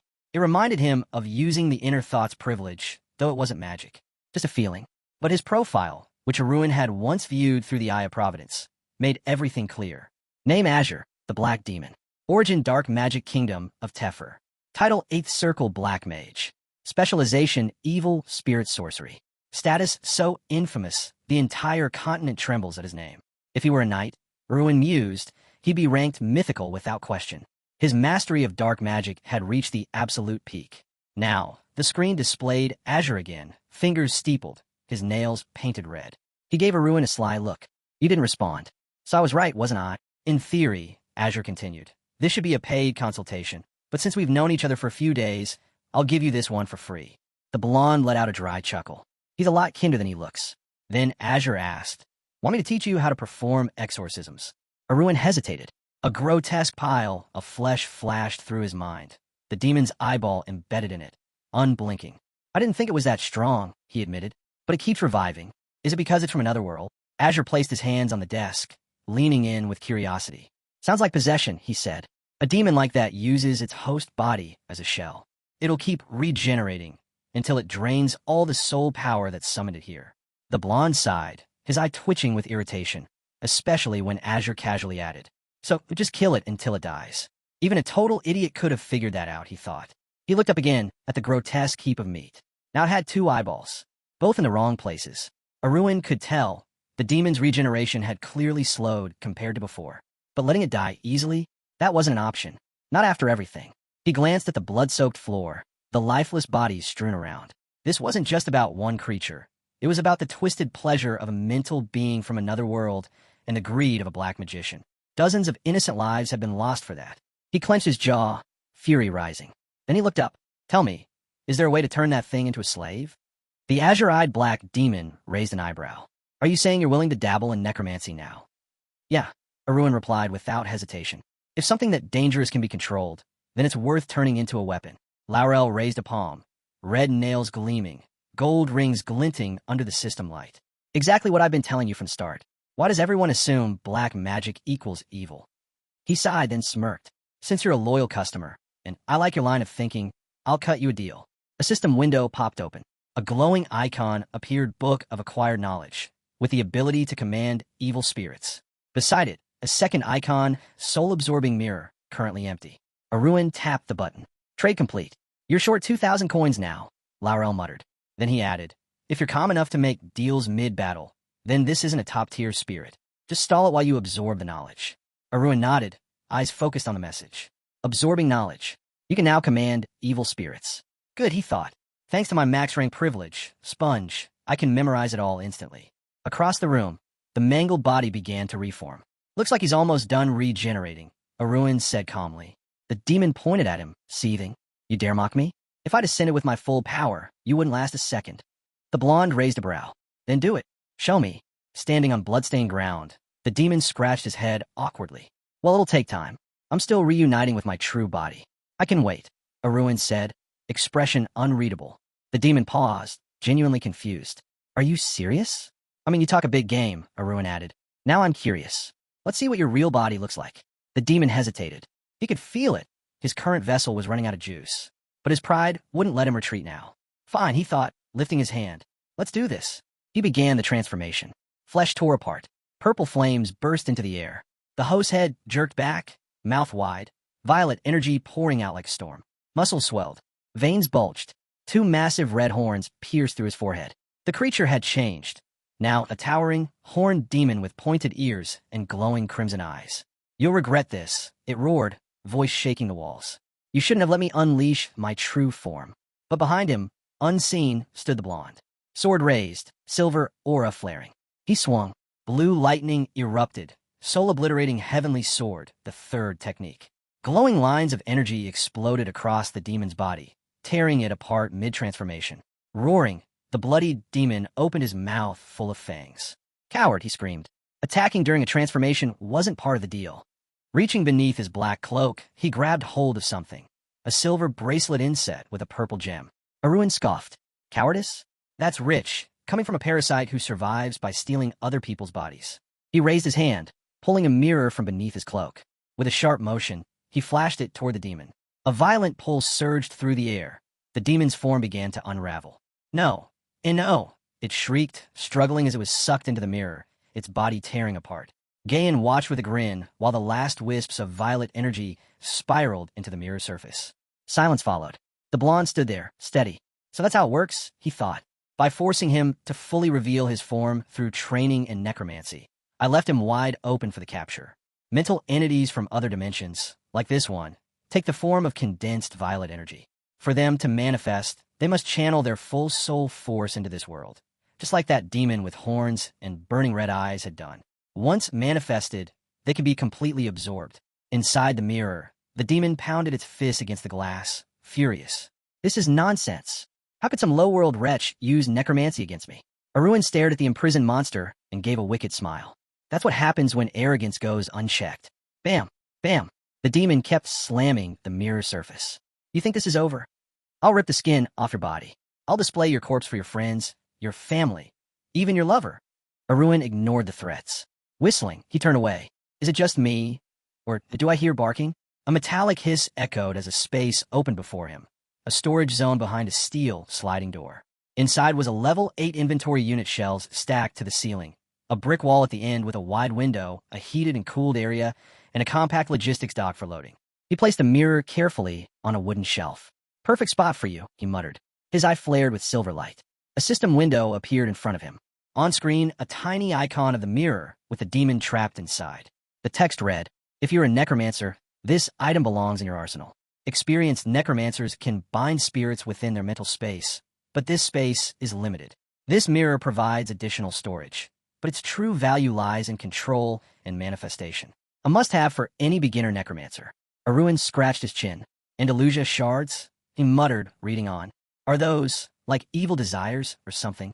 Opening a chat window with the azure-eyed black demon, he typed L. Laurel's eyes went wide the moment he saw the next message.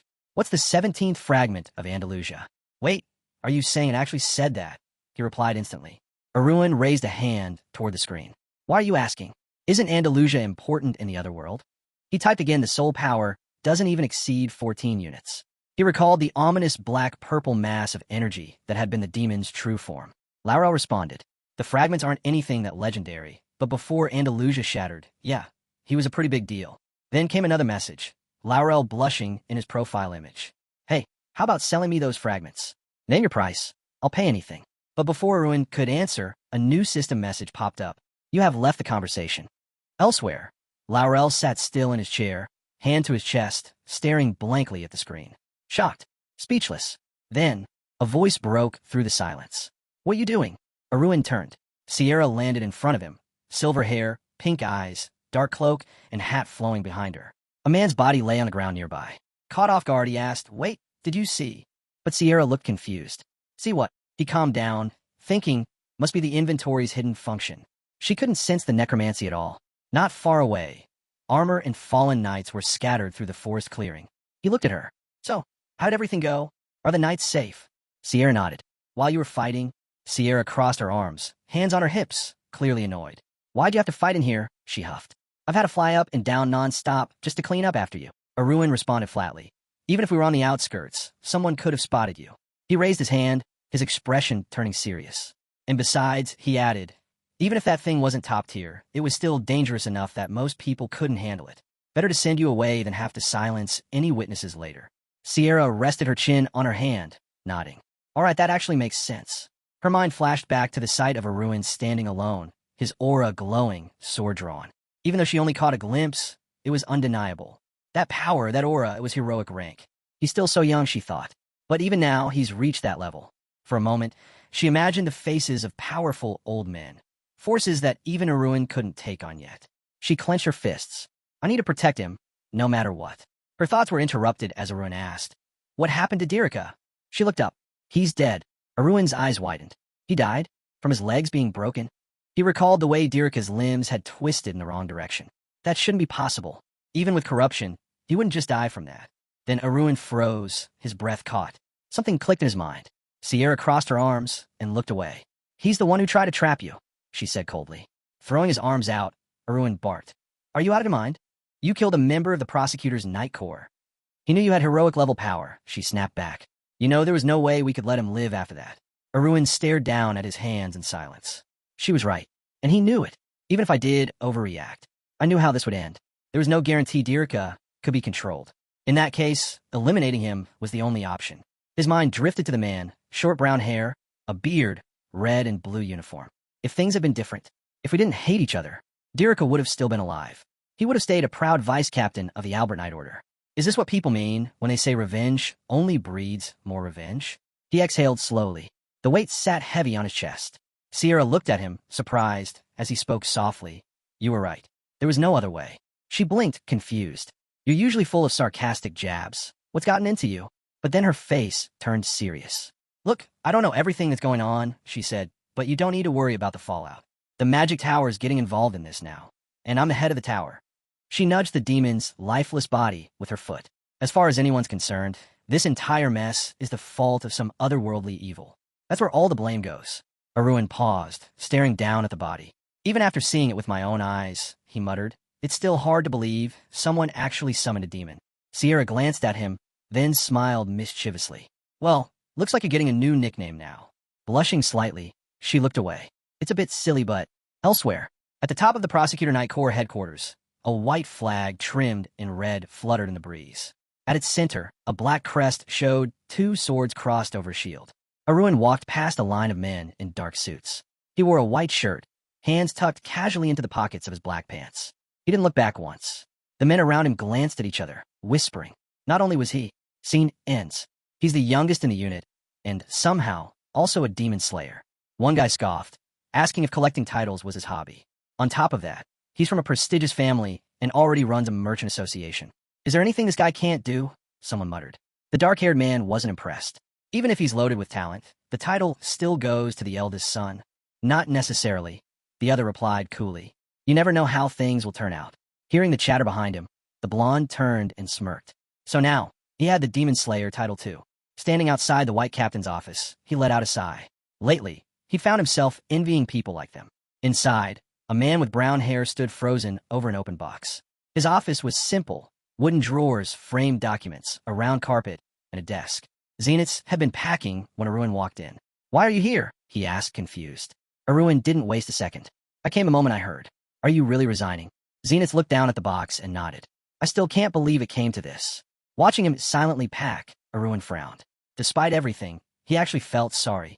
A memory flashed. Sierra standing over a knight's bloodied body, her leg twisted unnaturally. Arun remembered the investigation papers, scribbled and frantic. Everyone hated Zeniths at the time, but according to Sierra, the knight had left a will stating Zeniths wasn't involved. Her investigation, along with the internal review, had cleared him. No fabricated testimony. No conspiracy. The blonde's eyes darkened as he recalled a man dropping to his knees before him, apologizing through gritted teeth. I was wrong about you. About Dirika too. Zeniths, still ashamed, muttered. I don't know what got into me. I didn't think Dio would go that far. Arun remembered looking at him, disappointed, not in hatred, but in sheer disbelief. You really lost your standing, he had thought. As the leader, you've fallen hard. And yet, it didn't feel like Zenith came crawling back just to save himself. Box in hand, Zenith turned to leave without a word. But Arun stopped him. Wait, he said firmly. This guy, he had done nothing but carry out his duty. Resigning now? It was too soon. Allies like Zenith's were rare, especially ones who stood firm by your side. Turning back, Arun locked eyes with him. If you think this is what it means to take responsibility, you're dead wrong. Zenith's blink caught off guard. What do you mean? Dirika crossed the line, Arun said. He betrayed his oath as a knight. Someone died. A demon was summoned. And if we hadn't uncovered the forged evidence, more innocence would have followed. Zenith lowered his gaze. There's no excuse for what happened. I'm just glad the video sphere wasn't made public. At least the prosecutorial Night Corps' reputation remains intact. Arms folded, Arun shot him a look. That's not praise. Let me ask you this. Are you resigning just to ease your guilt? When Zenith shook his head, Arun didn't let up. Then stop running. Take responsibility properly. Don't abandon ship just because it's sinking. Zenith stared, box still in hand. His expression was a mix of confusion and shock. I started all this, he murmured. Investigating Black Mamba, probing the trading company, trying to bring the gentleman down. He trailed off, beads of sweat forming on his brow. Looking down, he realized, with a shiver, that maybe everything had gone wrong from the very start. The whole investigation had no solid ground to begin with. But even so, just starting it had already dealt a heavy blow to Arun. No one expected things to spiral this far, turning into some twisted game of revenge. Raising a hand, Arun asked plainly, wasn't this whole thing orchestrated by Dirika alone? Then why take the fall for it? Zenith looked up, firm and unwavering. I'm no coward. If I draw a sword, I'm ready to be struck by one too. This is me owning up to it. That answer caught Arun off guard. To his surprise, there was something noble in Zenith's resolve. But that didn't mean he could just stand there and let him make a mistake. If Zenith was set on taking responsibility, then Arun had no choice but to challenge him with a trick of his own. With his back turned and arms folded, he asked seriously, are you disappointed in yourself? Arun's voice hardened. That relentless drive that pushes you to go after anyone, no matter their rank or the risks. That's why they call you Mad Dog. But even so, you've never attacked without reason. Zenith's eyes widened. You came at me because you believed I killed Kuntz, didn't you? Zenith opened his mouth slightly, stunned. It all just hit at once, he muttered, remembering everything. His family's bitter rivalry with Arun's, the documents showing Arun's incredible feats at the academy, running a merchant guild in 2 years, taking over a criminal syndicate. It all seemed too perfect, like he had lived this life before. Setting the box down, Zenith watched as Arun said his relationship with Black Mamba was purely business. Even if that's true, Zenith replied, I still couldn't tell if you were capable of murder or not. Turning to face him, Zenith added, if you really had the intent to kill, you'd have done it cleanly, left no trace. It would have looked like the man just vanished or fled from his family. Arun's expression darkened, eyes narrowed in quiet frustration. That's absurd, he muttered, rubbing the back of his neck. Zenith closed his eyes and bowed his head. I'm sorry, but Arun shook his head. Don't apologize. Unlike Dirika, what you did was exactly what an inspector is supposed to do. Zenith flinched, eyes wide in shock. So, keep taking responsibility, Arun said calmly. You've never made a misstep in an investigation before. Don't let Dirika's mess make you give up. Zenith stared at him in disbelief. I don't want the Mad Dog lying down quietly, Arun said with a faint smile. You only feel alive when you've got someone to sink your teeth into. Raising his hand, he added, so instead of stepping down, stay in the fight. Keep digging. Make sure the innocent stays safe, and the real culprits don't slip through again. Zenith stood frozen, speechless. What kind of man is this? His mind drifted to darker nights, the ones where he sat stripped of everything, while silhouettes stood over him, cursing him, vowing to flay him alive and feast on his flesh with soy sauce. They swore they'd track him down and curse his bloodline forever. Nobles and knights never forget, he thought. They always come back for double revenge. But in all his 20 years of service as a knight, this was the first time he'd met someone like Arun, someone who, despite being the victim, simply let it go and told him to keep investigating. Looking at the blonde, arms crossed, calm, and almost glowing with quiet confidence, Zenith wondered just what kind of person Arun truly was. 17 years old, and carrying himself like this? Meanwhile, in the city, a wooden chariot rolled through the streets, pulled by 2 horses. People bustled along the sidewalks as a gray-haired driver guided them forward. Inside the chariot, Axe exhaled heavily. Man, I'm exhausted from all that talking, he muttered. Still, ended well. He recalled the dark-haired man's intense stare. The moment he said, Arun would have made it look like he disappeared or ran away. Axe frowned, realizing how deep that line of thinking had gone. Across from him, Marcus asked, So, how'd it go? Arun gave a small nod. No need to worry. It took some effort, but I convinced him. Smiling faintly, he added, Let's be honest, Zenith didn't really want to quit. A guy who gets that much satisfaction from dragging the truth into the light can't just walk away. Marcus shivered at the memory. Sitting across from Zenith's during his own interrogation, he'd felt it firsthand. That man was ruthless, relentless. Even when you were innocent, he tore through you like you were hiding the world's biggest secret. His heart was pounding. Marcus raised a hand and asked, Did you talk to him about Raihan? Arun shook his head. Not yet. Lifting his hand slightly, he added, Zenith's only just started keeping an eye on me. If I go asking for favors right away, he'll figure me out in an instant. Marcus raised both hands in exasperation. Still, you can't just ignore those bastards. If the supplies headed for the royal court get intercepted, we're in serious trouble. Crossing his arms, Arun nodded thoughtfully. Even the royal court's part-timers are paying attention. I've learned a lot about Raihan lately, but for now, it's better to wait. Just then, the coachman turned and called out they'd arrived. As the carriage came to a stop, Arun stepped out. At that exact moment, Sari leaped into his arms. The little creature sat in his palms, holding a white sheet of paper between its teeth. Arun took it, eyebrows lifting as he recognized the style. Over the past 2 years, he'd gotten quite a few letters like this. A white envelope sealed with red wax, marked with a single letter J. A message from Jarvis. Elsewhere, Jarvis sat in a bright, spacious office, a wooden desk in front of him. The seal on the envelope had already been torn. In his hands, Arun read the neatly folded report. It was just another one of Jarvis's regular updates, concise, encrypted, always to the point. He made sure Arun could grasp the situation, even from a distance. Arun's thoughts drifted to a celebration years ago. Congratulations to the youngest cadet to earn Karsum. His name on that banner, those stares full of suspicion, all came rushing back as he read Jarvis's warning. You're starting to stand out, the letter said. Graduating early wasn't enough. You had to get Karsum, too. The Imperial Intelligence Service had started watching him more closely. On top of that, there were whispers that the FOH organization would soon be shaken up. He had to stay sharp. Then came the business report. Mentions of Yilaf Company appeared.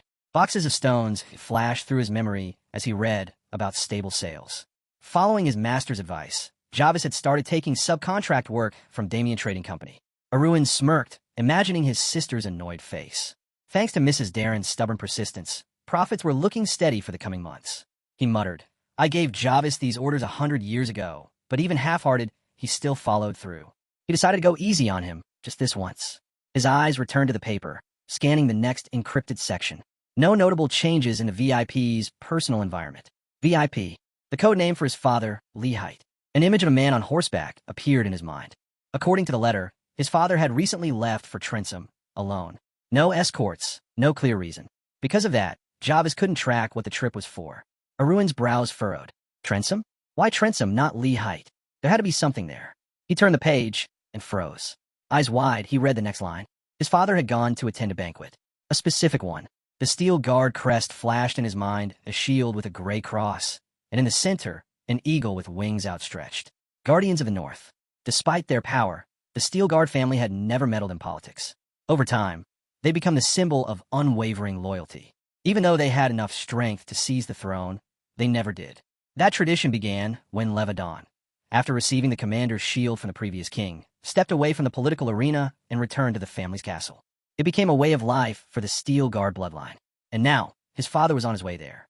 Staring down at the letter, Arun read on. Arun thought about his father, how he had always followed his grandfather's wishes. He never showed his face in high society unless absolutely necessary. And yet, he still graduated from the academy with Karsum honors and became the star of the autumn banquet. Placing a hand on his chest, Arun felt his heartbeat quicken. From being the family's useless youngest son to becoming their pride. His thoughts were interrupted by a knock at the door. Marcus? He guessed. Without moving, he created a small flame in his palm and calmly burned the letter. Ever since this whole mess began, Marcus had offered to assign an escort, probably being overly cautious again. Come in, Arun called. A pale young man with brown hair, peeking through his fringe, stepped carefully into the room. It was Jenkins. He approached the desk where Arun sat, hands folded, face unreadable. What is it now? Arun asked, watching the guy's tense posture. Jenkins hesitated. I have a report, he stammered. Arun closed his eyes as the man started mumbling. trying to explain something about the Raihan trading house and missing goods. Jenkins flailed, trying to make his point, but he was too worked up.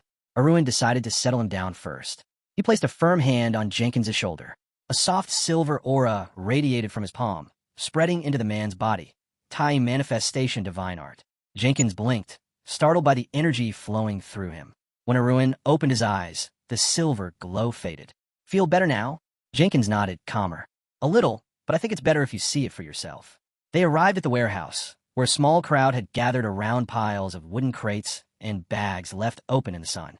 Raina, her short brown hair tucked neatly under bangs, studied a yellow object in her hand, chin resting on her fingers. Behind her, voices clashed in heated discussion. She flinched, eyes wide when someone whispered, "He's here." A girl in a white shirt and blue skirt rushed toward them. The staff quickly bowed to Marcus and the others, grateful that Arun had shown up. Pointing at the bags, one of the workers said, "That's what we're talking about." Green powder spilled from one bag, while another had yellow, round pills rolling out onto the floor. Arun frowned, scratching his chin. Something about them felt familiar. He remembered pink jars of cream, purple pills, and suddenly it hit him.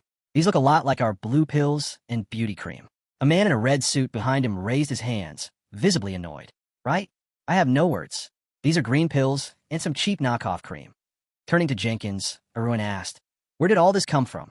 Jenkins explained, "During a routine check of trade records, we found the shipments were delivered to the wrong address."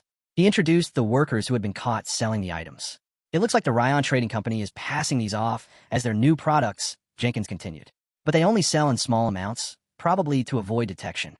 Hand on his chin, Arun narrowed his eyes. "So, counterfeit goods already? These bastards dared to copy our product."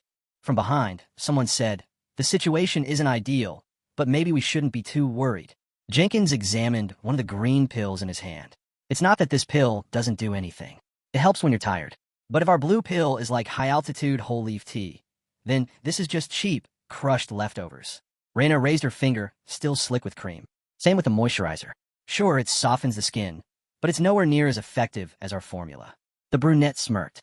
"No matter how polished they make these fakes look, they're still second-rate copies." A nearby staff member added, "The quality gap is too big. Even if they gave them away for free, no one would use them."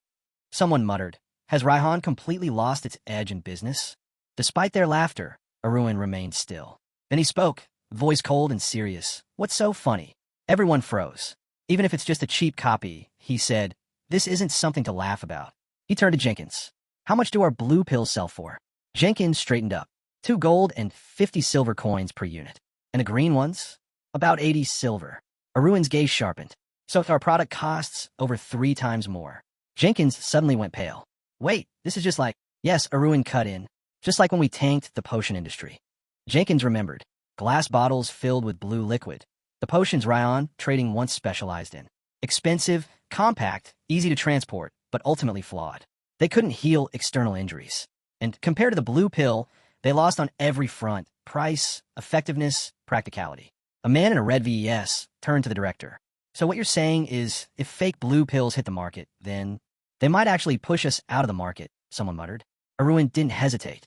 "That's exactly what Raihan's after.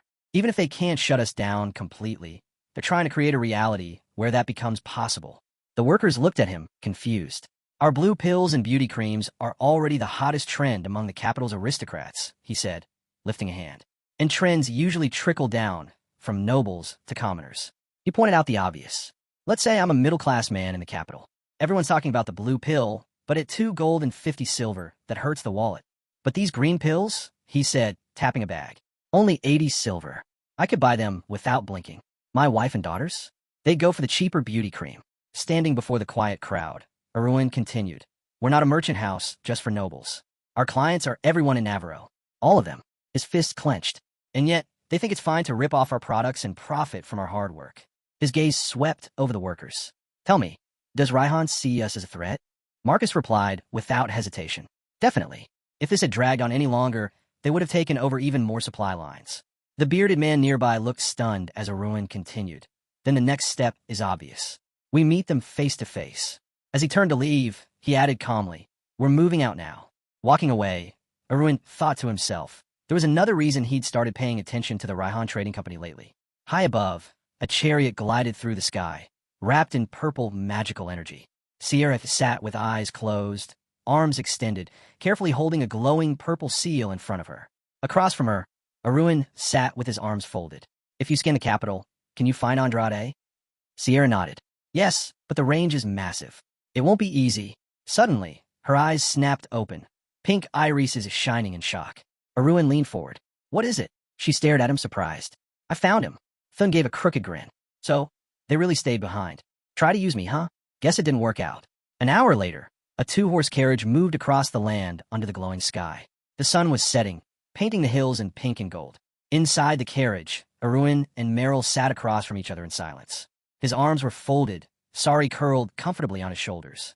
He glanced at the red-haired girl. Judging by Sari's relaxed posture, she didn't dislike him. Breaking the silence, Meryl suddenly spoke. I wanted to ask you something. Her long red hair was tied in a high ponytail with a ribbon. She looked irritated but determined. Why did you pick me as your bodyguard? She asked. There were two other candidates who were clearly more qualified. Outside, the carriage wheels turned steadily as evening settled in. The pink sky slowly darkened. Earlier, Vic had stood beside Marcus, arms crossed with Sari perched on his shoulder. Who are they? He asked. Marcus answered, they're the applicants for the night detachment we're forming. The one I mentioned before. There were three candidates, a fiery red-haired girl, a tall and rugged man with stubble, and an older, flabby man who looked well past his prime. Marcus added, Arun will need to assign their positions and responsibilities. The blonde looked over them, brows furrowed slightly. From left to right, mid-level, low-level, and another low-level second class. Two were older. The girl was clearly the youngest. He turned to her. How old are you? 22. She answered without hesitation. Younger than Kieran, he noted silently. She stood at attention, waiting for his verdict. Then the bearded man stepped forward. Meryl didn't attend the academy. That caught Arun off guard.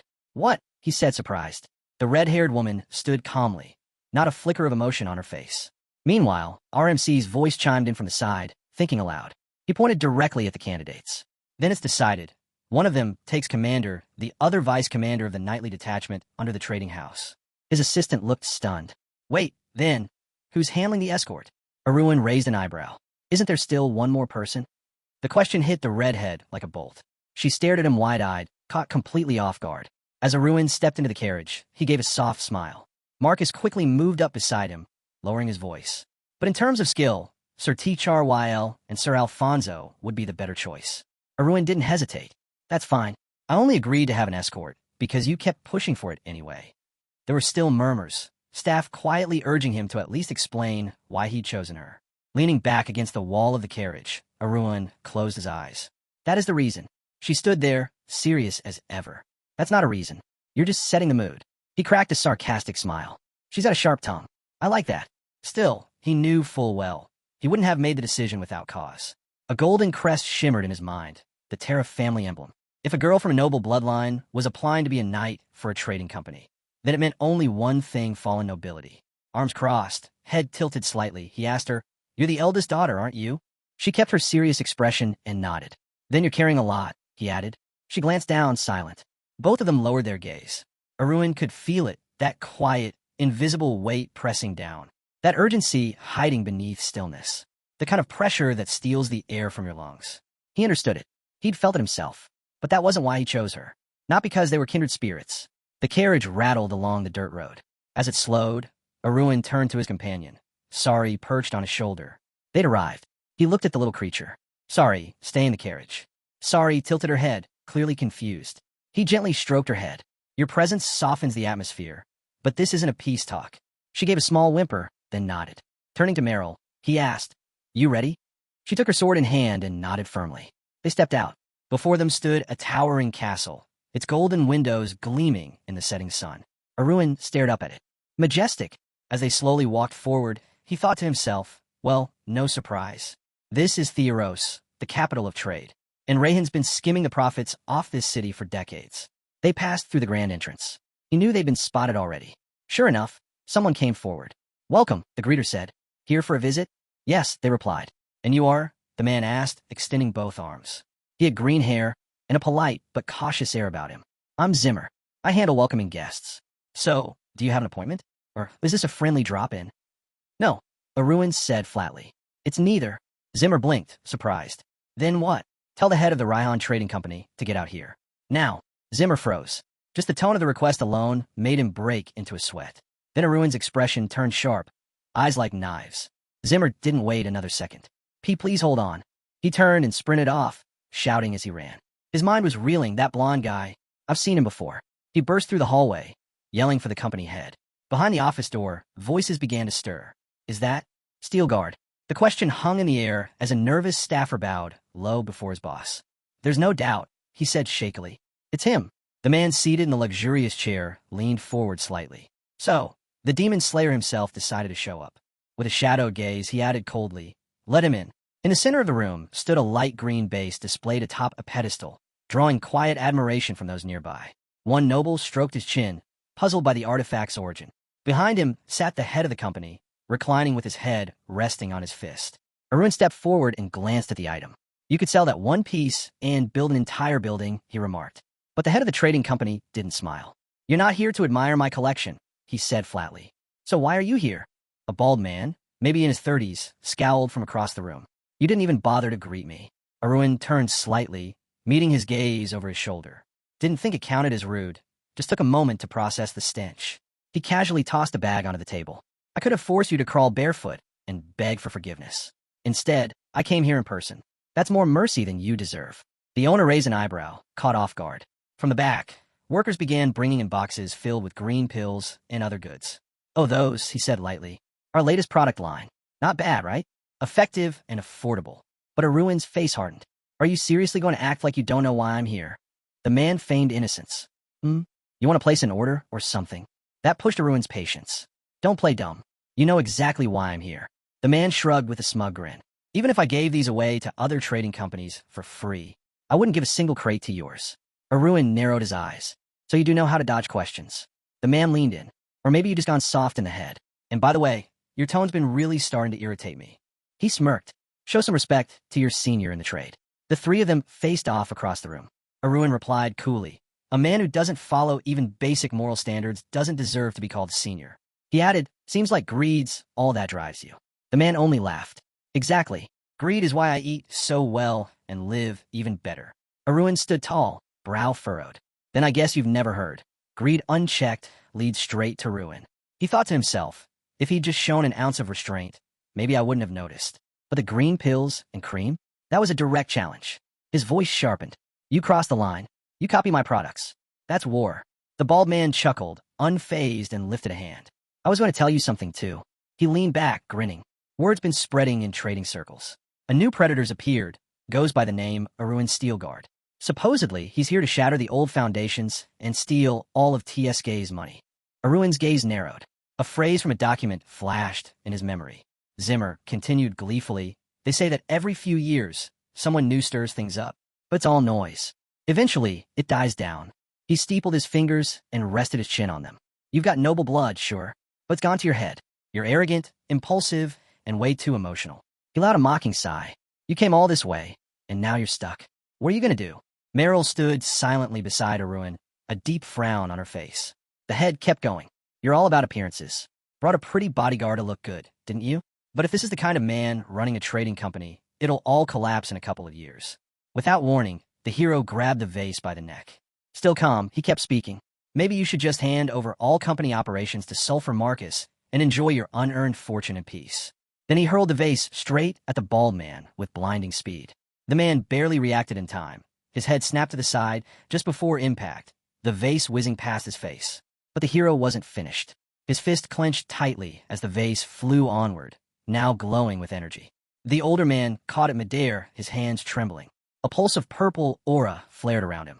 Are you insane? He roared. Do you have any idea what this costs? The young master's eyes darkened. Literally. His pupils turned pitch black. Necromancer's eye. I figured as much, he muttered, eyes flashing before returning to normal. He locked eyes with the man across from him. You called me arrogant. Just another noble clinging to bloodlines, he said. But this confidence wasn't handed to me. I earned it. He stepped forward. And I already have ways to stop your product theft. Many. The old man clutched the vase to his cheek, visibly shaken. The hero continued, voice firm. You said I brought a bodyguard, just for show? That I lead a trading house without understanding people. He turned, gaze sharp. Then you know nothing about her. The word struck deep. Raihan flinched. With his voice as serious as stone, Arun went on. Most aristocrats would chase status through marriage. But she chose another path, one filled with thorns. She's building her own future. For herself and for her family. The red-haired woman froze, eyes wide. Then he looked at her and asked, almost softly, "Tell me, how could anyone not respect that?" Her heart skipped. "That's why he chose me?" she thought. But before she could speak, Arun placed both hands on her shoulders and gently pushed her toward the exit. "I've answered your question. Now, go wait in the carriage." She blinked, stunned. "But my duty—" "It's fine," he said, expression unreadable. "I need to exchange a few private words with the head." He closed the door firmly behind her. The bald man shot up from his seat. "What do you think you're doing?" Arun turned back calmly. "I figured it's better if we talk alone." With a smirk, he added, "Why don't you have your guard stand down? Let's keep this fair." The old man tensed. "What guards?" Arun's gaze slowly drifted to the ceiling. "You really gonna play dumb? Or should I ask the one hiding up there if he knows your secret?" He grinned wide, drawing out each word. "You are a demon. Summoner." That did it. The man leapt from his chair in panic. "Get him! Now!" Just then, a ceiling panel burst open. Someone dove out, cloaked in a hood, blade in hand. The assassin flew straight at Arun, knife gleaming. But the hero didn't flinch. His eyes locked onto the attacker, cold and calculating. The blade slashed through the air, but Arun twisted aside with barely an inch to spare. Again the assassin attacked, fast, silent, and deadly. His movements were sharp, precise. Concealment? Top tier. Speed? Like lightning. If I didn't know about the ambush, Arun thought, I'd be dead. The assassin lunged again. This time, Arun extended his palm. A burst of blue light exploded from his hand as he struck with pinpoint force. The guard was thrown back, barely landing on his feet, skidding across the floor as he tried to recover. Arun took a stance, arms crossed, legs firm. Dark moon technique. Aura wrapped around his arms like liquid shadow. Once again, he charged straight at the blonde warrior, who was already set in his stance. Just as he swung his blade, the attack was stopped, caught mid-air by the man's bare palm. With both sides now fueling their attacks with raw energy, a fierce clash erupted. Blades and fists moved in a blur, each strike faster than the last. But the protagonist, calm and focused, blocked every blow with just his hands. Then, an opening. The Lord spotted a gap in his opponent's defense. One precise strike, and the enemy dropped instantly. A guard watching from below muttered to himself. Sure, the young man might have been the youngest to ever pass the Carson assessment, but he lacked real-world combat experience. Aura or no aura, he was still green. The enemy's blade closed in, aiming for the young master's neck. But at the last second, it dropped to the ground. The hooded figure froze, trembling, stunned. My hands, they just... But he never finished. The Lord had already closed the distance, winding up for a crushing blow. The servant collapsed to the ground. The blonde stood silently, his aura charge hand glowing faintly. The strength of the Dark Moon technique lies in its endurance. The longer the fight, the more energy floods into your bloodstream. Pan glanced at his glowing hand and muttered, Not exactly a weapon, but maybe I underestimated it. The castle's owner had been observing everything and was stunned. But instead of commenting, he asked how Pan moved that fast, how he'd pulled it off in the blink of an eye. Instinctively, he pictured the servant in his mind. Even if he wasn't great at reading people, he knew this bodyguard had top-tier stealth and ambush skills. And then it hit him. Only a knight of high rank could possibly defeat someone like that. The bald man, clearly rattled, pointed straight at Pan. You've been hiding your power. Pan didn't flinch. Calmly, he raised his finger and said, Looks like you've been hiding a bit of darkness yourself. The castle owner lowered his head. The title Demon Slayer had always stirred unease in him, but he never believed Pan had come to actually kill him. Still, rage began spilling from his mouth like venom. Suddenly, his form shifted. A dark, purple mist swallowed him as his body transformed.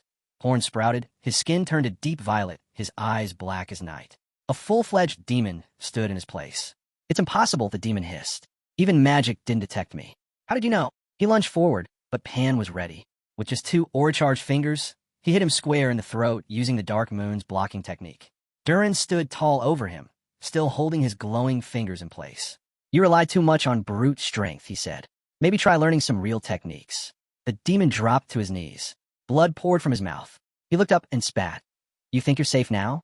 How dare you attack me and Ryan like this? But Pan calmly raised both hands. Small, orbs of energy formed between his palms. I think I'll be just fine. He unleashed a flurry of blue waves. The blast sent the demon crashing backward. We cut to the horizon, where the sun sets. His screams echo across the sky. Bloodied and crawling, the creature begged for mercy. But the blond man only looked down at him. You summoned the devil yourself. Why fear death now? The Lord stroked his chin thoughtfully. The demon, barely conscious, whispered, "One more hit, and I'll die." That gave Pan pause. He wasn't lying. His regeneration was weaker than Andrade's. Was this some kind of rare fusion between human and demon? One without full corruption? The demon lay there, pathetic and broken. The blonde activated his necromancer's eyes and examined him closely. Even with slowed healing, his ego was still intact. Pan locked eyes with him, his soul power read at 600. A steel guard descendant, watching nearby, noticed right away. 3-digit soul power? Poor camouflage. A detection spell could have revealed him easily. Pan kept his gaze fixed. He thought, people bound to demonic spirits, they're hunted everywhere. That's why hiding your energy is everything. Pan looked down at the demon and asked, "What do you think would happen if the world found out that Raihan, the same guild leader idolized by small, mid, and large guilds alike, the man who supposedly built a tower out of gold bars, was actually a devil summoner?"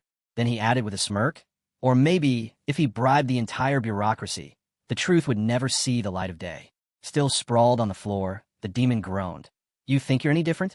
Just because the Steel Guard family has your back, you think you can walk away clean?" He tried to sneer, but the pain was too much. "If I go down, I'll drag you with me." But before he could finish, he froze. His eyes widened. The blonde had taken out a corked flask, small, unassuming, but instantly recognized by the demon. From a tiny container, the dark spirit of the 17th fragment of Andalusia burst forth. The soul-absorbing flask had been empty until now. Its master, standing calmly, said, "You've been idle long enough.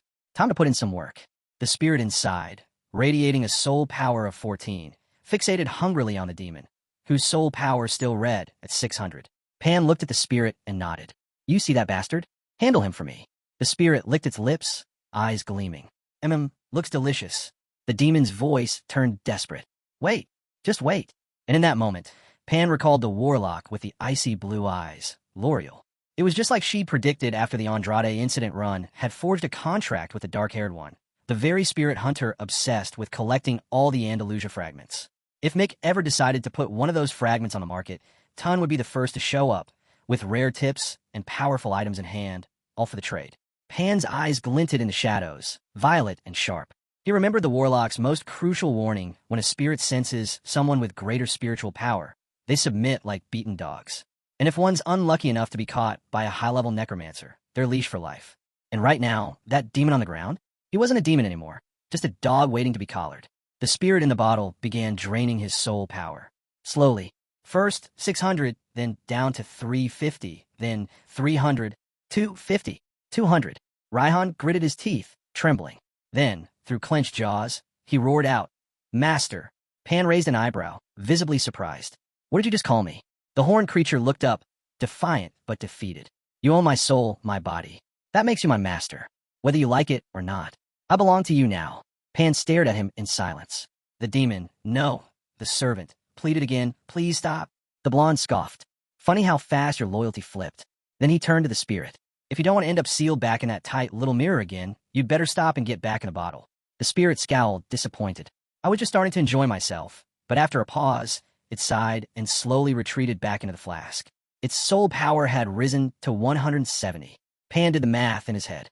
The spirit had devoured around 500 units of soul power, but somehow its own strength had only gone up by 300. The spirit's absorption rate was brutal. Ragged slammed his forehead to the ground, practically worshipping his new master. "Thank you," he muttered. But Pan just frowned. "Are you really the same guy from a few minutes ago? You were ready to lick my boots." As if to prove the point, the demon-turned-servant crawled a little closer. Pan narrowed his eyes. "What are you doing?" Without hesitation, the dark-eyed creature grabbed his shoe and stuck out his tongue. "If you command it, I'll do it." Pan jerked back. "Get away from me." Some time passed. The blonde now sat calmly, sipping tea from a luxurious set. Across from him, the bald man had returned to his former human appearance. He leaned forward slightly, gesturing to the teacup. "Try this. It's the most popular tea in the Empire." Pan took a sip. The aroma's amazing. His gaze stayed sharp, watching the man carefully. "So," he said, "tell me, why summon a devil?" "To live longer. Stay healthy," the man replied without hesitation. "Money can't cure incurable diseases." Pan nodded slowly, then asked, "And how many lives did you sacrifice to buy yourself more time?" That question hit like ice. The man's confidence wavered. He avoided eye contact, voice trembling. "About 10. That number caught Pan off guard. 10. He frowned, thinking. Fewer than Andrade, but in the end, he's no different. Still, if he's useful, I'll use him. The bald man, Sensing the shift in mood, try to change the topic. We're going to stop selling green pills and beauty creams soon. Pan raised an eyebrow. Why? Those were selling well, weren't they? They're flying off the shelves, the man confirmed, especially with the commoners. Exactly. Making something that popular takes real effort, Pan replied, leaning forward. You're a talented merchant. The bald man beamed, eyes closing with satisfaction. You flatter me. But even as he smiled, a flicker of doubt crossed his face. He stood, looked at his new master, and asked carefully, Wait, are you suggesting I continue selling our products? Pan nodded, then slid a document across the table with a grin sharp enough to cut steel.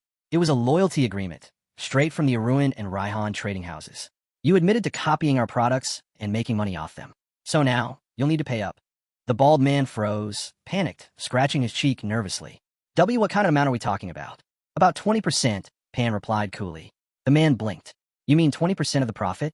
Pan leaned in, eyes narrowing. What are you talking about? Then he clarified, and the meaning behind that 20 hit like a sledgehammer. The old man stared in disbelief. Wait, what? He bit his finger nervously, calculating fast. In his mind, he pictured one of the green pills next to a stack of silver coins. Each pill sold for 80 silvers, with a profit margin of about 25. So, if Pan was asking for 20% of that, it would be doable. But if he meant 20% of total sales, that would leave him with just 9 silver coins per pill. His blood boiled. At that rate, he might as well switch to selling something else entirely. And in that moment, he genuinely felt like he wasn't the villain here. Aruan was. Frustrated, he stared at Pan. What exactly do you dislike about me? Pan didn't answer. He just calmly pulled the bottle out again. The old man's face went pale. Wait, no need for that. Don't release that brat. He scrambled for the contract, signed it in a flash, and sealed it with a bloody thumbprint. Pan looked down at the agreement, satisfied. Meanwhile, the old man looked completely crushed. His face twisted in disappointment, tears just barely held back. One goal down, Pan thought, turning slightly to glance at the crumpled figure still slumped by the wall. So, he asked, what should we do with him? The bald man scratched the back of his head. Is he even alive? Because if he's not, we might have a problem. Pan nodded. He's breathing. Then why were you asking me like I care? The man shot back, then quickly backtracked. Not that I'm close with him, or anything. But Pan narrowed his eyes. He recalled how the guy had been stuffed under the ceiling, hiding like a rat. If they really were friends, he thought, he wouldn't have forced him up there. Out loud, he asked, what's the real issue? Is it because he's too smart? More nervous scratching. The bald man, drenched in cold sweat, shook his head. That's not it. Then, more quietly, he admitted, Chris, he's someone Albret introduced me to. Pan's eyes widened. Albret, he repeated. He stood up abruptly, stunned. Wait, you mean the hot-blooded Marquis? The bald man nodded. Pan gripped his chin deep in thought. The servant, now fully obedient, cautiously asked, do you have a problem with him? But Pan was too busy turning over possibilities in his head. I didn't expect this. Why is the Marquis of Dorian suddenly part of this mess? His thoughts drifted to what Albret looked like, and everything started connecting. The green pills, the beauty creams, the whisper campaign about counterfeit goods. After that whole ordeal, the Aruan Trading Company walked away with a fortune. No maintenance, no overhead, just pure profit. Naturally, the rumors began to swirl. Some claimed they overheard the CEO yelling at Raihan, forcing him to admit fault and repay every coin. Others believed they'd just struck a quiet deal behind the scenes. But no one ever guessed the truth. The fact that Raihan couldn't even touch the Aruan Trading Company, that alone sent shockwaves through the merchant world. Inside the company, morale was sky high. Staff members raised their fists to the sky, celebrating in unison. Behind a tall, closed wooden door, the scene was quieter. The protagonist removed the dream machine from his head, a complex magical device that allowed him to dive into dreams and extract hidden information, even from someone's subconscious. It could uncover plans, secrets, even glimpses of the future. He set the device gently on the table beside him and let out a long breath. I never expected it. The Marquis of Dorian, an investor in Raihan. Thoughts began racing through his mind. Rumors he used to brush off suddenly made sense. Claims that the Raihan trading house was actually being positioned as the successor to the powerful Albret family. And then, there it was, confirmation that a 30,000 gold coin investment had been made to back either the young Marquis Albret or Raihan himself. The Golden Demon was now emerging as a real power in the political world. With full support from the Marquis, the tides had shifted. Pan leaned back, his eyes narrowing. At first glance, it looks like they picked Raihan, but in truth, it's the Marquis pulling all the strings behind the scenes. And that wasn't all. Even Luther Carlson, one of the Empire's 3 main lords, was heading toward the capital.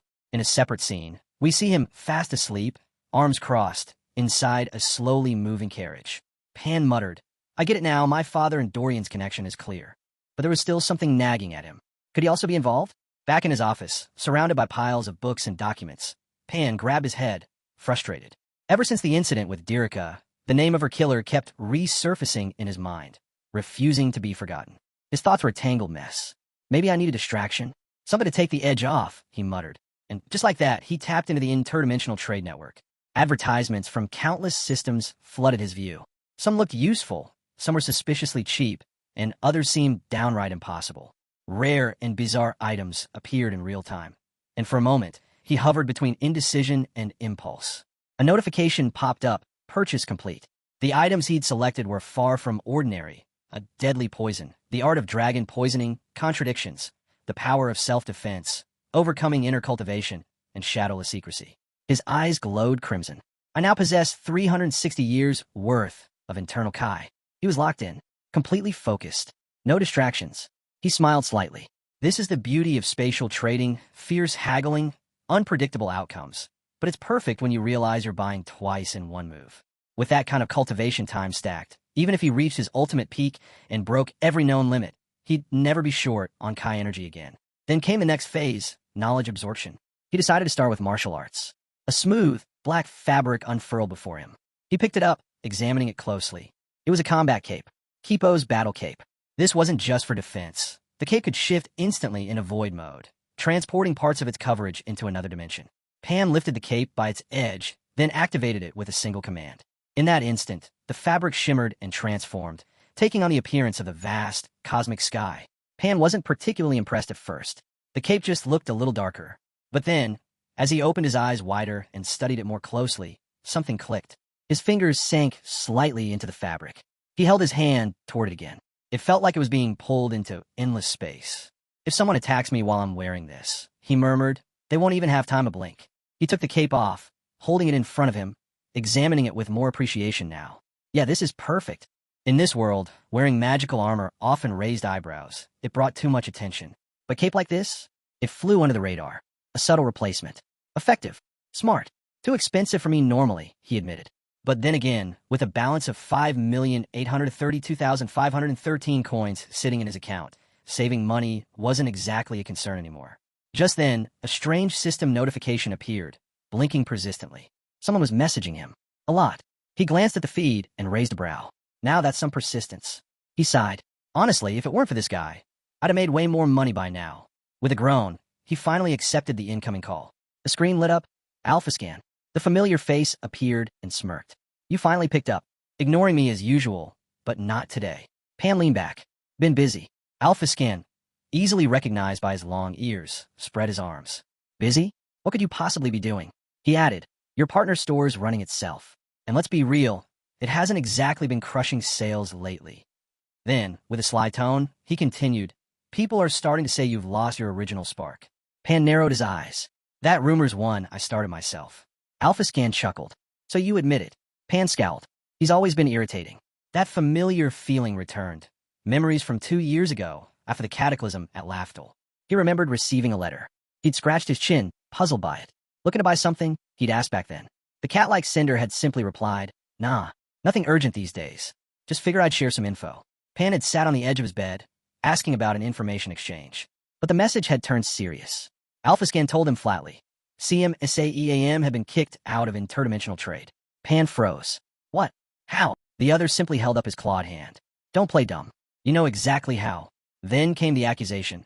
You planned it all. Price manipulation from the start. He pulled up a graph, showing the spike, then the sudden drop. A textbook manipulation play. You tugged every string. Got him banned, he said. Then, with a smirk, he added, but no one guessed your real target was the Rochester Magics Guild. That caught Pan completely off guard. He stared at the screen. Who even are you? The other man grinned, calm and proud. Let's just say, I'm someone very interested in you. Then came the list. He was the one who triggered the Monostone crisis in the Zero system. He brought 2 of the 5 main elixir guilds in the first system to a standstill. He'd personally influenced the dismissal of Miriam and Sirica. And just recently, he'd bankrupted one of the biggest guilds in operation. As he listed the guilds, Pan saw flashes of their leaders in his mind. But then the mysterious figure added, quietly but deliberately, still, The man on the other side of the screen smiled coolly. Relax. Sure, there've been a few violations here and there, but nothing serious enough to get you kicked out of interdimensional trade. So I left them out of the report. That immediately put Pan on edge. Wait, report. His eyes widened. Don't tell me. But the long-eared man cut him off, still grinning. That's right. Your guess is spot on. He placed a hand dramatically over his chest. Allow me to formally introduce myself. I'm the one behind all those rumors. The one watching from the shadows. An official auditor of interdimensional trade. Pan's brow twitched. Great. Another annoying clown shows up. But before he could say it aloud, the auditor added smugly. I bet you're thinking I'm just another pest. But hey, I'm certified in using heart tone lore too. Pan's temper flared. So he really is the real deal. And here I thought he was just pretending for some kind of petty revenge. Turns out this guy had manipulated others just to set him up. And now, an actual oversight agent was knocking on his door. What do you want? Pan asked bluntly. The man's grin widened. Relax. I'm not here to make trouble. I just wanted to offer you a job. There's a vacant position I think you'd be perfect for. Pan immediately folded his arms. Not interested. I've got enough on my plate. Why don't you go deal with your own mess? The auditor extended a hand. I'm dealing with it. That's why I need your help, with the T division. On the screen, a stack of dossiers appeared. Former CMs, 5 of them. 3 had already been permanently expelled from the trade system. Truthfully, he added, you've got talent. Pan scoffed. Talent in monitoring? The man shook his head.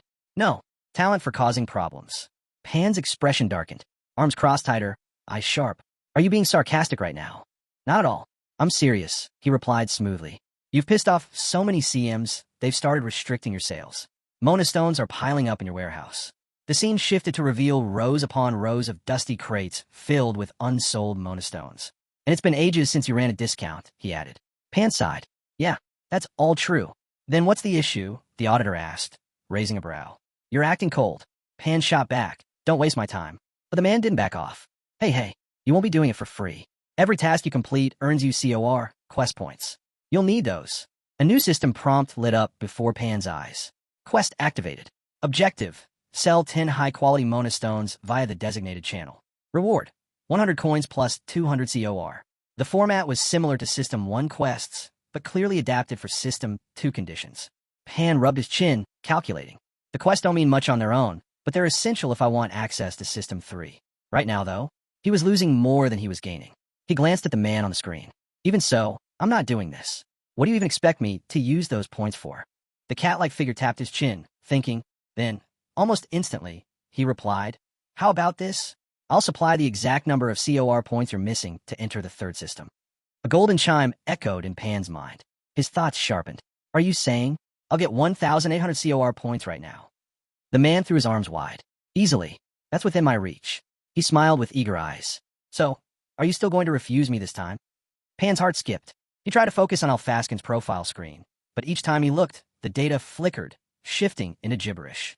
His unease grew with every failed attempt. Was this guy hiding? He clenched his jaw. No matter where I look, I can't see a single piece of real information about him. The profile kept changing. No matter how many times he checked, the information never stayed the same. Still, the persistent auditor pushed again, asking with a grin, Are you really going to turn down the chance to earn 18,000 QP points? Pan placed a hand on his chin, deep in thought. Just one look at those numbers is enough to know this is a solid offer. It would take me 2 whole years to rack up the 30,000 total QP points on my own, and this would get me halfway there in one go. Even so, he hesitated. I don't know. Depends on what exactly you want me to do. The red-haired man grinned. Don't worry. It's nothing. Really, just a trivial task. A notification popped up, displaying the assignment. Be friendly with fellow traders during spatial transactions. Pan froze. Out of all things, that's exactly what I'm worst at. Still, he reluctantly agreed. The redhead smiled slyly. You made the right call. It's time you started playing in the big leagues. He promised to send more details later, then ended the call. Left alone, Pan leaned back, hand on his shin, deep in thought. System 3. He searched through all the memories from his past life, but no matter how far he dug, there was nothing, no solid information about the third system. A towering stone gate appeared before him in his mind's eye. The entry requirement might be steep, tons of QP points, but that's not the real issue. The real challenge is reaching the final phase of the soul stage in System 2. He pointed to the system interface, focusing on Phase 2. Currently, it had 3 unique soul stages. If you excluded this servant of evil, that still left 2 brutal paths. He who stands before the door of truth, the master of magical engineering. Both were insanely difficult in their own right. With Pan's experience, hitting the required trading volume wouldn't be the issue. The problem was the mandatory conditions for advancement. Unlike Phase 1 and early Phase 2, where the difficulty ramped up gradually, the last step hit like a wall.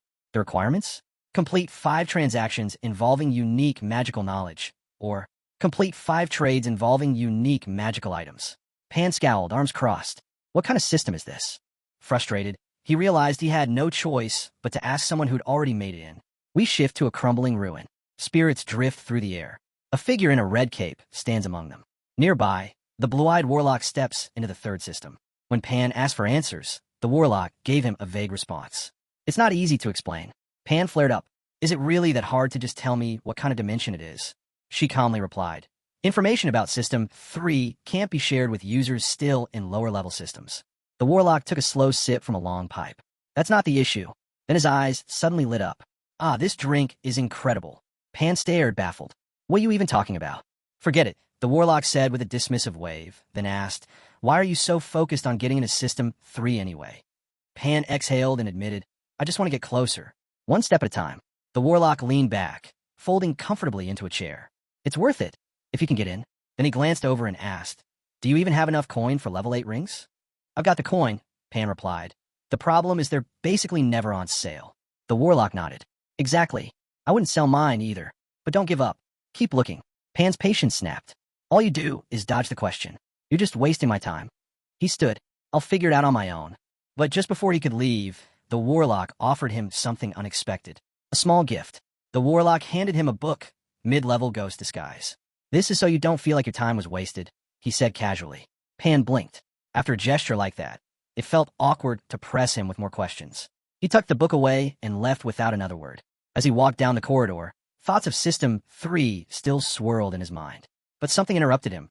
He spotted a familiar figure standing nearby. Hey, he called out. She jolted at the sound of her name, spinning around to face him. Her eyes widened when she saw it was him. Pan frowned. Why are you standing out here? I assigned you a room. Shifting uncomfortably from foot to foot, she replied shyly. I'm your bodyguard. I need to stay ready in case something happens. That made him chuckle softly. If anything did happen, he said, you'd probably just freeze up in confusion. She blinked in surprise at the teasing, unsure how to respond. Then, almost flustered, she held out a book toward him. Sorry, she said. I got caught up reading the training manual you gave me. Pan took a glance at the book. It was a mana breathing technique, one suited perfectly for her. He remembered. It was something he'd picked up through a Zero System channel. And she wasn't just reading it. She was already progressing. She's talented, he thought. Even reached 2nd grade without ever attending the academy. He pictured her relentless training. Her main problem, he knew, wasn't motivation. It was bad foundational methods passed down through her family. She'd hit a wall. This new breathing technique was the key to breaking through it. Then it hit him. That's why I picked her. The other 2 candidates were in it for a paycheck. But she wanted growth. Desperately. With a smile, he closed his eyes and raised his hands. All right. No need to be so stiff. Your form's looking good. Take your time, train hard, and lift your family up. She beamed, eyes shining. Thank you. I swear I'll repay your kindness. Pan internally sighed. Having her around might become a bit of a headache. But before he could finish the thought, she stepped closer. Also, you have a guest. A guest? He echoed, confused. Ooh, she glanced toward the hall. He's been waiting in your room. When Pan entered, a figure launched at him. Sorry, crashing into his chest with a full-speed hug. He hadn't been expecting that. Sorry, he said, catching her. Still in his arms, she explained. As you asked, I've been watching the main roads. But then, I caught a scent I recognized. Pan broke into a wide smile. So that means... He looked out the window. No doubts left. Thero's escort had arrived. From the fortress walls, wagons and riders moved steadily beneath flags bearing the Steel Guard family crest.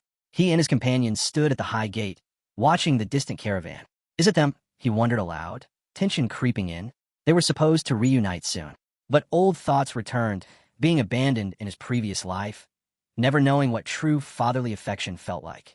He imagined an old memory, him sitting on a bed beside his father, talking in low voices. Back then, his father had seemed like an unshakable wall. Suddenly, a knight among the arriving group spotted him. Without hesitation, he broke into a sprint toward Pan. It's been a long time, he shouted. The knight who knelt before him turned out to be Jarvis. He dropped to one knee and said how relieved he was to see him safe and sound. The guy looked completely drained. The blonde quickly told him to stand.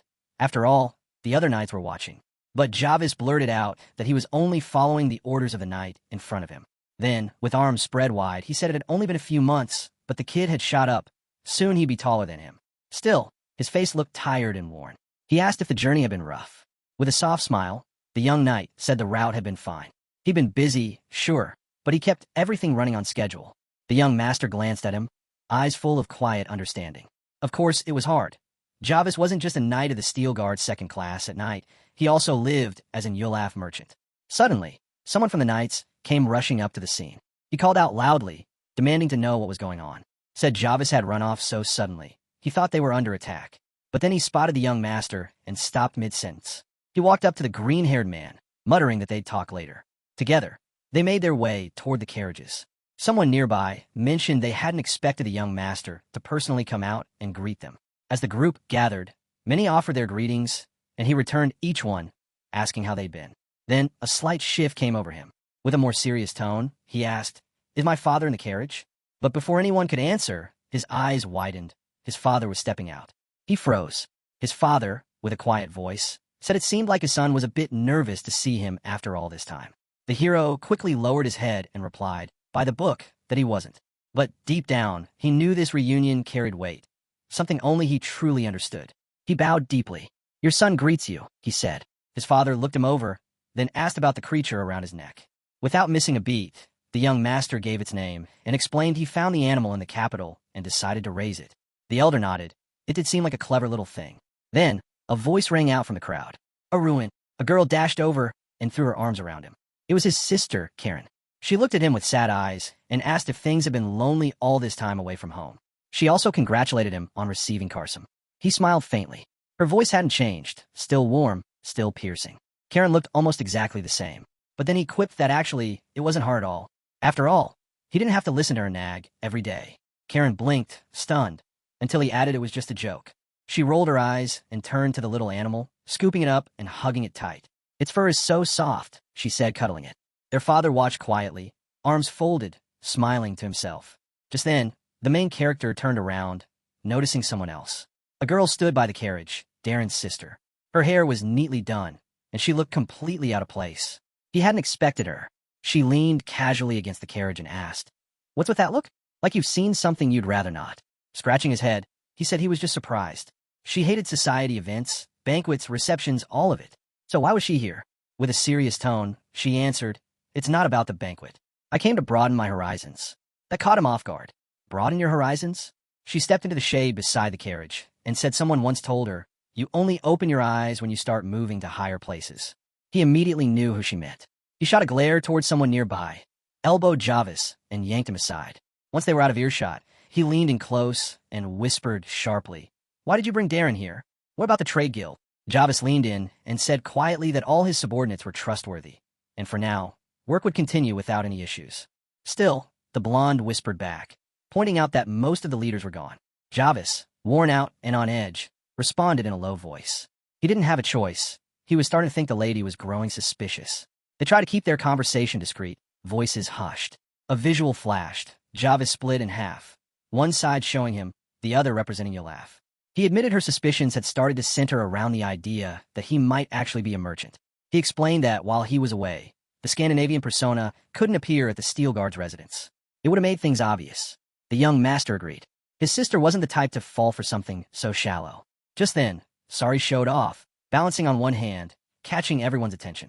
But the young master continued, reflecting that maybe none of this would have happened if he hadn't come to the capital. Still, even Yulaf was now absent from the guild. The green-haired one stepped in closer and mentioned something, then asked for help. He needed the young master to assist him in pulling off a performance. Soon after, a group gathered in front of the Aruan trading house. Darren stood with arms folded, clearly annoyed, while a flustered Jarvis hovered behind her. She grumbled that she hadn't even unpacked her luggage yet, and already he was dragging her out. Jarvis quickly replied that the young master just wanted to give her a tour of the place. Turning to him with a sharp look, she asked since when he took orders from Aruan so easily. Jarvis was caught off guard. "What do you mean?" Darren remembered how, back when they first crossed paths, he'd acted odd, like something had changed. She noted that he was one of the first to run toward Aruan that day. It was strange, seeing her old friend like this. But Jarvis snapped, shouting that they weren't friends and she was talking nonsense. Watching from the window, Arun saw his sister call Javis a fool. He pressed his lips together, knowing she had no idea who Javis really was, that he was Yulaf. On the table next to him sat a leather mask and a small blue pill. A knight couldn't be in two places at once, which is why all of this had to stay hidden. He turned his head slightly, speaking to no one in particular. Anyway, everything's ready. Now I just need to make my move. Suddenly, Dorian showed up with a tall man sporting a ponytail. Arun asked why he came now. The man responded by checking if he was feeling well. Then, snapping at his attendant, he demanded a proper greeting. Chris's bodyguard, standing beside him, bowed his head and greeted Arun. Arun got up from his seat and asked if the shadow bodyguard could walk alongside them. Dorian replied that it was even better that way. Chris had been trained by the Marquis, and no one knew what he really looked like. The man with the scar on his head grinned when asked if he'd be meeting with the Marquis. He said yes, but that these meetings didn't involve sharing actual intel. According to him, Traer was nothing more than a money bag. Arun crossed his arms, clearly unimpressed. He muttered that the introduction was dragging on too long and asked if Dorian had come all this way with actual news. Dorian smirked, complimenting the director's sharp instincts. The young master looked down, picturing the Marquis Albret, as he listened to the report. The Marquis and Duke Carlson had met in secret, and Dorian suspected they were plotting something. Arun thought to himself, already dealt with the son, but now the father was becoming a bigger threat. He recalled the fabricated Dirika evidence incident and began to wonder if the Marquis hadn't acted alone after all. As faces flashed in his mind, Arun began to suspect that even the former deputy commander of the Knightly Order might have been part of the scheme. The knights from the prosecutorial corps were squeezing the Arun trading house from every angle. And to top it off, even the Dorian Guild merchant was feeding from the same trough. In his mind, Arun pictured the smug face of Marquis Albret, towering over his trading house like a looming shadow. If he hadn't uncovered the truth behind all this, Albret might have already taken everything from him. But it was too soon to say the conspiracy had ended. Not yet. With his hand on his chin, Arun pondered his real problem. The Marquis already had massive wealth in the south. Was this whole scheme just a business expansion into the capital? Or was it revenge for a past slight? He remembered the flask filled with a strange green liquid. If he wanted to use it right, he needed to find out the real reason behind Albret's moves. Nearby, the man with the scar scratched his cheek, glancing away awkwardly. When Aaron asked what exactly Albret had said about him, Dorian answered vaguely, saying only that the young man was too brave and too persistent. Arms crossed, Arun gave him a sharp look. Don't lie. He probably just called me an annoying little fool. Dorian laughed a little, admitting the Marquis was actually furious. Not just because he couldn't see eye to eye with the Duke, but also because even Zenith had backed down. Arun sat back in his chair. Anything else? Dorian shook his head. That's all I heard. Arun touched his chin again, lowering his gaze in thought. Since the Marquis wasn't giving him any information, he dismissed the merchant. Outside, workers were loading crates onto carts. Dorian stepped onto the carriage, gripping the doorframe. Gritting his teeth, he muttered bitterly, it wasn't enough for him to shove me up against the wall. Now he wants to clip my wings, too. Chris stood nearby, mouth slightly open, watching him. After a pause, he asked, Want to hear what I think? He reflected on the last 10 years. Not once had the man he followed shared any real intel, or even asked for his opinion. As the carriage door slammed, Raihan finally replied, We're in the same boat now. He asked Chris directly, should they stay loyal to Marquis Albret, or side with Arun? Chris lowered his gaze, remembering the black larvae, that cursed thing, and the nightmare that followed after swallowing it. Even if it meant enduring brutal training, he'd never want to go through that again. Ryan watched him, arms folded, as Chris added quietly. Irun said there's no way to remove the bug. We're stuck. But Ryan wasn't convinced. That's thinking too simply. A twisted image flashed in his mind, of Arun, grinning like a maniac, tongue out, wild eyes gleaming. He muttered, Arun's even worse than the Marquis. If we stick with him for convenience, we'll just become his playthings. He went on, I'm old. I've got maybe a few years left. But Chris, you'll be under his thumb a lot longer. Chris glanced at him, thoughtful. The bard touched his chin and said what they were both thinking. Then we need to find a way to break free. Ryan nodded. If we're going to escape, it has to be now. As he turned to the window, something caught his eye. We need something that'll really piss Arun off, he said. Then he spotted her, Sylvia. She stood nearby, scribbling notes with a calm smile on her face. He noted how beautiful she was, but something else drew his attention. A faint trace of mana. Very subtle, but there. A magician from the upper world? His eyes darkened. That couldn't be. That tribe was far too proud, far too elite, to leave someone behind here. And yet, looking at that smiling girl, a flicker of bright blue light shimmered around Sylvia, barely noticeable, unless you were looking for it. Dorian turned away from the sight, a dark grin tugging at his lips. He muttered to himself that maybe, just maybe, the heavens hadn't turned their backs on him after all. Not if something like this showed up during the attack. Chris glanced at him. You have a plan? Dorian's grin widened, eyes glinting. Oh, we're heading straight to meet with Marquis Dorian. Right now, the full moon hung high in the night sky. Arun walked through the streets, calm and confident. A small smile played on his lips as he remembered the scene he'd orchestrated, appearing as Yulaf with Javis at his side, right in front of Darren's sister. The whole performance? It worked like a charm. He looked up, recalling his sister's troubled expression and the confused look on the knight's face. There was a strange tension in the air between them, an invisible current. He wondered, was the champion thinking the same thing he was? Suddenly, a voice called out. Arun turned, surprised to see a familiar figure walking toward him. Even though he didn't dislike Javis, the idea of seeing an Imperial spy as his brother-in-law, that felt a little too weird. Word spread quickly. As soon as people noticed Arun, a small crowd gathered. About 10 guys surrounded him, grinning from ear to ear. Hey, so the rumors were true. Your trading business really took off.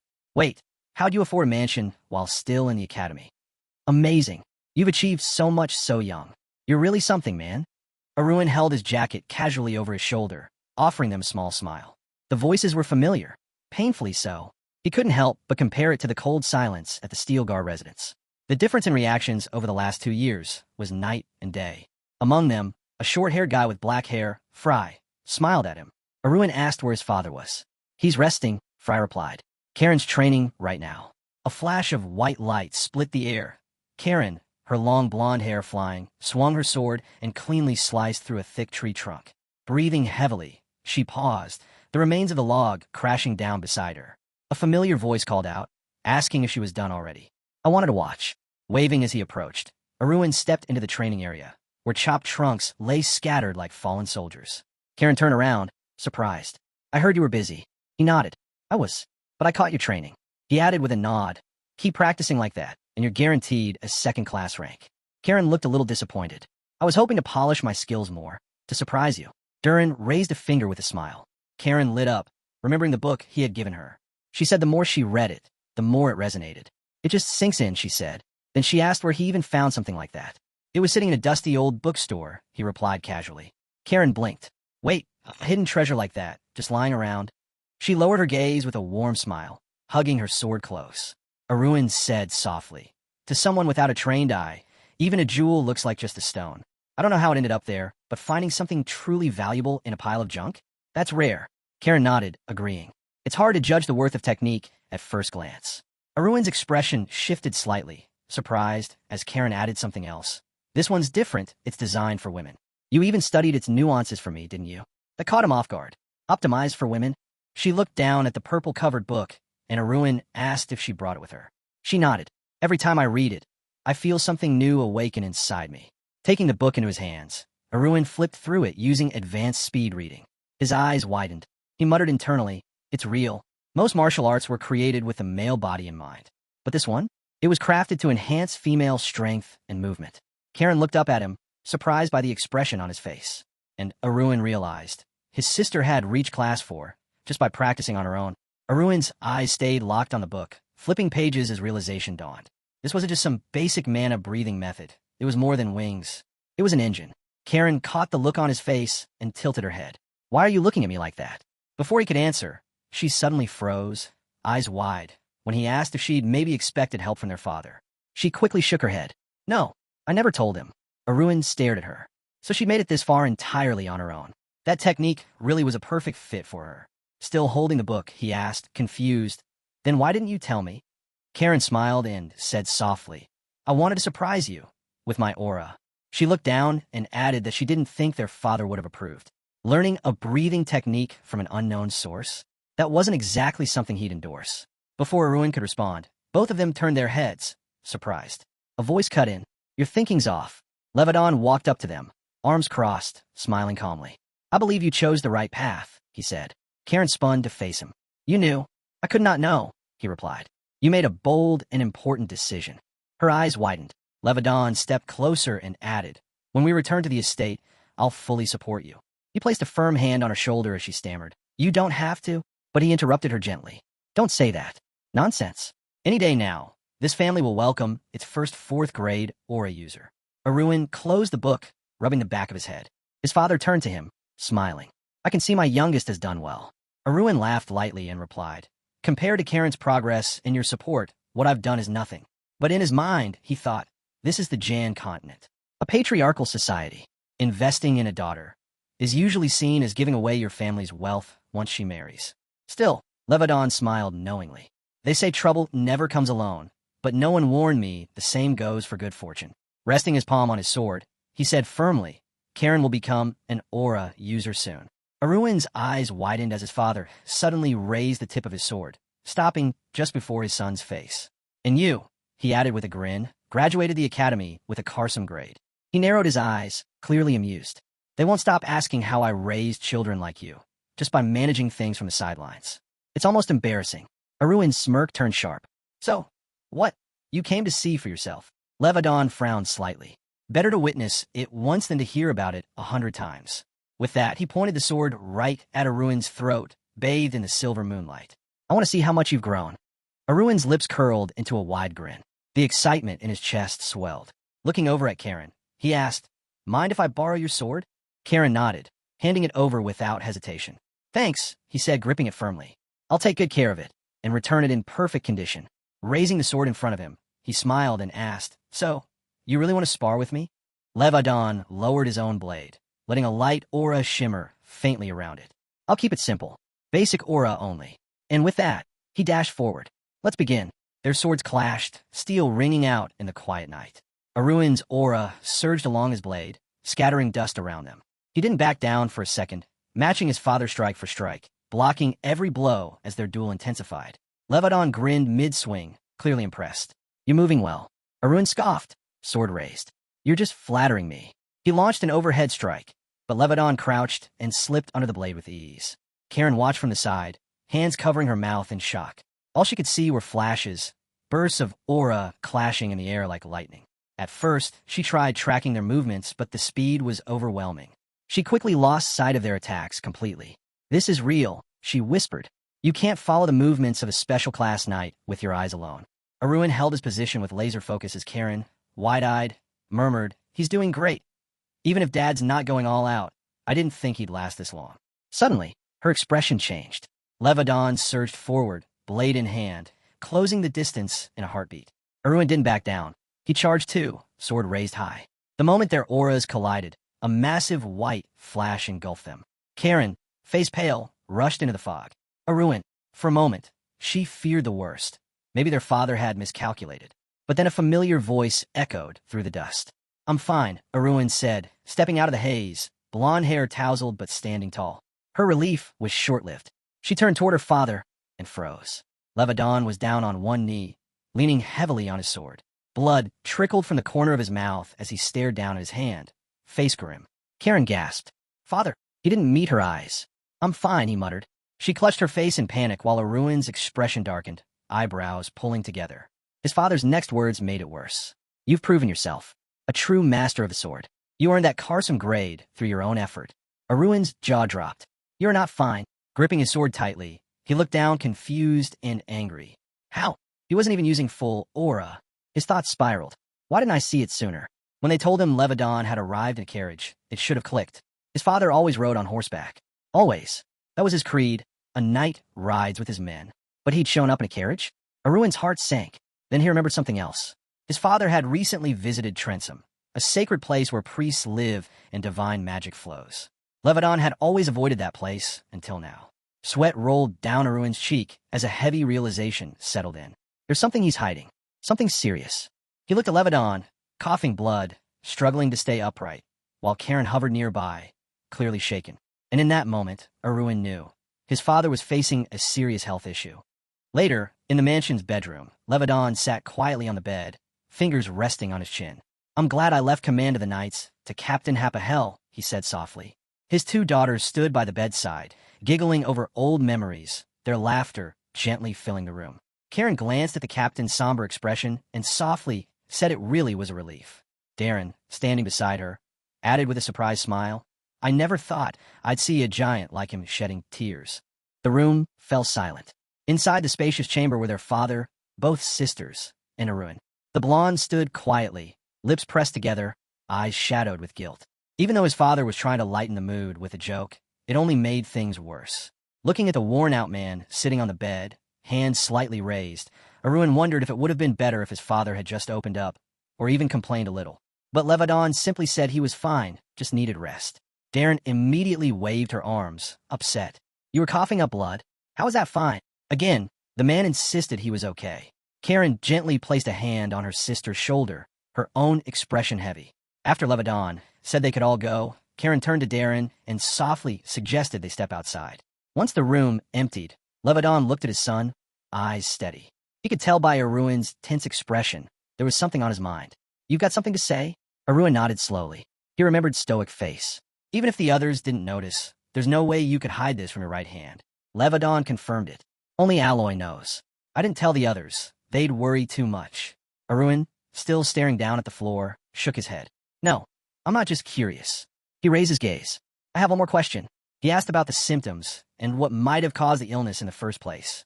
Levadon leaned back slightly, remembering his visits to the healers and the pilgrimage to Trentham. I've seen the best priests and healers, he said. None of them could do anything. Just then, Arun's left eye glowed red. A message flashed across his vision. Takeover complete. I think I've got a different opinion now, he said. Levadon gave him a puzzled look, but paused when Arun stepped forward and asked for his hand to check his veins. You're as stubborn as ever, Levadon muttered. Arun took his father's palm gently, saying he was going to channel some of his own mana into him. Do what you want, Levadon replied. Arun closed his eyes. His energy flowed out, scanning deep within his father's body. And what he saw made his heart drop. Red clusters, blood clots, scattered throughout. Any strain could trigger internal damage. Levadon's eyes widened, jaw slightly slack, as Arun explained. Your mana flow is completely disrupted. My guess. You've been living like this for nearly 2 years.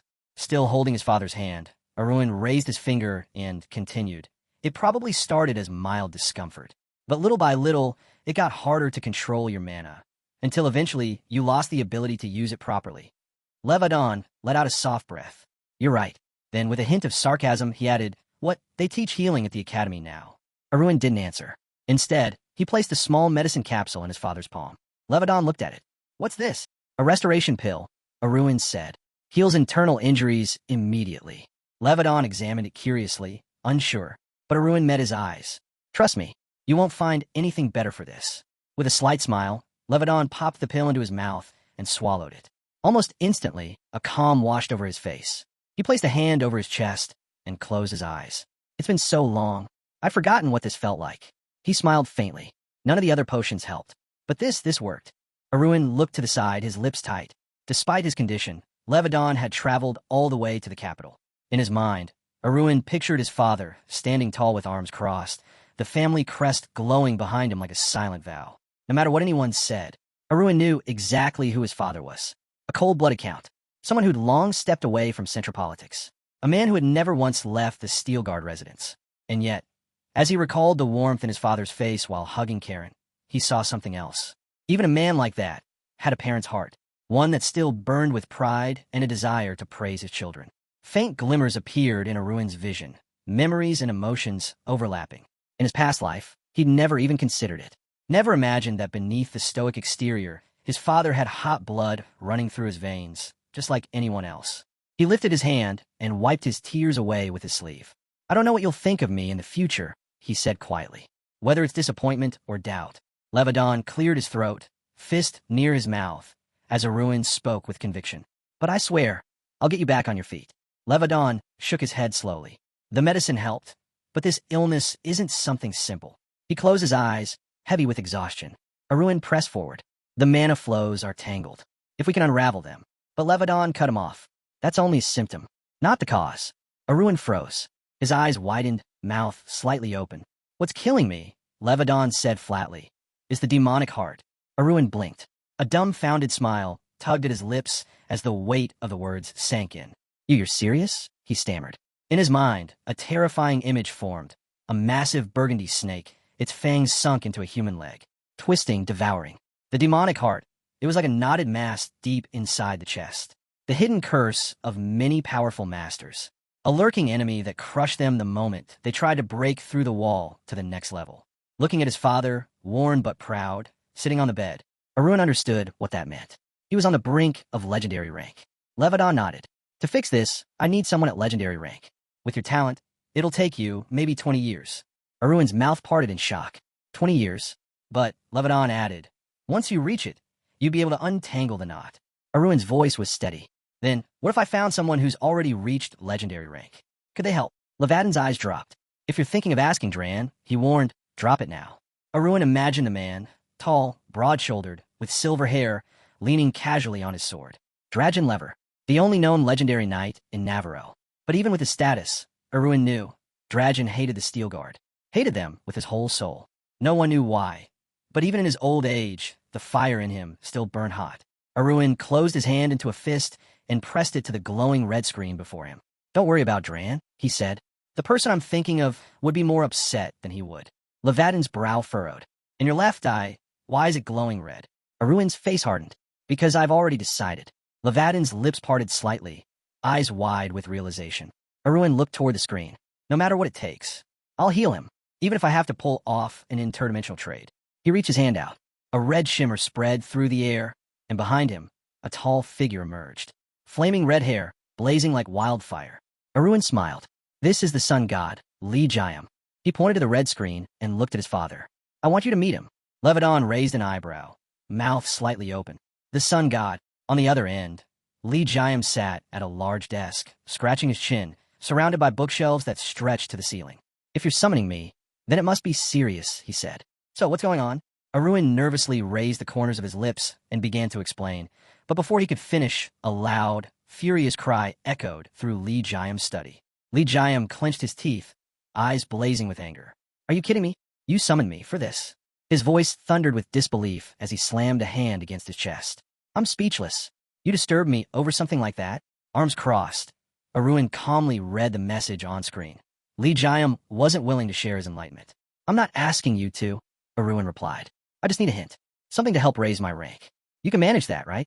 Li Jiam's face turned red as he beat his chest again. You're crossing the line. Aruin smiled coolly and touched his index finger to his thumb, mimicking a coin. I'm not asking for free help. I'll pay. 500 coins per question. I know you've been tight on funds. The corners of Aruin's mouth pulled into a sly grin when the system chimed in. User is interested in the offer. The heart always reveals the truth, he thought. Li Jiam rubbed his chin, clearly tempted. His cheeks flushed. Finally, he smiled and closed his eyes. Since we're connected, I'll agree. For 1,000 coins per question. Aruin nodded. Deal. Levadon stared at his son, confused. What are you even doing right now? Don't look at me like that, Aruin said. I know I seem crazy from the outside, but I'm not. I made a deal. Spent 18,000 coins. Bought a 10,000-year-old ginseng and even got a 2,700 coin cashback. Later, peeking out into the hallway, Aruin spotted Meryl, standing there with Sari perched on her head. Holding the door, he called out, Meryl, whatever happens in here, no matter how long it takes, do not let anyone in. Meryl stood straight, confident. Even if it costs me my life, I won't let anyone through. She hesitated, then looked up as Sari pressed a paw to his temple like a miniature law enforcer. Aruin smiled at the sight. If he's with you, he said, you'll be fine. Then he closed the door. Hand on the handle, he stood still for a moment, lowering his gaze. His heart was heavy, but he had made all the preparations. Now, it was just a matter of time. As he raised his head, his left eye glowed red again. I'm going to bring you back, father, he thought. 3 days passed. With each one, the skies turned more transparent, the air cooler. The harvest season had arrived. Fruits dropped heavy from the trees, and golden fields were thick with ripened grain. A man stood atop a tall wooden box, holding a foaming wooden mug high above his head. To all of humanity, he shouted. Around him, the crowd raised their own drinks and cheered. It was the start of the traditional autumn feast festival. In this season, people gave thanks to the gods of earth and weather, honoring them with towering statues. Across Navarro, common folk enjoyed the festivities outdoors, laughing and drinking under the open sky. Nobles, meanwhile, celebrated indoors in tailored formal wear, sipping wine and mingling among themselves. The most elegant gathering of all took place in a massive palace, its towers capped with vivid orange rooftops. Inside, a concierge in a purple cape and cap, Chamberlain, smiled warmly as he took the hand of a guest. Everything this year has been arranged just the way you wanted, he said. The man he was speaking to? None other than Dei's Navarro, King of Navarro. With arms crossed, Dei's Navarro scan hall. Not bad, he said flatly. The concierge, clearly relieved, smiled wider as the king raised a finger and pointed toward the chandelier. That, He said. It was the only reaction the ruler gave, but it was enough. The concierge bowed deeply, thankful the king had acknowledged even that. Dayai's Navarro moved to his throne and took his seat. With a wave of his hand, he signaled. The formal reception had begun. "Understand everything," he said quietly. Inside the grand banquet hall, guests were seated at round tables arranged with careful precision, each one placed according to the guest's relation to the Navarro royal family. One man, an ordinary guest, made his way down the red carpet toward the king. Seating and introductions followed the strict hierarchy of honor, beginning with those of the lowest rank. A short man with messy dark hair and a faint mustache gave his respectful greeting to the king. Then came a count with tousled, reddish hair. He yawned, tired, covering his mouth with a gloved hand. As another guest copied the motion, he glanced sideways toward Chamberlain and asked, "When will the Earl of Steelgar be called?" Chamberlain responded calmly, "He should be next." A knight in polished armor stepped forward, resting a hand near his mouth as the king spoke, mentioning how it had already been 10 years since they'd last met. The knight called out loudly, declaring that he was next in line. Some of the younger guests in the hall let out awkward sighs. Just then, 2 elegantly dressed young women entered the room, draped in rich festive gowns. The knight's voice rang out again, presenting Lady Karen and Lady Darren, daughters of the House of Steelguard. As they walked gracefully down the red carpet, quiet murmurs spread through the hall. People whispered about how Count Levedon had clearly raised not just his sons well, but his daughters too. Their poise and beauty left many stunned. Darren brushed the hem of her deep purple dress, then stepped forward and curtsied from a distance. "The daughters of the House of Steelguard greet His Majesty the King," she announced. King Dayai's Navarro rubbed his chin thoughtfully. "Only the daughters?" he asked. Karen stiffened. A bead of sweat slid down her cheek. A petitioner nearby reminded the room that Count Levedon had originally stated he would attend the banquet. The king had looked forward to seeing the 3 legends together again. Karen lifted her eyes. "Due to certain circumstances, our father couldn't attend." The king's expression shifted slightly. "Is it a health issue?" Chamberlain stepped in, voice firm. "Please answer honestly." Darren leaned in, whispering uneasily to Karen. "Right now, I wish we just stayed home." Karen lowered her gaze, mind racing. She hadn't expected to be questioned about her father the moment they walked in. "If I lie, it could create problems. But if I tell the truth, the whole hall will know about his condition." She clenched her jaw. "There's no way out of this," she whispered to herself. The king raised an eyebrow, rubbing his chin in thought. "He caught a cold?" The heart of steel. Looking down at them from the raised platform, King Navarro's tone was skeptical. "How could that happen?" Karen answered calmly. "Even one with a dragon's resilience isn't immune to illness. No one is." The king gave a cold stare as Karen added, "But the doctor said he should recover in just a few days." Still unimpressed, the king curled his lips faintly. The sisters smiled politely. Finally, the king gestured to his seating area. "In his place, relax and enjoy the banquet." Karen bowed slightly. "Thank you, Your Majesty, for your thoughtfulness." Just then, the large doors at the back of the hall swung open again, draped in red and gold. The Marquis of Dorian entered. Clad in a rich burgundy cape, he stood quietly against a wall, hands on his belt. His gaze swept the room. "It was said the 3 great lords would gather again after all these years," he murmured. Near the banquet doors, the legendary knight, Drojan, stood with a displeased look, arms crossed as he muttered, "This kind of thing isn't easy to arrange." His eyes narrowed as he looked towards Sierra, Captain Purple. "I heard you were looking forward to this. That's the only reason you're even here, right?" Sierra, silver-haired and tense, glanced away, biting her lip. She thought to herself, she had no interest in the 3 lords. The only thing that mattered to her now was why Arun hadn't shown up either. But her expression froze when Drojan extended a hand toward her. "Our turn's coming up," he said. "What's wrong? Letting me go first just because you're younger?" Sierra raised an eyebrow. "Are you bragging about being old?" She scoffed. "Should I give up my turn again? Like all the other times you showed up late?" Their eyes locked, sharp and full of irritation. Both bared their teeth, neither backing down. One embodied Navarro's magic, the other its sword. And they were the highest-ranking members under the title of Marquis. If Sierra went first, the court's magicians would complain. If Drojan stepped ahead, the knights would be furious. Before either could act, Duke Luther Carlson calmly stepped forward between them. "Why don't you both just go in together?" he suggested, cool and composed. Both of them turned to him, blinking in surprise. Of course, if a higher-ranking duke entered first, it would solve everything. They silently agreed and stepped onto the red carpet behind Luther as he called them to follow. Moments later, the knight at the front of the hall raised his voice to announce the arrivals.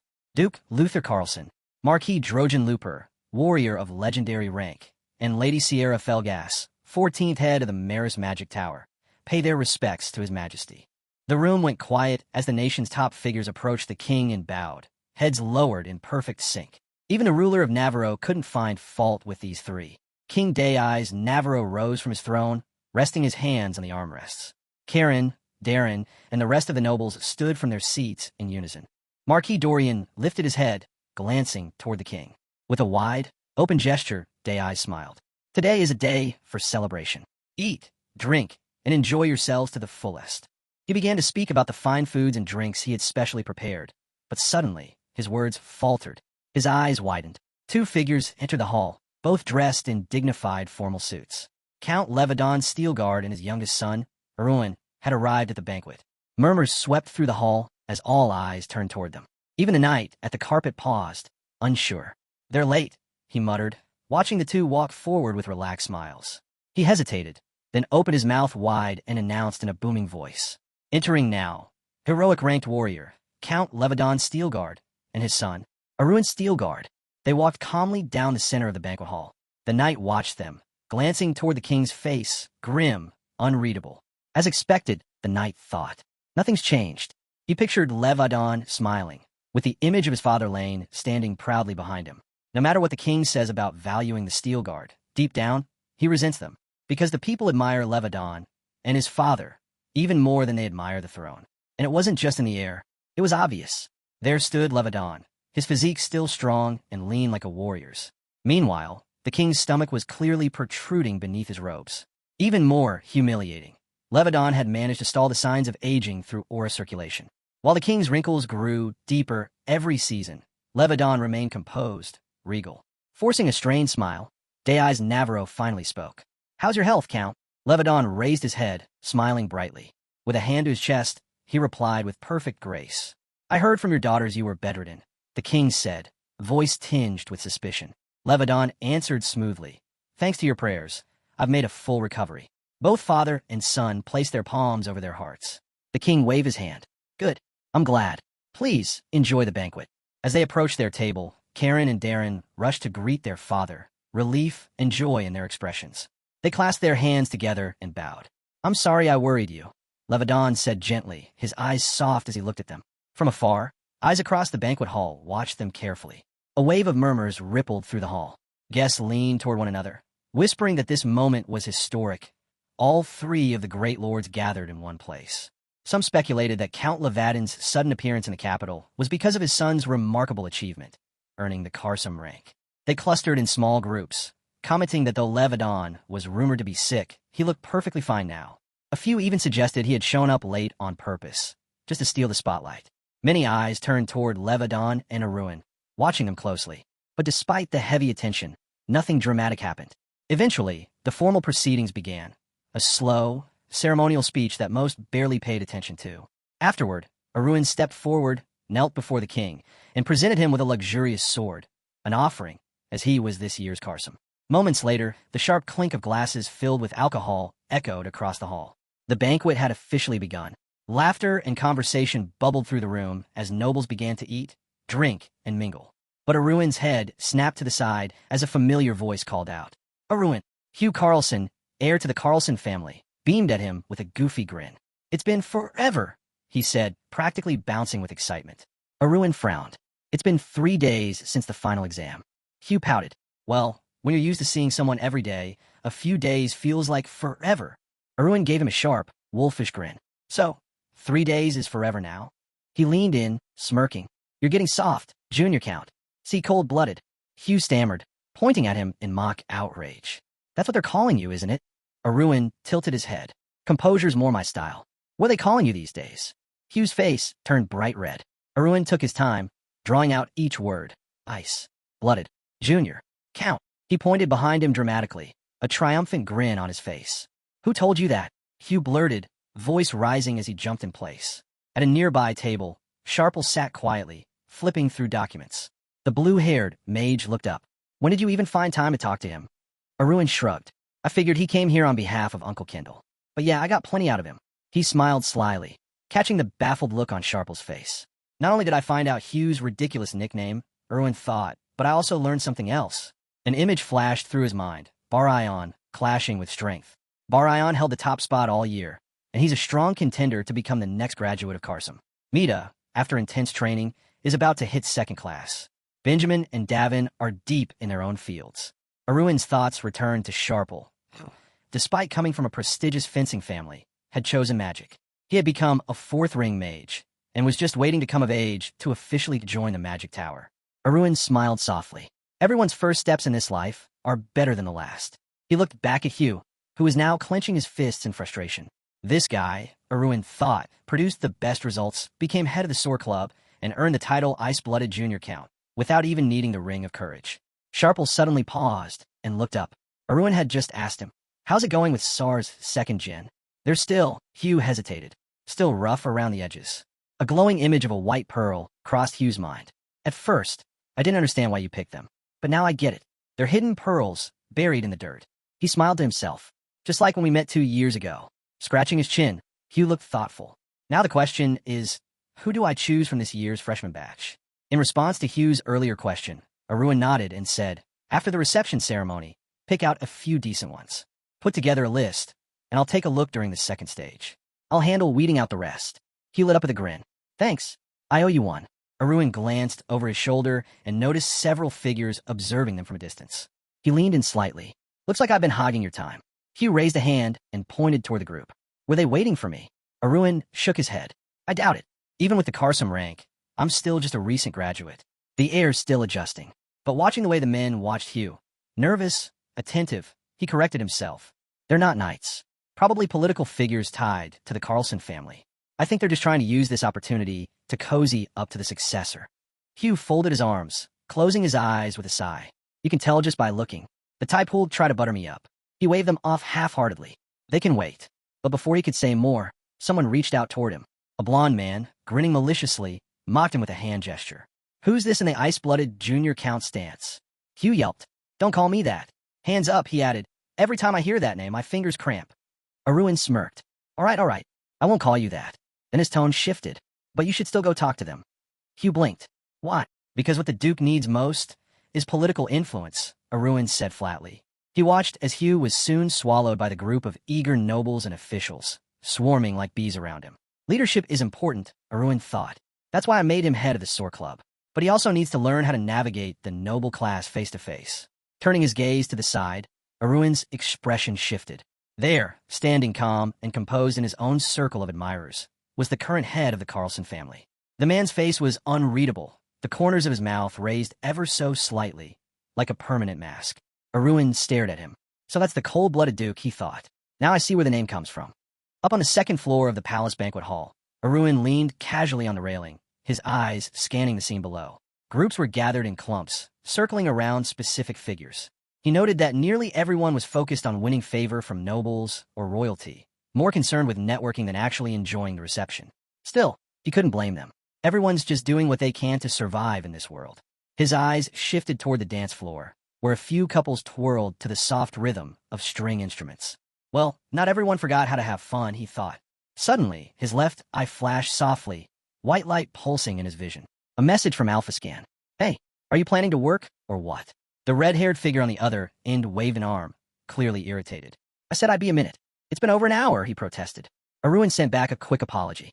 Didn't think the formalities would drag on this long. Looking at the glowing white screen, he asked, "Did a group chat start while I was out?" AlphaScan replied promptly. "It's important to make a solid first impression." Arun imagined AlphaScan's image in his mind. Blonde hair, arm outstretched, blue stones glittering beneath his palm. AlphaScan's next message appeared. "What I like about Mystery Run is what he did in the null system. That left a mark. It still does." Arun paused, startled. His eyes turned a blank white for a moment as he processed it. He responded with a grin. "Wasn't that just because my interference shattered both the first and second systems?" "That could have only happened with your intervention," AlphaScan replied. Arun leaned on the railing, glancing over the crowd again. A new message popped up. "Anyway, let's not get caught up in chat." "Right," Arun replied. He raised his hand, and with a flick of his wrist, gave the command. "Send the invitations." A notification popped up on Arun's screen. "User, Cybernix, invites you to a chat." Seeing the name, Arun blinked, then asked aloud, "Cybernix, again?" In his mind, he pictured a dark-haired guy with sleek virtual glasses covering his eyes. "Right. The one who first added me to the armor group chat when we were still planning that capture operation." Now he's working as a monitoring agent. Erwin reached out and tapped the accept button. As he entered the chat, a message from Cybernix came in. This is the one I mentioned. Immediately, another user greeted him with a flashy system skill, but Erwin could see right through it. The system let him read the user's true intent. They saw him as nothing more than a bag of money. No interest in anything else. Erwin rubbed his chin, face puzzled. Then another message came in. Nice to meet the new lender. He frowned. Doesn't seem like I'm exactly welcome here. Why is this group so hostile? A young guy with a scar on his cheek, round glasses strapped tightly to his head, broke the tension with a wide grin. Name's Huragon. Engineer. He waved at the group. Come on, Ronnie. Don't just sit there. Say hi too. A new greeting popped in from another user. Erwin leaned on the railing, gazing at the translucent chat screen. So far, only the leader seems halfway normal. From across the chat, Cybernix sent a subtle smile. He seemed to be picturing protective armor. I heard you're interested in custom magic armor, he said. You're in good hands. The skills in this group rival any major workshop. Erwin raised a brow. You sure about that? The engineers noticeably perked up. Huragon asked, half joking. Is that doubt I hear? Just cause we're not from the Empire? Another user, an elf-eared man, chimed in. We may not have the Empire's numbers, but our products won't ever go obsolete. Try them, and you'll understand. A masked man with white fox features sent a curt message. You contacted us because you already knew. If you're here just to chat, you should leave. Erwin's expression hardened. They're more on edge than I expected. They know about the Empire, probably more than I thought. Cybernix, sitting calmly at his desk, waved a hand as one of his friends added. They're always paying attention to the Empire. The rumors say everything outside their labs is fake. The dark-haired man added, no need to raise your voice. Mr. Erwin didn't come here to stir up trouble. Erwin replied calmly, you're right. But as he looked down at the screen, his eyes narrowed with authority. I have doubts, he admitted. There aren't many of you. Can you even meet the standard you've set for yourselves? He pictured the thick stack of blueprints they'd sent him. Huragon's response came immediately. Did you even read the manual? I did, Erwin replied. They were excellent, especially the heavy light model. It boosted performance while cutting weight. From behind his mask, the Amocat engineer poked at his own cheek, clearly puzzled. Are you messing with us? You just said you had doubts. Erwin's left eye flashed subtly. He grinned. Alphaskin never wanted me to just close a deal with them. Images of the four engineers crossed his mind, shadowy figures full of skill and pride. And this time, Erwin wasn't here just to negotiate. He believed his mission was to reach deep into their minds, slowly closing the gap between them. In his imagination, he pictured a massive structure glowing with a flickering blue seal above it. The blonde type that he'd heard their model wasn't any worse than the Empire's. Still, he personally had only worked with models ranging from the Dispeller up to the 3rd-gen Hellfire. The guy with glasses let out a laugh, clearly amused by how much faith he had in the Empire's tech. A red-haired engineer with freckles, Ronnie Stork, tapped his fingers together, puzzled. He admitted that while the products were solid, there was room for doubt. Fagin commented that he thought the Dispeller was decent, and the Hellfire, well built. But the guy with glasses cut in, saying the price didn't match the quality. For that much money, they could easily build something better. With a broad grin, he waved off the praise and said, We're right here, after all. Fagin sat quietly, lips pressed together, chin resting on his fist, looking a little downcast. Then the blonde added that, considering how rough the environment was, the gear barely held up and still managed to sell well. The engineer looked at him, confused by the negativity. Still, he kept smiling at the screen, clearly pleased with something. Run waved his hand. When Huragon asked for his take, Run replied calmly, saying he knew these were the best engineers out there. No one else could pull off something this ambitious with such precision. A guy with 11 ears and glasses, Nemistran, stared at his screen, concerned. Then the blonde chimed into the chat, saying he needed more than just standard magic armor. What exactly do you need, then? Nemistran asked, eyes narrowing slightly. Run didn't hesitate. 4th generation. That made Huragon sit up, eyes locked on the screen, a satisfied smile creeping in. The blonde waved again. I want the 4th generation magic armor. A brown-haired man instinctively reached for his neck, worried they had a security breach. Nearby, a masked man with long hair also looked uneasy, suggesting maybe the client wanted them to design the new armor. Messages popped up in the engineer chat from the brown-haired guy and the blonde. The former asked if someone had leaked info about the 4th-gen armor. The latter denied it completely, calling the leader paranoid. He rubbed his shin thoughtfully, just as the guy with glasses warned. If this ever got out, they'd all be stripped of their positions in an instant. Then the leader threw out an idea. Ronnie instantly refused, visibly shaken. Suspicion began to rise. The guy with glasses adjusted his frames and said Ronnie was way too clueless to pull off anything like that. The blonde agreed, firmly backing Ronnie. The leader crossed his arms, staring at the chat, realizing they were right. This wasn't Ronnie's doing. The masked man raised a finger, recalling a name, Cybernix. Maybe he was the leak. But the brown-haired guy shut that theory down. He doesn't know anything. The guy with glasses agreed. That topic had never even come up around him. Then the leader, goggles in hand, simply pointed upward. He understood what the client meant. Everyone nodded in agreement in the chat. He partially covered his mouth and told the client they'd misunderstood something. But the blonde wasn't having it. He stared at the control panel and snapped that they must think he's an idiot. They scrambled to explain, saying the third gen was the final model. Leaning on the railing, the main character calmly stated he was just as informed as the rest of them. The others turned to him, confused. Simply, because the Bracia material is insanely tough. The young man revealed a new type of magic armor, explaining that it had become a dominant force on the battlefield, mainly because it could be enhanced through spells. In the chat, he raised a bold question. Could armor made from counterfeit metal truly be called progress? The guy with glasses stiffened. He couldn't deny it. The young man had a point.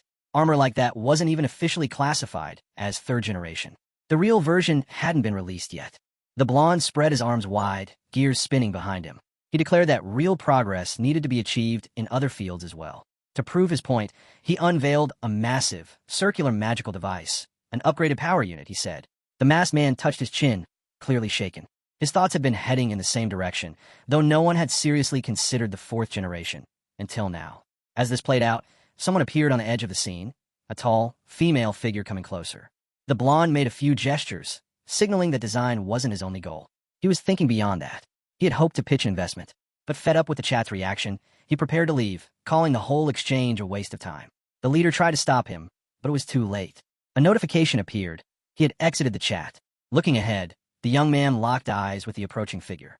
It was Selena, red-haired, in a black dress with a cutout design and piercing blue eyes. She crossed her arms, standing beside him. "Why are you out here alone?" she asked. He gave a simple answer. "Just thinking." She raised an eyebrow. "Really? Today's supposed to be my debut, remember?" The main character turned to her, surprised. "In high society?" Selena nodded, though she clarified it wasn't technically her first time. Looking out over the guests from the balcony, she said that high society could be fun, especially for the two of them. He pictured her completely surrounded by suitors while he stood on the sidelines. Then, calmly, he said it was worth experiencing at least once, to let go and enjoy life for a bit. Selena blinked at him, caught off guard. But then he added, "Just don't get too carried away." That made her pause. "What's that supposed to mean?" He waved a hand dismissively. "You'll understand eventually." Her expression hardened. She clenched her teeth, clearly offended. As she turned and stormed off, he stood there watching, his hands balled into fists. Did she really think I'd just let her walk away like that? Selena left, fuming. She realized he'd humiliated her again. And this time, she wouldn't just let it go. Her expression darkened as her thoughts turned sharp. Just then, another girl approached. She wore a short black dress with a cape draped over it, her blonde hair brushing her shoulders. Arms crossed, she stopped in front of him. "So, what's going on with that redhead, Selena?" she asked. She gave him a sharp look.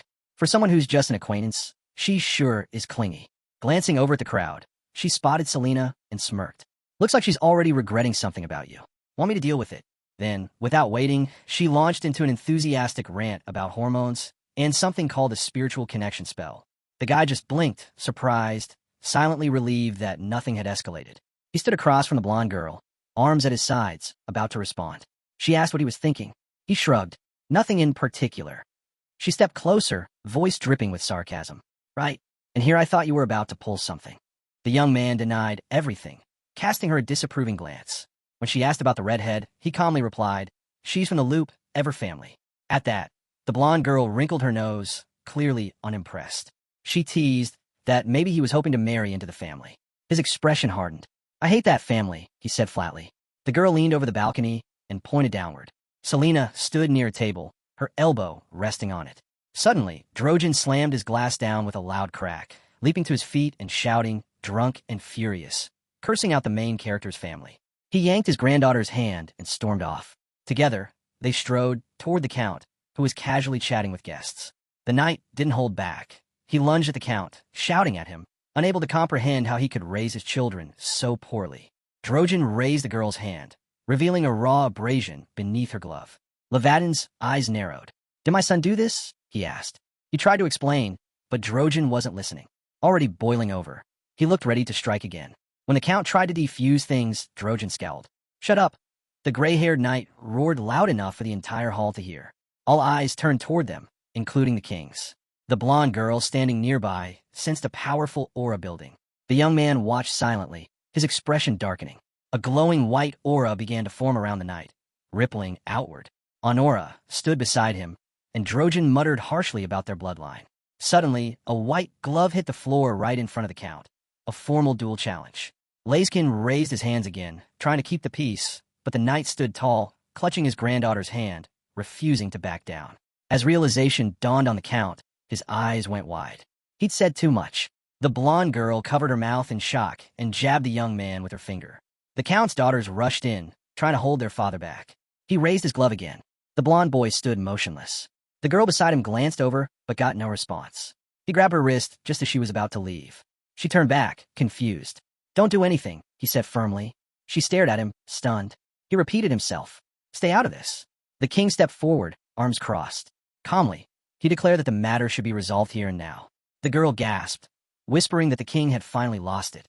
The last rays of the setting sun spilled over the palace grounds as the king added one more twist. He'd act as second for the duel. Mello rushed out of the crowd, begging them not to let a drunken misunderstanding escalate into bloodshed. He turned to Drojan. "Are you drunk?" Drojan's reply was firm. "No." Clenching his fist, he said there was no turning back now.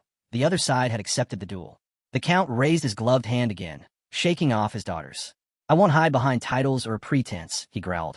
Kendall Lisker also pushed forward, trying to reason with them. The king answered calmly, saying he'd provide protection if needed.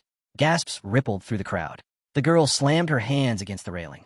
"How can you just stand there?" she snapped at the blonde. He said nothing, eyes locked on the scene below. Instead, he focused on the man and woman from the same family, realizing this could be their moment to rise. She called out to him, "Darius," but he didn't react. He looked around at the guests, noting that no one else had the courage to step in. Leaning forward on the railing, hands clasped, he smirked. "At least now I'll know who's truly on my side and who isn't." Everyone gathered in the training arena. The knight's squad stood at attention, watching closely. The count stepped into the ring, weapons in hand. His opponent followed, just as confident. They stood face to face. This duel would go down in history. On the balcony, the girl watched, tension building. "He's been out of shape for years," she murmured. Then her eyes caught something. A lion. The Marquis watched the fight unfold and came to a simple truth. A lion is still a lion, no matter the age. That's what set him apart from a count. Still, he believed it had gone far enough. But the blonde calmly insisted, "Everything's under control."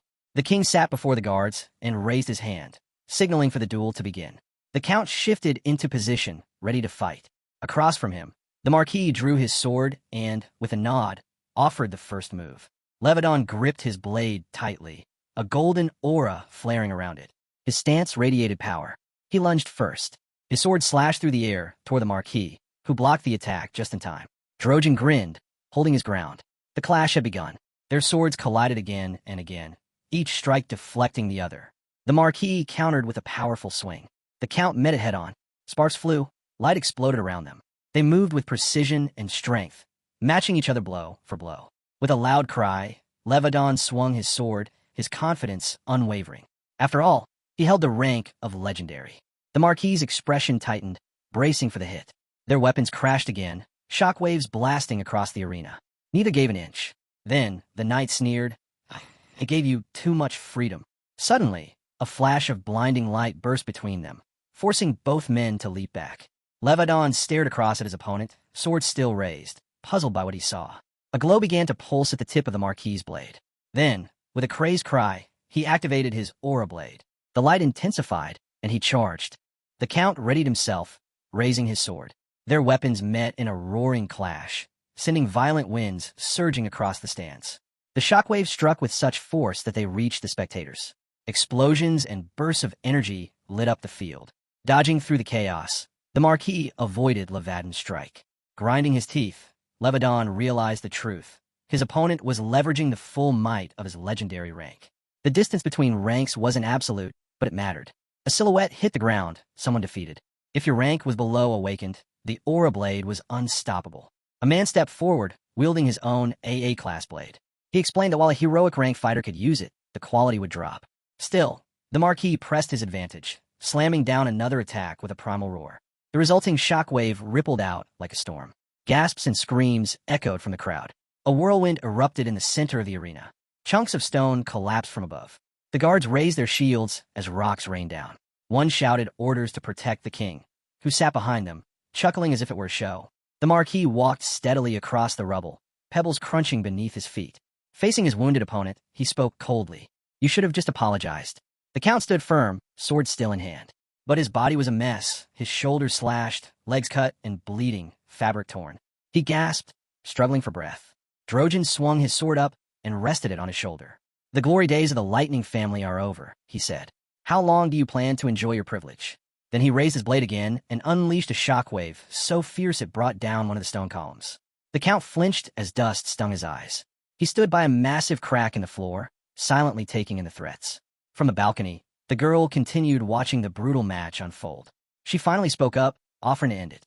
The blonde turned to her, amused. Why stop it? He crossed his arms, smiling. I'm curious, what if the underdog wins? She stared at him, bewildered. You're talking nonsense. The young man asked confidently. Is there really a need to stop the match? Surely we need a real reason for that. He glanced at the wounded Levadon, who was gripping his sword with both hands, still standing tall. It'd be a bit awkward, he added, if the elder ended up getting completely outclassed by the younger. Levadon raised his sword in front of his face. In that moment, he saw Li Jiam in his mind. For the past 3 days, he'd been training under the guidance of the sun god. In that time, he'd uncovered the answer to a mystery that had haunted him for years, and finally broken through the wall that held him back. Opening his eyes, he thought to himself, now it's time the world knows. With a clenched jaw, he launched forward, blades slicing through the air. One step closer to my father, he thought, my idol. The Marquis's expression darkened. He raised his weapon and activated his aura shield. Levadin's sword flashed with golden light, cutting forward in a brilliant arc. Up on the podium, someone gasped. Ow! They watched as Levadin's sword shattered the Marquis's aura shield like it was nothing.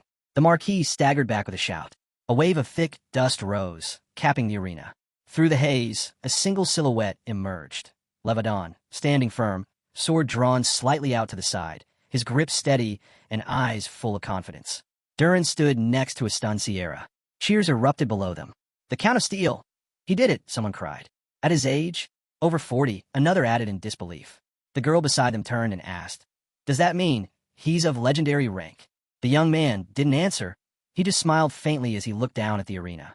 Drojan clutched his bloody shoulder, eyes locked on the Steel Guard leader. So that's why you were always so sure of yourself. The man's sword now radiated with a glowing blue aura. Dust swirled around him as he raised it calmly. That's why I won't back down, he declared. The two stood face to face once again. The Marquis growled and charged, sword out front. He struck with a clean, direct blow, but Levadon met it head-on, blocking with his blade. Then, with one swift move, Levadon launched his opponent backward several meters. The Marquis scrambled to recover as his opponent closed the gap. Their blades clashed again, powerful streams of aura bursting outward in every direction. The king sat on his throne, head resting on his hand. Beside him, the Chamberlain whispered, Now that we know the head of the Steel Guard has legendary rank, should we stop the duel? But the king didn't even blink. Not unless they stop it. No one else has the right. The duel raged on. With a roar, the Count of Steel raised his sword high overhead and struck down at the Marquis midair. The Marquis blocked, but as their blades collided, a shockwave tore through both sides of the arena. Their swords quivered from the force. Drojan analyzed the scene, thinking he's using a modified aura blade to break through shields, and a real aura blade to suppress those modifications. He stared at his opponent's face and muttered internally, cunning. How'd he hide being legendary all this time? Levadon grinned, cool and calm. The Marquis gritted his teeth, finally realizing he'd been wrong to treat him like some inexperienced rookie. Meanwhile, the head of the Steel Guard remembered something. He was on a bed, holding a blue book in his hands. His son stood nearby. What's this? He asked. The young man smiled. It's a story about destruction and overcoming your limits.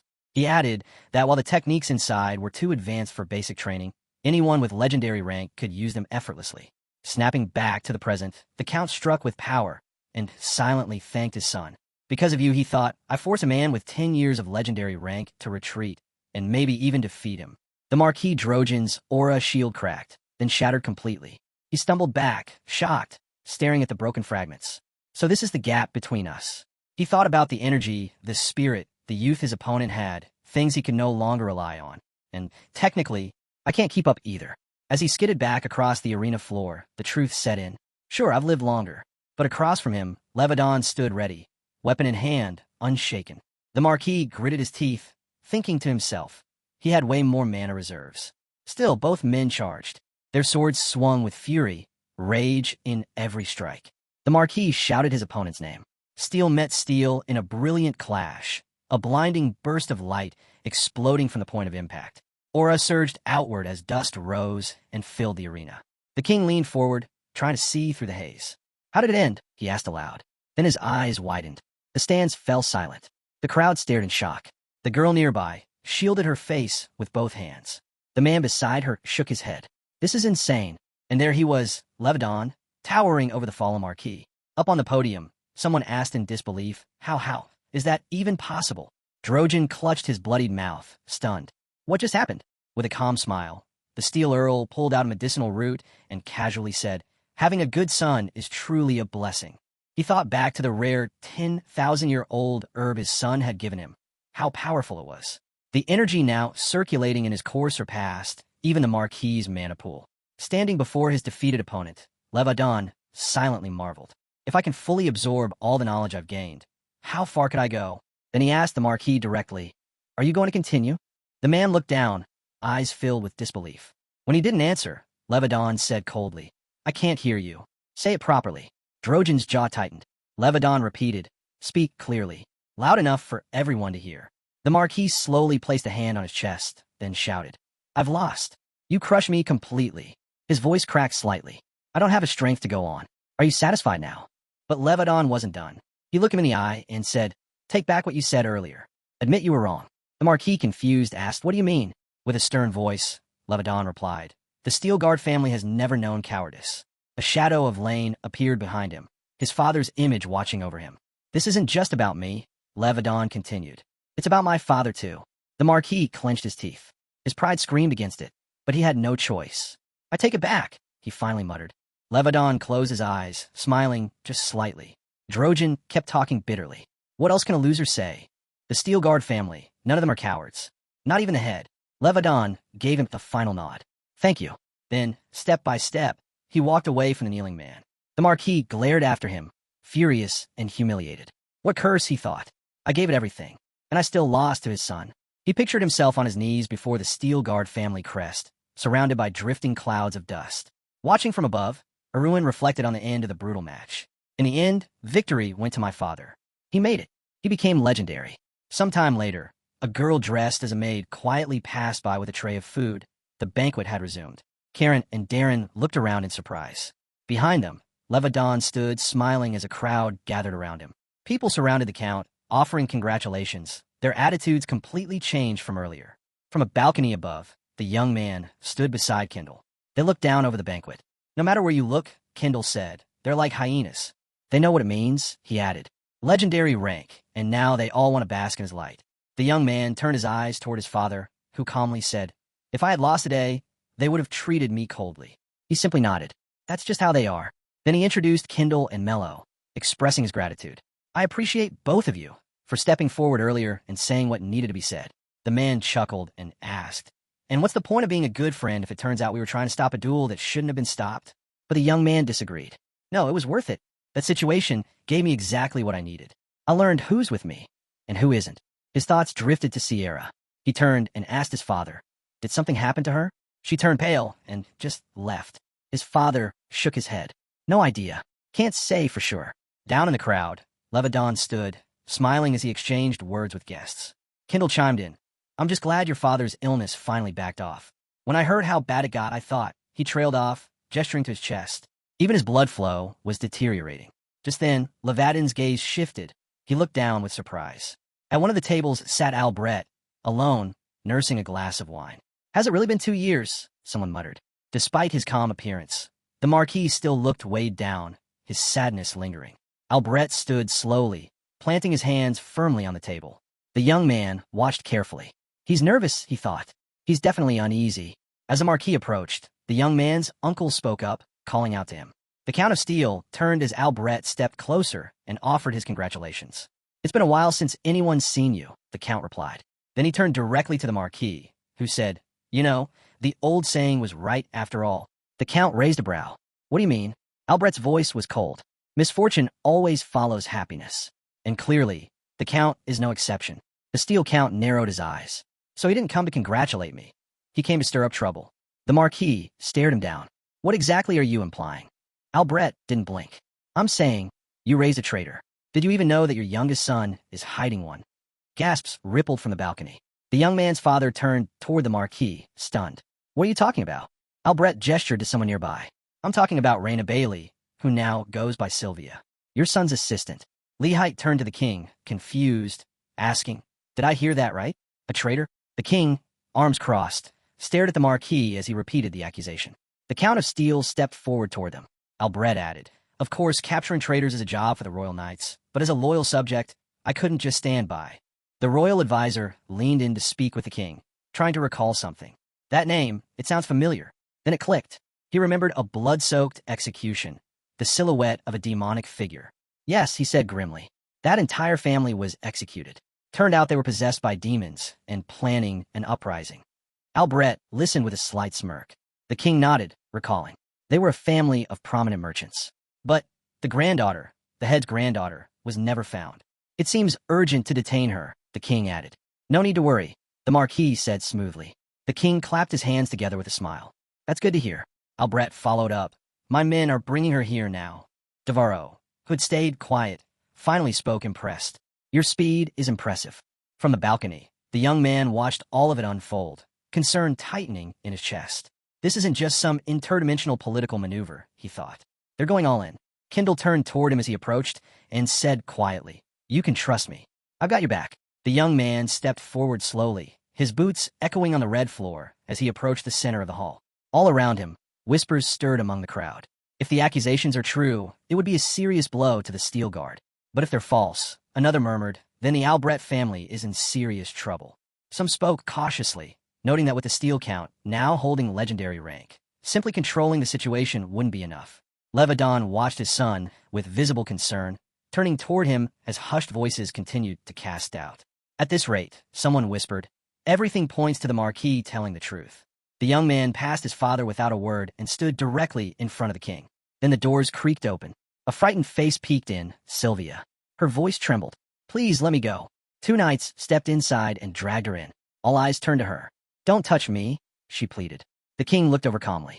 So the other party has arrived. Without warning, the knights shoved her down to the floor. She winced, squinting from the pain, but forced herself to stand. Then she froze. Her terrified gaze moved across the room, landing on Arun, Levadon, Albret, and Devarro. The young man locked eyes with her. She spoke his name weakly, and in that moment, he noticed the bruises and scratches covering her body. Then the royal wizard stepped forward. Both the girl and the young man turned toward the king. Proceed, the king ordered. The wizard obeyed. Savro, the six-ring mage in service to the royal house, raised his hand and gently placed it on the girl's head. What are you doing? She asked, voice trembling. A green magic circle lit up above her. Don't worry, he said calmly. I won't harm you. The circle shimmered in the air, then slowly began to dissolve. The king raised his hand, pointing at her. After a moment, the magician said, the interrogation can begin. The king spoke. You are, or were, the assistant to the head of a trading house, correct? The girl looked up at him. The wounds on her body faded under the magic's glow. This is common knowledge, the king said coldly. We'll skip that. His voice deepened. Let's get to the point. The girl sank to her knees. Devarro stepped forward. Are you Raina Bailey? The only surviving member of that bloodline. Suddenly, one of her eyes glowed red. Savro lifted his hand and explained, when a subject's eye turns red during this ritual, it's a sign of intense, emotional reaction. In most cases, it's taken as confirmation. The king touched his chin and looked upward, thinking deeply. But the Steel bloodline interjected, that still doesn't prove she is the girl. Then everyone turned as the Marquis stepped forward. I have a witness who can confirm her identity, he announced. Levadon clenched his jaw, casting a cold glare at the man beside him. The king nodded. Call the witness. Now, Albret turned to the magician. May I ask your help first? Savro pointed his wand at the girl. If you're asking whether a disguise spell can be undone, yes. Instantly, the pendant around Sylvia's neck trembled, lifting toward the wand as it cracked. Sylvia looked down at it in horror. The pendant shattered. No, she cried out. Her hair began to shift, changing to a golden blonde. Her eyes faded from red to bright blue. She stared at her hands, stunned as her true appearance returned. Just then, Ryan appeared behind her. She turned to him in disbelief, still talking about her changed appearance. The head of the trading company stepped forward and respectfully bowed to the king.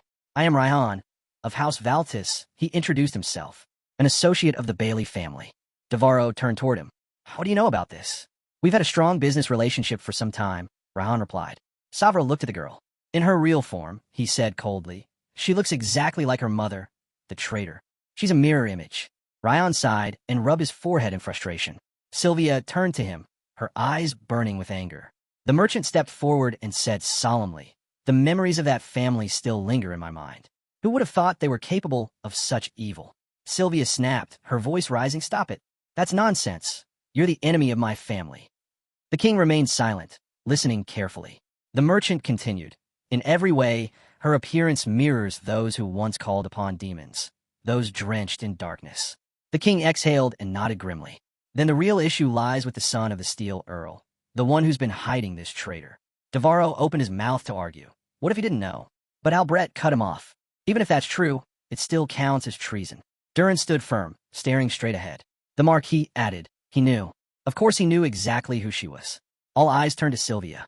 She cried out, didn't know. Silence, the king ordered sharply. He turned to the Marquis. Did he know or not? Albret replied calmly. During my investigation, a former underworld member told me that a girl with that name once worked in a brothel 2 years ago. He conjured an image in his mind. Sylvia, standing behind a capped man with a sword, sadness on her face. She disappeared one day. Rumor had it that an AA rank Aura user wiped out the gang, looted their stash, and took her. Albret looked directly at Arun. And now, he said, that same name pops up again, this time as an assistant in a trading company. And coincidentally, someone in that same company awakened their aura 2 years ago. Sylvia stood frozen in horror. Don't you think that's a bit too convenient? Albret asked with a smirk. The king stroked his beard in thought. It all lines up a little too perfectly. His expression darkened. Answer now. The guards raised their weapons and aimed at Arun. The king stared at him. Why did you get involved with a known traitor? Devarro looked toward Arun while the young man stayed silent, deep in thought. On this continent, he recalled, even conspiring with a traitor is considered a representative crime. It falls under collective guilt. Karen and Darren stood back to back in the crowd. Why is this happening? Karen whispered fearfully. Darren clenched her fists. Father had just recovered. Now this. Guards surrounded the terrified girls as more whispers spread. Levadon stood frozen, his fists clenched, thoughts racing. My son, could he really be involved in this? No, this isn't coincidence. This is a trap, set by Marquis Dorain. He turned toward his son. What should I do? Arun slowly smiled, almost foolishly. His father looked at him in disbelief. Then the young man turned to Marquis. So, by your logic, if someone helps a traitor, they become one too? Marquis didn't flinch. Exactly. There's no dodging responsibility in a case like this. Arun nodded. Good. I agree with that. Everyone looked at him in shock. When it comes to treason, he said, the punishment must be absolute to serve as an example. Dorian raised an eyebrow, surprised. But, Arun added, if someone falsely accused once is dragged through it again, then the system itself becomes meaningless. That would be deception against the royal house. Albret stared.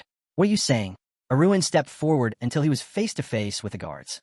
Didn't I just say it clearly enough? In his mind, he pictured a system window glowing behind clenched hands, its mechanical verdict looming. The all-in system, the interdimensional agreement, the ultimate wager for any merchant. Once you enter it, your inventory locks and the loser deletes their account. A slow, confident smile spread across his face. Is there any trick to ensure victory in a gamble that high? He stared forward, eyes gleaming. There is. You bet on yourself, only when you're sure you'll win. Then he asked, voice steady, would that allow for any leniency? Suddenly, the great hall doors creaked open. Knights from the prosecutor's hall entered. Janet stepped forward, bowing slightly. My apologies, he said, for interrupting such a magnificent banquet. Gasps echoed through the hall as the crowd erupted in surprise. Albret turned, stunned, as whispers spread like wildfire. Sir, Janet's himself? Someone murmured.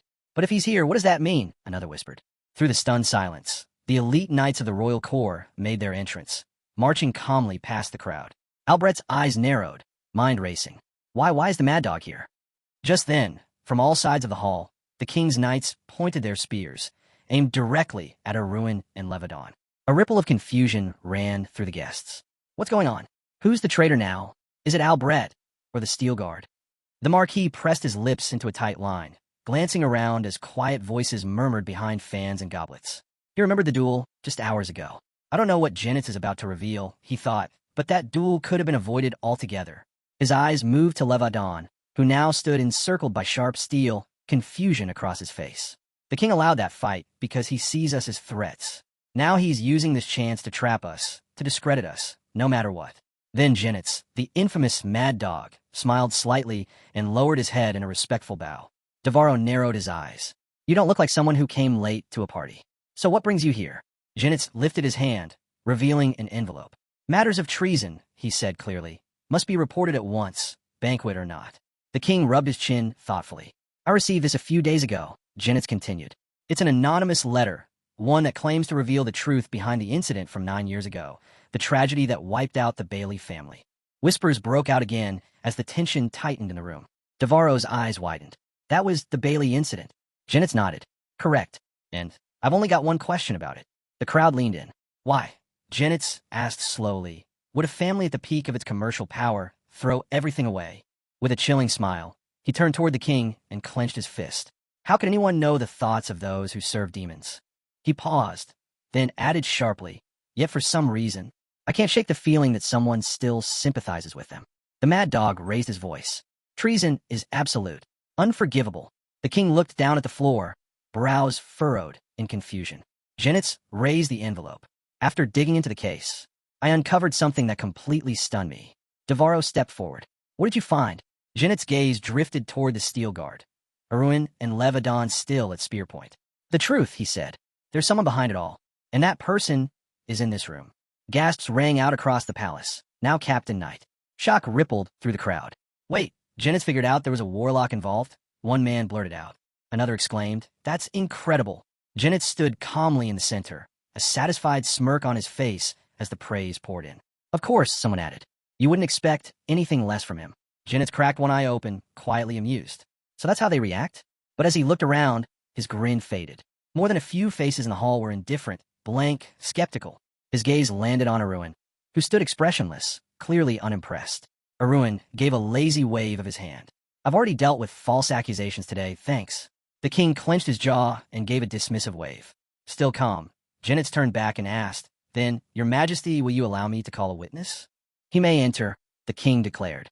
A man stepped onto the red carpet and dropped to one knee, bowing low before the throne. I am Zirkle, he said, introducing himself to the king. His voice was quiet, his eyes fixed on the floor, lips pressed into a tight line. Devarro asked plainly, And what is your connection to the suspect? The blond young man stood silently, listening closely. Zirkle responded with a steady tone. 2 years ago, I was the instructor in charge of the class where a ruined steel guard was enrolled. Across the room, Reyna lifted her head in surprise, her gaze landing on Zirkle, sadness softening her expression. He continued, After I encountered her again by chance, she helped me a great deal.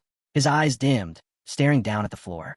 Then quietly he added, In my youth, I once held hands with her mother. Reyna's eyes widened.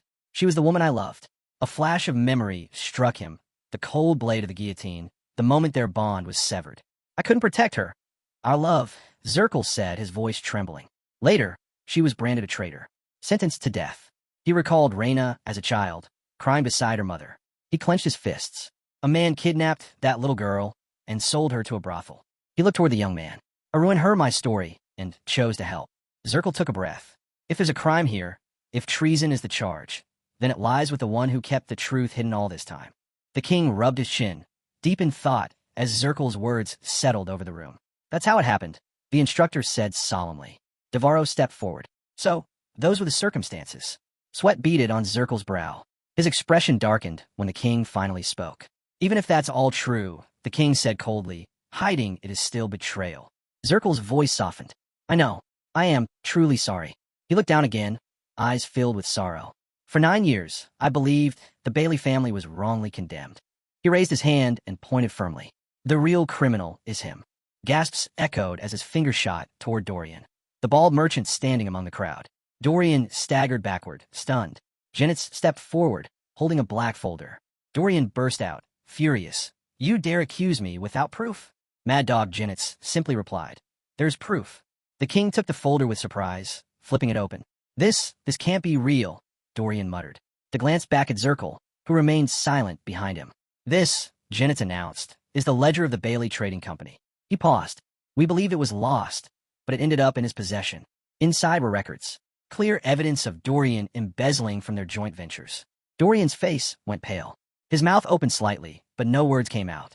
And here, Janet said, flipping to another page, is an official letter of protest. From the Bailey family. How did you get this? Dorian whispered. Mad Dog didn't respond right away, only smiled faintly. So he had been snooping around, Dorian realized. And I never noticed. Janet went on. At the time, your business would have collapsed, if not for the Bailey family bailing you out. In his mind, Dorian saw a younger version of himself fleeing with a bag of stolen money. Janet's voice sharpened. You gambled away investment funds, saved yourself through their generosity, and when they saw you for what you were, you made them the enemy. The king's eyes narrowed. That explains your motive. The Marquis of Albret stepped in, clearly unsettled. Let's not forget, the Bailey family worshipped demons. More murmurs swept through the hall. Janet turned to him. Even if that were true, it doesn't erase what Dorian did. The crowd watched in silence. The blond young man remained still, his expression calm. Even if more cards appear now, he thought, it's already over. We played our roles perfectly. Elsewhere, Meryl kept watch over the sealed room, Sari covering her head. For the past 3 days, Arun had worked tirelessly alongside his father, preparing for this moment. Now, standing at the door with arms crossed, he faced the only 2 people allowed inside the hidden chamber, Janet and Jarvis. Mad Dog had been the ace, the one who would tip the scales at the critical moment. And Jarvis had quietly gathered the documents, tracked the witnesses. Arun looked toward the newest arrival in the hall. He was my final move, my best preparation. And now, there's only one thing left. Hand pressed to his chest, Kendall stepped forward. He bowed slightly and addressed the king. Your Majesty, I wish to report a crime. One so severe, it cannot be overlooked. Then he turned, eyes locked on the man. Devarro stroked his chin thoughtfully. And what happened this time? Kendall stepped forward. It concerns Raihan, the same man who twisted loyalty into betrayal by falsely accusing an innocent companion. He raised his hand. A turquoise aura surged around his palm, swirling with energy. Murmurs rippled through the hall as the light extended outward, engulfing Raihan in a glowing vortex. Suddenly, Raihan let out a guttural scream. Saber, startled, pointed at Kendall and shouted, "How dare you use magic in the presence of the king?" "I beg forgiveness for the breach," Kendall replied calmly, not taking his eyes off Raihan. The magician nearby glanced sideways, confused, then froze. Raihan's body began to convulse. His skin turned a deep, unnatural purple. His limbs twisted, bulging grotesquely as they grew. In a flash, the merchant transformed into a massive, monstrous figure towering over the ballroom. Gasps and screams filled the air. Kendall's voice cut through the chaos. Demonic possession. This falls directly under the Magic Tower's jurisdiction. As the demon took full form, horror twisted the faces of Marquis Albret and Devarro. Panic broke loose. Guests shrieked and fled the hall, pushing past one another in desperation. Knights snapped to position, forming a tight circle around the stunned king. How can this be real? Devarro muttered, unable to look away. The demon, once Raihan, bared his sharp teeth, staring at his hands as curses slipped from his lips. The king stepped forward. Were you summoned by demons this whole time?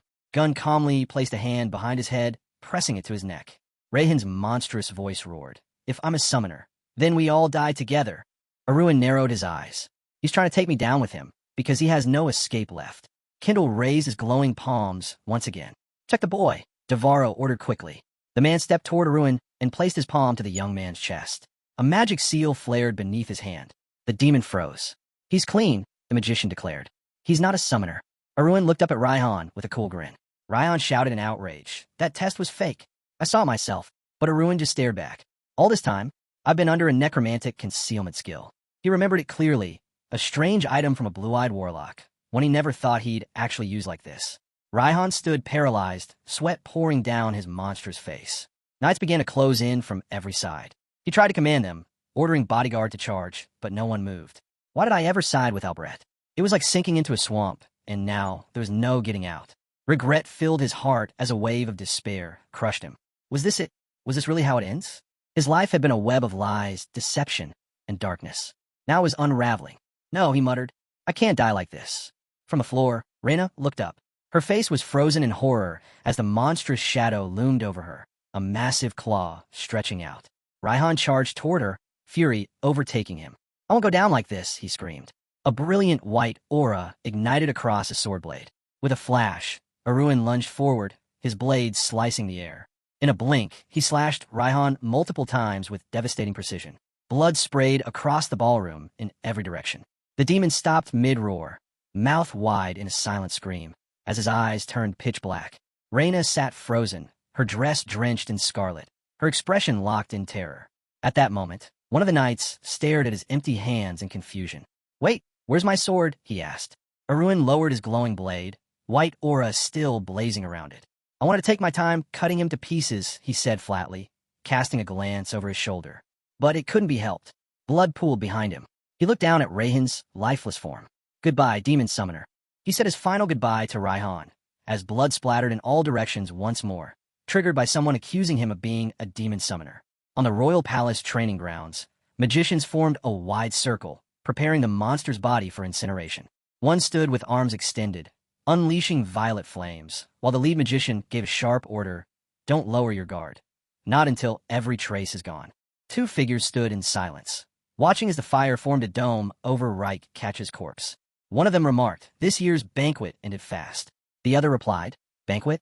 That wasn't even close. Just chaos. Remember the duel between the two knights?" And Albrecht Mello's accusations. Lowering his head, the man sighed. "I'll never forget any of it. Not the fight, not what happened with the Marquis." Marquis Kindle also stood watching the burning, lost in thought. His fellow magician suddenly asked, "Why do you think the demon summoner chose Albrecht as a witness?" He could only shake his head. "I have no idea myself." Dawn began breaking over the palace. The magician added quietly, "Whatever the case, Albrecht will have to carry the weight of that decision." Kneeling on the ground, the Marquis looked to the heavens, staff in hand, and cried out, "Believe me, I didn't know Raihan was a demon summoner." Saber faced the king and reported firmly, "According to the investigation, the Marquis is not a summoner." Dirika, observing from the side, noted, "So, he wasn't working with him." The king leaned forward, rubbing his temples in frustration. "This mess is becoming my burden, and now Albrecht's dragged me into it." Suddenly, Reina gasped, fists clenched and eyes wide. "Days!" she screamed in panic. A hand gently landed on her shoulder. Turning, she saw Aaron's calm expression. Zenith stepped forward, raising a hand. "Wait, the situation's too obvious. If Raihan and the Bailey family were both summoners, they wouldn't have been taken out so easily." The king slammed the armrest with his fist. Then, pointing to himself in disbelief, Dirika shouted, "Are you asking me to admit I destroyed an innocent family?" He rose from the throne, glaring down. "Do you mean to say the king was fooled by some merchant?" The man stammered, "That's not what I—" He clenched his fist, thoughts swirling. "Justice and truth. That's the oath of an investigator," he reminded himself. He remembered kneeling beneath the golden crest when he took that vow. "I was once a knight for just one man," Zenith thought. "If my master's honor is at stake, then I must fall back." His eyes turned to Count Steelguard's confused face. But who should step forward now? His gaze shifted toward Arun, standing beside Reina. And then, a man in a light suit calmly stepped forward. Everyone turned as Dirika's eyes widened in surprise. "It's not necessary," the man said. It was Duke Luther. The blond man glanced over his Luther past, heading toward the throne. He stopped, placed a hand on his chest, and faced the king. Dirika stepped forward, tense. "What is this supposed to mean?" The Duke replied calmly, "It's already been confirmed. Raihan was vile and deceitful, like a snake caught in a hawk's trap." Carlson spoke up. That monster plotted against his rivals to become the top merchant. But in the end, he couldn't escape the watchful eyes of the ruler. The king lowered his head, rubbing his chin in thought as he considered the suggestion. If Days moved forward with seizing all of Raihan's assets and used part of it to compensate the victims, people might remember his name with praise for generations. In his mind, the image of a deep burgundy flag bearing a golden crest flickered, his family symbol. Yes, it made sense. This could elevate the royal house's prestige to new heights. Reina, hands clasped tightly over her chest, gave a nervous smile. When the king asked how much compensation she expected, she softly answered, "Now that Monster is dead, restoring our family's honor will be enough."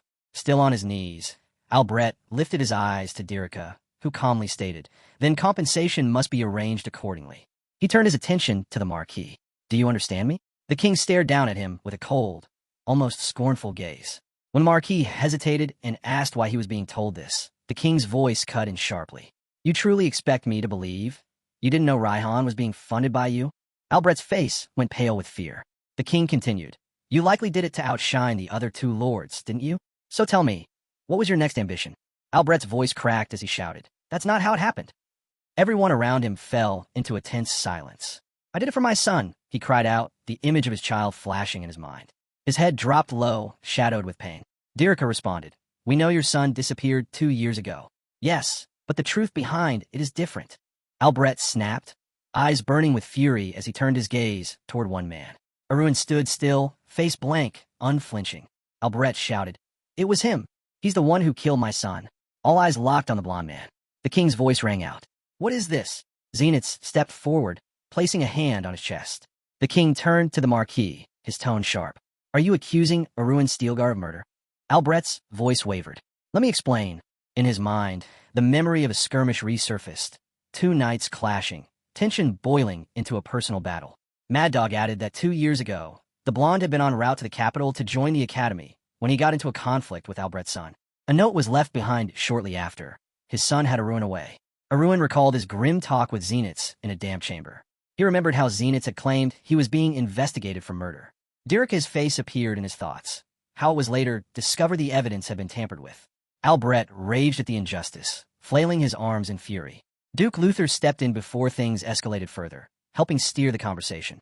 Thanks to his intervention, the accusations of murder were reclassified, just baseless words from a grieving father, desperate for someone to blame.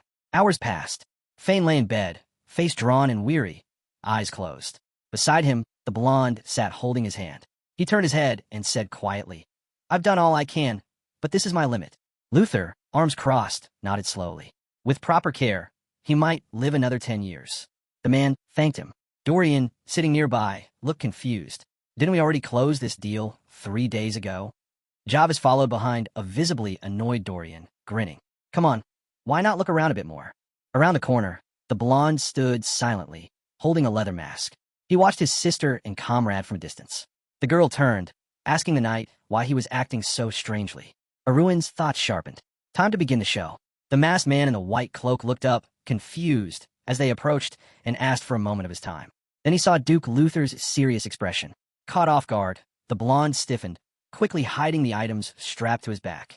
With a shaky voice, he asked, "Why are you here?" The man looked him straight in the eyes. "I have a request." Gritting his teeth, he muttered his son's name under his breath.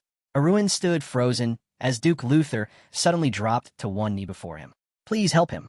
Lowering his head, the Duke closed his eyes. "My son told me. Only you could save him. But he won't listen to me." The blonde stared at him, confused and wide-eyed, struggling to process the moment.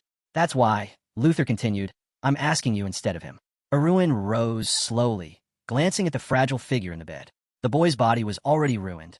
He couldn't become a successor, couldn't do anything at all now. He recalled his father's warm, gentle face.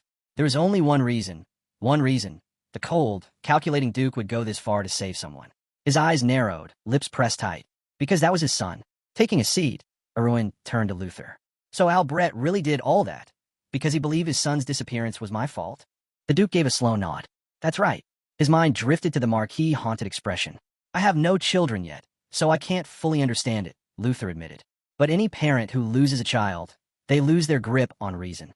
Arun frowned and looked away as Luther added, "That's why even the king told us to let the matter go." Above them, the full moon bathed the night in silver light. Down a quiet forest path, Arun walked alone between towering trees. He stopped when a figure appeared ahead. "Looks like this talk is going on longer than expected," the man said casually. Arun glanced at his bodyguard, Chris, who was thumbing through a stack of documents, deep in thought. "What's the outcome of the investigation?" the blonde asked. Chris scanned a white page filled with symbols and official seals. "The prosecutor's office is moving in," he replied. "They're using this window to dig into every illegal activity connected to Raihan." Head slightly bowed, Chris spread his arms in a resigned gesture. "Am I coming off too cold, even after all these years?" Arun asked. Chris looked up. "After 10 years working together, I'm just a shadow. Only Dorian and Raihan ever knew I existed." A sharp grin crept onto Arun's face. "And now," Chris continued, "only the Marquis knows." Arun's eyes gleamed. If Raihan made one mistake, it was allowing me to exist. He thought of the green larva buried deep in his brain, the thing that had kept him alive. Unlike Raihan, who could return from death, he had chosen betrayal to survive. Books and scrolls flashed through his mind. Years of hidden records, financial logs, and that letter of protest sent to Zirkle. He had provided all of it. Scratching his cheek, Arun looked at Chris. "So, you really held a grudge against Raihan all this time, huh?" Chris let out a hollow laugh. Try spending 10 years in a stuffy crawl space. Let's see how you feel. Lifting a book in his hand, he closed his eyes. I figured anything was better than being a human seal forever. He tucked the book away. Arun casually grabbed him by the collar, then let go and slid his hands into his pockets. Well, I guess I'll see you around. Chris gave a nod, pushed off with his feet, and disappeared into the night. With a sudden leap, he launched into the air, vanishing through the trees. Arun watched the bodyguard slice effortlessly through the dense canopy. A real talent, he thought, eyes following his path. The man had the skills to serve any high-ranking noble, and his swordsmanship was easily top tier. Albrecht would be crushed if he knew I took him. He pulled open a glowing white system screen, but his expression stayed flat. This ending doesn't sit right at all. His left eye flickered, and a sly grin spread across his face. He pointed to the screen, amused. No matter how much a parent fears losing their child, this is something else entirely. Under the cover of the forest night, a thought lingered in his mind. If Albrecht went this far, maybe it's because he had nothing left to lose. First time outside, downtown Theros. Arun asked, unbothered. Somewhere else, a bottle of wine smashed to the ground, red liquid splashing like blood across the floor. Commander Harbert, leader of the night detachment, stormed in with clenched fists. Albrecht stood there, already clutching a fresh bottle, face flushed and raging. Harbert grabbed him by the shoulders. That's enough. Albrecht thrashed, red-faced, barking, let go of me. But Harbert didn't budge. This isn't the time to act like this. Albrecht exploded. And why not? Why can't I act this way? His voice cracked as memories came flooding back. Kneeling before the king, losing his honor, watching Rayhan's company crumble into nothing. He struggled harder against Harbert's grip. Even you're turning your back on me now. That's not true. Harbert snapped. Suddenly, Marquis froze. His eyes widened as Harbert shouted, the young master has returned. The door burst open. Genitz! Albrecht shouted, rushing in. His voice trembled with desperation. Where is he? Where's my son? Then, out of the shadows, Genitz stepped forward and greeted him calmly. Albrecht, Mad Dog himself, stopped dead. His mouth hung open, a single bead of sweat returning down his cheek. Albrecht's eyes burned as he growled. What are you doing? Did Arun send you? Genitz shook his head and waved it off. Nothing like that. I just knew how important this was. A boy in ragged clothes stepped forward behind him, pale and exhausted. I contacted the guards and brought him here myself, Genitz added. Albrecht reached forward, trembling all over. His hand hovered just inches from the boy's worn face. Mad Dog turned to Arun. He says his name is Albrecht. Claims he's come home after living like a wanderer. Albrecht's hand finally touched his son's face. Thin, filthy, but real. Is it really you? He whispered. He pushed aside a mess of brown hair and saw it. A jagged scar on the boy's neck. He gasped, then screamed. Genitz smiled faintly as Albrecht threw his arms around the boy, pulling him into a tight embrace. I knew it. It's really him. My son. Nightfall cloaked the mansion, but every window glowed with light. Outside, Arun strolled through the yard, stretching his arms high into the air as he pulled himself up with ease. Arun let out a long yawn. The last few days have been completely insane, he muttered with a lazy grin. His mind flashed to that ragged old replica. Well, he thought, at least now, no one would ever suspect me. Just a day earlier, a bright flash had lit up the forest. From a massive flask filled with green liquid, a man emerged, liquid still dripping down his legs. A fair-haired figure in nothing but a loincloth dropped to one knee and bowed his head. State your command, he said. Looking down with arms crossed, the blonde gave a calm order.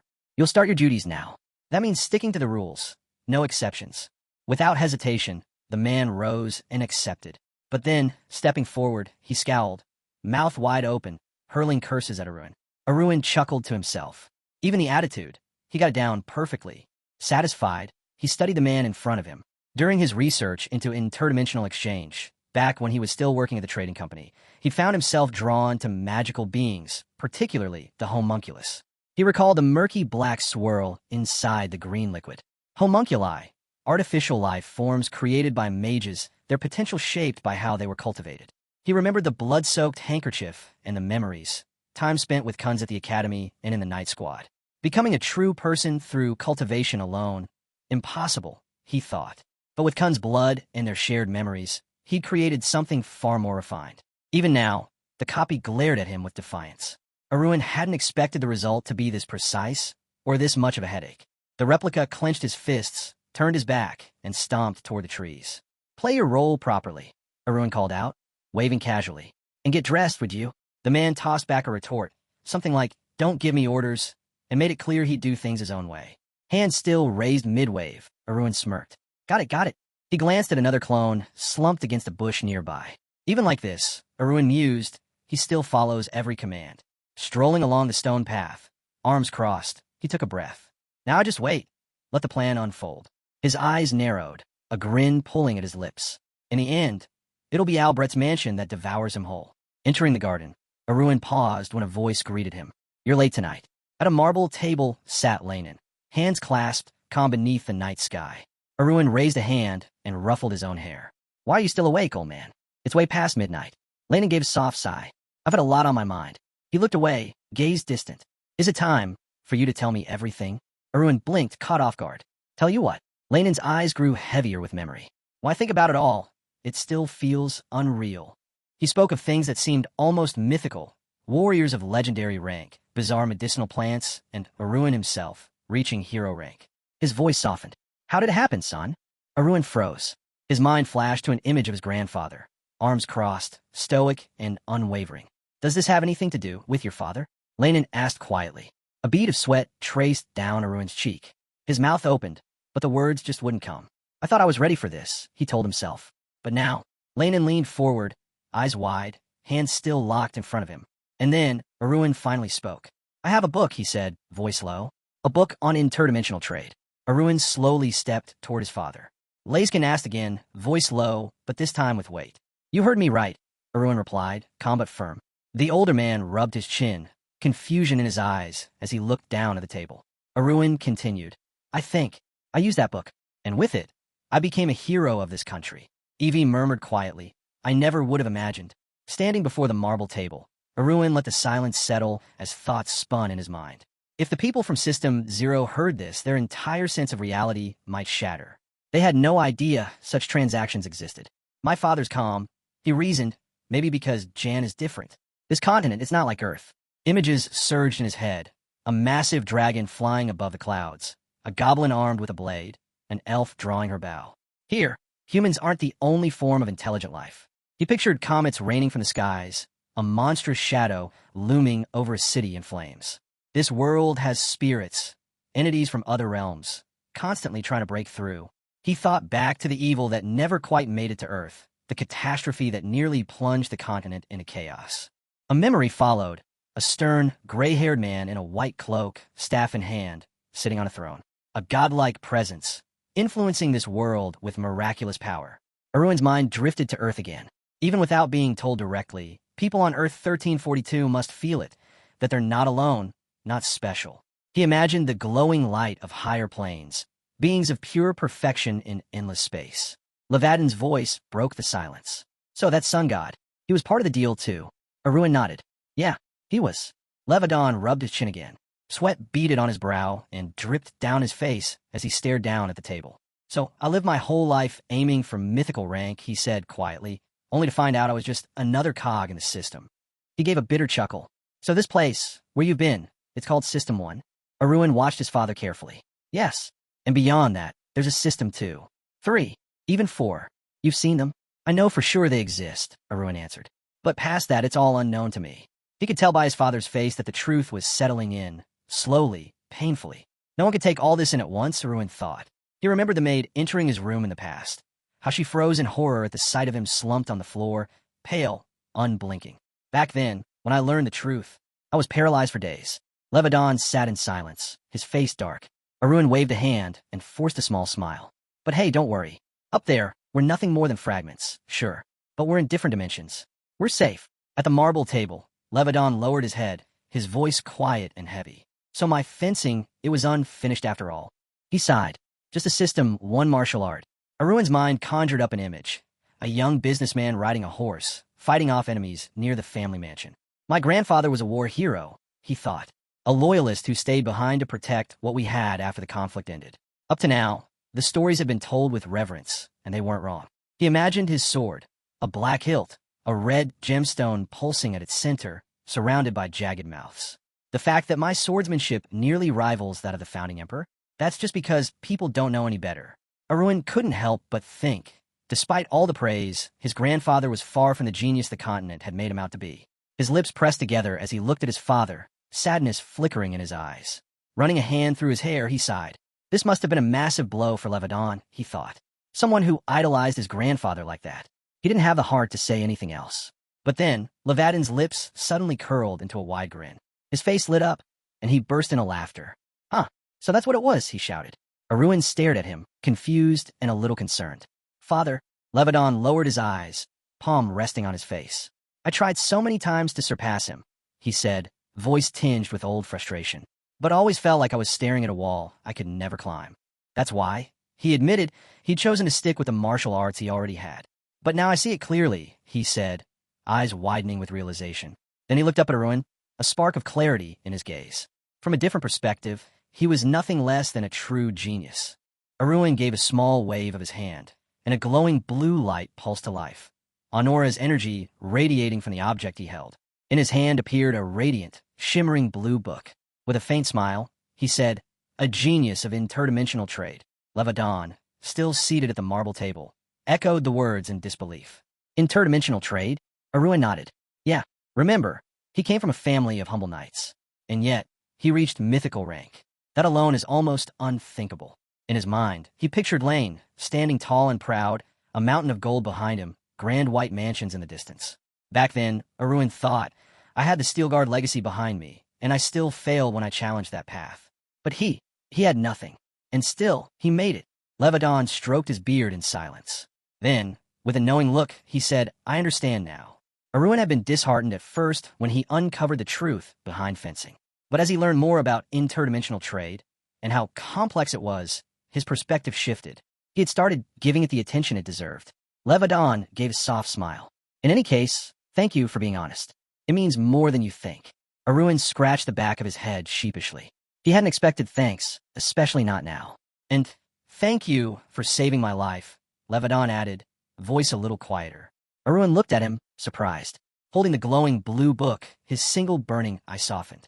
He leaned forward slightly, lowering his gaze. You're welcome, he said. Outside, the night slowly faded. A fountain bubbled gently in the garden, and sunlight began creeping over the rooftops. Arun sat at a table, sipping from a white porcelain cup. A satisfied smile played on his lips. Next to him, Sari was busy chewing through her breakfast. Thinking back to last night's conversation with his father, Arun exhaled with relief. I told him everything. About the hero's disappearance, the secrets. One less thing to weigh me down. Cup still in hand, he opened up his shopping list. Inside the system's list box were rows of high-tier items. Spatial pocket, divine sword, enchanted armor, magic scrolls, top-grade recovery potions, mono-restoration medicine. Rare goods stacked one after the other. He chuckled. With this low doubt, who'd even try to mess with the strongest in Navarro? Just then, a knock came at the door. Turning, Arun called out, now that everything's settled, time to focus on leveling up. The door creaked open. Java stepped in. What brings you here so early? Arun asked, still in good spirits. Java scratched his cheek awkwardly. Well, did the Count tell you where he went? Arun blinked. No. What? Java's face darkened. That's the thing, he said. Lenin vanished. Without a trace. A red carpet lined the staircase as the blond man stood quietly in the hall, dressed in a sleek black suit. Footsteps echoed as a man approached and called out to him. Behind him, Java stood with several others, all gathered near Kendall.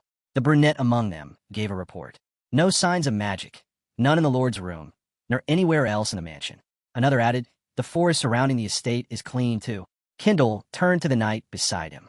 So, you're saying the Lord simply left the mansion on his own, without telling anyone? He narrowed his eyes. That's how it looks. Javis blinked. Wait, what? Seriously? The brunette chuckled and slapped him on the back hard enough to make him double over. Come on, you think something really happened? He's legendary rank now. Javis straightened up, grumbling, well, true. He'll definitely be back soon. The man beside him nodded in agreement. But Arun watched them all in silence, arms crossed, deep in thought. A legendary rank vanishing without a trace. That's not something to shrug off. The others were taking it too lightly. His gaze landed on the man still pestering the knight, playfully tugging at his ear.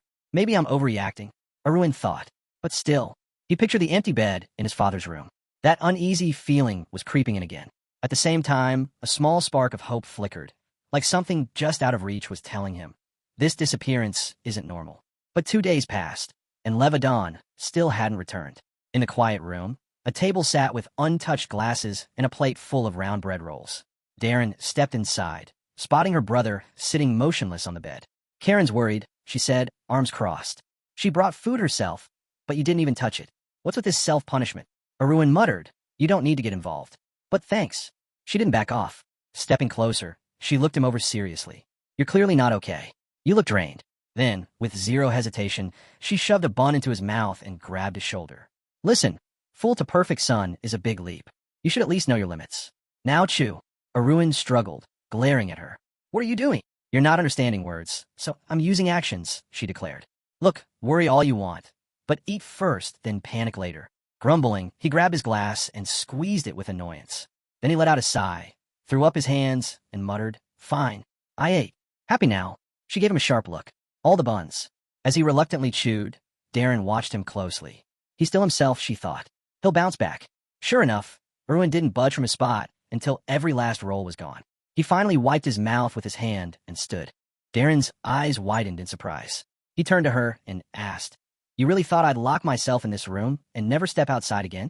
Flustered, she responded, No, of course not. Erwin threw on his jacket. If you did think I'd just sit here waiting until father comes back, then who do you think I am? She stared at him, caught off guard. Erwin thought to himself, It wasn't surprising.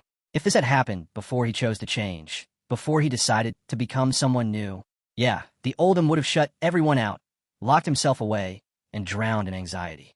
As he headed for the door, he spoke over his shoulder to Darren, who was still standing behind him. You already know I'm not who I used to be. Outside, the sky darkened with heavy clouds. Flames licked the wheels of the carriage. Sari had transformed into a red vehicle, blazing with fire. Inside, Arun flipped through a document. According to Zenith's latest investigation, he muttered, there's no record of anyone entering or leaving the fortress. No witnesses, nothing. Even Sari couldn't trace anything by scent. Crushing the page in his hand, he growled, It's happening again. He stared at the sheet, thinking of his father. This is another hero vanishing. Suddenly, Sari spoke up. There's something ahead. Dark purple fabric danced in the wind as a figure appeared on the road. Sierra stood tall, her expression firm and unmoving. Arun blinked in shock. Sierra? From the front of the flying carriage, a voice called out. Why are you here? You just left the banquet hall without saying a word. Sierra spread her arms. Stop the carriage. Now. Arun leaned out the window. What are you doing? I don't have time to stop. She didn't budge. I know everything. His eyes widened. You what? I know you're heading out to search for Levadon, she said. He froze. How could you possibly know that? Her voice trembled slightly.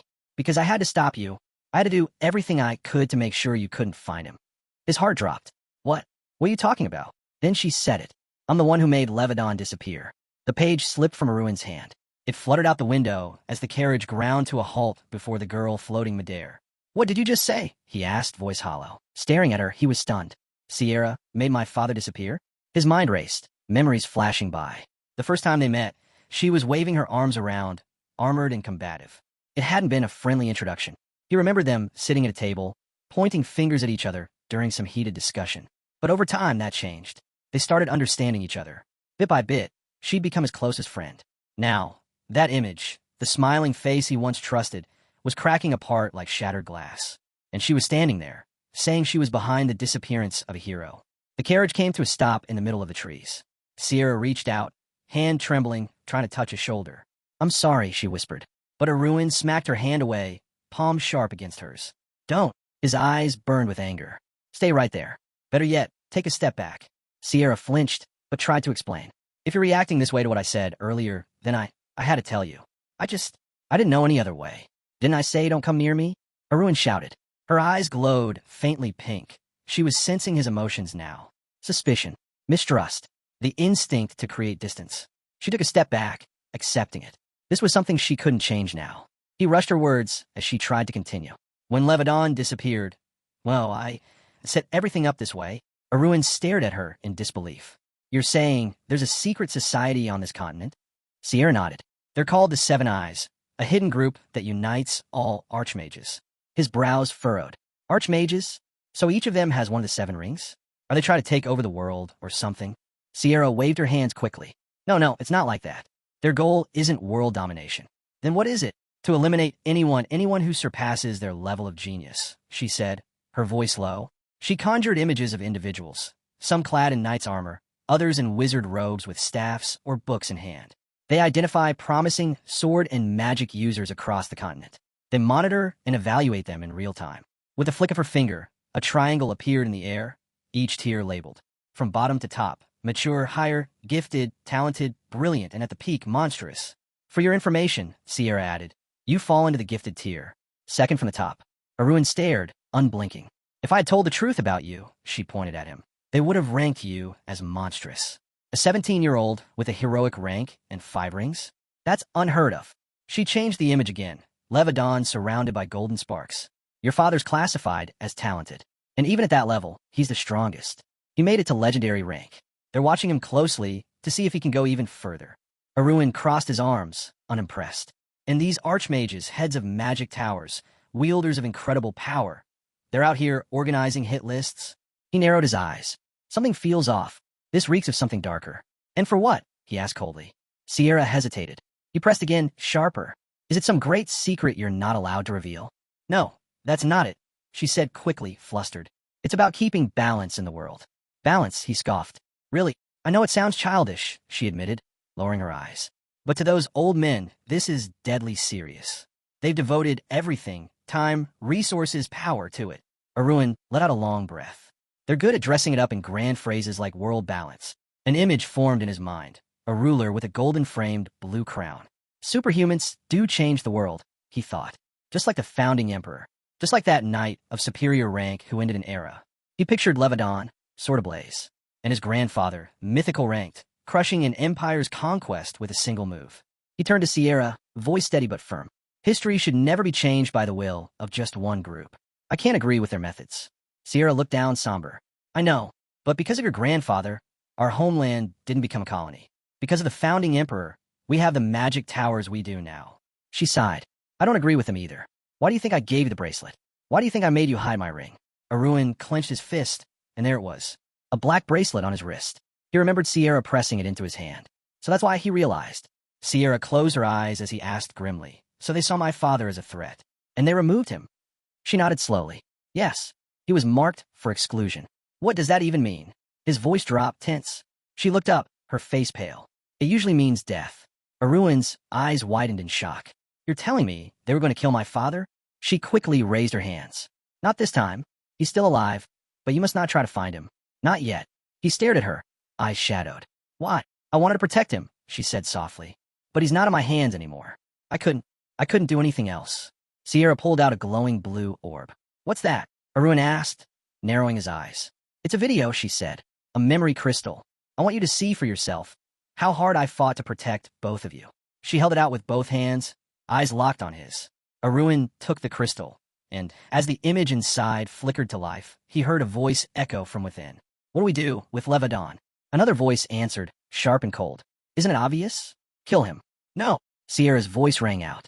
Why not? She stammered, her voice trembling. Because I love him. Her next words barely made it out. Just lock him away in Reem. Dark silhouettes sat quietly around a glowing round table, where blue flames flickered at the center. All eyes were on her. Sierra's sudden outburst had caught their attention. What's with those looks? She asked sharply. I'm simply exercising my authority. Besides, I don't even know where he is. There's no reason to deny my request. One of the figures finally spoke. It's not that we're refusing. Just surprised, that's all. Another shadow added. You always seemed solely focused on Vimos. Looks like love can shift too. The first voice chimed back in. Vimos hasn't been the same for a long time. So, I support her. The second shook their head. I just don't get it. Why keep giving your heart to someone who'll never stand beside you? A voice suddenly shouted, silencing the room. Everyone turned toward the source. The air grew heavier. If that's how it is, the voice said coldly, then there's no place here for her. Does she accept that?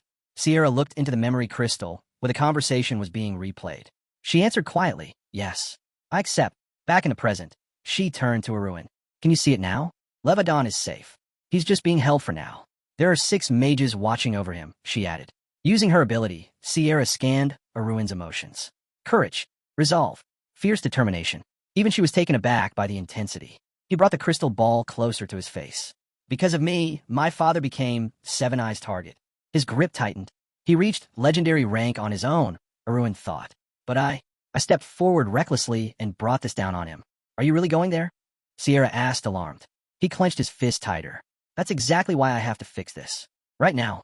In the eastern country of Kaidon, neighboring Navarro, a row of dark-roofed houses lined the streets. A man stood in front of a door labeled 302. holding a silver key. You can use this room, he said. The door slammed shut. Inside, Arun now wore a Yulaf mask and dark glasses, grinning to himself. When it's not an empire we're dealing with, infiltration is child's play. His mind flashed back to the carriage ride with Sierra. Don't go in blind, she'd warned. If the operation starts to fall apart, retreat. He had casually replied, I'll judge the situation myself. She had thrown up her hands. No, you don't get it. You're not the only one with a relic. Wait, what? He had asked. No matter how many archmages they've got, she shouted. Don't forget, Levadon is legendary rank. How could he just vanish like that? Back in the room, Arun pulled out a small gray pouch. Relics, he thought. That's what Sierra called the items obtained through interdimensional trade. And if Seven Eyes had similar items in their possession, could they have traders connected to other worlds too? If so, Arun thought grimly, it's only a matter of time before I Arun into them face to face. He was snapped from his thoughts by a loud yawn. Sari stood up, stretching lazily. You excited about our new hideout too? He asked, half joking. Holding a blue glowing crystal in his hand, Arun muttered, from now on, we're stuck doing the dull stuff ourselves. Sari gave a confused chirp. He showed the crystal to the creature. Inside, a bearded old man sat, eyes calm and unreadable. That's Demeus, Arun explained. He's part of Seven Eyes, head of the 11th Magic Tower, Archmage of the Seven Rings, and he's here, in this country. Opening a purple menu, he pointed toward the screen. We're going to watch him. Carefully. No confrontation. Got it. Sari nodded, folding its arms like its master. Arun glanced out the window, the moonlight casting shadows across the city. Wait for me, Demeus, he whispered. I'm coming. Atop a tall, stone tower, the moonlight bathed the walls in silver. Alpha Scans sat at a table, chin resting in his palm, looking thoroughly bored. A message blinked into view. Reading it, the blonde murmured, so what's the result? A brunette with a scar and glasses appeared in the projection. No doubt about it, he said confidently. The people running that workshop, fourth-generation technology users. A new message flashed. What makes you so sure? Alpha Scan, now sitting on a bed with arms crossed, smirked. They accepted my investment, and they were impressed. He leaned back. I've officially opened a window to the creation of fourth-gen armor. Arun stared at the system window, a glint flashing in his eye. Why is Alpha Scan so obsessed with fourth-generation tech? The question wouldn't leave his mind, and since he was supposed to be spying on him, Arun suspected the reason was far from noble. He smirked. Maybe it's time to toss out some bait. Typing swiftly, he messaged Alpha Scan. Since I made an investment, they told me something in confidence. Alpha Scan's avatar appeared, eyes shut, smiling calmly. In confidence, he repeated. Then his eyes opened, wide in surprise, as Arun sent over a real piece of information about fourth-gen tech. The system dinged. Alpha Scan is very surprised. Arun chuckled. He usually hides his reactions. But not this time. Got him. Alpha Scan looked at the screen with a soft laugh. Excellent. With your help, completing the task will be much easier. Another notification popped up. You received 188,000 quest points from Alpha Scan. Next trading level, 50,000/50,000. The red-haired man bid farewell, and the system announced his departure from the chat. Arun leaned back and grinned. They call him a genius, but he's so easy to read. His eyes flicked back to another message, still open, a note he had sent. Do you have a hideout ready? The other side's about to move. Stay safe. If he'd approached me with honesty from the start, Arun thought, I probably wouldn't have become a spy. A flicker of movement caught his eye. Sari stood on the other side of the window, tiny paws pressed against the glass. Arun opened it, and the little creature darted in. What's up, he asked. Sari answered quickly. Word is the enemy's going hunting soon. Night had fallen over a thick forest, moonlight filtering through the treetops. Near the base of the 11th Magic Tower, a white-haired man collapsed, an arrow lodged in his chest. High above Demeus, tower head, Archer, Archmage, stood grinning bow in hand. But then, his expression shifted. Something caught his eye. In the distance, a majestic white horse, glowing faintly with a purple hue, stepped into view. A long, spiraled horn shimmered atop its forehead. A unicorn? Demeus gasped. No way. Eyes gleaming, he quickly notched another arrow. One of the elusive species. This kind of luck only comes once in a lifetime. He let the arrow fly, but the unicorn twisted with elegant speed. The shot glanced off its flank. His smile faltered. Their skin really is that tough, he muttered. Even if this was just a projection, an illusion, it was still nonsense. He was Demeus, and his magic should have been flawless. Suddenly, his body jerked. A blade had driven clean through his back, exiting through his stomach. He gasped, blood on his lips, clutching the wound. Spinning around, he requirement, what is this? Standing behind him was a cloaked figure. Arun calmly pulled back his hood. If you change your perspective, he said coldly, even nonsense starts to make perfect sense. With his bloodied sword raised, he stepped forward. All of this is because you were the target. Demeus's mind raced. Invading this forest was supposed to be safe. It's protected by flawless defensive magic. So why didn't it work? Arun raised the blade to his throat. Wondering why your precious barrier didn't react, he asked. Then he held up a small, glowing yellow cube. Its surface pulsed with light. Ever heard of an anti-magic field? He said. The system chimed. Golden anti-magic cube. Creates a zone where all magic is nullified. In this space, Arun continued, voice steady. Your magic is worthless. He slipped the cube into his cloak, still watching the old man writhe in pain. Demeus glared at the figure before him, face twisted in pain and fury. Who are you? And how did a relic like that end up in your hands? Arun remained calm, eyes steady. I came all this way because I wanted to talk, he said coolly. Besides, I'm sure we both have questions for each other. The old man gritted his teeth, blood still seeping through his robes. You call this a talk? You bring an anti-magic field and a sword to my gut, and one talk. It's a deal, Arun replied simply. You answer 3 questions, honestly, and I'll drop the field. Demeus narrowed his eyes. In exchange, Arun added, you'll swear on your mana. If you lie, your heart shatters. You're insane, Demeus hissed. Why would I agree to something like that? Arun stepped forward, blade lowering to his throat. Then don't. I'll end it now. Fine, the old maid shouted. I'll swear. Bright light flared as he raised a trembling hand clad in a black glove adorned with a glowing magic ring.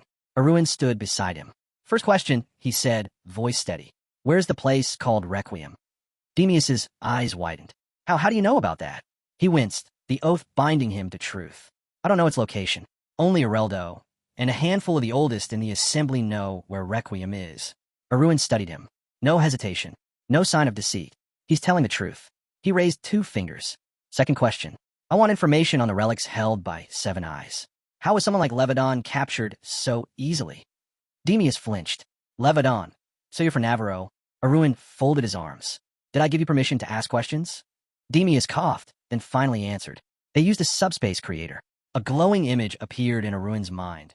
An oval-shaped blue portal, pulsing with energy, surrounded by cloaked figures channeling their power into it, as a frightened figure stood at its center. It's a relic, Demeus continued. It creates a pocket space within the existing one. Once activated, it becomes its own isolated battlefield, invisible, undetectable, no matter how violent the conflict gets. Arun's eyes narrowed, and Demeus fell back, hand braced against the ground. That's all I know. I'm not one of the inner circle. I don't have access to the rest. Understood, Arun said, voice like stone. The night grew still. And the last question? Demeus asked, stretching out his hand. Arun touched his chin, smiling. Actually, I've heard enough. He stepped back. That's all I needed. Now, you have no choice but to face me. But Demeus had other plans. A flash of orange sparked at his palm. I've got him. With the other hand pressed to his bleeding stomach, he summoned a fireball, power rippling off his glove, where a symbol burned into the ring. And then, boom, a burst of infernal flame ripped through the earth, sending chunks of dirt and flame flying into the air. Demeus grinned in triumph, palm raised, his final trick unleashed. You're a fool, Demeus growled, holding his side.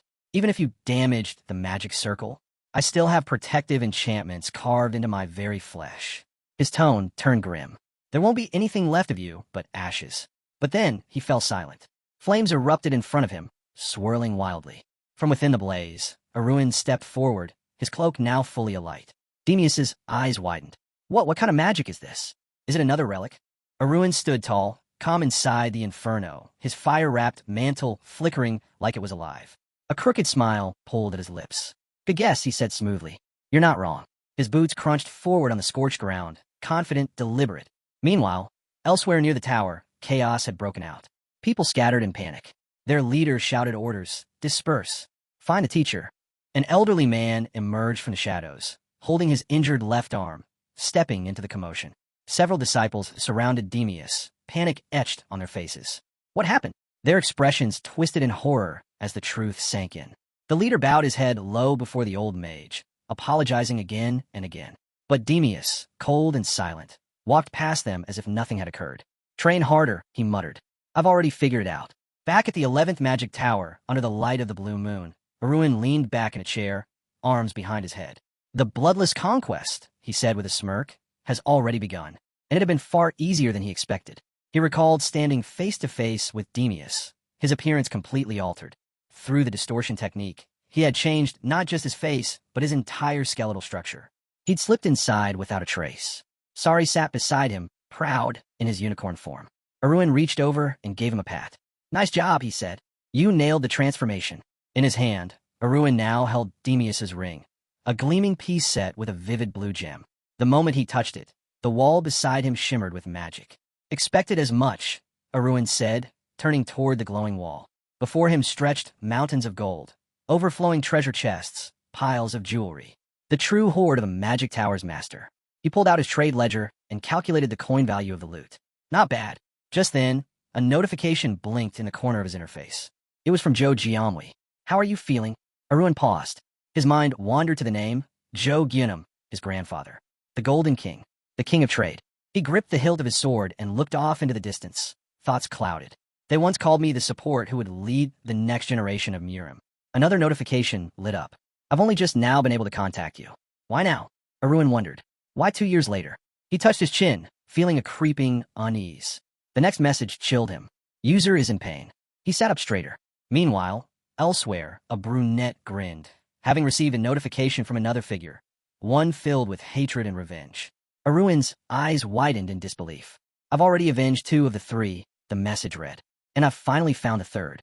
An image flashed through his mind. Li Han-su, storming forward, bloodied sword in hand. The demonic dragon. The black swordsman. A man who had slain thousands. The brunette continued. "My enemy is a master of the boundaries of divinity." Arun repeated the words aloud, stunned. The boundaries of divinity? A new system notice appeared before him. Achievement unlocked. Peak limit, border of divinity. The peak limit, Arun thought. A realm only reached by those who've broken past the very edge of power itself. He pictured the cinder, pale, deadly serious, fingers interlaced as if warning him to prepare. His own heart raced at the thought. If I had even half your foresight. Then another image. Joe Giamwi, his body broken. No arms. Blood pouring from his mouth. 2 fatal wounds pierced straight through him. With a distant, glassy gaze, Joe Giamwi spoke softly. "I don't have much time." Arun typed cautiously. "What happened to you?" The reply came. Joe Giamwi sat in the center of a dimly lit room, slumped in a chair. "I worked for him for 2 years," he said hoarsely, "just to find the right moment to kill him." He revealed the name. Li Han-su, the one who brought him so much pain. Joe Giamwi's voice was heavy with regret, as he admitted he had always known that Arun would take revenge. Arun's eyes narrowed, tense, staring at the notification panel. Then a new message appeared. "Do you want to make one last deal?" Without warning, a list flashed before him. An archive of martial arts techniques he had searched for endlessly. Joe Giamwi looked at the panel and declared, "I've given you everything I had." His message was short but clear. "Kill my tormentor." Arun slammed his fist down. "What the hell are you talking about? You're still alive. I'll send you a teleport scroll and a potion right now." His anger turned white-hot as he read the next line. Joe's clan, wiped out. Gone. Arun fell silent, eyes locked on the floor, expression blank. "The only thing I have left," Joe wrote, "is to leave my will behind." Alone, broken, Joe Giamwi asked quietly, "Can I make one last request?" Arun nodded. "Say it." The young man sat, eyes heavy, reading the next line. "Don't forget me." Tears slipped from the corner of his eye, trailing down to the edge of his boot. "Even if there's nothing left of me, even if not a trace remains, remember me. Please, tell someone I existed." Arun didn't reply. "That's my last quest." A moment passed. He clenched his jaw. A lord shouldn't show affection like this, he told himself, especially not to someone from another system. Still, his hand shook. Fury replaced hesitation. "You're dumping your pain on me," he muttered, voice shaking. "But I swear I'll kill him." The hope that flickered in Joe's battered eyes was undeniable. Someone had arrived. Joe Giamwi turned toward them, barely able to smile. The last message came through. "Thank you, Arun." And just like that, the connection ended. The chat window faded. Sari tilted his head, staring quietly at his master. Arun sighed deeply, still staring at the spot where the message had been. Sari leapt onto his shoulder, and for a while, they stayed like that. I got carried away, he thought, swallowed by someone else's vengeance. He tapped a button, absorb, confirming the transfer. All the scrolls now belonged to him. But this wasn't over. Not yet. Clenching his fist, Arun turned his gaze toward the horizon. Sari remained perched on his shoulder, tail flicking. He still had his own revenge to carry out. Far north, deep in winter, The sky above the seventh continent was overcast with snow. The northernmost fortress of the Seven Eyes stood tall, wrapped in cold silence. At the heart of it, blue flames burned bright, casting long shadows around a massive round table. Clouk rested his cheek on a closed fist. "I don't have anything special," he muttered, "except that stupid cat of his who trains non-stop." Clouk, the head of the first magic tower. Across from him, Dwayne stroked his beard, thoughtful. Is he the youngest native to reach legendary rank? The head of the third tower. Kylo stood with arms crossed. They've been quiet until now. Why start moving? The seventh tower's chief narrowed his eyes. From beside him, a woman raised her finger. Because, Jayan said, they're feeling it. A sense of crisis. Levadon reached legendary. She was the head of the ninth tower. Sierra Felgus sat back with an indifferent gaze. There's no way to cover up the disappearance of the Steel Guard family's head, she said flatly. 17th tower. Barely, the fifth tower's head locked his fingers together. I was just training. Don't drag me into this. In one shadowed corner, Demius sat hunched with arms folded. His mood was ice. Areldo looked at him. You're right. Demius sneered. I'm deciding who to kill first. All around the round table, the leaders of the magic towers sat, each with their own goals, secrets, and vendettas. And something was stirring beneath the surface. The old man didn't hesitate. 5 need to be killed. Kylos, narrowing his eyes, pointed directly at him. Are you sure those targets aren't already legendary rank? Geniuses scoffed. So what if they are? The new generation of geniuses has finally begun to emerge. He never finished the sentence. In one swift, brutal motion, Demius drew his blade and severed Genius's head clean off. The severed head hit the floor with a sickening thud, blood splashing across the round table. Every head turned in shock.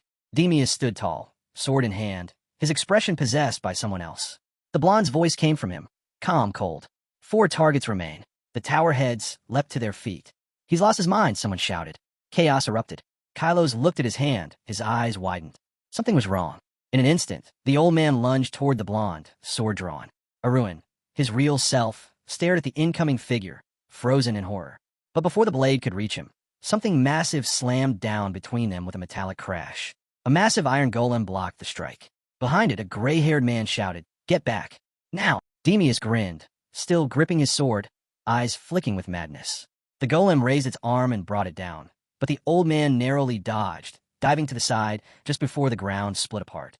More golem appeared, heavy steps pounding into the tower floor one after another. The tower's leader exhaled in relief. They're immune to the magical blockade. Good. Arun, still seated on the floor, touched his chin thoughtfully. The old man is heroic rank, and he doesn't have an AA shield. Without it, across the room, Kylos crossed his arms, glaring at the blonde. Even in your condition, you couldn't handle 5 golems. The golem stood like a wall of steel, menacing and unyielding. The red-haired engineer began listing their advantages with pride, praising the innovations behind their creation. Demius, eyes closed, stood at the center of the growing formation.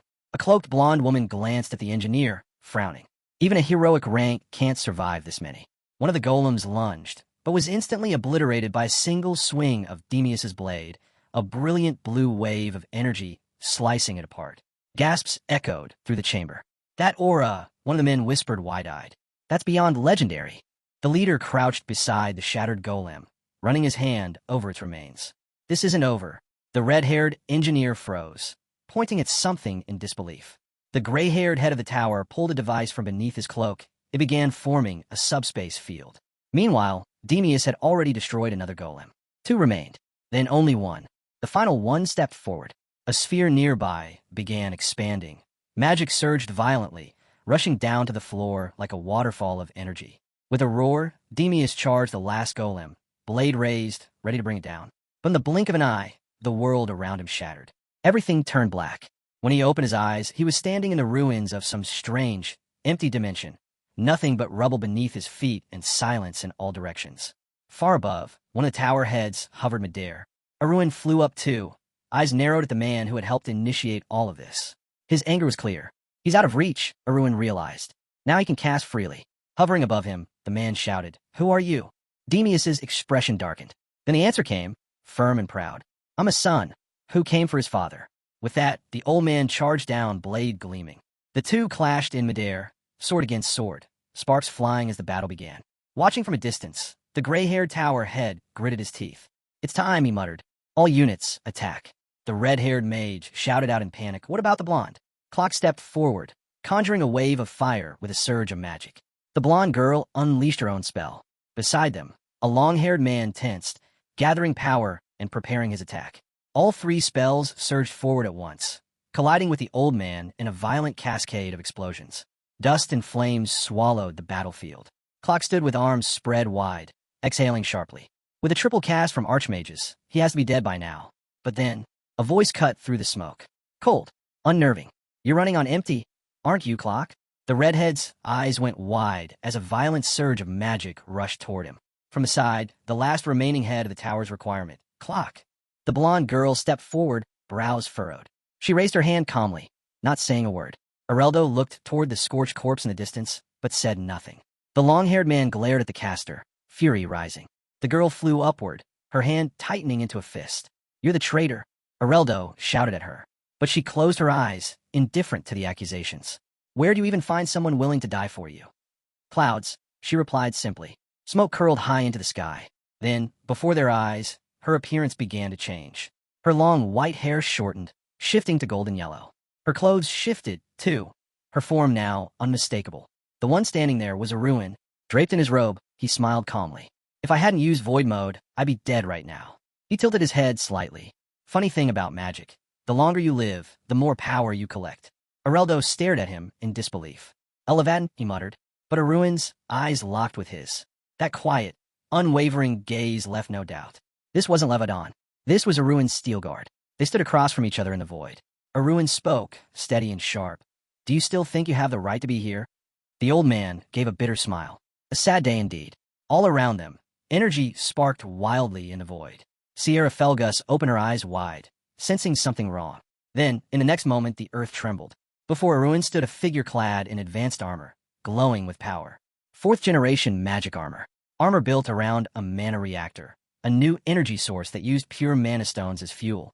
In Aruin's mind, he imagined the process, a pair of hands placing a mana stone over a magic circle at the peak of tower. This reactor wasn't just new technology. It was a threat. The mana reactor had the potential to shatter the structure of System 2, a structure upheld by patented, monopolized tech. The girl narrowed her eyes. Why had the old man hidden something like this? The readings were off the charts. A system alert flashed. Extreme energy surge detected. He's unlucky, she muttered, eyes glowing. Her palms ignited with magic as she prepared to strike. This isn't the first time I've faced a walking weapon, she shouted, raising her hand to strike. Sierra Felgus braced herself, charging her magic directly into the glowing mana stone. Her blast erupted outward, crashing into the armored figure. From below, Aruin watched stunned. In just a moment, a split-second blast tore through the armor's shielding, direct hit. The old man inside the suit looked out toward the chaos. So was fighting me useful? Then, silence. The armor powered down. The girl floated, smirking. Behind that flashy armor is nothing but an aging body. I figured you'd crumble under the first real hit. But she was wrong. The armor moved. With mechanical speed, the old man surged forward and slammed into her, sending her flying back. Felgus! Aruin cried out. Flashes lit up the sky as the battlefield exploded again. The old man's eyes narrowed inside the helmet. Force barrier, meant to absorb blows.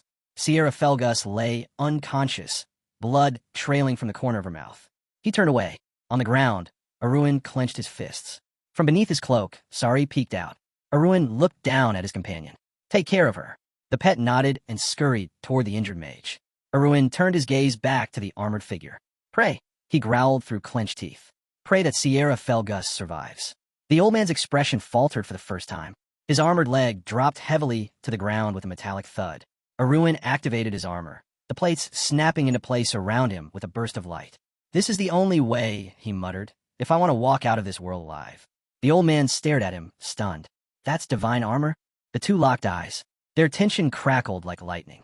Still confused, the old man whispered, What does your family even do? Aruin didn't answer.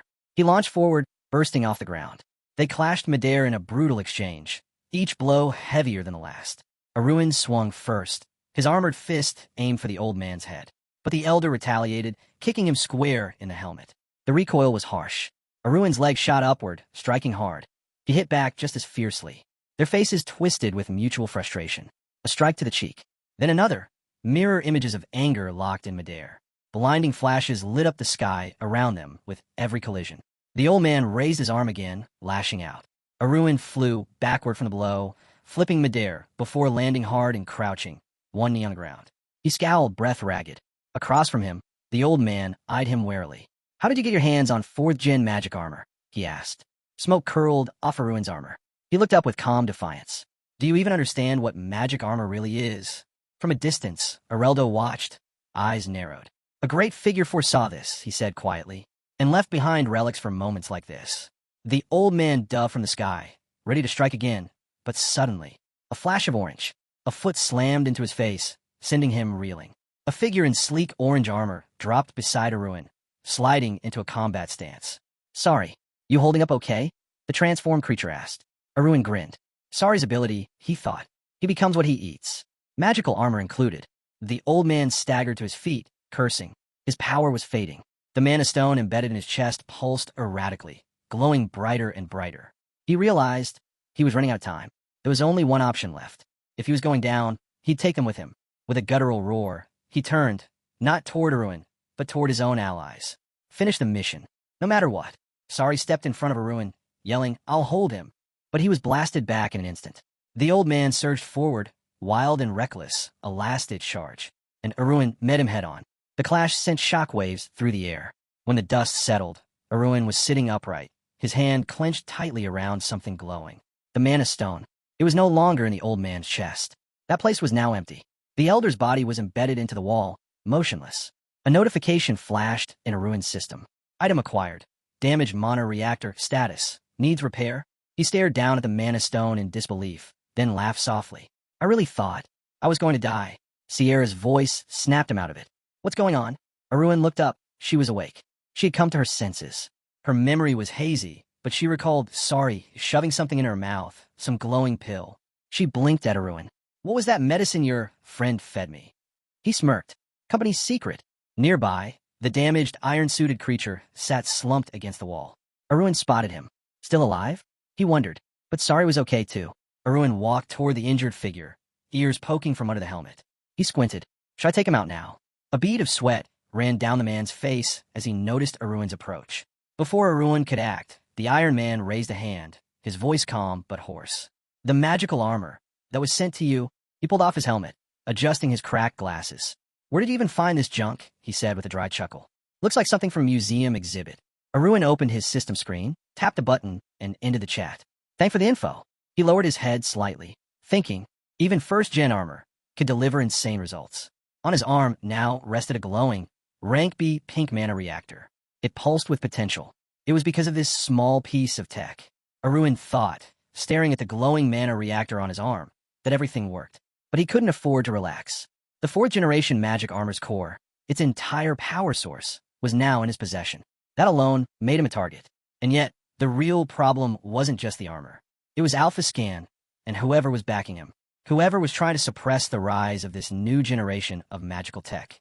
Who gave 7 Eyes a mana generator in the first place? Arun wondered. Then, a sly smile spread across his face. He knew what he needed to do. Before him stood Alpha Scan, his body restrained, wrapped tightly in living thorn vines. The man's face was drenched in sweat. As soon as Alpha Scan laid eyes on Arun, his expression twisted in fury and fear. "You don't know what you've done," he hissed. "You've made a terrible mistake." Arun's brows twitched. He's still not thinking clearly. He realized, watching the captive struggle. Alphaskin's gaze dropped to the floor. "Sierra told me. You're planning to uncover the location of Requiem." Arun stared at him for a moment, then nodded. "Yeah, I'll find my father." Alphascan raised his head, locking eyes with him. "Then I'll tell you where he is." The words caught Arun off guard. "What are you talking about?" he asked, narrowing his eyes. But the way Alphaskin stared at him, as if calculating every move. Arun understood. He won't give up that information freely. "What's the condition?" he asked coldly. Alphaskin's face twisted into something darker. "You'll become the next bearer of the great relic." Arun flinched. After Layskin, the man continued. "You'll inherit it. A knight of legendary rank, a magician with 6 rings, only 18 years old." He remembered the powerful image of Arun's back, stronger than his own, stronger than Levadon. A bead of sweat rolled down his bruised, bloodied face. He lowered his head, then said something that made Arun freeze. "Kill yourself." Arun stared at him, stunned. Alphascan didn't flinch. "You're a threat. You'll tip the entire continent into chaos the moment you reach superior rank. Sierra stood nearby, wrapped in a gray cloak, eyes narrowing. You're insane, she said flatly. But Alpha Scan kept going, turning his gaze back to Ruin. You've received armor from them. Who? Sierra asked, her voice tense. The ones everyone calls they. A drop of sweat ran down Alphaskin's bearded cheek. I'm talking about the gods. Sorry, perched on Sierra's shoulder, looked between the two. Alphaskin's voice grew quieter, heavier. The deities that rule this world. Aruin clenched his fists, his gaze sharpening. Whether you believe it or not, Alphaskin said, that fact doesn't change. Then, 3 hooded figures flickered into view within Alphaskin's projection. Divine entities draped in black cloaks. They never interfere directly, he said. But it was they who gave us the relics. To keep humanity controlled. Aruin scowled. So when he says relics, he means items from interdimensional trade. Then a thought hit him. There's another merchant, somewhere. Where are they? Aruin asked. What I need to do to meet them? Alphascan closed his eyes. Even seeing them once isn't something you can just arrange, he muttered. In his mind's eye, he saw the sky darkening, black fog rolling in like a storm. As if the moment Aruin reached superior rank, the heavens themselves would shift.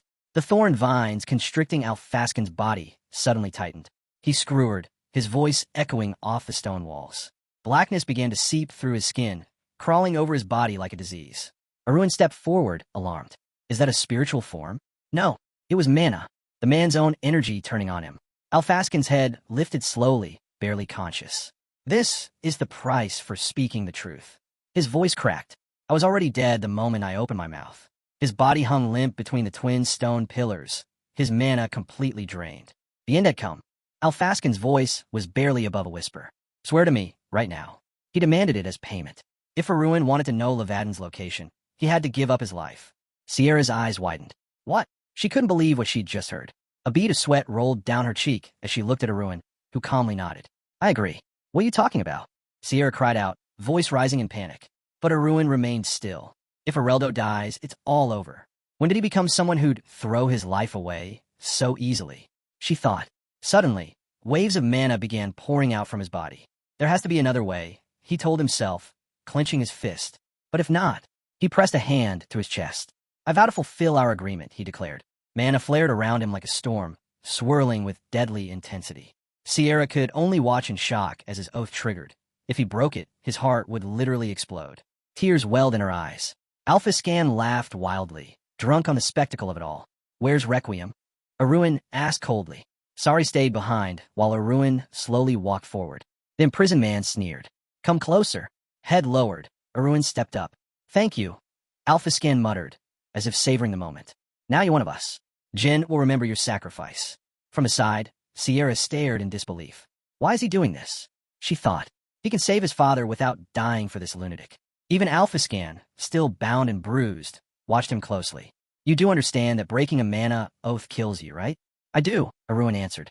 But you also know how people from other worlds think. He gripped something tightly in his hand. It was a doll, crafted to look exactly like him. An artifact. One that could absorb curses, contracts, even oaths. I found a loophole, he said flatly.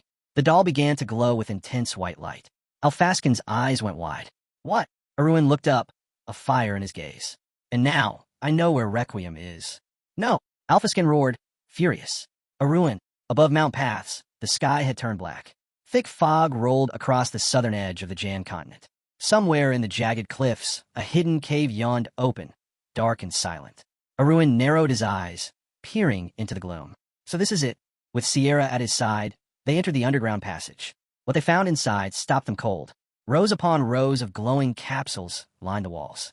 Each chamber held a preserved human body, suspended in stillness. Sierra stepped forward, voice hushed. This is the Hall of Eternal Life, she whispered, where the former members of Seven Eyes are sealed. Aruin looked around warily. They're not dead. No, she answered. They sleep here, until the reverse-aging magic is perfected. She paused, her expression darkening. Even I've never been here before. Aruin's eyes narrowed. Something ahead caught his attention, and a grin crept across his face. Sorry for being late, he said quietly. There in a capsule was a towering man, muscular and motionless. Levadon, Aruin's father. The capsule opened with a hiss. The man fell forward, and Aruin caught him in his arms. Levadon blinked, confused, frowning at the boy holding him. Aruin, are you okay? Levadon looked back at the capsule, its interior still glowing with pure mana. Where am I? In a secret facility of seven eyes, Aruin said, his voice low. The Hall of Eternal Life. Around them, the dormant bodies of countless former guild elites floated in mana-filled capsules. They were promised eternal glory for their service, Aruin said, his voice flat. But that promise was never fulfilled. Aruin approached his father slowly. Levadon reached out, grabbing his son gently by the elbows, holding him like he couldn't believe it was real. So much has happened, Levadon whispered. And I've been gone through it all. Aruin nodded. It's over now. You can rest. A small smile curved on Levadon's lips. Everyone who wronged us will answer with their lives. Levadon laughed, pulling his son into a tight embrace. Ungrateful. You actually managed to bring down the archmages. Aruin blinked, slightly flustered by the praise. But the warmth in his father's hug melted away the weight he'd been carrying for so long. The tension, the loss, the rage. Just for a moment, it all disappeared in that one embrace. Then, a chuckle echoed through the quiet hall of eternal life. A man in a gray cloak stepped forward, grinning. You too. I swear I almost teared up. Behind Sierra stood another man, serious, sharp-eyed, watching silently. Levadon turned his head. His eyes settled on the girl. Sierra, it's been a long time, he said softly. She nodded. Too long. A bead of sweat rolled down Levadon's furrowed brow. His son wasn't finished, not yet. But Aruin reassured him. Sierra's the one who found our teacher. She's with us. Levadon's gaze shifted again, this time toward the man standing beside her. Aruin noticed too. His eyes widened. You're Mr. Vimos? Former head of the 14th Magic Tower. The man raised an eyebrow, clearly not expecting to be recognized. Levadon placed a hand on his chest. I crossed paths with Sierra's teacher when I was young. Vimos blinked, realization dawning. So much time has passed, the child from a Steelguard family has grown up. Aruin looked toward his father again. We should go. There could still be remnants left behind. Sierra nodded, her hand glowing with soft pink mana. I'll handle this place. Leave it to me. Vimos, however, had been pulled towards something in the distance. His voice dropped. There's someone you need to take with you. Aruin's golden pupils narrowed. Before him stood another capsule. Inside, a young woman with golden blonde hair, head slightly bowed, her hands folded gently. His breath caught. An elf, he muttered. Vimos stepped forward, voice low. She was taken by seven eyes, captured and locked here. Aruin stared at her face, unable to look away. It was the first time he'd seen someone like her. His face turned a shade of red as he held her by the shoulders, steadying her as her eyes fluttered open. Blue eyes met his. Stunning. Piercing. So this is why elves are said to be icons of beauty. She blinked slowly, dazed. Are you human? She asked. Aruin stiffened. She's awake. Before he could respond, the towel wrapped around her slipped from her shoulders and hit the ground. A deep blush rose on her cheeks and matched his. The awkward moment was broken by Vimos' calm voice from behind him. The last of the mana drained from the capsule. Aruin took a breath and looked down at her. Listen to me. The elf trembled, a tear slipping down her cheek. Are they all gone? She asked quietly. All of them. Seven eyes. He nodded slowly. They were killed during the rescue, he said. We freed everyone we could, including you. She trembled again, eyes wide with emotion. Behind her, Alpha, still clutching her chin, stared at the group in silence, confused and unsure of what came next. Is something wrong? Aruin asked the elf, noticing her sudden unease. She turned to him, eyes wide in disbelief. You tore through the seven eyes, without even knowing? Her whole body trembled as her voice rose. The Hall of Eternal Life is dangerous. High above, the sky darkened, the cliffs now cloaked in swirling black fog. The manager will be here soon, she warned. Everyone tensed. Without hesitation, the group bolted from the dungeon. But they were already too late. As they emerged, the elf stopped in her tracks, her head tilted upward, completely stunned. Scarlet hair billowed in the wind. Red tendrils of mana coiled violently around a man who stood above the gorge, leaning casually on a staff. The manager. He floated in midair, eyes sharp and piercing. I came because your report was late, he said coldly. Didn't expect to find rats crawling around my dungeon. A bead of sweat trickled down Levadon's furrowed brow. He's here, the elf said aloud, breath caught in her throat. The manager. She hadn't expected him to arrive so fast, or be this powerful. Still resting one hand on his staff, the red-haired mage stirred a storm of crimson mana around him. You didn't even know about him while fighting Seven Eyes? She whispered. He's a magician of 8 rings. Suddenly, the mountain around them shattered, giant slabs of rock collapsing from the force. Aruin's hand gripped the hilt of his sword. Did you say 8 rings? A wicked grin curved across his face. Behind him, his allies formed a protective stance. Now, this is an opponent worth facing. Black fog swallowed the sky above as battle erupted across the jagged cliffs. Levadon charged forward, sword in hand, colliding directly with the red-haired mage. The impact sent a thunderous shockwave rippling through the air. At the same time, Sierra stood firm beside her teacher. A glowing dome formed around them, pulsing with energy. "The Moes," she called. "Focus on the barrier," he told her. "And use cover spells, stay alert." Behind them, the elf fidgeted nervously, trying to grasp what kind of magicians these people really were. When Levadon struck the manager, he roared, "Now!" While he's distracted, Arun didn't hesitate. He dashed forward, sword glowing with the power of the stars. Blue mana wrapped around the blade as he closed the gap in seconds. With a mighty strike, he knocked the manager down from the sky. There was an explosion, raw power ripping through the clouds. Sierra pointed toward the clash. "You don't have to worry about him," she said with a grin. The elf let out a nervous laugh, still sweating. "Right?" From behind, Vimos of the 14th Magic Tower added, "That kid definitely isn't thinking straight." Arun landed hard, his boots slamming into the ground. He marched forward, sword in hand, eyes locked on the fallen enemy. "Unlucky place to fall," he muttered. A rock had pierced through the manager's chest, impaling him and pinning him to the stone. Blood poured from the wound. "Why here of all places?" Arun asked, mocking. "Shut up." The manager spat, pressing himself against the rock. "You people were the cowards," Arun said coldly. 7 of you against 1. He raised his arm and revealed the mana reactor. The red-haired man's eyes widened. That's the new Areldo armor." "You catch on quick," Arun replied. But then, something shifted in his expression. His pupils dilated. Wait, he knew that face. Staring at the bleeding, frowning man, realization dawned. "You're an interdimensional traitor, aren't you?" But the manager just looked up at him, eyes sharp and clouded with pain. "I don't know what you're talking about," he said through gritted teeth. Arun kept his sword ready, eyes narrowed. The red-haired man coughed blood and spoke again. "That relic, the one in your hands, it's not yours to wield." Arun's grip tightened. It was passed down generation after generation, bestowed by the gods themselves. He gasped, trembling, trying to reach toward his chest. But the mana stone, still lodged deep in his body, refused to budge. Arun stared down at the red-haired man, realization setting in. He's still rambling about the gods. Before he could press further, footsteps thundered behind him, his allies rushing toward the scene. "Arun!" they shouted. But Thun, breathless, stepped forward first. "Wait, how many more managers are there?" The red-haired man bared his fangs in rage. "If you kill me, the others will find you. You can't escape them." At that very second, Arun swung. In one clean motion, his blade sliced through the manager's neck. His head hit the ground with a heavy thud. Everyone froze. The sight of the body sent a cold wave through the group. Blood dripped from the edge of Arun's sword, staining the stone beneath him. But Arun's expression was calm. "It's fine," he said. "There's still someone here who can give me answers." He looked at the dark scarlet blood coating his blade, eyes narrowing. "Every last manager. I'll find them, and I'll end them." Levadon, worried, stepped toward his son. "Are you all right?" "I'm fine," Arun replied without hesitation. Vimos turned toward the elf girl, studying her closely. "You said your name was Ariel, wasn't it?" But the elf looked puzzled. "What are you talking about?"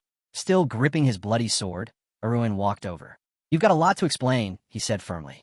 Ariel lowered her head, fingers gripping the collar of her snow-white cloak. Arun didn't let up. "Tell me about the managers and the gods." Far from there, sunlight sparkled across the sea around a remote, uninhabited island. It was hundreds of kilometers from Alta, one of the protective rings encircling Requiem. Sari splashed playfully in the water, tail flicking happily.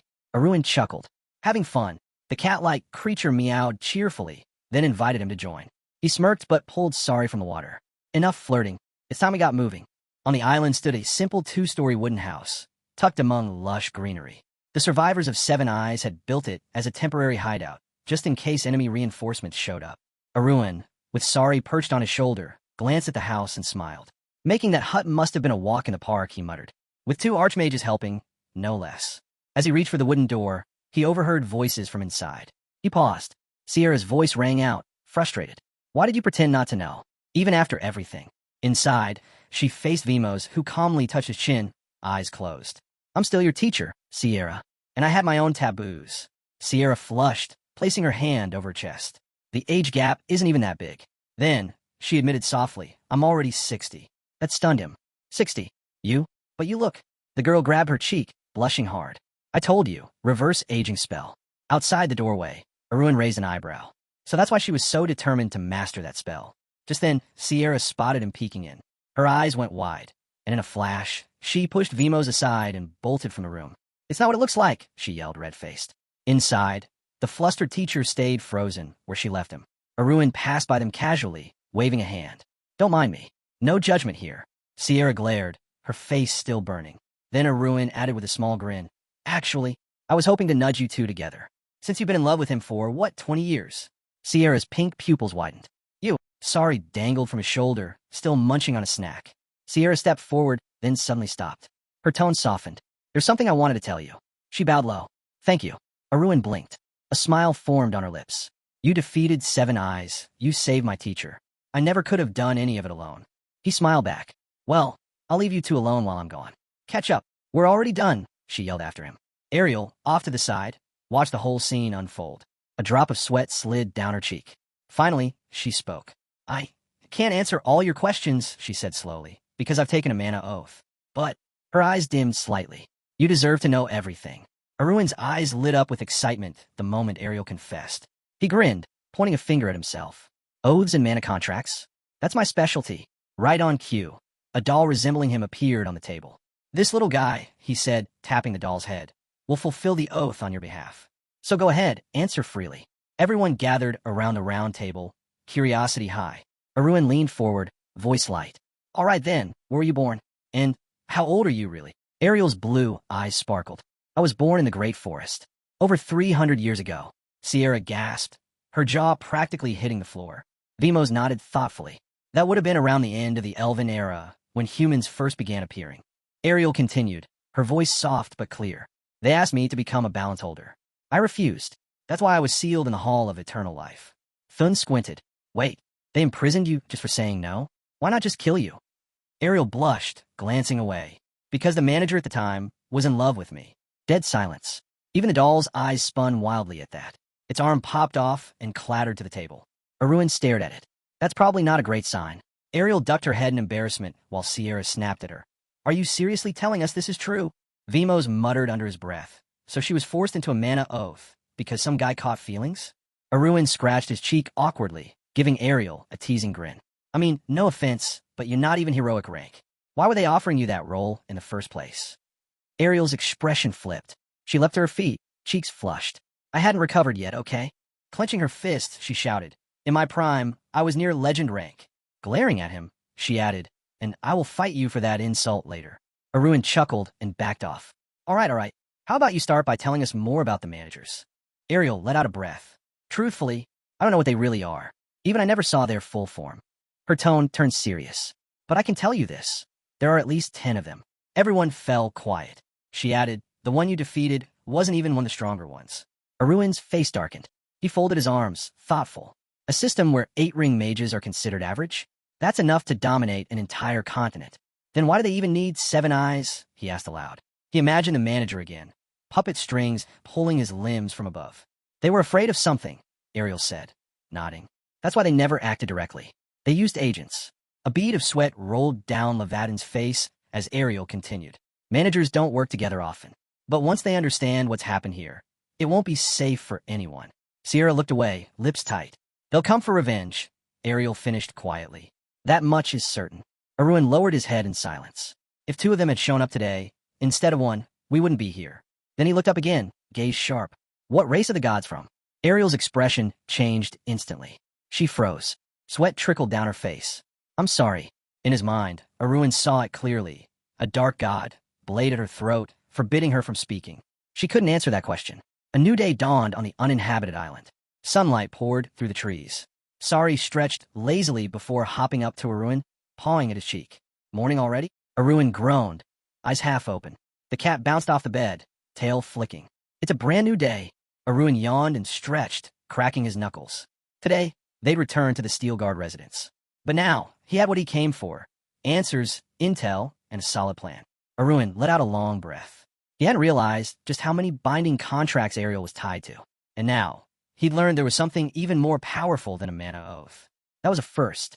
But before he could dwell on it, something drew his attention. Ariel walked into his room with a light smile. "I watched you sleep," she said sweetly. Arun blinked. Then she chuckled, resting her chin on her hand. "Kidding. Before he could reply, she straightened up. Levadin's looking for you. He said he has something important to tell you. In an empty, sunlit room, Levadon stood alone, his black cloak drawn around him. When his son entered, he turned with a soft smile. I'm glad you came. Arun raised an eyebrow. What? You're about to make some dramatic announcement. Levadon laughed. I suppose you could call it that. Dunn, who had arrived with Arun, broke into a nervous sweat. And then, Levadon said the words. I won't be returning to Steelguard. The sunlight filtered through the windows, casting long shadows across the room. After being cast out by the Seven Eyes, Levadon said calmly, I'm likely their next target. It's safer for everyone if I remain off the grid for now. Arun's jaw clenched. Steelguard can't Arun without you. Levadon stepped closer, placing a hand on his son's shoulder. It has you. His voice held quiet pride. You've grown strong, Arun. I want you to lead in my place. Take charge of Steelguard's holdings. Protect our people. Later that night, a carriage moved slowly across a moonlit field. Inside, Arun sat, resting his chin against his fist, lost in thought. He wore a sleek, high-collared jacket, polished, commanding, but his mind wandered back to that conversation. He had stood across from his father, hearing words he never thought he would. You're the youngest of all my children, Levadon had said. And yet, Arun remembered the intensity in his father's eyes. In the Steelguard family, Levadon continued, inheritance isn't determined by age, but by ability. What matters most is will, judgment, and the resolve to make impossible decisions. Arun had gone still. Levadon nodded. Whether the title becomes official or not, my opinion won't change. You have what it takes. Arun remembered his past life. A different time, a darker one. Back then, he'd only inherited the Steelguard name because his father vanished. Because his brothers had died. It had been a title born from tragedy. But this time it was different. This time he had earned it. Still, he had turned to his father. Even so, I can't just leave you alone out there. From the other side of the road, two figures appeared. Vimo stood tall. Sierra crossed her arms beside him. We're not leaving, she said firmly. We'll stay with him. Arun looked at them in surprise. She continued, we've decided to train here, away from the eyes of the managers, until we reach the level of 8 rings. He imagined it then, mighty sorcerers and warriors gathered in one place, building their strength. Even Levadon, standing silently, seemed to sense their determination. He said nothing at first, but then his voice came steady and clear. If that's your decision, then I'll respect it. He looked at all of them. If you ever change your minds, just say the word. Then he lifted his gaze resolute. Until then, I will protect the Steelguard family. Back at the island, Arun sat quietly in his chair, gently stroking Sari, curled up on his lap. His thoughts were spinning. I have to get stronger. Strong enough to crush the managers and bring father home. He stared ahead, eyes sharp with quiet determination. But even in all his calculations, one variable remained uncertain. Ariel. She was sitting across from him now, calm and radiant, like a sculpture carved from moonlight. Her voice was soft. You look like you're deep in thought. Arun blinked. Then again, in his mind, the thought echoed. It's Ariel, still and serene like a statue. But maybe the one thing he couldn't predict. Arun straightened up, voice turning serious. Then answer me this. Why are you so set on following me? Ariel, smiling playfully, raised her hand to her eyes as if shielding herself from the truth. I told you, I have something to do in the outside world. He didn't let the illusion linger. Well, hate to ruin it for you, he said flatly. But the outside world isn't a fairy tale. It's dangerous, brutal. And with your current level, barely scraping heroic rank, you won't last long. That clearly hit a nerve. Ariel's eyes flared. She requirement. I'm not as weak as you think. Arun calmly rubbed his ear. You didn't have to yell, but she wasn't backing down. If you don't believe me, let's fight. I'll show you. He raised a brow. Wait, you're serious? I am, she said, though there was a flicker of nervousness behind her eyes. Unless you're too scared to stop the carriage. Moments later, they stood opposite each other in a quiet, moonlit forest. Arun unsheathed his sword. You really want to go this far? Ariel's stance was firm. She brought her blades up. Don't hold back. Arun studied her. Did I hurt her pride too much? He had sent the coachman away, just in case. This should be fine. Without warning, Ariel lunged forward. I'm coming. Her silver blades flashed through the dark, striking fast and clean. Arun blocked, then shifted, maintaining his footing as she pressed forward. Each movement was fluid, elegant. Elven swordsmanship, he realized. Silver energy coiled around her every strike, and her blows were heavier than he expected. She held her ground, clashing with his sword again, this time with both her blades. She's definitely near the top of the heroic rank, he thought, watching her movements. No wonder I sensed something back when she woke up. Their blades collided again and again. Then Arun smiled faintly. Perfect. I can test out what I learned from Joe Gianwi. His body ignited in a golden, fiery aura. Ariel staggered back, eyes wide in alarm. What is this energy? Flames curled around him, glowing brighter with each breath. In that moment, Arun wasn't just fighting. He was invoking the very essence of mythical warriors. The phantom image of Zhou Jiamui appeared behind him, matching his stance, their blades burning in unison. Arun moved. In a flash, his figure blurred, then tripled. Ariel blinked. Wah, he vanished. She let her guard down for a split second, just as streaks of fire surged toward her from all sides. She turned just in time, barely blocking an almost invisible slash. What is this? This is nonsense, she thought in a panic. Even if he's at legendary rank, this is... More flashes. The pressure mounted. Arun drove her back, one strike after another. A brilliant burst of light exploded as their swords clashed once more, dust flying around them. When it cleared, Arun stood over her. Ariel was on the ground, eyes locked on his. His blade was stuck into the earth above her head, hand braced beside her. She gasped. What do you think you're doing? Move. Don't misunderstand, he said calmly. You were caught at the center of Kai energy. I had to shield you. Still hovering over her, he spoke evenly. If that last strike had connected, your entire body would have been turned into a pincushion. Ariel looked away, cheeks red with frustration. I lost, she muttered. You're a monster. Arun scowled. Don't go calling people monsters so casually. He leaned on his sword and tilted his head. Anyway, your silver sword. That energy isn't on Nora, is it? That caught her off guard. She glanced down, silent, then placed her hand gently over her chest. Since I lost, she said quietly, I'll answer. Her voice steadied. I'm from the Moon Clan, one of the few remaining from the Great Forest. Behind her, a vague silhouette of a robed elf shimmered briefly in the air. Ariel continued, her hand still over her heart. Among my people, I was chosen as the master of the moon spirits. Arun blinked. Master of the moon spirits? He rubbed his chin, intrigued. Okay, now that sounds made up. She sighed deeply. As expected. You don't believe me. He gave her a crooked grin. It just sounds rare is all. Ariel didn't argue. Instead, she focused mana into her palm. A pale sphere of energy formed, hovering silently in the air. Then see it for yourself. She extended her fist, and the sphere didn't move. It stayed floating, completely still. Arun's eyes widened in disbelief. What is that? He felt his face flush. For once, he had no words.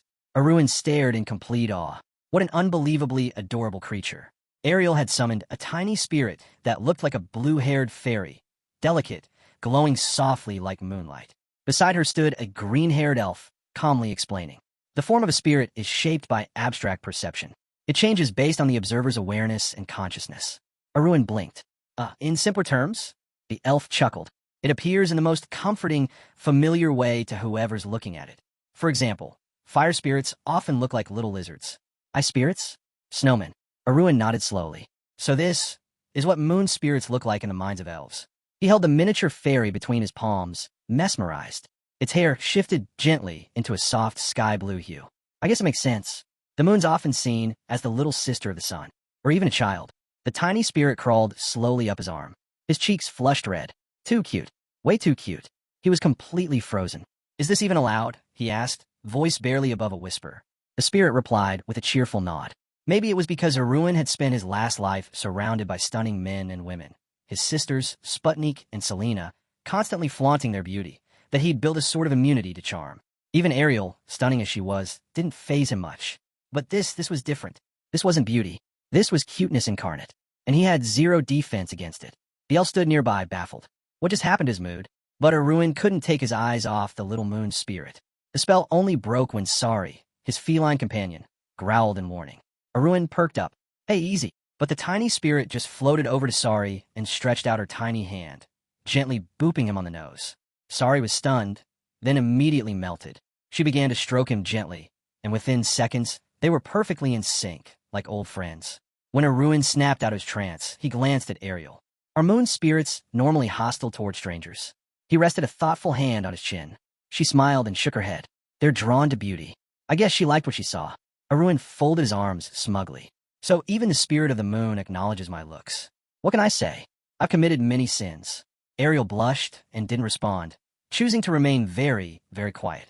Later, she fell asleep leaning against the wall, completely worn out. Arun looked over at her. Just as I thought. She pushed herself too hard.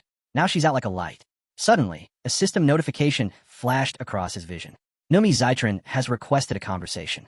Arun's expression shifted, turning serious, then lit up with a smile. He found it. Opening the file, he scanned the list of items. Introduction to Magical Engineering. Applications of Magical Engineering. Advanced Engineering Theory. Magical Machine Design. Basic Mechanics. Metal Bender Systems. Done. Reading over his shoulder, nearly dropped his drink. This is it. This is exactly what we needed. Arun opened his arms wide and laughed. Perfect. Thank you. He looked back at Zytron's image. Say, do you think I could join in on the actual production process? The elf, adjusting his glasses, replied politely. As an investor, there's no need for such involvement. But Arun only grinned wider. No, it's not enough to just throw money around. Real investors need at least a basic understanding of the field. He added, besides, I want to help however I can. Zytron was momentarily stunned. He'd assumed Arun was just another rich backer, interested in results, not the process. But this was something else. A hands-on investor? Arun touched his chin, thinking, I'm not doing this for them. I'm doing it for the mana reactor. Every little detail counts. Lately, Arun had stumbled across something monumental. The Romano reactor. The very heart of the 4th-generation magic armor. A vibrant pink octagon pulsing with raw mana. He knew one thing. If he handed it over to the others, they'd clone it in an instant. But that wasn't the path he wanted. Spreading his stance slightly, he sank deeper into thought. No, better to learn the technology myself. Piece by piece. From the system menu, he selected the swallow option. A notification popped up immediately. Absorption has begun. Sponge effect applied. In his mind's eye, a book flipped rapidly, pages turning like a whirlwind above his head, glowing with an inner fire. Just a few more days, he thought with a grin. Then I'll have the entire structure memorized. He turned toward the window, the landscape rolling by. The familiar sights of home. Steelguard County. I'm finally back, as its master. The carriage approached the outskirts of town. Stone houses dotted the road, and a girl ran past in heels, vanishing into a side alley. Arun stood beside Ariel and Sari, with the moon spirit now slightly larger, hovering at her side like a little guardian. Arun nudged Ariel's shoulder. You know, from this angle, it really looks like a mother and daughter. Ariel blinked. Hey, it's my first time seeing her like this too, she said with a soft laugh. Jana, the spirit, gave a little spin in the air, as if enjoying the thought. Sari muttered, maybe she just wants to stick around us longer. As the girl tugged playfully on Sari's cheeks, Arun crossed his arms. We've still got a bit of a walk to the mansion. Let's take it slow. Ariel frowned. Why not just go straight there? They stopped in front of the county gates. Arun pulled up his hood. This is where Steel Guard territory begins. I haven't been here in years. First, I want to see how things are running. Small homes lined both sides of the road, but the air felt off. Villagers moved slowly. Faces dull, eyes dim, as if the whole place was asleep on its feet. Ariel glanced around. What's with this atmosphere? Arun's gaze turned distant. It's the middle of the agricultural season, but something's clearly wrong. His hand tightened slightly at his side. This is a tax-free county. No tribute to the king. That should mean less pressure on the people. He remembered the family crest, the Steel Guard emblem, and frowned. Even in my past life, this place was never this neglected. Locals stared at them as they passed, wary and curious. They decided to stop at a nearby tavern. At the table, the little moon spirit devoured her food like a champion. Plates were stacking up fast. Ariel beamed with pride. She eats so well, doesn't she? Arun just stared in horror, speechless. How? How is that even possible? Sari narrowed his eyes. That much food from something that small? Ariel shrugged. The spirit system doesn't follow digestive logic. Arun blinked. Ariel smiled again. Once a spirit takes a human form, you can't explain them with normal rules. Just accept it. He pointed at her plate. Wait, why'd you leave the meat? You don't eat meat? He asked. Forced race thing?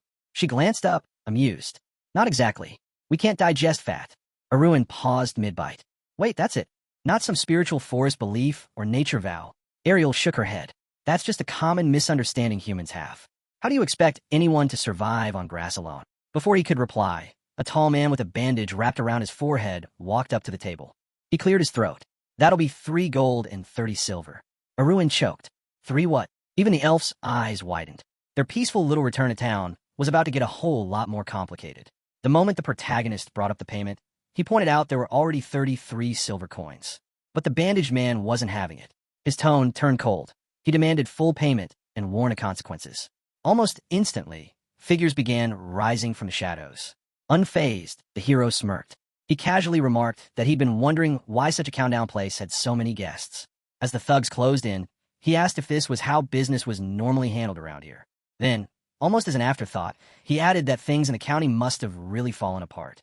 The bandaged man, confused, stared at the boy. But before he could respond, flames suddenly swirled beneath the hero's feet. A blazing vortex wrapped around him. When the cloak dropped, the elf watching was stunned. He shouted at the tavern owner to get back. The soldiers froze. The owner panicked. The hero raised his hand, calm and focused. He had a few questions that needed answers. Cut to the street. Houses stretch along the road, and quiet groans echo in the air. The bandits, all of them, are lying beaten and broken. Their leader is on his knees, right in front of the youngest of the steel guard. That young master? He's simply cracking his knuckles. Terrified, the tavern owner stammers out an apology. Says he won't charge for the food. But Arun doesn't even acknowledge that. He's resting his hand on his chin, eyes locked on the man. He asks one thing. What happened to the steel guard? Why they changed so much? The question rattles the man in the blindfold. He tries to respond, but then leans forward for a better look. Blonde hair, golden eyes. That face, anyone would recognize him. The hero stares back, and the man suddenly realizes it's the young master Arun. Arun just shrugs it off, saying, "Took you long enough to figure it out." The innkeeper, still kneeling, blurts out that everyone's been waiting for his return. Those words catch Arun off guard. He steps closer, asking if the man had really sold out that fast. But the man insists they didn't do this because they wanted to. It was the Deccan Gang. That name hits Arun like a punch. He repeats it, stunned. In his mind, an image flashes, Deccan steel guard standing in flames. The innkeeper continues, visibly shaken. It happened about a month ago. Young Kiran announced the head of the family had vanished. He sent out scrolls with the family seal, appealing to the lords of Navarro and even the king himself to start a nationwide search. Arun clenched his jaw. Fool! He should have made the announcement himself before others started catching on. But Kiran, he probably couldn't wait to snatch power. The opportunity came sooner than expected. Still kneeling, the innkeeper watched Arun closely, unsure how he'd react. Arun sighed, deep and heavy. The elf beside him was still trying to piece things together. Then the bandaged man kept talking. The knights had backed Kiran. With their support, he became the new face of the clan. But that didn't last. Deccan arrived not long after, with just 4 knights. One with red hair, another with green, the third with silver, and one with a slick-back cut. And leading them was Deccan himself, bearded and brutal. The main character glanced down at the man before him. This was his uncle. He remembered clearly. Even as a kid, this guy had been nothing but trouble. Constant messes, constant scandals. Eventually, he was kicked out of the academy. After that, he turned to booze, picked fights with the weak, and disappeared to avoid his grandfather's wrath. He resurfaced only to demand a share of the inheritance after their father's death. And just 4 years ago, word spread that he'd burned through every coin of that fortune, wasted it all on drinking and gambling. Now, the protagonist towered over the innkeeper, slumped on the ground, demanding to know what exactly he was hoping to gain by siding with a man like that. The moon spirit silently pointed at the unconscious man, and the reply came. Rumors from far-off lands said this man had climbed his way to success. But what they knew for certain was that he didn't arrive alone. He brought guards so powerful that even trained knights couldn't take them. The narrator's voice faltered. He looked away nervously. He admitted that he tried to fill the gap left by the older brother. Said he supported young Master Kiran. But the Lord wasn't buying it. Support? He scoffed. You took control, used him like a puppet, and lined your own pockets in the process. The innkeeper didn't deny it. He simply nodded, and added that the bearded man was completely unhinged. He described a man who took protection fees from everyday townsfolk, who demanded more than they could afford, and punished them for not paying. Lowering his head in shame, the narrator said he was ready to accept whatever punishment the Lord saw fit. The protagonist crossed his arms, letting the silence hang. Then the man broke again, pleading, shouting even, for him to save the city. To save the entire feud. That's when the hero asked, "What's the tax rate in this city right now?" With a strained voice, the innkeeper answered, 3,000 gold coins. That hit hard. The young master instantly understood. There was no way a small town on the outskirts could cough up that kind of money. His uncle had clearly lost his mind. The elf nearby, confused, asked what he meant. Arun clenched his jaw and muttered through gritted teeth, "Looks like a parasite's sunk into our land." His eyes darkened. This was supposed to be his return home, but instead of peace, his first task would be cleaning house. Sunlight washed over the ancient walls of the family estate, stretching toward the sky. Inside, Karen sat alone on her bed, lost in thought. Everything was unraveling. And now Arun was back, the youngest to ever receive a Karsam, and son of a man who had reached legendary rank. She pictured them both, swords drawn, ready for war. Just 3 months ago, the Steelguard clan had been the pride of a royal banquet. A knock broke her thoughts. "Lady Karen," came a voice from behind the door. It was Ezel. Another knock. "It's time for the evening meal." But Karen didn't answer. Mr. Dean said everyone is expected to attend. Ezel continued gently. Still nothing. Then, after a pause, Karen responded, saying she wouldn't be joining. Ezel lingered outside the door. Karen's voice shifted. She asked, quietly, why Ezel hadn't come in. Through the door, the maid's voice trembled, a tear falling as she tried to speak. But before she could answer, Karen gave a firm order. Come in. The door creaked open, and there stood Ezel, dressed properly, waiting for Karen to call her by name. Karen's voice suddenly rose, sharp and forceful. She brought up what had happened to Ezel, saying the maid had been struck because of her. Ezel, on the verge of tears, quickly denied it. She insisted it wasn't Karen's fault. She'd simply spoken out of turn and acted rudely. But the eldest sister cut her off, her tone firm. No, that's not true. Karen dropped her gaze to the floor. Her thoughts turned bitter. Her uncle had always been rotten, manipulative, selfish. He used everyone around him to get what he wanted. But this time, she straightened her back, gathered her resolve, and gave a clear command. Tell him, I'm coming down. Scene shift. Golden chandeliers sparkled overhead, lighting the castle's grand hall. A voice echoed across the room, dripping with false warmth. How wonderful, it said. Everyone's gathered together. At the head of the long table sat the bearded man, Dekin, smiling as though it were some happy family reunion. But the sisters glared at him, their eyes full of disdain. Kieran sat with his head down. Dekin turned toward him and sneered. What's with the long face? He held up his glass. Is it because I'm sitting at the head of the table? Kieran forced a smile, stiff and hollow. You are the temporary lord of the feud, he said, and the eldest. I suppose you have every right to sit there. Dekin chuckled, pleased. Well, if my dear nephew insists, I can't argue with that. He raised his glass again. Too bad, it's empty. He turned to his niece. Why don't you fill it for me? But Darren crossed her arms. Why should I? Pour it yourself. Dekin's smile twitched. Well, aren't you mouthy, he said with a laugh. But the humor didn't last. His face hardened in an instant. I won't ask twice. Still, Darren didn't move. I said no, she replied flatly. And while we're at it, why should I serve you at all? Before she could finish, Dekin slammed his glass down. It shattered across the table. He pushed up his sleeves. So that's it. You still think my older brother's alive, don't you? A knight with messy hair stepped in, trying to de-escalate. That's too harsh. But before he could finish, a red-haired warrior from Dekin's escort shoved him aside. Stay out of family matters, she snapped. Dekin now turned fully toward Darren, stalking forward. Girls in this family, he muttered. No discipline, no respect. Looks like I'll have to beat it into you for good. The red-haired girl watching froze, shocked at what she was hearing. But then, a voice rang out from the doorway, calm but sharp as a blade. Well, this is new. Dishes flying, fist about to fly, must be dinner time. Everyone turned. There stood Arun. He took a step into the room. Thanks to you, uncle, I didn't miss a thing.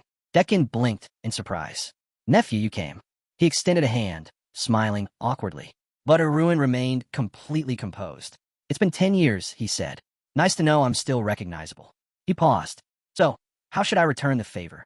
He tilted his head slightly. Maybe I'll let you live. That one line made Dekin freeze. Then, in a flash, flames erupted around Arun's body. He grinned, not kindly, but dangerously. If you and your little thugs don't want to die, he said, then take your trash and get out. As Aaron walks into the room, threatening his uncle, Kiruin and Darren are shocked, calling out his name. Karen can't believe Aaron is speaking like that. Uncle Deakins narrows his eyes and says, How did you get in here? Aaron replies, Is there a problem with me entering my own home? Deakins tried to explain himself, saying it wasn't exactly a problem, just that the chances of Aaron arriving smoothly had seemed unlikely. In response, Aaron cracked his neck and calmly noted that, contrary to expectation, his arrival had actually been quite smooth. Suddenly, the sound of shattering plates draws everyone's attention. Aaron turns and sees it's the maid, Yesel, completely surprised by his arrival. As she apologizes and starts picking up the broken pieces, Aaron tells her to wait. Looking at her closely, he asks, What happened? She tries to hide it, but Aaron already knows something's wrong. Deakins now speaks. Nephew, while I'm not someone who strictly follows etiquette and decorum. Isn't this a bit much? What are you even doing? Aaron replies, You're still here? I clearly told you to get lost.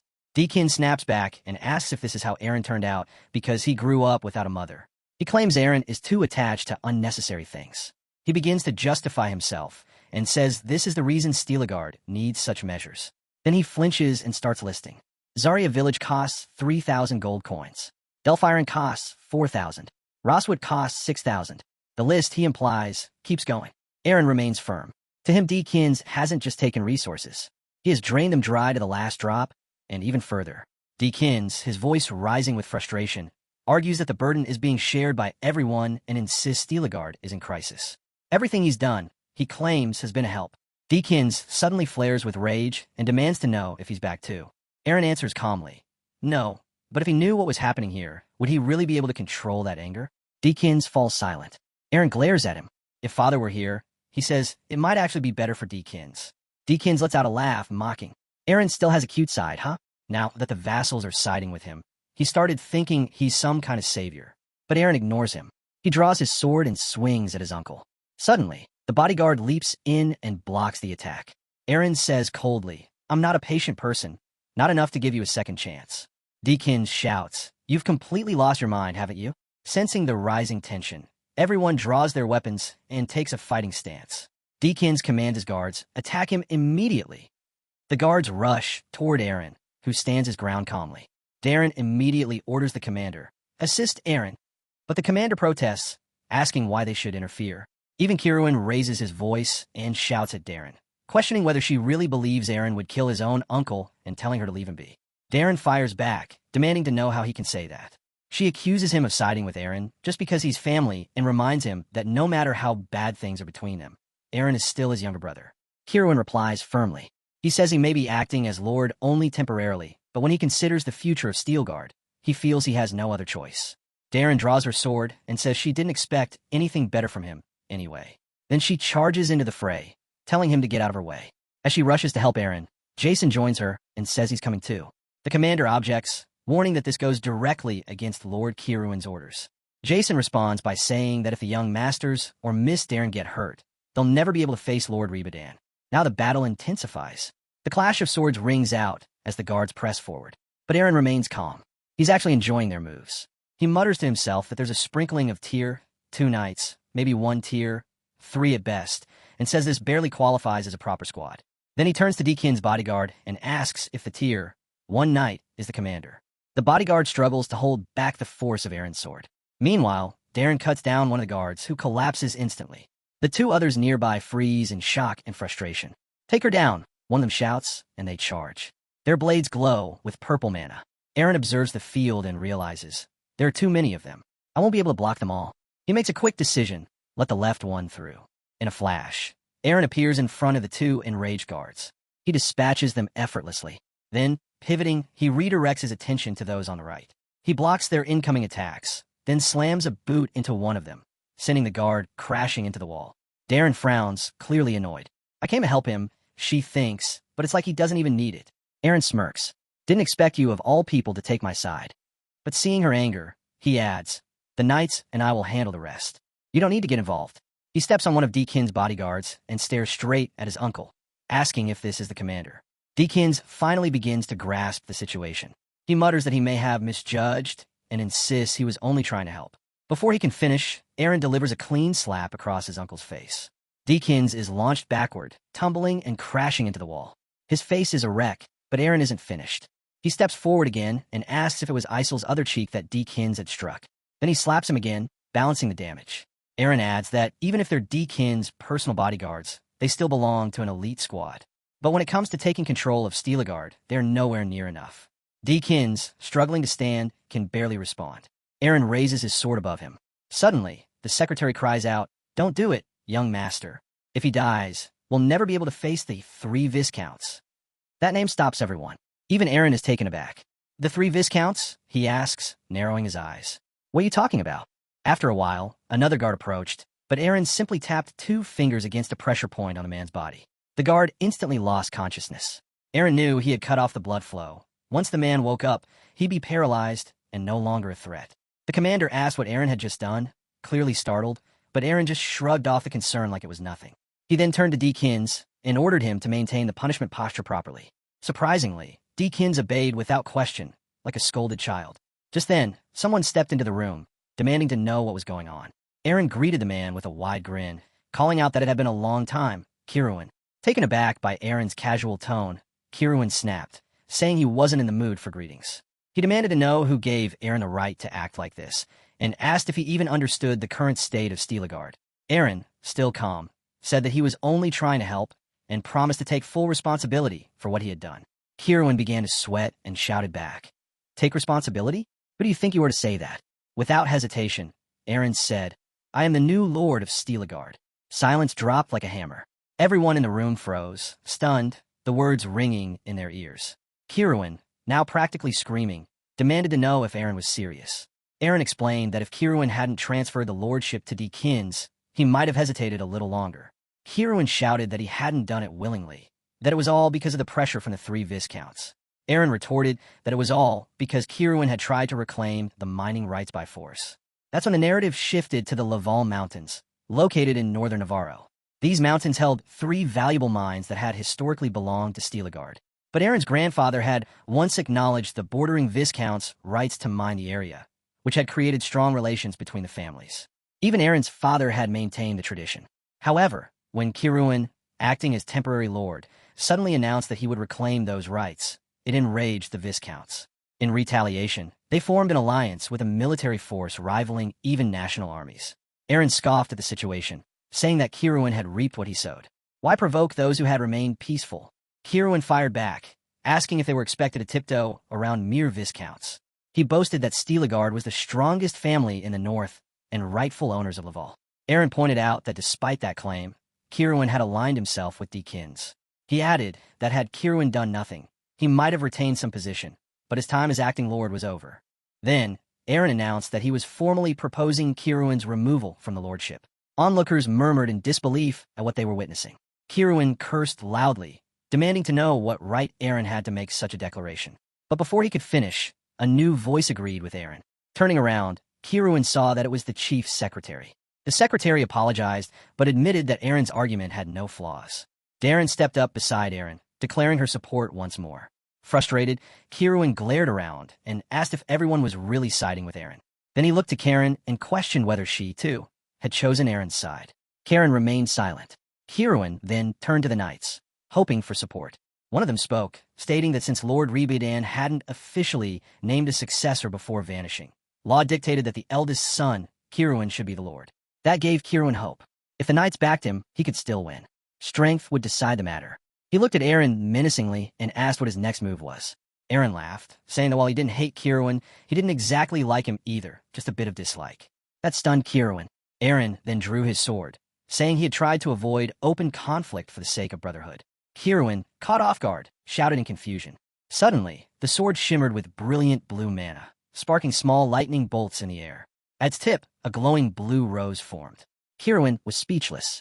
Others around him stared in disbelief. It was sword magic. The sight raised a question in everyone's minds. Was Aaron an awakened knight? The awakened knight was a title all knights dreamed of attaining, and sword magic was the defining sign of reaching that state. Aaron turned to Yesel and gently offered her the glowing rose, saying he'd picked it up along the way and she could accept it. It was safe to touch. Yesel blushed and accepted the flower, saying it was beautiful. The commander, stunned, exclaimed that this was impossible. Even the founding emperor had only awakened at age 17. But before he could finish, Kiruin interrupted, claiming Aaron's talent was the same as the emperor's and that some trickery must be involved.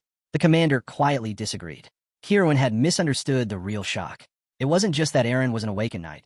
It was the level of control he demonstrated. To manifest and sustain that kind of aura meant Aaron was already among the highest-ranked awakened knights, possibly even close to becoming a heroic knight. In fact, the commander thought Aaron might surpass even the founding emperor in talent. Sweat ran down his neck as the truth dawned on him. Aaron had been holding back out of kindness. If he had not, none of them would still be alive, especially the Tier 2 or lower knights. Aaron stepped forward, assuring Kiruin that he didn't plan on taking any immediate action against him. He pointed out that the matter with the 3 viscounts had to be resolved first. Aaron then proposed a deal. He would personally settle the dispute over the mining rights. If successful, he expected to be acknowledged as having the right to serve as temporary lord. Kiruin responded with hesitation, questioning what Aaron was even talking about. But Aaron, now serious, clarified that he wanted formal recognition as Aaron Steelagard, the 5th sibling, with legitimate claim to the temporary lordship. His brother rejected the idea as absurd. In response, Aaron raised 5 fingers, offering a time frame, 5 days. If he could resolve the issue within that period, he would expect acknowledgement. If he failed, he promised to step back and support Kiruin fully. Reluctantly, Kiruin accepted the terms. The next day, the chief secretary appeared tense, biting his nails and struggling to stay composed. He questioned whether entrusting Aaron had been a wise decision. Darren stood nearby, visibly shaken, but tried to reassure herself that Aaron must have had something in mind. Despite their unease, Aaron remained at ease, lounging on his bed as if he hadn't a care in the world. He remarked to himself that there really was no place like home. So began the first day of the 5-day deadline. Rumors quickly spread through Steelagard about Deakin's getting the beating he deserved and the sudden cancellation of additional collections. People started saying Aaron had returned as a special rank knight. Some wondered if that meant he was stronger than the knight commander. Others began speculating that the youngest master might soon become the new lord. There was also talk of a bet made between Aaron and Kiruin. As all this gossip swirled, Kiruin slammed his hand on the table and demanded to know how the news had spread so fast across Steelagard. The commander speculates that it must have been someone from within the mansion. After all, aren't the quietest rumors always the fastest to spread? While Kiruin is at the center of this mess, the commander reflects that the topic of who will become the next lord is sensitive for everyone involved. In fact, the mere presence of these rumors indicates that many already view young Master Kiruin as untrustworthy. However, Kiruin dismisses it, saying only a day remains until the deadline he set himself. Aaron hasn't left the house during this entire time, right? The commander nods, confirming Aaron's unusual inactivity. Kiruin laughs and remarks that Aaron must have realized he had no way out after making those bold declarations. Meanwhile, the commander feels uncertain if that's really the case. He recalls the look in Aaron's eyes, filled with unwavering confidence.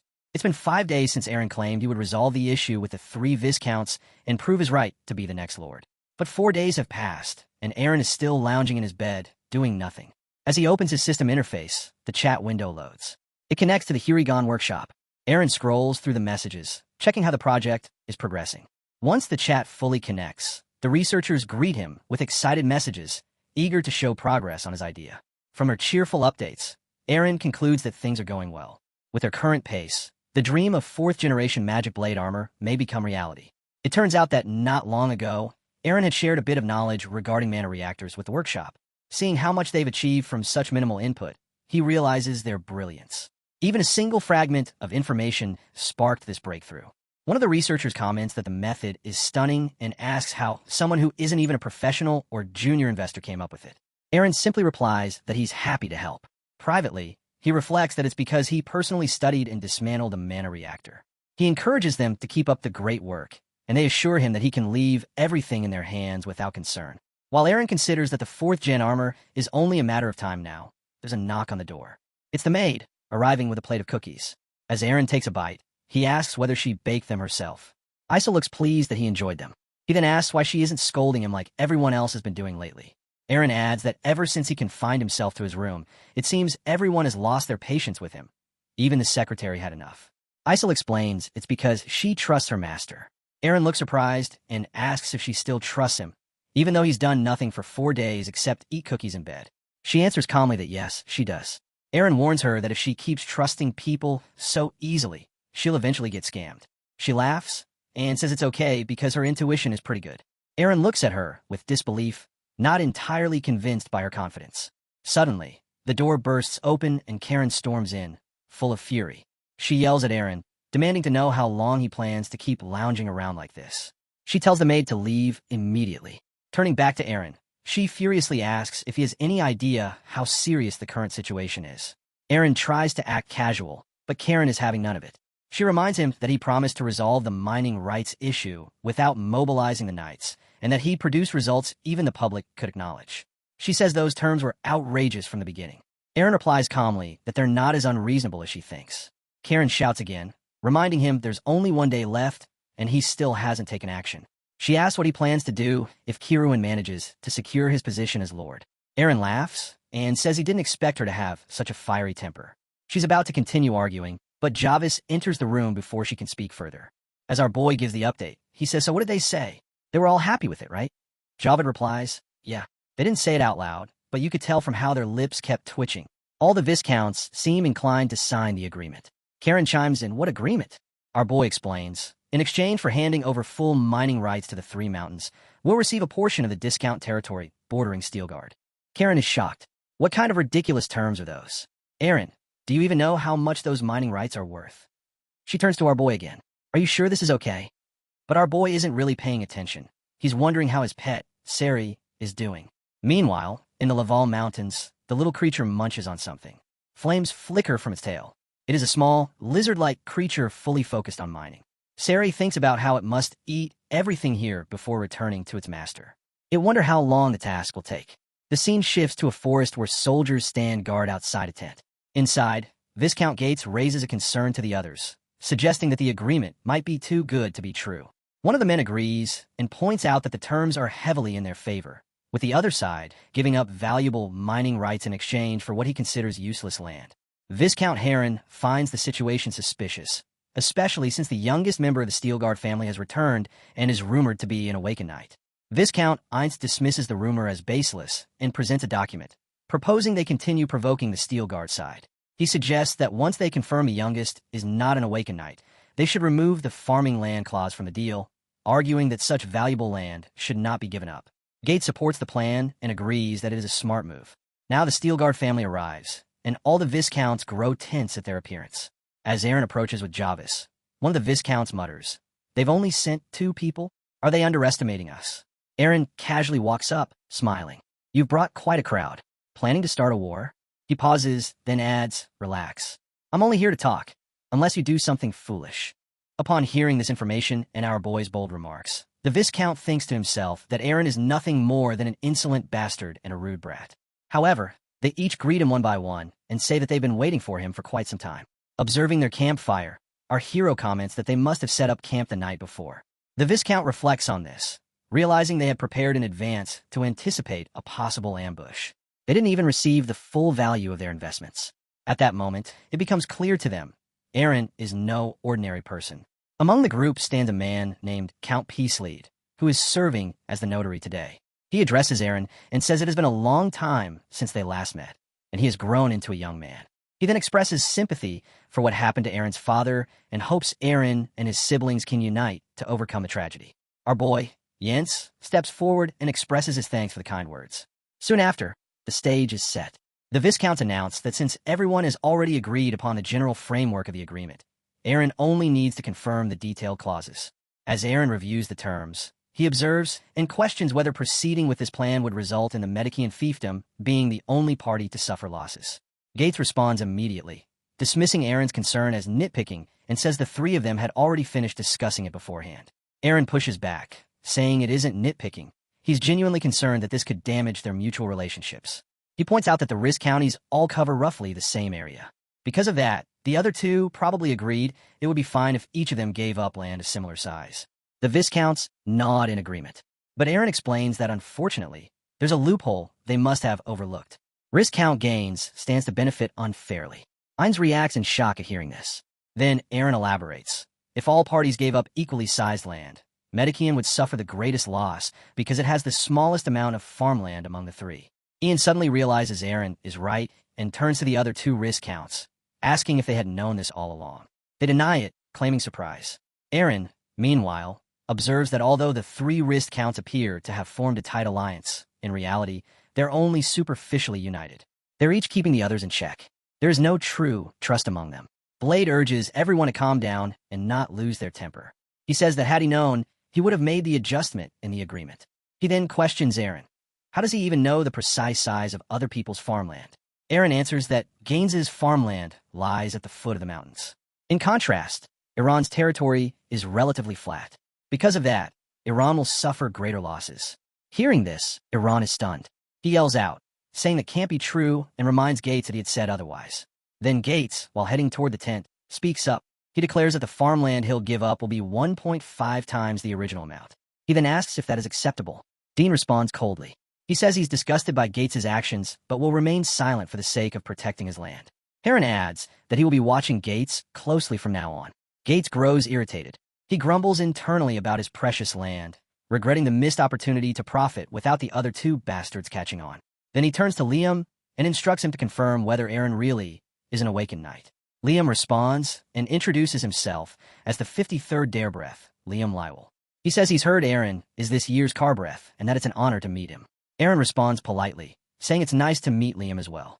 Liam extends a hand and notes that it's not everyday students from the Knight Academy meet under such circumstances. Aaron extends his own hand, and fire begins to emit from it. He agrees, saying sure then. In the following scene, we see the Viscounts stamping the finalized document. Count grabs the paper and cheerfully announces that he has everyone's copies. As he hands them out, the two Viscounts glare at Gates with clear frustration. Meanwhile, we hear the cries of Liam, clutching his head in pain as it trembles. He has realized that Aaron is indeed an awakened knight. Gates, despite the tension, comforts himself with the thought that the iron mine is far more valuable than the farmland. Our boy casually remarks that it's nice they all managed to come to an agreement through peaceful discussion. Ein watches him puzzled. Now that Aaron has put Gates in his place, he no longer seems like a fool. So why is he acting like someone willing to give away Steelguard's future? Aaron notices this and says, "You don't look very happy with the deal. Is it because you had to give up more farmland?" Gates grows even more irritated. Aaron continues without pause, calculating aloud that the land only amounts to about 750 tiers. In a year, that yields around 6,500 cons. With 100 cons equal to 1 gold coin, the land produces roughly 65 gold coins annually. The Viscounts silently wonder how Aaron knows such detailed figures. Is he a tax collector or something? Aaron then explains that 65 coins is what the iron mine produces per day. So even with a simple comparison, the iron mine is far more valuable than any patch of farmland. He turns to Gates and asks, "So why are you still upset?" The Viscounts eye Aaron uneasily, wondering why he's so calm. Is this all part of Steelguard's larger scheme? Aaron smiles widely and says, "Well, I suppose I can ask now, since everything has been stamped and finalized." One of the Viscounts replies, "Of course." Aaron simply says, "Great then." A heavy silence falls over the field. The Viscounts look at one another, unsure of what's about to happen. Suddenly, the ground begins to tremble. Panic breaks out among the guards, who have no idea what's going on. Then, as if possessed, the stamped papers begin to lift and whip through the air, striking the guards in their heads. Blood spurts, and the guards drop to the ground, unconscious. One of the Viscounts shouts, accusing Aaron, "So this is why you called us here? If you think we're going to return the mining rights." But Aaron interrupts coldly, "I don't need those lumps of iron. When I said I was going to meet with you all, my uncle told me to send his greetings." His voice drops into a serious tone. He states, "You were the ones manipulating Deakins from the shadows, weren't you?" Gates responds in panic, "What are you saying? That's a misunderstanding. We only wanted to protect the mining." But before he can finish, a slash cuts through the air. Blood flies. Gates' extended arm is sliced clean off, and his head slashes open in the same instant. Aaron stands over him, his sword dripping red. Gates stares in horror, unable to comprehend what just happened. He cries out, sending the other two Viscounts into shock. Aaron, calm as ever, says, "I'm not misunderstanding anything. This is on a level far beyond what mere Viscounts could pull off." He steps forward, wearing a sweet, almost playful smile. "So tell me," he asks, his voice low and threatening, "who is it? Who's the mastermind? The one who planned all of this and pulled your strings from behind the scenes?" Aaron turns toward one of the counts, who is already defeated and trembling. The man pleads, "Aaron, don't do this. You weren't this kind of person." He's sweating as he speaks. Aaron responds calmly, "What kind of person was I?" The count answers, "You were a gentle, well-behaved boy." Aaron smiles faintly at the remark. Just then, a group of guards rushes toward him, but he effortlessly knocks them away with a powerful, almost inhuman kick. They crash into the opposite wall, groaning in pain. He turns back to the count. "You're completely mistaken." Then he faces the Viscounts and commands, "Fall in line." Einz shouts furiously, "You crazy bastard, you've truly lost your mind." Aaron's voice sharpens. "Sounds like you still don't understand the situation." Einz growls, "Do you even know what the hell you?" Before he can finish, a slash flashes through the air, and blood pours from his body. The remaining Viscounts freeze in terror, more horrified than ever. They drop to their knees, begging for mercy. One of them finally blurts out the name of the one pulling the strings, Marcus Branwell. Aaron's expression shifts. Marcus? He wonders. So it's different this time. In a previous life, he didn't go wild this early. Aaron points his sword at Heron's head. Besides this plot, what else has he planned? Heron stammers, "That's all I know." "I swear." Aaron mutters, "For Marcus to go this far, he must really want to destroy Steelguard. But why?" Heron trembles, trying to explain, "We don't know. It's not like he shares his true intentions. We can't see what he's thinking." Aaron narrows his eyes.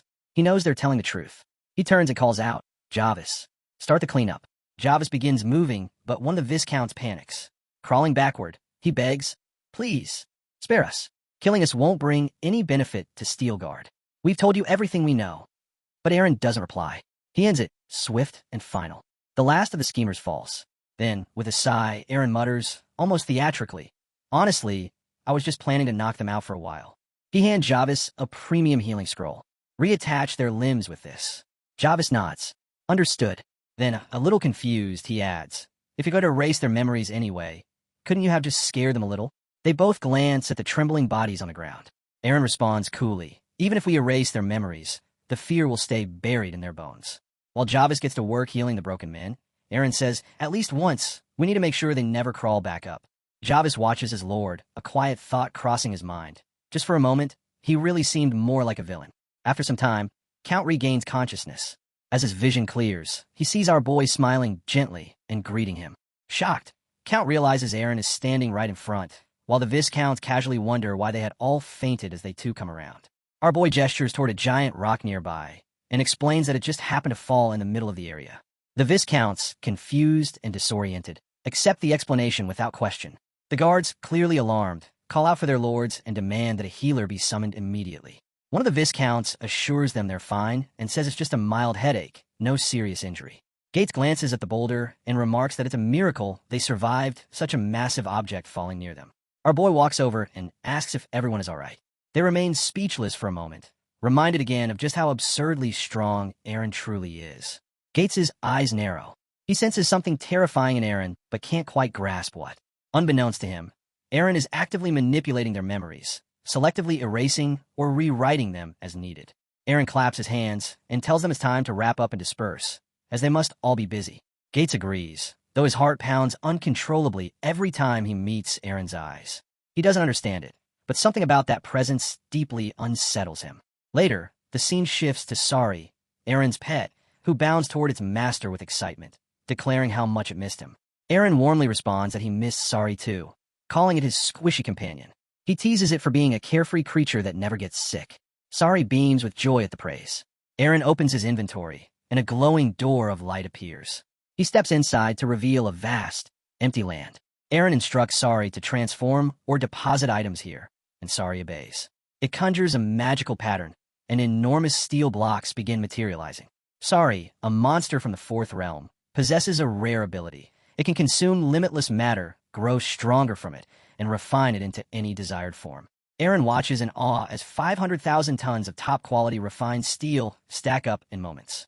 This amount, which would take a small fiefdom 15 years to mine, has been produced in mere days. Overwhelmed with joy, Aaron picks up Sari and swings it around, laughing as they spin together. Sari basks in the affection. That evening, back at the palace, Darren yells at Aaron, demanding to know if he's gone mad. She accuses him of trading away 3 valuable mines for mere metal blocks. Those mines brought in 200,000 gold coins just this year, she shouts. Aaron listens calmly, then responds coolly that he's growing tired of hearing the same complaint. When Darren demands an explanation, he simply says, let's wait and see whether this was a loss or an extraordinary miracle, holding a document in his hand, confidence radiating from him. The workers were busy in the big hall. One of them leaned over to Kunbo and asked if he was doing overtime again today. Kunbo looked up with a grin and shot back, asking Mr. Nielsen if he'd be the one stuck working late again tonight.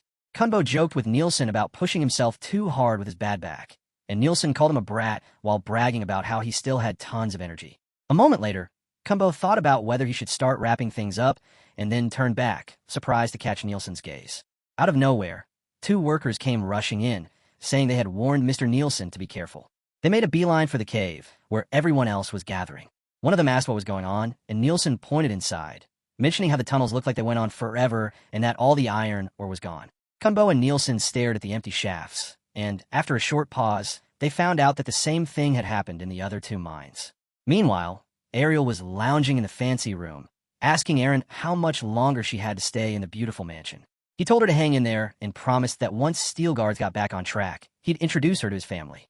With a sigh, she admitted she was bored of being stuck in her room. Our hero watched her with a little amusement, curious about why an elf was already so restless. He tapped the glowing screen, thinking it was time for another round of interdimensional trade. Even if he became a legendary knight, there was no guarantee he could take on a council of managers, so he needed a new kind of power, starting with a spirit like Eluna. Then he remembered what Ariel had said about amplifying the power of the moon while he was looking for the spirit of darkness. Out of nowhere, the screen blinked, and a chat window popped up, asking if he was interested in a spirit of darkness. The message claimed to be from the magic kingdom of Ashansha and introduced itself as Raniel. Curious, He replied that he was interested and asked if he could buy a high-grade spirit. Daniel responded that they didn't just sell to anyone. Buyers had to pass a thorough screening process. Surprised, he acknowledged that he understood, and then the screen showed a price of 30,000 coins. That seemed fair, so he asked what the screening involved. The masked figure said they checked if the trader could handle the responsibility of a dark spirit, and if they understood the basics of the spiritual world. Without missing a beat, he asked how he could prove his responsibility, saying he had little time and could definitely show them just how responsible he was. The masked figure seemed taken aback and asked him to explain further. Our protagonist decided to throw in some extra coins to skip the usual steps and asked what everyone thought of that. Gata shot back that he wasn't looking to make a profit and questioned if they really saw darklings just as commodities. If the group was interested, he set the price at 32,000 coins. The screen then flashed and bumped the amount up to 35,000. They shook hands to seal the deal. Suddenly, the screen lit up with payment details, including discounts and cashback, which he thought was awesome since the transaction was done, and he finally had that high-grade spirit of darkness summoning crystal. He plopped down in a chair, holding the crystal, and suggested that since he owned a high-grade spirit now, they should swap info among spiritualists. Arian watched him curiously and asked if he had actually bought one. He reminded her that he had said it was nearly impossible for regular folks to make a contract with a high-grade spirit. He admitted he knew that, but figured there had to be a reason high-grade spiritualists were seen as superior to awakened ones. He'd never find out unless he gave a shot. Later, they settled down together, and Ariel looked at the darkling with a sweet smile, commenting on how cute it was. The hero figured out why it was called a darkling, since it was even smaller than a Luna. Out of nowhere, he asked the darkling if it wanted to make a contract, and the little creature flew over. Ariel mentioned it looked more at ease on this side, and confessed that it had probably been a waste of money. The hero chuckled and said that wasn't quite the case. Then he got up and spread his arms wide. At that moment, a new screen appeared, showing a picture of a boy and a message looking for interdimensional trades and building on black demons. The boy popped up and asked what was happening. The screen answered that he by what he was selling. He thought the kid meant the dominating ring of the Dark Monarch, which the hero confirmed was exactly what he wanted, saying it was the last thing needed to level up to the third realm. He couldn't believe he'd found someone from the Zero Realm to meet all the requirements so quickly. The screen suddenly congratulated him for stepping into a new world, showing that he'd successfully paid 124,500 coins. It also said he met the requirements for leveling up and had completed the purchase of 5 magic items worth at least 100,000 coins.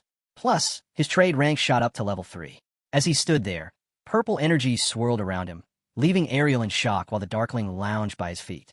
She couldn't help but wonder if he just snagged affinity through interdimensional trading and how he managed that. The hero told her not to speak about it, since she was born with it. He figured it was time to explore a new world he hadn't seen in his past life. Curiosity bubbled up about what secrets the third realm held, since everyone seemed to guard them closely. Then, the screen flashed a message saying he was entering the channel of the third realm. It welcomed him, along with his name, Mr. Aaron Steelguard. Aaron figured that Ariel was one of the few people on the continent who knew about his life as an interdimensional trader. Ariel was curious, wondering if her clan could also benefit from food and building materials just popping up out of nowhere. She asked Aaron if he had ever been surprised by anything during his trading sessions. Out of nowhere, a window popped up with the name Aaron Trader, and he was congratulated on making it to the third realm. It warned him that, according to the Pioneer Treaty, anyone selling restricted trade items to lower dimensions would be facing probation. Then another window appeared, congratulating him again, and promising some kind of reselection gift from the market, which he reminded himself to check out later. A third window updated him on the mana reactor under the Pioneer Treaty, pointing out that it was also a restricted trade item.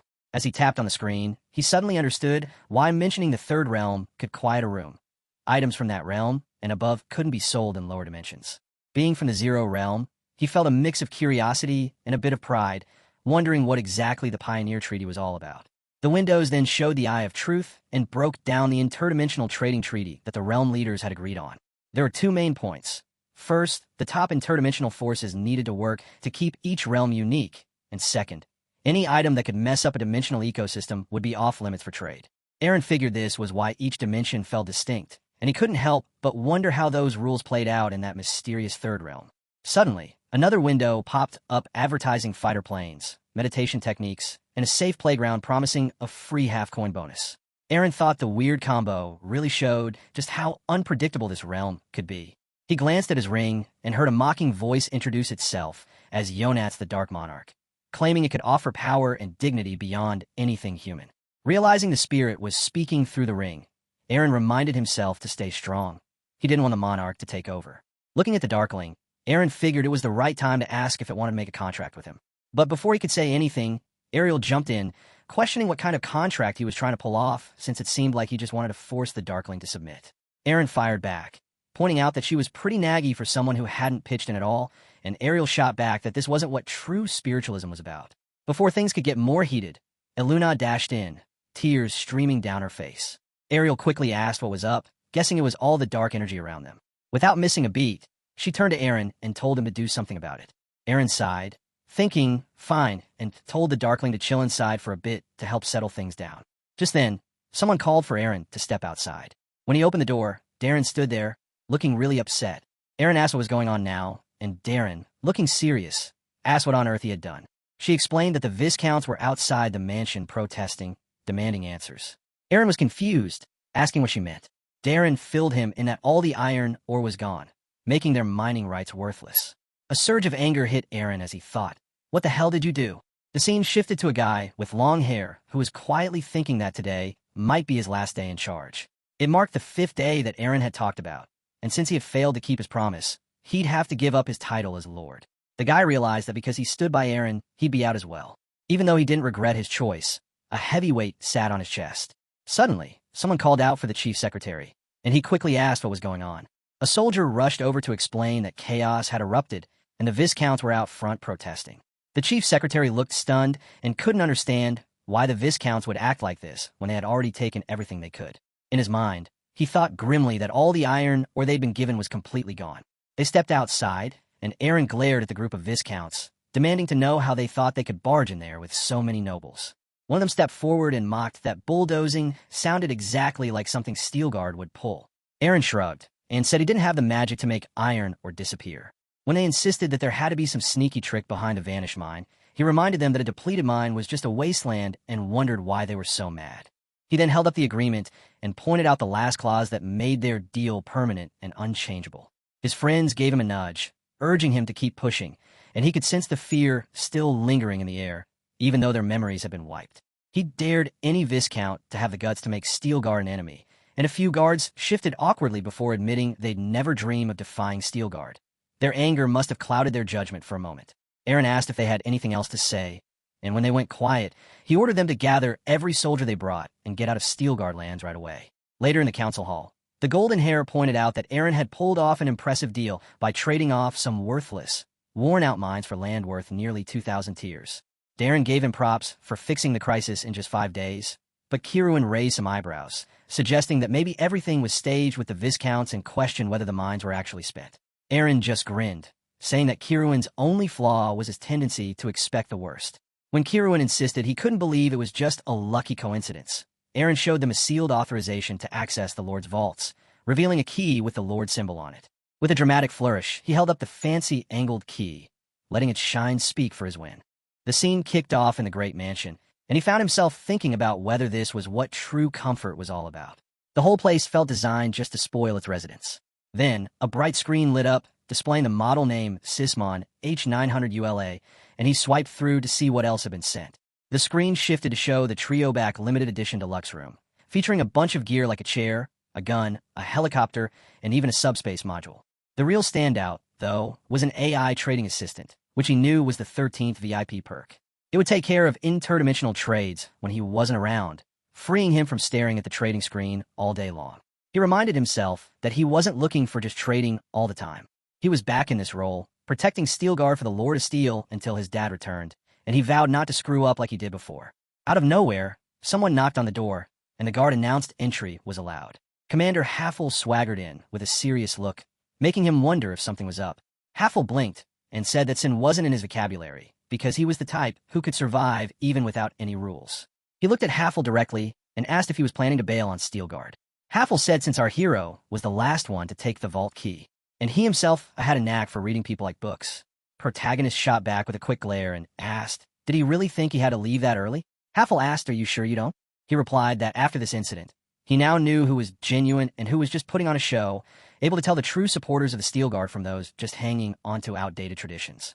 He admitted he still hadn't found any real deadweight, and told the commander that all he'd found was a group stuck in empty rituals without any real meaning. He wondered if taking the vault key right off the bat would have made everyone recognize him as the Lord. The young master wanted to prove his worth, not just by writing on his dad's name, but by his own abilities. Haffel then asked if draining the mines was part of that plan, and while the young master didn't say much, he did confirm he was loyal to the heir. Haffel said, "But I stood on the side of the eldest young master. Will you trust me from now on?" He used to think he resented the commander because of how strict his training was, but now he realizes those tough tests come from loyalty, which is why he trusted Haffel so much. Haffel speaks just for that kind of reason. He thinks even he has no reason to distrust him. He remembered that even back in his past life, Haffel had never let Steelguard down, and that memory gave him confidence in his commander. He told Haffel that, while he might not be the smartest in every situation, he was sure about one thing. The guy was loyal. He even admitted he had his dad's knack for sizing people up. Haffel bowed and swore his loyalty again, but the master reminded him not to get too carried away. Trust like theirs was all about mutual respect. Then Haffel asked if he could just be called by his name and promised that from now on, he would answer only to Aaron Steelguard and no one else. The young master smiled because those words meant everything to him. He knew their bond as master and servant was sealed by Manhwa. So he asked Haffel if he was ready to serve him, Aaron Steelguard, as his lord. He was super enthusiastic when the young master asked if Haffel, as his knight, was ready to handle tough times together. Haffel quickly fired back with a positive oath. He asked was he ready to overcome the hardships and adversity with him. He replied yes. Then, the young master probed further, asking if he swore on Manhwa and the sacred name of his spire. Haffel bent down on one knee and boldly declared that he did swear on both. And when he stood back up, the young master let out a sigh of relief, saying thanks no one saw this. Protagonist explained he was dying because of these cringeness formalities of master and servant.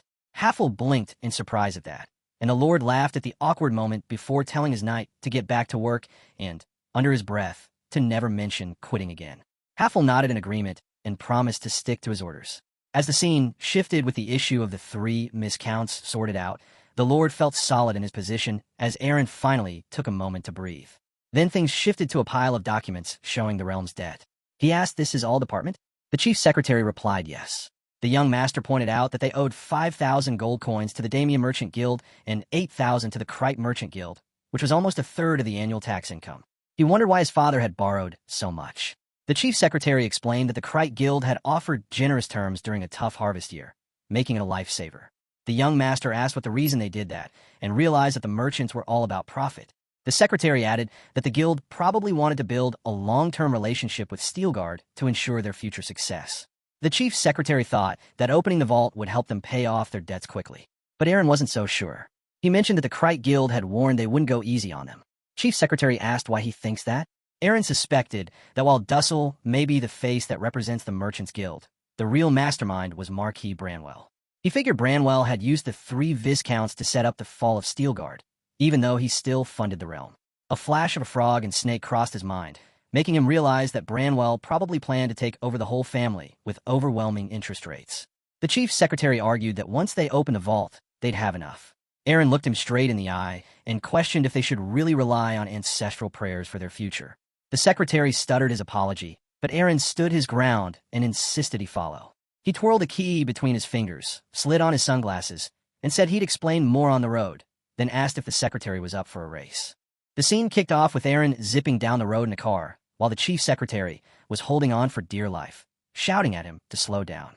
The secretary wanted to know what the heck was happening, but Aaron just grinned and told him to think of it as a magic ride.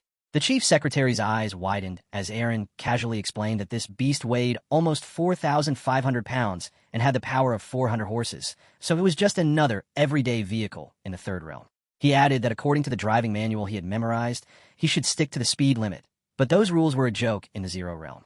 Before the secretary could protest any further, the car launched off a steep ridge, and the chief secretary let out another terrified scream as they soared through the air.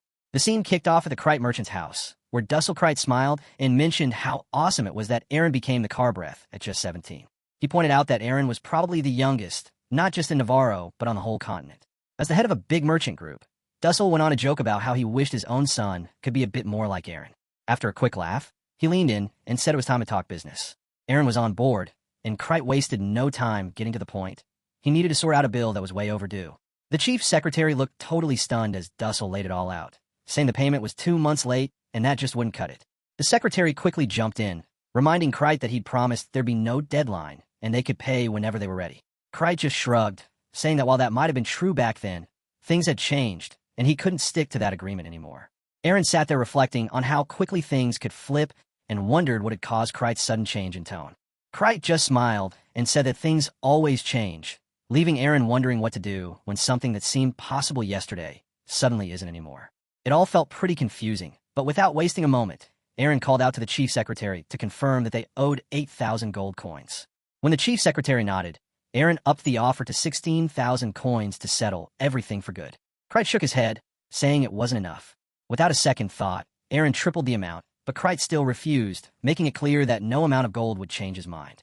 He mentioned he was already thinking about going through all the formalities. Aaron leaned back and asked what would happen next, to which Krite simply said they'd stick to what was in the contract. Aaron met his gaze and said he got it before telling the chief secretary it was time to head out. As Aaron stood up to leave, Krite called out, saying he was sorry he couldn't give Aaron the answer he hoped for. Aaron thought apologies were unnecessary and asked Krite if he remembered everything from here to the reception room. Krite looked surprised and asked what he meant. Aaron smirked a bit, saying Krite might regret this moment, so he should keep every detail in mind. Krite just nodded, wondering if that would really happen. As they walked out of the mansion, the chief secretary let out a big sigh and mentioned that he never thought Krite would turn on them like this. He really felt bad, but there was nothing else to say. Aaron glanced over and shook his head, telling him not to stress about it, because they had already made decisions after talking with his dad, and they needed to tackle the urgent stuff first. He then asked how much Krite would actually be getting based on their agreement. The chief secretary replied that it was a standard contract, which meant Krite could ask for up to 3 times the amount. Since seized goods often get undervalued, the actual loss could end up being even worse. Aaron paused for a moment and figured it might end up being about 6 times the original amount. He then asked how rough things would get for the fiefdom if they lost 500,000 gold coins. The chief secretary replied with a frown, saying it would cost over a year's tax revenue, and a hit like that could push Steelguard straight into bankruptcy. He quickly added that's why they really needed to crack open the vault. Aaron frowned back, insisting they weren't going to do that just because things were tough. Unless they were in a real crisis, that vault was staying shut. The chief secretary stared at him, surprised he thought this wasn't a crisis yet. Aaron just nodded, saying it wasn't. The chief secretary started to wonder if Aaron was even thinking straight, but kept that to himself. Aaron then looked him in the eye, saying he trusted the chief secretary, but it seemed like the feeling wasn't mutual. Flustered, the chief secretary insisted that wasn't true at all. Aaron pointed out that since Krite was going after their weak spots, they should be doing the same and hitting Krite where it hurt. He reminded him that Krite had already dropped a hint about his son earlier. Meanwhile, Rondo, Krite was sitting there, frustrated, thinking no matter how close he got to winning, that strange guy in the corner was always one step ahead. Slamming the table, Rondo shouted at the manager, Price, demanding to know why he was letting obvious scammers into the underground gambling den.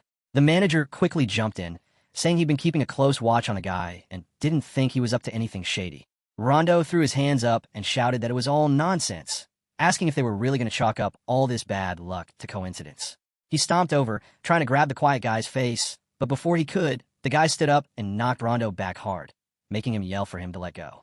Aaron chimed in, telling Rondo to stop obsessing over some stranger's face and just focus on playing. Rondo shot him a glare and muttered that he'd get revenge for this later. He then turned to the manager, practically begging for 200 coins, claiming the jerk had totally drained him dry. The manager shook his head, saying he was sorry, but Chief Krite had made it clear not to lend Rondo any more cash. Rondo groaned, mumbling about how embarrassing it was that his own dad had to step in. Just then, someone else stepped up and asked if he was Mr. Rondo Krite. Rondo turned around, suspicious, and asked who the guy was. The stranger said it looked like Rondo had been scammed, too, just like him. That got Rondo's attention, and he perked up, saying he knew it, because that guy really seemed like a gambling con artist. The stranger leaned in and mentioned he had heard Rondo grumbling about needing cash, and that he could help him out with whatever he needed. Rondo perked up and said he appreciated it, but wondered how he could possibly win against someone even the manager couldn't catch. The stranger suggested maybe that guy was pulling some sleight of hand tricks, and that they could switch things up by using one of the staff as the dealer and doing a quick search. He added that if it was purely skill-based, there was no way Rondo would be losing. Rondo sat up and agreed, claiming the only reason he had been losing was just bad luck, and he was due for some good fortune. He asked how much the stranger could lend him. The man grinned and said he could lend as much as needed, but first, Rondo would have to sign a contract. Rondo checked everything out and thought it looked solid, but he stopped short when he hit the last part, saying if he couldn't pay back the money, he'd have to hand over rights to his whole body, organs and all. That seemed a bit extreme, But the stranger just smirked and told him he was going to win anyway, and even if he didn't, he could handle it financially. Rondo mulled it over for a moment and figured it was true since his dad had his back. The stranger shook his head, thinking this kid was a real fool, especially compared to someone like Deakins. That stranger? Just your typical mysterious guy named Calloy. As the scene kicked off, the game was already in full swing. Someone slammed a card down on the table with a heavy thud. This was a notorious game that had left a trail of widows and orphans over the years. The rules were pretty simple. Each player built a hand from 40 cards, and whoever had the highest hand walked away with all the cash on the table. Our guy had been on fire since he started borrowing money, convinced that Lady Luck was finally on his side. He not only recouped his losses, but he also pocketed a nice chunk of change. The crowd around the table buzzed with excitement, with someone saying it had been ages since a game like this went down. At this rate, they might even see a pot worth 10 grand. Our hero glanced at his hand and saw a black 4, a 5, and a 6, wondering if he should go for it. He checked out his opponent, trying to read what cards he had since only 2 were hidden while a red 9 was out in the open. The manager called for everyone to place their bets, so our hero coolly slid 500 gold coins into the center of the table. Rondo flashed a grin and, without a second thought, tossed another 500 into the pot. Our hero drew a red 7, while Rondo showed off a black 8 and then raised the stakes by another 1,000 gold coins, stacking it on top of the last 1,000. The crowd watching couldn't believe it. They gasped and whispered nervously.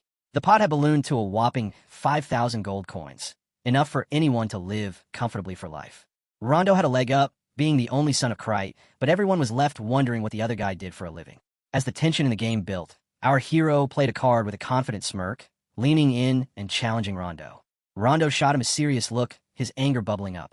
He knew he had a solid hand with all his cards matching in color and running in sequence. Definitely one of the better hands you could get in this intense match. He clenched his fists under the table, reminding himself to keep cool and not show any weakness. If he won this, he wouldn't need his dad's help anymore. He could finally live the high life he'd always dreamed of. Out of nowhere, he slammed his hand on the table and boldly raised another 10,000 on top of the already hefty 5,000. Rondo leaned back, raising an eyebrow, and asked if he was okay, suggesting he might be panicking and should just fold. But instead of backing down, our hero shot him a huge grin and raised the stakes by another 30,000. The audience gasped in disbelief. Nobody expected that. Someone even murmured, questioning if they had heard him right or if he actually meant 3,000. The manager hurried over to our guy and politely asked if he could really come up with that kind of money. Without missing a beat, he opened his bag wide and spilt the gold across the table, saying, "Check it out. This should be more than enough." After counting it, the manager confirmed it was 45,000 and asked Rondo if he could handle that. Rondo was fired up, slamming his hand down and shouting that, of course, he could call and wouldn't back down. Our hero just smiled and asked where Rondo's money was. Rondo's face went red, but he shot back, saying that he could always borrow some from him, right? Our hero replied, "Sure." Finally, the manager announced that betting was closed, and a massive 125,000 gold was on the line for this crazy match. The tension was so thick you could feel in the air as the manager said it was time to show their hands. Rondo grinned widely, laid out his cards, and declared he had a monocolor straight. The crowd went wild, realizing a hand like that was super rare, and now it made sense why Rondo had been so bold with his bets. Rondo laughed like he already had the win in the bag and began hugging the huge pile of coins, jokingly saying, "Come to daddy's kids." But just when he was about to grab his loot, our hero calmly interrupted him, pointing out he hadn't even revealed his cards yet. Rondo rolled his eyes and dismissed it, claiming it was probably just some lame triple-double anyway. Without saying much more, our hero laid down his cards one by one, and the whole room went silent. Rondo stared in shock as he shouted what? There was crystal clear, a red 6, 7, 8, 9, and 10. It was the best hand possible in the game, and the crowd freaked out because they'd never seen a monocolor high straight in red before. Rondo was in disbelief, yelling that all 3 of the hero's hidden cards turned out to be useful, and he couldn't wrap his head around how that was even possible. Our hero just smirked and said Rondo must feel pretty empty inside right now. He tossed Rondo a coin and said, "Here's a little something to get yourself a bowl of stew or something." Rondo's face turned bright red with rage, and he shouted that this was a total scam, accusing our hero of pulling off some sort of dirty trick. In an instant, our hero's mood flipped, and he shot up from his chair so fast that it scraped loudly against the floor. The manager hurried over, trying to keep the peace, and apologized, but then calmly explained that our hero would have to leave the money he won behind and just go. Our hero crossed his arms and asked if they were really threatening a customer over a measly $60,000, wondering if that was truly the kind of place they ran.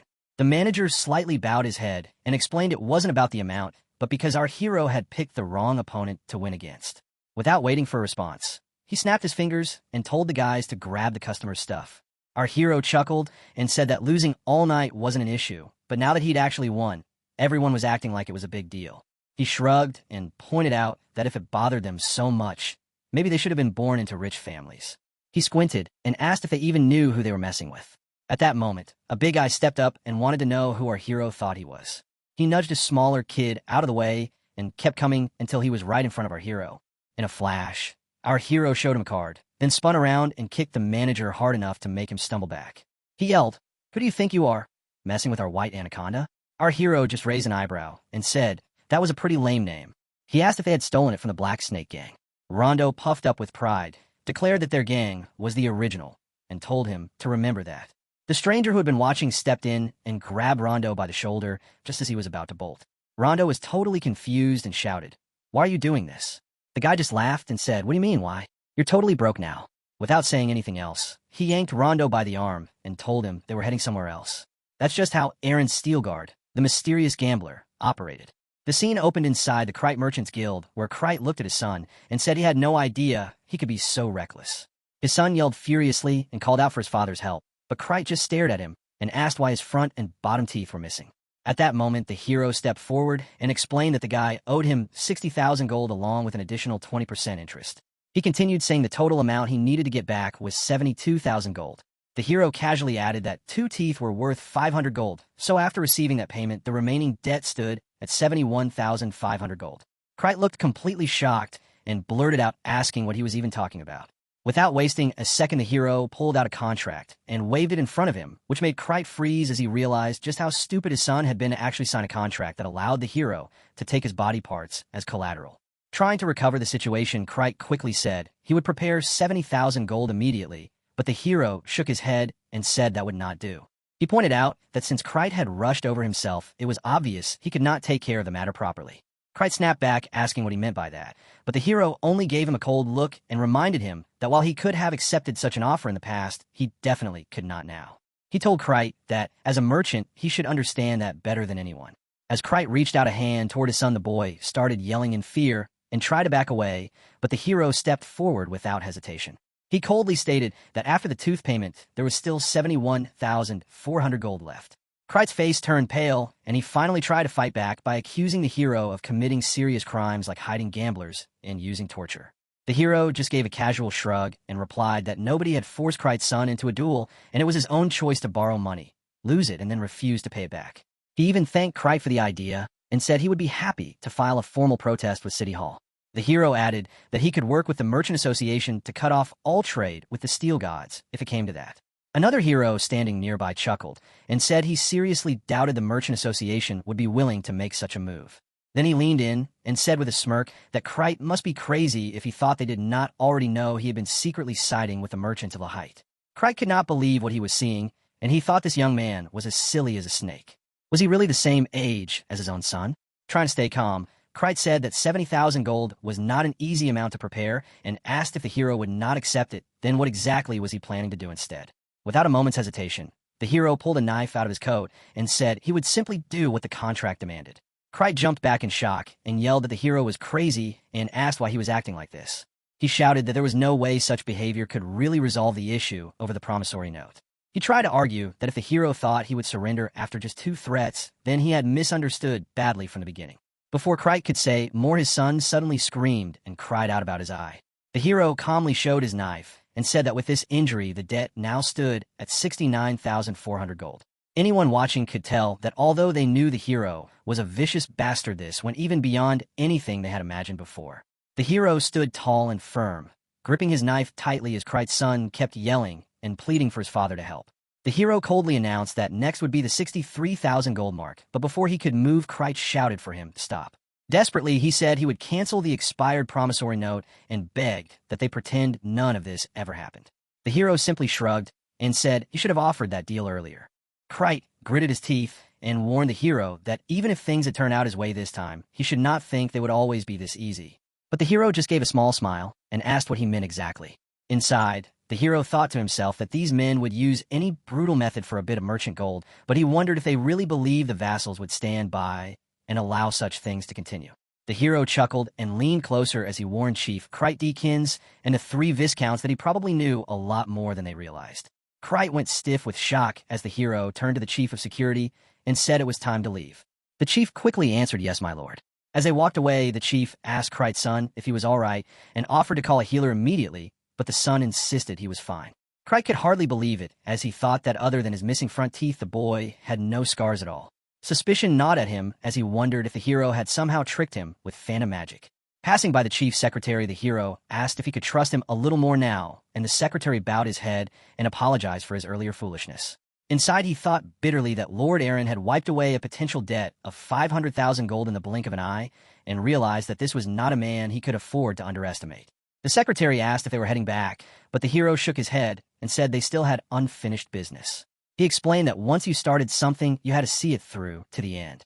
The secretary blinked in disbelief and asked if the ordeal was not over yet, but the hero only smiled and said that the Krite Merchants Guild was still standing, and it was time they learned what it really meant to mess with the Steel Guards. The scene shifted to the northwest, where a beautiful mansion came into view. It was the manor of Marquis Branwell, who sat holding a paper with a dark expression. He muttered to himself, asking if everyone had gathered together and planned to lose so completely. He reflected bitterly that the Deakins and the Knight Squad had been completely defeated, and the three viscounts had practically handed over their lands to the Steel Guards without a fight. Marquis Branwell leaned back and thought about the enormous support he had given Chief Krite, which was around 500,000 gold, and he could only sigh in frustration. Still, he thought maybe he could not blame Krite too much because bad luck had given rise to that bastard wolf son. Looking down at the trembling man before him, the Marquis said coldly that perhaps it would be best to ensure he could never gamble again, and suggested that losing a hand might serve as a permanent reminder. Immediately, Krite's son yelled and begged for mercy, promising he would never do it again and pleading for just one more chance. The Marquis stared at him in shock before a furious anger rose inside him, and the scene closed with his fury filling the grand hall. As the blade sliced across his hand, blood immediately poured out, and the Marquis coldly declared that now the boy would never be able to gamble again. His father knelt in front of him, praying desperately for mercy, but the Marquis just leaned back and joked that the boy still had his left hand to play with. Krite's face twisted in anger, and he tried to argue, but the Marquis burst out laughing and said he was only kidding and warned them both to make sure nothing like this ever happened again. Krite stared at him, his face a mask of fear and frustration, while the Marquis stood up and muttered that he felt a bit queasy after seeing blood. He announced that he would like to take a walk alone and ordered them all to leave immediately. His son was crying and struggling just to stand as they shuffled away and the heavy doors closed behind them. Once they were gone, the Marquis pushed open another door, placing his bloody hand against the wood, and stepped into a quiet room where Cassandra was already waiting. Cassandra immediately spoke up with a sharp tongue, saying he was late and asking if something unpleasant had happened. She wondered if he had come back empty-handed without even a scrap of good news. Marquis held up a hand to calm her and said Cassandra should listen to him first because what he had to share was serious. He explained that it was now confirmed that Aaron Steelguard was an awakened knight and that they had been caught off guard because they never expected the boy to return. Cassandra narrowed her eyes and snapped back that he sounded as if he was blaming them for not predicting it.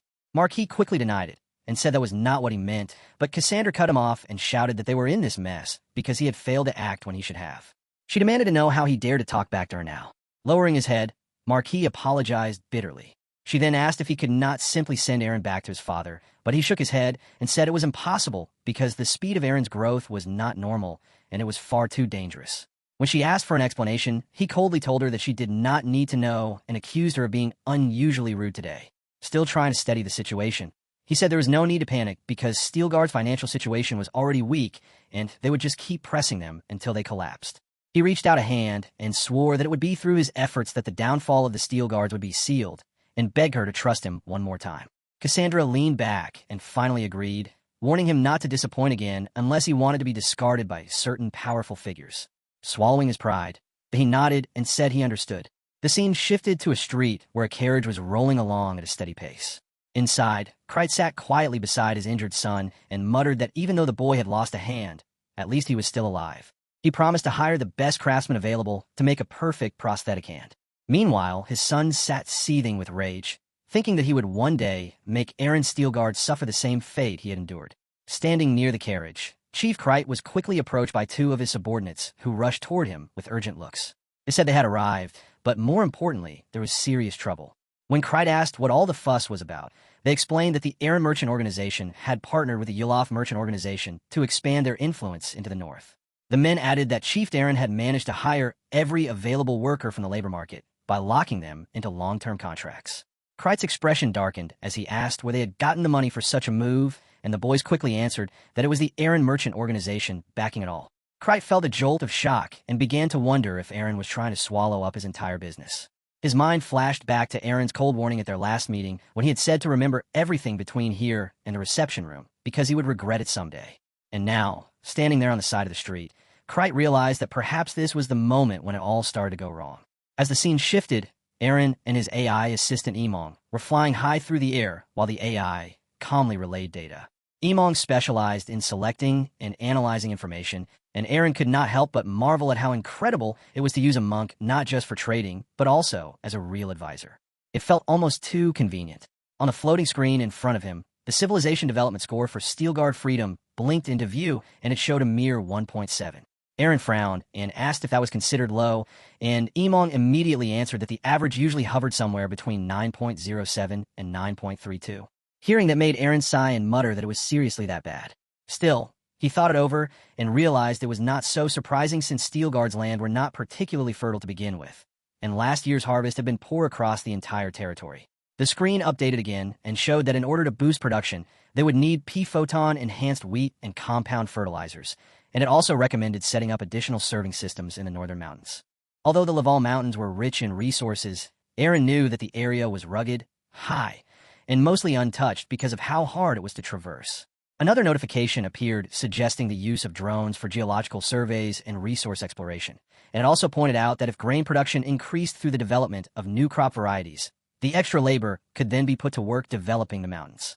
Instead of feeling overwhelmed, Aaron grinned because he saw the potential right away and thought to himself that Emong was definitely a good investment since it helped not only in trading, but also in managing the fiefdoms. Without hesitation, he told Emong to start preparing the drones, and Emong simply confirmed that it would be done. Aaron leaned back slightly and thought about how, in the past, whenever he had to make big decisions, he always felt isolated and had to rely heavily on loans and guesswork. Having someone or something to bounce ideas off of gave him a surprising sense of stability. Still, deep down, he had never truly believed that he was completely alone. As he approached the large hall and pushed open the heavy doors, the people inside turned toward him in shock and happiness. Darren was the first to shout his name with a strong emotion that could not be hidden, and one of the girls immediately stepped forward and said they had been waiting for him. Another man rushed up and called him boss, while another voice chimed in warmly with a simple Aaron. Aaron smiled and said it had been a long time and admitted that he had wanted to say something cooler when they met again. But for now, he simply asked if everyone had been doing well. And with those simple words, Aaron Steelguard officially announced his return. As the hero moved forward, he called out to Marcus, our hero jokingly referred to as the guy with the golden touch. Marcus laughed awkwardly and told him he was looking great, like a total big shot, but he quickly added that he would rather not be called that since it was embarrassing. Marcus insisted he hadn't even done anything to deserve that title, so being called the one with the golden touch felt a bit much. Makis reminded him that as the chief, he had turned their merchant organization into a major force. Marcus sighed while the hero explained that it turned out well, and that he needed to leave the merchant organization for a while, since it would not help if others started looking down on him. The hero thought to himself that he and Marcus had been staying in touch now and then, and while finding his father was important, it was just as important to manage the fiefdom that his father would eventually return to. Marcus asked if the hero was planning on staying at Steelguard, and when he said yes, Marcus just nodded and said he understood. The hero mentioned that Steelguard's yearly tax revenue was about 300,000 gold, and he believed the Aaron Merchant Organization had already suppressed that number while still managing to grow. He figured Marcus must be wondering why he would choose to stay there, and Marcus, sensing the thought, quickly said he understood because no matter how much a merchant organization grew, it would never match the scale of a fiefdom. The hero placed his glass down and told Marcus that he got it, but warned him to stay sharp too. Marcus looked surprised and asked what he meant, so the hero explained that his fiefdom was going to catch up to the merchant organization soon, and Marcus needed to work hard so he would not fall behind. Although it might have sounded like he was fighting against himself, Marcus immediately yelled that he would work hard, and the hero smiled, thinking how he liked that Marcus was always serious about everything. Marcus suddenly shifted topics and asked how they should proceed with their business in Lilhite. The hero told him to accommodate Yolov, as much as possible and thought it would be better to create a win-win situation instead of squeezing every margin out. Marcus agreed without hesitation, although he thought to himself that after covering shipping costs and being generous with Yolof's side, there honestly wouldn't be much profit left. Still, he found comfort in being able to meet the chief like this after such a long time. The hero then said he wasn't sure if he should call it compensation, but asked Marcus to come over for a moment. Marcus followed, confused, and when they entered another room, he looked around in surprise. He asked what this was all about, and the hero simply said it was their merchant organization's new product while holding a roll of tissue paper in his hand. Marcus stared at it and said that no matter how thin it was, paper was still paper, and it seemed too much of a luxury to use it for wiping away extraneous substances. The hero shook his head and said he was planning to sell it for 1 silver per roll, not 1 gold, asking if Marcus would still call that a luxury. Marcus shouted in disbelief, asking if anything would be left at that price.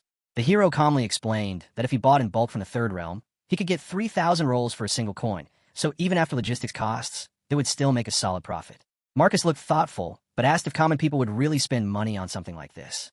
The hero explained that some people called this toilet paper because it was paper used in the bathroom. Marcus was shocked at how soft it felt, and thought that if he could use something like this every morning instead of what he used now, life would be a lot better. The hero thought that wiping after doing your business was one of the biggest differences between the rich and the poor. While royalty and the rich had magic skills or special items, ordinary people still used leaves or straw.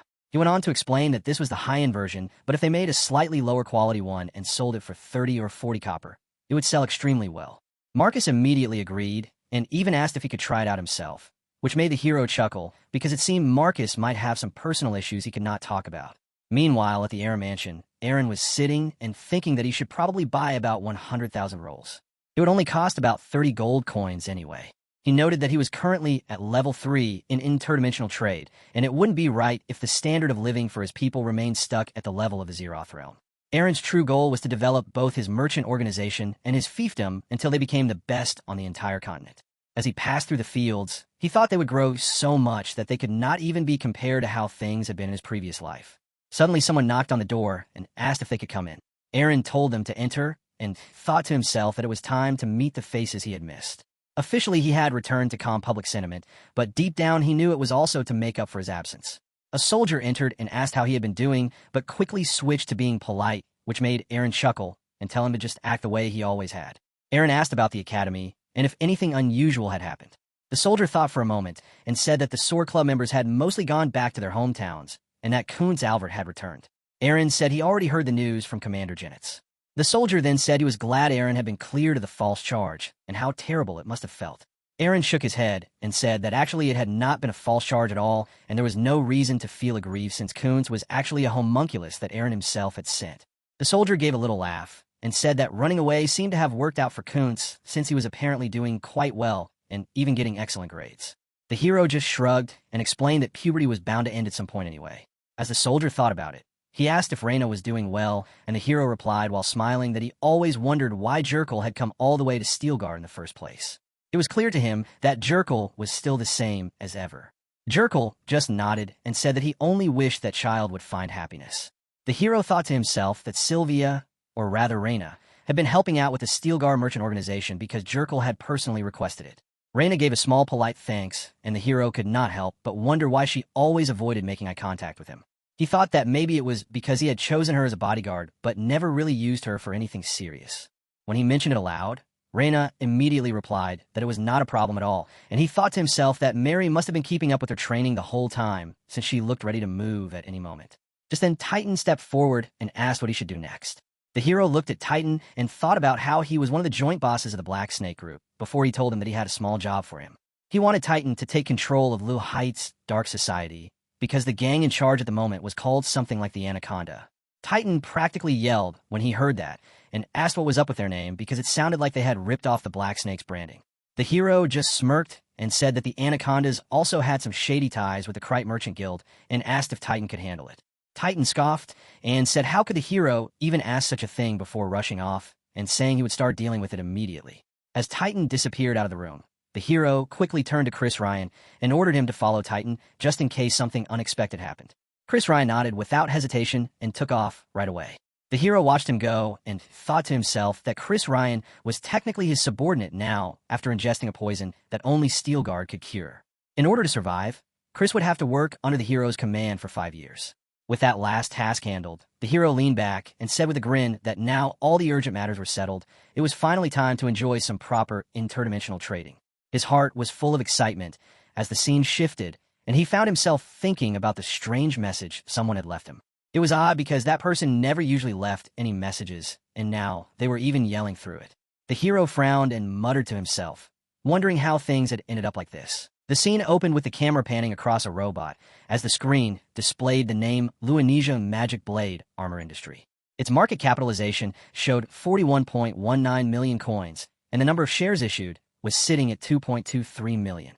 Despite being relatively small, this was a powerful industry that had maintained its top position from the first to the third generation of Magic Blade armor.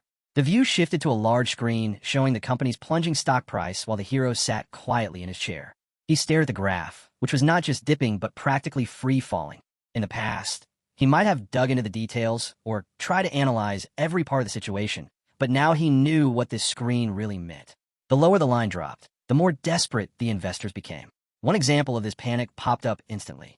A message came through asking, "Are you doing well, Mr. Aaron?" And the hero smirked as he read it. He casually responded, saying he was just wondering how the sender had been. The reply came back quickly, asking if he remembered the chat room he had joined and whether he had met any of the other members afterward. The message was clearly trying to sound friendly, but the hero could read between the lines. It was just a panicked investor fishing for answers, someone whose money had probably been chopped in half. The hero chuckled to himself, knowing full well that the situation was entirely his doing. Some time ago, a crystal ball video had started circulating in the Second Realms channel. As the video played, it showed a robot flying through the sky and announcing upgrades like improved output, lower deployment costs, and cheaper maintenance.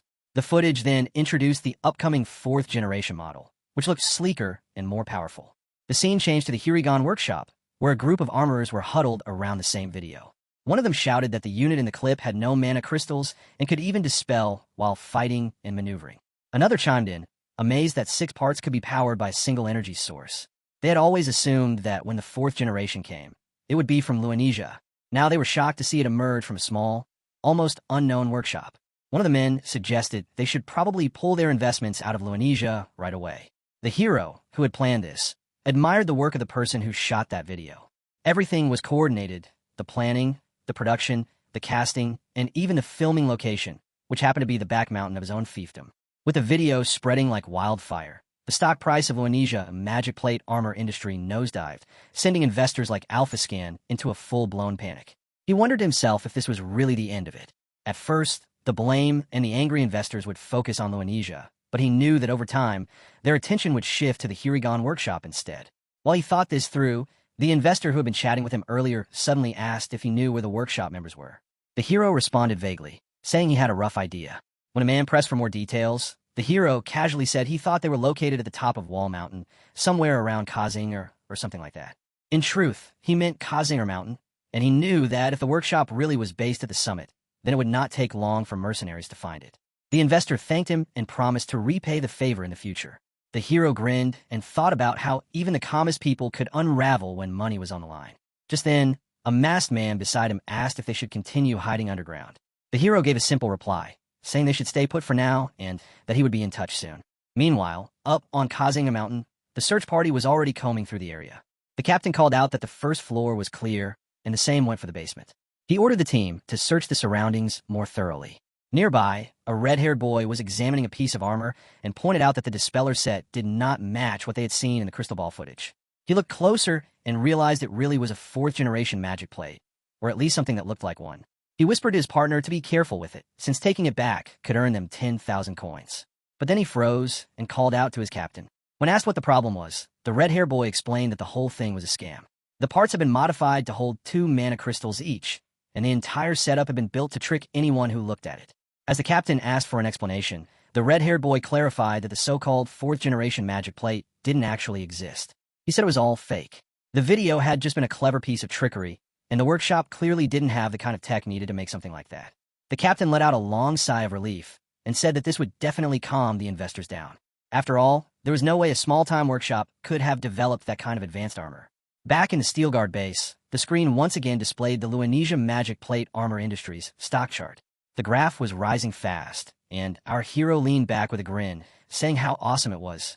Steel Guard still held 27,000 shares, and he was already planning his next move.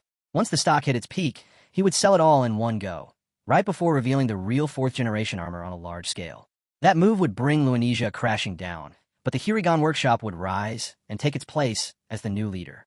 If that happened, powerful investors would rally to the workshop side and keep its members safe from harm.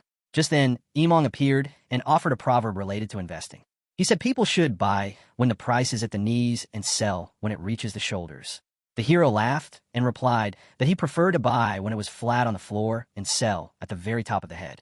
Emong nodded and congratulated him on buying at such a low point, but reminded him that until the profits were converted into coins, it was no better than imaginary money. The hero paused for a moment and realized he was right. He thanked Emong and told himself not to get greedy, since there was something much more important on his plate now. The scene shifted to Marcus, who looked around with wide eyes and said it felt like he had discovered an entirely new world. He couldn't believe it had taken him this long to find out about it. The hero asked how customers were reacting, and Marcus excitedly told him it was explosive. If things kept going this way, word of mouth would spread the product like wildfire. The hero was pleased and told him to focus on selling since the supply agreement had already been signed. Marcus nodded with confidence and told him to leave it all to him. With the merchant group growing smoothly, the hero decided it was time to shift his attention toward developing his fiefdom. He turned to Emong and asked if a survey of Laval Mountain had been completed. Emong replied that the drone survey had just finished and that the value of the major mineral deposits buried in the mountain was expected to exceed 8 billion coins. The hero was stunned and repeated the number in disbelief. He quickly added that this was just the estimated value of the deposit itself, right? Since the costs of mining, equipment, and investment would all be separate expenses. Emong complimented him on his accurate assessment and confirmed that was exactly the case. As the hero reflected on everything he had learned, he thought about how the knowledge he absorbed from the Third Realm had become a crash course in economics, finance, and even the history of scientific development. Having Emong by his side, a top-level AI, meant he could now hold meaningful discussions on topics that once felt too advanced. Looking at a vast open space nearby, the hero pointed and said it looked massive. Emong responded that based on the artificial traces, it appeared to be a limestone cave, likely constructed by natives. The hero froze for a second and said in shock, "Natives? That didn't make sense." The idea of anyone living in this rugged mountain range seemed ridiculous, let alone having the skill and resources to carve out something like this. Then a thought crossed his mind, and he muttered to himself that maybe the old legend was true. It spoke of beings that lived deep inside mountain caves, masters of magic who used strange pawns to carry out large-scale constructions. If that story had even a grain of truth, then maybe there really was a dragon lair hidden somewhere in Laval Mountain. If there was a dragon in the First Realm, then that meant the Zion continent had one too. Just one swing of its tail could wipe out entire cities and flatten any walls or homes in its path. With a massive body, incredible strength, and the ability to use magic, it was basically a natural disaster in the shape of a beast. The most powerful creature on the entire continent had made its lair right here, and now it was standing before our hero. As he stepped into the cave, he thought about how only 10 of the 30 drones sent in earlier had managed to return. It made sense since the place was filled with hidden traps that only a magician's home could hold. He took a deep breath and said to himself that it was time to go in. A display window popped up in front of him, showing the magic plate armor he was wearing. It was a Hurricane Fighter in stealth mode, custom built by the Hirigan Workshop. Without hesitation, he took flight. While gliding through the dark tunnel, he thought about the dozens of magic circle traps laid throughout the lair. He could disable them one by one if he wanted to, but he knew time was money. Holding a golden square device in his hand, he passed through areas protected by anti-magic fields. The device functioned like a nullifier, cutting off magical energy in certain zones. In reality, there wouldn't be much trouble even if he went head-on into the traps, since the upgraded barrier system installed in his armor could absorb or deflect most attacks. As he approached the heart of the lair, he was struck by the sheer grandeur of the place. He figured that if someone lived here long enough, they'd probably stop being impressed, but right now, the scale of it all was overwhelming. Stepping deeper into the chamber, he spotted a black beast with glowing red eyes staring right at him. It didn't take long before he used his power to bring it down. He explained that the drones probably missed these monsters since they only reacted to living beings. Our hero looked around and declared that this had to be the dragon's central chamber. He pointed to the towering pile of bones and said this was the true treasure, not the minerals buried in the mountain. Then he noticed a massive pile of gold and immediately called for Emong to join him. Once they stood in front of the treasure, Emong began the evaluation and stated that the entire heap was worth about 1.2 million coins. That number made the hero blink in surprise, and he said aloud that something fell off. Even though the pile looked massive, the value was underwhelming. He picked up one of the pieces and quickly realized why. The inside was all silver. He shook his head and said that for a beast known as the ruler of triads and Earth's strongest creature, this hoard felt embarrassingly underwhelming. Still, the dragon's bones themselves were worth a fortune. Dragon bone was known to be a core component in some of the top 10 weapons and staffs on the continent. But the most valuable part of all was the dragon's heart, which was like an inner core of alchemy. He soared upward through the cavern, thinking that finding it wouldn't be easy, but it had to be done. Just as he reached the heart, the dragon's roar echoed through the chamber, and its mouth opened wide. He immediately sensed something wrong. Was this necromancy? He realized it was. The magic responded to long-dormant malice, and the spirit energy was reading a staggering 50,000. He compared it to the spirit energy of the Andalusia fragment, which had only been 2,000, and now he was facing something 25 times stronger. Darkling appeared beside him without warning, likely summoned when it felt its master's life was in danger. The hero smiled and told his little ally not to worry. To fight powerful spirit energy, you just needed to bring something even stronger. He glanced at his Yonat's ring, and as the dragon roared and lunged at him, he simply raised his hand and pointed his ring finger straight toward the beast.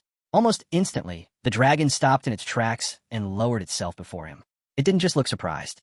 There was confusion, pain, betrayal, grief, and even despair written in its eyes. He looked down at it and asked if it was happy to see him. Judging from the emotions pouring off the creature, it had been through something brutal. Maybe it had been lied to or even betrayed by someone it trusted. Our hero realized that he needed to find out what had happened. Since the dragon had now been absorbed into the ring, there was a way to help it regain its consciousness. But he looked at it carefully and muttered that this beast probably wasn't just trying to escape with the soul energy. There was a deeper story buried in its memories, and he was going to uncover it. With his hand resting gently on the Darkling's head, the hero leaned back and thought to himself that even though 50,000 spirit energy was considered high in the lower realm, it still wasn't something that could really challenge the ring. In truth, he wasn't planning anything serious with it. He just wanted to play around a bit because boredom had started creeping in. Still, he figured it wouldn't hurt to confirm things with someone who knew better, so he reached out to an expert. The reply came quickly. The advisor reminded him that although he had once warned not to trust Yonats, it was indeed true that 50,000 spirit energy wouldn't be enough to overstrain the ring. He also added with a bit of surprise that the Third Realm's infamous blue-eyed black demon had nothing on this moment. Then he laughed and said the hero had hit the jackpot with that kind of power. He admitted that ever since his own investment tanked, he'd just been killing time and doing nothing useful. The hero tilted his head and asked if something had happened. The advisor responded with a sigh and said that only after reaching this stage in life did he finally realize that trading stocks might have been a bad idea all along. When the hero asked why, the advisor shot back with a half-joking tone, telling him that if he said not to do it, that should be reason enough. But the hero didn't see it that way. He said he had a different perspective. If someone was in the right position to lead the market, then wasn't trading stocks actually the most effective way to profit? The advisor went quiet for a second before asking if the hero was sitting on some valuable information. That made the hero grin as he said he was, and followed up with a tempting offer. He asked if the advisor would be interested in making serious money, enough to multiply value 100 times at the very least. That got the advisor's attention.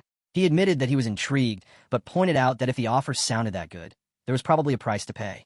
He asked what the hero wanted in return. The hero didn't hesitate. With calm confidence, he said he wanted the symbol of the Archmage and asked to be given access to the Seventh Circle. As the scene opened, Cassandra stood her voice sharp as she said that once again he had brought unwelcome news. Marquise barely had a moment to respond. He cut in with a mocking tone, thinking Truly had no idea what to do about a single fiefdom and wondering if that was the limit of Branwell ambition. Marquis tried to defend himself, saying that the enemy had already dismantled both the Krite Merchants Guild and the White Anaconda, which left them few options short of starting a war. But Cassandra didn't hesitate for a second and snapped that they should start one immediately, since Steelguard wasn't just a fiefdom anymore, but the great throne of the destroyer whose once doomed fate had now been reignited with his return. As Marquis, Fink suddenly realized that the name of the destroyer had finally been revealed to Aaron Steelguard. Cassandra's expression turned cold, and she declared that Aaron must be dethroned and killed without delay. Then in a deeper perspective, she said it was Metheus, the god of foresight, who confirmed that Aaron was indeed the destroyer who would bring ruin to the entire continent. That moment drove the truth home, and even the usually calm Marquis showed unease, yet he still insisted that war should be the absolute last resort. Cassandra raised her brow and hinted at exposing the Branwell family's darkest secrets if he kept hesitating. He thought to himself how he had ended up tangled with such unpredictable people when all he wanted was peace. But finally he spoke up and revealed the hidden card. He had a clever scheme to bring Steelguard down from the inside. The story then shifted to Steelguard itself, where Aaron Steelguard stood overlooking a grand map of his fiefdom, his face calm and satisfied. The chief secretary stood nearby, noting how pleased he looked. Aaron smiled and thought to himself that everything had gone according to plan over the past 2 months. The success of the Aaron Merchant Organization's third major product, toilet paper, had marked a turning point. The people now enjoyed better hygiene and a higher standard of living, with new essentials like soap and toothbrushes becoming part of daily life. The UAF Merchant Organization and the Black Snake Guild had completely taken over the business district and the infamous Night Street in Lahite. The absorption progress of the 7th Mana Circle was inching closer to completion and stood at 87.13%. With the iron ore being mined from the Laval Mountains, Steelguard had become self-sufficient and was producing both weapons and necessities. The chief secretary brought up a concern, though. Farming was falling behind because too many young people had joined the booming mining and manufacturing sectors. Aaron replied that while the number of workers had decreased, the total farmland had actually increased, so leaving that land unused would be a waste. He thought of borrowing laborers from the neighboring Viscounties whose own mines were depleted and whose people were in need of work. To his surprise, the chief secretary said those Viscounts had already made the offer first, which shocked Aaron since that kind of move was a blow to their pride. But the need for income had outweighed their pride. Knowing how important agricultural productivity was, Aaron decided they would ask for about 500 workers from each county. The chief secretary hesitated, saying that might be too many, but Aaron insisted. Then he thought to himself that these workers wouldn't just be farming. Right after that, Nielsen and Kunbo found themselves at the base of the wall, looking at a pile of heavy stone slabs. Nielsen whispered to Kunbo that they were screwed, and Kunbo asked why. Nielsen pointed out that this felt more like forced labor than honest work, and said the new lord had a reputation for being the devil himself. He feared how many people would die from this. Someone nearby shouted at them to quit chatting and focus, then ordered them to line up and start setting the slabs in place. Everyone looked shocked as they realized they were expected to move these massive stones with their bare hands. But then the announcer stepped forward and introduced something unexpected. While they worked, they would be using special hand cards. Kunbo stared wide-eyed and asked what that meant. The announcer simply smiled and told them to forget everything they knew about labor because they were about to step into a whole new world. That night, the workers gathered in small groups under the stars, chatting quietly as they sat around their modest shelters. One of them mentioned how they were earning 50 silver a day, which shocked everyone, since even back in the mines where they worked themselves to the bone, they couldn't make half that. Another chimed in, talking about the bread they got for snacks and how it was the softest bread they had ever tasted. Someone else added that the daily necessities and the instant noodles they were given felt like a revelation compared to the life they used to live. Since they had started working 2 weeks ago, not a single person had complained, and that alone made the place feel different from any job they had before. Later that night, Nielsen quietly opened the door to Kunbo's room, carrying some food, and said with a gentle smile that Kunbo should eat a little. Kunbo gave a weak cough and replied that it was fine and he wasn't really hungry. Nielsen frowned and said something was wrong, because Kunbo had always been as strong as a horse, but now after just 2 days he looked like a bunch of withered spinach. Kunbo sat up slowly and said he was worried that if he didn't show up for work tomorrow, he would probably get fired, since he had just barely managed to land this job and didn't want to lose it. Nielsen tried to comfort him, but then suddenly coughed himself and looked a bit surprised. He told Kunbo that he would get better soon and started getting dressed for work, even though a part of him wondered why he was coughing too. He thought for a second and asked himself if it was because of all the instant noodles he had eaten lately, but didn't say anything else and just kept getting ready. There was a strange quiet in the air, and for the first time since arriving, a sliver of doubt crept into the back of his mind. Meanwhile, the scene transitioned to the hero, who stared at the same man and called him out, saying he'd been slick by claiming to bless the workers when in reality he was spreading a plague. The man looked stunned and tried to deny everything, but before he could say much, the hero punched him and threw him to the ground. With a sharp tone, he told the man that whatever excuse he gave would be useless, and that he was probably just going to blame Branwell. The hero reminded him that while the Lord had the right to rule the fiefdom, he also had the responsibility to protect the people living there. Using sorcery to turn them into plague carriers was unforgivable. The man begged for mercy and promised to confess everything. The hero smirked and said he never planned to kill him, since he needed someone to capture Branwell, but that didn't mean he wouldn't beat him up a bit more first. Then the scene cut to the blue-eyed black demon, who said he was only helping because the hero had asked. He claimed that he had never done this kind of thing for anyone before. The hero appreciated the gesture and promised not to forget the favor. The demon nodded and said he would invite her now. The hero reflected quietly, thinking that while there were plenty of abilities that allowed someone to heal themselves, the power to heal others was rare. Although he wanted to find and destroy the one responsible for the plague, the priority right now was treating the infected. Soon, the cat-eyed white demon arrived, and the blue-eyed black demon greeted her. She replied coldly, asking since when they had the kind of relationship where they exchanged pleasantries. He told her it was called being polite. The hero sat silently as the two continued their banter. She teased him, saying even the mighty blue-eyed black demon had to be polite when asking for a favor. That made his eye twitch in irritation. The screen revealed her identity. Her real name was Soralia, a member of the Deep Cat race and the Holy King's most trusted retainer, respected by hundreds of millions. She addressed the hero, saying she had heard what had happened and wondered how a leader could commit such evil. The hero explained that this wasn't something normal on Earth. He asked what they should do. Soralia, still clearly annoyed about his association with the demon, agreed to help for the sake of the citizens. She said the first step was determining whether it was a bacterial or viral infection. The hero thought aloud that asking the person who made the illness directly would be fastest. The scene then returned to Taiken as he leapt into the air, only to be caught off guard by the hero's sudden appearance. The hero calmly said the groans of the plague victims must have sounded a lot like his shocked question. He added that those people suffered in ways Taiken couldn't imagine. Grabbing him by the neck, the hero stared him down while Taiken panicked internally, realizing someone must have betrayed him. When the hero let him go, Taiken scoffed and said it was foolish to enter a necromancer's home alone. He figured he needed specimens anyway, so this was convenient. Transforming his body, he threatened to kill the hero and use him to craft a new plague. The hero immediately analyzed him and detected necromancy with spirit energy at 3,300. He remarked that it was pretty high and asked if Taiken wanted to say hi to his dog. Then he scanned again and revealed that the blue dragon's necromantic spirit energy was at 5,000. Taiken froze and quickly changed his tune, apologizing and swearing loyalty. The hero appreciated his quick understanding and asked him to start by explaining who he was. Taiken introduced himself as a 39-year-old member of the Black Dawn Society, a necromancer who specialized in plague magic and conjuring the undead. The hero asked if he was bragging and wanted to know what the Black Dawn Society was.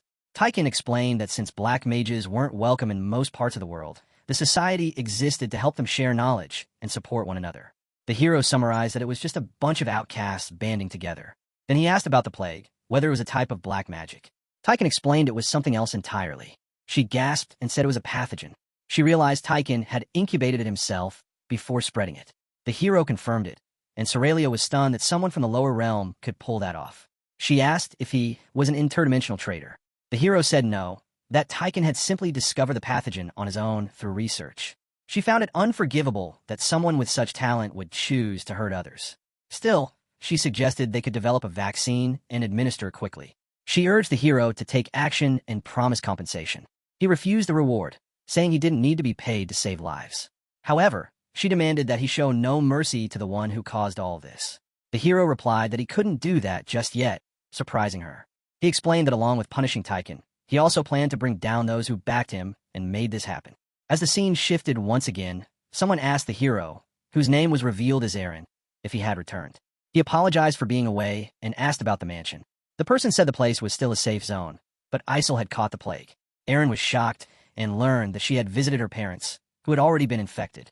Without hesitation, he raced to the hospital where she had been admitted. As she looked up at the hero, he stepped closer and greeted her with a calm voice, calling out, "Hello, my lord." Aaron smiled gently and asked how she was feeling. She forced a small smile and replied that she was fine and insisted that he should leave. She told him that he might catch the illness from her, but Aaron shook his head and told her not to lie since he could tell she was in a lot of pain. She looked away and said that she should have listened to Miss Karen's advice about how to stay safe, but before she could finish, Aaron cut her off and said that if he were in her place, he would have done the exact same thing. Later in the meeting, Aaron held out a scroll and asked if it would work. The cat-eyed white demon nodded with confidence and said there was a reason people called her Saintess. As she activated the scroll, a soft golden energy flowed over the sick girl, surrounding her in warmth and light. Suddenly, she opened her eyes wide and whispered, "Lord Aaron, what is this?" Aaron gently placed his hand on hers and told her not to worry. He promised that he would make sure she no longer had to suffer. At the Steelgar construction site, The workers were chatting while taking a short break from their grueling task. Hyung sighed and said he wanted to go on a picnic because he couldn't believe they were stuck building a wall on such a beautiful day. One of the others reminded him that it was still better than their old job in the mines where they had to breathe in rock dust all day. Hyung nodded and agreed. Then the worker asked if it was true that he had witnessed the miracle. Hyung looked confused and asked what he was talking about, and the worker clarified he meant the golden aura that supposedly radiated from Lord Steelguard. Another one jumped in and said he had heard the same thing and insisted it was real, although it sounded like an exaggeration. Hyung got defensive and said it was actually being downplayed because he still got goosebumps thinking about that moment. As he began to tell the story, the scene shifted. Over with the cat-eyed white demon. She smiled proudly and asked if it wasn't great to see modern medicine working hand in hand with divine power. She declared that no one would fall ill from the plague again. Both Aaron and Isel looked stunned as Aaron asked if the glowing effect was supposed to last that long. She nodded confidently and explained that the scroll was designed for mass healing and that if infused with enough mana, it could save up to 1,000 people. Aaron was amazed by the number and thought that since they had already come this far, there was no point in holding back now. Isel gently reminded him that she already felt completely healed, and the demon seemed surprised to hear it. She questioned him, but Aaron simply continued infusing mana into the scroll, thinking how he hoped the healing effect would spread to all quarantine camps. One of the nearby doctors gasped in gratitude, and another proclaimed that the gods must have taken pity on Steelguard. Someone else even declared that Lord Steelguard, who had once been called the Golden Devil, should now be known as the Golden Saint. The scene shifted again, this time to a dark forest where a Marquis and his knight stood waiting. The Marquis muttered that it was almost time and thanked Tyken for disappearing after causing the plague. He added that somehow all of the infected people in Steelguard had been cured, and that now he was stuck with a crystal ball containing Ennis's confession. He warned that if Aaron didn't want to be publicly ruined, he should come to the meeting point the next night. Furious at being ordered around by a mere count, he cursed Aaron under his breath. A moment later, his knight informed him that someone was approaching, and the Marquis stepped forward to welcome Aaron Steelguard. Aaron arrived calmly, stating he had come alone with only one guard as agreed. The Marquis asked if something was wrong, but Aaron stayed silent and held up the glowing blue crystal ball. The Marquis was thrilled and asked him to name his price, offering money or even land from the South Central Territory. Still, Aaron said nothing, and the Marquis started to worry, wondering if Aaron had discovered the hidden ambush. Suddenly, Aaron bolted and sprinted through the trees. The Marquis panicked and shouted for his men to catch him, and the knight obeyed immediately, promising not to let Aaron escape. The Marquis barked another order that if necessary, they should kill him. He reassured himself that his 3 top knights, Landis, Ronbody, and Howl, could easily overpower Aaron no matter how much of a genius he was. But in a flash, Aaron appeared right behind him and said, with a mocking smile, that he had prepared well. The Marquis fell to the ground in shock as Aaron greeted him casually. The Marquis shouted for his knight, calling out Howl's name, but Aaron already had Howl by the hair and asked if this was the person he was calling for. Stunned, the Marquis asked how he had managed this, and Aaron calmly said it was finally time to begin negotiations. Aaron sat on a nearby stone and began listing various torture techniques like mental magic, thorn tentacles, and separating bone from muscle. He remarked that it had been a good call to stop after the bone separation. He accused the Marquis of following Cassandra's prophecy because she claimed he was the destroyer and had ordered Steelguard's downfall. Aaron said he understood that Cassandra must have known the Marquis' weakness and manipulated him with it. The Marquis thought that Aaron wouldn't actually kill him since he still needed to negotiate, but then he noticed Aaron smiling and got uneasy. Aaron said it was a pity that he had to kill him now. With one solid punch, Aaron smashed the Marquis' nose and left him crumpled on the ground. The scene then transitioned to the Branwell mansion where Cassandra greeted the Marquis, asking if everything had been handled. The Marquis replied confidently that Aaron had been easier to deal with than he had expected. And with that, Aaron Steelguard had successfully infiltrated the Branwell mansion. The screen displayed the axial skeleton glowing at 6 stars while the phase change stabilized at 5. Inside the room, a man stepped in and asked if the Marquis was really giving away the South Central Territory. The Marquis responded firmly that yes, the land would be disposed of, and in return, the crystal ball would be destroyed. The man looked surprised and pointed out that the land was one of Navarro's most profitable granaries and could easily fetch 5 million gold. With a brutal tone and a dismissive shake of his head, the Marquis explained that this wasn't about money and assured him that they could always recover the territory later. A knock echoed through the room as the man turned to glance toward the door. Moments later, someone entered and asked if the Marquis had summoned him. The Marquis nodded and told the head butler to step out for a moment. Then he turned to the man standing nearby and welcomed him as the administrator, asking if he could remind him of last year's revenue. The administrator replied precisely that it was 1,247,821 gold, along with 67 silver and 19 copper. Pleased with the accuracy, the Marquis noted that since their finances have been tight lately, it might be a good time to start collecting taxes again. The administrator looked confused and politely protested that it hadn't even been 6 months since the previous collection. The Marquis quickly clarified that he didn't mean a forced collection, only that they should ask those willing to pay next year's taxes in advance. He suggested collecting just 70% based on last year's total. The administrator hesitated and pointed out that while wealthy families might comply, this could lead to losses in the long run. The Marquis gave him a knowing look and asked if he wanted a promotion. Caught off guard, the administrator stammered, but the Marquis assured him that if he handled the matter well, he would guarantee him a better position. Motivated by the opportunity, the administrator agreed and left, already thinking about new ways to squeeze more money from the population. Meanwhile, back in Branwell, Cassandra confronted the Marquis and questioned his earlier confidence, since all he had done was recover the crystal ball. The Marquis lowered his head and apologized. Cassandra then brought up the rumors that he had been working hard to gather funds and asked what he was planning. With a hardened gaze, the Marquis admitted that until now, he had not thought things through, but now he was preparing to declare war on Steelguard. Marquis Branwell leaned back in his chair as the thoughts circled in his mind. He remembered how Cassandra used to insist that war was not the answer, so it puzzled even him when she asked what had changed. He replied calmly that he had underestimated Aaron. Cassandra, watching him closely, thought to herself that since all their plans to bring down the Steel Guards had failed, now might be the right moment to use their last resort. She gave him an approving look and said that of everything he had said recently, this was the first thing she genuinely liked. With a faint smile, she added that she would look forward to hearing good news soon and left him with the blessing of Matthew before disappearing into the shadows. Left alone, the Marquis quietly reflected. His thoughts turned to the third realm and its subtle art of reading people through the tiniest expressions. He realized that despite his efforts, he hadn't completely fooled Cassandra. Still, the deception he had mastered was proving to be invaluable. As pieces of the larger puzzle started to come together, the truths long buried in secrecy began to reveal themselves. He now understood why Steelguard had become infested with Imperial agents after the mysterious disappearance of the hero. It all pointed back to Cassandra, the head of Beholder, the Empire's shadowy intelligence agency. Her role was more than spying.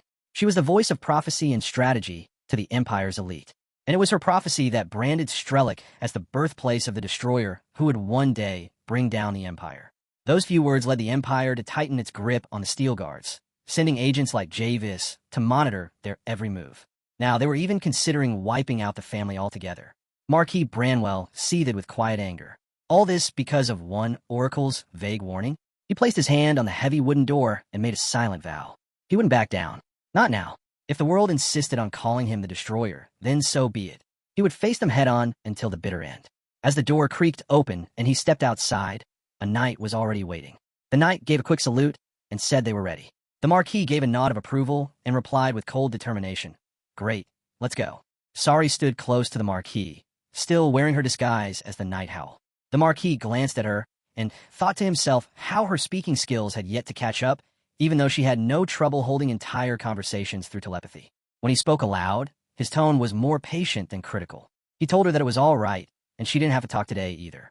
Then he looked around and mused how strange it felt to return to this place, the high end of Acadio. As he stood just outside the mansion, he reminded himself that this was the place where he had once erased Kuntz from existence. He pushed the door open and greeted the noble inside with a calm voice. It has been a while, Lord Alvert. In his mind, the Marquis noted that Doraine Alvert was the one who had long coveted the South Central Territory, and that he had returned here for the sake of negotiating with him. Alvert gestured to the young man beside him and said he believed it was the first time introducing him. The Marquis responded without hesitation, introducing the boy as his son. The moment the words left his mouth, the boy stepped forward and spoke clearly, saying that his name was Kuntz Alvert and that his master had given him life. He added that serving his master and obeying his commands were the sole purposes of his existence. Outside the mansion, Kuntz approached the Marquis and greeted him with a respectful tone, calling him master. The Marquis responded with a faint smile and asked if he had been doing well. When Kuntz said yes and began to explain what had happened in his absence, the Marquis cut him off gently and told him it was fine before asking him to come closer. He placed a hand on the boy's head and checked the state of his mental realm magic with a quiet focus. Meanwhile, the scene shifted to workers nearby who had begun gossiping as soon as word spread. One of them grumbled that young Master Kuntz had returned and muttered that the good days were over now that that awful person was back. Just then, a young boy nearby raised an unexpected question. His eyes wide with curiosity, he asked someone if they suddenly wanted to learn the sword.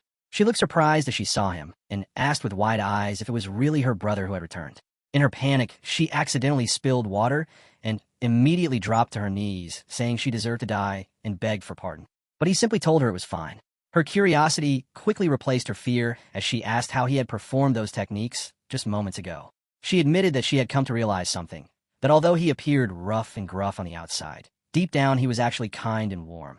Meanwhile, the Marquis watched quietly and thought to himself that it might truly be possible for his son to become one of the dire breed.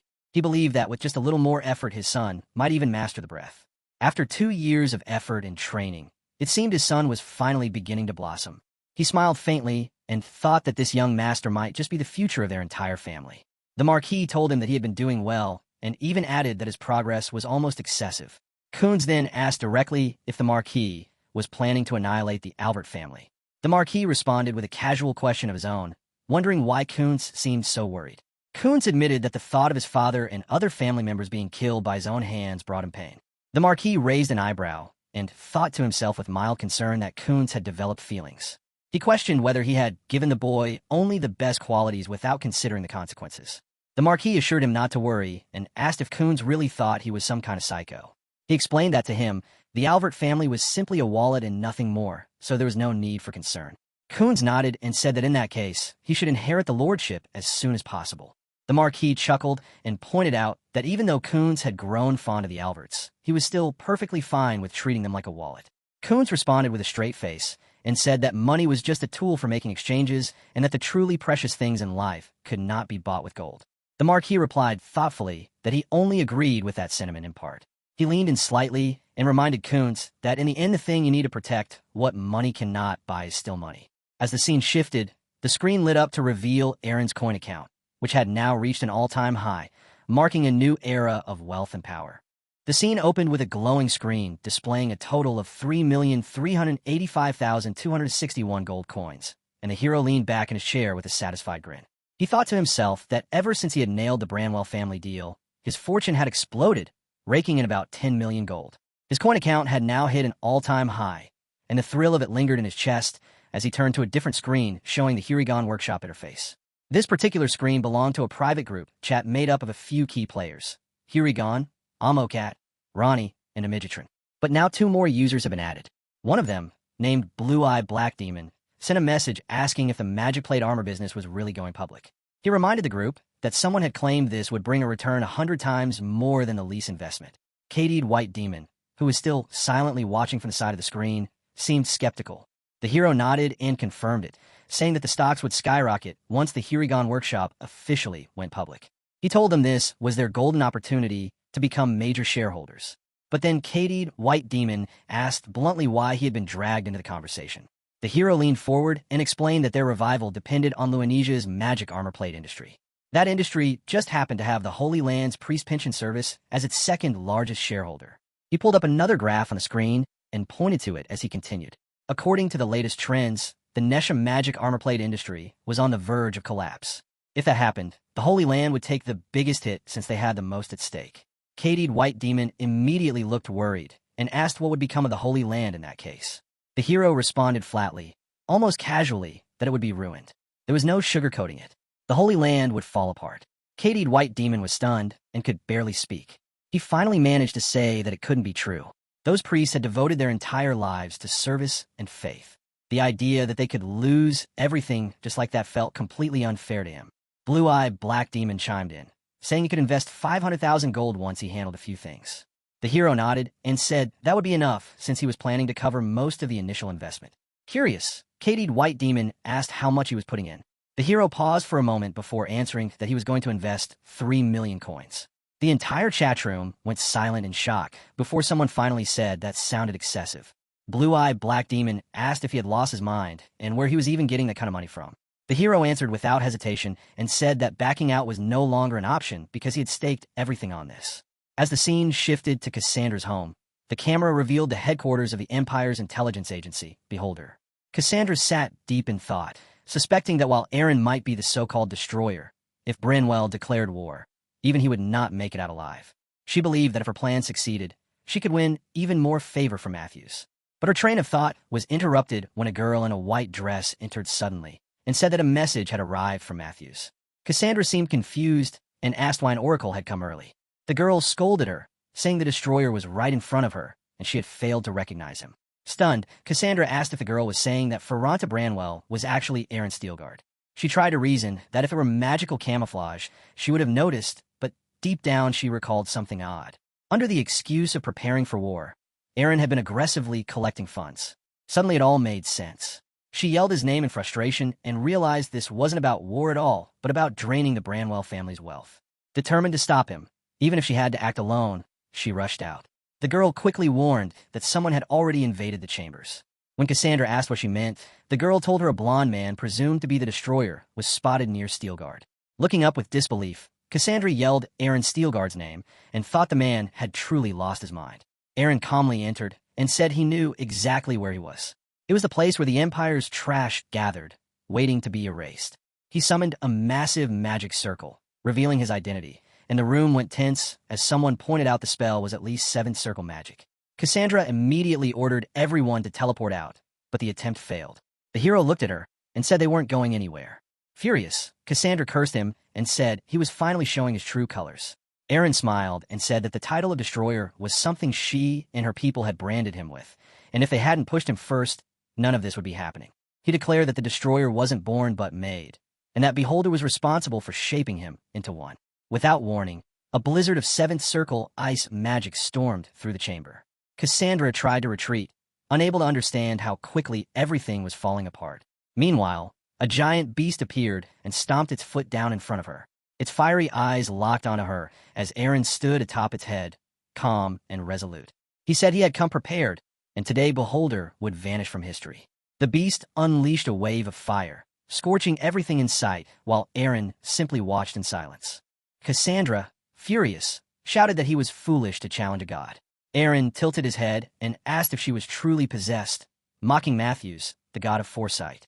The insult hit Cassandra hard, and she snapped back that he had no right to speak Matthews' name. She warned him that this was his final chance, and told him to kill himself if he wanted to save Steelguard, the supposed birthplace of the destroyer. Aaron gave a tired sigh and mocked her again, noting how her speeches never changed.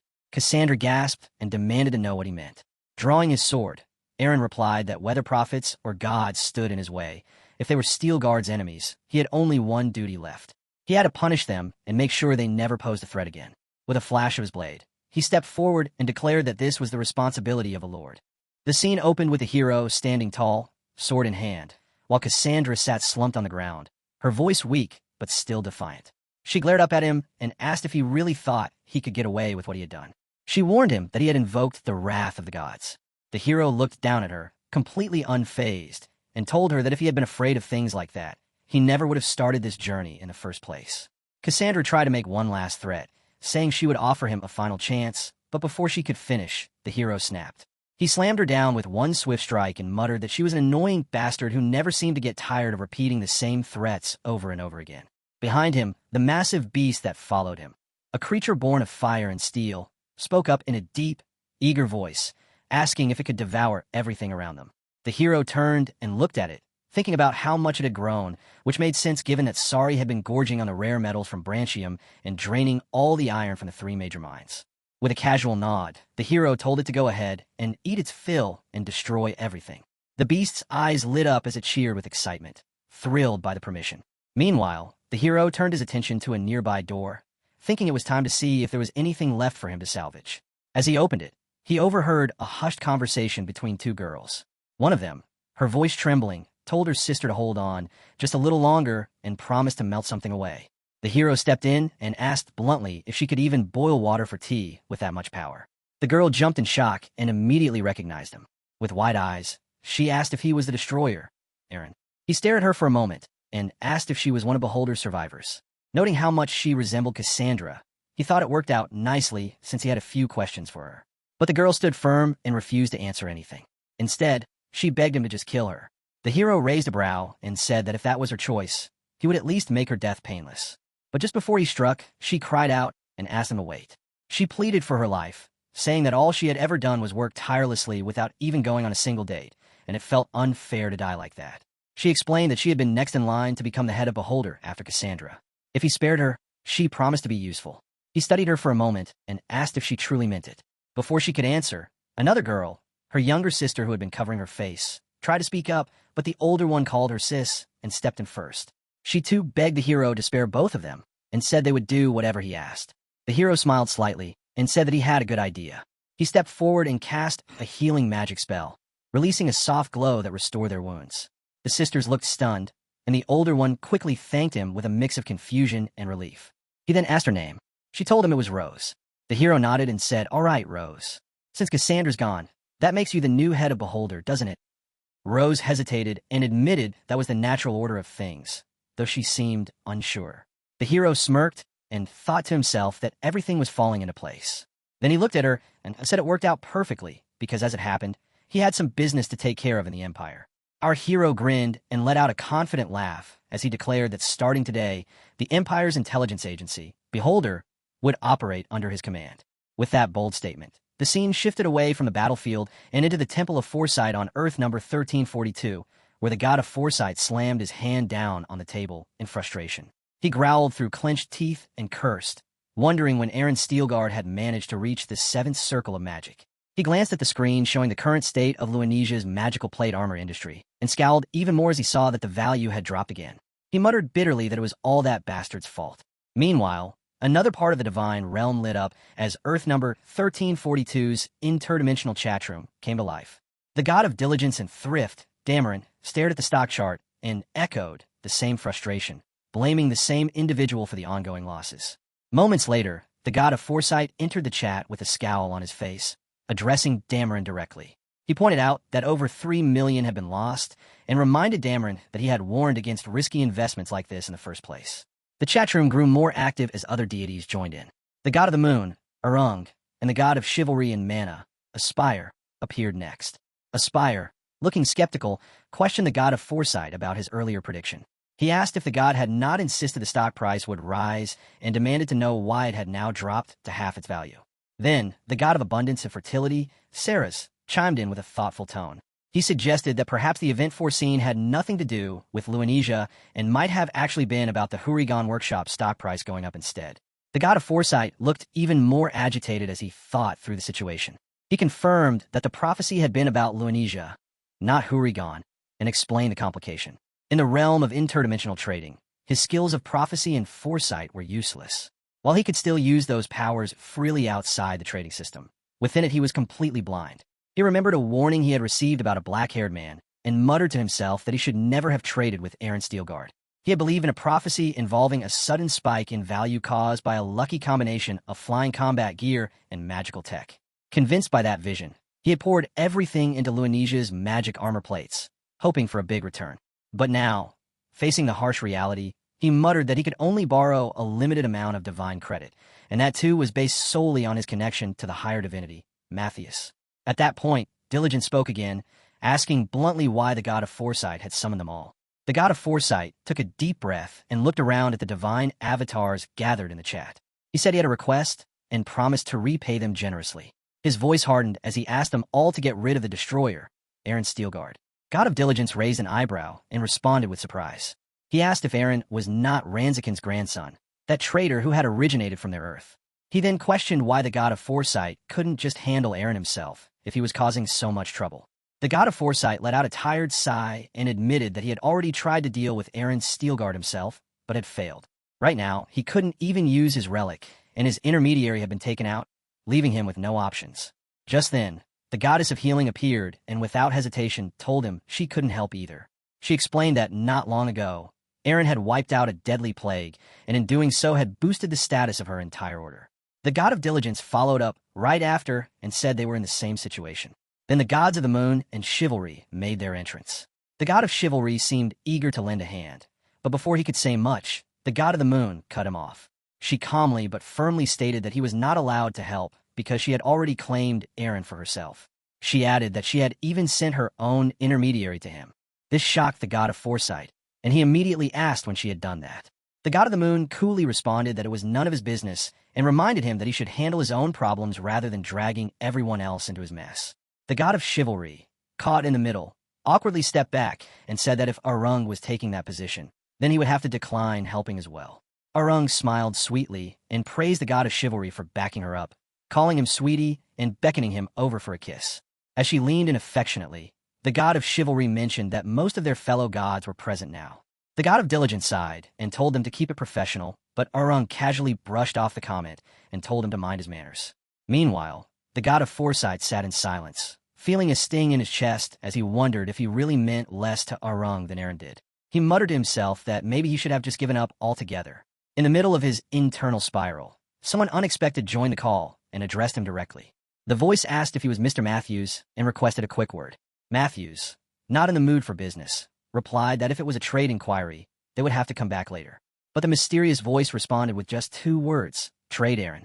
That immediately grabbed the god of foresight's attention. The voice went on, claiming to know everything and even mentioning the damage Matthews had suffered because of Eren launching the 4th generation. Matthews narrowed his eyes and demanded to know who was speaking. The voice answered confidently and explained that they were searching for someone to lead their group. Then the screen filled with images of different members, all with determined faces. The voice revealed their group's name, TVBA, short for Traitors Victimized by Eren. Finally, the speaker introduced himself as Alpha Scan, and Matthews stared at the images, quietly taking in the idea that he might not be alone in his grudge after all. As the scene shifted back to Eren, he leaned back in his chair, eyes fixed on the screen in front of him, and reflected on how his Haragian 4th generation magic plate armor business had finally overtaken the once dominant Luanesia industry. He noticed a golden cross forming in the market trends, signaling a potential breakthrough. Even though the stock prices had flipped, he reminded himself that their number of issued shares still lagged behind, leaving them at half the size of Luanesia. But as long as the new model outperformed the 3rd generation well enough, the game was as good as over. With the engineers at the workshop handling things so well, he figured he could slowly shift his focus back to the fiefdom and leave the business to the professionals. Just as he was deep in thought, the door swung open and Darren walked in, glaring at him. She cut straight to the point and asked if he had anything to say to her. Eren tried to play it safe and responded with a simple greeting, saying it was nice to see her looking healthy after everything that happened with the plague. But Darren wasn't buying it. She raised her voice, accusing him of trying to avoid the real issue and bringing up the name Yolaf. Eren blinked in surprise, but she didn't let up. She pressed him, saying there was no point denying anything now since Javis had already told her everything. Eren sighed and asked how much she knew, and she laid it out clearly. She knew about his disguise, how he sold mana crystals to the Merchants Guild, and how he passed the role to Javis afterward. With that much detail, Eren admitted she knew everything, but insisted he had reasons for what he did and never meant to deceive her. Darren wasn't moved. She threw his words back at him, saying no one would lie for over 2 years without a reason. Eren noticed her reaction was stronger than he expected and began to wonder if she had developed real feelings for Yolaf, or rather, for Javis. When he asked, she brushed it off and said it didn't matter because Yolaf wasn't real. But Eren tried to explain that apart from the first 2 days, Javis had been playing that role the entire time, and if anything, it brought out the best in him. Javis was talented, had a good personality, and was even good-looking. Still, Darren wasn't satisfied. She argued that none of that mattered since Javis was only a part of Yolaf, not Yolaf himself. Eren said she was overthinking it, but she pushed again, asking him directly if he acknowledged Javis. When Eren hesitated and questioned why the conversation had shifted so strangely, Darren declared that he couldn't take his words back and warned him not to pressure Javis just because he was a vassal of Steelguard. A lord shouldn't speak with 2 tongues. Before Eren could stop her, Darren ran out of the room, leaving him stunned. He wondered if this whole interaction had been a ploy to get his permission for something bigger. Given how complicated marriage was for the direct heirs of a noble family like theirs, maybe this was her way of gaining approval. But in the end, Eren admitted to himself that there wasn't any reason for him to oppose it anyway. She really got him this time. The scene transitioned again as Eren sat there, thinking that everything seemed fine now, except for the fact that he just had to end up as an Imperial intelligence agent. Just then, someone spoke up, asking for forgiveness and admitting that he loved someone far above his status. Before leaving, he asked for permission to write one last letter to Darren. Eren looked at him seriously and asked what he thought of his sister. The man replied earnestly, saying she was beautiful, intelligent, and ambitious, completely different from any noblewoman he had ever met. Eren suddenly burst into laughter, but then caught the man off guard by conjuring a glowing blue energy in his hand. The man panicked, shouting that it was poison, but Eren calmly explained that he had already neutralized it a while ago. He said that the man had done a good job for the past 2 years, and he just wanted to see if he could handle pressure. The man gasped, thinking he was about to die, but Aaron grinned and told him that if he was going to be with his sister, he needed a stronger heart. Just when the man asked if that meant he had passed, Aaron cut him off and said that being an Imperial agent still wouldn't do. If he really wanted to stay, he had to defect completely. The man admitted he was willing, but reminded Aaron that he still had family in the Empire. Aaron just smiled and assured him that he would take care of it and bring them to Steelguard. After all, he had made a new friend in the Empire. As his words echoed, the scene transitioned smoothly to the heart of the Langdry's Empire, the capital city of Reelsar. Director Juan, head of strategic intelligence for the Imperial Intelligence Agency, stood with a sharp glare in his eyes, his thoughts spinning. Something fell off. The reports clearly stated that the spell cast on Beholder was a seventh circle blizzard, which should have meant it was definitely the work of a dragon. Yet, the testimonies didn't quite match up. Gritting his teeth, he muttered that the creature people described looked more like a serpent than a dragon, with no wings at all. And even then, he wasn't entirely sure the creature had actually been the one to use the magic in the first place. He could feel it in his gut. There was something deeper here, something he hadn't quite uncovered yet. The scene then shifted to the grand halls of the Rose Mansion, where Juan arrived with heavy steps. He glanced around and thought about how irritating it was to be summoned by someone like her. When he entered the room, the Oracle greeted him coldly and pointed out his tardiness, implying that he must have been too busy to show respect to her call. Juan clenched his jaw. She was young, far too young to act this high and mighty, but somehow she had rapidly gained power. In just a matter of days, she had managed to fill the void left by Cassandra and had won over the hearts of the Imperial family. At this point, she had become the second most powerful figure in the Empire, right after the royals themselves. The Oracle wasted no time and said she had heard that an intelligence agent was returning from Steelguard. Juan confirmed it and told her that the man would need to go through a few tests before she could meet him. But the Oracle didn't want to wait. She said that while the destroyer continued to shift the fate of the Empire, there was no time for procedures, and she demanded the agent be brought directly to her. Juan tried to push back, explaining that the process was important and that, as a bureaucrat, he couldn't just ignore protocol. She snapped back and asked if he was suggesting that his role was more important than the will of the Imperial family. That line hit Juan like a punch. He froze, realizing how dangerously she was playing her cards. Inside, he was seething and called her a damned brat in his head, one who dared to twist royal authority to serve her own ends. Out loud. However, he quickly corrected himself and promised that he would hand the agent over to her as soon as he arrived. As he left the room, his suspicions grew. She was far too eager to meet the Steelguard agent, skipping every proper step, and he vowed to uncover whatever secrets she was hiding. But just as the door closed, the Oracle turned slightly and softly called out, asking, "Mr. Aaron, did I do well?" From the shadows, Aaron replied with a smirk in his voice and told her she had done a great job. He praised himself, thinking once again that he really had a talent for making powerful friends. As the scene shifted into a darkened alley, one of the knights whispered anxiously, asking Juan if it was really okay to be trailing the Oracle without her permission. Juan narrowed his eyes and told him to stay quiet, insisting there was definitely something suspicious going on and that they needed to keep following her no matter what. His thoughts sharpened as he focused on the man in question, Javis, the Imperial spy who had infiltrated the Steel Guards under an alias. There had to be a reason why the Oracle was interested in this particular man, and Juan was determined to find out. Then another knight reported urgently that the Oracle and the spy were currently meeting. Juan snapped around and demanded the location, and the knight responded that they were at the back end of Antimio Street. However, there was something odd about the situation. The Oracle seemed to be carrying a teleport scroll. That detail made Juan's stomach drop. He immediately ordered his team to wait until he arrived and declare that they would raid the place. As he dashed through the streets, he thought furiously that he had been right all along. This was massive. The Oracle was helping the Have's family escape the Empire under everyone's nose. That could only mean Haves knew some critical secret about her, something serious enough to shake the foundations of power. Juan's mind raced as he pieced things together.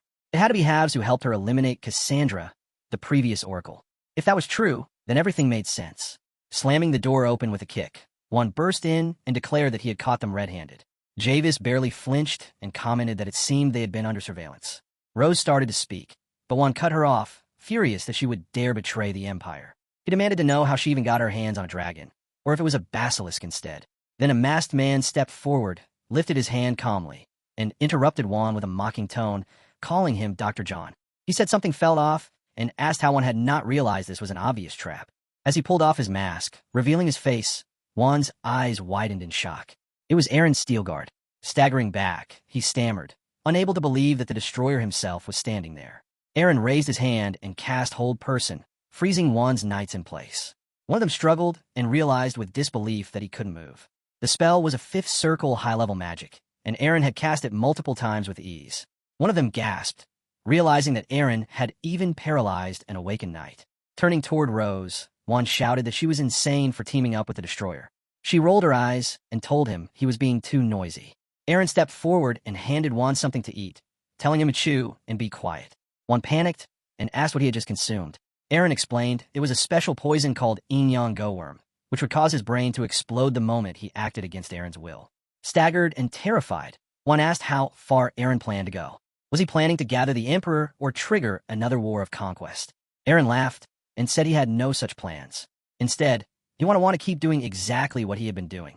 He told Wan that he would continue to earn promotions and eventually become the general manager of the intelligence agency, while his subordinates would rise to fill the roles of director and vice director. Wan was stunned and demanded to know if Eren intended to take over the entire intelligence agency. Eren smirked and reassured him that both he and Rose would be well supported with resources and emotional backup. Wan gritted his teeth and called Eren a lunatic, swearing that he must have been born to destroy everything in his path. Later, deep in the jungle, Eren spoke to Javis one final time. He told him that once everything was settled, he should bring his family back to Steelguard and not keep his sisters waiting. Javis acknowledged the command, and Eren added that Rose would now have the huge task of managing all the intelligence agents. She smiled confidently and told him to count on her. Eren reminded her that he expected detailed and regular reports, even without a formal promotion, and she assured him she understood. With a calm nod, he told her they would meet again in Steelguard. As he turned away, the screen shifted to the image of a sleek aircraft marked with the name Hurricane Fighter Steel Mode, roaring through the skies. As a golden light shimmered across the sky, Rose watched in awe and muttered to herself that the high-speed flight vehicle wasn't even being detected by the Empire's protective magic. She wondered aloud just what kind of person Eren Steelguard truly was. Up in the sky, Eren switched his ship to automatic flight mode and leaned back, thinking that his work in the Empire had wrapped up nicely. With nothing urgent to handle, he considered doing a bit of interdimensional trading on the way. He casually asked, "Did anything happen while I was away, Imong?" And a response popped up almost immediately. Something had happened. Imong displayed a message from a god in the sixth realm, which caught Eren completely off guard. "The sixth realm?" he repeated in disbelief. Then the screen lit up with the message. "Reader Eren, I have a request. My beloved daughter, the Saintess, is in danger." Eren's eyes widened. The gate to the sixth realm wasn't closed. He knew that name well, the goddess of healing, the one worshipped not only in Navarro but across the entire continent. His eye of truth activated by instinct, and the screen flashed with detailed data. A golden ray scanned the location and confirmed it as the celestial realm of the sixth dimension. The current tribute coin count was over 5 million. It also revealed her profile, a god born from the wheel of the law in the super universe, once looked down on for being wheelborn. Yet she climbed the ranks to become one of the top 100 gods in the Millennium's tribute rankings. She was known to be friendly to humans, active, and pretty optimistic. The system even suggested using those traits to his advantage during any trade. Javis stood nearby, thoroughly confused. "What does all this mean?" he asked, and Imong responded that it would help him understand. Then the screen displayed ancient history. In the distant past, Asheramida, the first god, was born, and with her came the existence of both divine and evil forces, order and chaos, yin and yang. The gods of the sixth realm had appeared then as well, each ruling over their own dimension. These gods performed miracles for their worshippers and, in return, received tributes from those dimensions. Javis groaned, overwhelmed by all the new information. So this is what God was. He thought it was ridiculous. That so-called benevolent goddess who claimed to care for humanity seemed more like a businesswoman running a divine enterprise. Just then, Cleos, the goddess, asked again if her message had gone through. Eren confirmed it had. She sighed with relief and immediately commanded him to go rescue her daughter, the Saintess, before ending the transmission. Javis scoffed and asked, "Why should I?" Cleos was stunned. She asked what he was talking about and wondered if Eren issued trouble understanding basic conversation. She then decided to break things down further. She introduced herself as Cleos, the most revered goddess in his realm and the overseer of divine law. The Saintess was her representative and the symbol of her divine grace. She wasn't asking. She was ordering him to go save her immediately. Eren crossed his arms and calmly responded, saying it was probably her who lacked comprehension skills. Imong, sensing the tension, was visibly alarmed. Cleos gasped and muttered that he was being incredibly rude. But Aaron didn't care. He thought that whether she was from the sixth realm or claimed to be a god, it didn't matter. The moment she reached out with an interdimensional trading request, she stopped being a divine figure and became just another business dealer. He then asked why she expected him to do anything for free. Cleos paused, taken aback, and finally said if he wanted to negotiate, he'd better raise the stakes first. As Cleos raised her voice, she demanded to know how Aaron dared to speak to her that way, reminding him that she was a goddess of Zion who had cured the sick and ended plagues across realms. Aaron calmly replied and asked if she forgot about the tributes she constantly received from her followers, pointing out that she acted like all she had ever done was charity work. She snapped back and insisted that her mercy did not depend on wealth or status, claiming his words were outrageous. Aaron shrugged and muttered that the needier someone is, the more they tend to talk. That comment hit a nerve, and she gasped in disbelief, asking if she should threaten Steelguard and wondering if he even realized what happened to Matthews. Cleos hesitated, thinking that this man might be the most fearless human on the continent, and provoking him might be dangerous. Aaron raised an eyebrow when he heard the name Matthews, and thought to himself that this guy must be involved with the sixth realm too. Then, he put his hands up in mock surrender and said he got the point and admitted that he had given orders without offering anything in return. He asked what she wanted and then added that instead of a favor, he would like some information. She raised an eyebrow and asked what kind of information he meant, and Aaron clarified that he wanted to know about a god named Matthews from the sixth realm. The scene shifted to a quiet hut where the saintess was praying desperately and asking the goddess Cleos for strength to overcome the current crisis. Outside the room, voices taunted her, telling her to give up. She silently wondered what help a god could offer if she simply kept holding out. One of the attackers swung his axe, but a burst of strong saintly power stopped him in his tracks. Another tried to push through, but couldn't break the divine shield. Furious, one of them yelled that no tree could stand after 10 chops and charged in to strike again. The saintess closed her eyes, bracing for the blow, but as she opened one eye, she saw a flash of movement and watched in shock as someone cut off her attacker's hand. At that moment, the door burst open and knights stormed in, shouting in panic that there was an invader and all their comrades outside had already been killed. One of them screamed that a monster had arrived and ordered retreat. Aaron stepped forward through the chaos and gently asked the saintess if she was okay. She looked at him wide-eyed and asked if he was with the attackers, and he calmly reassured her that he had come to rescue her.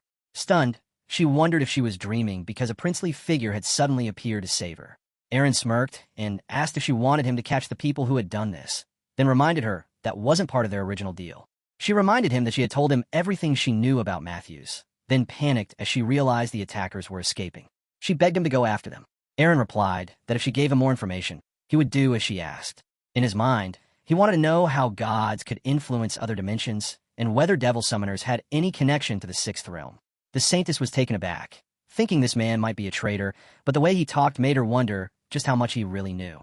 Aaron calmly told her to give him the answers now and promised to act, warning her that if even one of those attackers escaped, she would face divine punishment. Then, with a slight smile, he told her to relax her body, which confused her until he told her to stay in another room with the door locked. He added that she could have something to eat if she wanted. When she asked what he had done to her child, Aaron replied that he had placed her in a safe zone, one even powerful seventh circle magic could not penetrate. After that, Aaron stepped out with his sword in hand and sprinted so fast it looked like he was flying through the forest. The knights running ahead suddenly noticed him and shouted in terror that the same monster from earlier was chasing them. In an instant, Aaron caught up to them and knocked them to the ground. One of the attackers hurled a fire spell at him, but Aaron threw back a blazing counterattack with pinpoint precision. The knights ran for their lives, saying his aim was too clean, and one of them yelled that he felt like he had lost 10 years of his life. Aaron finally caught up to the rest and calmly asked who they were since they could use sixth circle magic. He said that with power like theirs, it was as if someone had mobilized an entire magic tower. The attackers froze in shock and confusion, but Aaron waved it off and said he only needed one of them to talk. He then asked Emong to recommend the best weapon for the situation, and Emong analyzed the surroundings before suggesting a heat-seeking missile. The enemies thought they were far enough to be safe, but they were still watching Aaron in disbelief as an explosion ripped through the forest. Back in the hut, the saintess watched all of this unfold and murmured to herself in awe. She had never seen someone use martial arts from the first realm, magic from the second, and technology from the third realm so seamlessly. She could barely believe her eyes and whispered in disbelief, wondering what kind of absurd jack-of-all-trades Aaron really was. Back in the deluxe room, it's incredibly durable and surprisingly spacious inside. Our boy steps in and sees Sinclair laughing, clearly enjoying herself. He asks, have you possessed the saintess's body? She's startled by his sudden appearance and responds, when did you get back? He grabs the remote and moves to turn off the show, but she pleads, asking him not to, as she's having a great time. Our boy says he'll charge her for the TV subscription. This room wasn't upgraded to a 3-tier system just for your convenience, Miss Sinclair, he remarks. She calls him stingy. Butterboy asks, did you descend just to watch television? Answer my question now. Reluctantly, she agrees. Now we learn about the Pioneer Agreement, a law of interdimensional trade that prevents relics from higher dimensions from leaking into lower ones. Due to this law, it's normally impossible to gain information from the god of the sixth realm. However, descending bypasses this restriction. She then asks what happened to the culprits. Butterboy says they're all dead. He captured one and tried to interrogate him, but the targets self-destructed. Oddly, upon investigation, all of them turn out to be dark mages, though none used dark magic or necromancy. Sinclair is surprised. He notes the intel is significant and asks if she knows who's behind it. She responds, what happens next is up to me. Now, you want to know how gods influence other dimensions and the truth behind the devil summoners, right? Our boy nods. She explains that cosmic beings like them can project divine power across dimensions, usually through enlightenment or descending, like she did. If necessary, they can even pay a price to come directly. Our boy is stunned. So dimensional travel is actually possible. She confirms, though it costs a fortune. He thinks, if that's true, I can avenge Gumwee Joe, not by trading but with my own hands. He reflects on how he used to mock the other side, daring them to complain in person. Maybe you should rethink that. She adds, while devil summoners are also cosmic beings, they can only remain on Earth through devil worshippers. Unlike her, they require far greater payment and sacrifice to stay. Our boy smiles. So, if someone reaches the sixth realm, they can interfere with other dimensions? Claire laughs. You dream big, but I like men with big aspirations. He says, then, one more question. He asks if she knows anything about managers. Her eyes widened in surprise. What's that, she asks. Meanwhile, among the goddesses of Zion, one of them says, no matter how I look at it, all signs point to Matus. The god of thrift, Dameron, responds, what do you mean? Zion explains that after investigating the ones who kidnapped Krishia, they turn out to be dark mages, yet none used dark magic or necromancy. The god of abundance, Sarah's, comments, dark mages? Doesn't that mean they're Agonon's subordinates? Zion says exactly. So Matus and Agonon must have collaborated in Krishia's abduction. Dameron objects, that's too much. Why would Mateus do such a thing? Zion answers to protect Hal. I didn't help him capture the destroyer. Why else would Agonon's men hide their identities? Furious, he slams his fist, releasing a tense aura. I'll let it slide for now, since there's no solid proof, but if I find anything later, there'll be no mercy. I won't tolerate harm to what's mine. The other two gods fall silent. Then suddenly, she remembers something and asks, has anyone here leaked info about the manager? As Aaron knows of it, the other two gods grow curious. Both deny involvement. She warns, be careful. He may be an interdimensional traitor, but someone from the Oath Realm shouldn't know that name. A few days later, in the Steelguard dimension, Darren greets his mother and father-in-law with utmost respect. Seeing this, our boy feels awkward. Watching his older sister act so formally doesn't sit right with him, while the secretary barely holds back laughter. We learn the Javis family successfully made it to Seaguard, so they'll likely take over matters now. A servant arrives, informing Aaron he's urgently needed. Aaron asks what's going on. The servant replies, the Saintess Krishia has awakened. Our boy mumbles something to break the ice, but he notices Krishia can't meet his gaze once. Is she really that shy? He wonders. The girl says, the chief secretary said, this is Steelguard. How long have I been unconscious? Aaron answers, 3 days.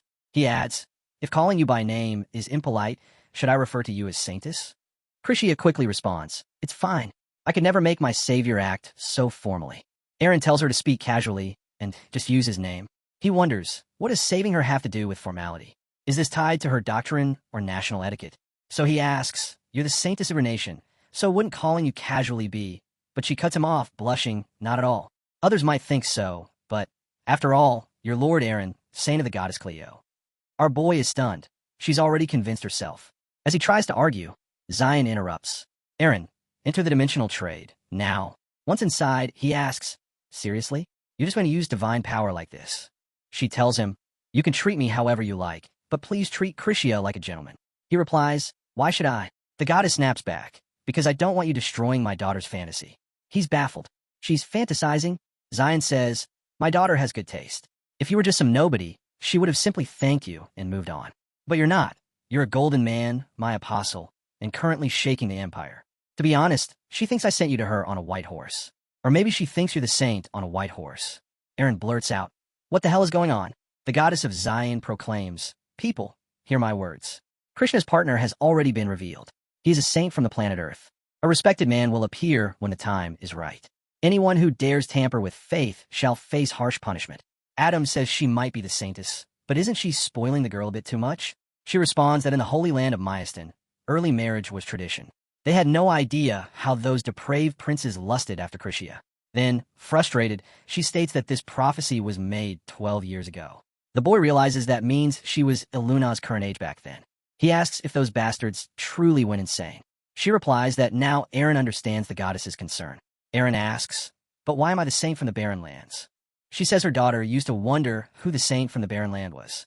She used to tell her that his face resembled Helix Levine, his swordsmanship rivaled Raiskin Steel Guards, and his wealth and status matched Sergio's. Aaron comments that those R&D standards sound too worldly. She says she only gave a vague description to reassure her. And, somehow, he meets nearly every standard. Amber speaks. As Azan says, the memory of him saving her must have left a strong impression. She truly believes he is the saint. Aaron replies, "Figure out how to explain that yourself. Honestly, I have nothing to do with this." She pleads, "Help me just once more. I'll do anything you ask." She begs the boy, and the boy wonders, who would have guessed the gods were this corrupt and cunning? It took us 4 long years to reach the 3rd realm of interdimensional trading, even with someone already in the 4th realm. Who knows how much more time and effort it'll take to reach the 6th. A 1,000-mile journey begins with a single step.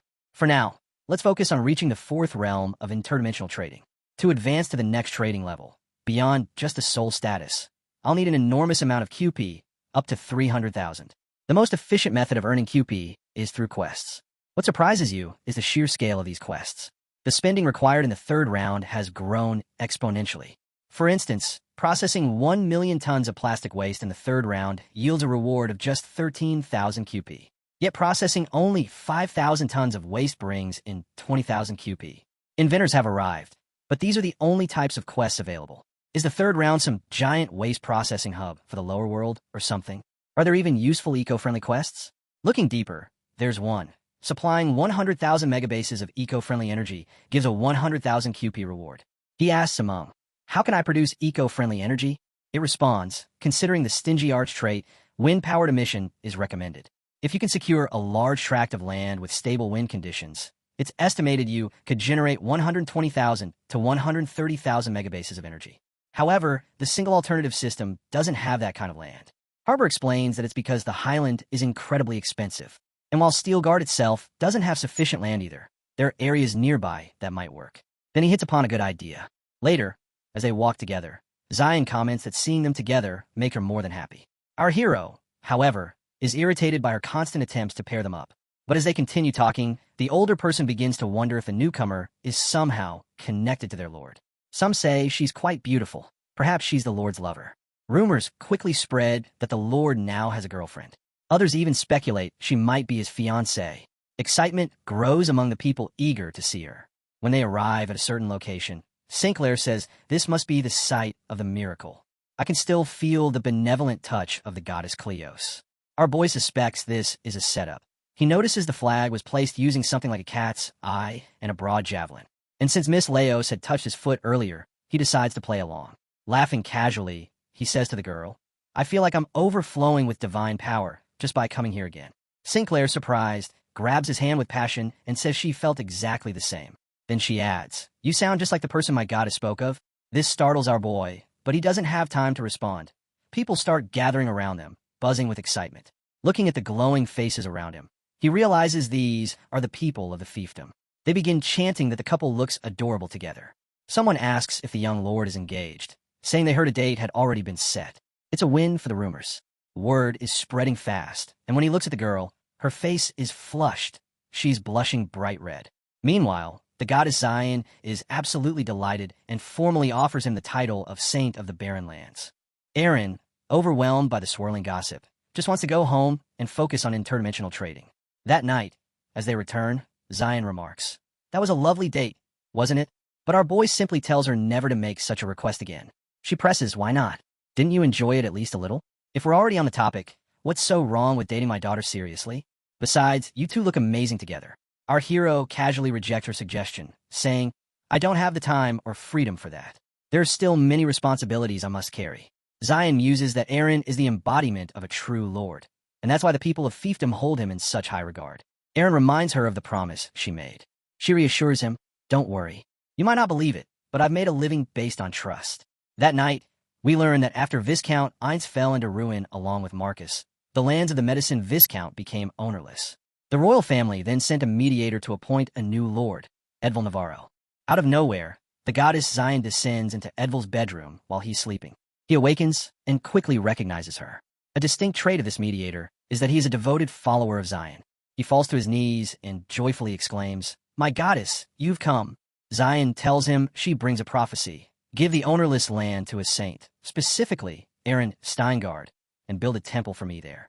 In that place, there shall be no pain or sickness. Edvil is overwhelmed with joy and immediately replies, Your Holiness, I will carry out your will. And just like that, Eren comes into possession of vast island territory ideal for wind-powered energy generation. Our boy, however, can't help but wonder, is this really okay? That was the thought that briefly passed through Amung's mind. Surprised, Eren says he truly hopes she stays. Her presence has been a great help.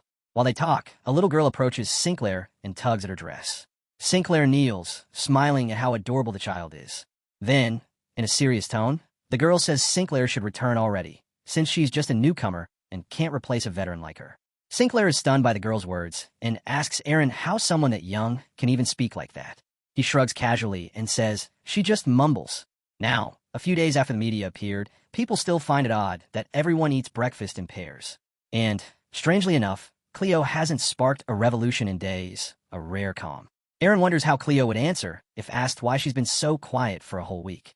No need to worry, he tells himself. Right now, I need to focus on the Ernanagare. Just then, someone praises him. Take care, my lord. A big trouble looms. Eren turns and asks, what is it? Before the chief secretary can answer, a guard bursts in, apologizing for the interruption, but saying it's urgent. Eren recognizes him as one of Edvil's guards and asks why he looks so shaken. The guard explains that the Duke was attacked and urgently needs help. The attackers weren't ordinary bandits. They looked like Heim mages. Ashamed, the guard admits he couldn't do anything before escaping. To guard a mediator, one must at least be an aura user, he says. Eren asks if he's a tier 1 knight. The guard nods. Eren, surprised, says, so a group of mages was able to overwhelm a tier 1 knight instantly. Sinclair is shocked to hear that. Eren immediately suspects it's the same group who kidnapped Krishia. So, some of them are still out there. Suddenly, Nessie throws open the window and declares he'll be back shortly. He warns Eren to be careful this time. Then, lifting off like a superhero, he floats out the window. Eren watches him leave, thinking, only a few people knew the mediator's route after leaving Steelguard. That information wasn't public. Only Steelguard and Medshin knew. In the kingdom, 2 guards are watching when a great explosion occurs. One guard shouts, asking if it's an intruder and demanding that he reveal himself. Eren stands up, introducing himself as Eren of Steelguard while holding a sword. The guard responds aggressively, expressing distrust, saying that just because Eren is young and blunt doesn't mean he is who he claims to be. The next moment, Eren swings his sword toward the guards, saying they must not know that he's the only kid who can emit aura. The guard is left stunned. The guards quickly apologize and ask what situation brought him all the way there so freely. Eren inquires whether Viscount Ainz is in custody for the crime of spreading the plague. One guard asks who holds authority in the mansion, and the other replies that it's the chief secretary. The chief secretary introduces himself as Sabien and apologizes on behalf of the gatekeepers. He adjusts his glasses while sipping tea. Eren tells him there's no need to apologize. He hadn't announced his arrival, so the guard were just doing their job. Sabien then asks why Eren has come. Before replying, Eren asks why the nearby woman is trembling so much. She's surprised, and Sabien explains that she's just nervous to see the Lord of all rumors. Eren asks for her name, and she replies, Margaret. Eren looks at her and gently asks why she's anxious, telling her she can confide in him if something is wrong. Margaret replies that there's nothing and apologizes for disturbing him. Eren uses his aura and asks her to reveal the truth. He's curious. Terrified, Margaret admits that 3 days earlier, she lost a friend who disappeared in the middle of the night.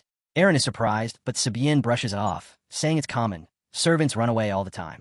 He adds that such things are of no concern to Eren. Margaret protests, saying her friend Yinia is not someone who would act irresponsibly, and she's not the only one who has disappeared. Sabian smirks and says, "Birds of a feather flock together," implying all her friends were runaways. He then asks Margaret if she's planning to run too. Margaret remains silent, intimidated. Sabian again asks Aaron the purpose of his visit. Aaron replies that they need a quieter place to discuss things, somewhere they won't be overheard. He stands and walks away, pointing to a room that looks private. Sabian tries to stop him, shouting, but Aaron breaks the door with a kick and enters, commenting that it's a nice room. Sabian, exhausted, yells that Aaron has to listen to him. Inside, Aaron points to a hairpin and asks about it. Sabian claims it's his. He has a taste for such accessories. Aaron remarks that there's no limit to taste, then points to a cupboard, asking what's behind it. He's surprised when the cupboard rolls open. Sabian explains that he's an anatomy enthusiast and uses large organs because he once dreamed of becoming a healer. Aaron praises him for the ambition, saying the organs look so real, it seems a master craftsman made them. The next moment, Sabian transforms into a monstrous figure, roaring at Aaron. He shouts that this isn't a game, and he should not mess around. Aaron smirks and says, "Why did you only realize that now?" Sabian lies on the ground, struck down by Aaron. He shouts for Aaron to stop, warning that the hostage might die. Aaron draws his sword and tells Sabian not to talk about negotiation. When Aaron asks a question, Sabian must answer. Sabian agrees, trembling. Aaron accuses Sabian of having used black magic before, adding that a black magician was also responsible for the plague that spread among the Steel Guard. He asks if Sabian is part of the Black Dawn Society. Sabian denies it, claiming he has never heard of them. But Aaron presses on, saying Sabian's eyes tell a different story. Sabian screams in pain. Aaron starts connecting the dots. He recalls how it all began, when Medius held a grudge and prophesied that the Steel Guard wouldn't fall. Cassandra then ordered Branwell to destroy the Steel Guard. In turn, Branwell hired Tychon from the Black Dawn Society, which led to the Black Sheep being separated from the Steel Guard. Aaron figures that when their plan failed, they brought in even more help from the Black Dawn Society. He realizes it's a classic case of outsourcing gone wrong. He tells Sabian that outsourcing can be efficient, but for tasks of true importance, you have to do them yourself. Then he asks why, if the Steel Guard was the target, they went after the Saint Guard. Suddenly, dark magic envelopes the demon, strengthening him. He announces that they have been asked to interfere with Cleos. Aaron is stunned. Sabian stands up and smiles, saying it's nice to meet him properly. Aaron realizes this is no ordinary malice. This is something divine, channeled through an intermediary. Looking at Sabian, he wonders if he stands at the same level as Cleos or Medius. The monster laughs, and Aaron admits he's thrilled to meet him. The demon introduces himself. Aghanon, the demon lord of the Sixth Realm and true founder of the Black Dawn Society. Aaron asks if a demon god exists. Aghanon agrees. If gods exist, then so must demon gods. Aaron recalls how overwhelming that title felt when he first learned of it. But thanks to Cleos, he's come to understand more. Aghanon asks if Aaron regrets anything, especially killing a subordinate who was 3 ranks higher. Aaron rubs his neck and says no. There's no point in regret. Aghanon presses him. What does he mean by that? Aaron responds that while Aghanon's abilities are indeed transcendent, his influence over the mortal world is limited. That's why they rely on proxies like the Black Dawn Society. Still, to Aaron, Aghanon remains a mystery. Aghanon is enraged by Aaron's boldness, but before he can act, Aaron slashes his sword in a cross motion, cutting into the demon and drawing blood. Aaron grips his blade tightly and declares that he'll track down and destroy all of Aghanon's followers, forcing him to start from scratch. Panicked, Aghanon insists he never intended to fight. He explains that Medius begged him to intervene and that he only meant to scare Aaron for a while. He even offers to return the hostage and proposes a deal. Forget everything and never interfere with the Steel Guard again, in exchange for 4th-generation magical armor, knowing that a prototype already exists. Aaron is baffled. In such a serious moment, they're talking about investments? Aghanon explains he's just trying to survive. He trusted a stock tip and invested heavily in 3rd-gen models. Aaron asks if he's really trying to make a profit. Aghanon admits it. He's deeply invested and wants to know what's hot on the market. Aaron motions him closer. Aghanon jokes about how short he is, then asks if high-tech steel, electronic displays, or anything else would help Aaron. But instead, Aaron gently pets Aghanon's head, surprising him, then suddenly slams him to the ground and uses his magical aura to read the demon's mind, showing Aghanon exactly what he's doing. Aaron realizes things have escalated far beyond negotiation. In the dark forest, he storms the Black Dawn headquarters, cutting down its members. When he enters a cave, he demands to know what the monster inside has done. Staring it down, he commands it to stop. But Aghanon grabs Edvil and shouts that Aaron has joined him too late. He asks why Aaron came this far. Aaron replies that he's already switched bodies and demands Edvil be released. Aghanon refuses, saying he has nothing to lose. He demands 1,000,000 coins or Edvil dies. Aaron laughs at the demand and tells Aghanon that he's the one who will pay. Aghanon is stunned. A cat suddenly appears, perched on Aaron's shoulder, holding a glowing black pearl. Aaron asks if that's their holy relic. Aghanon shouts in fury, how and why does Aaron have it?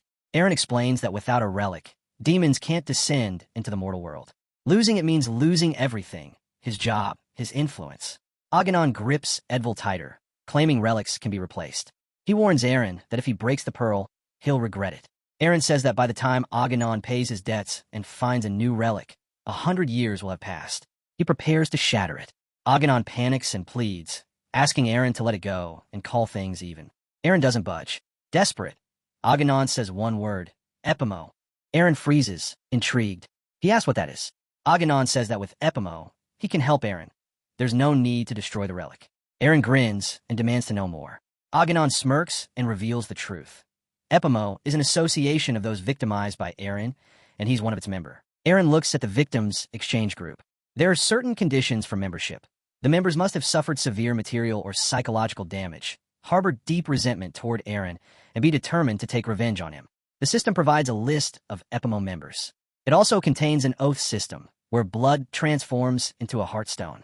The first system is based on pure truth. Tao East Temple, Claritial Dragon, Merchant Guild, Bake Family Manor, and Mount High Vitality Clinic. The third system consists of those blessed by the heavens, all in the name of his life.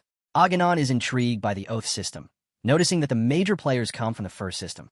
He's unfamiliar with the third system and wonders aloud if they're the ones who lost big in the magical armor investments. Aaron realizes that Aghanon has secretly joined through his help, perhaps to prepare for any potential schemes. Aghanon warns him not to touch the relic.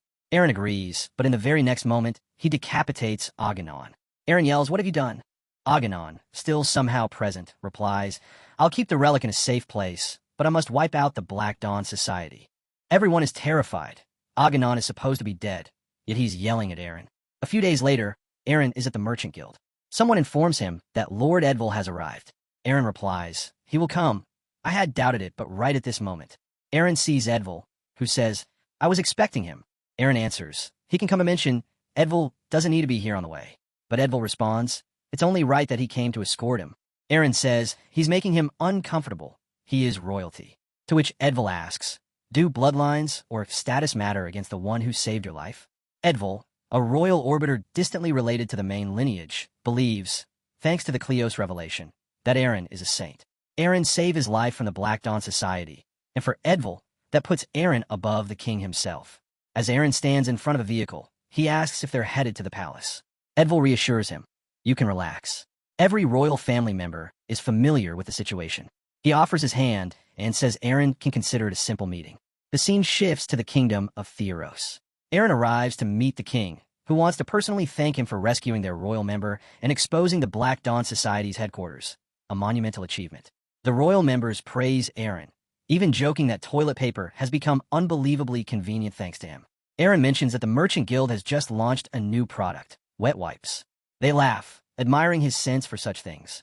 The environment is favorable. Aaron is clearly admired, but he knows there are still snakes in the grass. That's just how high society works. As he sits on a chair, he mutters that he's getting tired of all this. Maybe I should just show my face and leave. Just then, he notices a girl behind a pillar staring at him. She steps out and says, "I've caught you." Aaron is surprised by the encounter. He greets her, saying, "If you're looking for me," the girl, amazed, asks, "How did you know I'm a princess?" Aaron replies, "I know everything. You're Lady Rosalia, the youngest daughter cherished by Dave Navarro." He adds, "It's amazing that you'll grow up completely in just 8 years." Rosalia tells him he smells nice. Aaron says it's his natural scent, but she calls him a liar. Suddenly, someone interrupts, asking Rosalia what she's doing there. She calls him her big brother. Aaron recognizes him as Crown Prince Haywood Navarro. The man beside him is Morris Marif. Aaron notes that Morris seems to be aligning himself with Haywood already. Aaron refers to Haywood as the next king, Rosalia as the most beautiful woman in the royal family, and Morris as a man who's become a high-ranking official through flattery and a silver tie. It all feels symbolic. Morris shouts at Aaron for not showing proper respect to the Crown Prince. Aaron apologizes for the rudeness. Haywood, however, dismisses it, saying, "A man can get lost in his thoughts from time to time." Aaron bows and recalls his past concerns. Haywood will inherit the throne in 10 years. The real issue is that Haywood dislikes the Steel Guard and intends to revoke the special provinces granted to the hero families. Someone announces the king's arrival. Everyone pays their respects. Aaron greets the king, who says, "It's been a while. I'm not sure how to address you.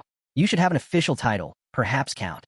Aaron politely declines, explaining, "The title can only be passed down if the previous holder is alive. Besides, I'm just the acting Lord of Steel Guard." The king replies, "You're the son of a man who never relied on his father's legacy. Even with Leverton's death all but certain, you remain a considerate man." Morris interjects, claiming the king is being too kind. But the king says, "Aaron saved my dear friend Edville." Aaron replies humbly, "It was good luck for him." The king questions that. Was it really luck? He asks Aaron if he achieved a special rank in his teens. Aaron laughs nervously. These rumors spread so quickly. It's embarrassing. Haywood frowns. He realizes it's not just a rumor. The founding emperor achieved that level at 17, too. The king invites Aaron to make a request, saying, "You've become a treasure to Navarro." Haywood adds, "I always admired Sir Razakin, but never saw him in action. Now that his mystery blade has passed to you, I'd like to see it." Aaron smirks. He suspects the king's excessive praise is a trap. Once he shows his skills, they'll belittle him, say he's underwhelming, and humiliate him. The king affirms his interest, asking again if Aaron minds. Aaron responds, "My skills are humble at best, but if I can offer even a brief moment of entertainment, I'll be honored." A knight steps forward and offers him a sword. Aaron doesn't take it. The knight, confused, asks, "How can you fight without a sword?" Aaron smirks, releasing his mana. "You'll see soon enough." Everyone watches in amazement as a flower blooms in his hand, glowing with blue mana. "It's a sword aura," Aaron explains. Aaron draws the sword aura, creating a blue mana glow, and everyone is amazed by his magic. It takes the form of the national flower of Navarro, the anemone. People gossip, saying it looks like a living flower, and they're terrified by the sight. Aaron approaches Rosalia and offers her the flower. She agrees to accept it. He warns her that it's dangerous to touch a sword aura carelessly, but Rosalia doesn't listen. She touches the flower anyway. In the next moment, flower petals scatter all around them. Everyone is stunned by the flower's unchanging shape. Whispers spread. How is it harmless to touch? What kind of power is this? Has Aaron truly inherited the mystery? Some begin to ask if Aaron is the second genius to appear in the Steel Guard, while others wonder if he might have the potential to reach the mythical rank. But one knight quietly whispers that Aaron is already beyond that. Only those who've been killed by swords could recognize his true abilities. He suspects Aaron is a once-in-a-generation talent, someone who is only a year behind the level of the founding emperor. The peak of realistic combat power is known as the mythical rank, or the seventh circle. At that level, warriors are still national assets. But once a mythical rank knight is born, real headaches begin. It's the moment when a single individual's power surpasses that of an entire army, a defining trait of mythical rank. The king, clearly entertained, expresses his appreciation for Aaron, saying that he has provided a truly enjoyable spectacle. He also notes that Aaron has already shown signs of ascending to the awakening ranks. The king turns to Haywood, suggesting Aaron deserves a reward, not only for saving his friend, but for the impressive display. Haywood responds, saying that although he respects his father's unwavering faith in Leverton, calling Aaron Lord forever isn't enough. They should give him an official title. The king agrees, but says a Viscount title wouldn't be fitting. A Count title suits Aaron better. When he asks Aaron for his thoughts, Aaron quickly realizes that Haywood is trying to appear casual while pushing him to accept the honor. Still, Aaron understands the political game and accepts it. Later, outside the mansion, Aaron reflects that he's achieved the main goal of his appearance. But as he listens to nearby gossip using his hundredfold earth listening technique, he hears someone say that Aaron has reached master rank at just 18. They wonder aloud if he truly carries the blood of Lord Razakin. The speaker adds, "No wonder he's so arrogant." Morris remarks that it's only natural for someone with real talent to lose humility. Hearing this, Haywood realizes that Aaron's attitude toward him is irritating. Morris then muses about whether Aaron will remain loyal like Razakin. Haywood, clearly concerned, says Aaron could become a thorn in their side. This comment makes Aaron aggressive, but he plays it off as a joke, saying he's earned Haywood's ire. He then leaves the mansion, thinking that if this kind of talk continues, it will only become an obstacle to his growth. So for now, he stays quiet. In another room, Morris mutters to himself, wondering how many points he has scored with the Crown Prince.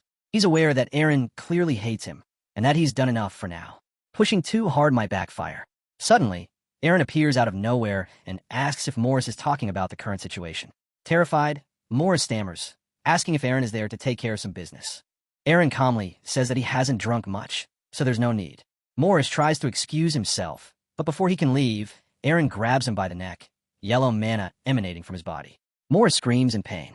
Aaron asks how Morris spent 20 years riding Haywood's coattails and becoming the king's closest aide.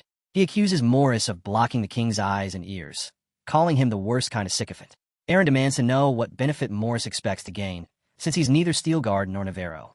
He says it's best to cut off a snake's tongue early on.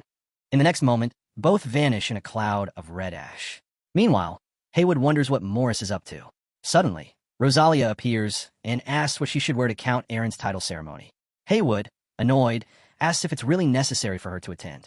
Rosalia replies that Count Aaron personally invited her. Haywood grows angry, wondering why Aaron is involving himself with his little sister. Someone interrupts, addressing Haywood as Crown Prince. Haywood turns and mutters, "Aaron Steelguard?" before asking about the situation. Aaron calmly says he wishes to speak privately. Haywood agrees, and they walk side by side. Aaron asks if Haywood dislikes him. Haywood responds that it's a ridiculous question. Aaron then activates his brain knowledge absorption skill, learning about royal lettering and the path to becoming a master. He realizes Haywood is proud, but secretly insecure about his lineage. Aaron changes the topic, asking about Haywood's swordsmanship. Haywood replies that it's impressive, then sarcastically asks, "Is that what you wanted to hear?" Aaron smiles and says he appreciates Haywood's honesty. He's known for never offering empty words. Haywood responds that he simply avoids superficial flattery. Aaron agrees and adds that he is the second noblest person in the kingdom, after the king. Aaron then delivers a powerful message. It doesn't matter how impressive one's swordsmanship is. What matters is the ability to choose when to use it. The audience around them is stunned. Aaron continues, saying that as a Steelguard, he is the king's sword and intends to be the iron heart that protects him. That's what he wanted to share with Haywood. Haywood, moved by Aaron's declaration of loyalty, admits that he was the one being discourteous and asks for forgiveness. Aaron smiles and replies that there's nothing to forgive. He just wanted to make things clear. Haywood nods and says that Aaron has opened his eyes. He reflects on his earlier mistake, now realizing how right Morris was about Aaron. Aaron, sensing that the Crown Prince has been convinced, turns his attention to the king. The king calls for a private audience and asks if Aaron has something urgent to discuss. Aaron nods and says it concerns the king's health. The king, surprised, asks how Aaron knows about it. Aaron explains that a goddess has appeared to him and offers a solution. The king asks if she can really fix such a thing. Aaron, thinking the king is referring to his physical vitality, reassures him that it's not embarrassing. But the king interrupts him. Is it really possible to restore it? The king asks seriously. Aaron nods, ready to talk about vitality. But then the king suddenly shouts, "I'm talking about my hair loss." Aaron blinks in disbelief, finally realizing that this is what the king truly wants to fix.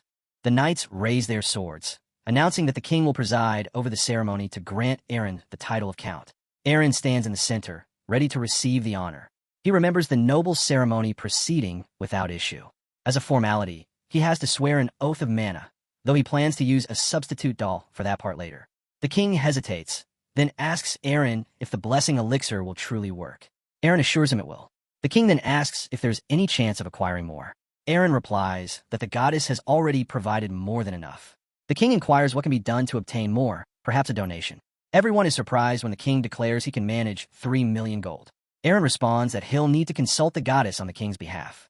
People around them begin murmuring, judging the lengthy conversation as something deeply significant. A girl nearby is curious about the king's request and why it's taking so long.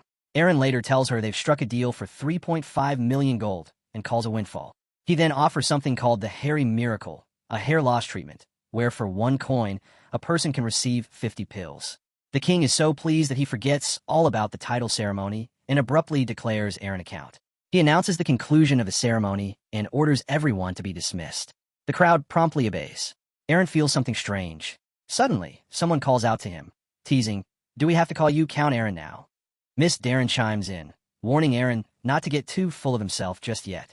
As he looks around, Aaron realizes it has been 6 months since he last saw the members of his group. They've all grown so much. They suggest throwing a party to celebrate and catch up. Aaron asks how much they're planning to spend on him this time. In that moment, he realizes that, aside from his family, these people are his closest friends. He remembers Sari, Syria, and Ariel. Being with them makes him feel human again, filling him with joy. Aaron declares that no one is going home tonight. They're having a party, and everyone cheers. The scene shifts to a dark forest. Kieran is surrounded by enemies wielding blue mana attacks. It's clear he doesn't have much strength left to resist. Kieran shouts at them, demanding to know who sent them. One of the attackers strikes him with a burst of magical power, calling him Master, and mocking that he's far weaker than the rumors suggest. The magic hits Kieran hard. He groans, mutters that he should just get some sleep, and collapses unconscious. As he lies there, Kieran remembers how things have come to this.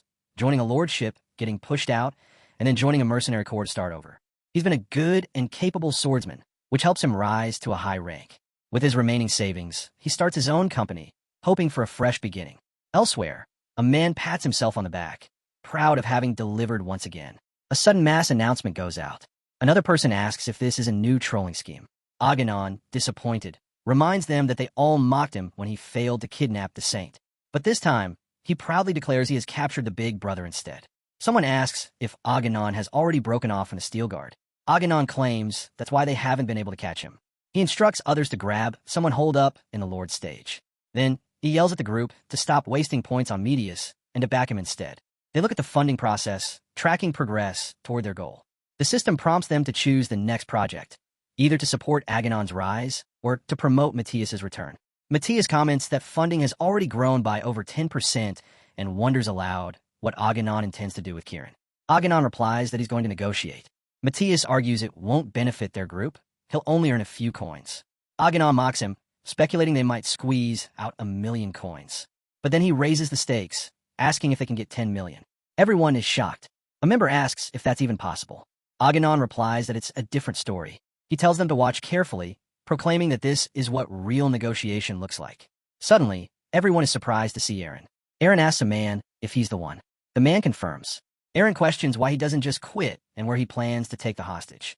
The man replies that the power of the Black Society is beyond Aaron's imagination. Aaron asks what he wants. The man pulls out a paper and says they want a list of companies partnered with Aaron's magical armor industry. He adds that if Aaron complies, they'll release Kieran. Aaron scoffs, noting that the man is clearly just reading a script and doesn't even know what he's asking for. The man shouts that it doesn't matter. Aaron has to choose whether or not to save Kieran.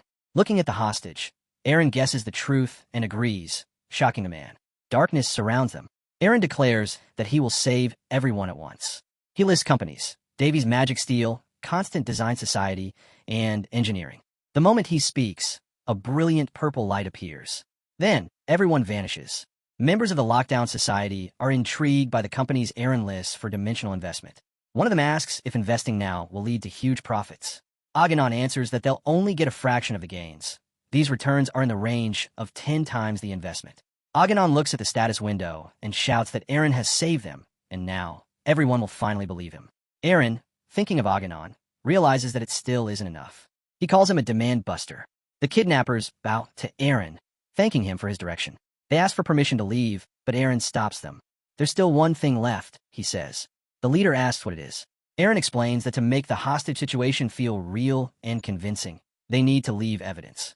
If they don't, someone will realize it was all staged. One of the men suggests splashing some blood. Aaron rejects the idea. It has to feel real. Finally, Aaron turns to Aganon and apologizes. He acknowledges Aganon's effort to find them, but says he can't stand members who can be summoned by the Dark Dawn Society. Then, Aaron swings his sword and cuts them down. Aganon goes wild, shouting about why the stocks are dropping and why his followers' posts are being suppressed. Aaron calmly tells Aganon that he lacks the experience to handle the situation properly. Aganon retorts that the richer members of society are also taking a huge hit since they rushed in and bought up everything.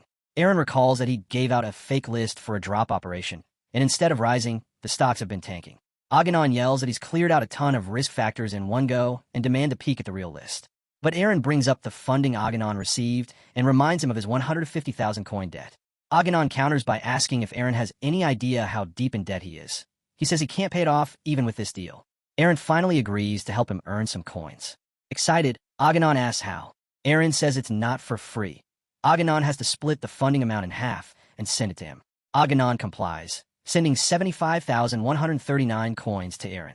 Then he asks again about the list to earn more stocks. Aaron repeats the same fake list. Aganon becomes aggressive and shouts that it's just a fake. Aaron replies that he never promised the real one and says if Aganon wants to pay off his debt, he has to go buy those stocks right now. Aaron shows that his own funds have already surged. The stock price has nearly doubled. so he can't make another deal at this stage. Aghanon calls him an idiot and asks whether the members have loyalty to him, as news is already spread across multiple dimensions. Eren tells him the prices have risen too much, and investors are starting to take notice. It's obvious that these are all tied to the 4th gen magical armor. Aghanon asks what that means. Eren explains that the prices will keep going up until they suddenly crash. There's a limit to how high they can go. Aghanon begins thinking about that limit. Eren tells him to keep buying the stock until he gives a signal. When Aghanon asks about the signal, Eren raises his finger, revealing that the 4th gen product launch promotion is ready. Aghanon leaves the chat, thrilled by the news. Eren, meanwhile, mocks him under his breath, saying gods and demons are the same in front of coins. Suddenly, Kieran stirs, making a noise. Eren notices and asks if he's awake. Kieran responds that the smell of blood is still there. It wasn't a dream. He frowns and wishes it were. He asks about the dead bodies. Eren replies that they're members of the Black Dawn. Kieran asks why the Black Dawn targeted him. Eren explains they were after him, not Kieran. They couldn't get to him, so they kidnapped Kieran's brother instead. Kieran is shocked and asks if the Black Dawn thinks snatching him is revenge. As he keeps talking, Eren creates a yellow manosphere with magic and warns him.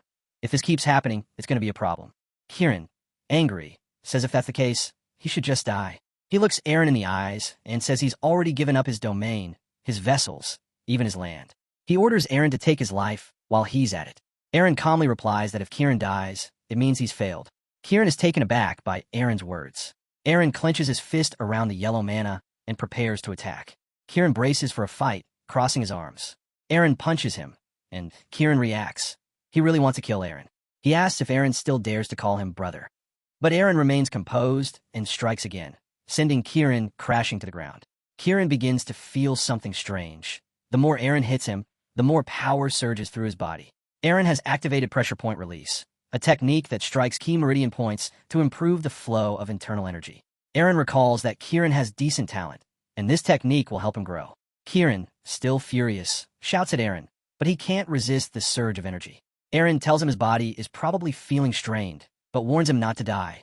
He confesses that he's imagined a happy ending for both of them.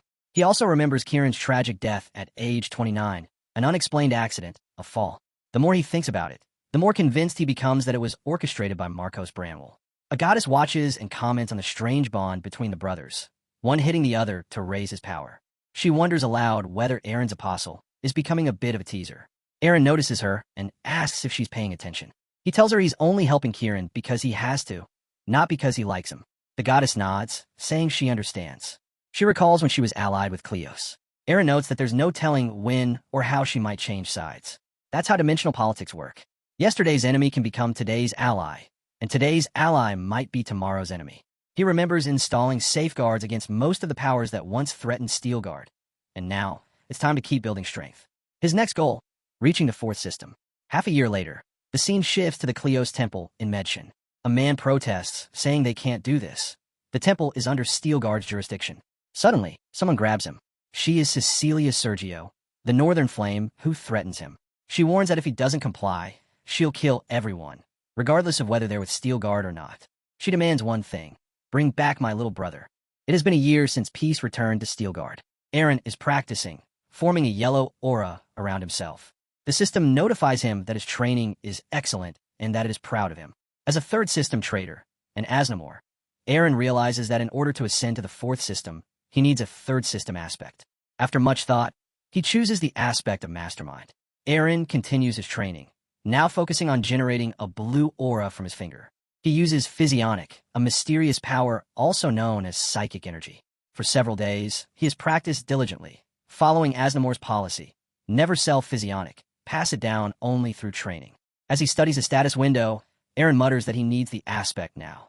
A young lady nearby encourages him, reminding him that they agreed not to revisit that discussion. She promises to ensure he fully awakens the aspect within the requested time frame. Eren remains silent for a moment, then reflects that he has never lost a trade deal in dimensional trading, but this one feels tougher. Still, it's easier than most other aspects, and he must face it head-on. He leaves the building, saying they'll meet in the next session. Looking out the window, Eren notes how much has changed over the past 6 months. He has developed the farmland around Steelguard, resulting in an unprecedented harvest. The Eren Merchant Guild has grown to become one of the largest guilds in all of Navarro. His eyes drift back to the status window, which shows the crown jewel of his endeavors, the Aaron Furigan Magical Armor Industry project. He checks the stock data and reflects on the successful launch of the 4th-generation armor. His current balance reads 23,109,326 coins, thanks to thriving coin reserves and steady clean energy production. The farmland mission is 75% complete. Preparations to reach the 4th system are progressing steadily, he says to himself. At this rate, I might even be able to stand against the administrator.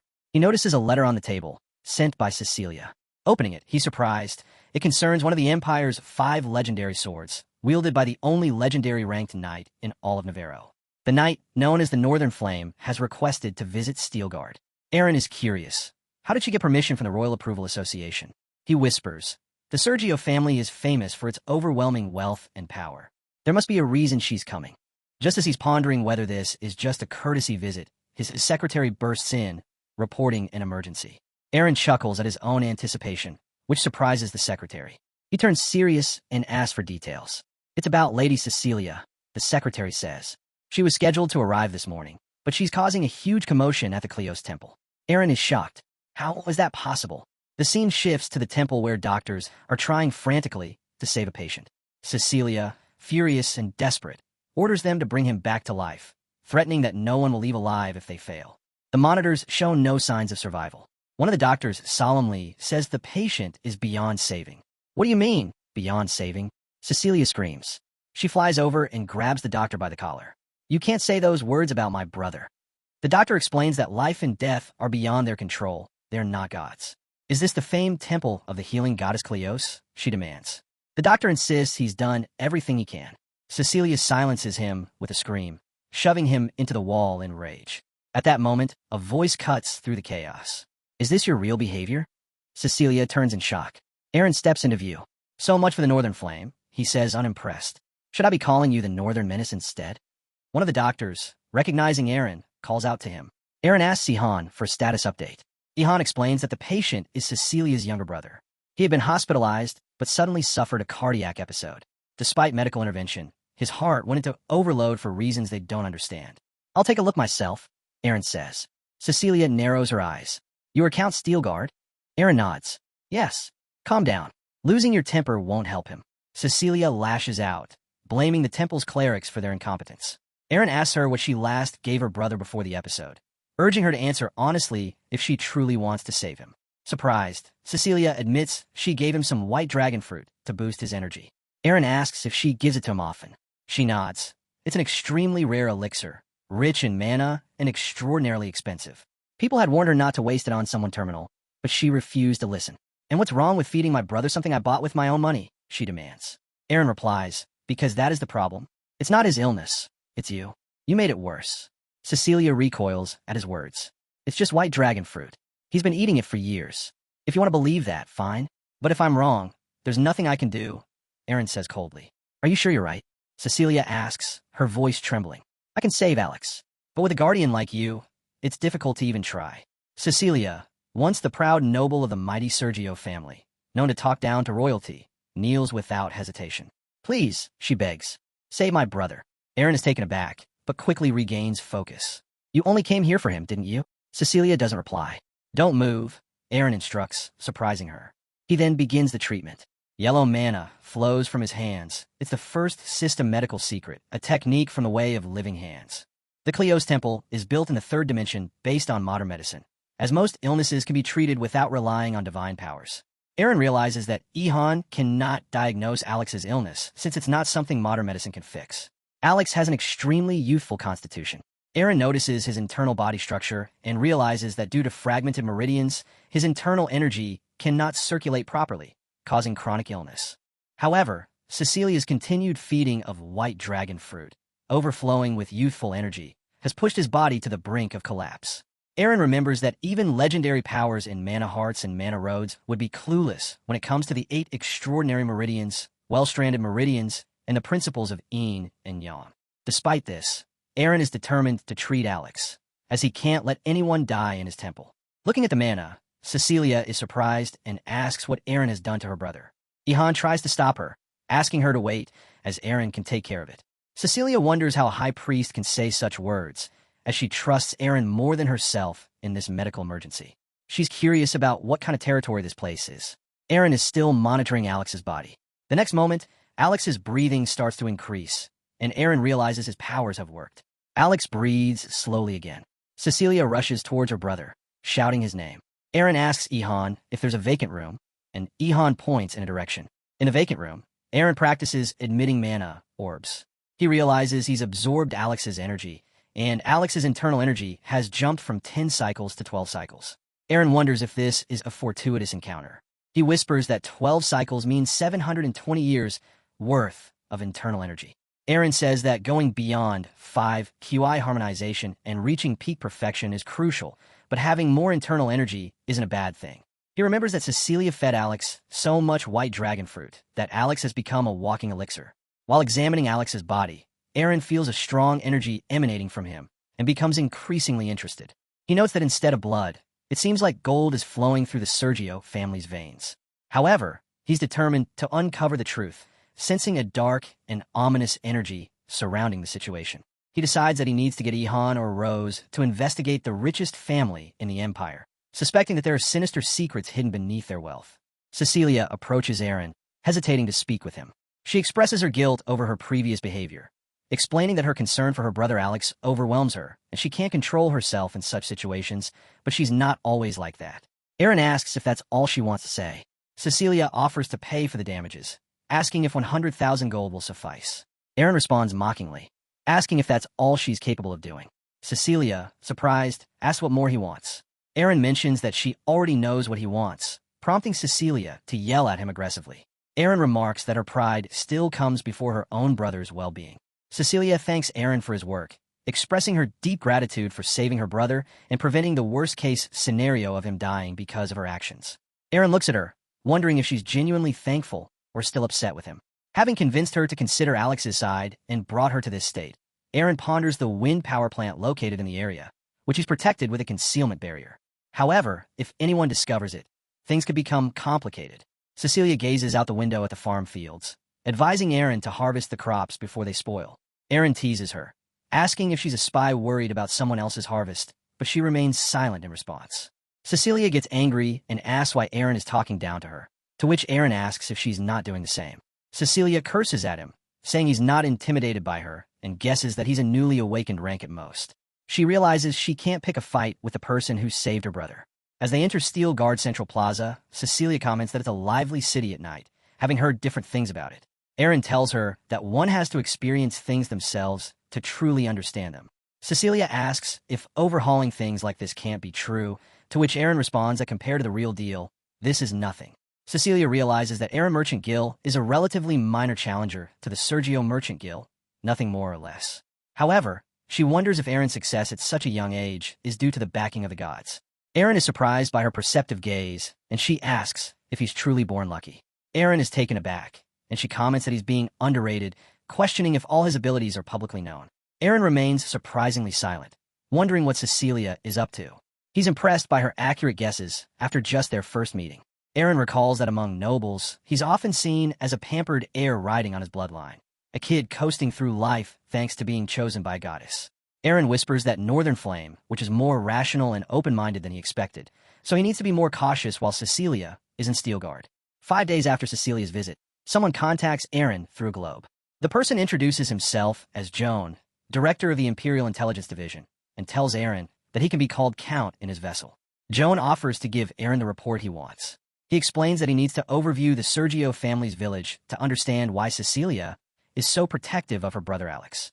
Joan reveals that Cecilia is at least one of the older daughters, while Alex is the youngest, 9th child of the Sergio family. Aaron is surprised by the large number of siblings and comments that it's an enormous family. However, Joan corrects him, stating that only 2 Sergio children remain. Aaron is surprised to learn that all of Cecilia's siblings have died, except for Alex. Meanwhile, in a different location, a man asks his secretary about Alex's condition. The secretary replies that Alex has been healed and successfully treated in the Steel Guard Temple. The man is displeased with this outcome and orders Alex's death, hoping to provoke Cecilia into a rampage against the Steel Guard. The scene opens with a man riding through a dense jungle on horseback. As he travels, his mind drifts to thoughts of Alex, whose condition is steadily improving.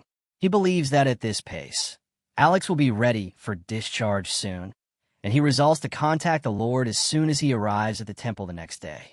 While he is deep in thought, a sudden strike hits his horse's neck, causing the animal to collapse and throw him violently to the ground.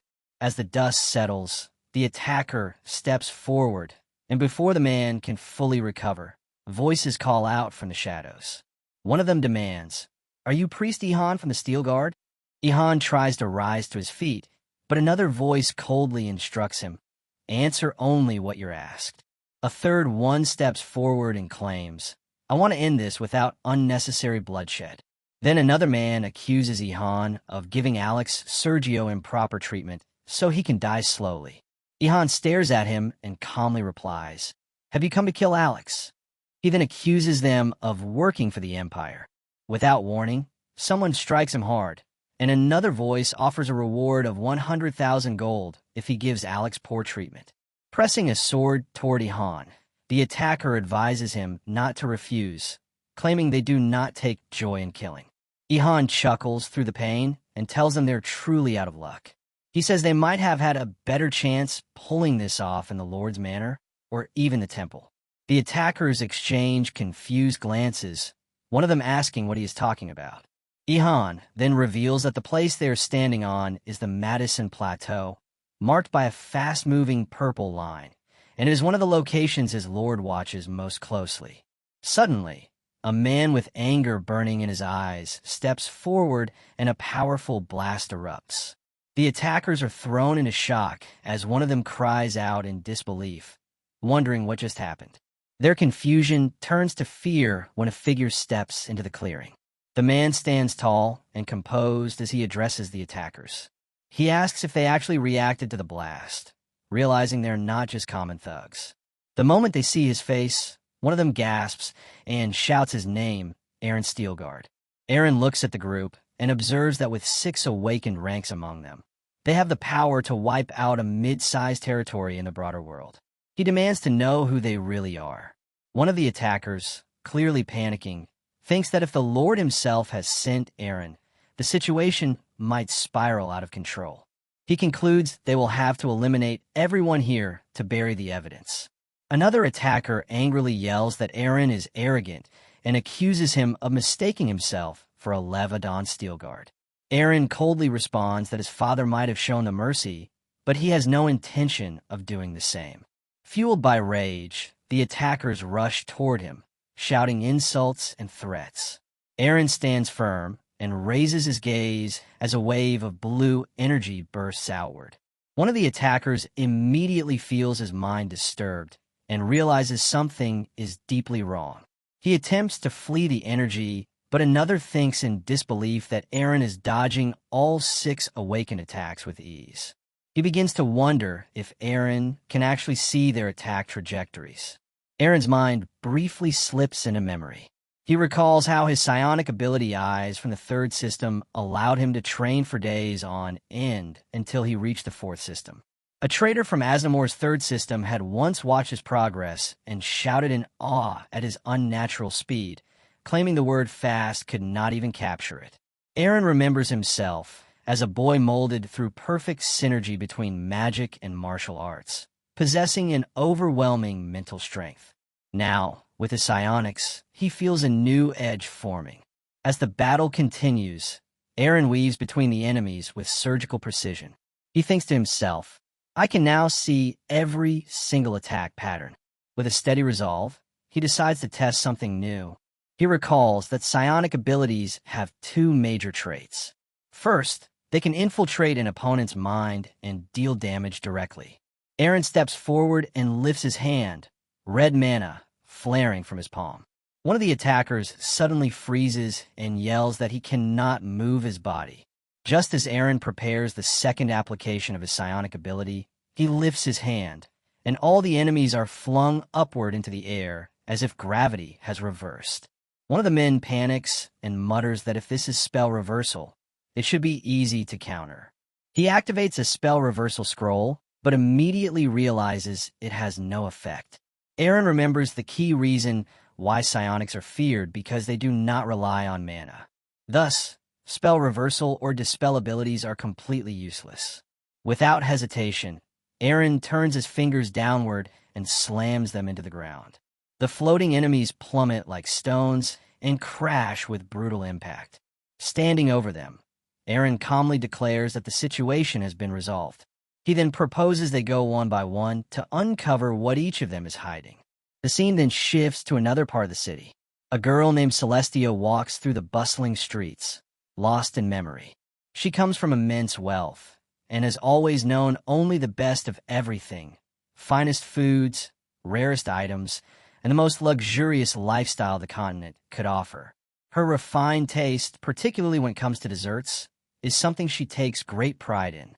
Despite that, she now finds herself tasting simple snacks from a small back alley shop and marveling at how good they are. When a shopkeeper asks if she likes the macarons, she casually replies that they are not bad enough to ruin her palate. The shopkeeper simply nods and says he understands. As she walks and eats, her thoughts run wild. Chocolates, sweets, almonds, canned soda, honey, potato chips, and chewy candy, every one of them brings her a moment of bliss. But it is not just the food that amazes her. She looks around and notices the thriving local economy. There are hardly any day laborers here. Instead, independent farmers and blacksmiths employ many skilled workers. Shops enjoy steady customer traffic, and the presence of the temple ensures a constant flow of outsiders. With enough labor and capital, everyone now has access to education, something that used to be reserved for only the elite. As she contemplates this unusual harmony, someone calls out to her. It is Alex. He walks up and asks what she is thinking about so deeply. She brushes it off and says it is nothing.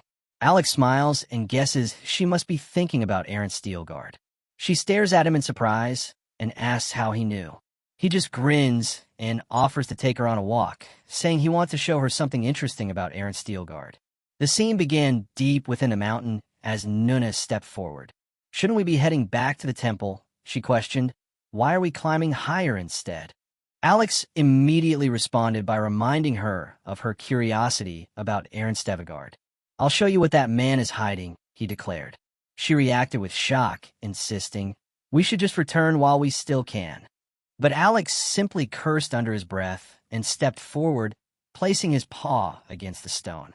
He muttered about his fragile body, and as Nuna tried to respond, he suddenly ran ahead. She called after him, asking what he had just done, but he did not answer and instead came to a stop at a particular spot where he sat down and began to explain. He pointed out what Count Steelguard was hiding, which made Nuna confused as she observed the area and said it only looked like a normal plateau. Alex challenged her perception by telling her that a spell had been cast to block their senses and demanded that she bring out the armor of Fama. She yelled at him, confused and alarmed by his behavior, calling him unreasonable.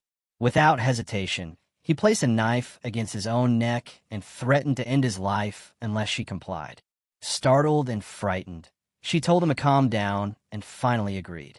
Alex then explained the significance of the armor of Fama, stating that one of the reasons Cecilia ranked among the top legendary warriors was not just her strength, but also the rare equipment she possessed thanks to her family's unwavering support. He emphasized that the armor of Fama was a broken legendary item capable of nullifying all nearby magical effects. Nuna began to believe there really was a perception barrier, and as she moved forward, she was surprised to see what lay ahead. As they advanced, both of them witnessed several turbines positioned before them. Alex directed her attention to a specific structure and asked if she truly believed it was built using ordinary human technology. Just as Nuna tried to respond, a voice interrupted, calling out Cecilia's name. The group turned and saw someone standing firmly as another individual gasped and recognized Count Steelguard. Stepping forward, Nuna began to piece things together and announced that she finally understood the situation. She concluded that things had become far more complicated since Cecilia had found this hidden place. I owe you an explanation, our boy admitted, but please remain calm first. However, she dismissed his plea. I've already figured everything out. She pointed to Steelguard's sudden growth. How could someone so young reach awakening rank? It all makes sense now. Our hero tried to argue that she was misunderstanding the situation, but she shouted, "The truth is undeniable." He began to wonder if she somehow knew about dimensional trading and was startled when she started speaking about dragons in play. "What do you mean?" he asked. She explained, "Some dragons like to assume human identities and live among people, imitating nobles or knights to enjoy human culture out of boredom." Our protagonist thought that such behavior could spell disaster for humans, since no dragon would ever rule properly. He tried to deny it again, but she accused him of lying and pointed to the wealth accumulated by the Iron Merchant Gold and the success behind Steelguard's rise. He placed a hand behind his neck and replied that she had a serious fantasy issue when it came to dragons and claimed they made surprisingly poor friends. She continued pressing her argument, pointing to the sudden emergence of talent and how someone terrifying had reached awakening rank within 2 years. She declared that even his annoyingly handsome face was the most solid piece of evidence, since everyone knew dragons preferred beautiful appearances. He thanked her sarcastically for the compliment, but insisted she was completely misunderstanding everything. With frustration, she announced that she would pass judgment on him, even if he came from an enemy nation. She invoked the name of Alfred and the young Steelguard warriors who had died. Aaron stepped forward calmly while someone attempted to intervene, but she gripped her sword and declared that talking would not work on him, whether he was a human or dragon. Nuna's anger flared as she accused him of playing arrogant little games and charged toward him. Their swords clashed as they stared one another down, and she noticed the red aura emanating from his blade. She immediately recognized it and accused him of finally revealing his true self. He countered by asking if she had ever seen a dragon train in swordsmanship. Suddenly, a golden blast exploded between them. "Revert to your true form," she shouted at him. He rushed toward her, and she mirrored his move, both locked in combat. He realized why she was called the Flame Witch. Her swordplay was the most unpredictable he had ever encountered. He admitted that without his psionic powers, she would have been a true threat. As they fought and traded blows, he noticed something fell off. Despite her temper, Cecilia had always been rational, and he began to suspect that someone had manipulated her into this confrontation. Golden energy continued to surge around them, and in the midst of battle, he resolved to knock her down and clear up the misunderstanding afterward. She yelled while glaring at him, and our boy suddenly halted his assault. Standing up straight, he complimented her armor and identified it as mithril. She tried to speak, but he continued, explaining that mithril was so rare and expensive that even plating objects with it was nearly impossible. Yet she wore a full body suit made from it. She accused him of growing desperate since his magic was ineffective, but he denied it and said he simply realized she was serious, so he decided to get serious as well. Her surprise was evident as she challenged him to bring out all his hidden equipment, vowing that she would not lose in an equipment showdown. Our boy transformed into his spider form, and she recoiled in shock, admitting that she had never heard of a dragon using such equipment. He lifted his sword and signaled that he was ready to strike. As he approached, golden light blasted outward, and while she stared at him, he moved with blinding speed and launched a direct attack. She braced herself and tried to defend, but his strike landed immediately, and he declared with satisfaction that this was how you pay to win. As soon as his feet touched the ground, a flurry of thoughts stormed through his mind, and he wondered what he could possibly say to her. She had just been injured, her nerves clearly unsettled, and yet, even with so many words swimming around in his head, they all seemed to crumble before they could take proper shape. But just then he approached her. Looking down in shock, she recognized it instantly and murmured, "Pharma," the name of the armor. Aaron stepped closer and remarked coolly that the armor of Pharma was valued at around 3 million gold across the continent. He pointed out that she must have thought herself untouchable, especially considering the contempt most knights harbored for magic.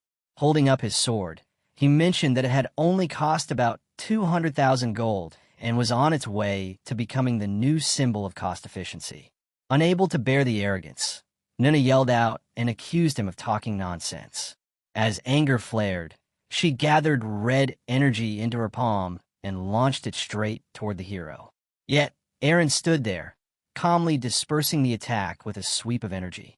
He muttered that she had let her guard down, explaining that lightning shot was designed to strike faster than even a high mage's casting speed. Whether he was a dragon or not didn't matter, there was no way he would come out of this unscathed.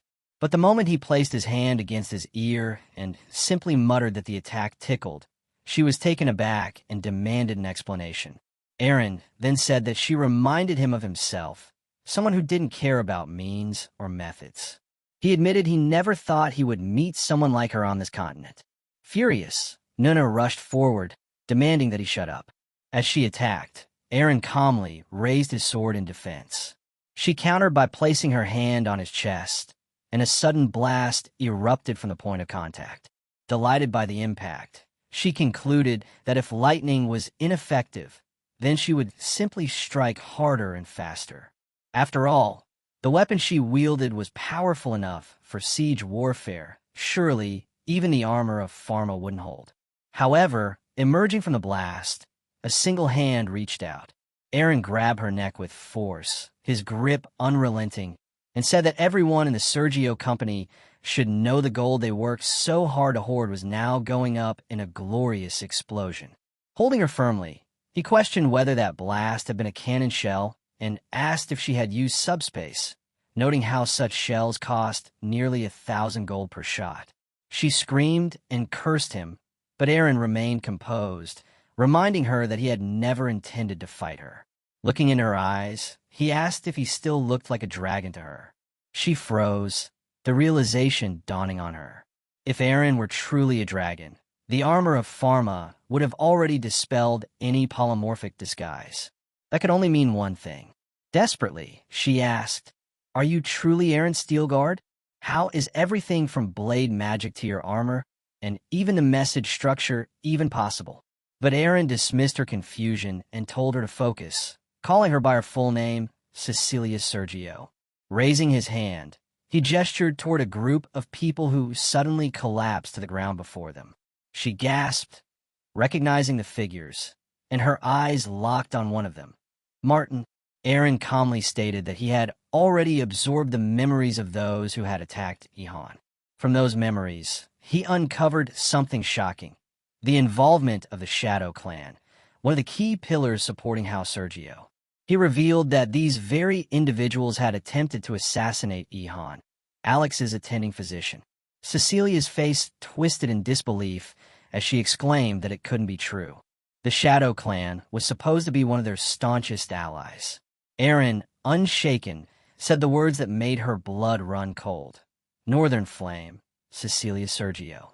He insisted that she was more reasonable than the ruling nobles gave her credit for, and urged her to step back and assess the situation with clarity. One by one, he listed the tragedies that had befallen the children of Azenbach. The second son hanged himself. The third died in bed. The fourth collapsed mysteriously. The fifth starved. The sixth was hit by a carriage. The seventh was bitten by a venomous snake. The eighth was stabbed by a mugger. And now the ninth, Alex, was on the brink of death from illness. Tears welled in Cecilia's eyes as she realized that she was the only one who hadn't yet suffered a tragic fate. Choking on her emotions, she asked how Aaron knew all this. Aaron countered with a question of his own. How had she even managed to arrive here? The Medicina Plateau was saturated with cognitive impairment magic. Her trembling lips finally formed a broken whisper as she muttered Alex's name. Aaron nodded solemnly and proposed they simply ask Alex what was going on. Just then, a voice echoed through the space, contemptuous and mocking. Alex, who had been eavesdropping on the entire conversation, revealed himself and declared that he was done pretending to be human. With a surge of dark energy, he revealed his true identity, the mighty Andalusia. With overwhelming arrogance, he demanded they kneel before him. Aaron's eyes widened in shock as he repeated the name Andalusia. In disbelief, he watched as Alex's body was overtaken, turning into an interdimensional evil being with a soul power of 65,700. Disgusted, Aaron scoffed, questioning how something with such a power level dared to pose as a fully manifested entity. He shouted at the creature to leave Alex's body, and then charged forward in a fit of rage, landing a powerful blow. Despite the hit, the entity laughed, taunting him and saying that if Alex died, it would be a relief. No one could survive being beaten that hard. Aaron coldly responded that he never said anything about letting him die. He placed his hand on Alex's chest, channeling healing magic, which caused the entity's power to drop first to 61,768, and then to 57,303. Shocked, Alex screamed that healing magic was cheating. As his strength diminished, he turned to Cecilia and pleaded for help, reminding her that she had become a legendary rank. He asked why she couldn't crush a mere count, but Cecilia, now confused and horrified, asked what he was talking about. With a wicked smile, Alex told her not to act ignorant, demanding whether she truly didn't know what kind of deal Azenbach had made with him. He asked if she seriously believed she had become a legendary knight at such a young age purely through talent.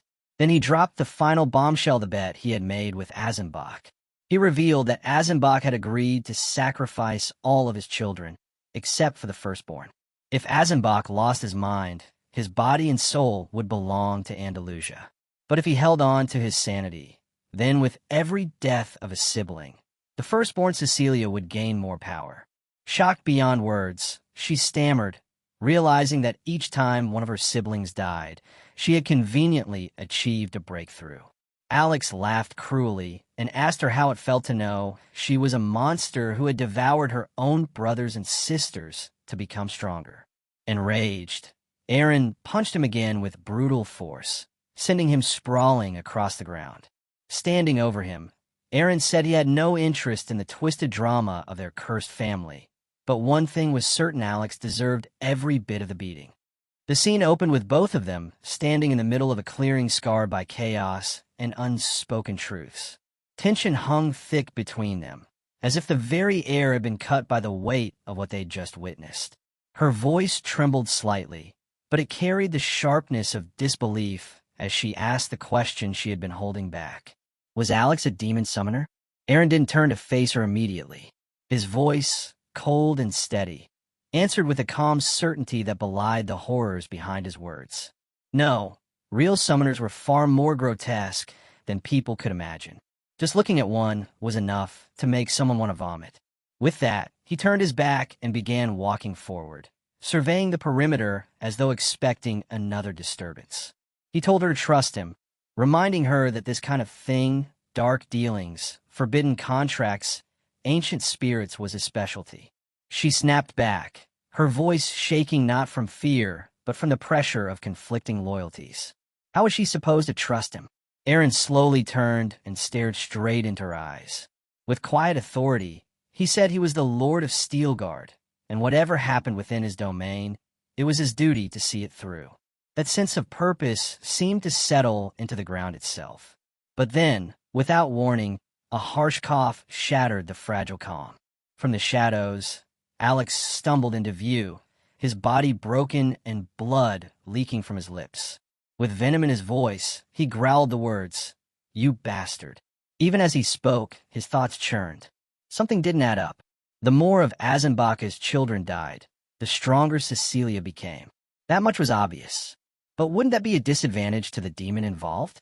Even if Alex were to die here and now, Azenbach would not break. The man had no affection left for his other children. As long as Cecilia's power grew, he didn't care how many others perished. Aaron's thoughts ran parallel. Azenbach truly was a cold-blooded monster. But then another realization struck him like a blade to the spine. If Alex were to die and Cecilia were to break through to the legendary tier, then the administrators, the ones who suppressed such awakenings and the rise of Eighth Circle mages, would undoubtedly act. They would kill her before she could fully awaken, plunging Azenbach into the very despair that demons feed on. Interrupting the rising storm of thoughts, Aaron voiced the truth aloud. Killing Cecilia was their way to throw Azenbach into absolute, irreversible despair. Alex, hearing those words, snapped. His voice cracked as he demanded, how do you know about the administrators? When Aaron replied that he did, Alex's face twisted in fury and desperation. Lifting his arm, he began crafting a circle of purple energy. As it pulsed with unstable magic, he leapt into the air and shouted his defiance to the heavens, declaring that he would cast off all chains and bindings of this world and surrender himself to the forge of the universe. Aaron watched in grim silence, clenching his jaw. If Alex crossed into another dimension, there would be no chasing him. Blink magic was useless across realms. There was only one option left. He lifted his hand, his ring glowing faintly with spiritual energy, and summoned the ancient spirit sealed within. Go, Yonats! Devour him! From the ring burst forth a dark figure, Yonats, an entity wrapped in shadows and hunger. The spirit surged forward with speed that tore through dimensions, intercepting Alex mid-escape. Yonat's voice was slow and cold, dripping with cruel amusement. To think Alex had once tried to enslave him. Alex's expression twisted in horror. He thrashed and screamed, demanding release, but Yonats only tightened his grip. Spirits emerged one after another, swirling around Alex like vultures, and whispered in unison for him to become one with them. One spirit attempted to pry open his soul's defenses, and at that moment, Aaron pressed 2 fingers forward. The energy from his ring erupted, and with a calm voice, he ordered them to give Alex a proper lesson, nothing more. Down below, Cecilia looked up with concern and panic. She asked if Alex was all right. Aaron reassured her that Alex was safe and that he would ensure she would see him healthy again. She looked at him, eyes wide with surprise and disbelief, and called his name. Aaron Steelguard. She hesitated, then asked if what he said earlier was true. He didn't flinch and admitted it. He was the reason all his siblings had died. A half-truth wouldn't work anymore, not with her. He added that in all his experience, he had never known a demon to lie about the terms of a contract. She stood quietly for a moment before speaking. Then she made a request that stopped him from getting a cold. Kill me, right here. Aaron stared at her, stunned. She explained that the area was covered by a perception-blocking spell. If she died here, no one would ever find her body. As long as she lived, her father would continue to target Alex. She wanted to end this cycle, to break free from the chains that had bound her since birth. Her only wish was for Alex to live. Aaron looked into her eyes, searching for doubt, but found only resolve. He finally nodded and said he understood. If that was her wish, then he would grant her salvation. The scene shifted. Cecilia was kneeling on the ground, head bowed low. Aaron stood above her, his posture commanding and his tone unwavering. He asked her to speak. Who am I? Still kneeling, she answered, her voice filled with acceptance and submission. He was her great and mighty master. Aaron nodded with satisfaction and remarked that it looked like she didn't need any additional training. With time running short, he moved to the next phase. He began asking questions, direct and precise. The first was about Azumbaka's plan. Was it true that they intended to use the administrators to kill Cecilia? She confirmed it without hesitation and even smirked, saying the brilliance of the entire 40-year plan going up in smoke would surely drive her father insane. Aaron's response was a clenched fist and a punch driven by rage. He shouted in disbelief, calling her crazy, and then demanded to know how she learned about the administrators. She replied with calm arrogance, saying that some of her betting opponents had included legendary figures. Aaron pushed further, asking where the administrators were hiding, what their goal was, and whether they answered to anyone. Her response was simple. Where else would they be but in their own lair? That answer stopped Aaron cold. He repeated her words in disbelief. She looked at him, amused, and told him he didn't know the truth. The administrators were dragons. Aaron's expression darkened, confused and disbelieving. Dragons as administrators? Was she sure? She replied without hesitation. Why would she lie about something like that? Aaron's mind began to race. That explanation didn't make sense. The sacred relics given to the Seven Eyes had come from entirely different dimensions. Dragons were powerful, yes, but not powerful enough to dominate image-anchored forces like the Seven Eyes. He looked down at his ring and felt a familiar tug evil dragon wanted to speak. The spirit within the ring stirred and conveyed a message. The one who had killed him had also been a dragon, or so he had assumed. But something had been different. There was a resemblance, a similarity to the administrators just mentioned. Aaron's thoughts twisted. When he had absorbed the evil dragon, he remembered sensing emotions, first joy, then betrayal, and finally deep humiliation. If the ones who had slain the evil dragon truly were the administrators, then even if they appeared in dragon form, they were fundamentally different from the dragons known to this world. He knew now that further investigation was inevitable. As the scene transitioned into the following day, Aaron entered the room. The morning light filtered in through the windows as he approached quietly and asked if she was already awake. When she looked up at him, confusion etched on her face, she asked softly, "Where am I?" The scene opened with Aaron standing in front of her, his tone casual as he announced, "The armor of Pharma is nearly fully repaired and will be ready for pickup by tomorrow." Her eyes widened in disbelief, and she blurted out, "Such repairs are tasks only the dwarves could handle. How have you managed this?" Aaron simply replied, "I have my ways." He then asked, "Don't you trust me?" Without the slightest hesitation, she said, "No." Her blunt honesty took him aback for a moment, but before he could react further, she added, "If it's you, I'll believe it." He stood quietly, reflecting on how far things had come. In truth, he had manipulated Cecilicia's memories. Within the Empire, shadowy forces were targeting the Sergio family, responsible even for the deaths of her siblings.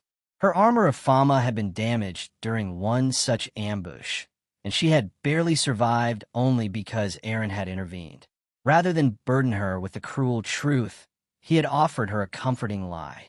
It was his way of granting her salvation, even if it meant erasing her suspicions toward him and Steelguard. From a results-based view, it might have seemed like a good deed, but would it stay that way until the end? She stared at him for a long moment, silently weighing something, until Aaron suddenly changed the subject, asking about the launch prep for the blinker model. A young boy standing nearby replied with enthusiasm that the product was flawless. They could release it today if they wanted. Ever since the release of the 4th-generation magic armor, the Force, rival workshops had tried to replicate its design. But none had come close to matching it, and the Furrigon workshop had not only become a commercial triumph, but had also gained a cult following among hardcore enthusiasts. Now, they stand on the brink of releasing the next model, the Blinker. Aaron laughed, clearly pleased with the workshop's success, but his moment of pride was cut short when someone interrupted him. A voice called out, asking what he was doing. He turned, surprised, and asked Ariel. She had approached so quietly that he accused her of nearly giving him a heart attack. Ariel replied with indifference, saying she came in as usual. Aaron narrowed his eyes and said her presence was unusually quiet tonight, and as he studied her face, he realized why. It was a full moon, a time when Ariel's powers reached their peak. Then she said, almost suddenly, that she had a favor to ask. When Aaron asked what it was, she told him she needed him to accompany her to the Great Forest. His reaction was pure surprise. The Great Forest, known more for its horrors than anything else, lay even further south in Navarro, on the very southernmost edge of the continent. It was a hostile place, Aaron remarked, where normal people wouldn't last long. Poisonous insects, carnivorous plants, endemic diseases, ferocious monsters, and ancient non-human races that had evolved under extreme conditions were known to exist there. Ariel countered innocently, saying that despite all of that, people still live there. Aaron rolled his eyes and asked if she meant the local count or something. Why should he go there? She hesitated and then said that the goddess had recently given her a revelation. She had to guide Aaron to the Great Forest. Aaron crossed his arms, thinking this would not be easy to get out of. Charm wouldn't work on him. Neither would guilt. He pressed her again, asking why he needed to go. She hesitated for a moment, then finally offered him a compelling reason. There was a hidden administrator vault inside the forest, a place filled with prayers and ancient relics. She promised him 30% of the haul. The mention of an administrator's secret vault made Aaron's heart skip a beat. It was music to his ears. But he smirked and countered with a demand of 60%. She gasped in disbelief, asking if he was serious. Aaron coolly reminded her that she had come to him because she couldn't do it alone, and since he would be doing all the heavy lifting, he deserved that much. She called him a thief. He shrugged and told her to forget the whole thing if that was all he was going to get. She begrudgingly raised the offer to 40%. Still not satisfied, Aaron pushed for 55%. She yelled in frustration and finally agreed to a 50-50 split, warning that she was the only one who knew the location. Later that night, under the dim, haunting light of the moon, they stood in the heart of the great forest. Aaron looked around, astounded that people actually lived in a place like this. Though he had heard of elves living in harmony with trees, this seemed like an extreme case. As he continued observing the terrain, he muttered that it felt like too much, and Ariel calmly explained that they did have villages. However, the forest was saturated with distorted mana, meaning teleportation and light magic would no longer work. They would have to walk a long distance, possibly for days depending on their luck. Aaron scoffed. There's no way I'm hiking through that jungle. Moments later, they emerged onto a small clearing where a helicopter waited. Aaron placed his hand on the machine, and Ariel looked at it in disbelief. It can really fly? She asked. He confirmed. It runs on an engine and won't be affected by the mana interference. He opened the door and told her, get in. Inside the helicopter, as the machine whirred through the air, Ariel looked down at the vast wilderness below them and thought how reaching the village would normally require a full-scale national expedition. The overwhelming technology surrounding her was astonishing. She admitted as much, and Aaron replied that it wasn't about being superior, it was about using the right tool for the job. When he asked where they should land, Ariel pointed in a direction, and soon the helicopter touched down. As they exited, Aaron's senses sharpened. Something was approaching. In a flash, he raised his hand and caught an arrow that had flown straight toward his nose. A group of soldiers appeared, yelling at them and demanding their identities. One of them called out, accusing them of trespassing in the great forest and calling Ariel a pawn for a human. Aaron, unimpressed, asked if they were always this hostile. Ariel replied softly that it hadn't always been like this. Something had changed over the past 300 years. Aaron stepped forward calmly and told her to leave the situation to him. He was used to handling things like this. She asked in alarm what he was planning to do, and Aaron answered in a tone that was half joking, half serious. In situations like this, regardless of race, sometimes a good beating was the best cure. With that, he drew his sword. The scene began with Aaron storming furiously, his swords drawn and his eyes blazing with rage. Without hesitation, he struck several of the enemies around him with swift and powerful blows. Ariel cried out in shock, calling his name, but Aaron paid her no mind as he continued his assault until every one of them lay sprawled across the ground, groaning in pain. Ariel exhaled sharply and asked, "Can you go a little easier?" But Aaron simply responded, "This is me going easy. I haven't even used my sword yet." He stepped forward with purpose, reminding her that they needed to go to the village to find the administrator's vault.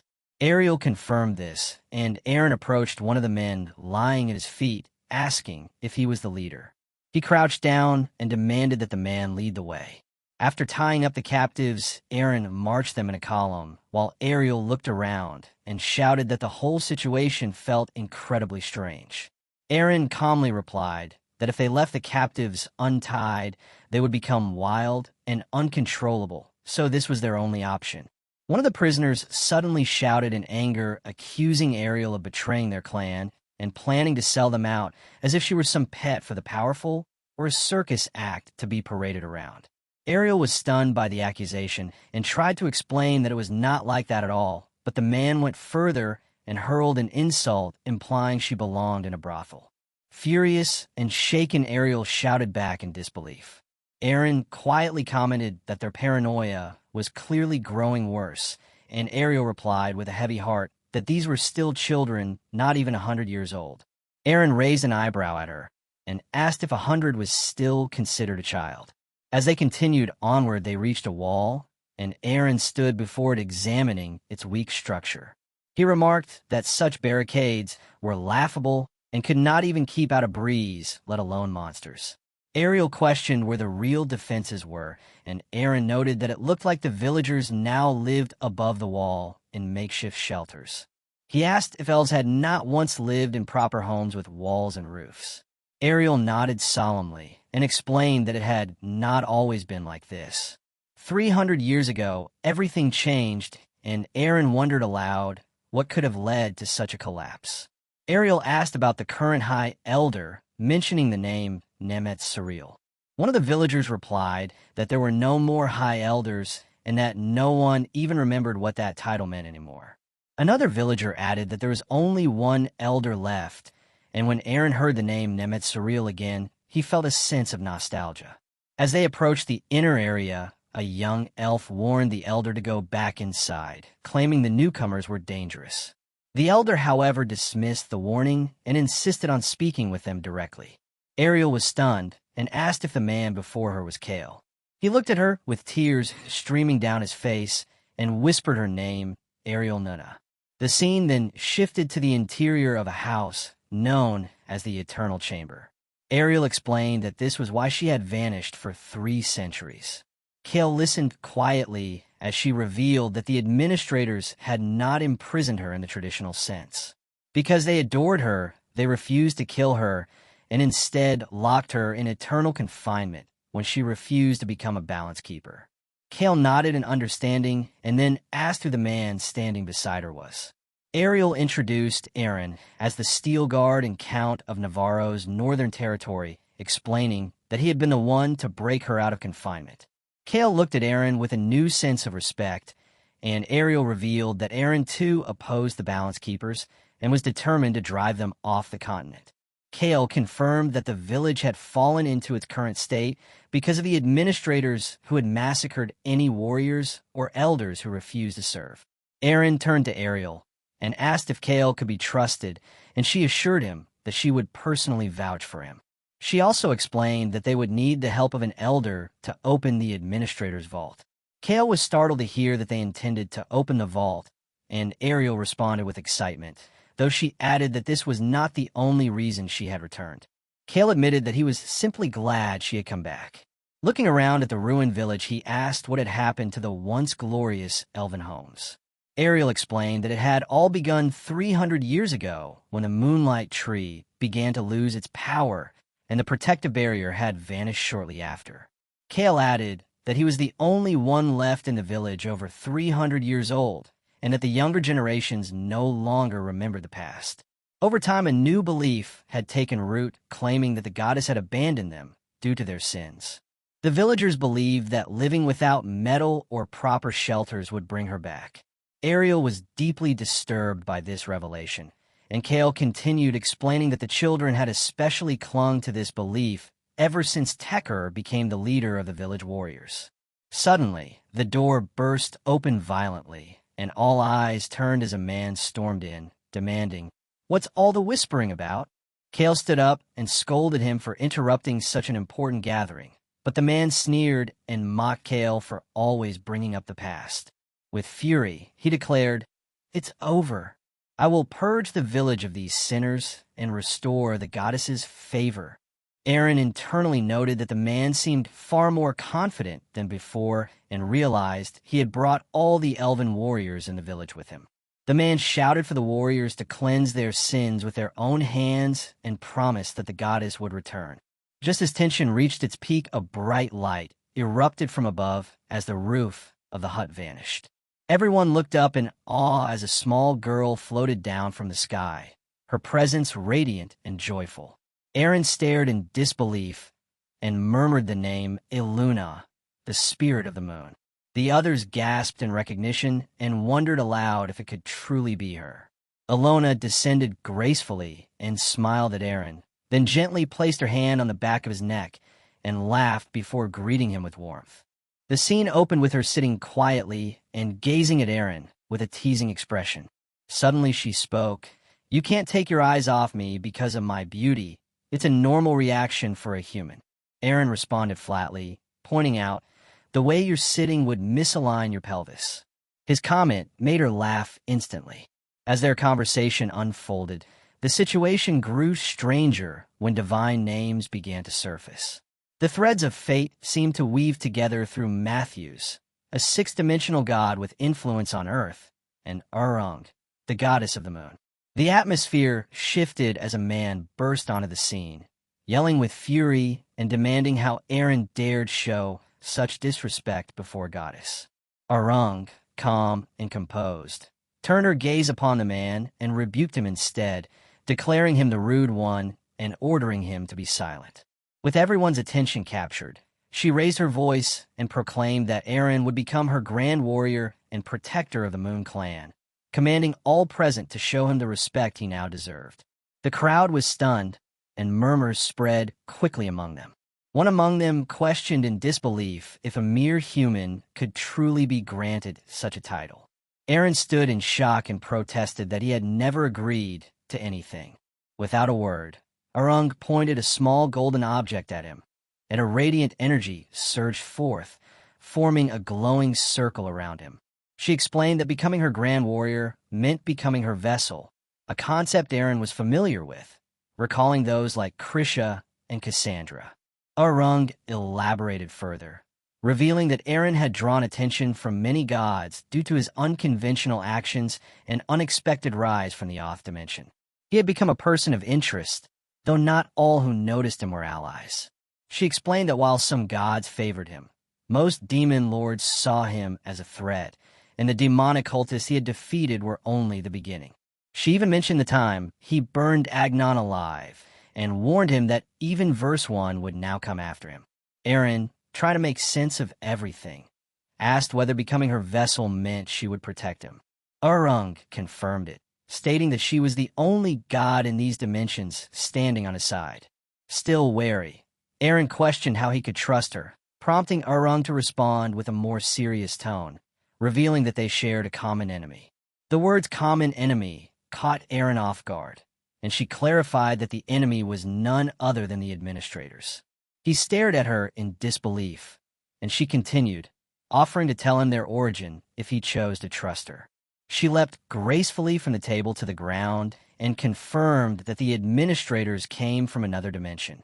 Aaron's thoughts returned to a past encounter with one who claimed to be from the Divine Clan and who had said his physical form was only a grunt shell.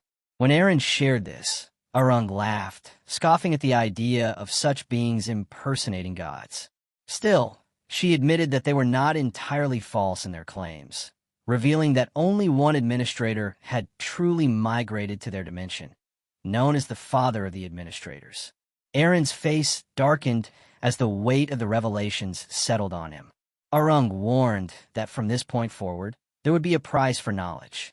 When Aaron asked if she would only reveal more if he agreed to become her vessel, she raised her hands toward him and said that she was already compromising greatly. Aaron pressed further, asking why she was so determined to make him her vessel. She confessed that she had been watching him for a long time and that through Eluna's eyes, she had seen everything. This surprised Aaron as memories of his time with Eluna surfaced, moments when she had been unusually kind to him. Urung noted how cold he was to others but gentle with Eluna, a trait she found deeply endearing. She admitted it made her fall for him even more because he would be a vessel who was kind only to her. Overwhelmed, Aaron tried to change the topic, saying that becoming her grand warrior was too sudden and needed a test first. Urung agreed, but reminded him that if he wanted to ally with her, he would have to commit fully. Aaron promised he would not take the information and run away. With that settled, she began to explain the dimensional tier system established by the trade networks. She detailed the first tier as the marine realm, the second as the magic realm, and the third as a scientifically advanced realm where individuals were weak, but the realm itself held immense power. Aaron acknowledged this and added what he knew about the fourth tier, identifying it as the beast realm or kaiju realm. When she asked what he knew of the fifth tier, he admitted he had no knowledge. She laughed and explained that the fifth tier contained the divine beast realm and the dragon realm. Aaron froze at the mention of dragons, and with those words, a missing puzzle piece finally clicked into place. It now made sense why the evil dragon had recognized the administrator as kin and why the death spirit had referred to the administrators as dragons. Urung continued, offering to reveal the true nature of the fifth dimension and the complex relationship between the administrators and the gods. Eren watched her closely, realizing that this goddess was unlike any he had encountered before. She held the upper hand and knew how to play her cards well. Curious, he asked whether her grudge against the administrators stemmed from the death of her previous vessel. She confirmed this and shared that after Daniel was killed by the administrators, she lost all interest in the world and had no regrets about abandoning the Moon Clan. She revealed that she had only descended for Daniel and admitted that a vessel meant everything to a god.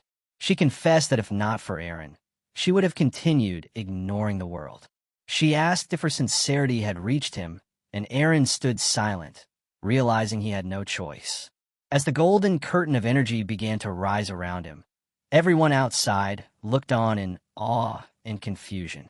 They demanded to know where the goddess had gone and what Eren had done to upset her. But Eren simply replied that the goddess had left.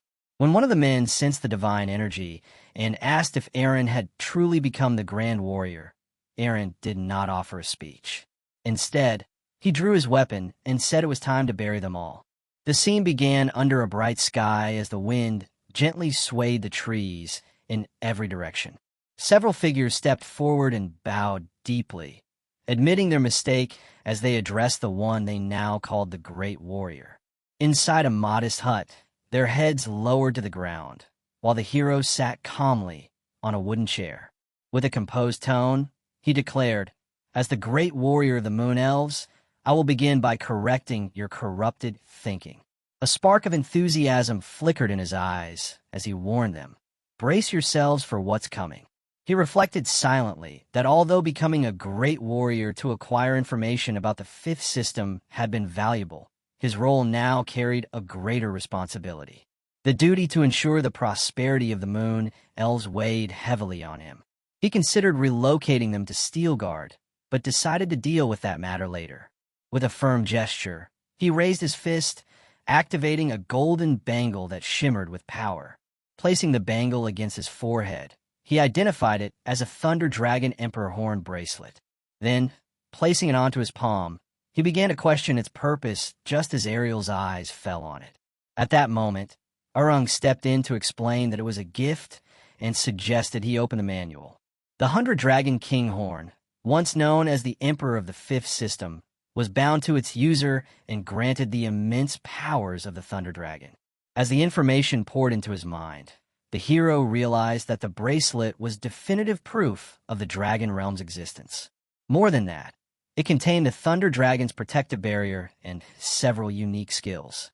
Holding the item tightly in his hand, he absorbed its thunder energy and noted that both its durability and power far exceeded any weapon he had previously owned. He quickly understood that the knowledge from the manual had already been transferred to his mind and concluded that the item must be a restricted trade artifact. His sharp observation was confirmed by the goddess, who chuckled and acknowledged his insight. She reminded him that he was the first great warrior in 300 years, and she wanted to offer him something unforgettable. She admitted she had broken the rules to give it and added that it was for Sari, expressing her admiration for the young girl and recalling a moment when Sari played adorably with Alona. The hero then asked about another item he had received and learned that it was Megadite, the heaviest metal in the universe, which he guessed Sari would adore. Having uncovered the administrator's identity and acquired a powerful weapon, he knew it was time to pursue the real reason he had come to the Great Forest. Kale appeared and respectfully guided him onward, mentioning that the tribe called the location ahead the Moon Cave. The hero inquired whether the administrator's vault lay inside, and Kale confirmed it, explaining that it was once a sacred site for coming-of-age rituals but had been declared off-limits for generations. With a surge of blue aura from his hand, the hero released a wave of energy to disable a protective spell. He confirmed the removal of the alarm and assured safe entry. Kale placed a hand over his chest and urged the hero to proceed with caution. Together with Ariel, the hero stepped forward, observing the depth and eerie stillness of the cave. He asked if the owner of the vault might return. Ariel hesitated before revealing that Hellbinder, the former administrator and an eight-circle mage, had been killed by her and Daniel. The hero was surprised by the revelation and attempted to question her further, but Ariel cut him off with a wry smile, remarking that it had happened on a full moon night just like this one. As they arrived, she pointed to the wall and explained that it was the vault. The hero was astonished to realize that the entire wall was the entrance. She clarified that it was composed entirely of mithril, a rare and nearly indestructible metal. When he asked how they would gain entry, she explained bluntly that brute force was the only method. Realization struck the hero as he considered why the vault had never been looted before. The answer was simple. The wall was essentially an impregnable fortress. He stood in contemplation while Ariel silently wondered whether even someone like Aaron could break through such thick mithril. He suddenly froze and then grew visibly excited as he assessed the wall's true value. Mithril, worth thousands of times more than gold, would easily fetch a fortune. If the wall weighed 10 tons, it could be worth billions in gold coins on the continent. His eyes scanned a screen that projected market data, confirming the staggering price and high demand across systems. He quietly resolved to hold the mithril in reserve for emergencies, confident he could liquidate it in the second system if needed. He turned to Ariel and reminded her of their agreement. "We split all loot equally, remember?" When she confirmed, "The deal still stands," he teased her. "Does the vault itself count as loot?" Her wide-eyed reaction betrayed her surprise. She admitted that Darniel once considered mining the mithril to arm the tribe, which would have made them unbeatable, but the plan had been abandoned since no one could even scratch the vault. She finally told him, "Do as you please." A grin crept across his face as he activated his Emong vision, syncing it with a device that scanned the massive wall. The third scan revealed no hazardous materials beyond the mithril. The system recommended deploying 4 high-output plasma cutters in vertical and horizontal lines. The projected cost was 800 coins with an estimated operation time of 120 minutes. Looking at the wall and the gadget, the hero approved the plan and noted that 2 hours was not a bad wait. Ariel was surprised by the duration and questioned him. In response, he summoned furniture from his magic, producing a table and 2 chairs. He invited her to sit and relax, saying they had much to discuss. As she took her seat, she asked what he meant by that. The hero looked her in the eye and asked if she had known all along that the administrator was a dragon from another realm. She stared back in surprise while he calmly added that they might as well clear up everything while they had the time. The scene opened with the hero calmly explaining the presence of a force capable of nullifying not only mana but also oaths and ancient pacts. In his hand, he held a peculiar doll and introduced it as a proxy doll. He continued, noting that even after experiencing its effects firsthand, Ariel remained unable to speak about the administrator. Looking at her thoughtfully, he confessed that he had often pondered the nature of her silence and concluded that the price of her oath had not been her life, but something far more valuable. Ariel tried to speak, but before she could utter a word, the hero gently placed his hand over her mouth. He then questioned Kale about the Moon Village and the Great Forest. Would a first storm swallow the entire forest should she speak? He asked. Once again, he told Ariel, "Don't answer if it's true," and added that he too would remain silent. He speculated that a severe oath must have been imposed to earn her unwavering loyalty. And despite being spared through imprisonment in the eternal prison, she likely still knew more about the administrator than he ever could. She stared at him with wide eyes, unable to hide her astonishment, while he continued without waiting for her reply. In her mind, Ariel marveled at the young warrior, wondering how someone barely 18 could read her so clearly when she herself was over 300 years old. The hero then glanced to his left and announced that the breach had been made. Ariel reacted with surprise and asked if it had happened already. As they stood before the opening, he explained that he had left sorry to consume not only the mithril door, but the ceiling and floor as well, estimating at least 3 million in value secured. Ariel skeptically commented that it no longer felt like a vault, but more like a building. As they advanced down a long corridor, the chamber expanded before them, and the hero noted that the temperature seemed to be rising.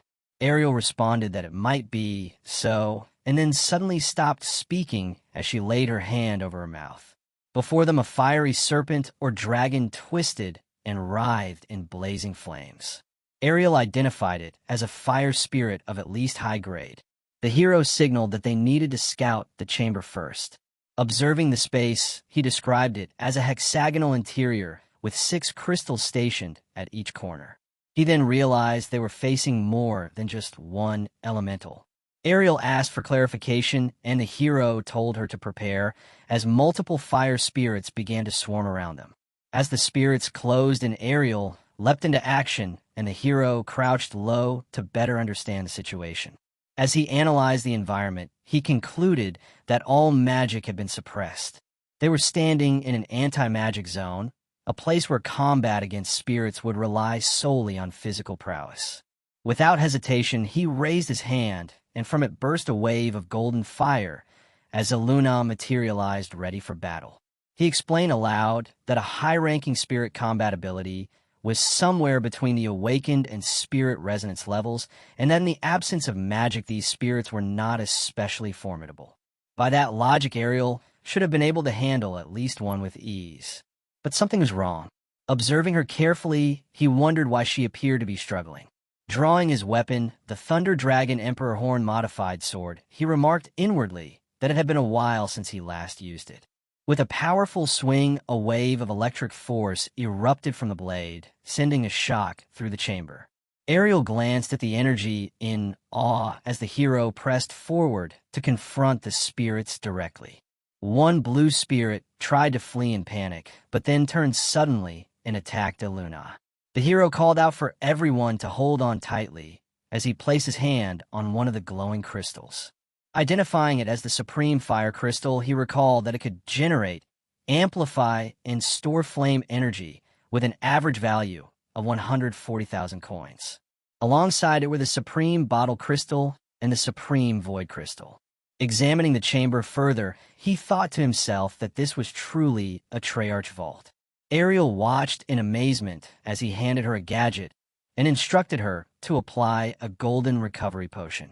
He assured her that he would cast a recovery spell once they exited the anti-magic zone. She offered a simple word of gratitude, while he suggested they move forward to the next chamber. As they entered the second room, labeled Administrator's Vault Second Chamber, they found themselves surrounded by strange jars. Both stood still in silence, trying to interpret the purpose of the room. Ariel mentioned gravity magic, but the hero corrected her, saying it felt different.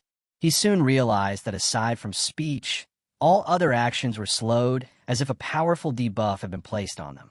He considered that while the first room had blocked magic, this one now limited physical movement. Just then a white-blue presence emerged before them, and Ariel whispered his name in alarm. Aaron responded by shouting a warning as monstrous entities began to appear. He declared that everyone possessed some form of spiritual energy and identified the creatures as wraiths. These wraiths were immune to slow magic, and thus this chamber required combat without either magic or strength. Ariel asked if they were safe, and the hero replied with a firm no. Stepping forward, he activated a ring that emitted a soft purple light.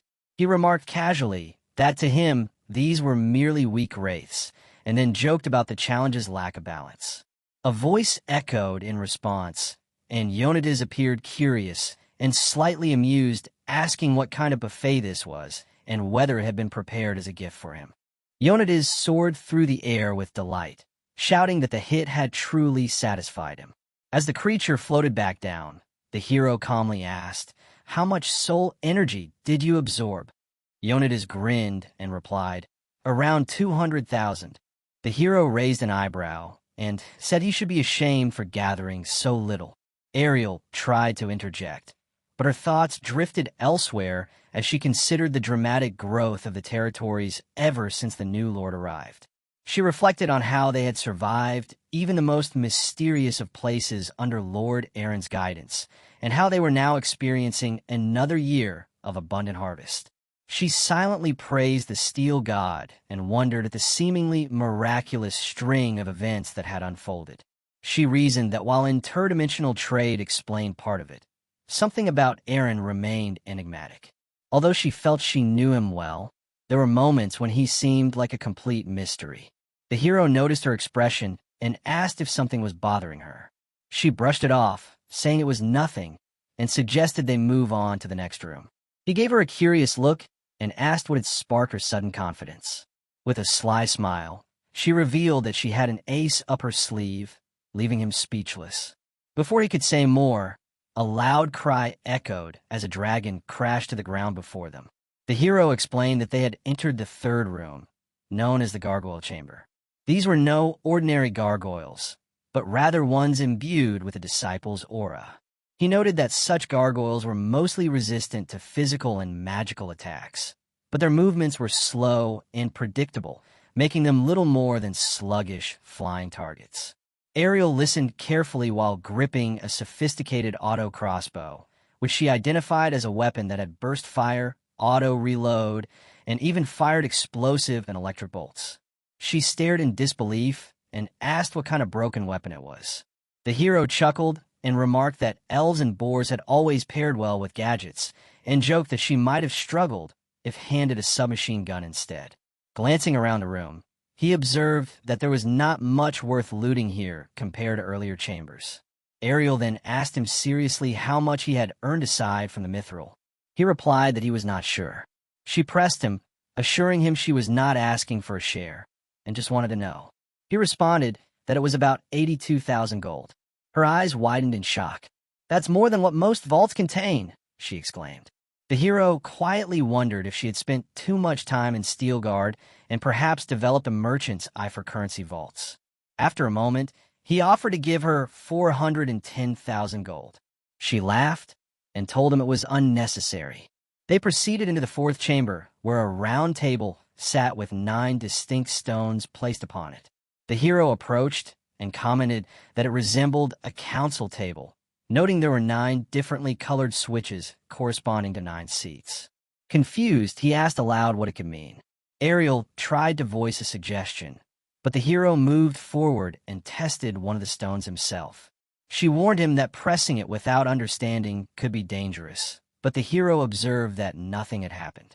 He considered whether to press them all, noting that the system had adjusted a ring for him when he touched certain stones. 2 of the 9 had reacted, marked in gray and green.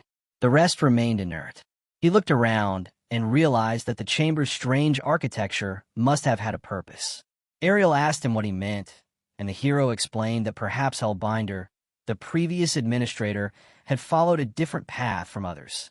He pointed out the 9 colors and asked if they reminded her of anything. She paused before answering with wide eyes that it resembled a dragon.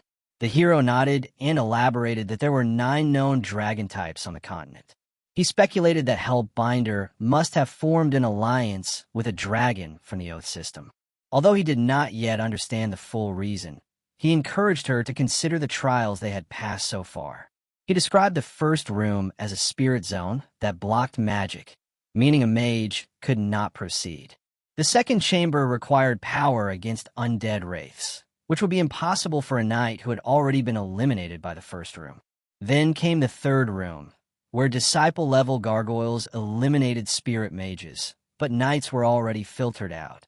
Ariel finally realized that the entire sequence was designed to allow only someone skilled in magic, spirit summoning, and physical combat to survive. She noted that no one else on the continent had that level of versatility except for Aaron. The hero pointed to the 9 colored stones again and declared that versatility was the core trait of dragons. This was a trial created by Hellbinder to find dragons with untapped potential. Ariel remained skeptical and said it still felt like a theory. She asked why an administrator would join forces with dragons. Without answering directly, the hero placed on a specific earring and activated it. A projection began to play, revealing a recorded message left by Hellbinder. He introduced himself and congratulated the one who had cleared the trial. The hero gestured at the image and asked Ariel if she could see it, but she responded that nothing appeared to her. The hero realized that Hellbinder had encoded his message for specific recipients.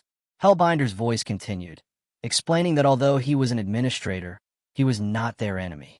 He warned that the other administrators had lost their minds and urged the listener to help him drive them out. The hero absorbed this with a thoughtful expression and said it seemed Hellbinder had indeed tried to ally with the oath to overthrow the corrupted administrators. Ariel then cried out in anguish, "Did Darniel and I mistakenly kill the only decent administrator?" The hero replied that it was difficult to say and likely more complicated than it seemed. Hellbinder's message grew more intense as he revealed that the other administrators had joined forces with the gods to initiate an era of human dominance. He accused them of wiping out their own kind of dragons and raged against the idea that dragons should go extinct while humans, elves, dwarves, and orcs were allowed to thrive. Hearing this, the hero gave a tired sigh and remarked that in the end Hellbinder had simply been a raging dragon supremacist. He looked at Ariel and said she had done the right thing after all by killing him. So, the story goes that about 300 years back, the administrators took out a bunch of dragons to bring in the human age and balance things out. But these administrators couldn't stand watching the dragons get wiped out, so they rounded them up from all over and planned a rebellion. After piecing it together, Ariel pointed out that's how she and Darniel ended up taking them out. Our hero acknowledged she was spot on. Realizing this was when everything fell apart. Then, out of nowhere, an interface popped up, and he was surprised to see that the guardian he needed to recruit was a great dragon. He started to think that maybe whenever one dragon passed the test, they brought in the next. He also told Ariel that the dragon who joined forces with the Hellbinder was probably what they called the Guardians. Noticing there were only 2 earrings left, he figured there were up to 7 of them, and calmly suggested they could use those Guardians as part of their team. Ariel then wondered if these Guardians only cared about dragons and whether they'd even want to help them out. The hero pushed back, asking why they'd need any help in the first place. She seemed surprised, and he made it clear he didn't plan on asking nicely. Instead, he intended to make them team up with him. While he was figuring out that the earrings were like tracking devices emitting a unique mana signature that made it tricky to find the Guardians scattered across the continent, he got his buddy Among to tweak some drones to help track them down. As they strolled through, Ariel was stunned and asked if all this treasure really belonged to them. Looking at the heaps of coins and jewels in front of her, she couldn't believe her eyes. Our hero grinned and called it a vault, saying it was good at hiding from other administrators. There was no way it could be empty. He noticed that the room looked a bit odd, even though the floor was perfectly round. Suddenly, a wave of energy surged beneath Ariel, making her jump. She told our hero about it, and he explained that both spirit art and magic were blocked here. Every restriction from the last room was packed into this space. Just as he was about to say more, they heard some strange noise getting closer. Ariel got worried and wondered what that sound was. Our hero turned around and figured out why the room was round. A giant metal ball was rolling right at them. He realized it was set up to squash any intruder completely. In the middle of the chaos, he stayed calm while Ariel was freaking out. She suggested banging against the wall to escape, but he shook his head, saying it was pointless. The way the room was made, they were definitely going to get crushed. He had to admit that Hellbinder, who set up this trap, was really thorough. The girl was totally thrown off. This was no time to admire him. She wondered if he could handle it with some martial arts moves. He just replied that if he could use magic, maybe, but no matter how strong her internal energy was, something that big was way too much for her to overpower with magic. Ariel then asked what they were going to do, worried that they were just sitting ducks, and if this was really the end. With a disappointed look, she said sorry to Aaron. The hero was surprised, wondering why she'd said that and what she meant. Before he could say anything, she grabbed him by the collar and kissed him. He couldn't help but blush. The giant ball was now just a few meters away. As it got closer, he reached out his hand, and a magical force hit it, freezing it in place. An interface popped up, saying that deployment and venturing entrance were in progress. The big round ball completely stopped. Ariel stared, confused about what was going on and why they weren't dead yet. Our hero pointed out that he never said they were going to die. Then he asked her why she'd apologized and why she kissed him. The girl, now super embarrassed, blushed hard. Checking the giant ball, he figured it was locked in place. It would hold for a while. He turned to her and asked if she was going to just stand there or help him open the treasure chest. Still embarrassed, she agreed to help. They walked over to the treasure. He guessed there were about 5 million of them. The gems might be fewer in number, but they were worth a lot more than the gold. Altogether, probably around 12 million gold. The girl started to ask if that meant something, but he cut her off, saying they'd split it based on shares. Ariel felt like she had just hit the jackpot. He was rich, This was way more than enough to save a village. As he opened the chest, his face lit up. The girl was shocked to see what was inside, a blue dragon heart. He thought it was pretty ridiculous. The guy who claimed to protect the dragon was actually hiding its heart. It felt like an animal rights group keeping taxidermy animals. The crew still couldn't wrap their heads around the fact that a dragon heart was the ultimate trophy for a mortal. He warned her not to move closer, explaining that she couldn't even tap into moon energy right now, and in her current state, she'd just end up mesmerized by it. He gently pushed her back, though she didn't look happy about it. After a bit, he checked in to see if she was feeling any better, but she stayed quiet. So, he suggested they talk about what had gone down earlier instead of pretending it didn't happen. Ariel's face turned red, and she avoided his gaze. She just stood there, lost in silence. He then pointed out that they both knew there was nothing more than friendship between them, so he was curious why she had done what she did. She hesitated to speak, but he interrupted her midway, saying it was because of Goddess Arang. He told her it was fine to open up since they weren't connected at the moment. As Ariel fumbled over her words, he realized she was keeping something to herself. He wondered why such a loyal servant would suddenly act like this. Finally, she confessed that she didn't want to lose him. Her confession totally caught him off guard. He thought about Darniel, Iluna, and now her too. She explained how the goddess of rank was someone her tribe was meant to serve, but for her, it was different. He understood that everyone important to her had ended up tied to rank. So that kiss, was it just a shy act of defiance? A reaction to sensing danger? A last little stand against losing what mattered to her? He figured something out and locked eyes with her, noticing she was already sweating. Just like that, 3 days had passed since our hero got stuck in the vault with that giant iron ball. During their lunch break, they were munching on a battered burger, and Ariel, who'd never tried one before, was totally thrilled by how good it tasted. She asked him about it, and he explained that her burger was made of soy meat, letting her know she could have as much as she wanted. He couldn't help but notice how surprisingly chatty she was. He had been expecting some awkward silence, but things were turning out differently. Then Ariel mentioned that she had kept quiet earlier because she wanted something, but it was part of her little act of rebellion against Lord Arang. Our hero smiled and raised his hand, using his telekinesis skills. He thought to himself that having a variety of abilities was definitely the way to go. Suddenly, a huge portal opened up right in front of the vault. Ariel asked if that was magic. As the giant iron ball started shifting backward, an interface message popped up saying they had met the conditions for a phase enhancement and that a phase change was happening. Our hero felt a sense of satisfaction. He finally completed the last phase of level 4. He reached out to Ariel and asked if they should get going. She looked a bit surprised, but quickly took his hand. He told her to hold on tight, because they were about to teleport out of there. The scene changed to a squirrel clutching an apple. This little guy checked it out and then angrily tossed it aside, yelling that he'd asked for something actually edible. This was no ordinary squirrel, though. He was the Beast King, sorry. In front of him, lions, Komodo dragons, and other animals were bowing down, clearly scared because they knew just how picky the Beast King was when it came to food. They quickly apologized and promised to find the yummiest snacks. It was obvious that in the 3 days our hero had been gone, Sari had become something of a legend in the woods. The animals were buzzing about how even their leaders had faced his wrath, swearing to never mess with him again after he wiped out a rebellious group in no time. Just then, Sari heard someone calling out. When he turned around, he was shocked to see our hero and Ariel. Our hero shouted that he had been searching everywhere for them. The animals around were in disbelief that someone like him would dare approach the Beast King. Was he crazy? Some even suggested charging in to protect their king. Out of nowhere, a huge hand with sharp claws came crashing down, followed by a massive boom that sent clouds of smoke flying through the forest. When the smoke cleared, our hero and Ariel were standing there, totally fine. Our guy just smiled and casually told Sari that those attackers were actually his friends. Sari denied it, saying he didn't even know them. In that moment, our hero realized the Beast King's part in all this was coming to an end. The benefits from the Great Forest turned out to be even better than he thought. He raked in a nice pile of coins and found out about the Guardian. But he was also aware that the administrator could figure out their ally was gone and might strike at any moment. He needed to bulk up as much as he could in the time he had left. Just then, Ariel showed up and asked if he was heading out again so soon after coming back. He told her he had to keep busy because it was a race against time from here on out. She looked worried, saying he must be exhausted from the forest, but he reassured her that he'd be back soon. She nodded and asked him to send her regards when he went.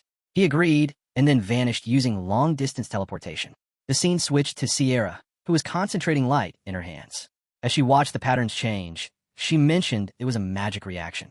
An old guy sitting nearby wondered if it was the administrator. Arang's dad peeked through the window and said it definitely wasn't the administrator. Meanwhile, outside, our hero looked at the building, wondering if really a year had passed. His dad spotted him right away and said it had been a while. Our hero remained calm as he looked back. After a bit, they all sat at a table, and our hero told Sierra she looked even younger, asking if she had upgraded the reverse aging spell. She confirmed it was almost perfect now. Our hero joked about how nice it must be to train together without any interruptions. The guy with the mustache told him to cut it out and stop poking fun at an old man. Deep down, our hero thought that after a whole year of training together, they had become close, so some teasing was to be expected. The mustache guy then asked how everyone was doing with their training.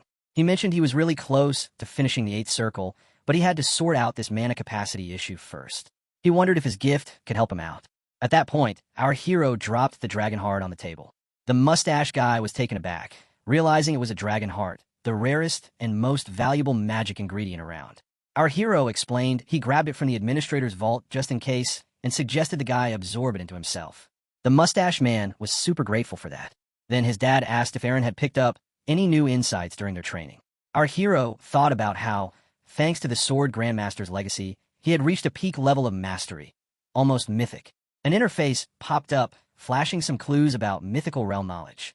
But he honestly admitted to himself that even after reflecting on everything over the past 10 years, he hadn't gained much. His dad said he had made some progress, which caught Aaron off guard. When he asked if that was true, his dad revealed it had happened a few weeks back, and it felt like a blessing for both of them. He added that while enlightenment was tough to express in words, he hoped it would help a little. Aaron was blown away, realizing his dad was actually sharing some wisdom through speech, a thing a newbie warrior might roll their eyes at. But as his dad kept going, the words turned into glowing symbols that sent magic right into Aaron. Those words became deep ideas packed with meaning. Sierra was completely stunned by the intense aura around Aaron. In that moment, our hero remembered why the administrator and the Seven Eyes had once targeted his dad. It hit him that his father was a once-in-a-generation genius born on this continent, even better than his grandfather. The clue of the mythic rank left behind by geometry and the achievements of a 5th-stage psionic were known to be abilities that went far beyond normal limits of the mind. Leviton spent a whole year grinding non-stop, training every single day, creating his own interpretations, pushing his limits like a man possessed. The key of enlightenment finally slid smoothly into the keyhole. Except for rare cases like Regressed, this stage was basically untouched by humans. Even legendary geniuses and countless people at legendary rank never managed to open that door. Even in Murim, simply stepping into this stage guarantees a spot among the 10 Supreme Masters. And now, our boy stands among them. A surge of energy bursts out of his body.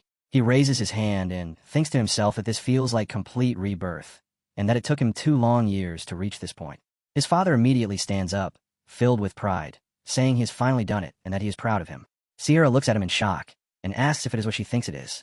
Our boy looks back and admits that it really does look like he has reached mythic rank. Sierra is stunned, calling it absurd that he reached it this easily and this quickly. She continues, saying luck alone should not be enough for this, because if luck worked like that, tons of legendary ranks would have reached mythic by now. If that were true, there would not be only one mythic in hundreds of years. Our boy asks if she is unhappy that he reached mythic rank. She tells him she is actually proud of him and finds it worth celebrating. She feels reassured too, but she keeps repeating how ridiculous it is, over and over, because she truly cannot process how insane his achievement is. He then reminds her that they do not have time to stand around shocked. They are still at a huge disadvantage. Their enemies are the administrators, beings who have stayed at the 8th circle for hundreds of years, while he has only just started his mythic journey. He thinks to himself that at best they have around a year before an administrator shows up, so he needs to get even stronger and faster. Sierra then asks if she can see his mythical level power for herself. When he asks why, she says it is simply because she wants to, and that it is important to know exactly how strong their allies are. He asks who he is supposed to fight. She replies that it should obviously be his father, the acting lord. The acting lord smiles and accepts the challenge happily. The scene shifts to the training field where our boy and the lord stand facing each other. Our boy hesitates because his father is already at the peak of legendary rank, and he doubts this fight will help him much. Sierra stands on top of a mountain overlooking them and raises her hand, telling them to go all out. She assures them that if it gets dangerous, she and the old man beside her will protect them. Our boy wonders if he can actually fight seriously against his own father. The acting lord notices his hesitation and laughs, telling him not to worry because he also plans to go all out. He adds that as the former lord, he needs to confirm with his own eyes if the acting lord is truly worthy of his seat. Hearing this, our boy decides that if this is the case, then he cannot afford to hold back. He grips his sword tightly. For the first time in decades since Regressed passed away, a mythic versus legendary battle unfolds again. Their swords collide again, and bursts of energy explode with every strike. The field fills with swirling blue and golden energy. Our boy grips his sword tightly, rushes toward his father, and swings with full force, sending golden energy flashing through the air. His father charges toward him as well, but is shocked when the sword's energy slices past his head. Our boy immediately shifts into red energy, flames blasting out with his aura as he strikes downward. The force bends the acting lord to his knees. Sierra, watching from the mountain's edge, is completely stunned and whispers that this is insane. The old man next to her says it is not just their raw power, but the way they're freely shifting between aura shields and aura swords. He explains that this is top-tier aura sword mastery, and that seeing a duo like this is extremely rare. He also mentions that the fight probably will not last long. Down in the field, our boy keeps fighting and realizes that when it comes to pure sword technique and battlefield strategy, his father is still ahead of him. So he decides to change tactics. He tightens his grip, and suddenly his sword starts glowing with green energy. Sierra and the old man both gasp. The old man explains that this is the mythic rain technique Regressed used 100 years ago. The aura ring forming around our boy is proof of it. Our hero raises his sword and the green energy spreads everywhere, forming circular rings in the air. His father glares at him and steps forward, ready to continue. Our boy slightly pushes his sword downward, causing the aura rings to fall. The acting lord yells as a powerful burst of green energy explodes outward. The old man and Sierra move closer as the entire field is swallowed by green light. When the energy clears, the acting lord admits that our boy truly reached mythic rank and says he is proud of him. Our boy rushes to check on him, and the lord assures him he is fine, teasing that his son deliberately grazed him on purpose. Sierra comes running over, not sure if she should be happy or worried. When he asks why, she explains that while it is incredible that he has become even stronger than expected, it also means that transcendent beings at his level are equally powerful, and there are at least a dozen of them. Honestly, no one even knows the exact number. Our boy laughs and asks if she is already getting scared. He then tells her not to worry, because those administrators will not have it easy. He rests his sword on his shoulder and says that it is time to make the administrators pay for underestimating humans. The scene starts inside a building where our hero is standing with everyone gathered around him. Out of nowhere, our boy speaks up, saying that even though they united after a whole year, this farewell still feels way too sudden. The Lord responds in a calm way, saying it can't really be helped. He mentions that he gained a lot of insight from their sparring session and promises to bring good news soon. The old man steps forward, declaring that he will work even harder than before, and she immediately joins in, saying she will do the same. Our boy looks at them and thinks about how the people living on the island must reach mythic rank in the 8th circle as fast as they can. The pressure should be insane, but there is still no hint of fear or stress in their eyes. He then speaks again, saying he trusts them too, and that next time, they should meet in the Steel God territory. The scene then shifts to the Steel God territory. In the center of the courtyard, our boy is standing alone when suddenly a screen pops up in front of him. She appears on the screen and instantly yells, "Aaron, there you are. I've been searching everywhere for you. What on earth have you been doing?" Our boy casually replies by asking what she thinks he has been doing, saying it's nothing major. He thinks to himself that the island is hidden under concealment magic so strong that even administrators would struggle to find it. Unless they physically descended there themselves, even gods wouldn't be able to see what's inside. And on top of that, the administrator's vault was sealed with mithril, which means they couldn't monitor him like they normally did. She yells back in frustration, saying that if that's the case, he should have at least replied to the messages she sent him. She then demands to know what happened between him and Ariel. Our boy stays chill and says it wasn't anything important. In his head, though, he admits that between the Hellbender's schemes and Ariel's defenses, there was way too much to hide. So he simply decided to ignore the whole situation.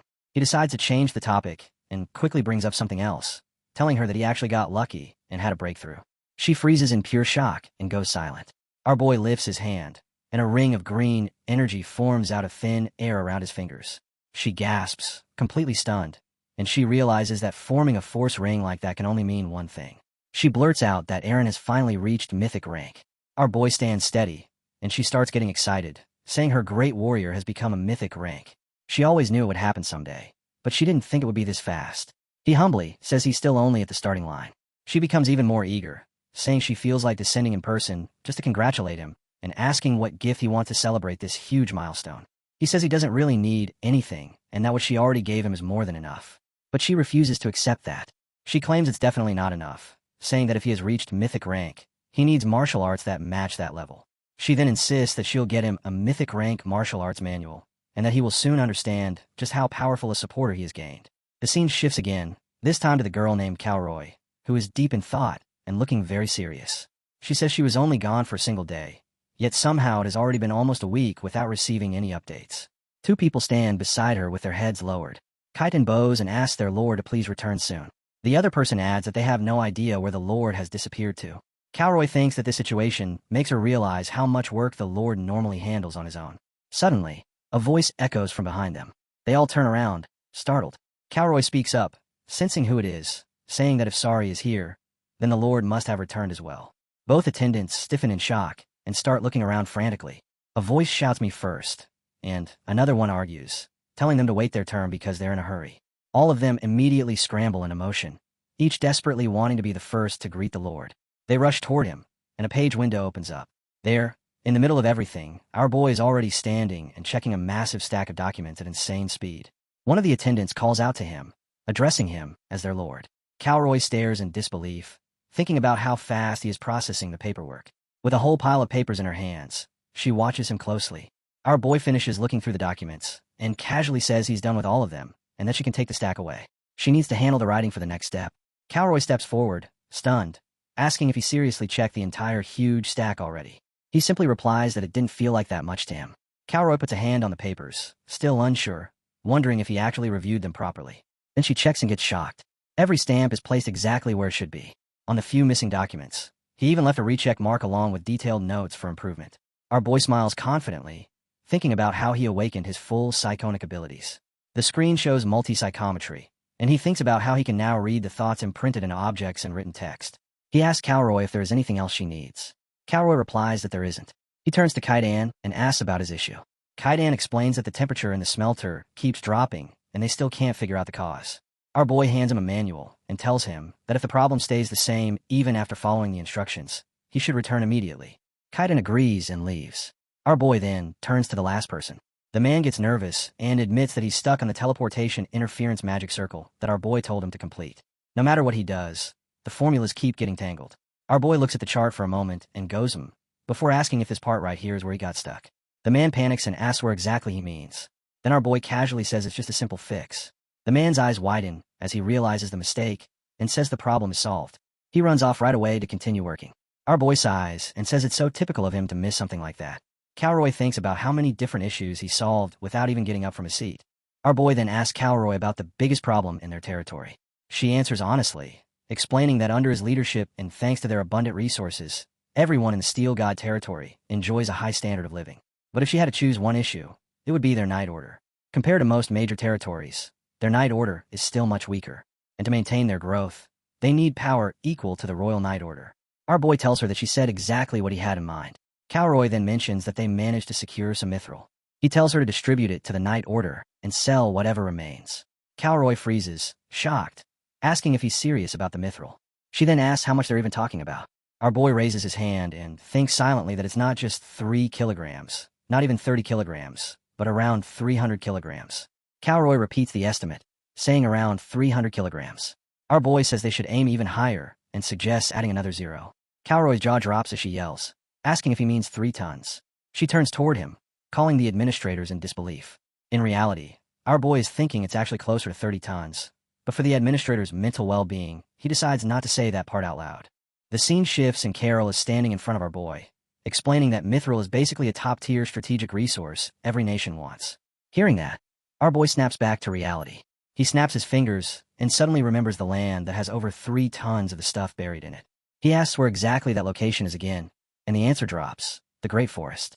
Calroy jumps in right away, apologizing as he says the Great Forest is one of the continent's 3 major demon lands. Our boy just shrugs, thinking it only looked like a thick, pretty normal forest when he saw it. Someone standing beside Carol wonders if the Crown will even accept their ownership, saying the Crown will probably pressure them to reveal the location so they can mine it themselves. Our boy stays chill and says it's fine to give them the location. Calroy is baffled and asks if he's seriously suggesting they just hand over the mithril. But our boy laughs and flips the vibe, saying he never said he'd hand the mithril over. He means I'll have to act sweet and respectful if they want anything. Calroy immediately starts thinking things through. The Great Forest is a place even the Royal Knights hesitate to enter. They should only move once the Crown completely gives up.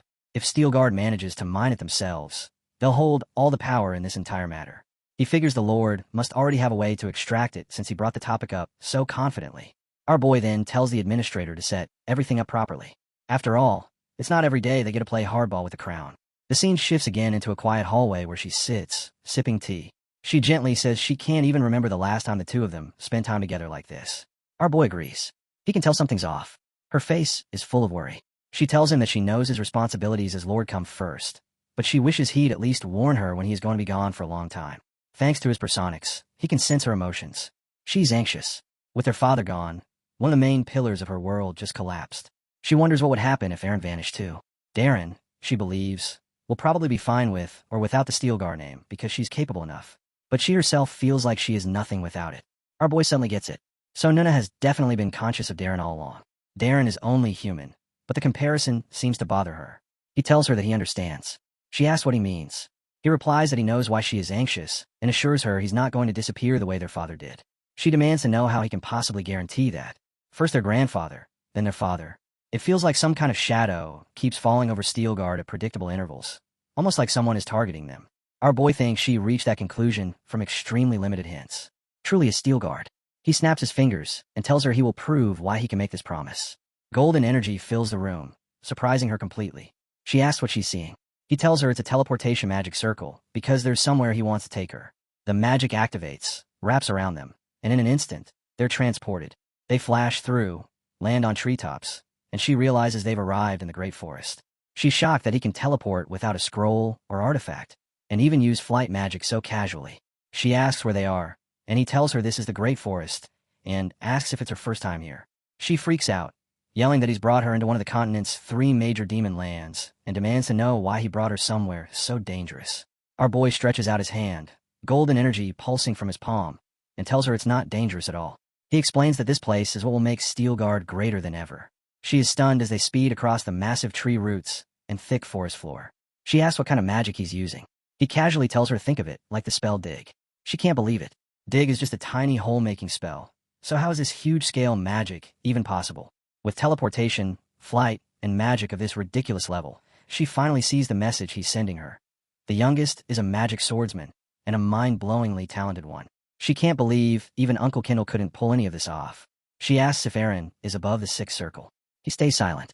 She tries again, wondering if he's somewhere around 6th circle, or, no way, an archmage. Her thoughts start spiraling. People used to gossip that the youngest just had dumb luck. But now she sees it wasn't luck at all. It was something only an archmage could do. She asks when he even started learning magic. How he managed to become a legendary level genius and an archmage at such a young age.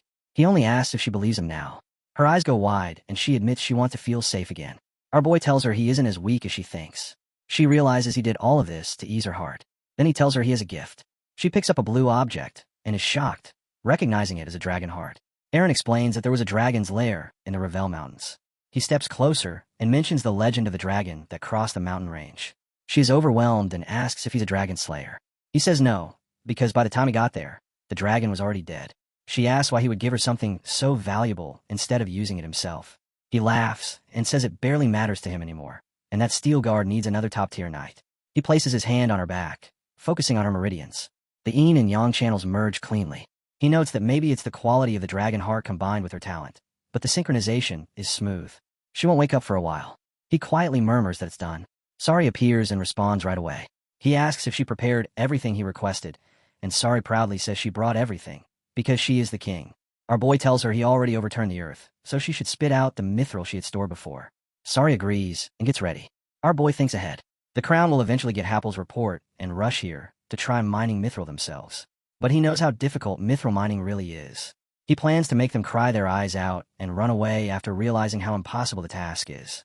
Karen blurts out that her body suddenly feels way lighter than before, and our boy immediately thanks her. He knows Karen is already a Steelguard at just 22, with the foundation of someone at the Awaken level. Reaching Awakening at her age means she clearly has Karsum, and she's already considered a top knight prospect on a national scale. She had some help getting there, sure, but starting from zero and climbing that fast basically proves she's a genius. And yeah, he's proud because she's his sister. The scene shifts to the Grand Palace of Liacane, a neighboring kingdom that shares a border with Navarro. Navarro is known as the Land of Knights, while Liacane is famous for its mages. Janik is practically crying, saying he's ashamed. Our boy asks him what the situation is, and Janik explains it's a total disaster. At this rate, all the money they invested is going down the drain. Our boy starts thinking about how the Earn Trading Company was supposed to enter Liacane, and everything with the Mile Trading Company had been going smooth until out of nowhere they canceled the deal without even bothering to give a reason. He tells Janek to hand him the documents. Janek immediately does, and our boy goes through them, thinking about how they spent over $1 million gold just on lobbying. They even bribed not only Navarro's royal family, but also Liacane's. He did tell them to spend freely, but still, losing that much stings hard. Instead of focusing on Mayastin, which actually favors them because of the saneness, they chose Liacane first, and they had a very calculated reason for that. The fifth magic tower, one of the 3 biggest towers in the entire continent, is based in Liacane. It's also the most advanced magic hub outside of the Empire. Countless academies operate under the tower, and supplying goods to all of them could open a massive channel of income. If they could slowly break into that market and turn the tower plus the academies into revenue streams, Earn Trading Company would basically evolve into a whole different beast. But now he's staring at the documents, thinking about how they already built production facilities and massively expanded their workforce. Around 5 million spent.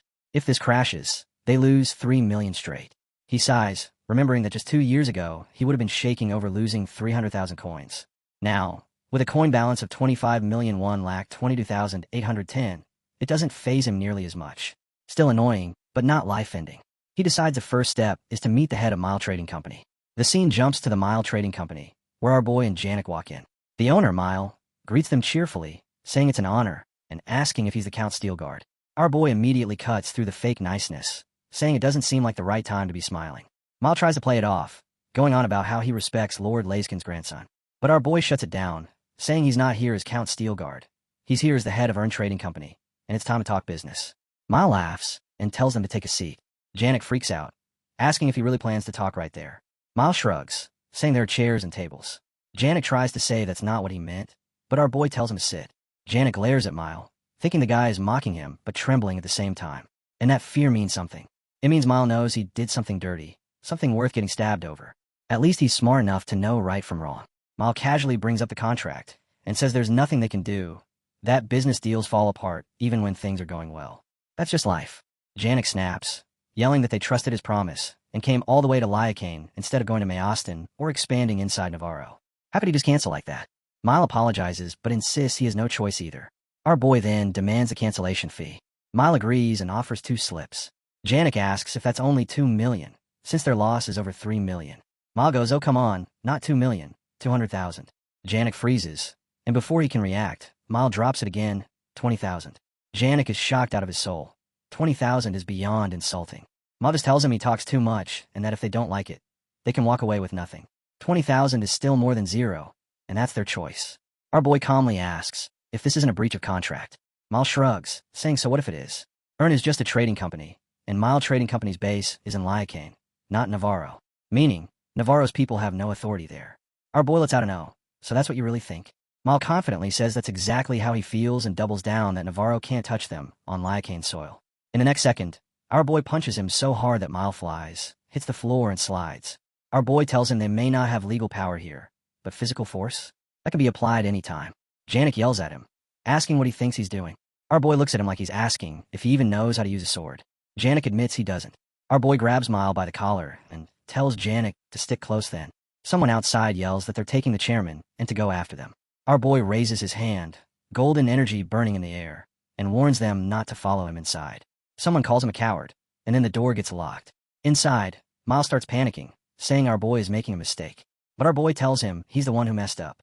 Mile is yelling and crying as he gets dragged, while our boy leans in and keeps it simple, saying he seems like someone who can think. So he'll make this short. He gets close and demands to know who it is. The one interfering with them, the one pulling strings against Earn. The scene starts inside the building where our boy grabs Mile firmly. Mile instantly blurts out what he means by that, but our boy snaps back with silence and explains that he cast it so no one outside can eavesdrop. He tells Mile that he's already in a position where he needs to constantly watch his back inside the company. Mile says yes, or maybe no, clearly confused, and our boy jumps in again, saying if the chairman can't answer honestly, then he will. Mile starts thinking hard. Could it really be Azenbach Sergio? When Mile finally asks how he knew, our boy already has it figured out. He thinks to himself that Liacane is one of the countries heavily influenced by Azenbach. Of course Azenbach would want to crush him. He saved Alex, and even erased Azenbach's prize shadow unit. Mile apologizes right away, saying they had no choice. Their main client is the 5th magic tower, and if they don't follow orders, all trade with the tower gets cut off. Our boy immediately thinks about how strange it is that Azenbach can interfere with their trade with the magic tower. The tower is famously rebellious, even to royalty and imperial authority. How did Azenbach manage to win them over? Still, he admits this type of interference was something he already expected. And honestly, this situation might even benefit him. He asks Smile if the chairman has ever considered joining them fully, then places a finger on Miles' face and says he'll make a very tempting offer. Two people suddenly walk in. Mile quickly says well, and in his head thinks that these two are Azenbach's watchdogs inside the company. One wrong word, and they'd instantly cut off his head. One of them asks if our boy tried to bribe Mile. Mile answers no, it wasn't like that. He spoke like he already knew someone was behind everything. Mile explains further. He says our boy searched the room and grabbed the letter sent by Lord Azenbach. Then he told them he planned to expose everything across the continent, saying it was shameless to aim a sword at the man who saved Azenbach's son. Both men freak out a bit. One asks what they should do now. The other says they should retrieve the letter, but wonders if they can even take on the mystery blade. They think he's still only at an awakened level. Then the mage starts preparing some magic, purple energy flaring up, and says that if they team up, they can take him. The scene shifts inside the building. The two men who came and get blasted with a golden energy attack. Our boy thinks it wasn't enough at all. He appears right behind them, laughing to himself, and says wow. So the guy's a mage. Teleporting in here means he's at least fifth circle. Our boy goes over to the man lying on the floor and explains that the entire room is lined with teleportation wards. He says so, this is what mana backlash feels like. Then he raises his elbow, and suddenly a black beast bursts out, roaring at the man. The man panics immediately, begging to be spared and promising to tell him anything. Our boy asks for his name and affiliation. The man says he's Guilford, a senior mage from the 5th Magic Tower. Our boy asks if Azenbach sent him. Guilford's eyes widen, confirming it without even needing words. Our boy thinks this proves it. Azenbach and the 5th Magic Tower are cooperating. But something still feels off. A weird, tingling discomfort in his head. So he goes through everything he knows. He thinks about the fragment of Andalusia. The possessed Alex had known about the administrator. That's why I made a bet it thought it could never lose. If Cecilia had reached mythic rank, then the administrator, and even the Seven Eyes would have eliminated her. He wonders what really happened to Cecilia in his past life. He decides he needs to check his memories. He activates the level 5 psionic ability hypermemory, targeting his previous life memories from age 27, day 25. The flashback begins. He remembers hearing someone mention that the crazy woman from the north stepped down from being a commander and gave up her title as one of the Empire's 5 great knights. Someone else asks why she would do that. The reply is that no one knows, but maybe Azenbach is getting old and planning to hand over the company. Rumor says he became a gentle old man, since apparently people change with age, though not everyone does. They point out a man passing by, saying he never changes. The flashback ends, and our boy sighs internally, saying so that happened. Kinda nostalgic. He starts connecting the dots. Azenbach had given up on turning Cecilia into a mythic rank powerhouse.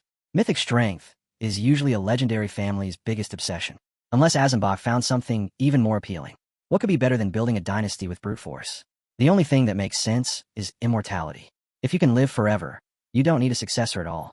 He realizes that Azenbach must have joined the Seven Eyes, and Archmage Eyes, the master of the 5th Magic Tower, must have been in on it too. Through this alliance, Azenbach gained influence over the tower. But Errol had died by our boy's own hand, and the Seven Eyes should be completely gone. So who is Azenbach working with now? It's all speculation, and he tells himself he needs proof before confronting the administrators. The scene shifts. Janek is holding something and says, "What is this?" The man next to him explains that illusion magic is too risky when trying to fool mages and tells him to wear the item on his face.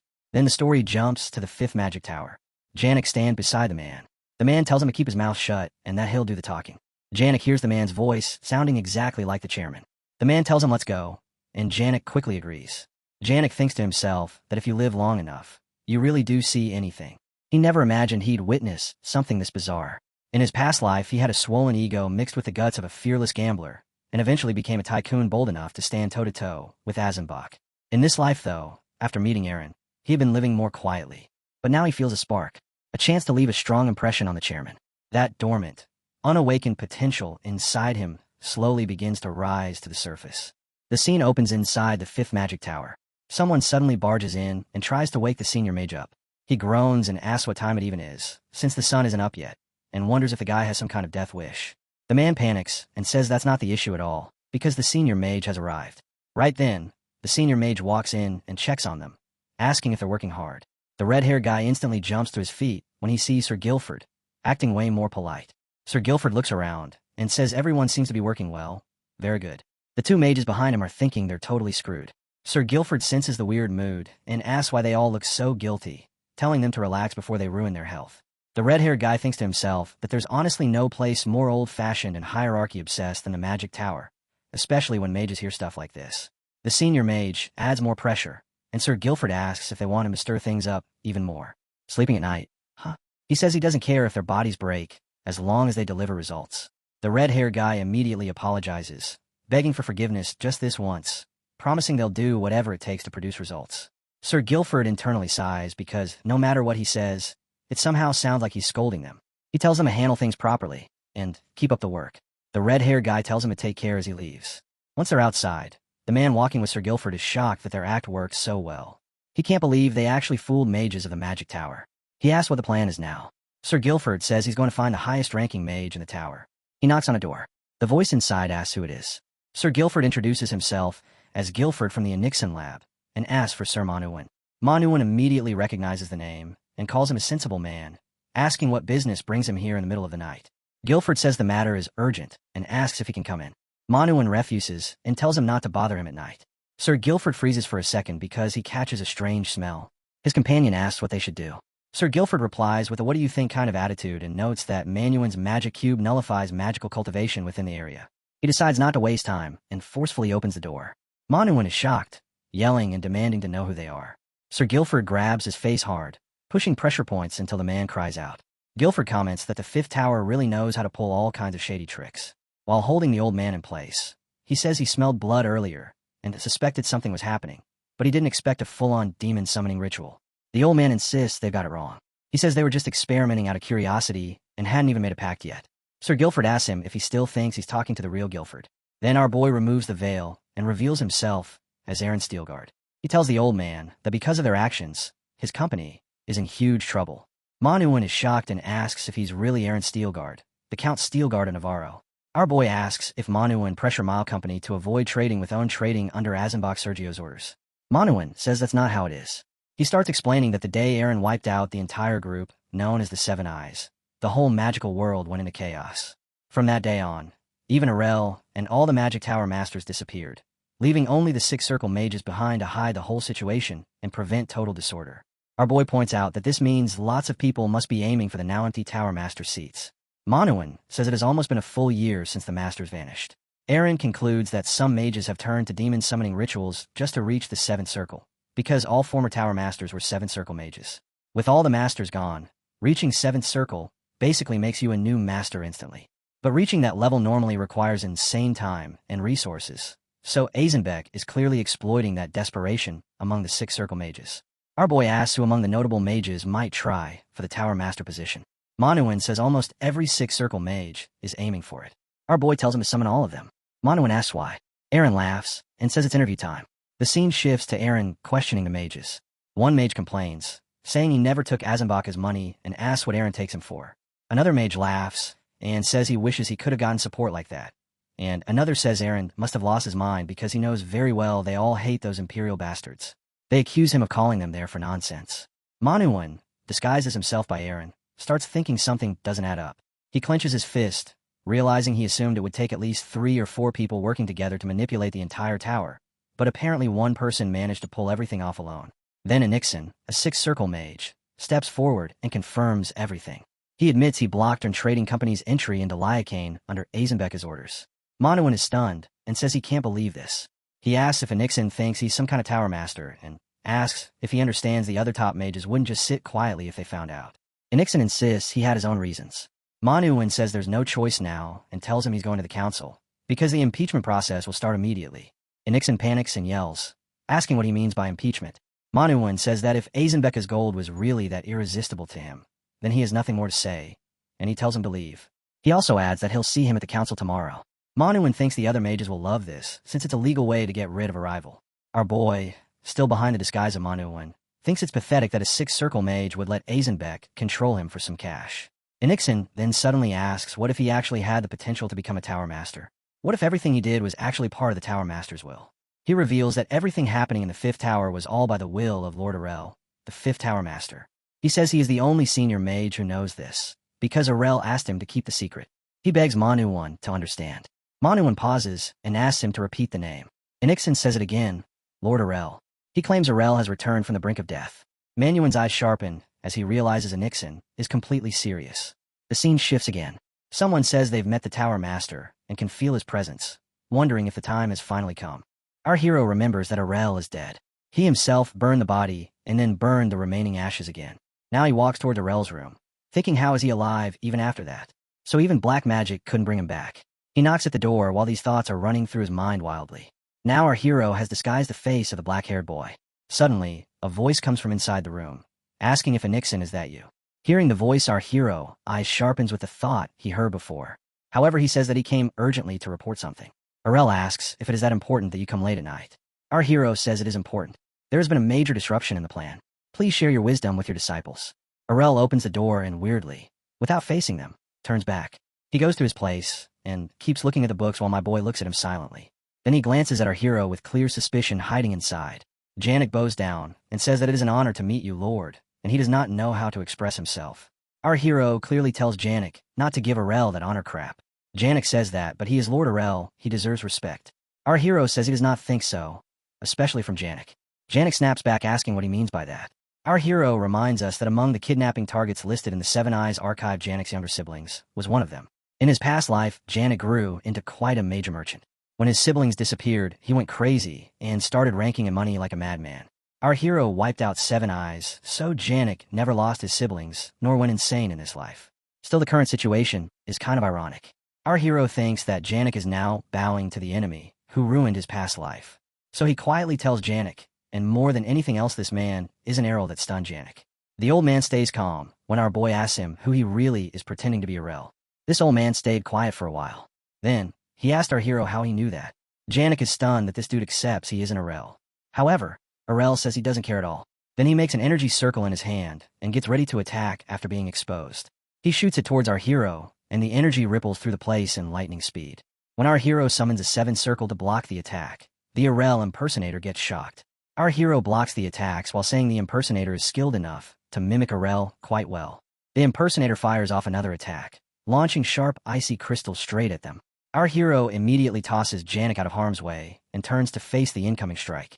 His sword lights up with mana, and he starts smashing those crystals apart with ridiculous speed. The impersonator freezes in shock, wondering how his attacks are being swatted away so easily. He starts questioning his opponent's rank and realizes this isn't just any legendary, but something far above that. Our hero dashes in and swings. The impersonator steps back in fear, unable to understand where this monster even came from. He slips, crashes to the ground, and our hero pins him down, stabbing his sword into the floor right beside his face.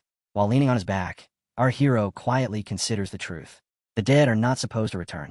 But if his guess is correct, this guy is something else entirely. Before he finishes that thought, the old man turns his head and demands to know what he is. Our hero responds by activating the transforming altar. As he consumes the orb, he calmly says that it's a pleasure to meet him again, and that it has been 300 years, even though he's a bit behind schedule. The old man stiffens, recognizing that voice. Mana swirls as our hero shifts his form, using racial transformation magic, taking on the appearance of Lord Hellbinder. The red-haired lord smiles, and the old man stares, remembering the dragons, the girl, and the treasures that once stood in front of them. As he recalls the vault deep in a great forest, he pieces it together. The dragons were working with Hellbinder to drive out the administrator, calling themselves guardians. That means this guy is a dragon. Xanar finally stands, reveals his true form, and questions why they're even fighting. Our hero, still wearing Hellbinder's face, greets him like an old acquaintance, and says that it has been a long time. Arel watches all this with growing confusion. When he had Among tracked the Guardian's location, there definitely wasn't supposed to be a Guardian anywhere near Lycan.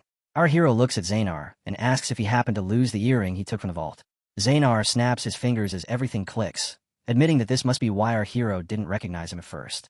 It has been 300 years, after all, and he misplaced that earring about 100 years ago. He laughs lightly as he says it, then tilts his head and adds that our hero is way too late. He was supposed to return within 150 years, yet he ended up arriving another 150 years after that. No matter what the other Guardians said, Xanar always believed our hero would return.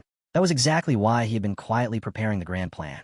While Janek lay unconscious, our hero gives Xanar a gentle push and casually pieces things together, asking if teaming up with Azenbach was also part of that grand plan. Xanar proudly answers that it was. Now that Seven Eyes has vanished, this is their moment to act. He then glances at our hero and asks if the disappearance of Seven Eyes was also his doing, calling him savior in the process. Our hero pauses, wondering why he is being called that. Xanar explains that he is the one destined to raise the dragons to greatness again. The guardians serve, and the savior leads. Our hero thinks to himself that he has officially played every possible role in this life, and now he is apparently the savior of dragons too. Still, he's relieved the transformation magic held together. Good thing he learned that trick from Sierra. Curious about the grand plan, he waits as Xanar asks if he may reveal his current identity, promising it will be impressive. Right in front of our hero, Xanar's body shifts, his skin turning a bright blue before settling into his true form. He introduces himself as Siren Haswelder, hero of the Haswelder family. That name catches our hero completely off guard. The Haswelder line belongs to the ducal house of Kaidon. Siren, now in his real form, explains that he has been living under the Haswelder name for 3 centuries. Our hero blurts out that 300 years should mean he passed down the bloodline several times. Siren nods without shame, saying he played the roles of grandfather, father, and now son. Thanks to him, the Haswelder line is basically an empty shell at this point. There are 6 guardians left, which means 6 families have been quietly replaced just like this. Siren continues with an annoyed sigh, but says he nearly forgot the most impressive part. He has personally gathered 50 million gold. Our hero is stunned. That amount alone nearly completes their mysterious target. 50 million is no small purse. He asks Siren whether the other guardians managed to reach their goals as well. Siren laughs, saying they're either at the same level as him, or only slightly behind. Our hero thinks to himself that he still has no idea what Hellbinder's grand plan really is, but one thing is obvious. It costs a ridiculous amount of money. And somehow, all these guardian suckers just rolled themselves right into his lap. The scene opens with Xanar asking the savior how he has been all this time. The savior says that, just like Xanar, he has also taken control of a noble house. Then he suddenly asks if Xanar has heard, and immediately transforms. Xanar watches in slight shock as he shifts. Our boy uses the moment to ask about the revival of the Steel God family. He lists all the titles: the youngest valedictorian, the mystery blade, the host of the grand assembly, a demon slayer, the youngest count, and a saint blessed by the goddess. Xanar finally gets it, and admits he should have realized earlier that Aaron Steelguard has been Lord Hellbender the whole time. He asks if our boy has been planning all of this since Levadin's generation. Our boy denies it instantly, and says he just took over Aaron's body. Xanar is shocked, and asks if he really accomplished all of that in just one life. Meanwhile, Xanar himself is in his 3rd generation, and has switched bodies around 10 times before becoming the head. He wonders if this is simply the difference between a manager and a dragon. Then Xanar asks if he has almost collected the 300 million gold. He assumes it's time to start the grand plan. Our boy starts panicking internally, thinking he needs to figure out what this grand plan even is without exposing himself. So he switches the topic and asks why Xanar agreed to Azenbach's request. Xanar says it was just bad luck. He ran into Azenbach and didn't think he was close enough to Arel to step into the Tower Master's chamber. Azenbach kept bothering him, so he dumped the whole thing on Nixon and told him to handle it reasonably. Then he asks if that interfered with the grand plan. Our boy admits that, in hindsight, it kinda did. Xanar says he will summon Nixon at dawn, cancel all pressure on the company, and make sure earned trading can function without any issues. Then he asks something else. He wants to know why our boy returned after 300 years instead of the promised 150. Our boy says his true identity got exposed to the other administrators, and he had to protect the guardians. Xanar gets shaken and asks how he returned alive. Our boy says he escaped while badly wounded and stayed hidden for almost 100 years. Xanar says the cosmic energy must be on their side, and that he's truly relieved that our boy is safe. Meanwhile, our boy notices how Xanar is telling him everything without even a hint of caution. Now our boy finally sees the outline of this grand plan. The 300 million gold is supposed to be exchanged into 30 million coins to buy relics to compensate for the power gap against the administrators. He thinks the plan is kinda sloppy. Out of 7 guardians, 1 is dead and 1 is missing. Even with conservative estimates, they've already gathered at least 200 million gold. That means he can secure around 20 million coins under the excuse of relic purchases. Plus, he gets 5 dragons on the anti-administrator side as a bonus. Xanar then asks what happened to 7 Eyes. Our boy says they came to him first, which was unfortunate for them. Xanar takes it as a sign and says there's no reason to hesitate, now it's time to execute the plan. Our boy is confused and asks to execute what? Xanar says the destruction of magic power across the entire continent. Our boy's eyes widen as he realizes Xanar means destroying the magic towers. He knows that even though he built some trust, one wrong answer could ruin everything, including the 200 million gold and the support of the dragons. So he says it isn't time for that yet. Xanar is startled and wonders if he missed something. Our boy keeps it vague and says he'll understand soon enough, and that it's for the plan. That vague answer finishes the moment. Our boy thinks Xanar will now justify why the towers should be destroyed. Xanar nods and says he's sure the seer has a deeper purpose. Our boy internally freaks out because that is absolutely not what he was aiming for. The scene shifts to a carriage. Janik asks if he slept well, but immediately brings up everything that happened. He asks if what he heard in the Tower Master's room is true, and if Lord Arel really is a fake. Our boy realizes Janek has seen a lot. He considers erasing his memories, but decides against it. Today will shape Janek into who he's supposed to become. So our boy tells him that trade with Liakane will continue smoothly, and everything is settled. He tells him to keep working hard, and reminds him that he knows what to say and what must stay secret. Janek, shocked but determined, promises. He thinks business is both adventure and gamble, and the chairman just let him experience that firsthand. He decides even being half as good as the chairman would be enough. The scene shifts again. A helicopter flies over the trees as he talks about the nameless true scripture, a book containing secrets of the nature realm. Solar Divine Arts asks if our boy is really planning to take it. Our boy says he never goes back on his word. Solar admits even he, a once-in-a-generation genius, can't understand the book. It's super rare but also practically useless, precious and pointless at the same time. Our boy still insists he has to try. He thinks the nature realm equals the transcendent tier on this continent, a stage everyone must reach eventually. He has already reached the mythic realm, so now it's time to push further. He confirms the payment is the rebirth elixir. Solar agrees and says the elixir probably won't matter to someone like him anyway. He calls our boy an over-tier genius who hit the peak fusion stage at lightning speed, even though no one has reached the first tier yet. That info makes our boy's eyes widen. Solar hopes he at least gets a glimpse of the nature realm. Another companion points out that he even pulls off-dimensional trades during breaks, and jokes that their great warlord really is smart. She asks if he seriously plans to use the Guardians as his minions. Our boy says he has to. He's going up against administrators and needs all the help he can get. She warns that if he gets caught and all those dangerous beings come after him, even he won't have an easy time. Our boy answers that he just won't get caught. As the helicopter hovers above the forest, someone below signals him and calls out to the savior. Several people stand there, watching one by one as the helicopter lowers. Our boy tells them to watch closely, repeating it, and says they're about to see how he's going to roast those lizards alive. The scene opens with our boy landing right in front of the group. Before he can even breathe, the silver dragon starts yelling at him, calling him an irresponsible bastard and demanding to know where he has been this whole time. Our boy looks around and realizes that, except for Janer, everyone seems mad at him. Apparently respect has completely vanished, and they all just showed up to argue. He thinks he might need to play a little rougher this time. He shrugs it off and says he was only a little late, and that for a dragon, 150 years is basically the same as 1 year for a human. The silver dragon loses it again, asking if he's seriously saying that. Our boy just waves it off and says they should talk inside before the guards notice anything weird. As they walk through the hallway, everyone gathers in front of him. The silver dragon looks around the place and asks if this is a subspace and how he even created it. Then the blue dragon steps in, wondering if this is another divine relic. The golden dragon, Splincha, stands nearby and scoffs, saying a fancy rat hole is still just a rat hole, and what's the point of decorating it anyway? The dragons demand an explanation for why he is 300 years late. Janer steps forward and says he will explain on his behalf. Everyone turns to him. He explains that while Hellbender was preparing the grand plan, the administrators grew suspicious of him. He was seriously wounded and realized that exposing himself would put all of them in danger. So he hid himself until now and only recently came back. Splincha asks if this is true. Our boy confirms it, admitting he was late but reassuring them that the grand plan is still moving forward. No need to panic. The blue dragon doesn't seem convinced and says he basically sacrificed himself and expects them to just accept it without proof. He asks how they're supposed to believe any of this. Our boy thinks to himself that maybe Hellbender cared about staying on the Guardian's good side, but he definitely doesn't. He steps forward and challenges them by saying if they have a problem, they can come at him. Everyone gets shocked and demands an explanation. He tells them that just because he entertained their behavior in the past, they've forgotten who is actually above who. Splincha grinds her teeth and calls him arrogant. She instantly conjures magic in front of him and says that even if he is an 8th circle mage, does he really think he can take on all the 7 circle mages at once? Blue energy flares sharply around her as the magic circle forms. Our boy stays completely chilled, just staring at her. Suddenly, a heavy dark purple energy mixed with blue and red shoots right toward him. Janer panics and shouts, saying he has been waiting to settle the pecking order himself. Our boy spreads a strong, mythical realm illusion barrier around himself and declares that he'll show them the real difference in their power levels.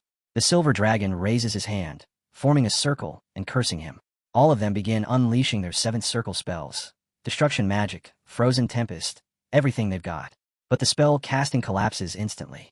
Our boy casually performs 8th circle dispel magic.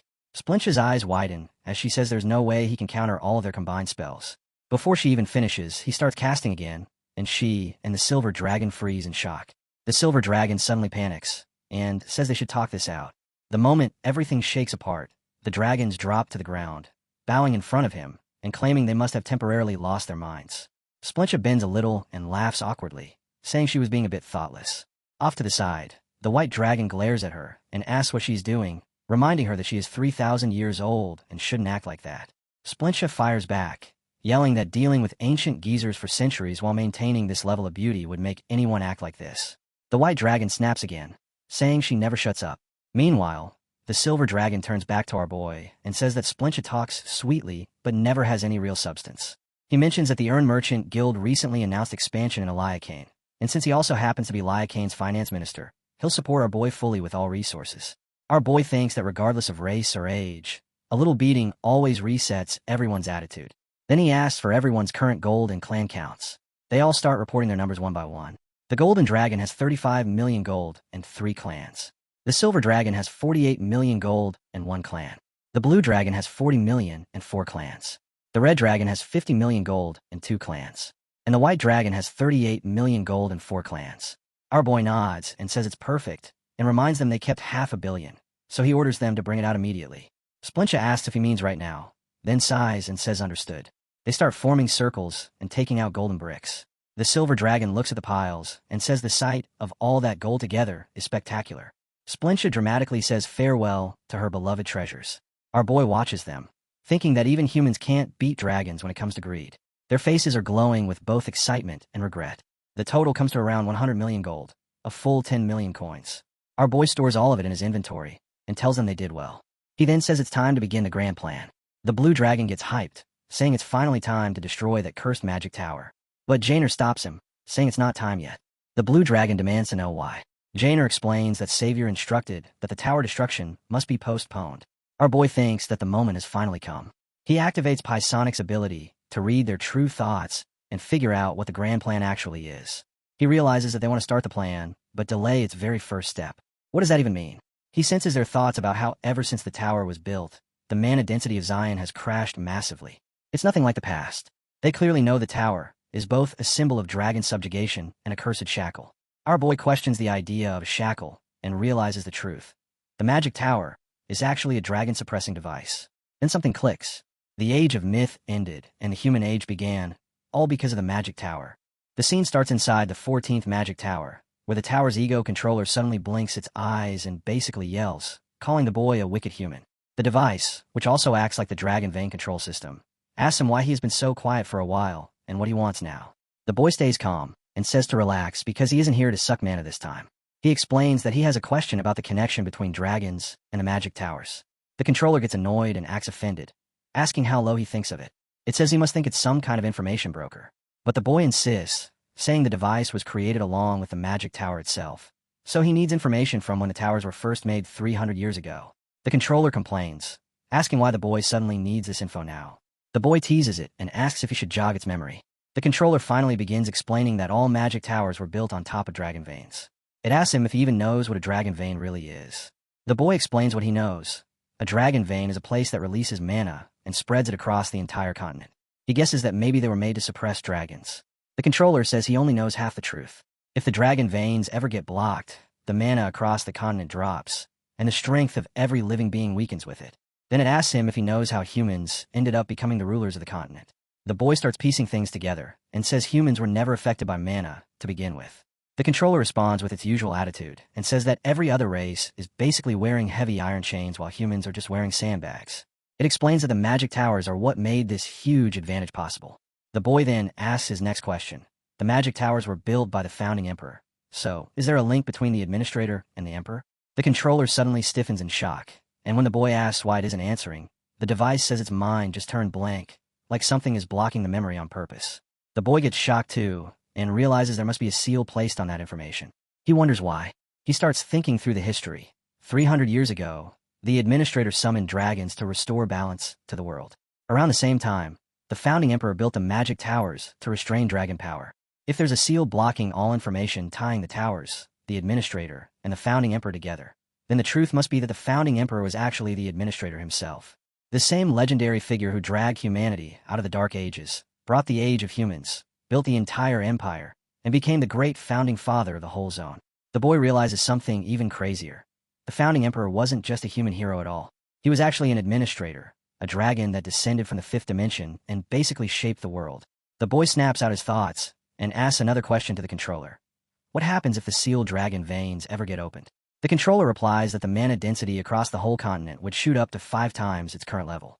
Races like elves and dwarves, who rely heavily on mana, would become insanely stronger. And dragons, those would become something else entirely, and they would even regain their lost dragon speech. The boy is shocked and asks what dragon speech is. The controller explains in a slightly judging tone that he doesn't even know that. Dragon speech is a unique dragon technique, where spoken words themselves turn into magic. For example, saying shatter could literally break things. And true dragon speech is way stronger than even advanced seventh circle magic. The boy immediately understands why dragons are so obsessed with destroying the magic towers. He thinks that having stronger dragons as allies might not be a bad idea if he ends up fighting the administrators. But he still wonders if he should really destroy the towers. He remembers that he hasn't completely taken control of the dragons yet, so he wants to think more carefully before making any moves on the towers. Then the boy asks the dragons why there are only 5 of them present. He wonders where the other 2 are. He remembers the 9 colored gems he saw in Hellbender's vault, 7 of which were unlocked, meaning there should be 7 guardians. Splencia speaks up and explains that 1 guardian is dead and 1 is missing. They search for the missing one, but couldn't find them. The boy is shocked to hear that. The scene suddenly shifts to a place where storms are violently bursting, everything crackling with raw power, and then a golden light appears out of nowhere. Someone comments that the missing one was hiding much closer than expected. Then a dragon roars fiercely. The boy appears in front of this dragon and casually says, "Nice to meet you, yellow dragon." But the yellow dragon roars back and demands to know who he is. The boy says it's him, Hellbender, and that he is currently using Steelguard's body. The dragon snaps back aggressively, saying lies come out of him as naturally as breathing. Then the golden dragon looks closely and mutters Hellbender. The boy comments that missing his ass, the dragon looks perfectly fine. He scolds the dragon for disappearing while its comrades were collecting gold for the grand plan. The golden dragon glares at him with fury and screams at him to shut up and never order it again.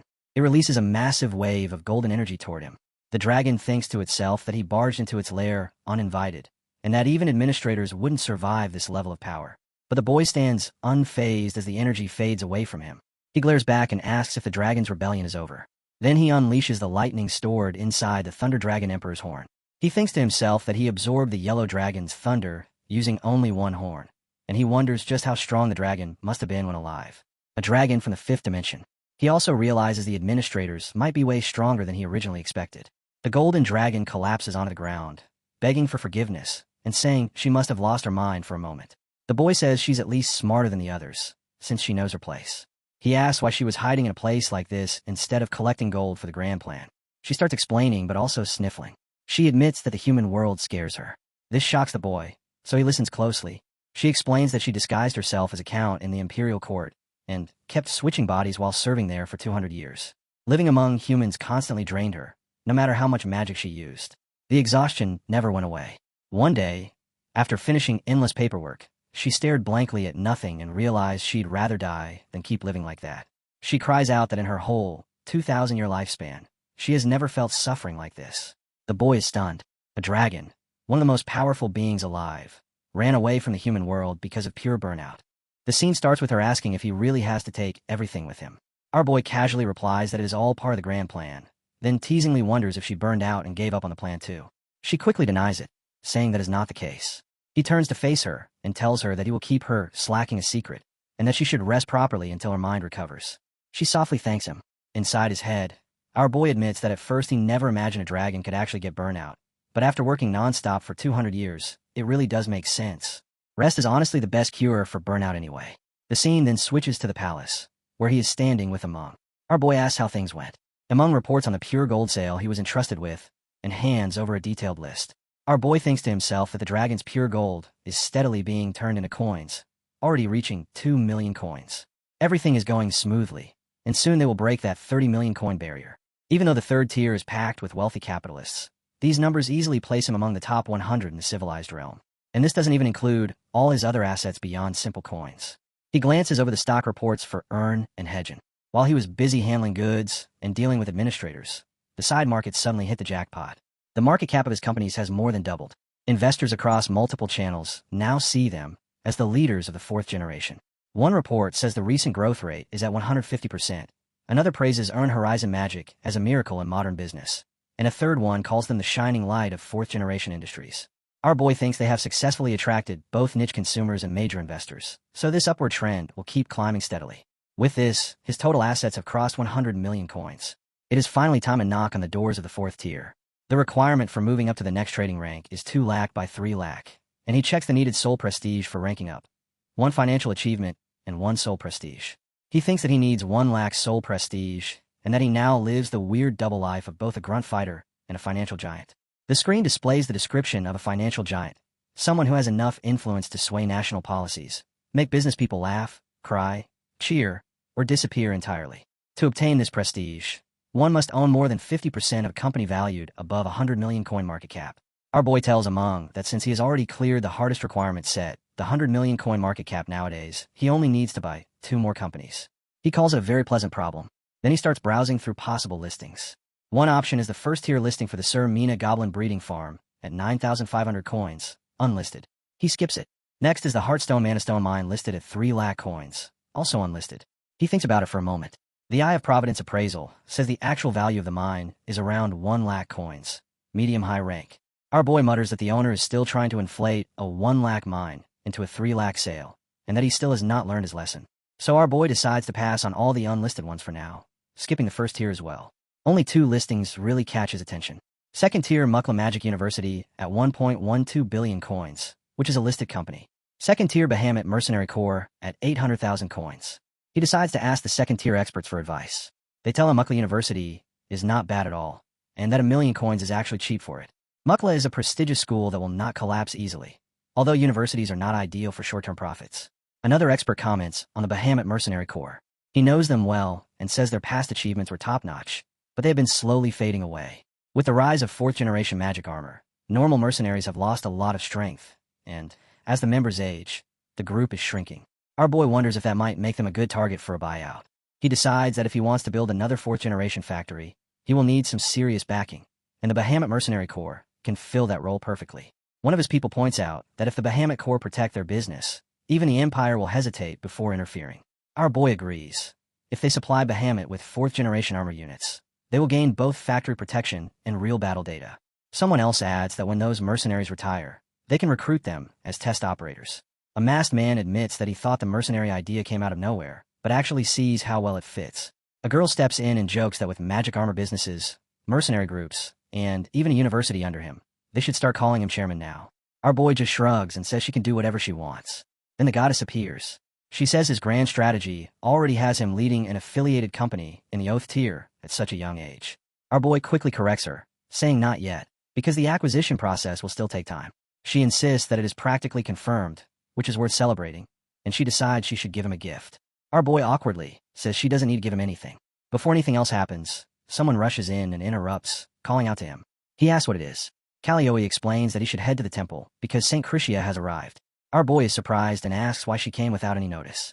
Calliope says yes, she arrived suddenly, but something feels off. She is not acting like her normal self. Our boy is shocked and thinks to himself, no way. The scene then shifts to the temple of Medzium Cleos. Someone politely offers Crucia a drink and tells her she must be tired from her long trip. She asks what the drink is. The boy explains that it is a new fizzy drink from the Lord's castle, and it tingles in the mouth. Crucia grabs the cup instantly, drinks the whole thing in one go, and comments on the carbonation. The man panics and warns that drinking it that fast will sting her throat. Crucia sticks out her tongue dramatically and says that now it really hits the spot. She then asks the man if he has done something to the warranty, and tells him he is reprimanded. He nervously asks why she would reprimand him since he did nothing wrong. Crucia points at our boy and says that the one who deserves reprimanding is right there. She turns to him and greets him with a calm lord. Our boy says she should have at least sent a message before arriving. She waves her hand and orders everyone except Aaron to leave. They rush out, gossiping about how politely the Lord is speaking to the saint and dying of curiosity about what is happening. Crucia yawns and says it has been a while since she last saw Lord Kilios.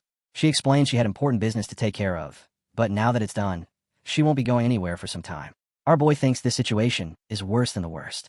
Meanwhile, she internally curses Ern, calling him a bastard and mentally yelling about how dare he try to steal her urn. My boy suspects his identity is revealed, and he is just like what the, but she cuts him off and points at something behind him, saying, hey you there, is that Erang's eye? Behind our boy is Erang disguised in the face of little Aluna, who is sneakily watching them from the corner like she had all the time in the world. Then our hero turns to look at the girl. The saintess snaps her finger, and a soft glow flares right in front of her. That glow spreads out and wraps around them like a shield, forming a protective mana barrier that blocks the vision from outside to inside completely. Now we see this was actually the goddess Erang, disguised in the face of girl, and she now yells for Ern, but it is already too late. Inside the barrier, the saintess faces our boy and says that now they are finally alone.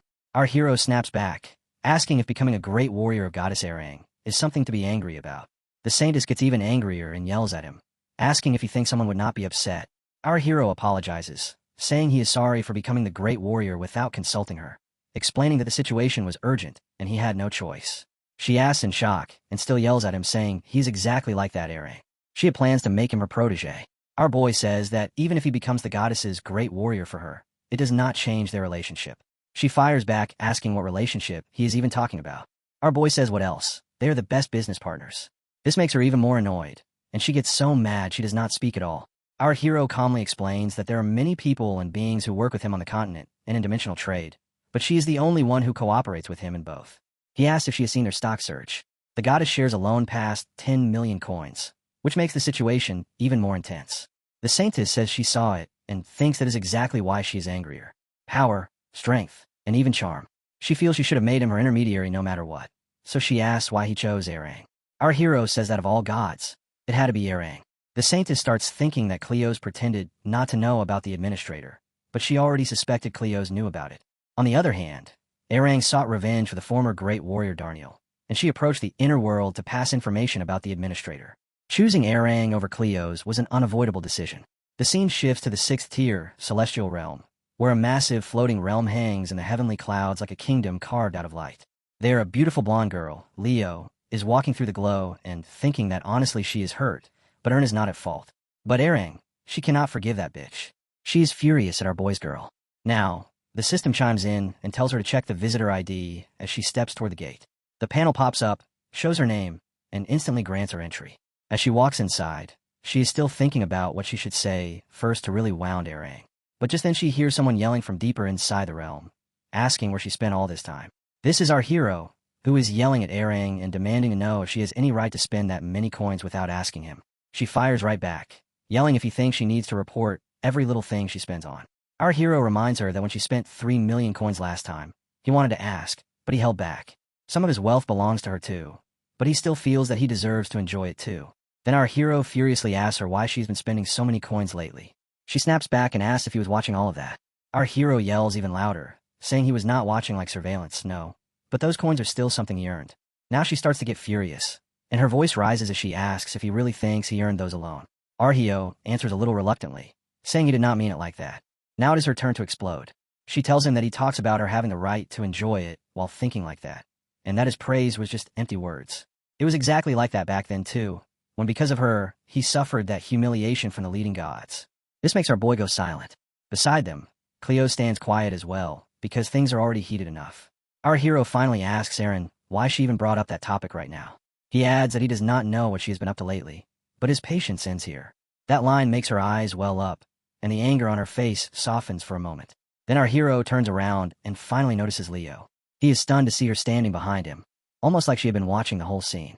He asks what brings her here. She answers that she has business with Arung, and then she throws a side question at him, asking what he is up to. Our hero turns away and replies savagely, telling her it is none of her business, and that she should go take care of her own matters.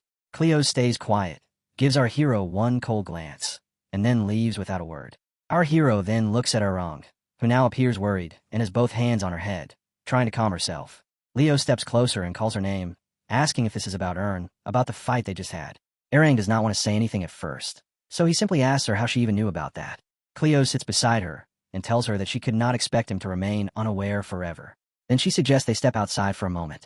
As they walk along the floating paths of the realm, Cleo's mentions that the demon descendant tried to kill Ern, so Erang had no choice but to make him an intermediary. Erang explains that Cleo's was busy absorbing the Eternity Gem and did not have the capacity to protect Ern at that time, so she had no other choice. Then Erang asks how she found out about her obtaining the Eternity Gem. Erang adds that she heard it from the rumors. The rumor says that the reason Cleo's disappeared for a while was the Eternity Gem. Even in the 6th tier, it is not just rare, it is legendary. If someone succeeds in absorbing it, their divine power rivals that of a leading god, and they can even have more than 2 intermediaries. Erang admits that it is an incredible power and congratulates Cleos on succeeding with the absorption. Cleos tells her to spare her the empty compliments. Meanwhile, in her mind, she is laughing because she originally planned to press on her heart with this topic, but Erang is completely clueless about her motive. Cleos then asks what is going on with Aspire. He is not the type to make a fuss over such a small amount of money. Erang says she brought a chronotype. That shocks Cleos instantly. She asks if Erang realizes that the thing costs at least 8 million gold, and if she seriously plans to give that to Ern as well. She tells Erang that she keeps spoiling her intermediaries and calls it sickness, a serious one. Erang calmly replies that she simply cannot help feeling that way. Cleos yells that she has to suppress it. Excessive kindness without direction is harmful, not only to Erang, but also to Ern. She then asks if Erang is planning to repeat the past again. Meanwhile, as Cleos walks, she laughs in her mind, thinking that she did not even get to say a tenth of what she wanted. Erang has already started supporting Ern fully. She looks down toward the dimension and realizes that cracks are forming in the once stable rolling dimension, spreading like silent fractures across its surface. For the first time, she hesitates and wonders which side she should even stand on. Later, we see our hero talking with Erang and asking her if she managed to work things out with Lady Cleos. She says that of course she did, since they have always been on pretty good terms. Then the scene shifts toward him, and he pleasantly says that as a token for settling things nicely, he has a gift for her. Erang looks surprised, and our hero wonders what kind of gift she means when he thinks of Special Glove. She reveals that it is a chronotype gauntlet-type artifact. It is on a completely different level from any artifact he has gotten so far, and it even has the ability to manipulate time itself. As our hero lifts the gauntlet to take a closer look, he instantly loses balance and drops straight to the ground under the weight of it. The sudden silence that follows makes Erang freeze for a second, wondering what on earth went wrong so abruptly. My boy starts sweating in embarrassment and asks what inside that thing makes it so unbelievably heavy. She casually tells him that it is an artifact made of megadite. Our hero is shocked and says that megadite is said to be the heaviest metal in the entire universe. He adds that if it were made of solid megadite, it still should not be this heavy. Then we learn it is not solid at all. It is just plated. She looks at him and asks if he might actually be pretty frail. He gets annoyed hearing that, but she continues and tells him he really needs to build up his strength. She explains that she got the gauntlet because she thought her proud great warrior would easily be able to handle it. Our hero gets super annoyed again, thinking that this is completely destroying his pride. So he summons his minion Among and tells him to go to the first year and bring all the tonic and internal energy supplies from Ern's general store. He tells him to bring everything, absolutely everything. After our hero poured every last drop of tonic and internal energy into himself, he casually slipped on the glove and stretched his fingers like he'd just woken up from a long nap. He said he finally felt alive again. Everyone around him froze in shock and demanded to know what he'd just done.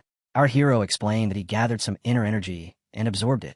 Increasing inner energy didn't raise anyone's level, but it expanded the Danteon and filled it with more power than before. He then asked her what this artifact was actually used for.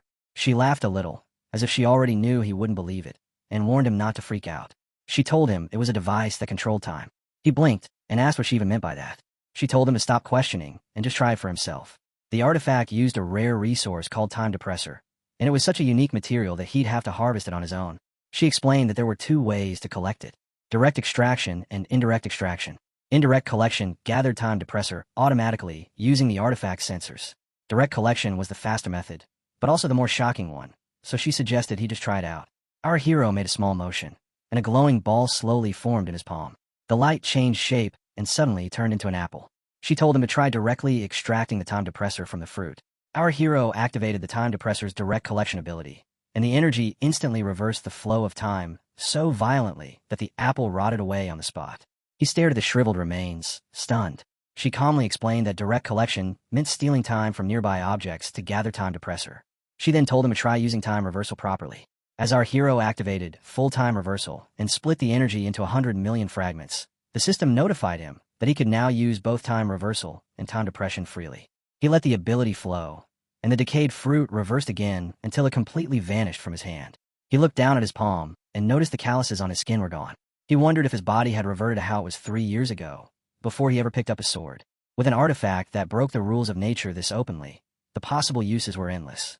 Our boy thanked her, but he also asked if this wasn't insanely expensive and why she was suddenly giving him something so powerful. She replied that he would need it soon.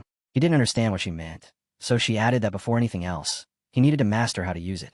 Our hero found her words pretty ominous and wondered what was coming for him. Just then, his servant appeared and reported that the mithril mining team had finally departed. Our hero asked if that was true, and the servant confirmed it. A massive amount of mithril had been discovered in the Great Forest. With that much, the kingdom would definitely claim ownership. Mithril was simply too powerful for a single person to keep. That was why our boy had made a plan. The first step was notifying the kingdom that they were the ones who discovered the mine. Our hero asked about the composition of the mining team, and the servant listed several big names, such as Marquis Droin, Sir Mallow, and Sir Seabass. Hearing Marquis's name brought back memories. Marquis had lost a father in their duel and stepped down to second place. After father's disappearance, he quietly reclaimed first place again. He must be desperate to prove himself. Our hero told the servant to make sure Sir Mallow didn't get hurt. Mallow had been father's closest friend and had helped their family countless times, even serving as a witness during the Old World Academy's emergency club mess. With all that in mind, our boy decided he would head to the Great Forest for a bit. The theme shifts to the Great Forest. Our hero asks Sari if it can gather magical beasts, and the little creature confidently answers that it's easy. While looking at the thick, endless stretch of trees, our hero remembers the spot where he and Sari buried the mithril in the strata earlier to make this entire region more challenging and lively. He raises his hand and activates direct time debris extraction, targeting the whole surrounding area. A powerful wave of energy shoots out of his palm and spreads across the forest, striking every tree, leaf, and vine in its path. A system message appears, reporting that the current time debris is at 1.57 billion fragments, then jumps again to 2.9 billion fragments. By the time it hits the 10 billion mark, our hero looks around and thinks that the effect is insane. The forest now looks like an ancient ruin, with massive roots twisting around decayed trees, and the entire atmosphere turning into something prehistoric. Sari calls out to him and proudly announces that it has gathered all the little ones. The scene shifts to the opposite side of the Great Forest. Marquis, commander of the 1st Night Division, stands with his troops and surveys the area. He comments that this is the Great Demonic Forest, and there's a reason people call it demonic. What he doesn't know is that the strange, haunted look came from our hero turning the forest ancient a few moments ago. Marquis orders his knights to stay sharp because anything could happen here. The soldiers are already on edge because the place looks unnaturally terrifying. Then a faint bell sound echoes through the trees.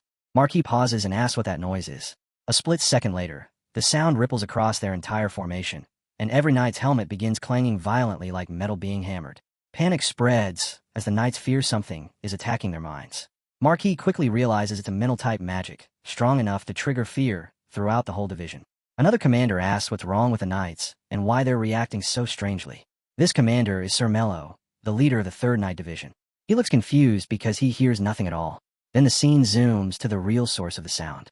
It's a ring, more like a cursed spirit echoing a soul-splitting tone. The system reveals it as a first-tier curse item that manipulates the opponent's mind, amplifying fear beyond normal limits. Our hero sits on a tree branch, lightly swinging his leg and watching the chaos with clear amusement. He comments that this item is way more useful than he expected. Behind him, several sharp-eyed monsters and serpents quietly wait for his command. With a smirk, our hero announces that they're moving straight to the next stage. The scene shifts to a part of the jungle where a panicked shout echoes through the trees.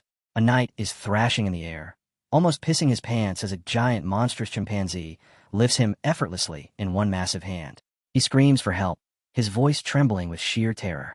The knights on the ground raise their swords, but Marcus is already busy blocking a strange energy attack that seems to strain him even more. He mutters under his breath, cursing as he wonders where all these magical beasts suddenly came from.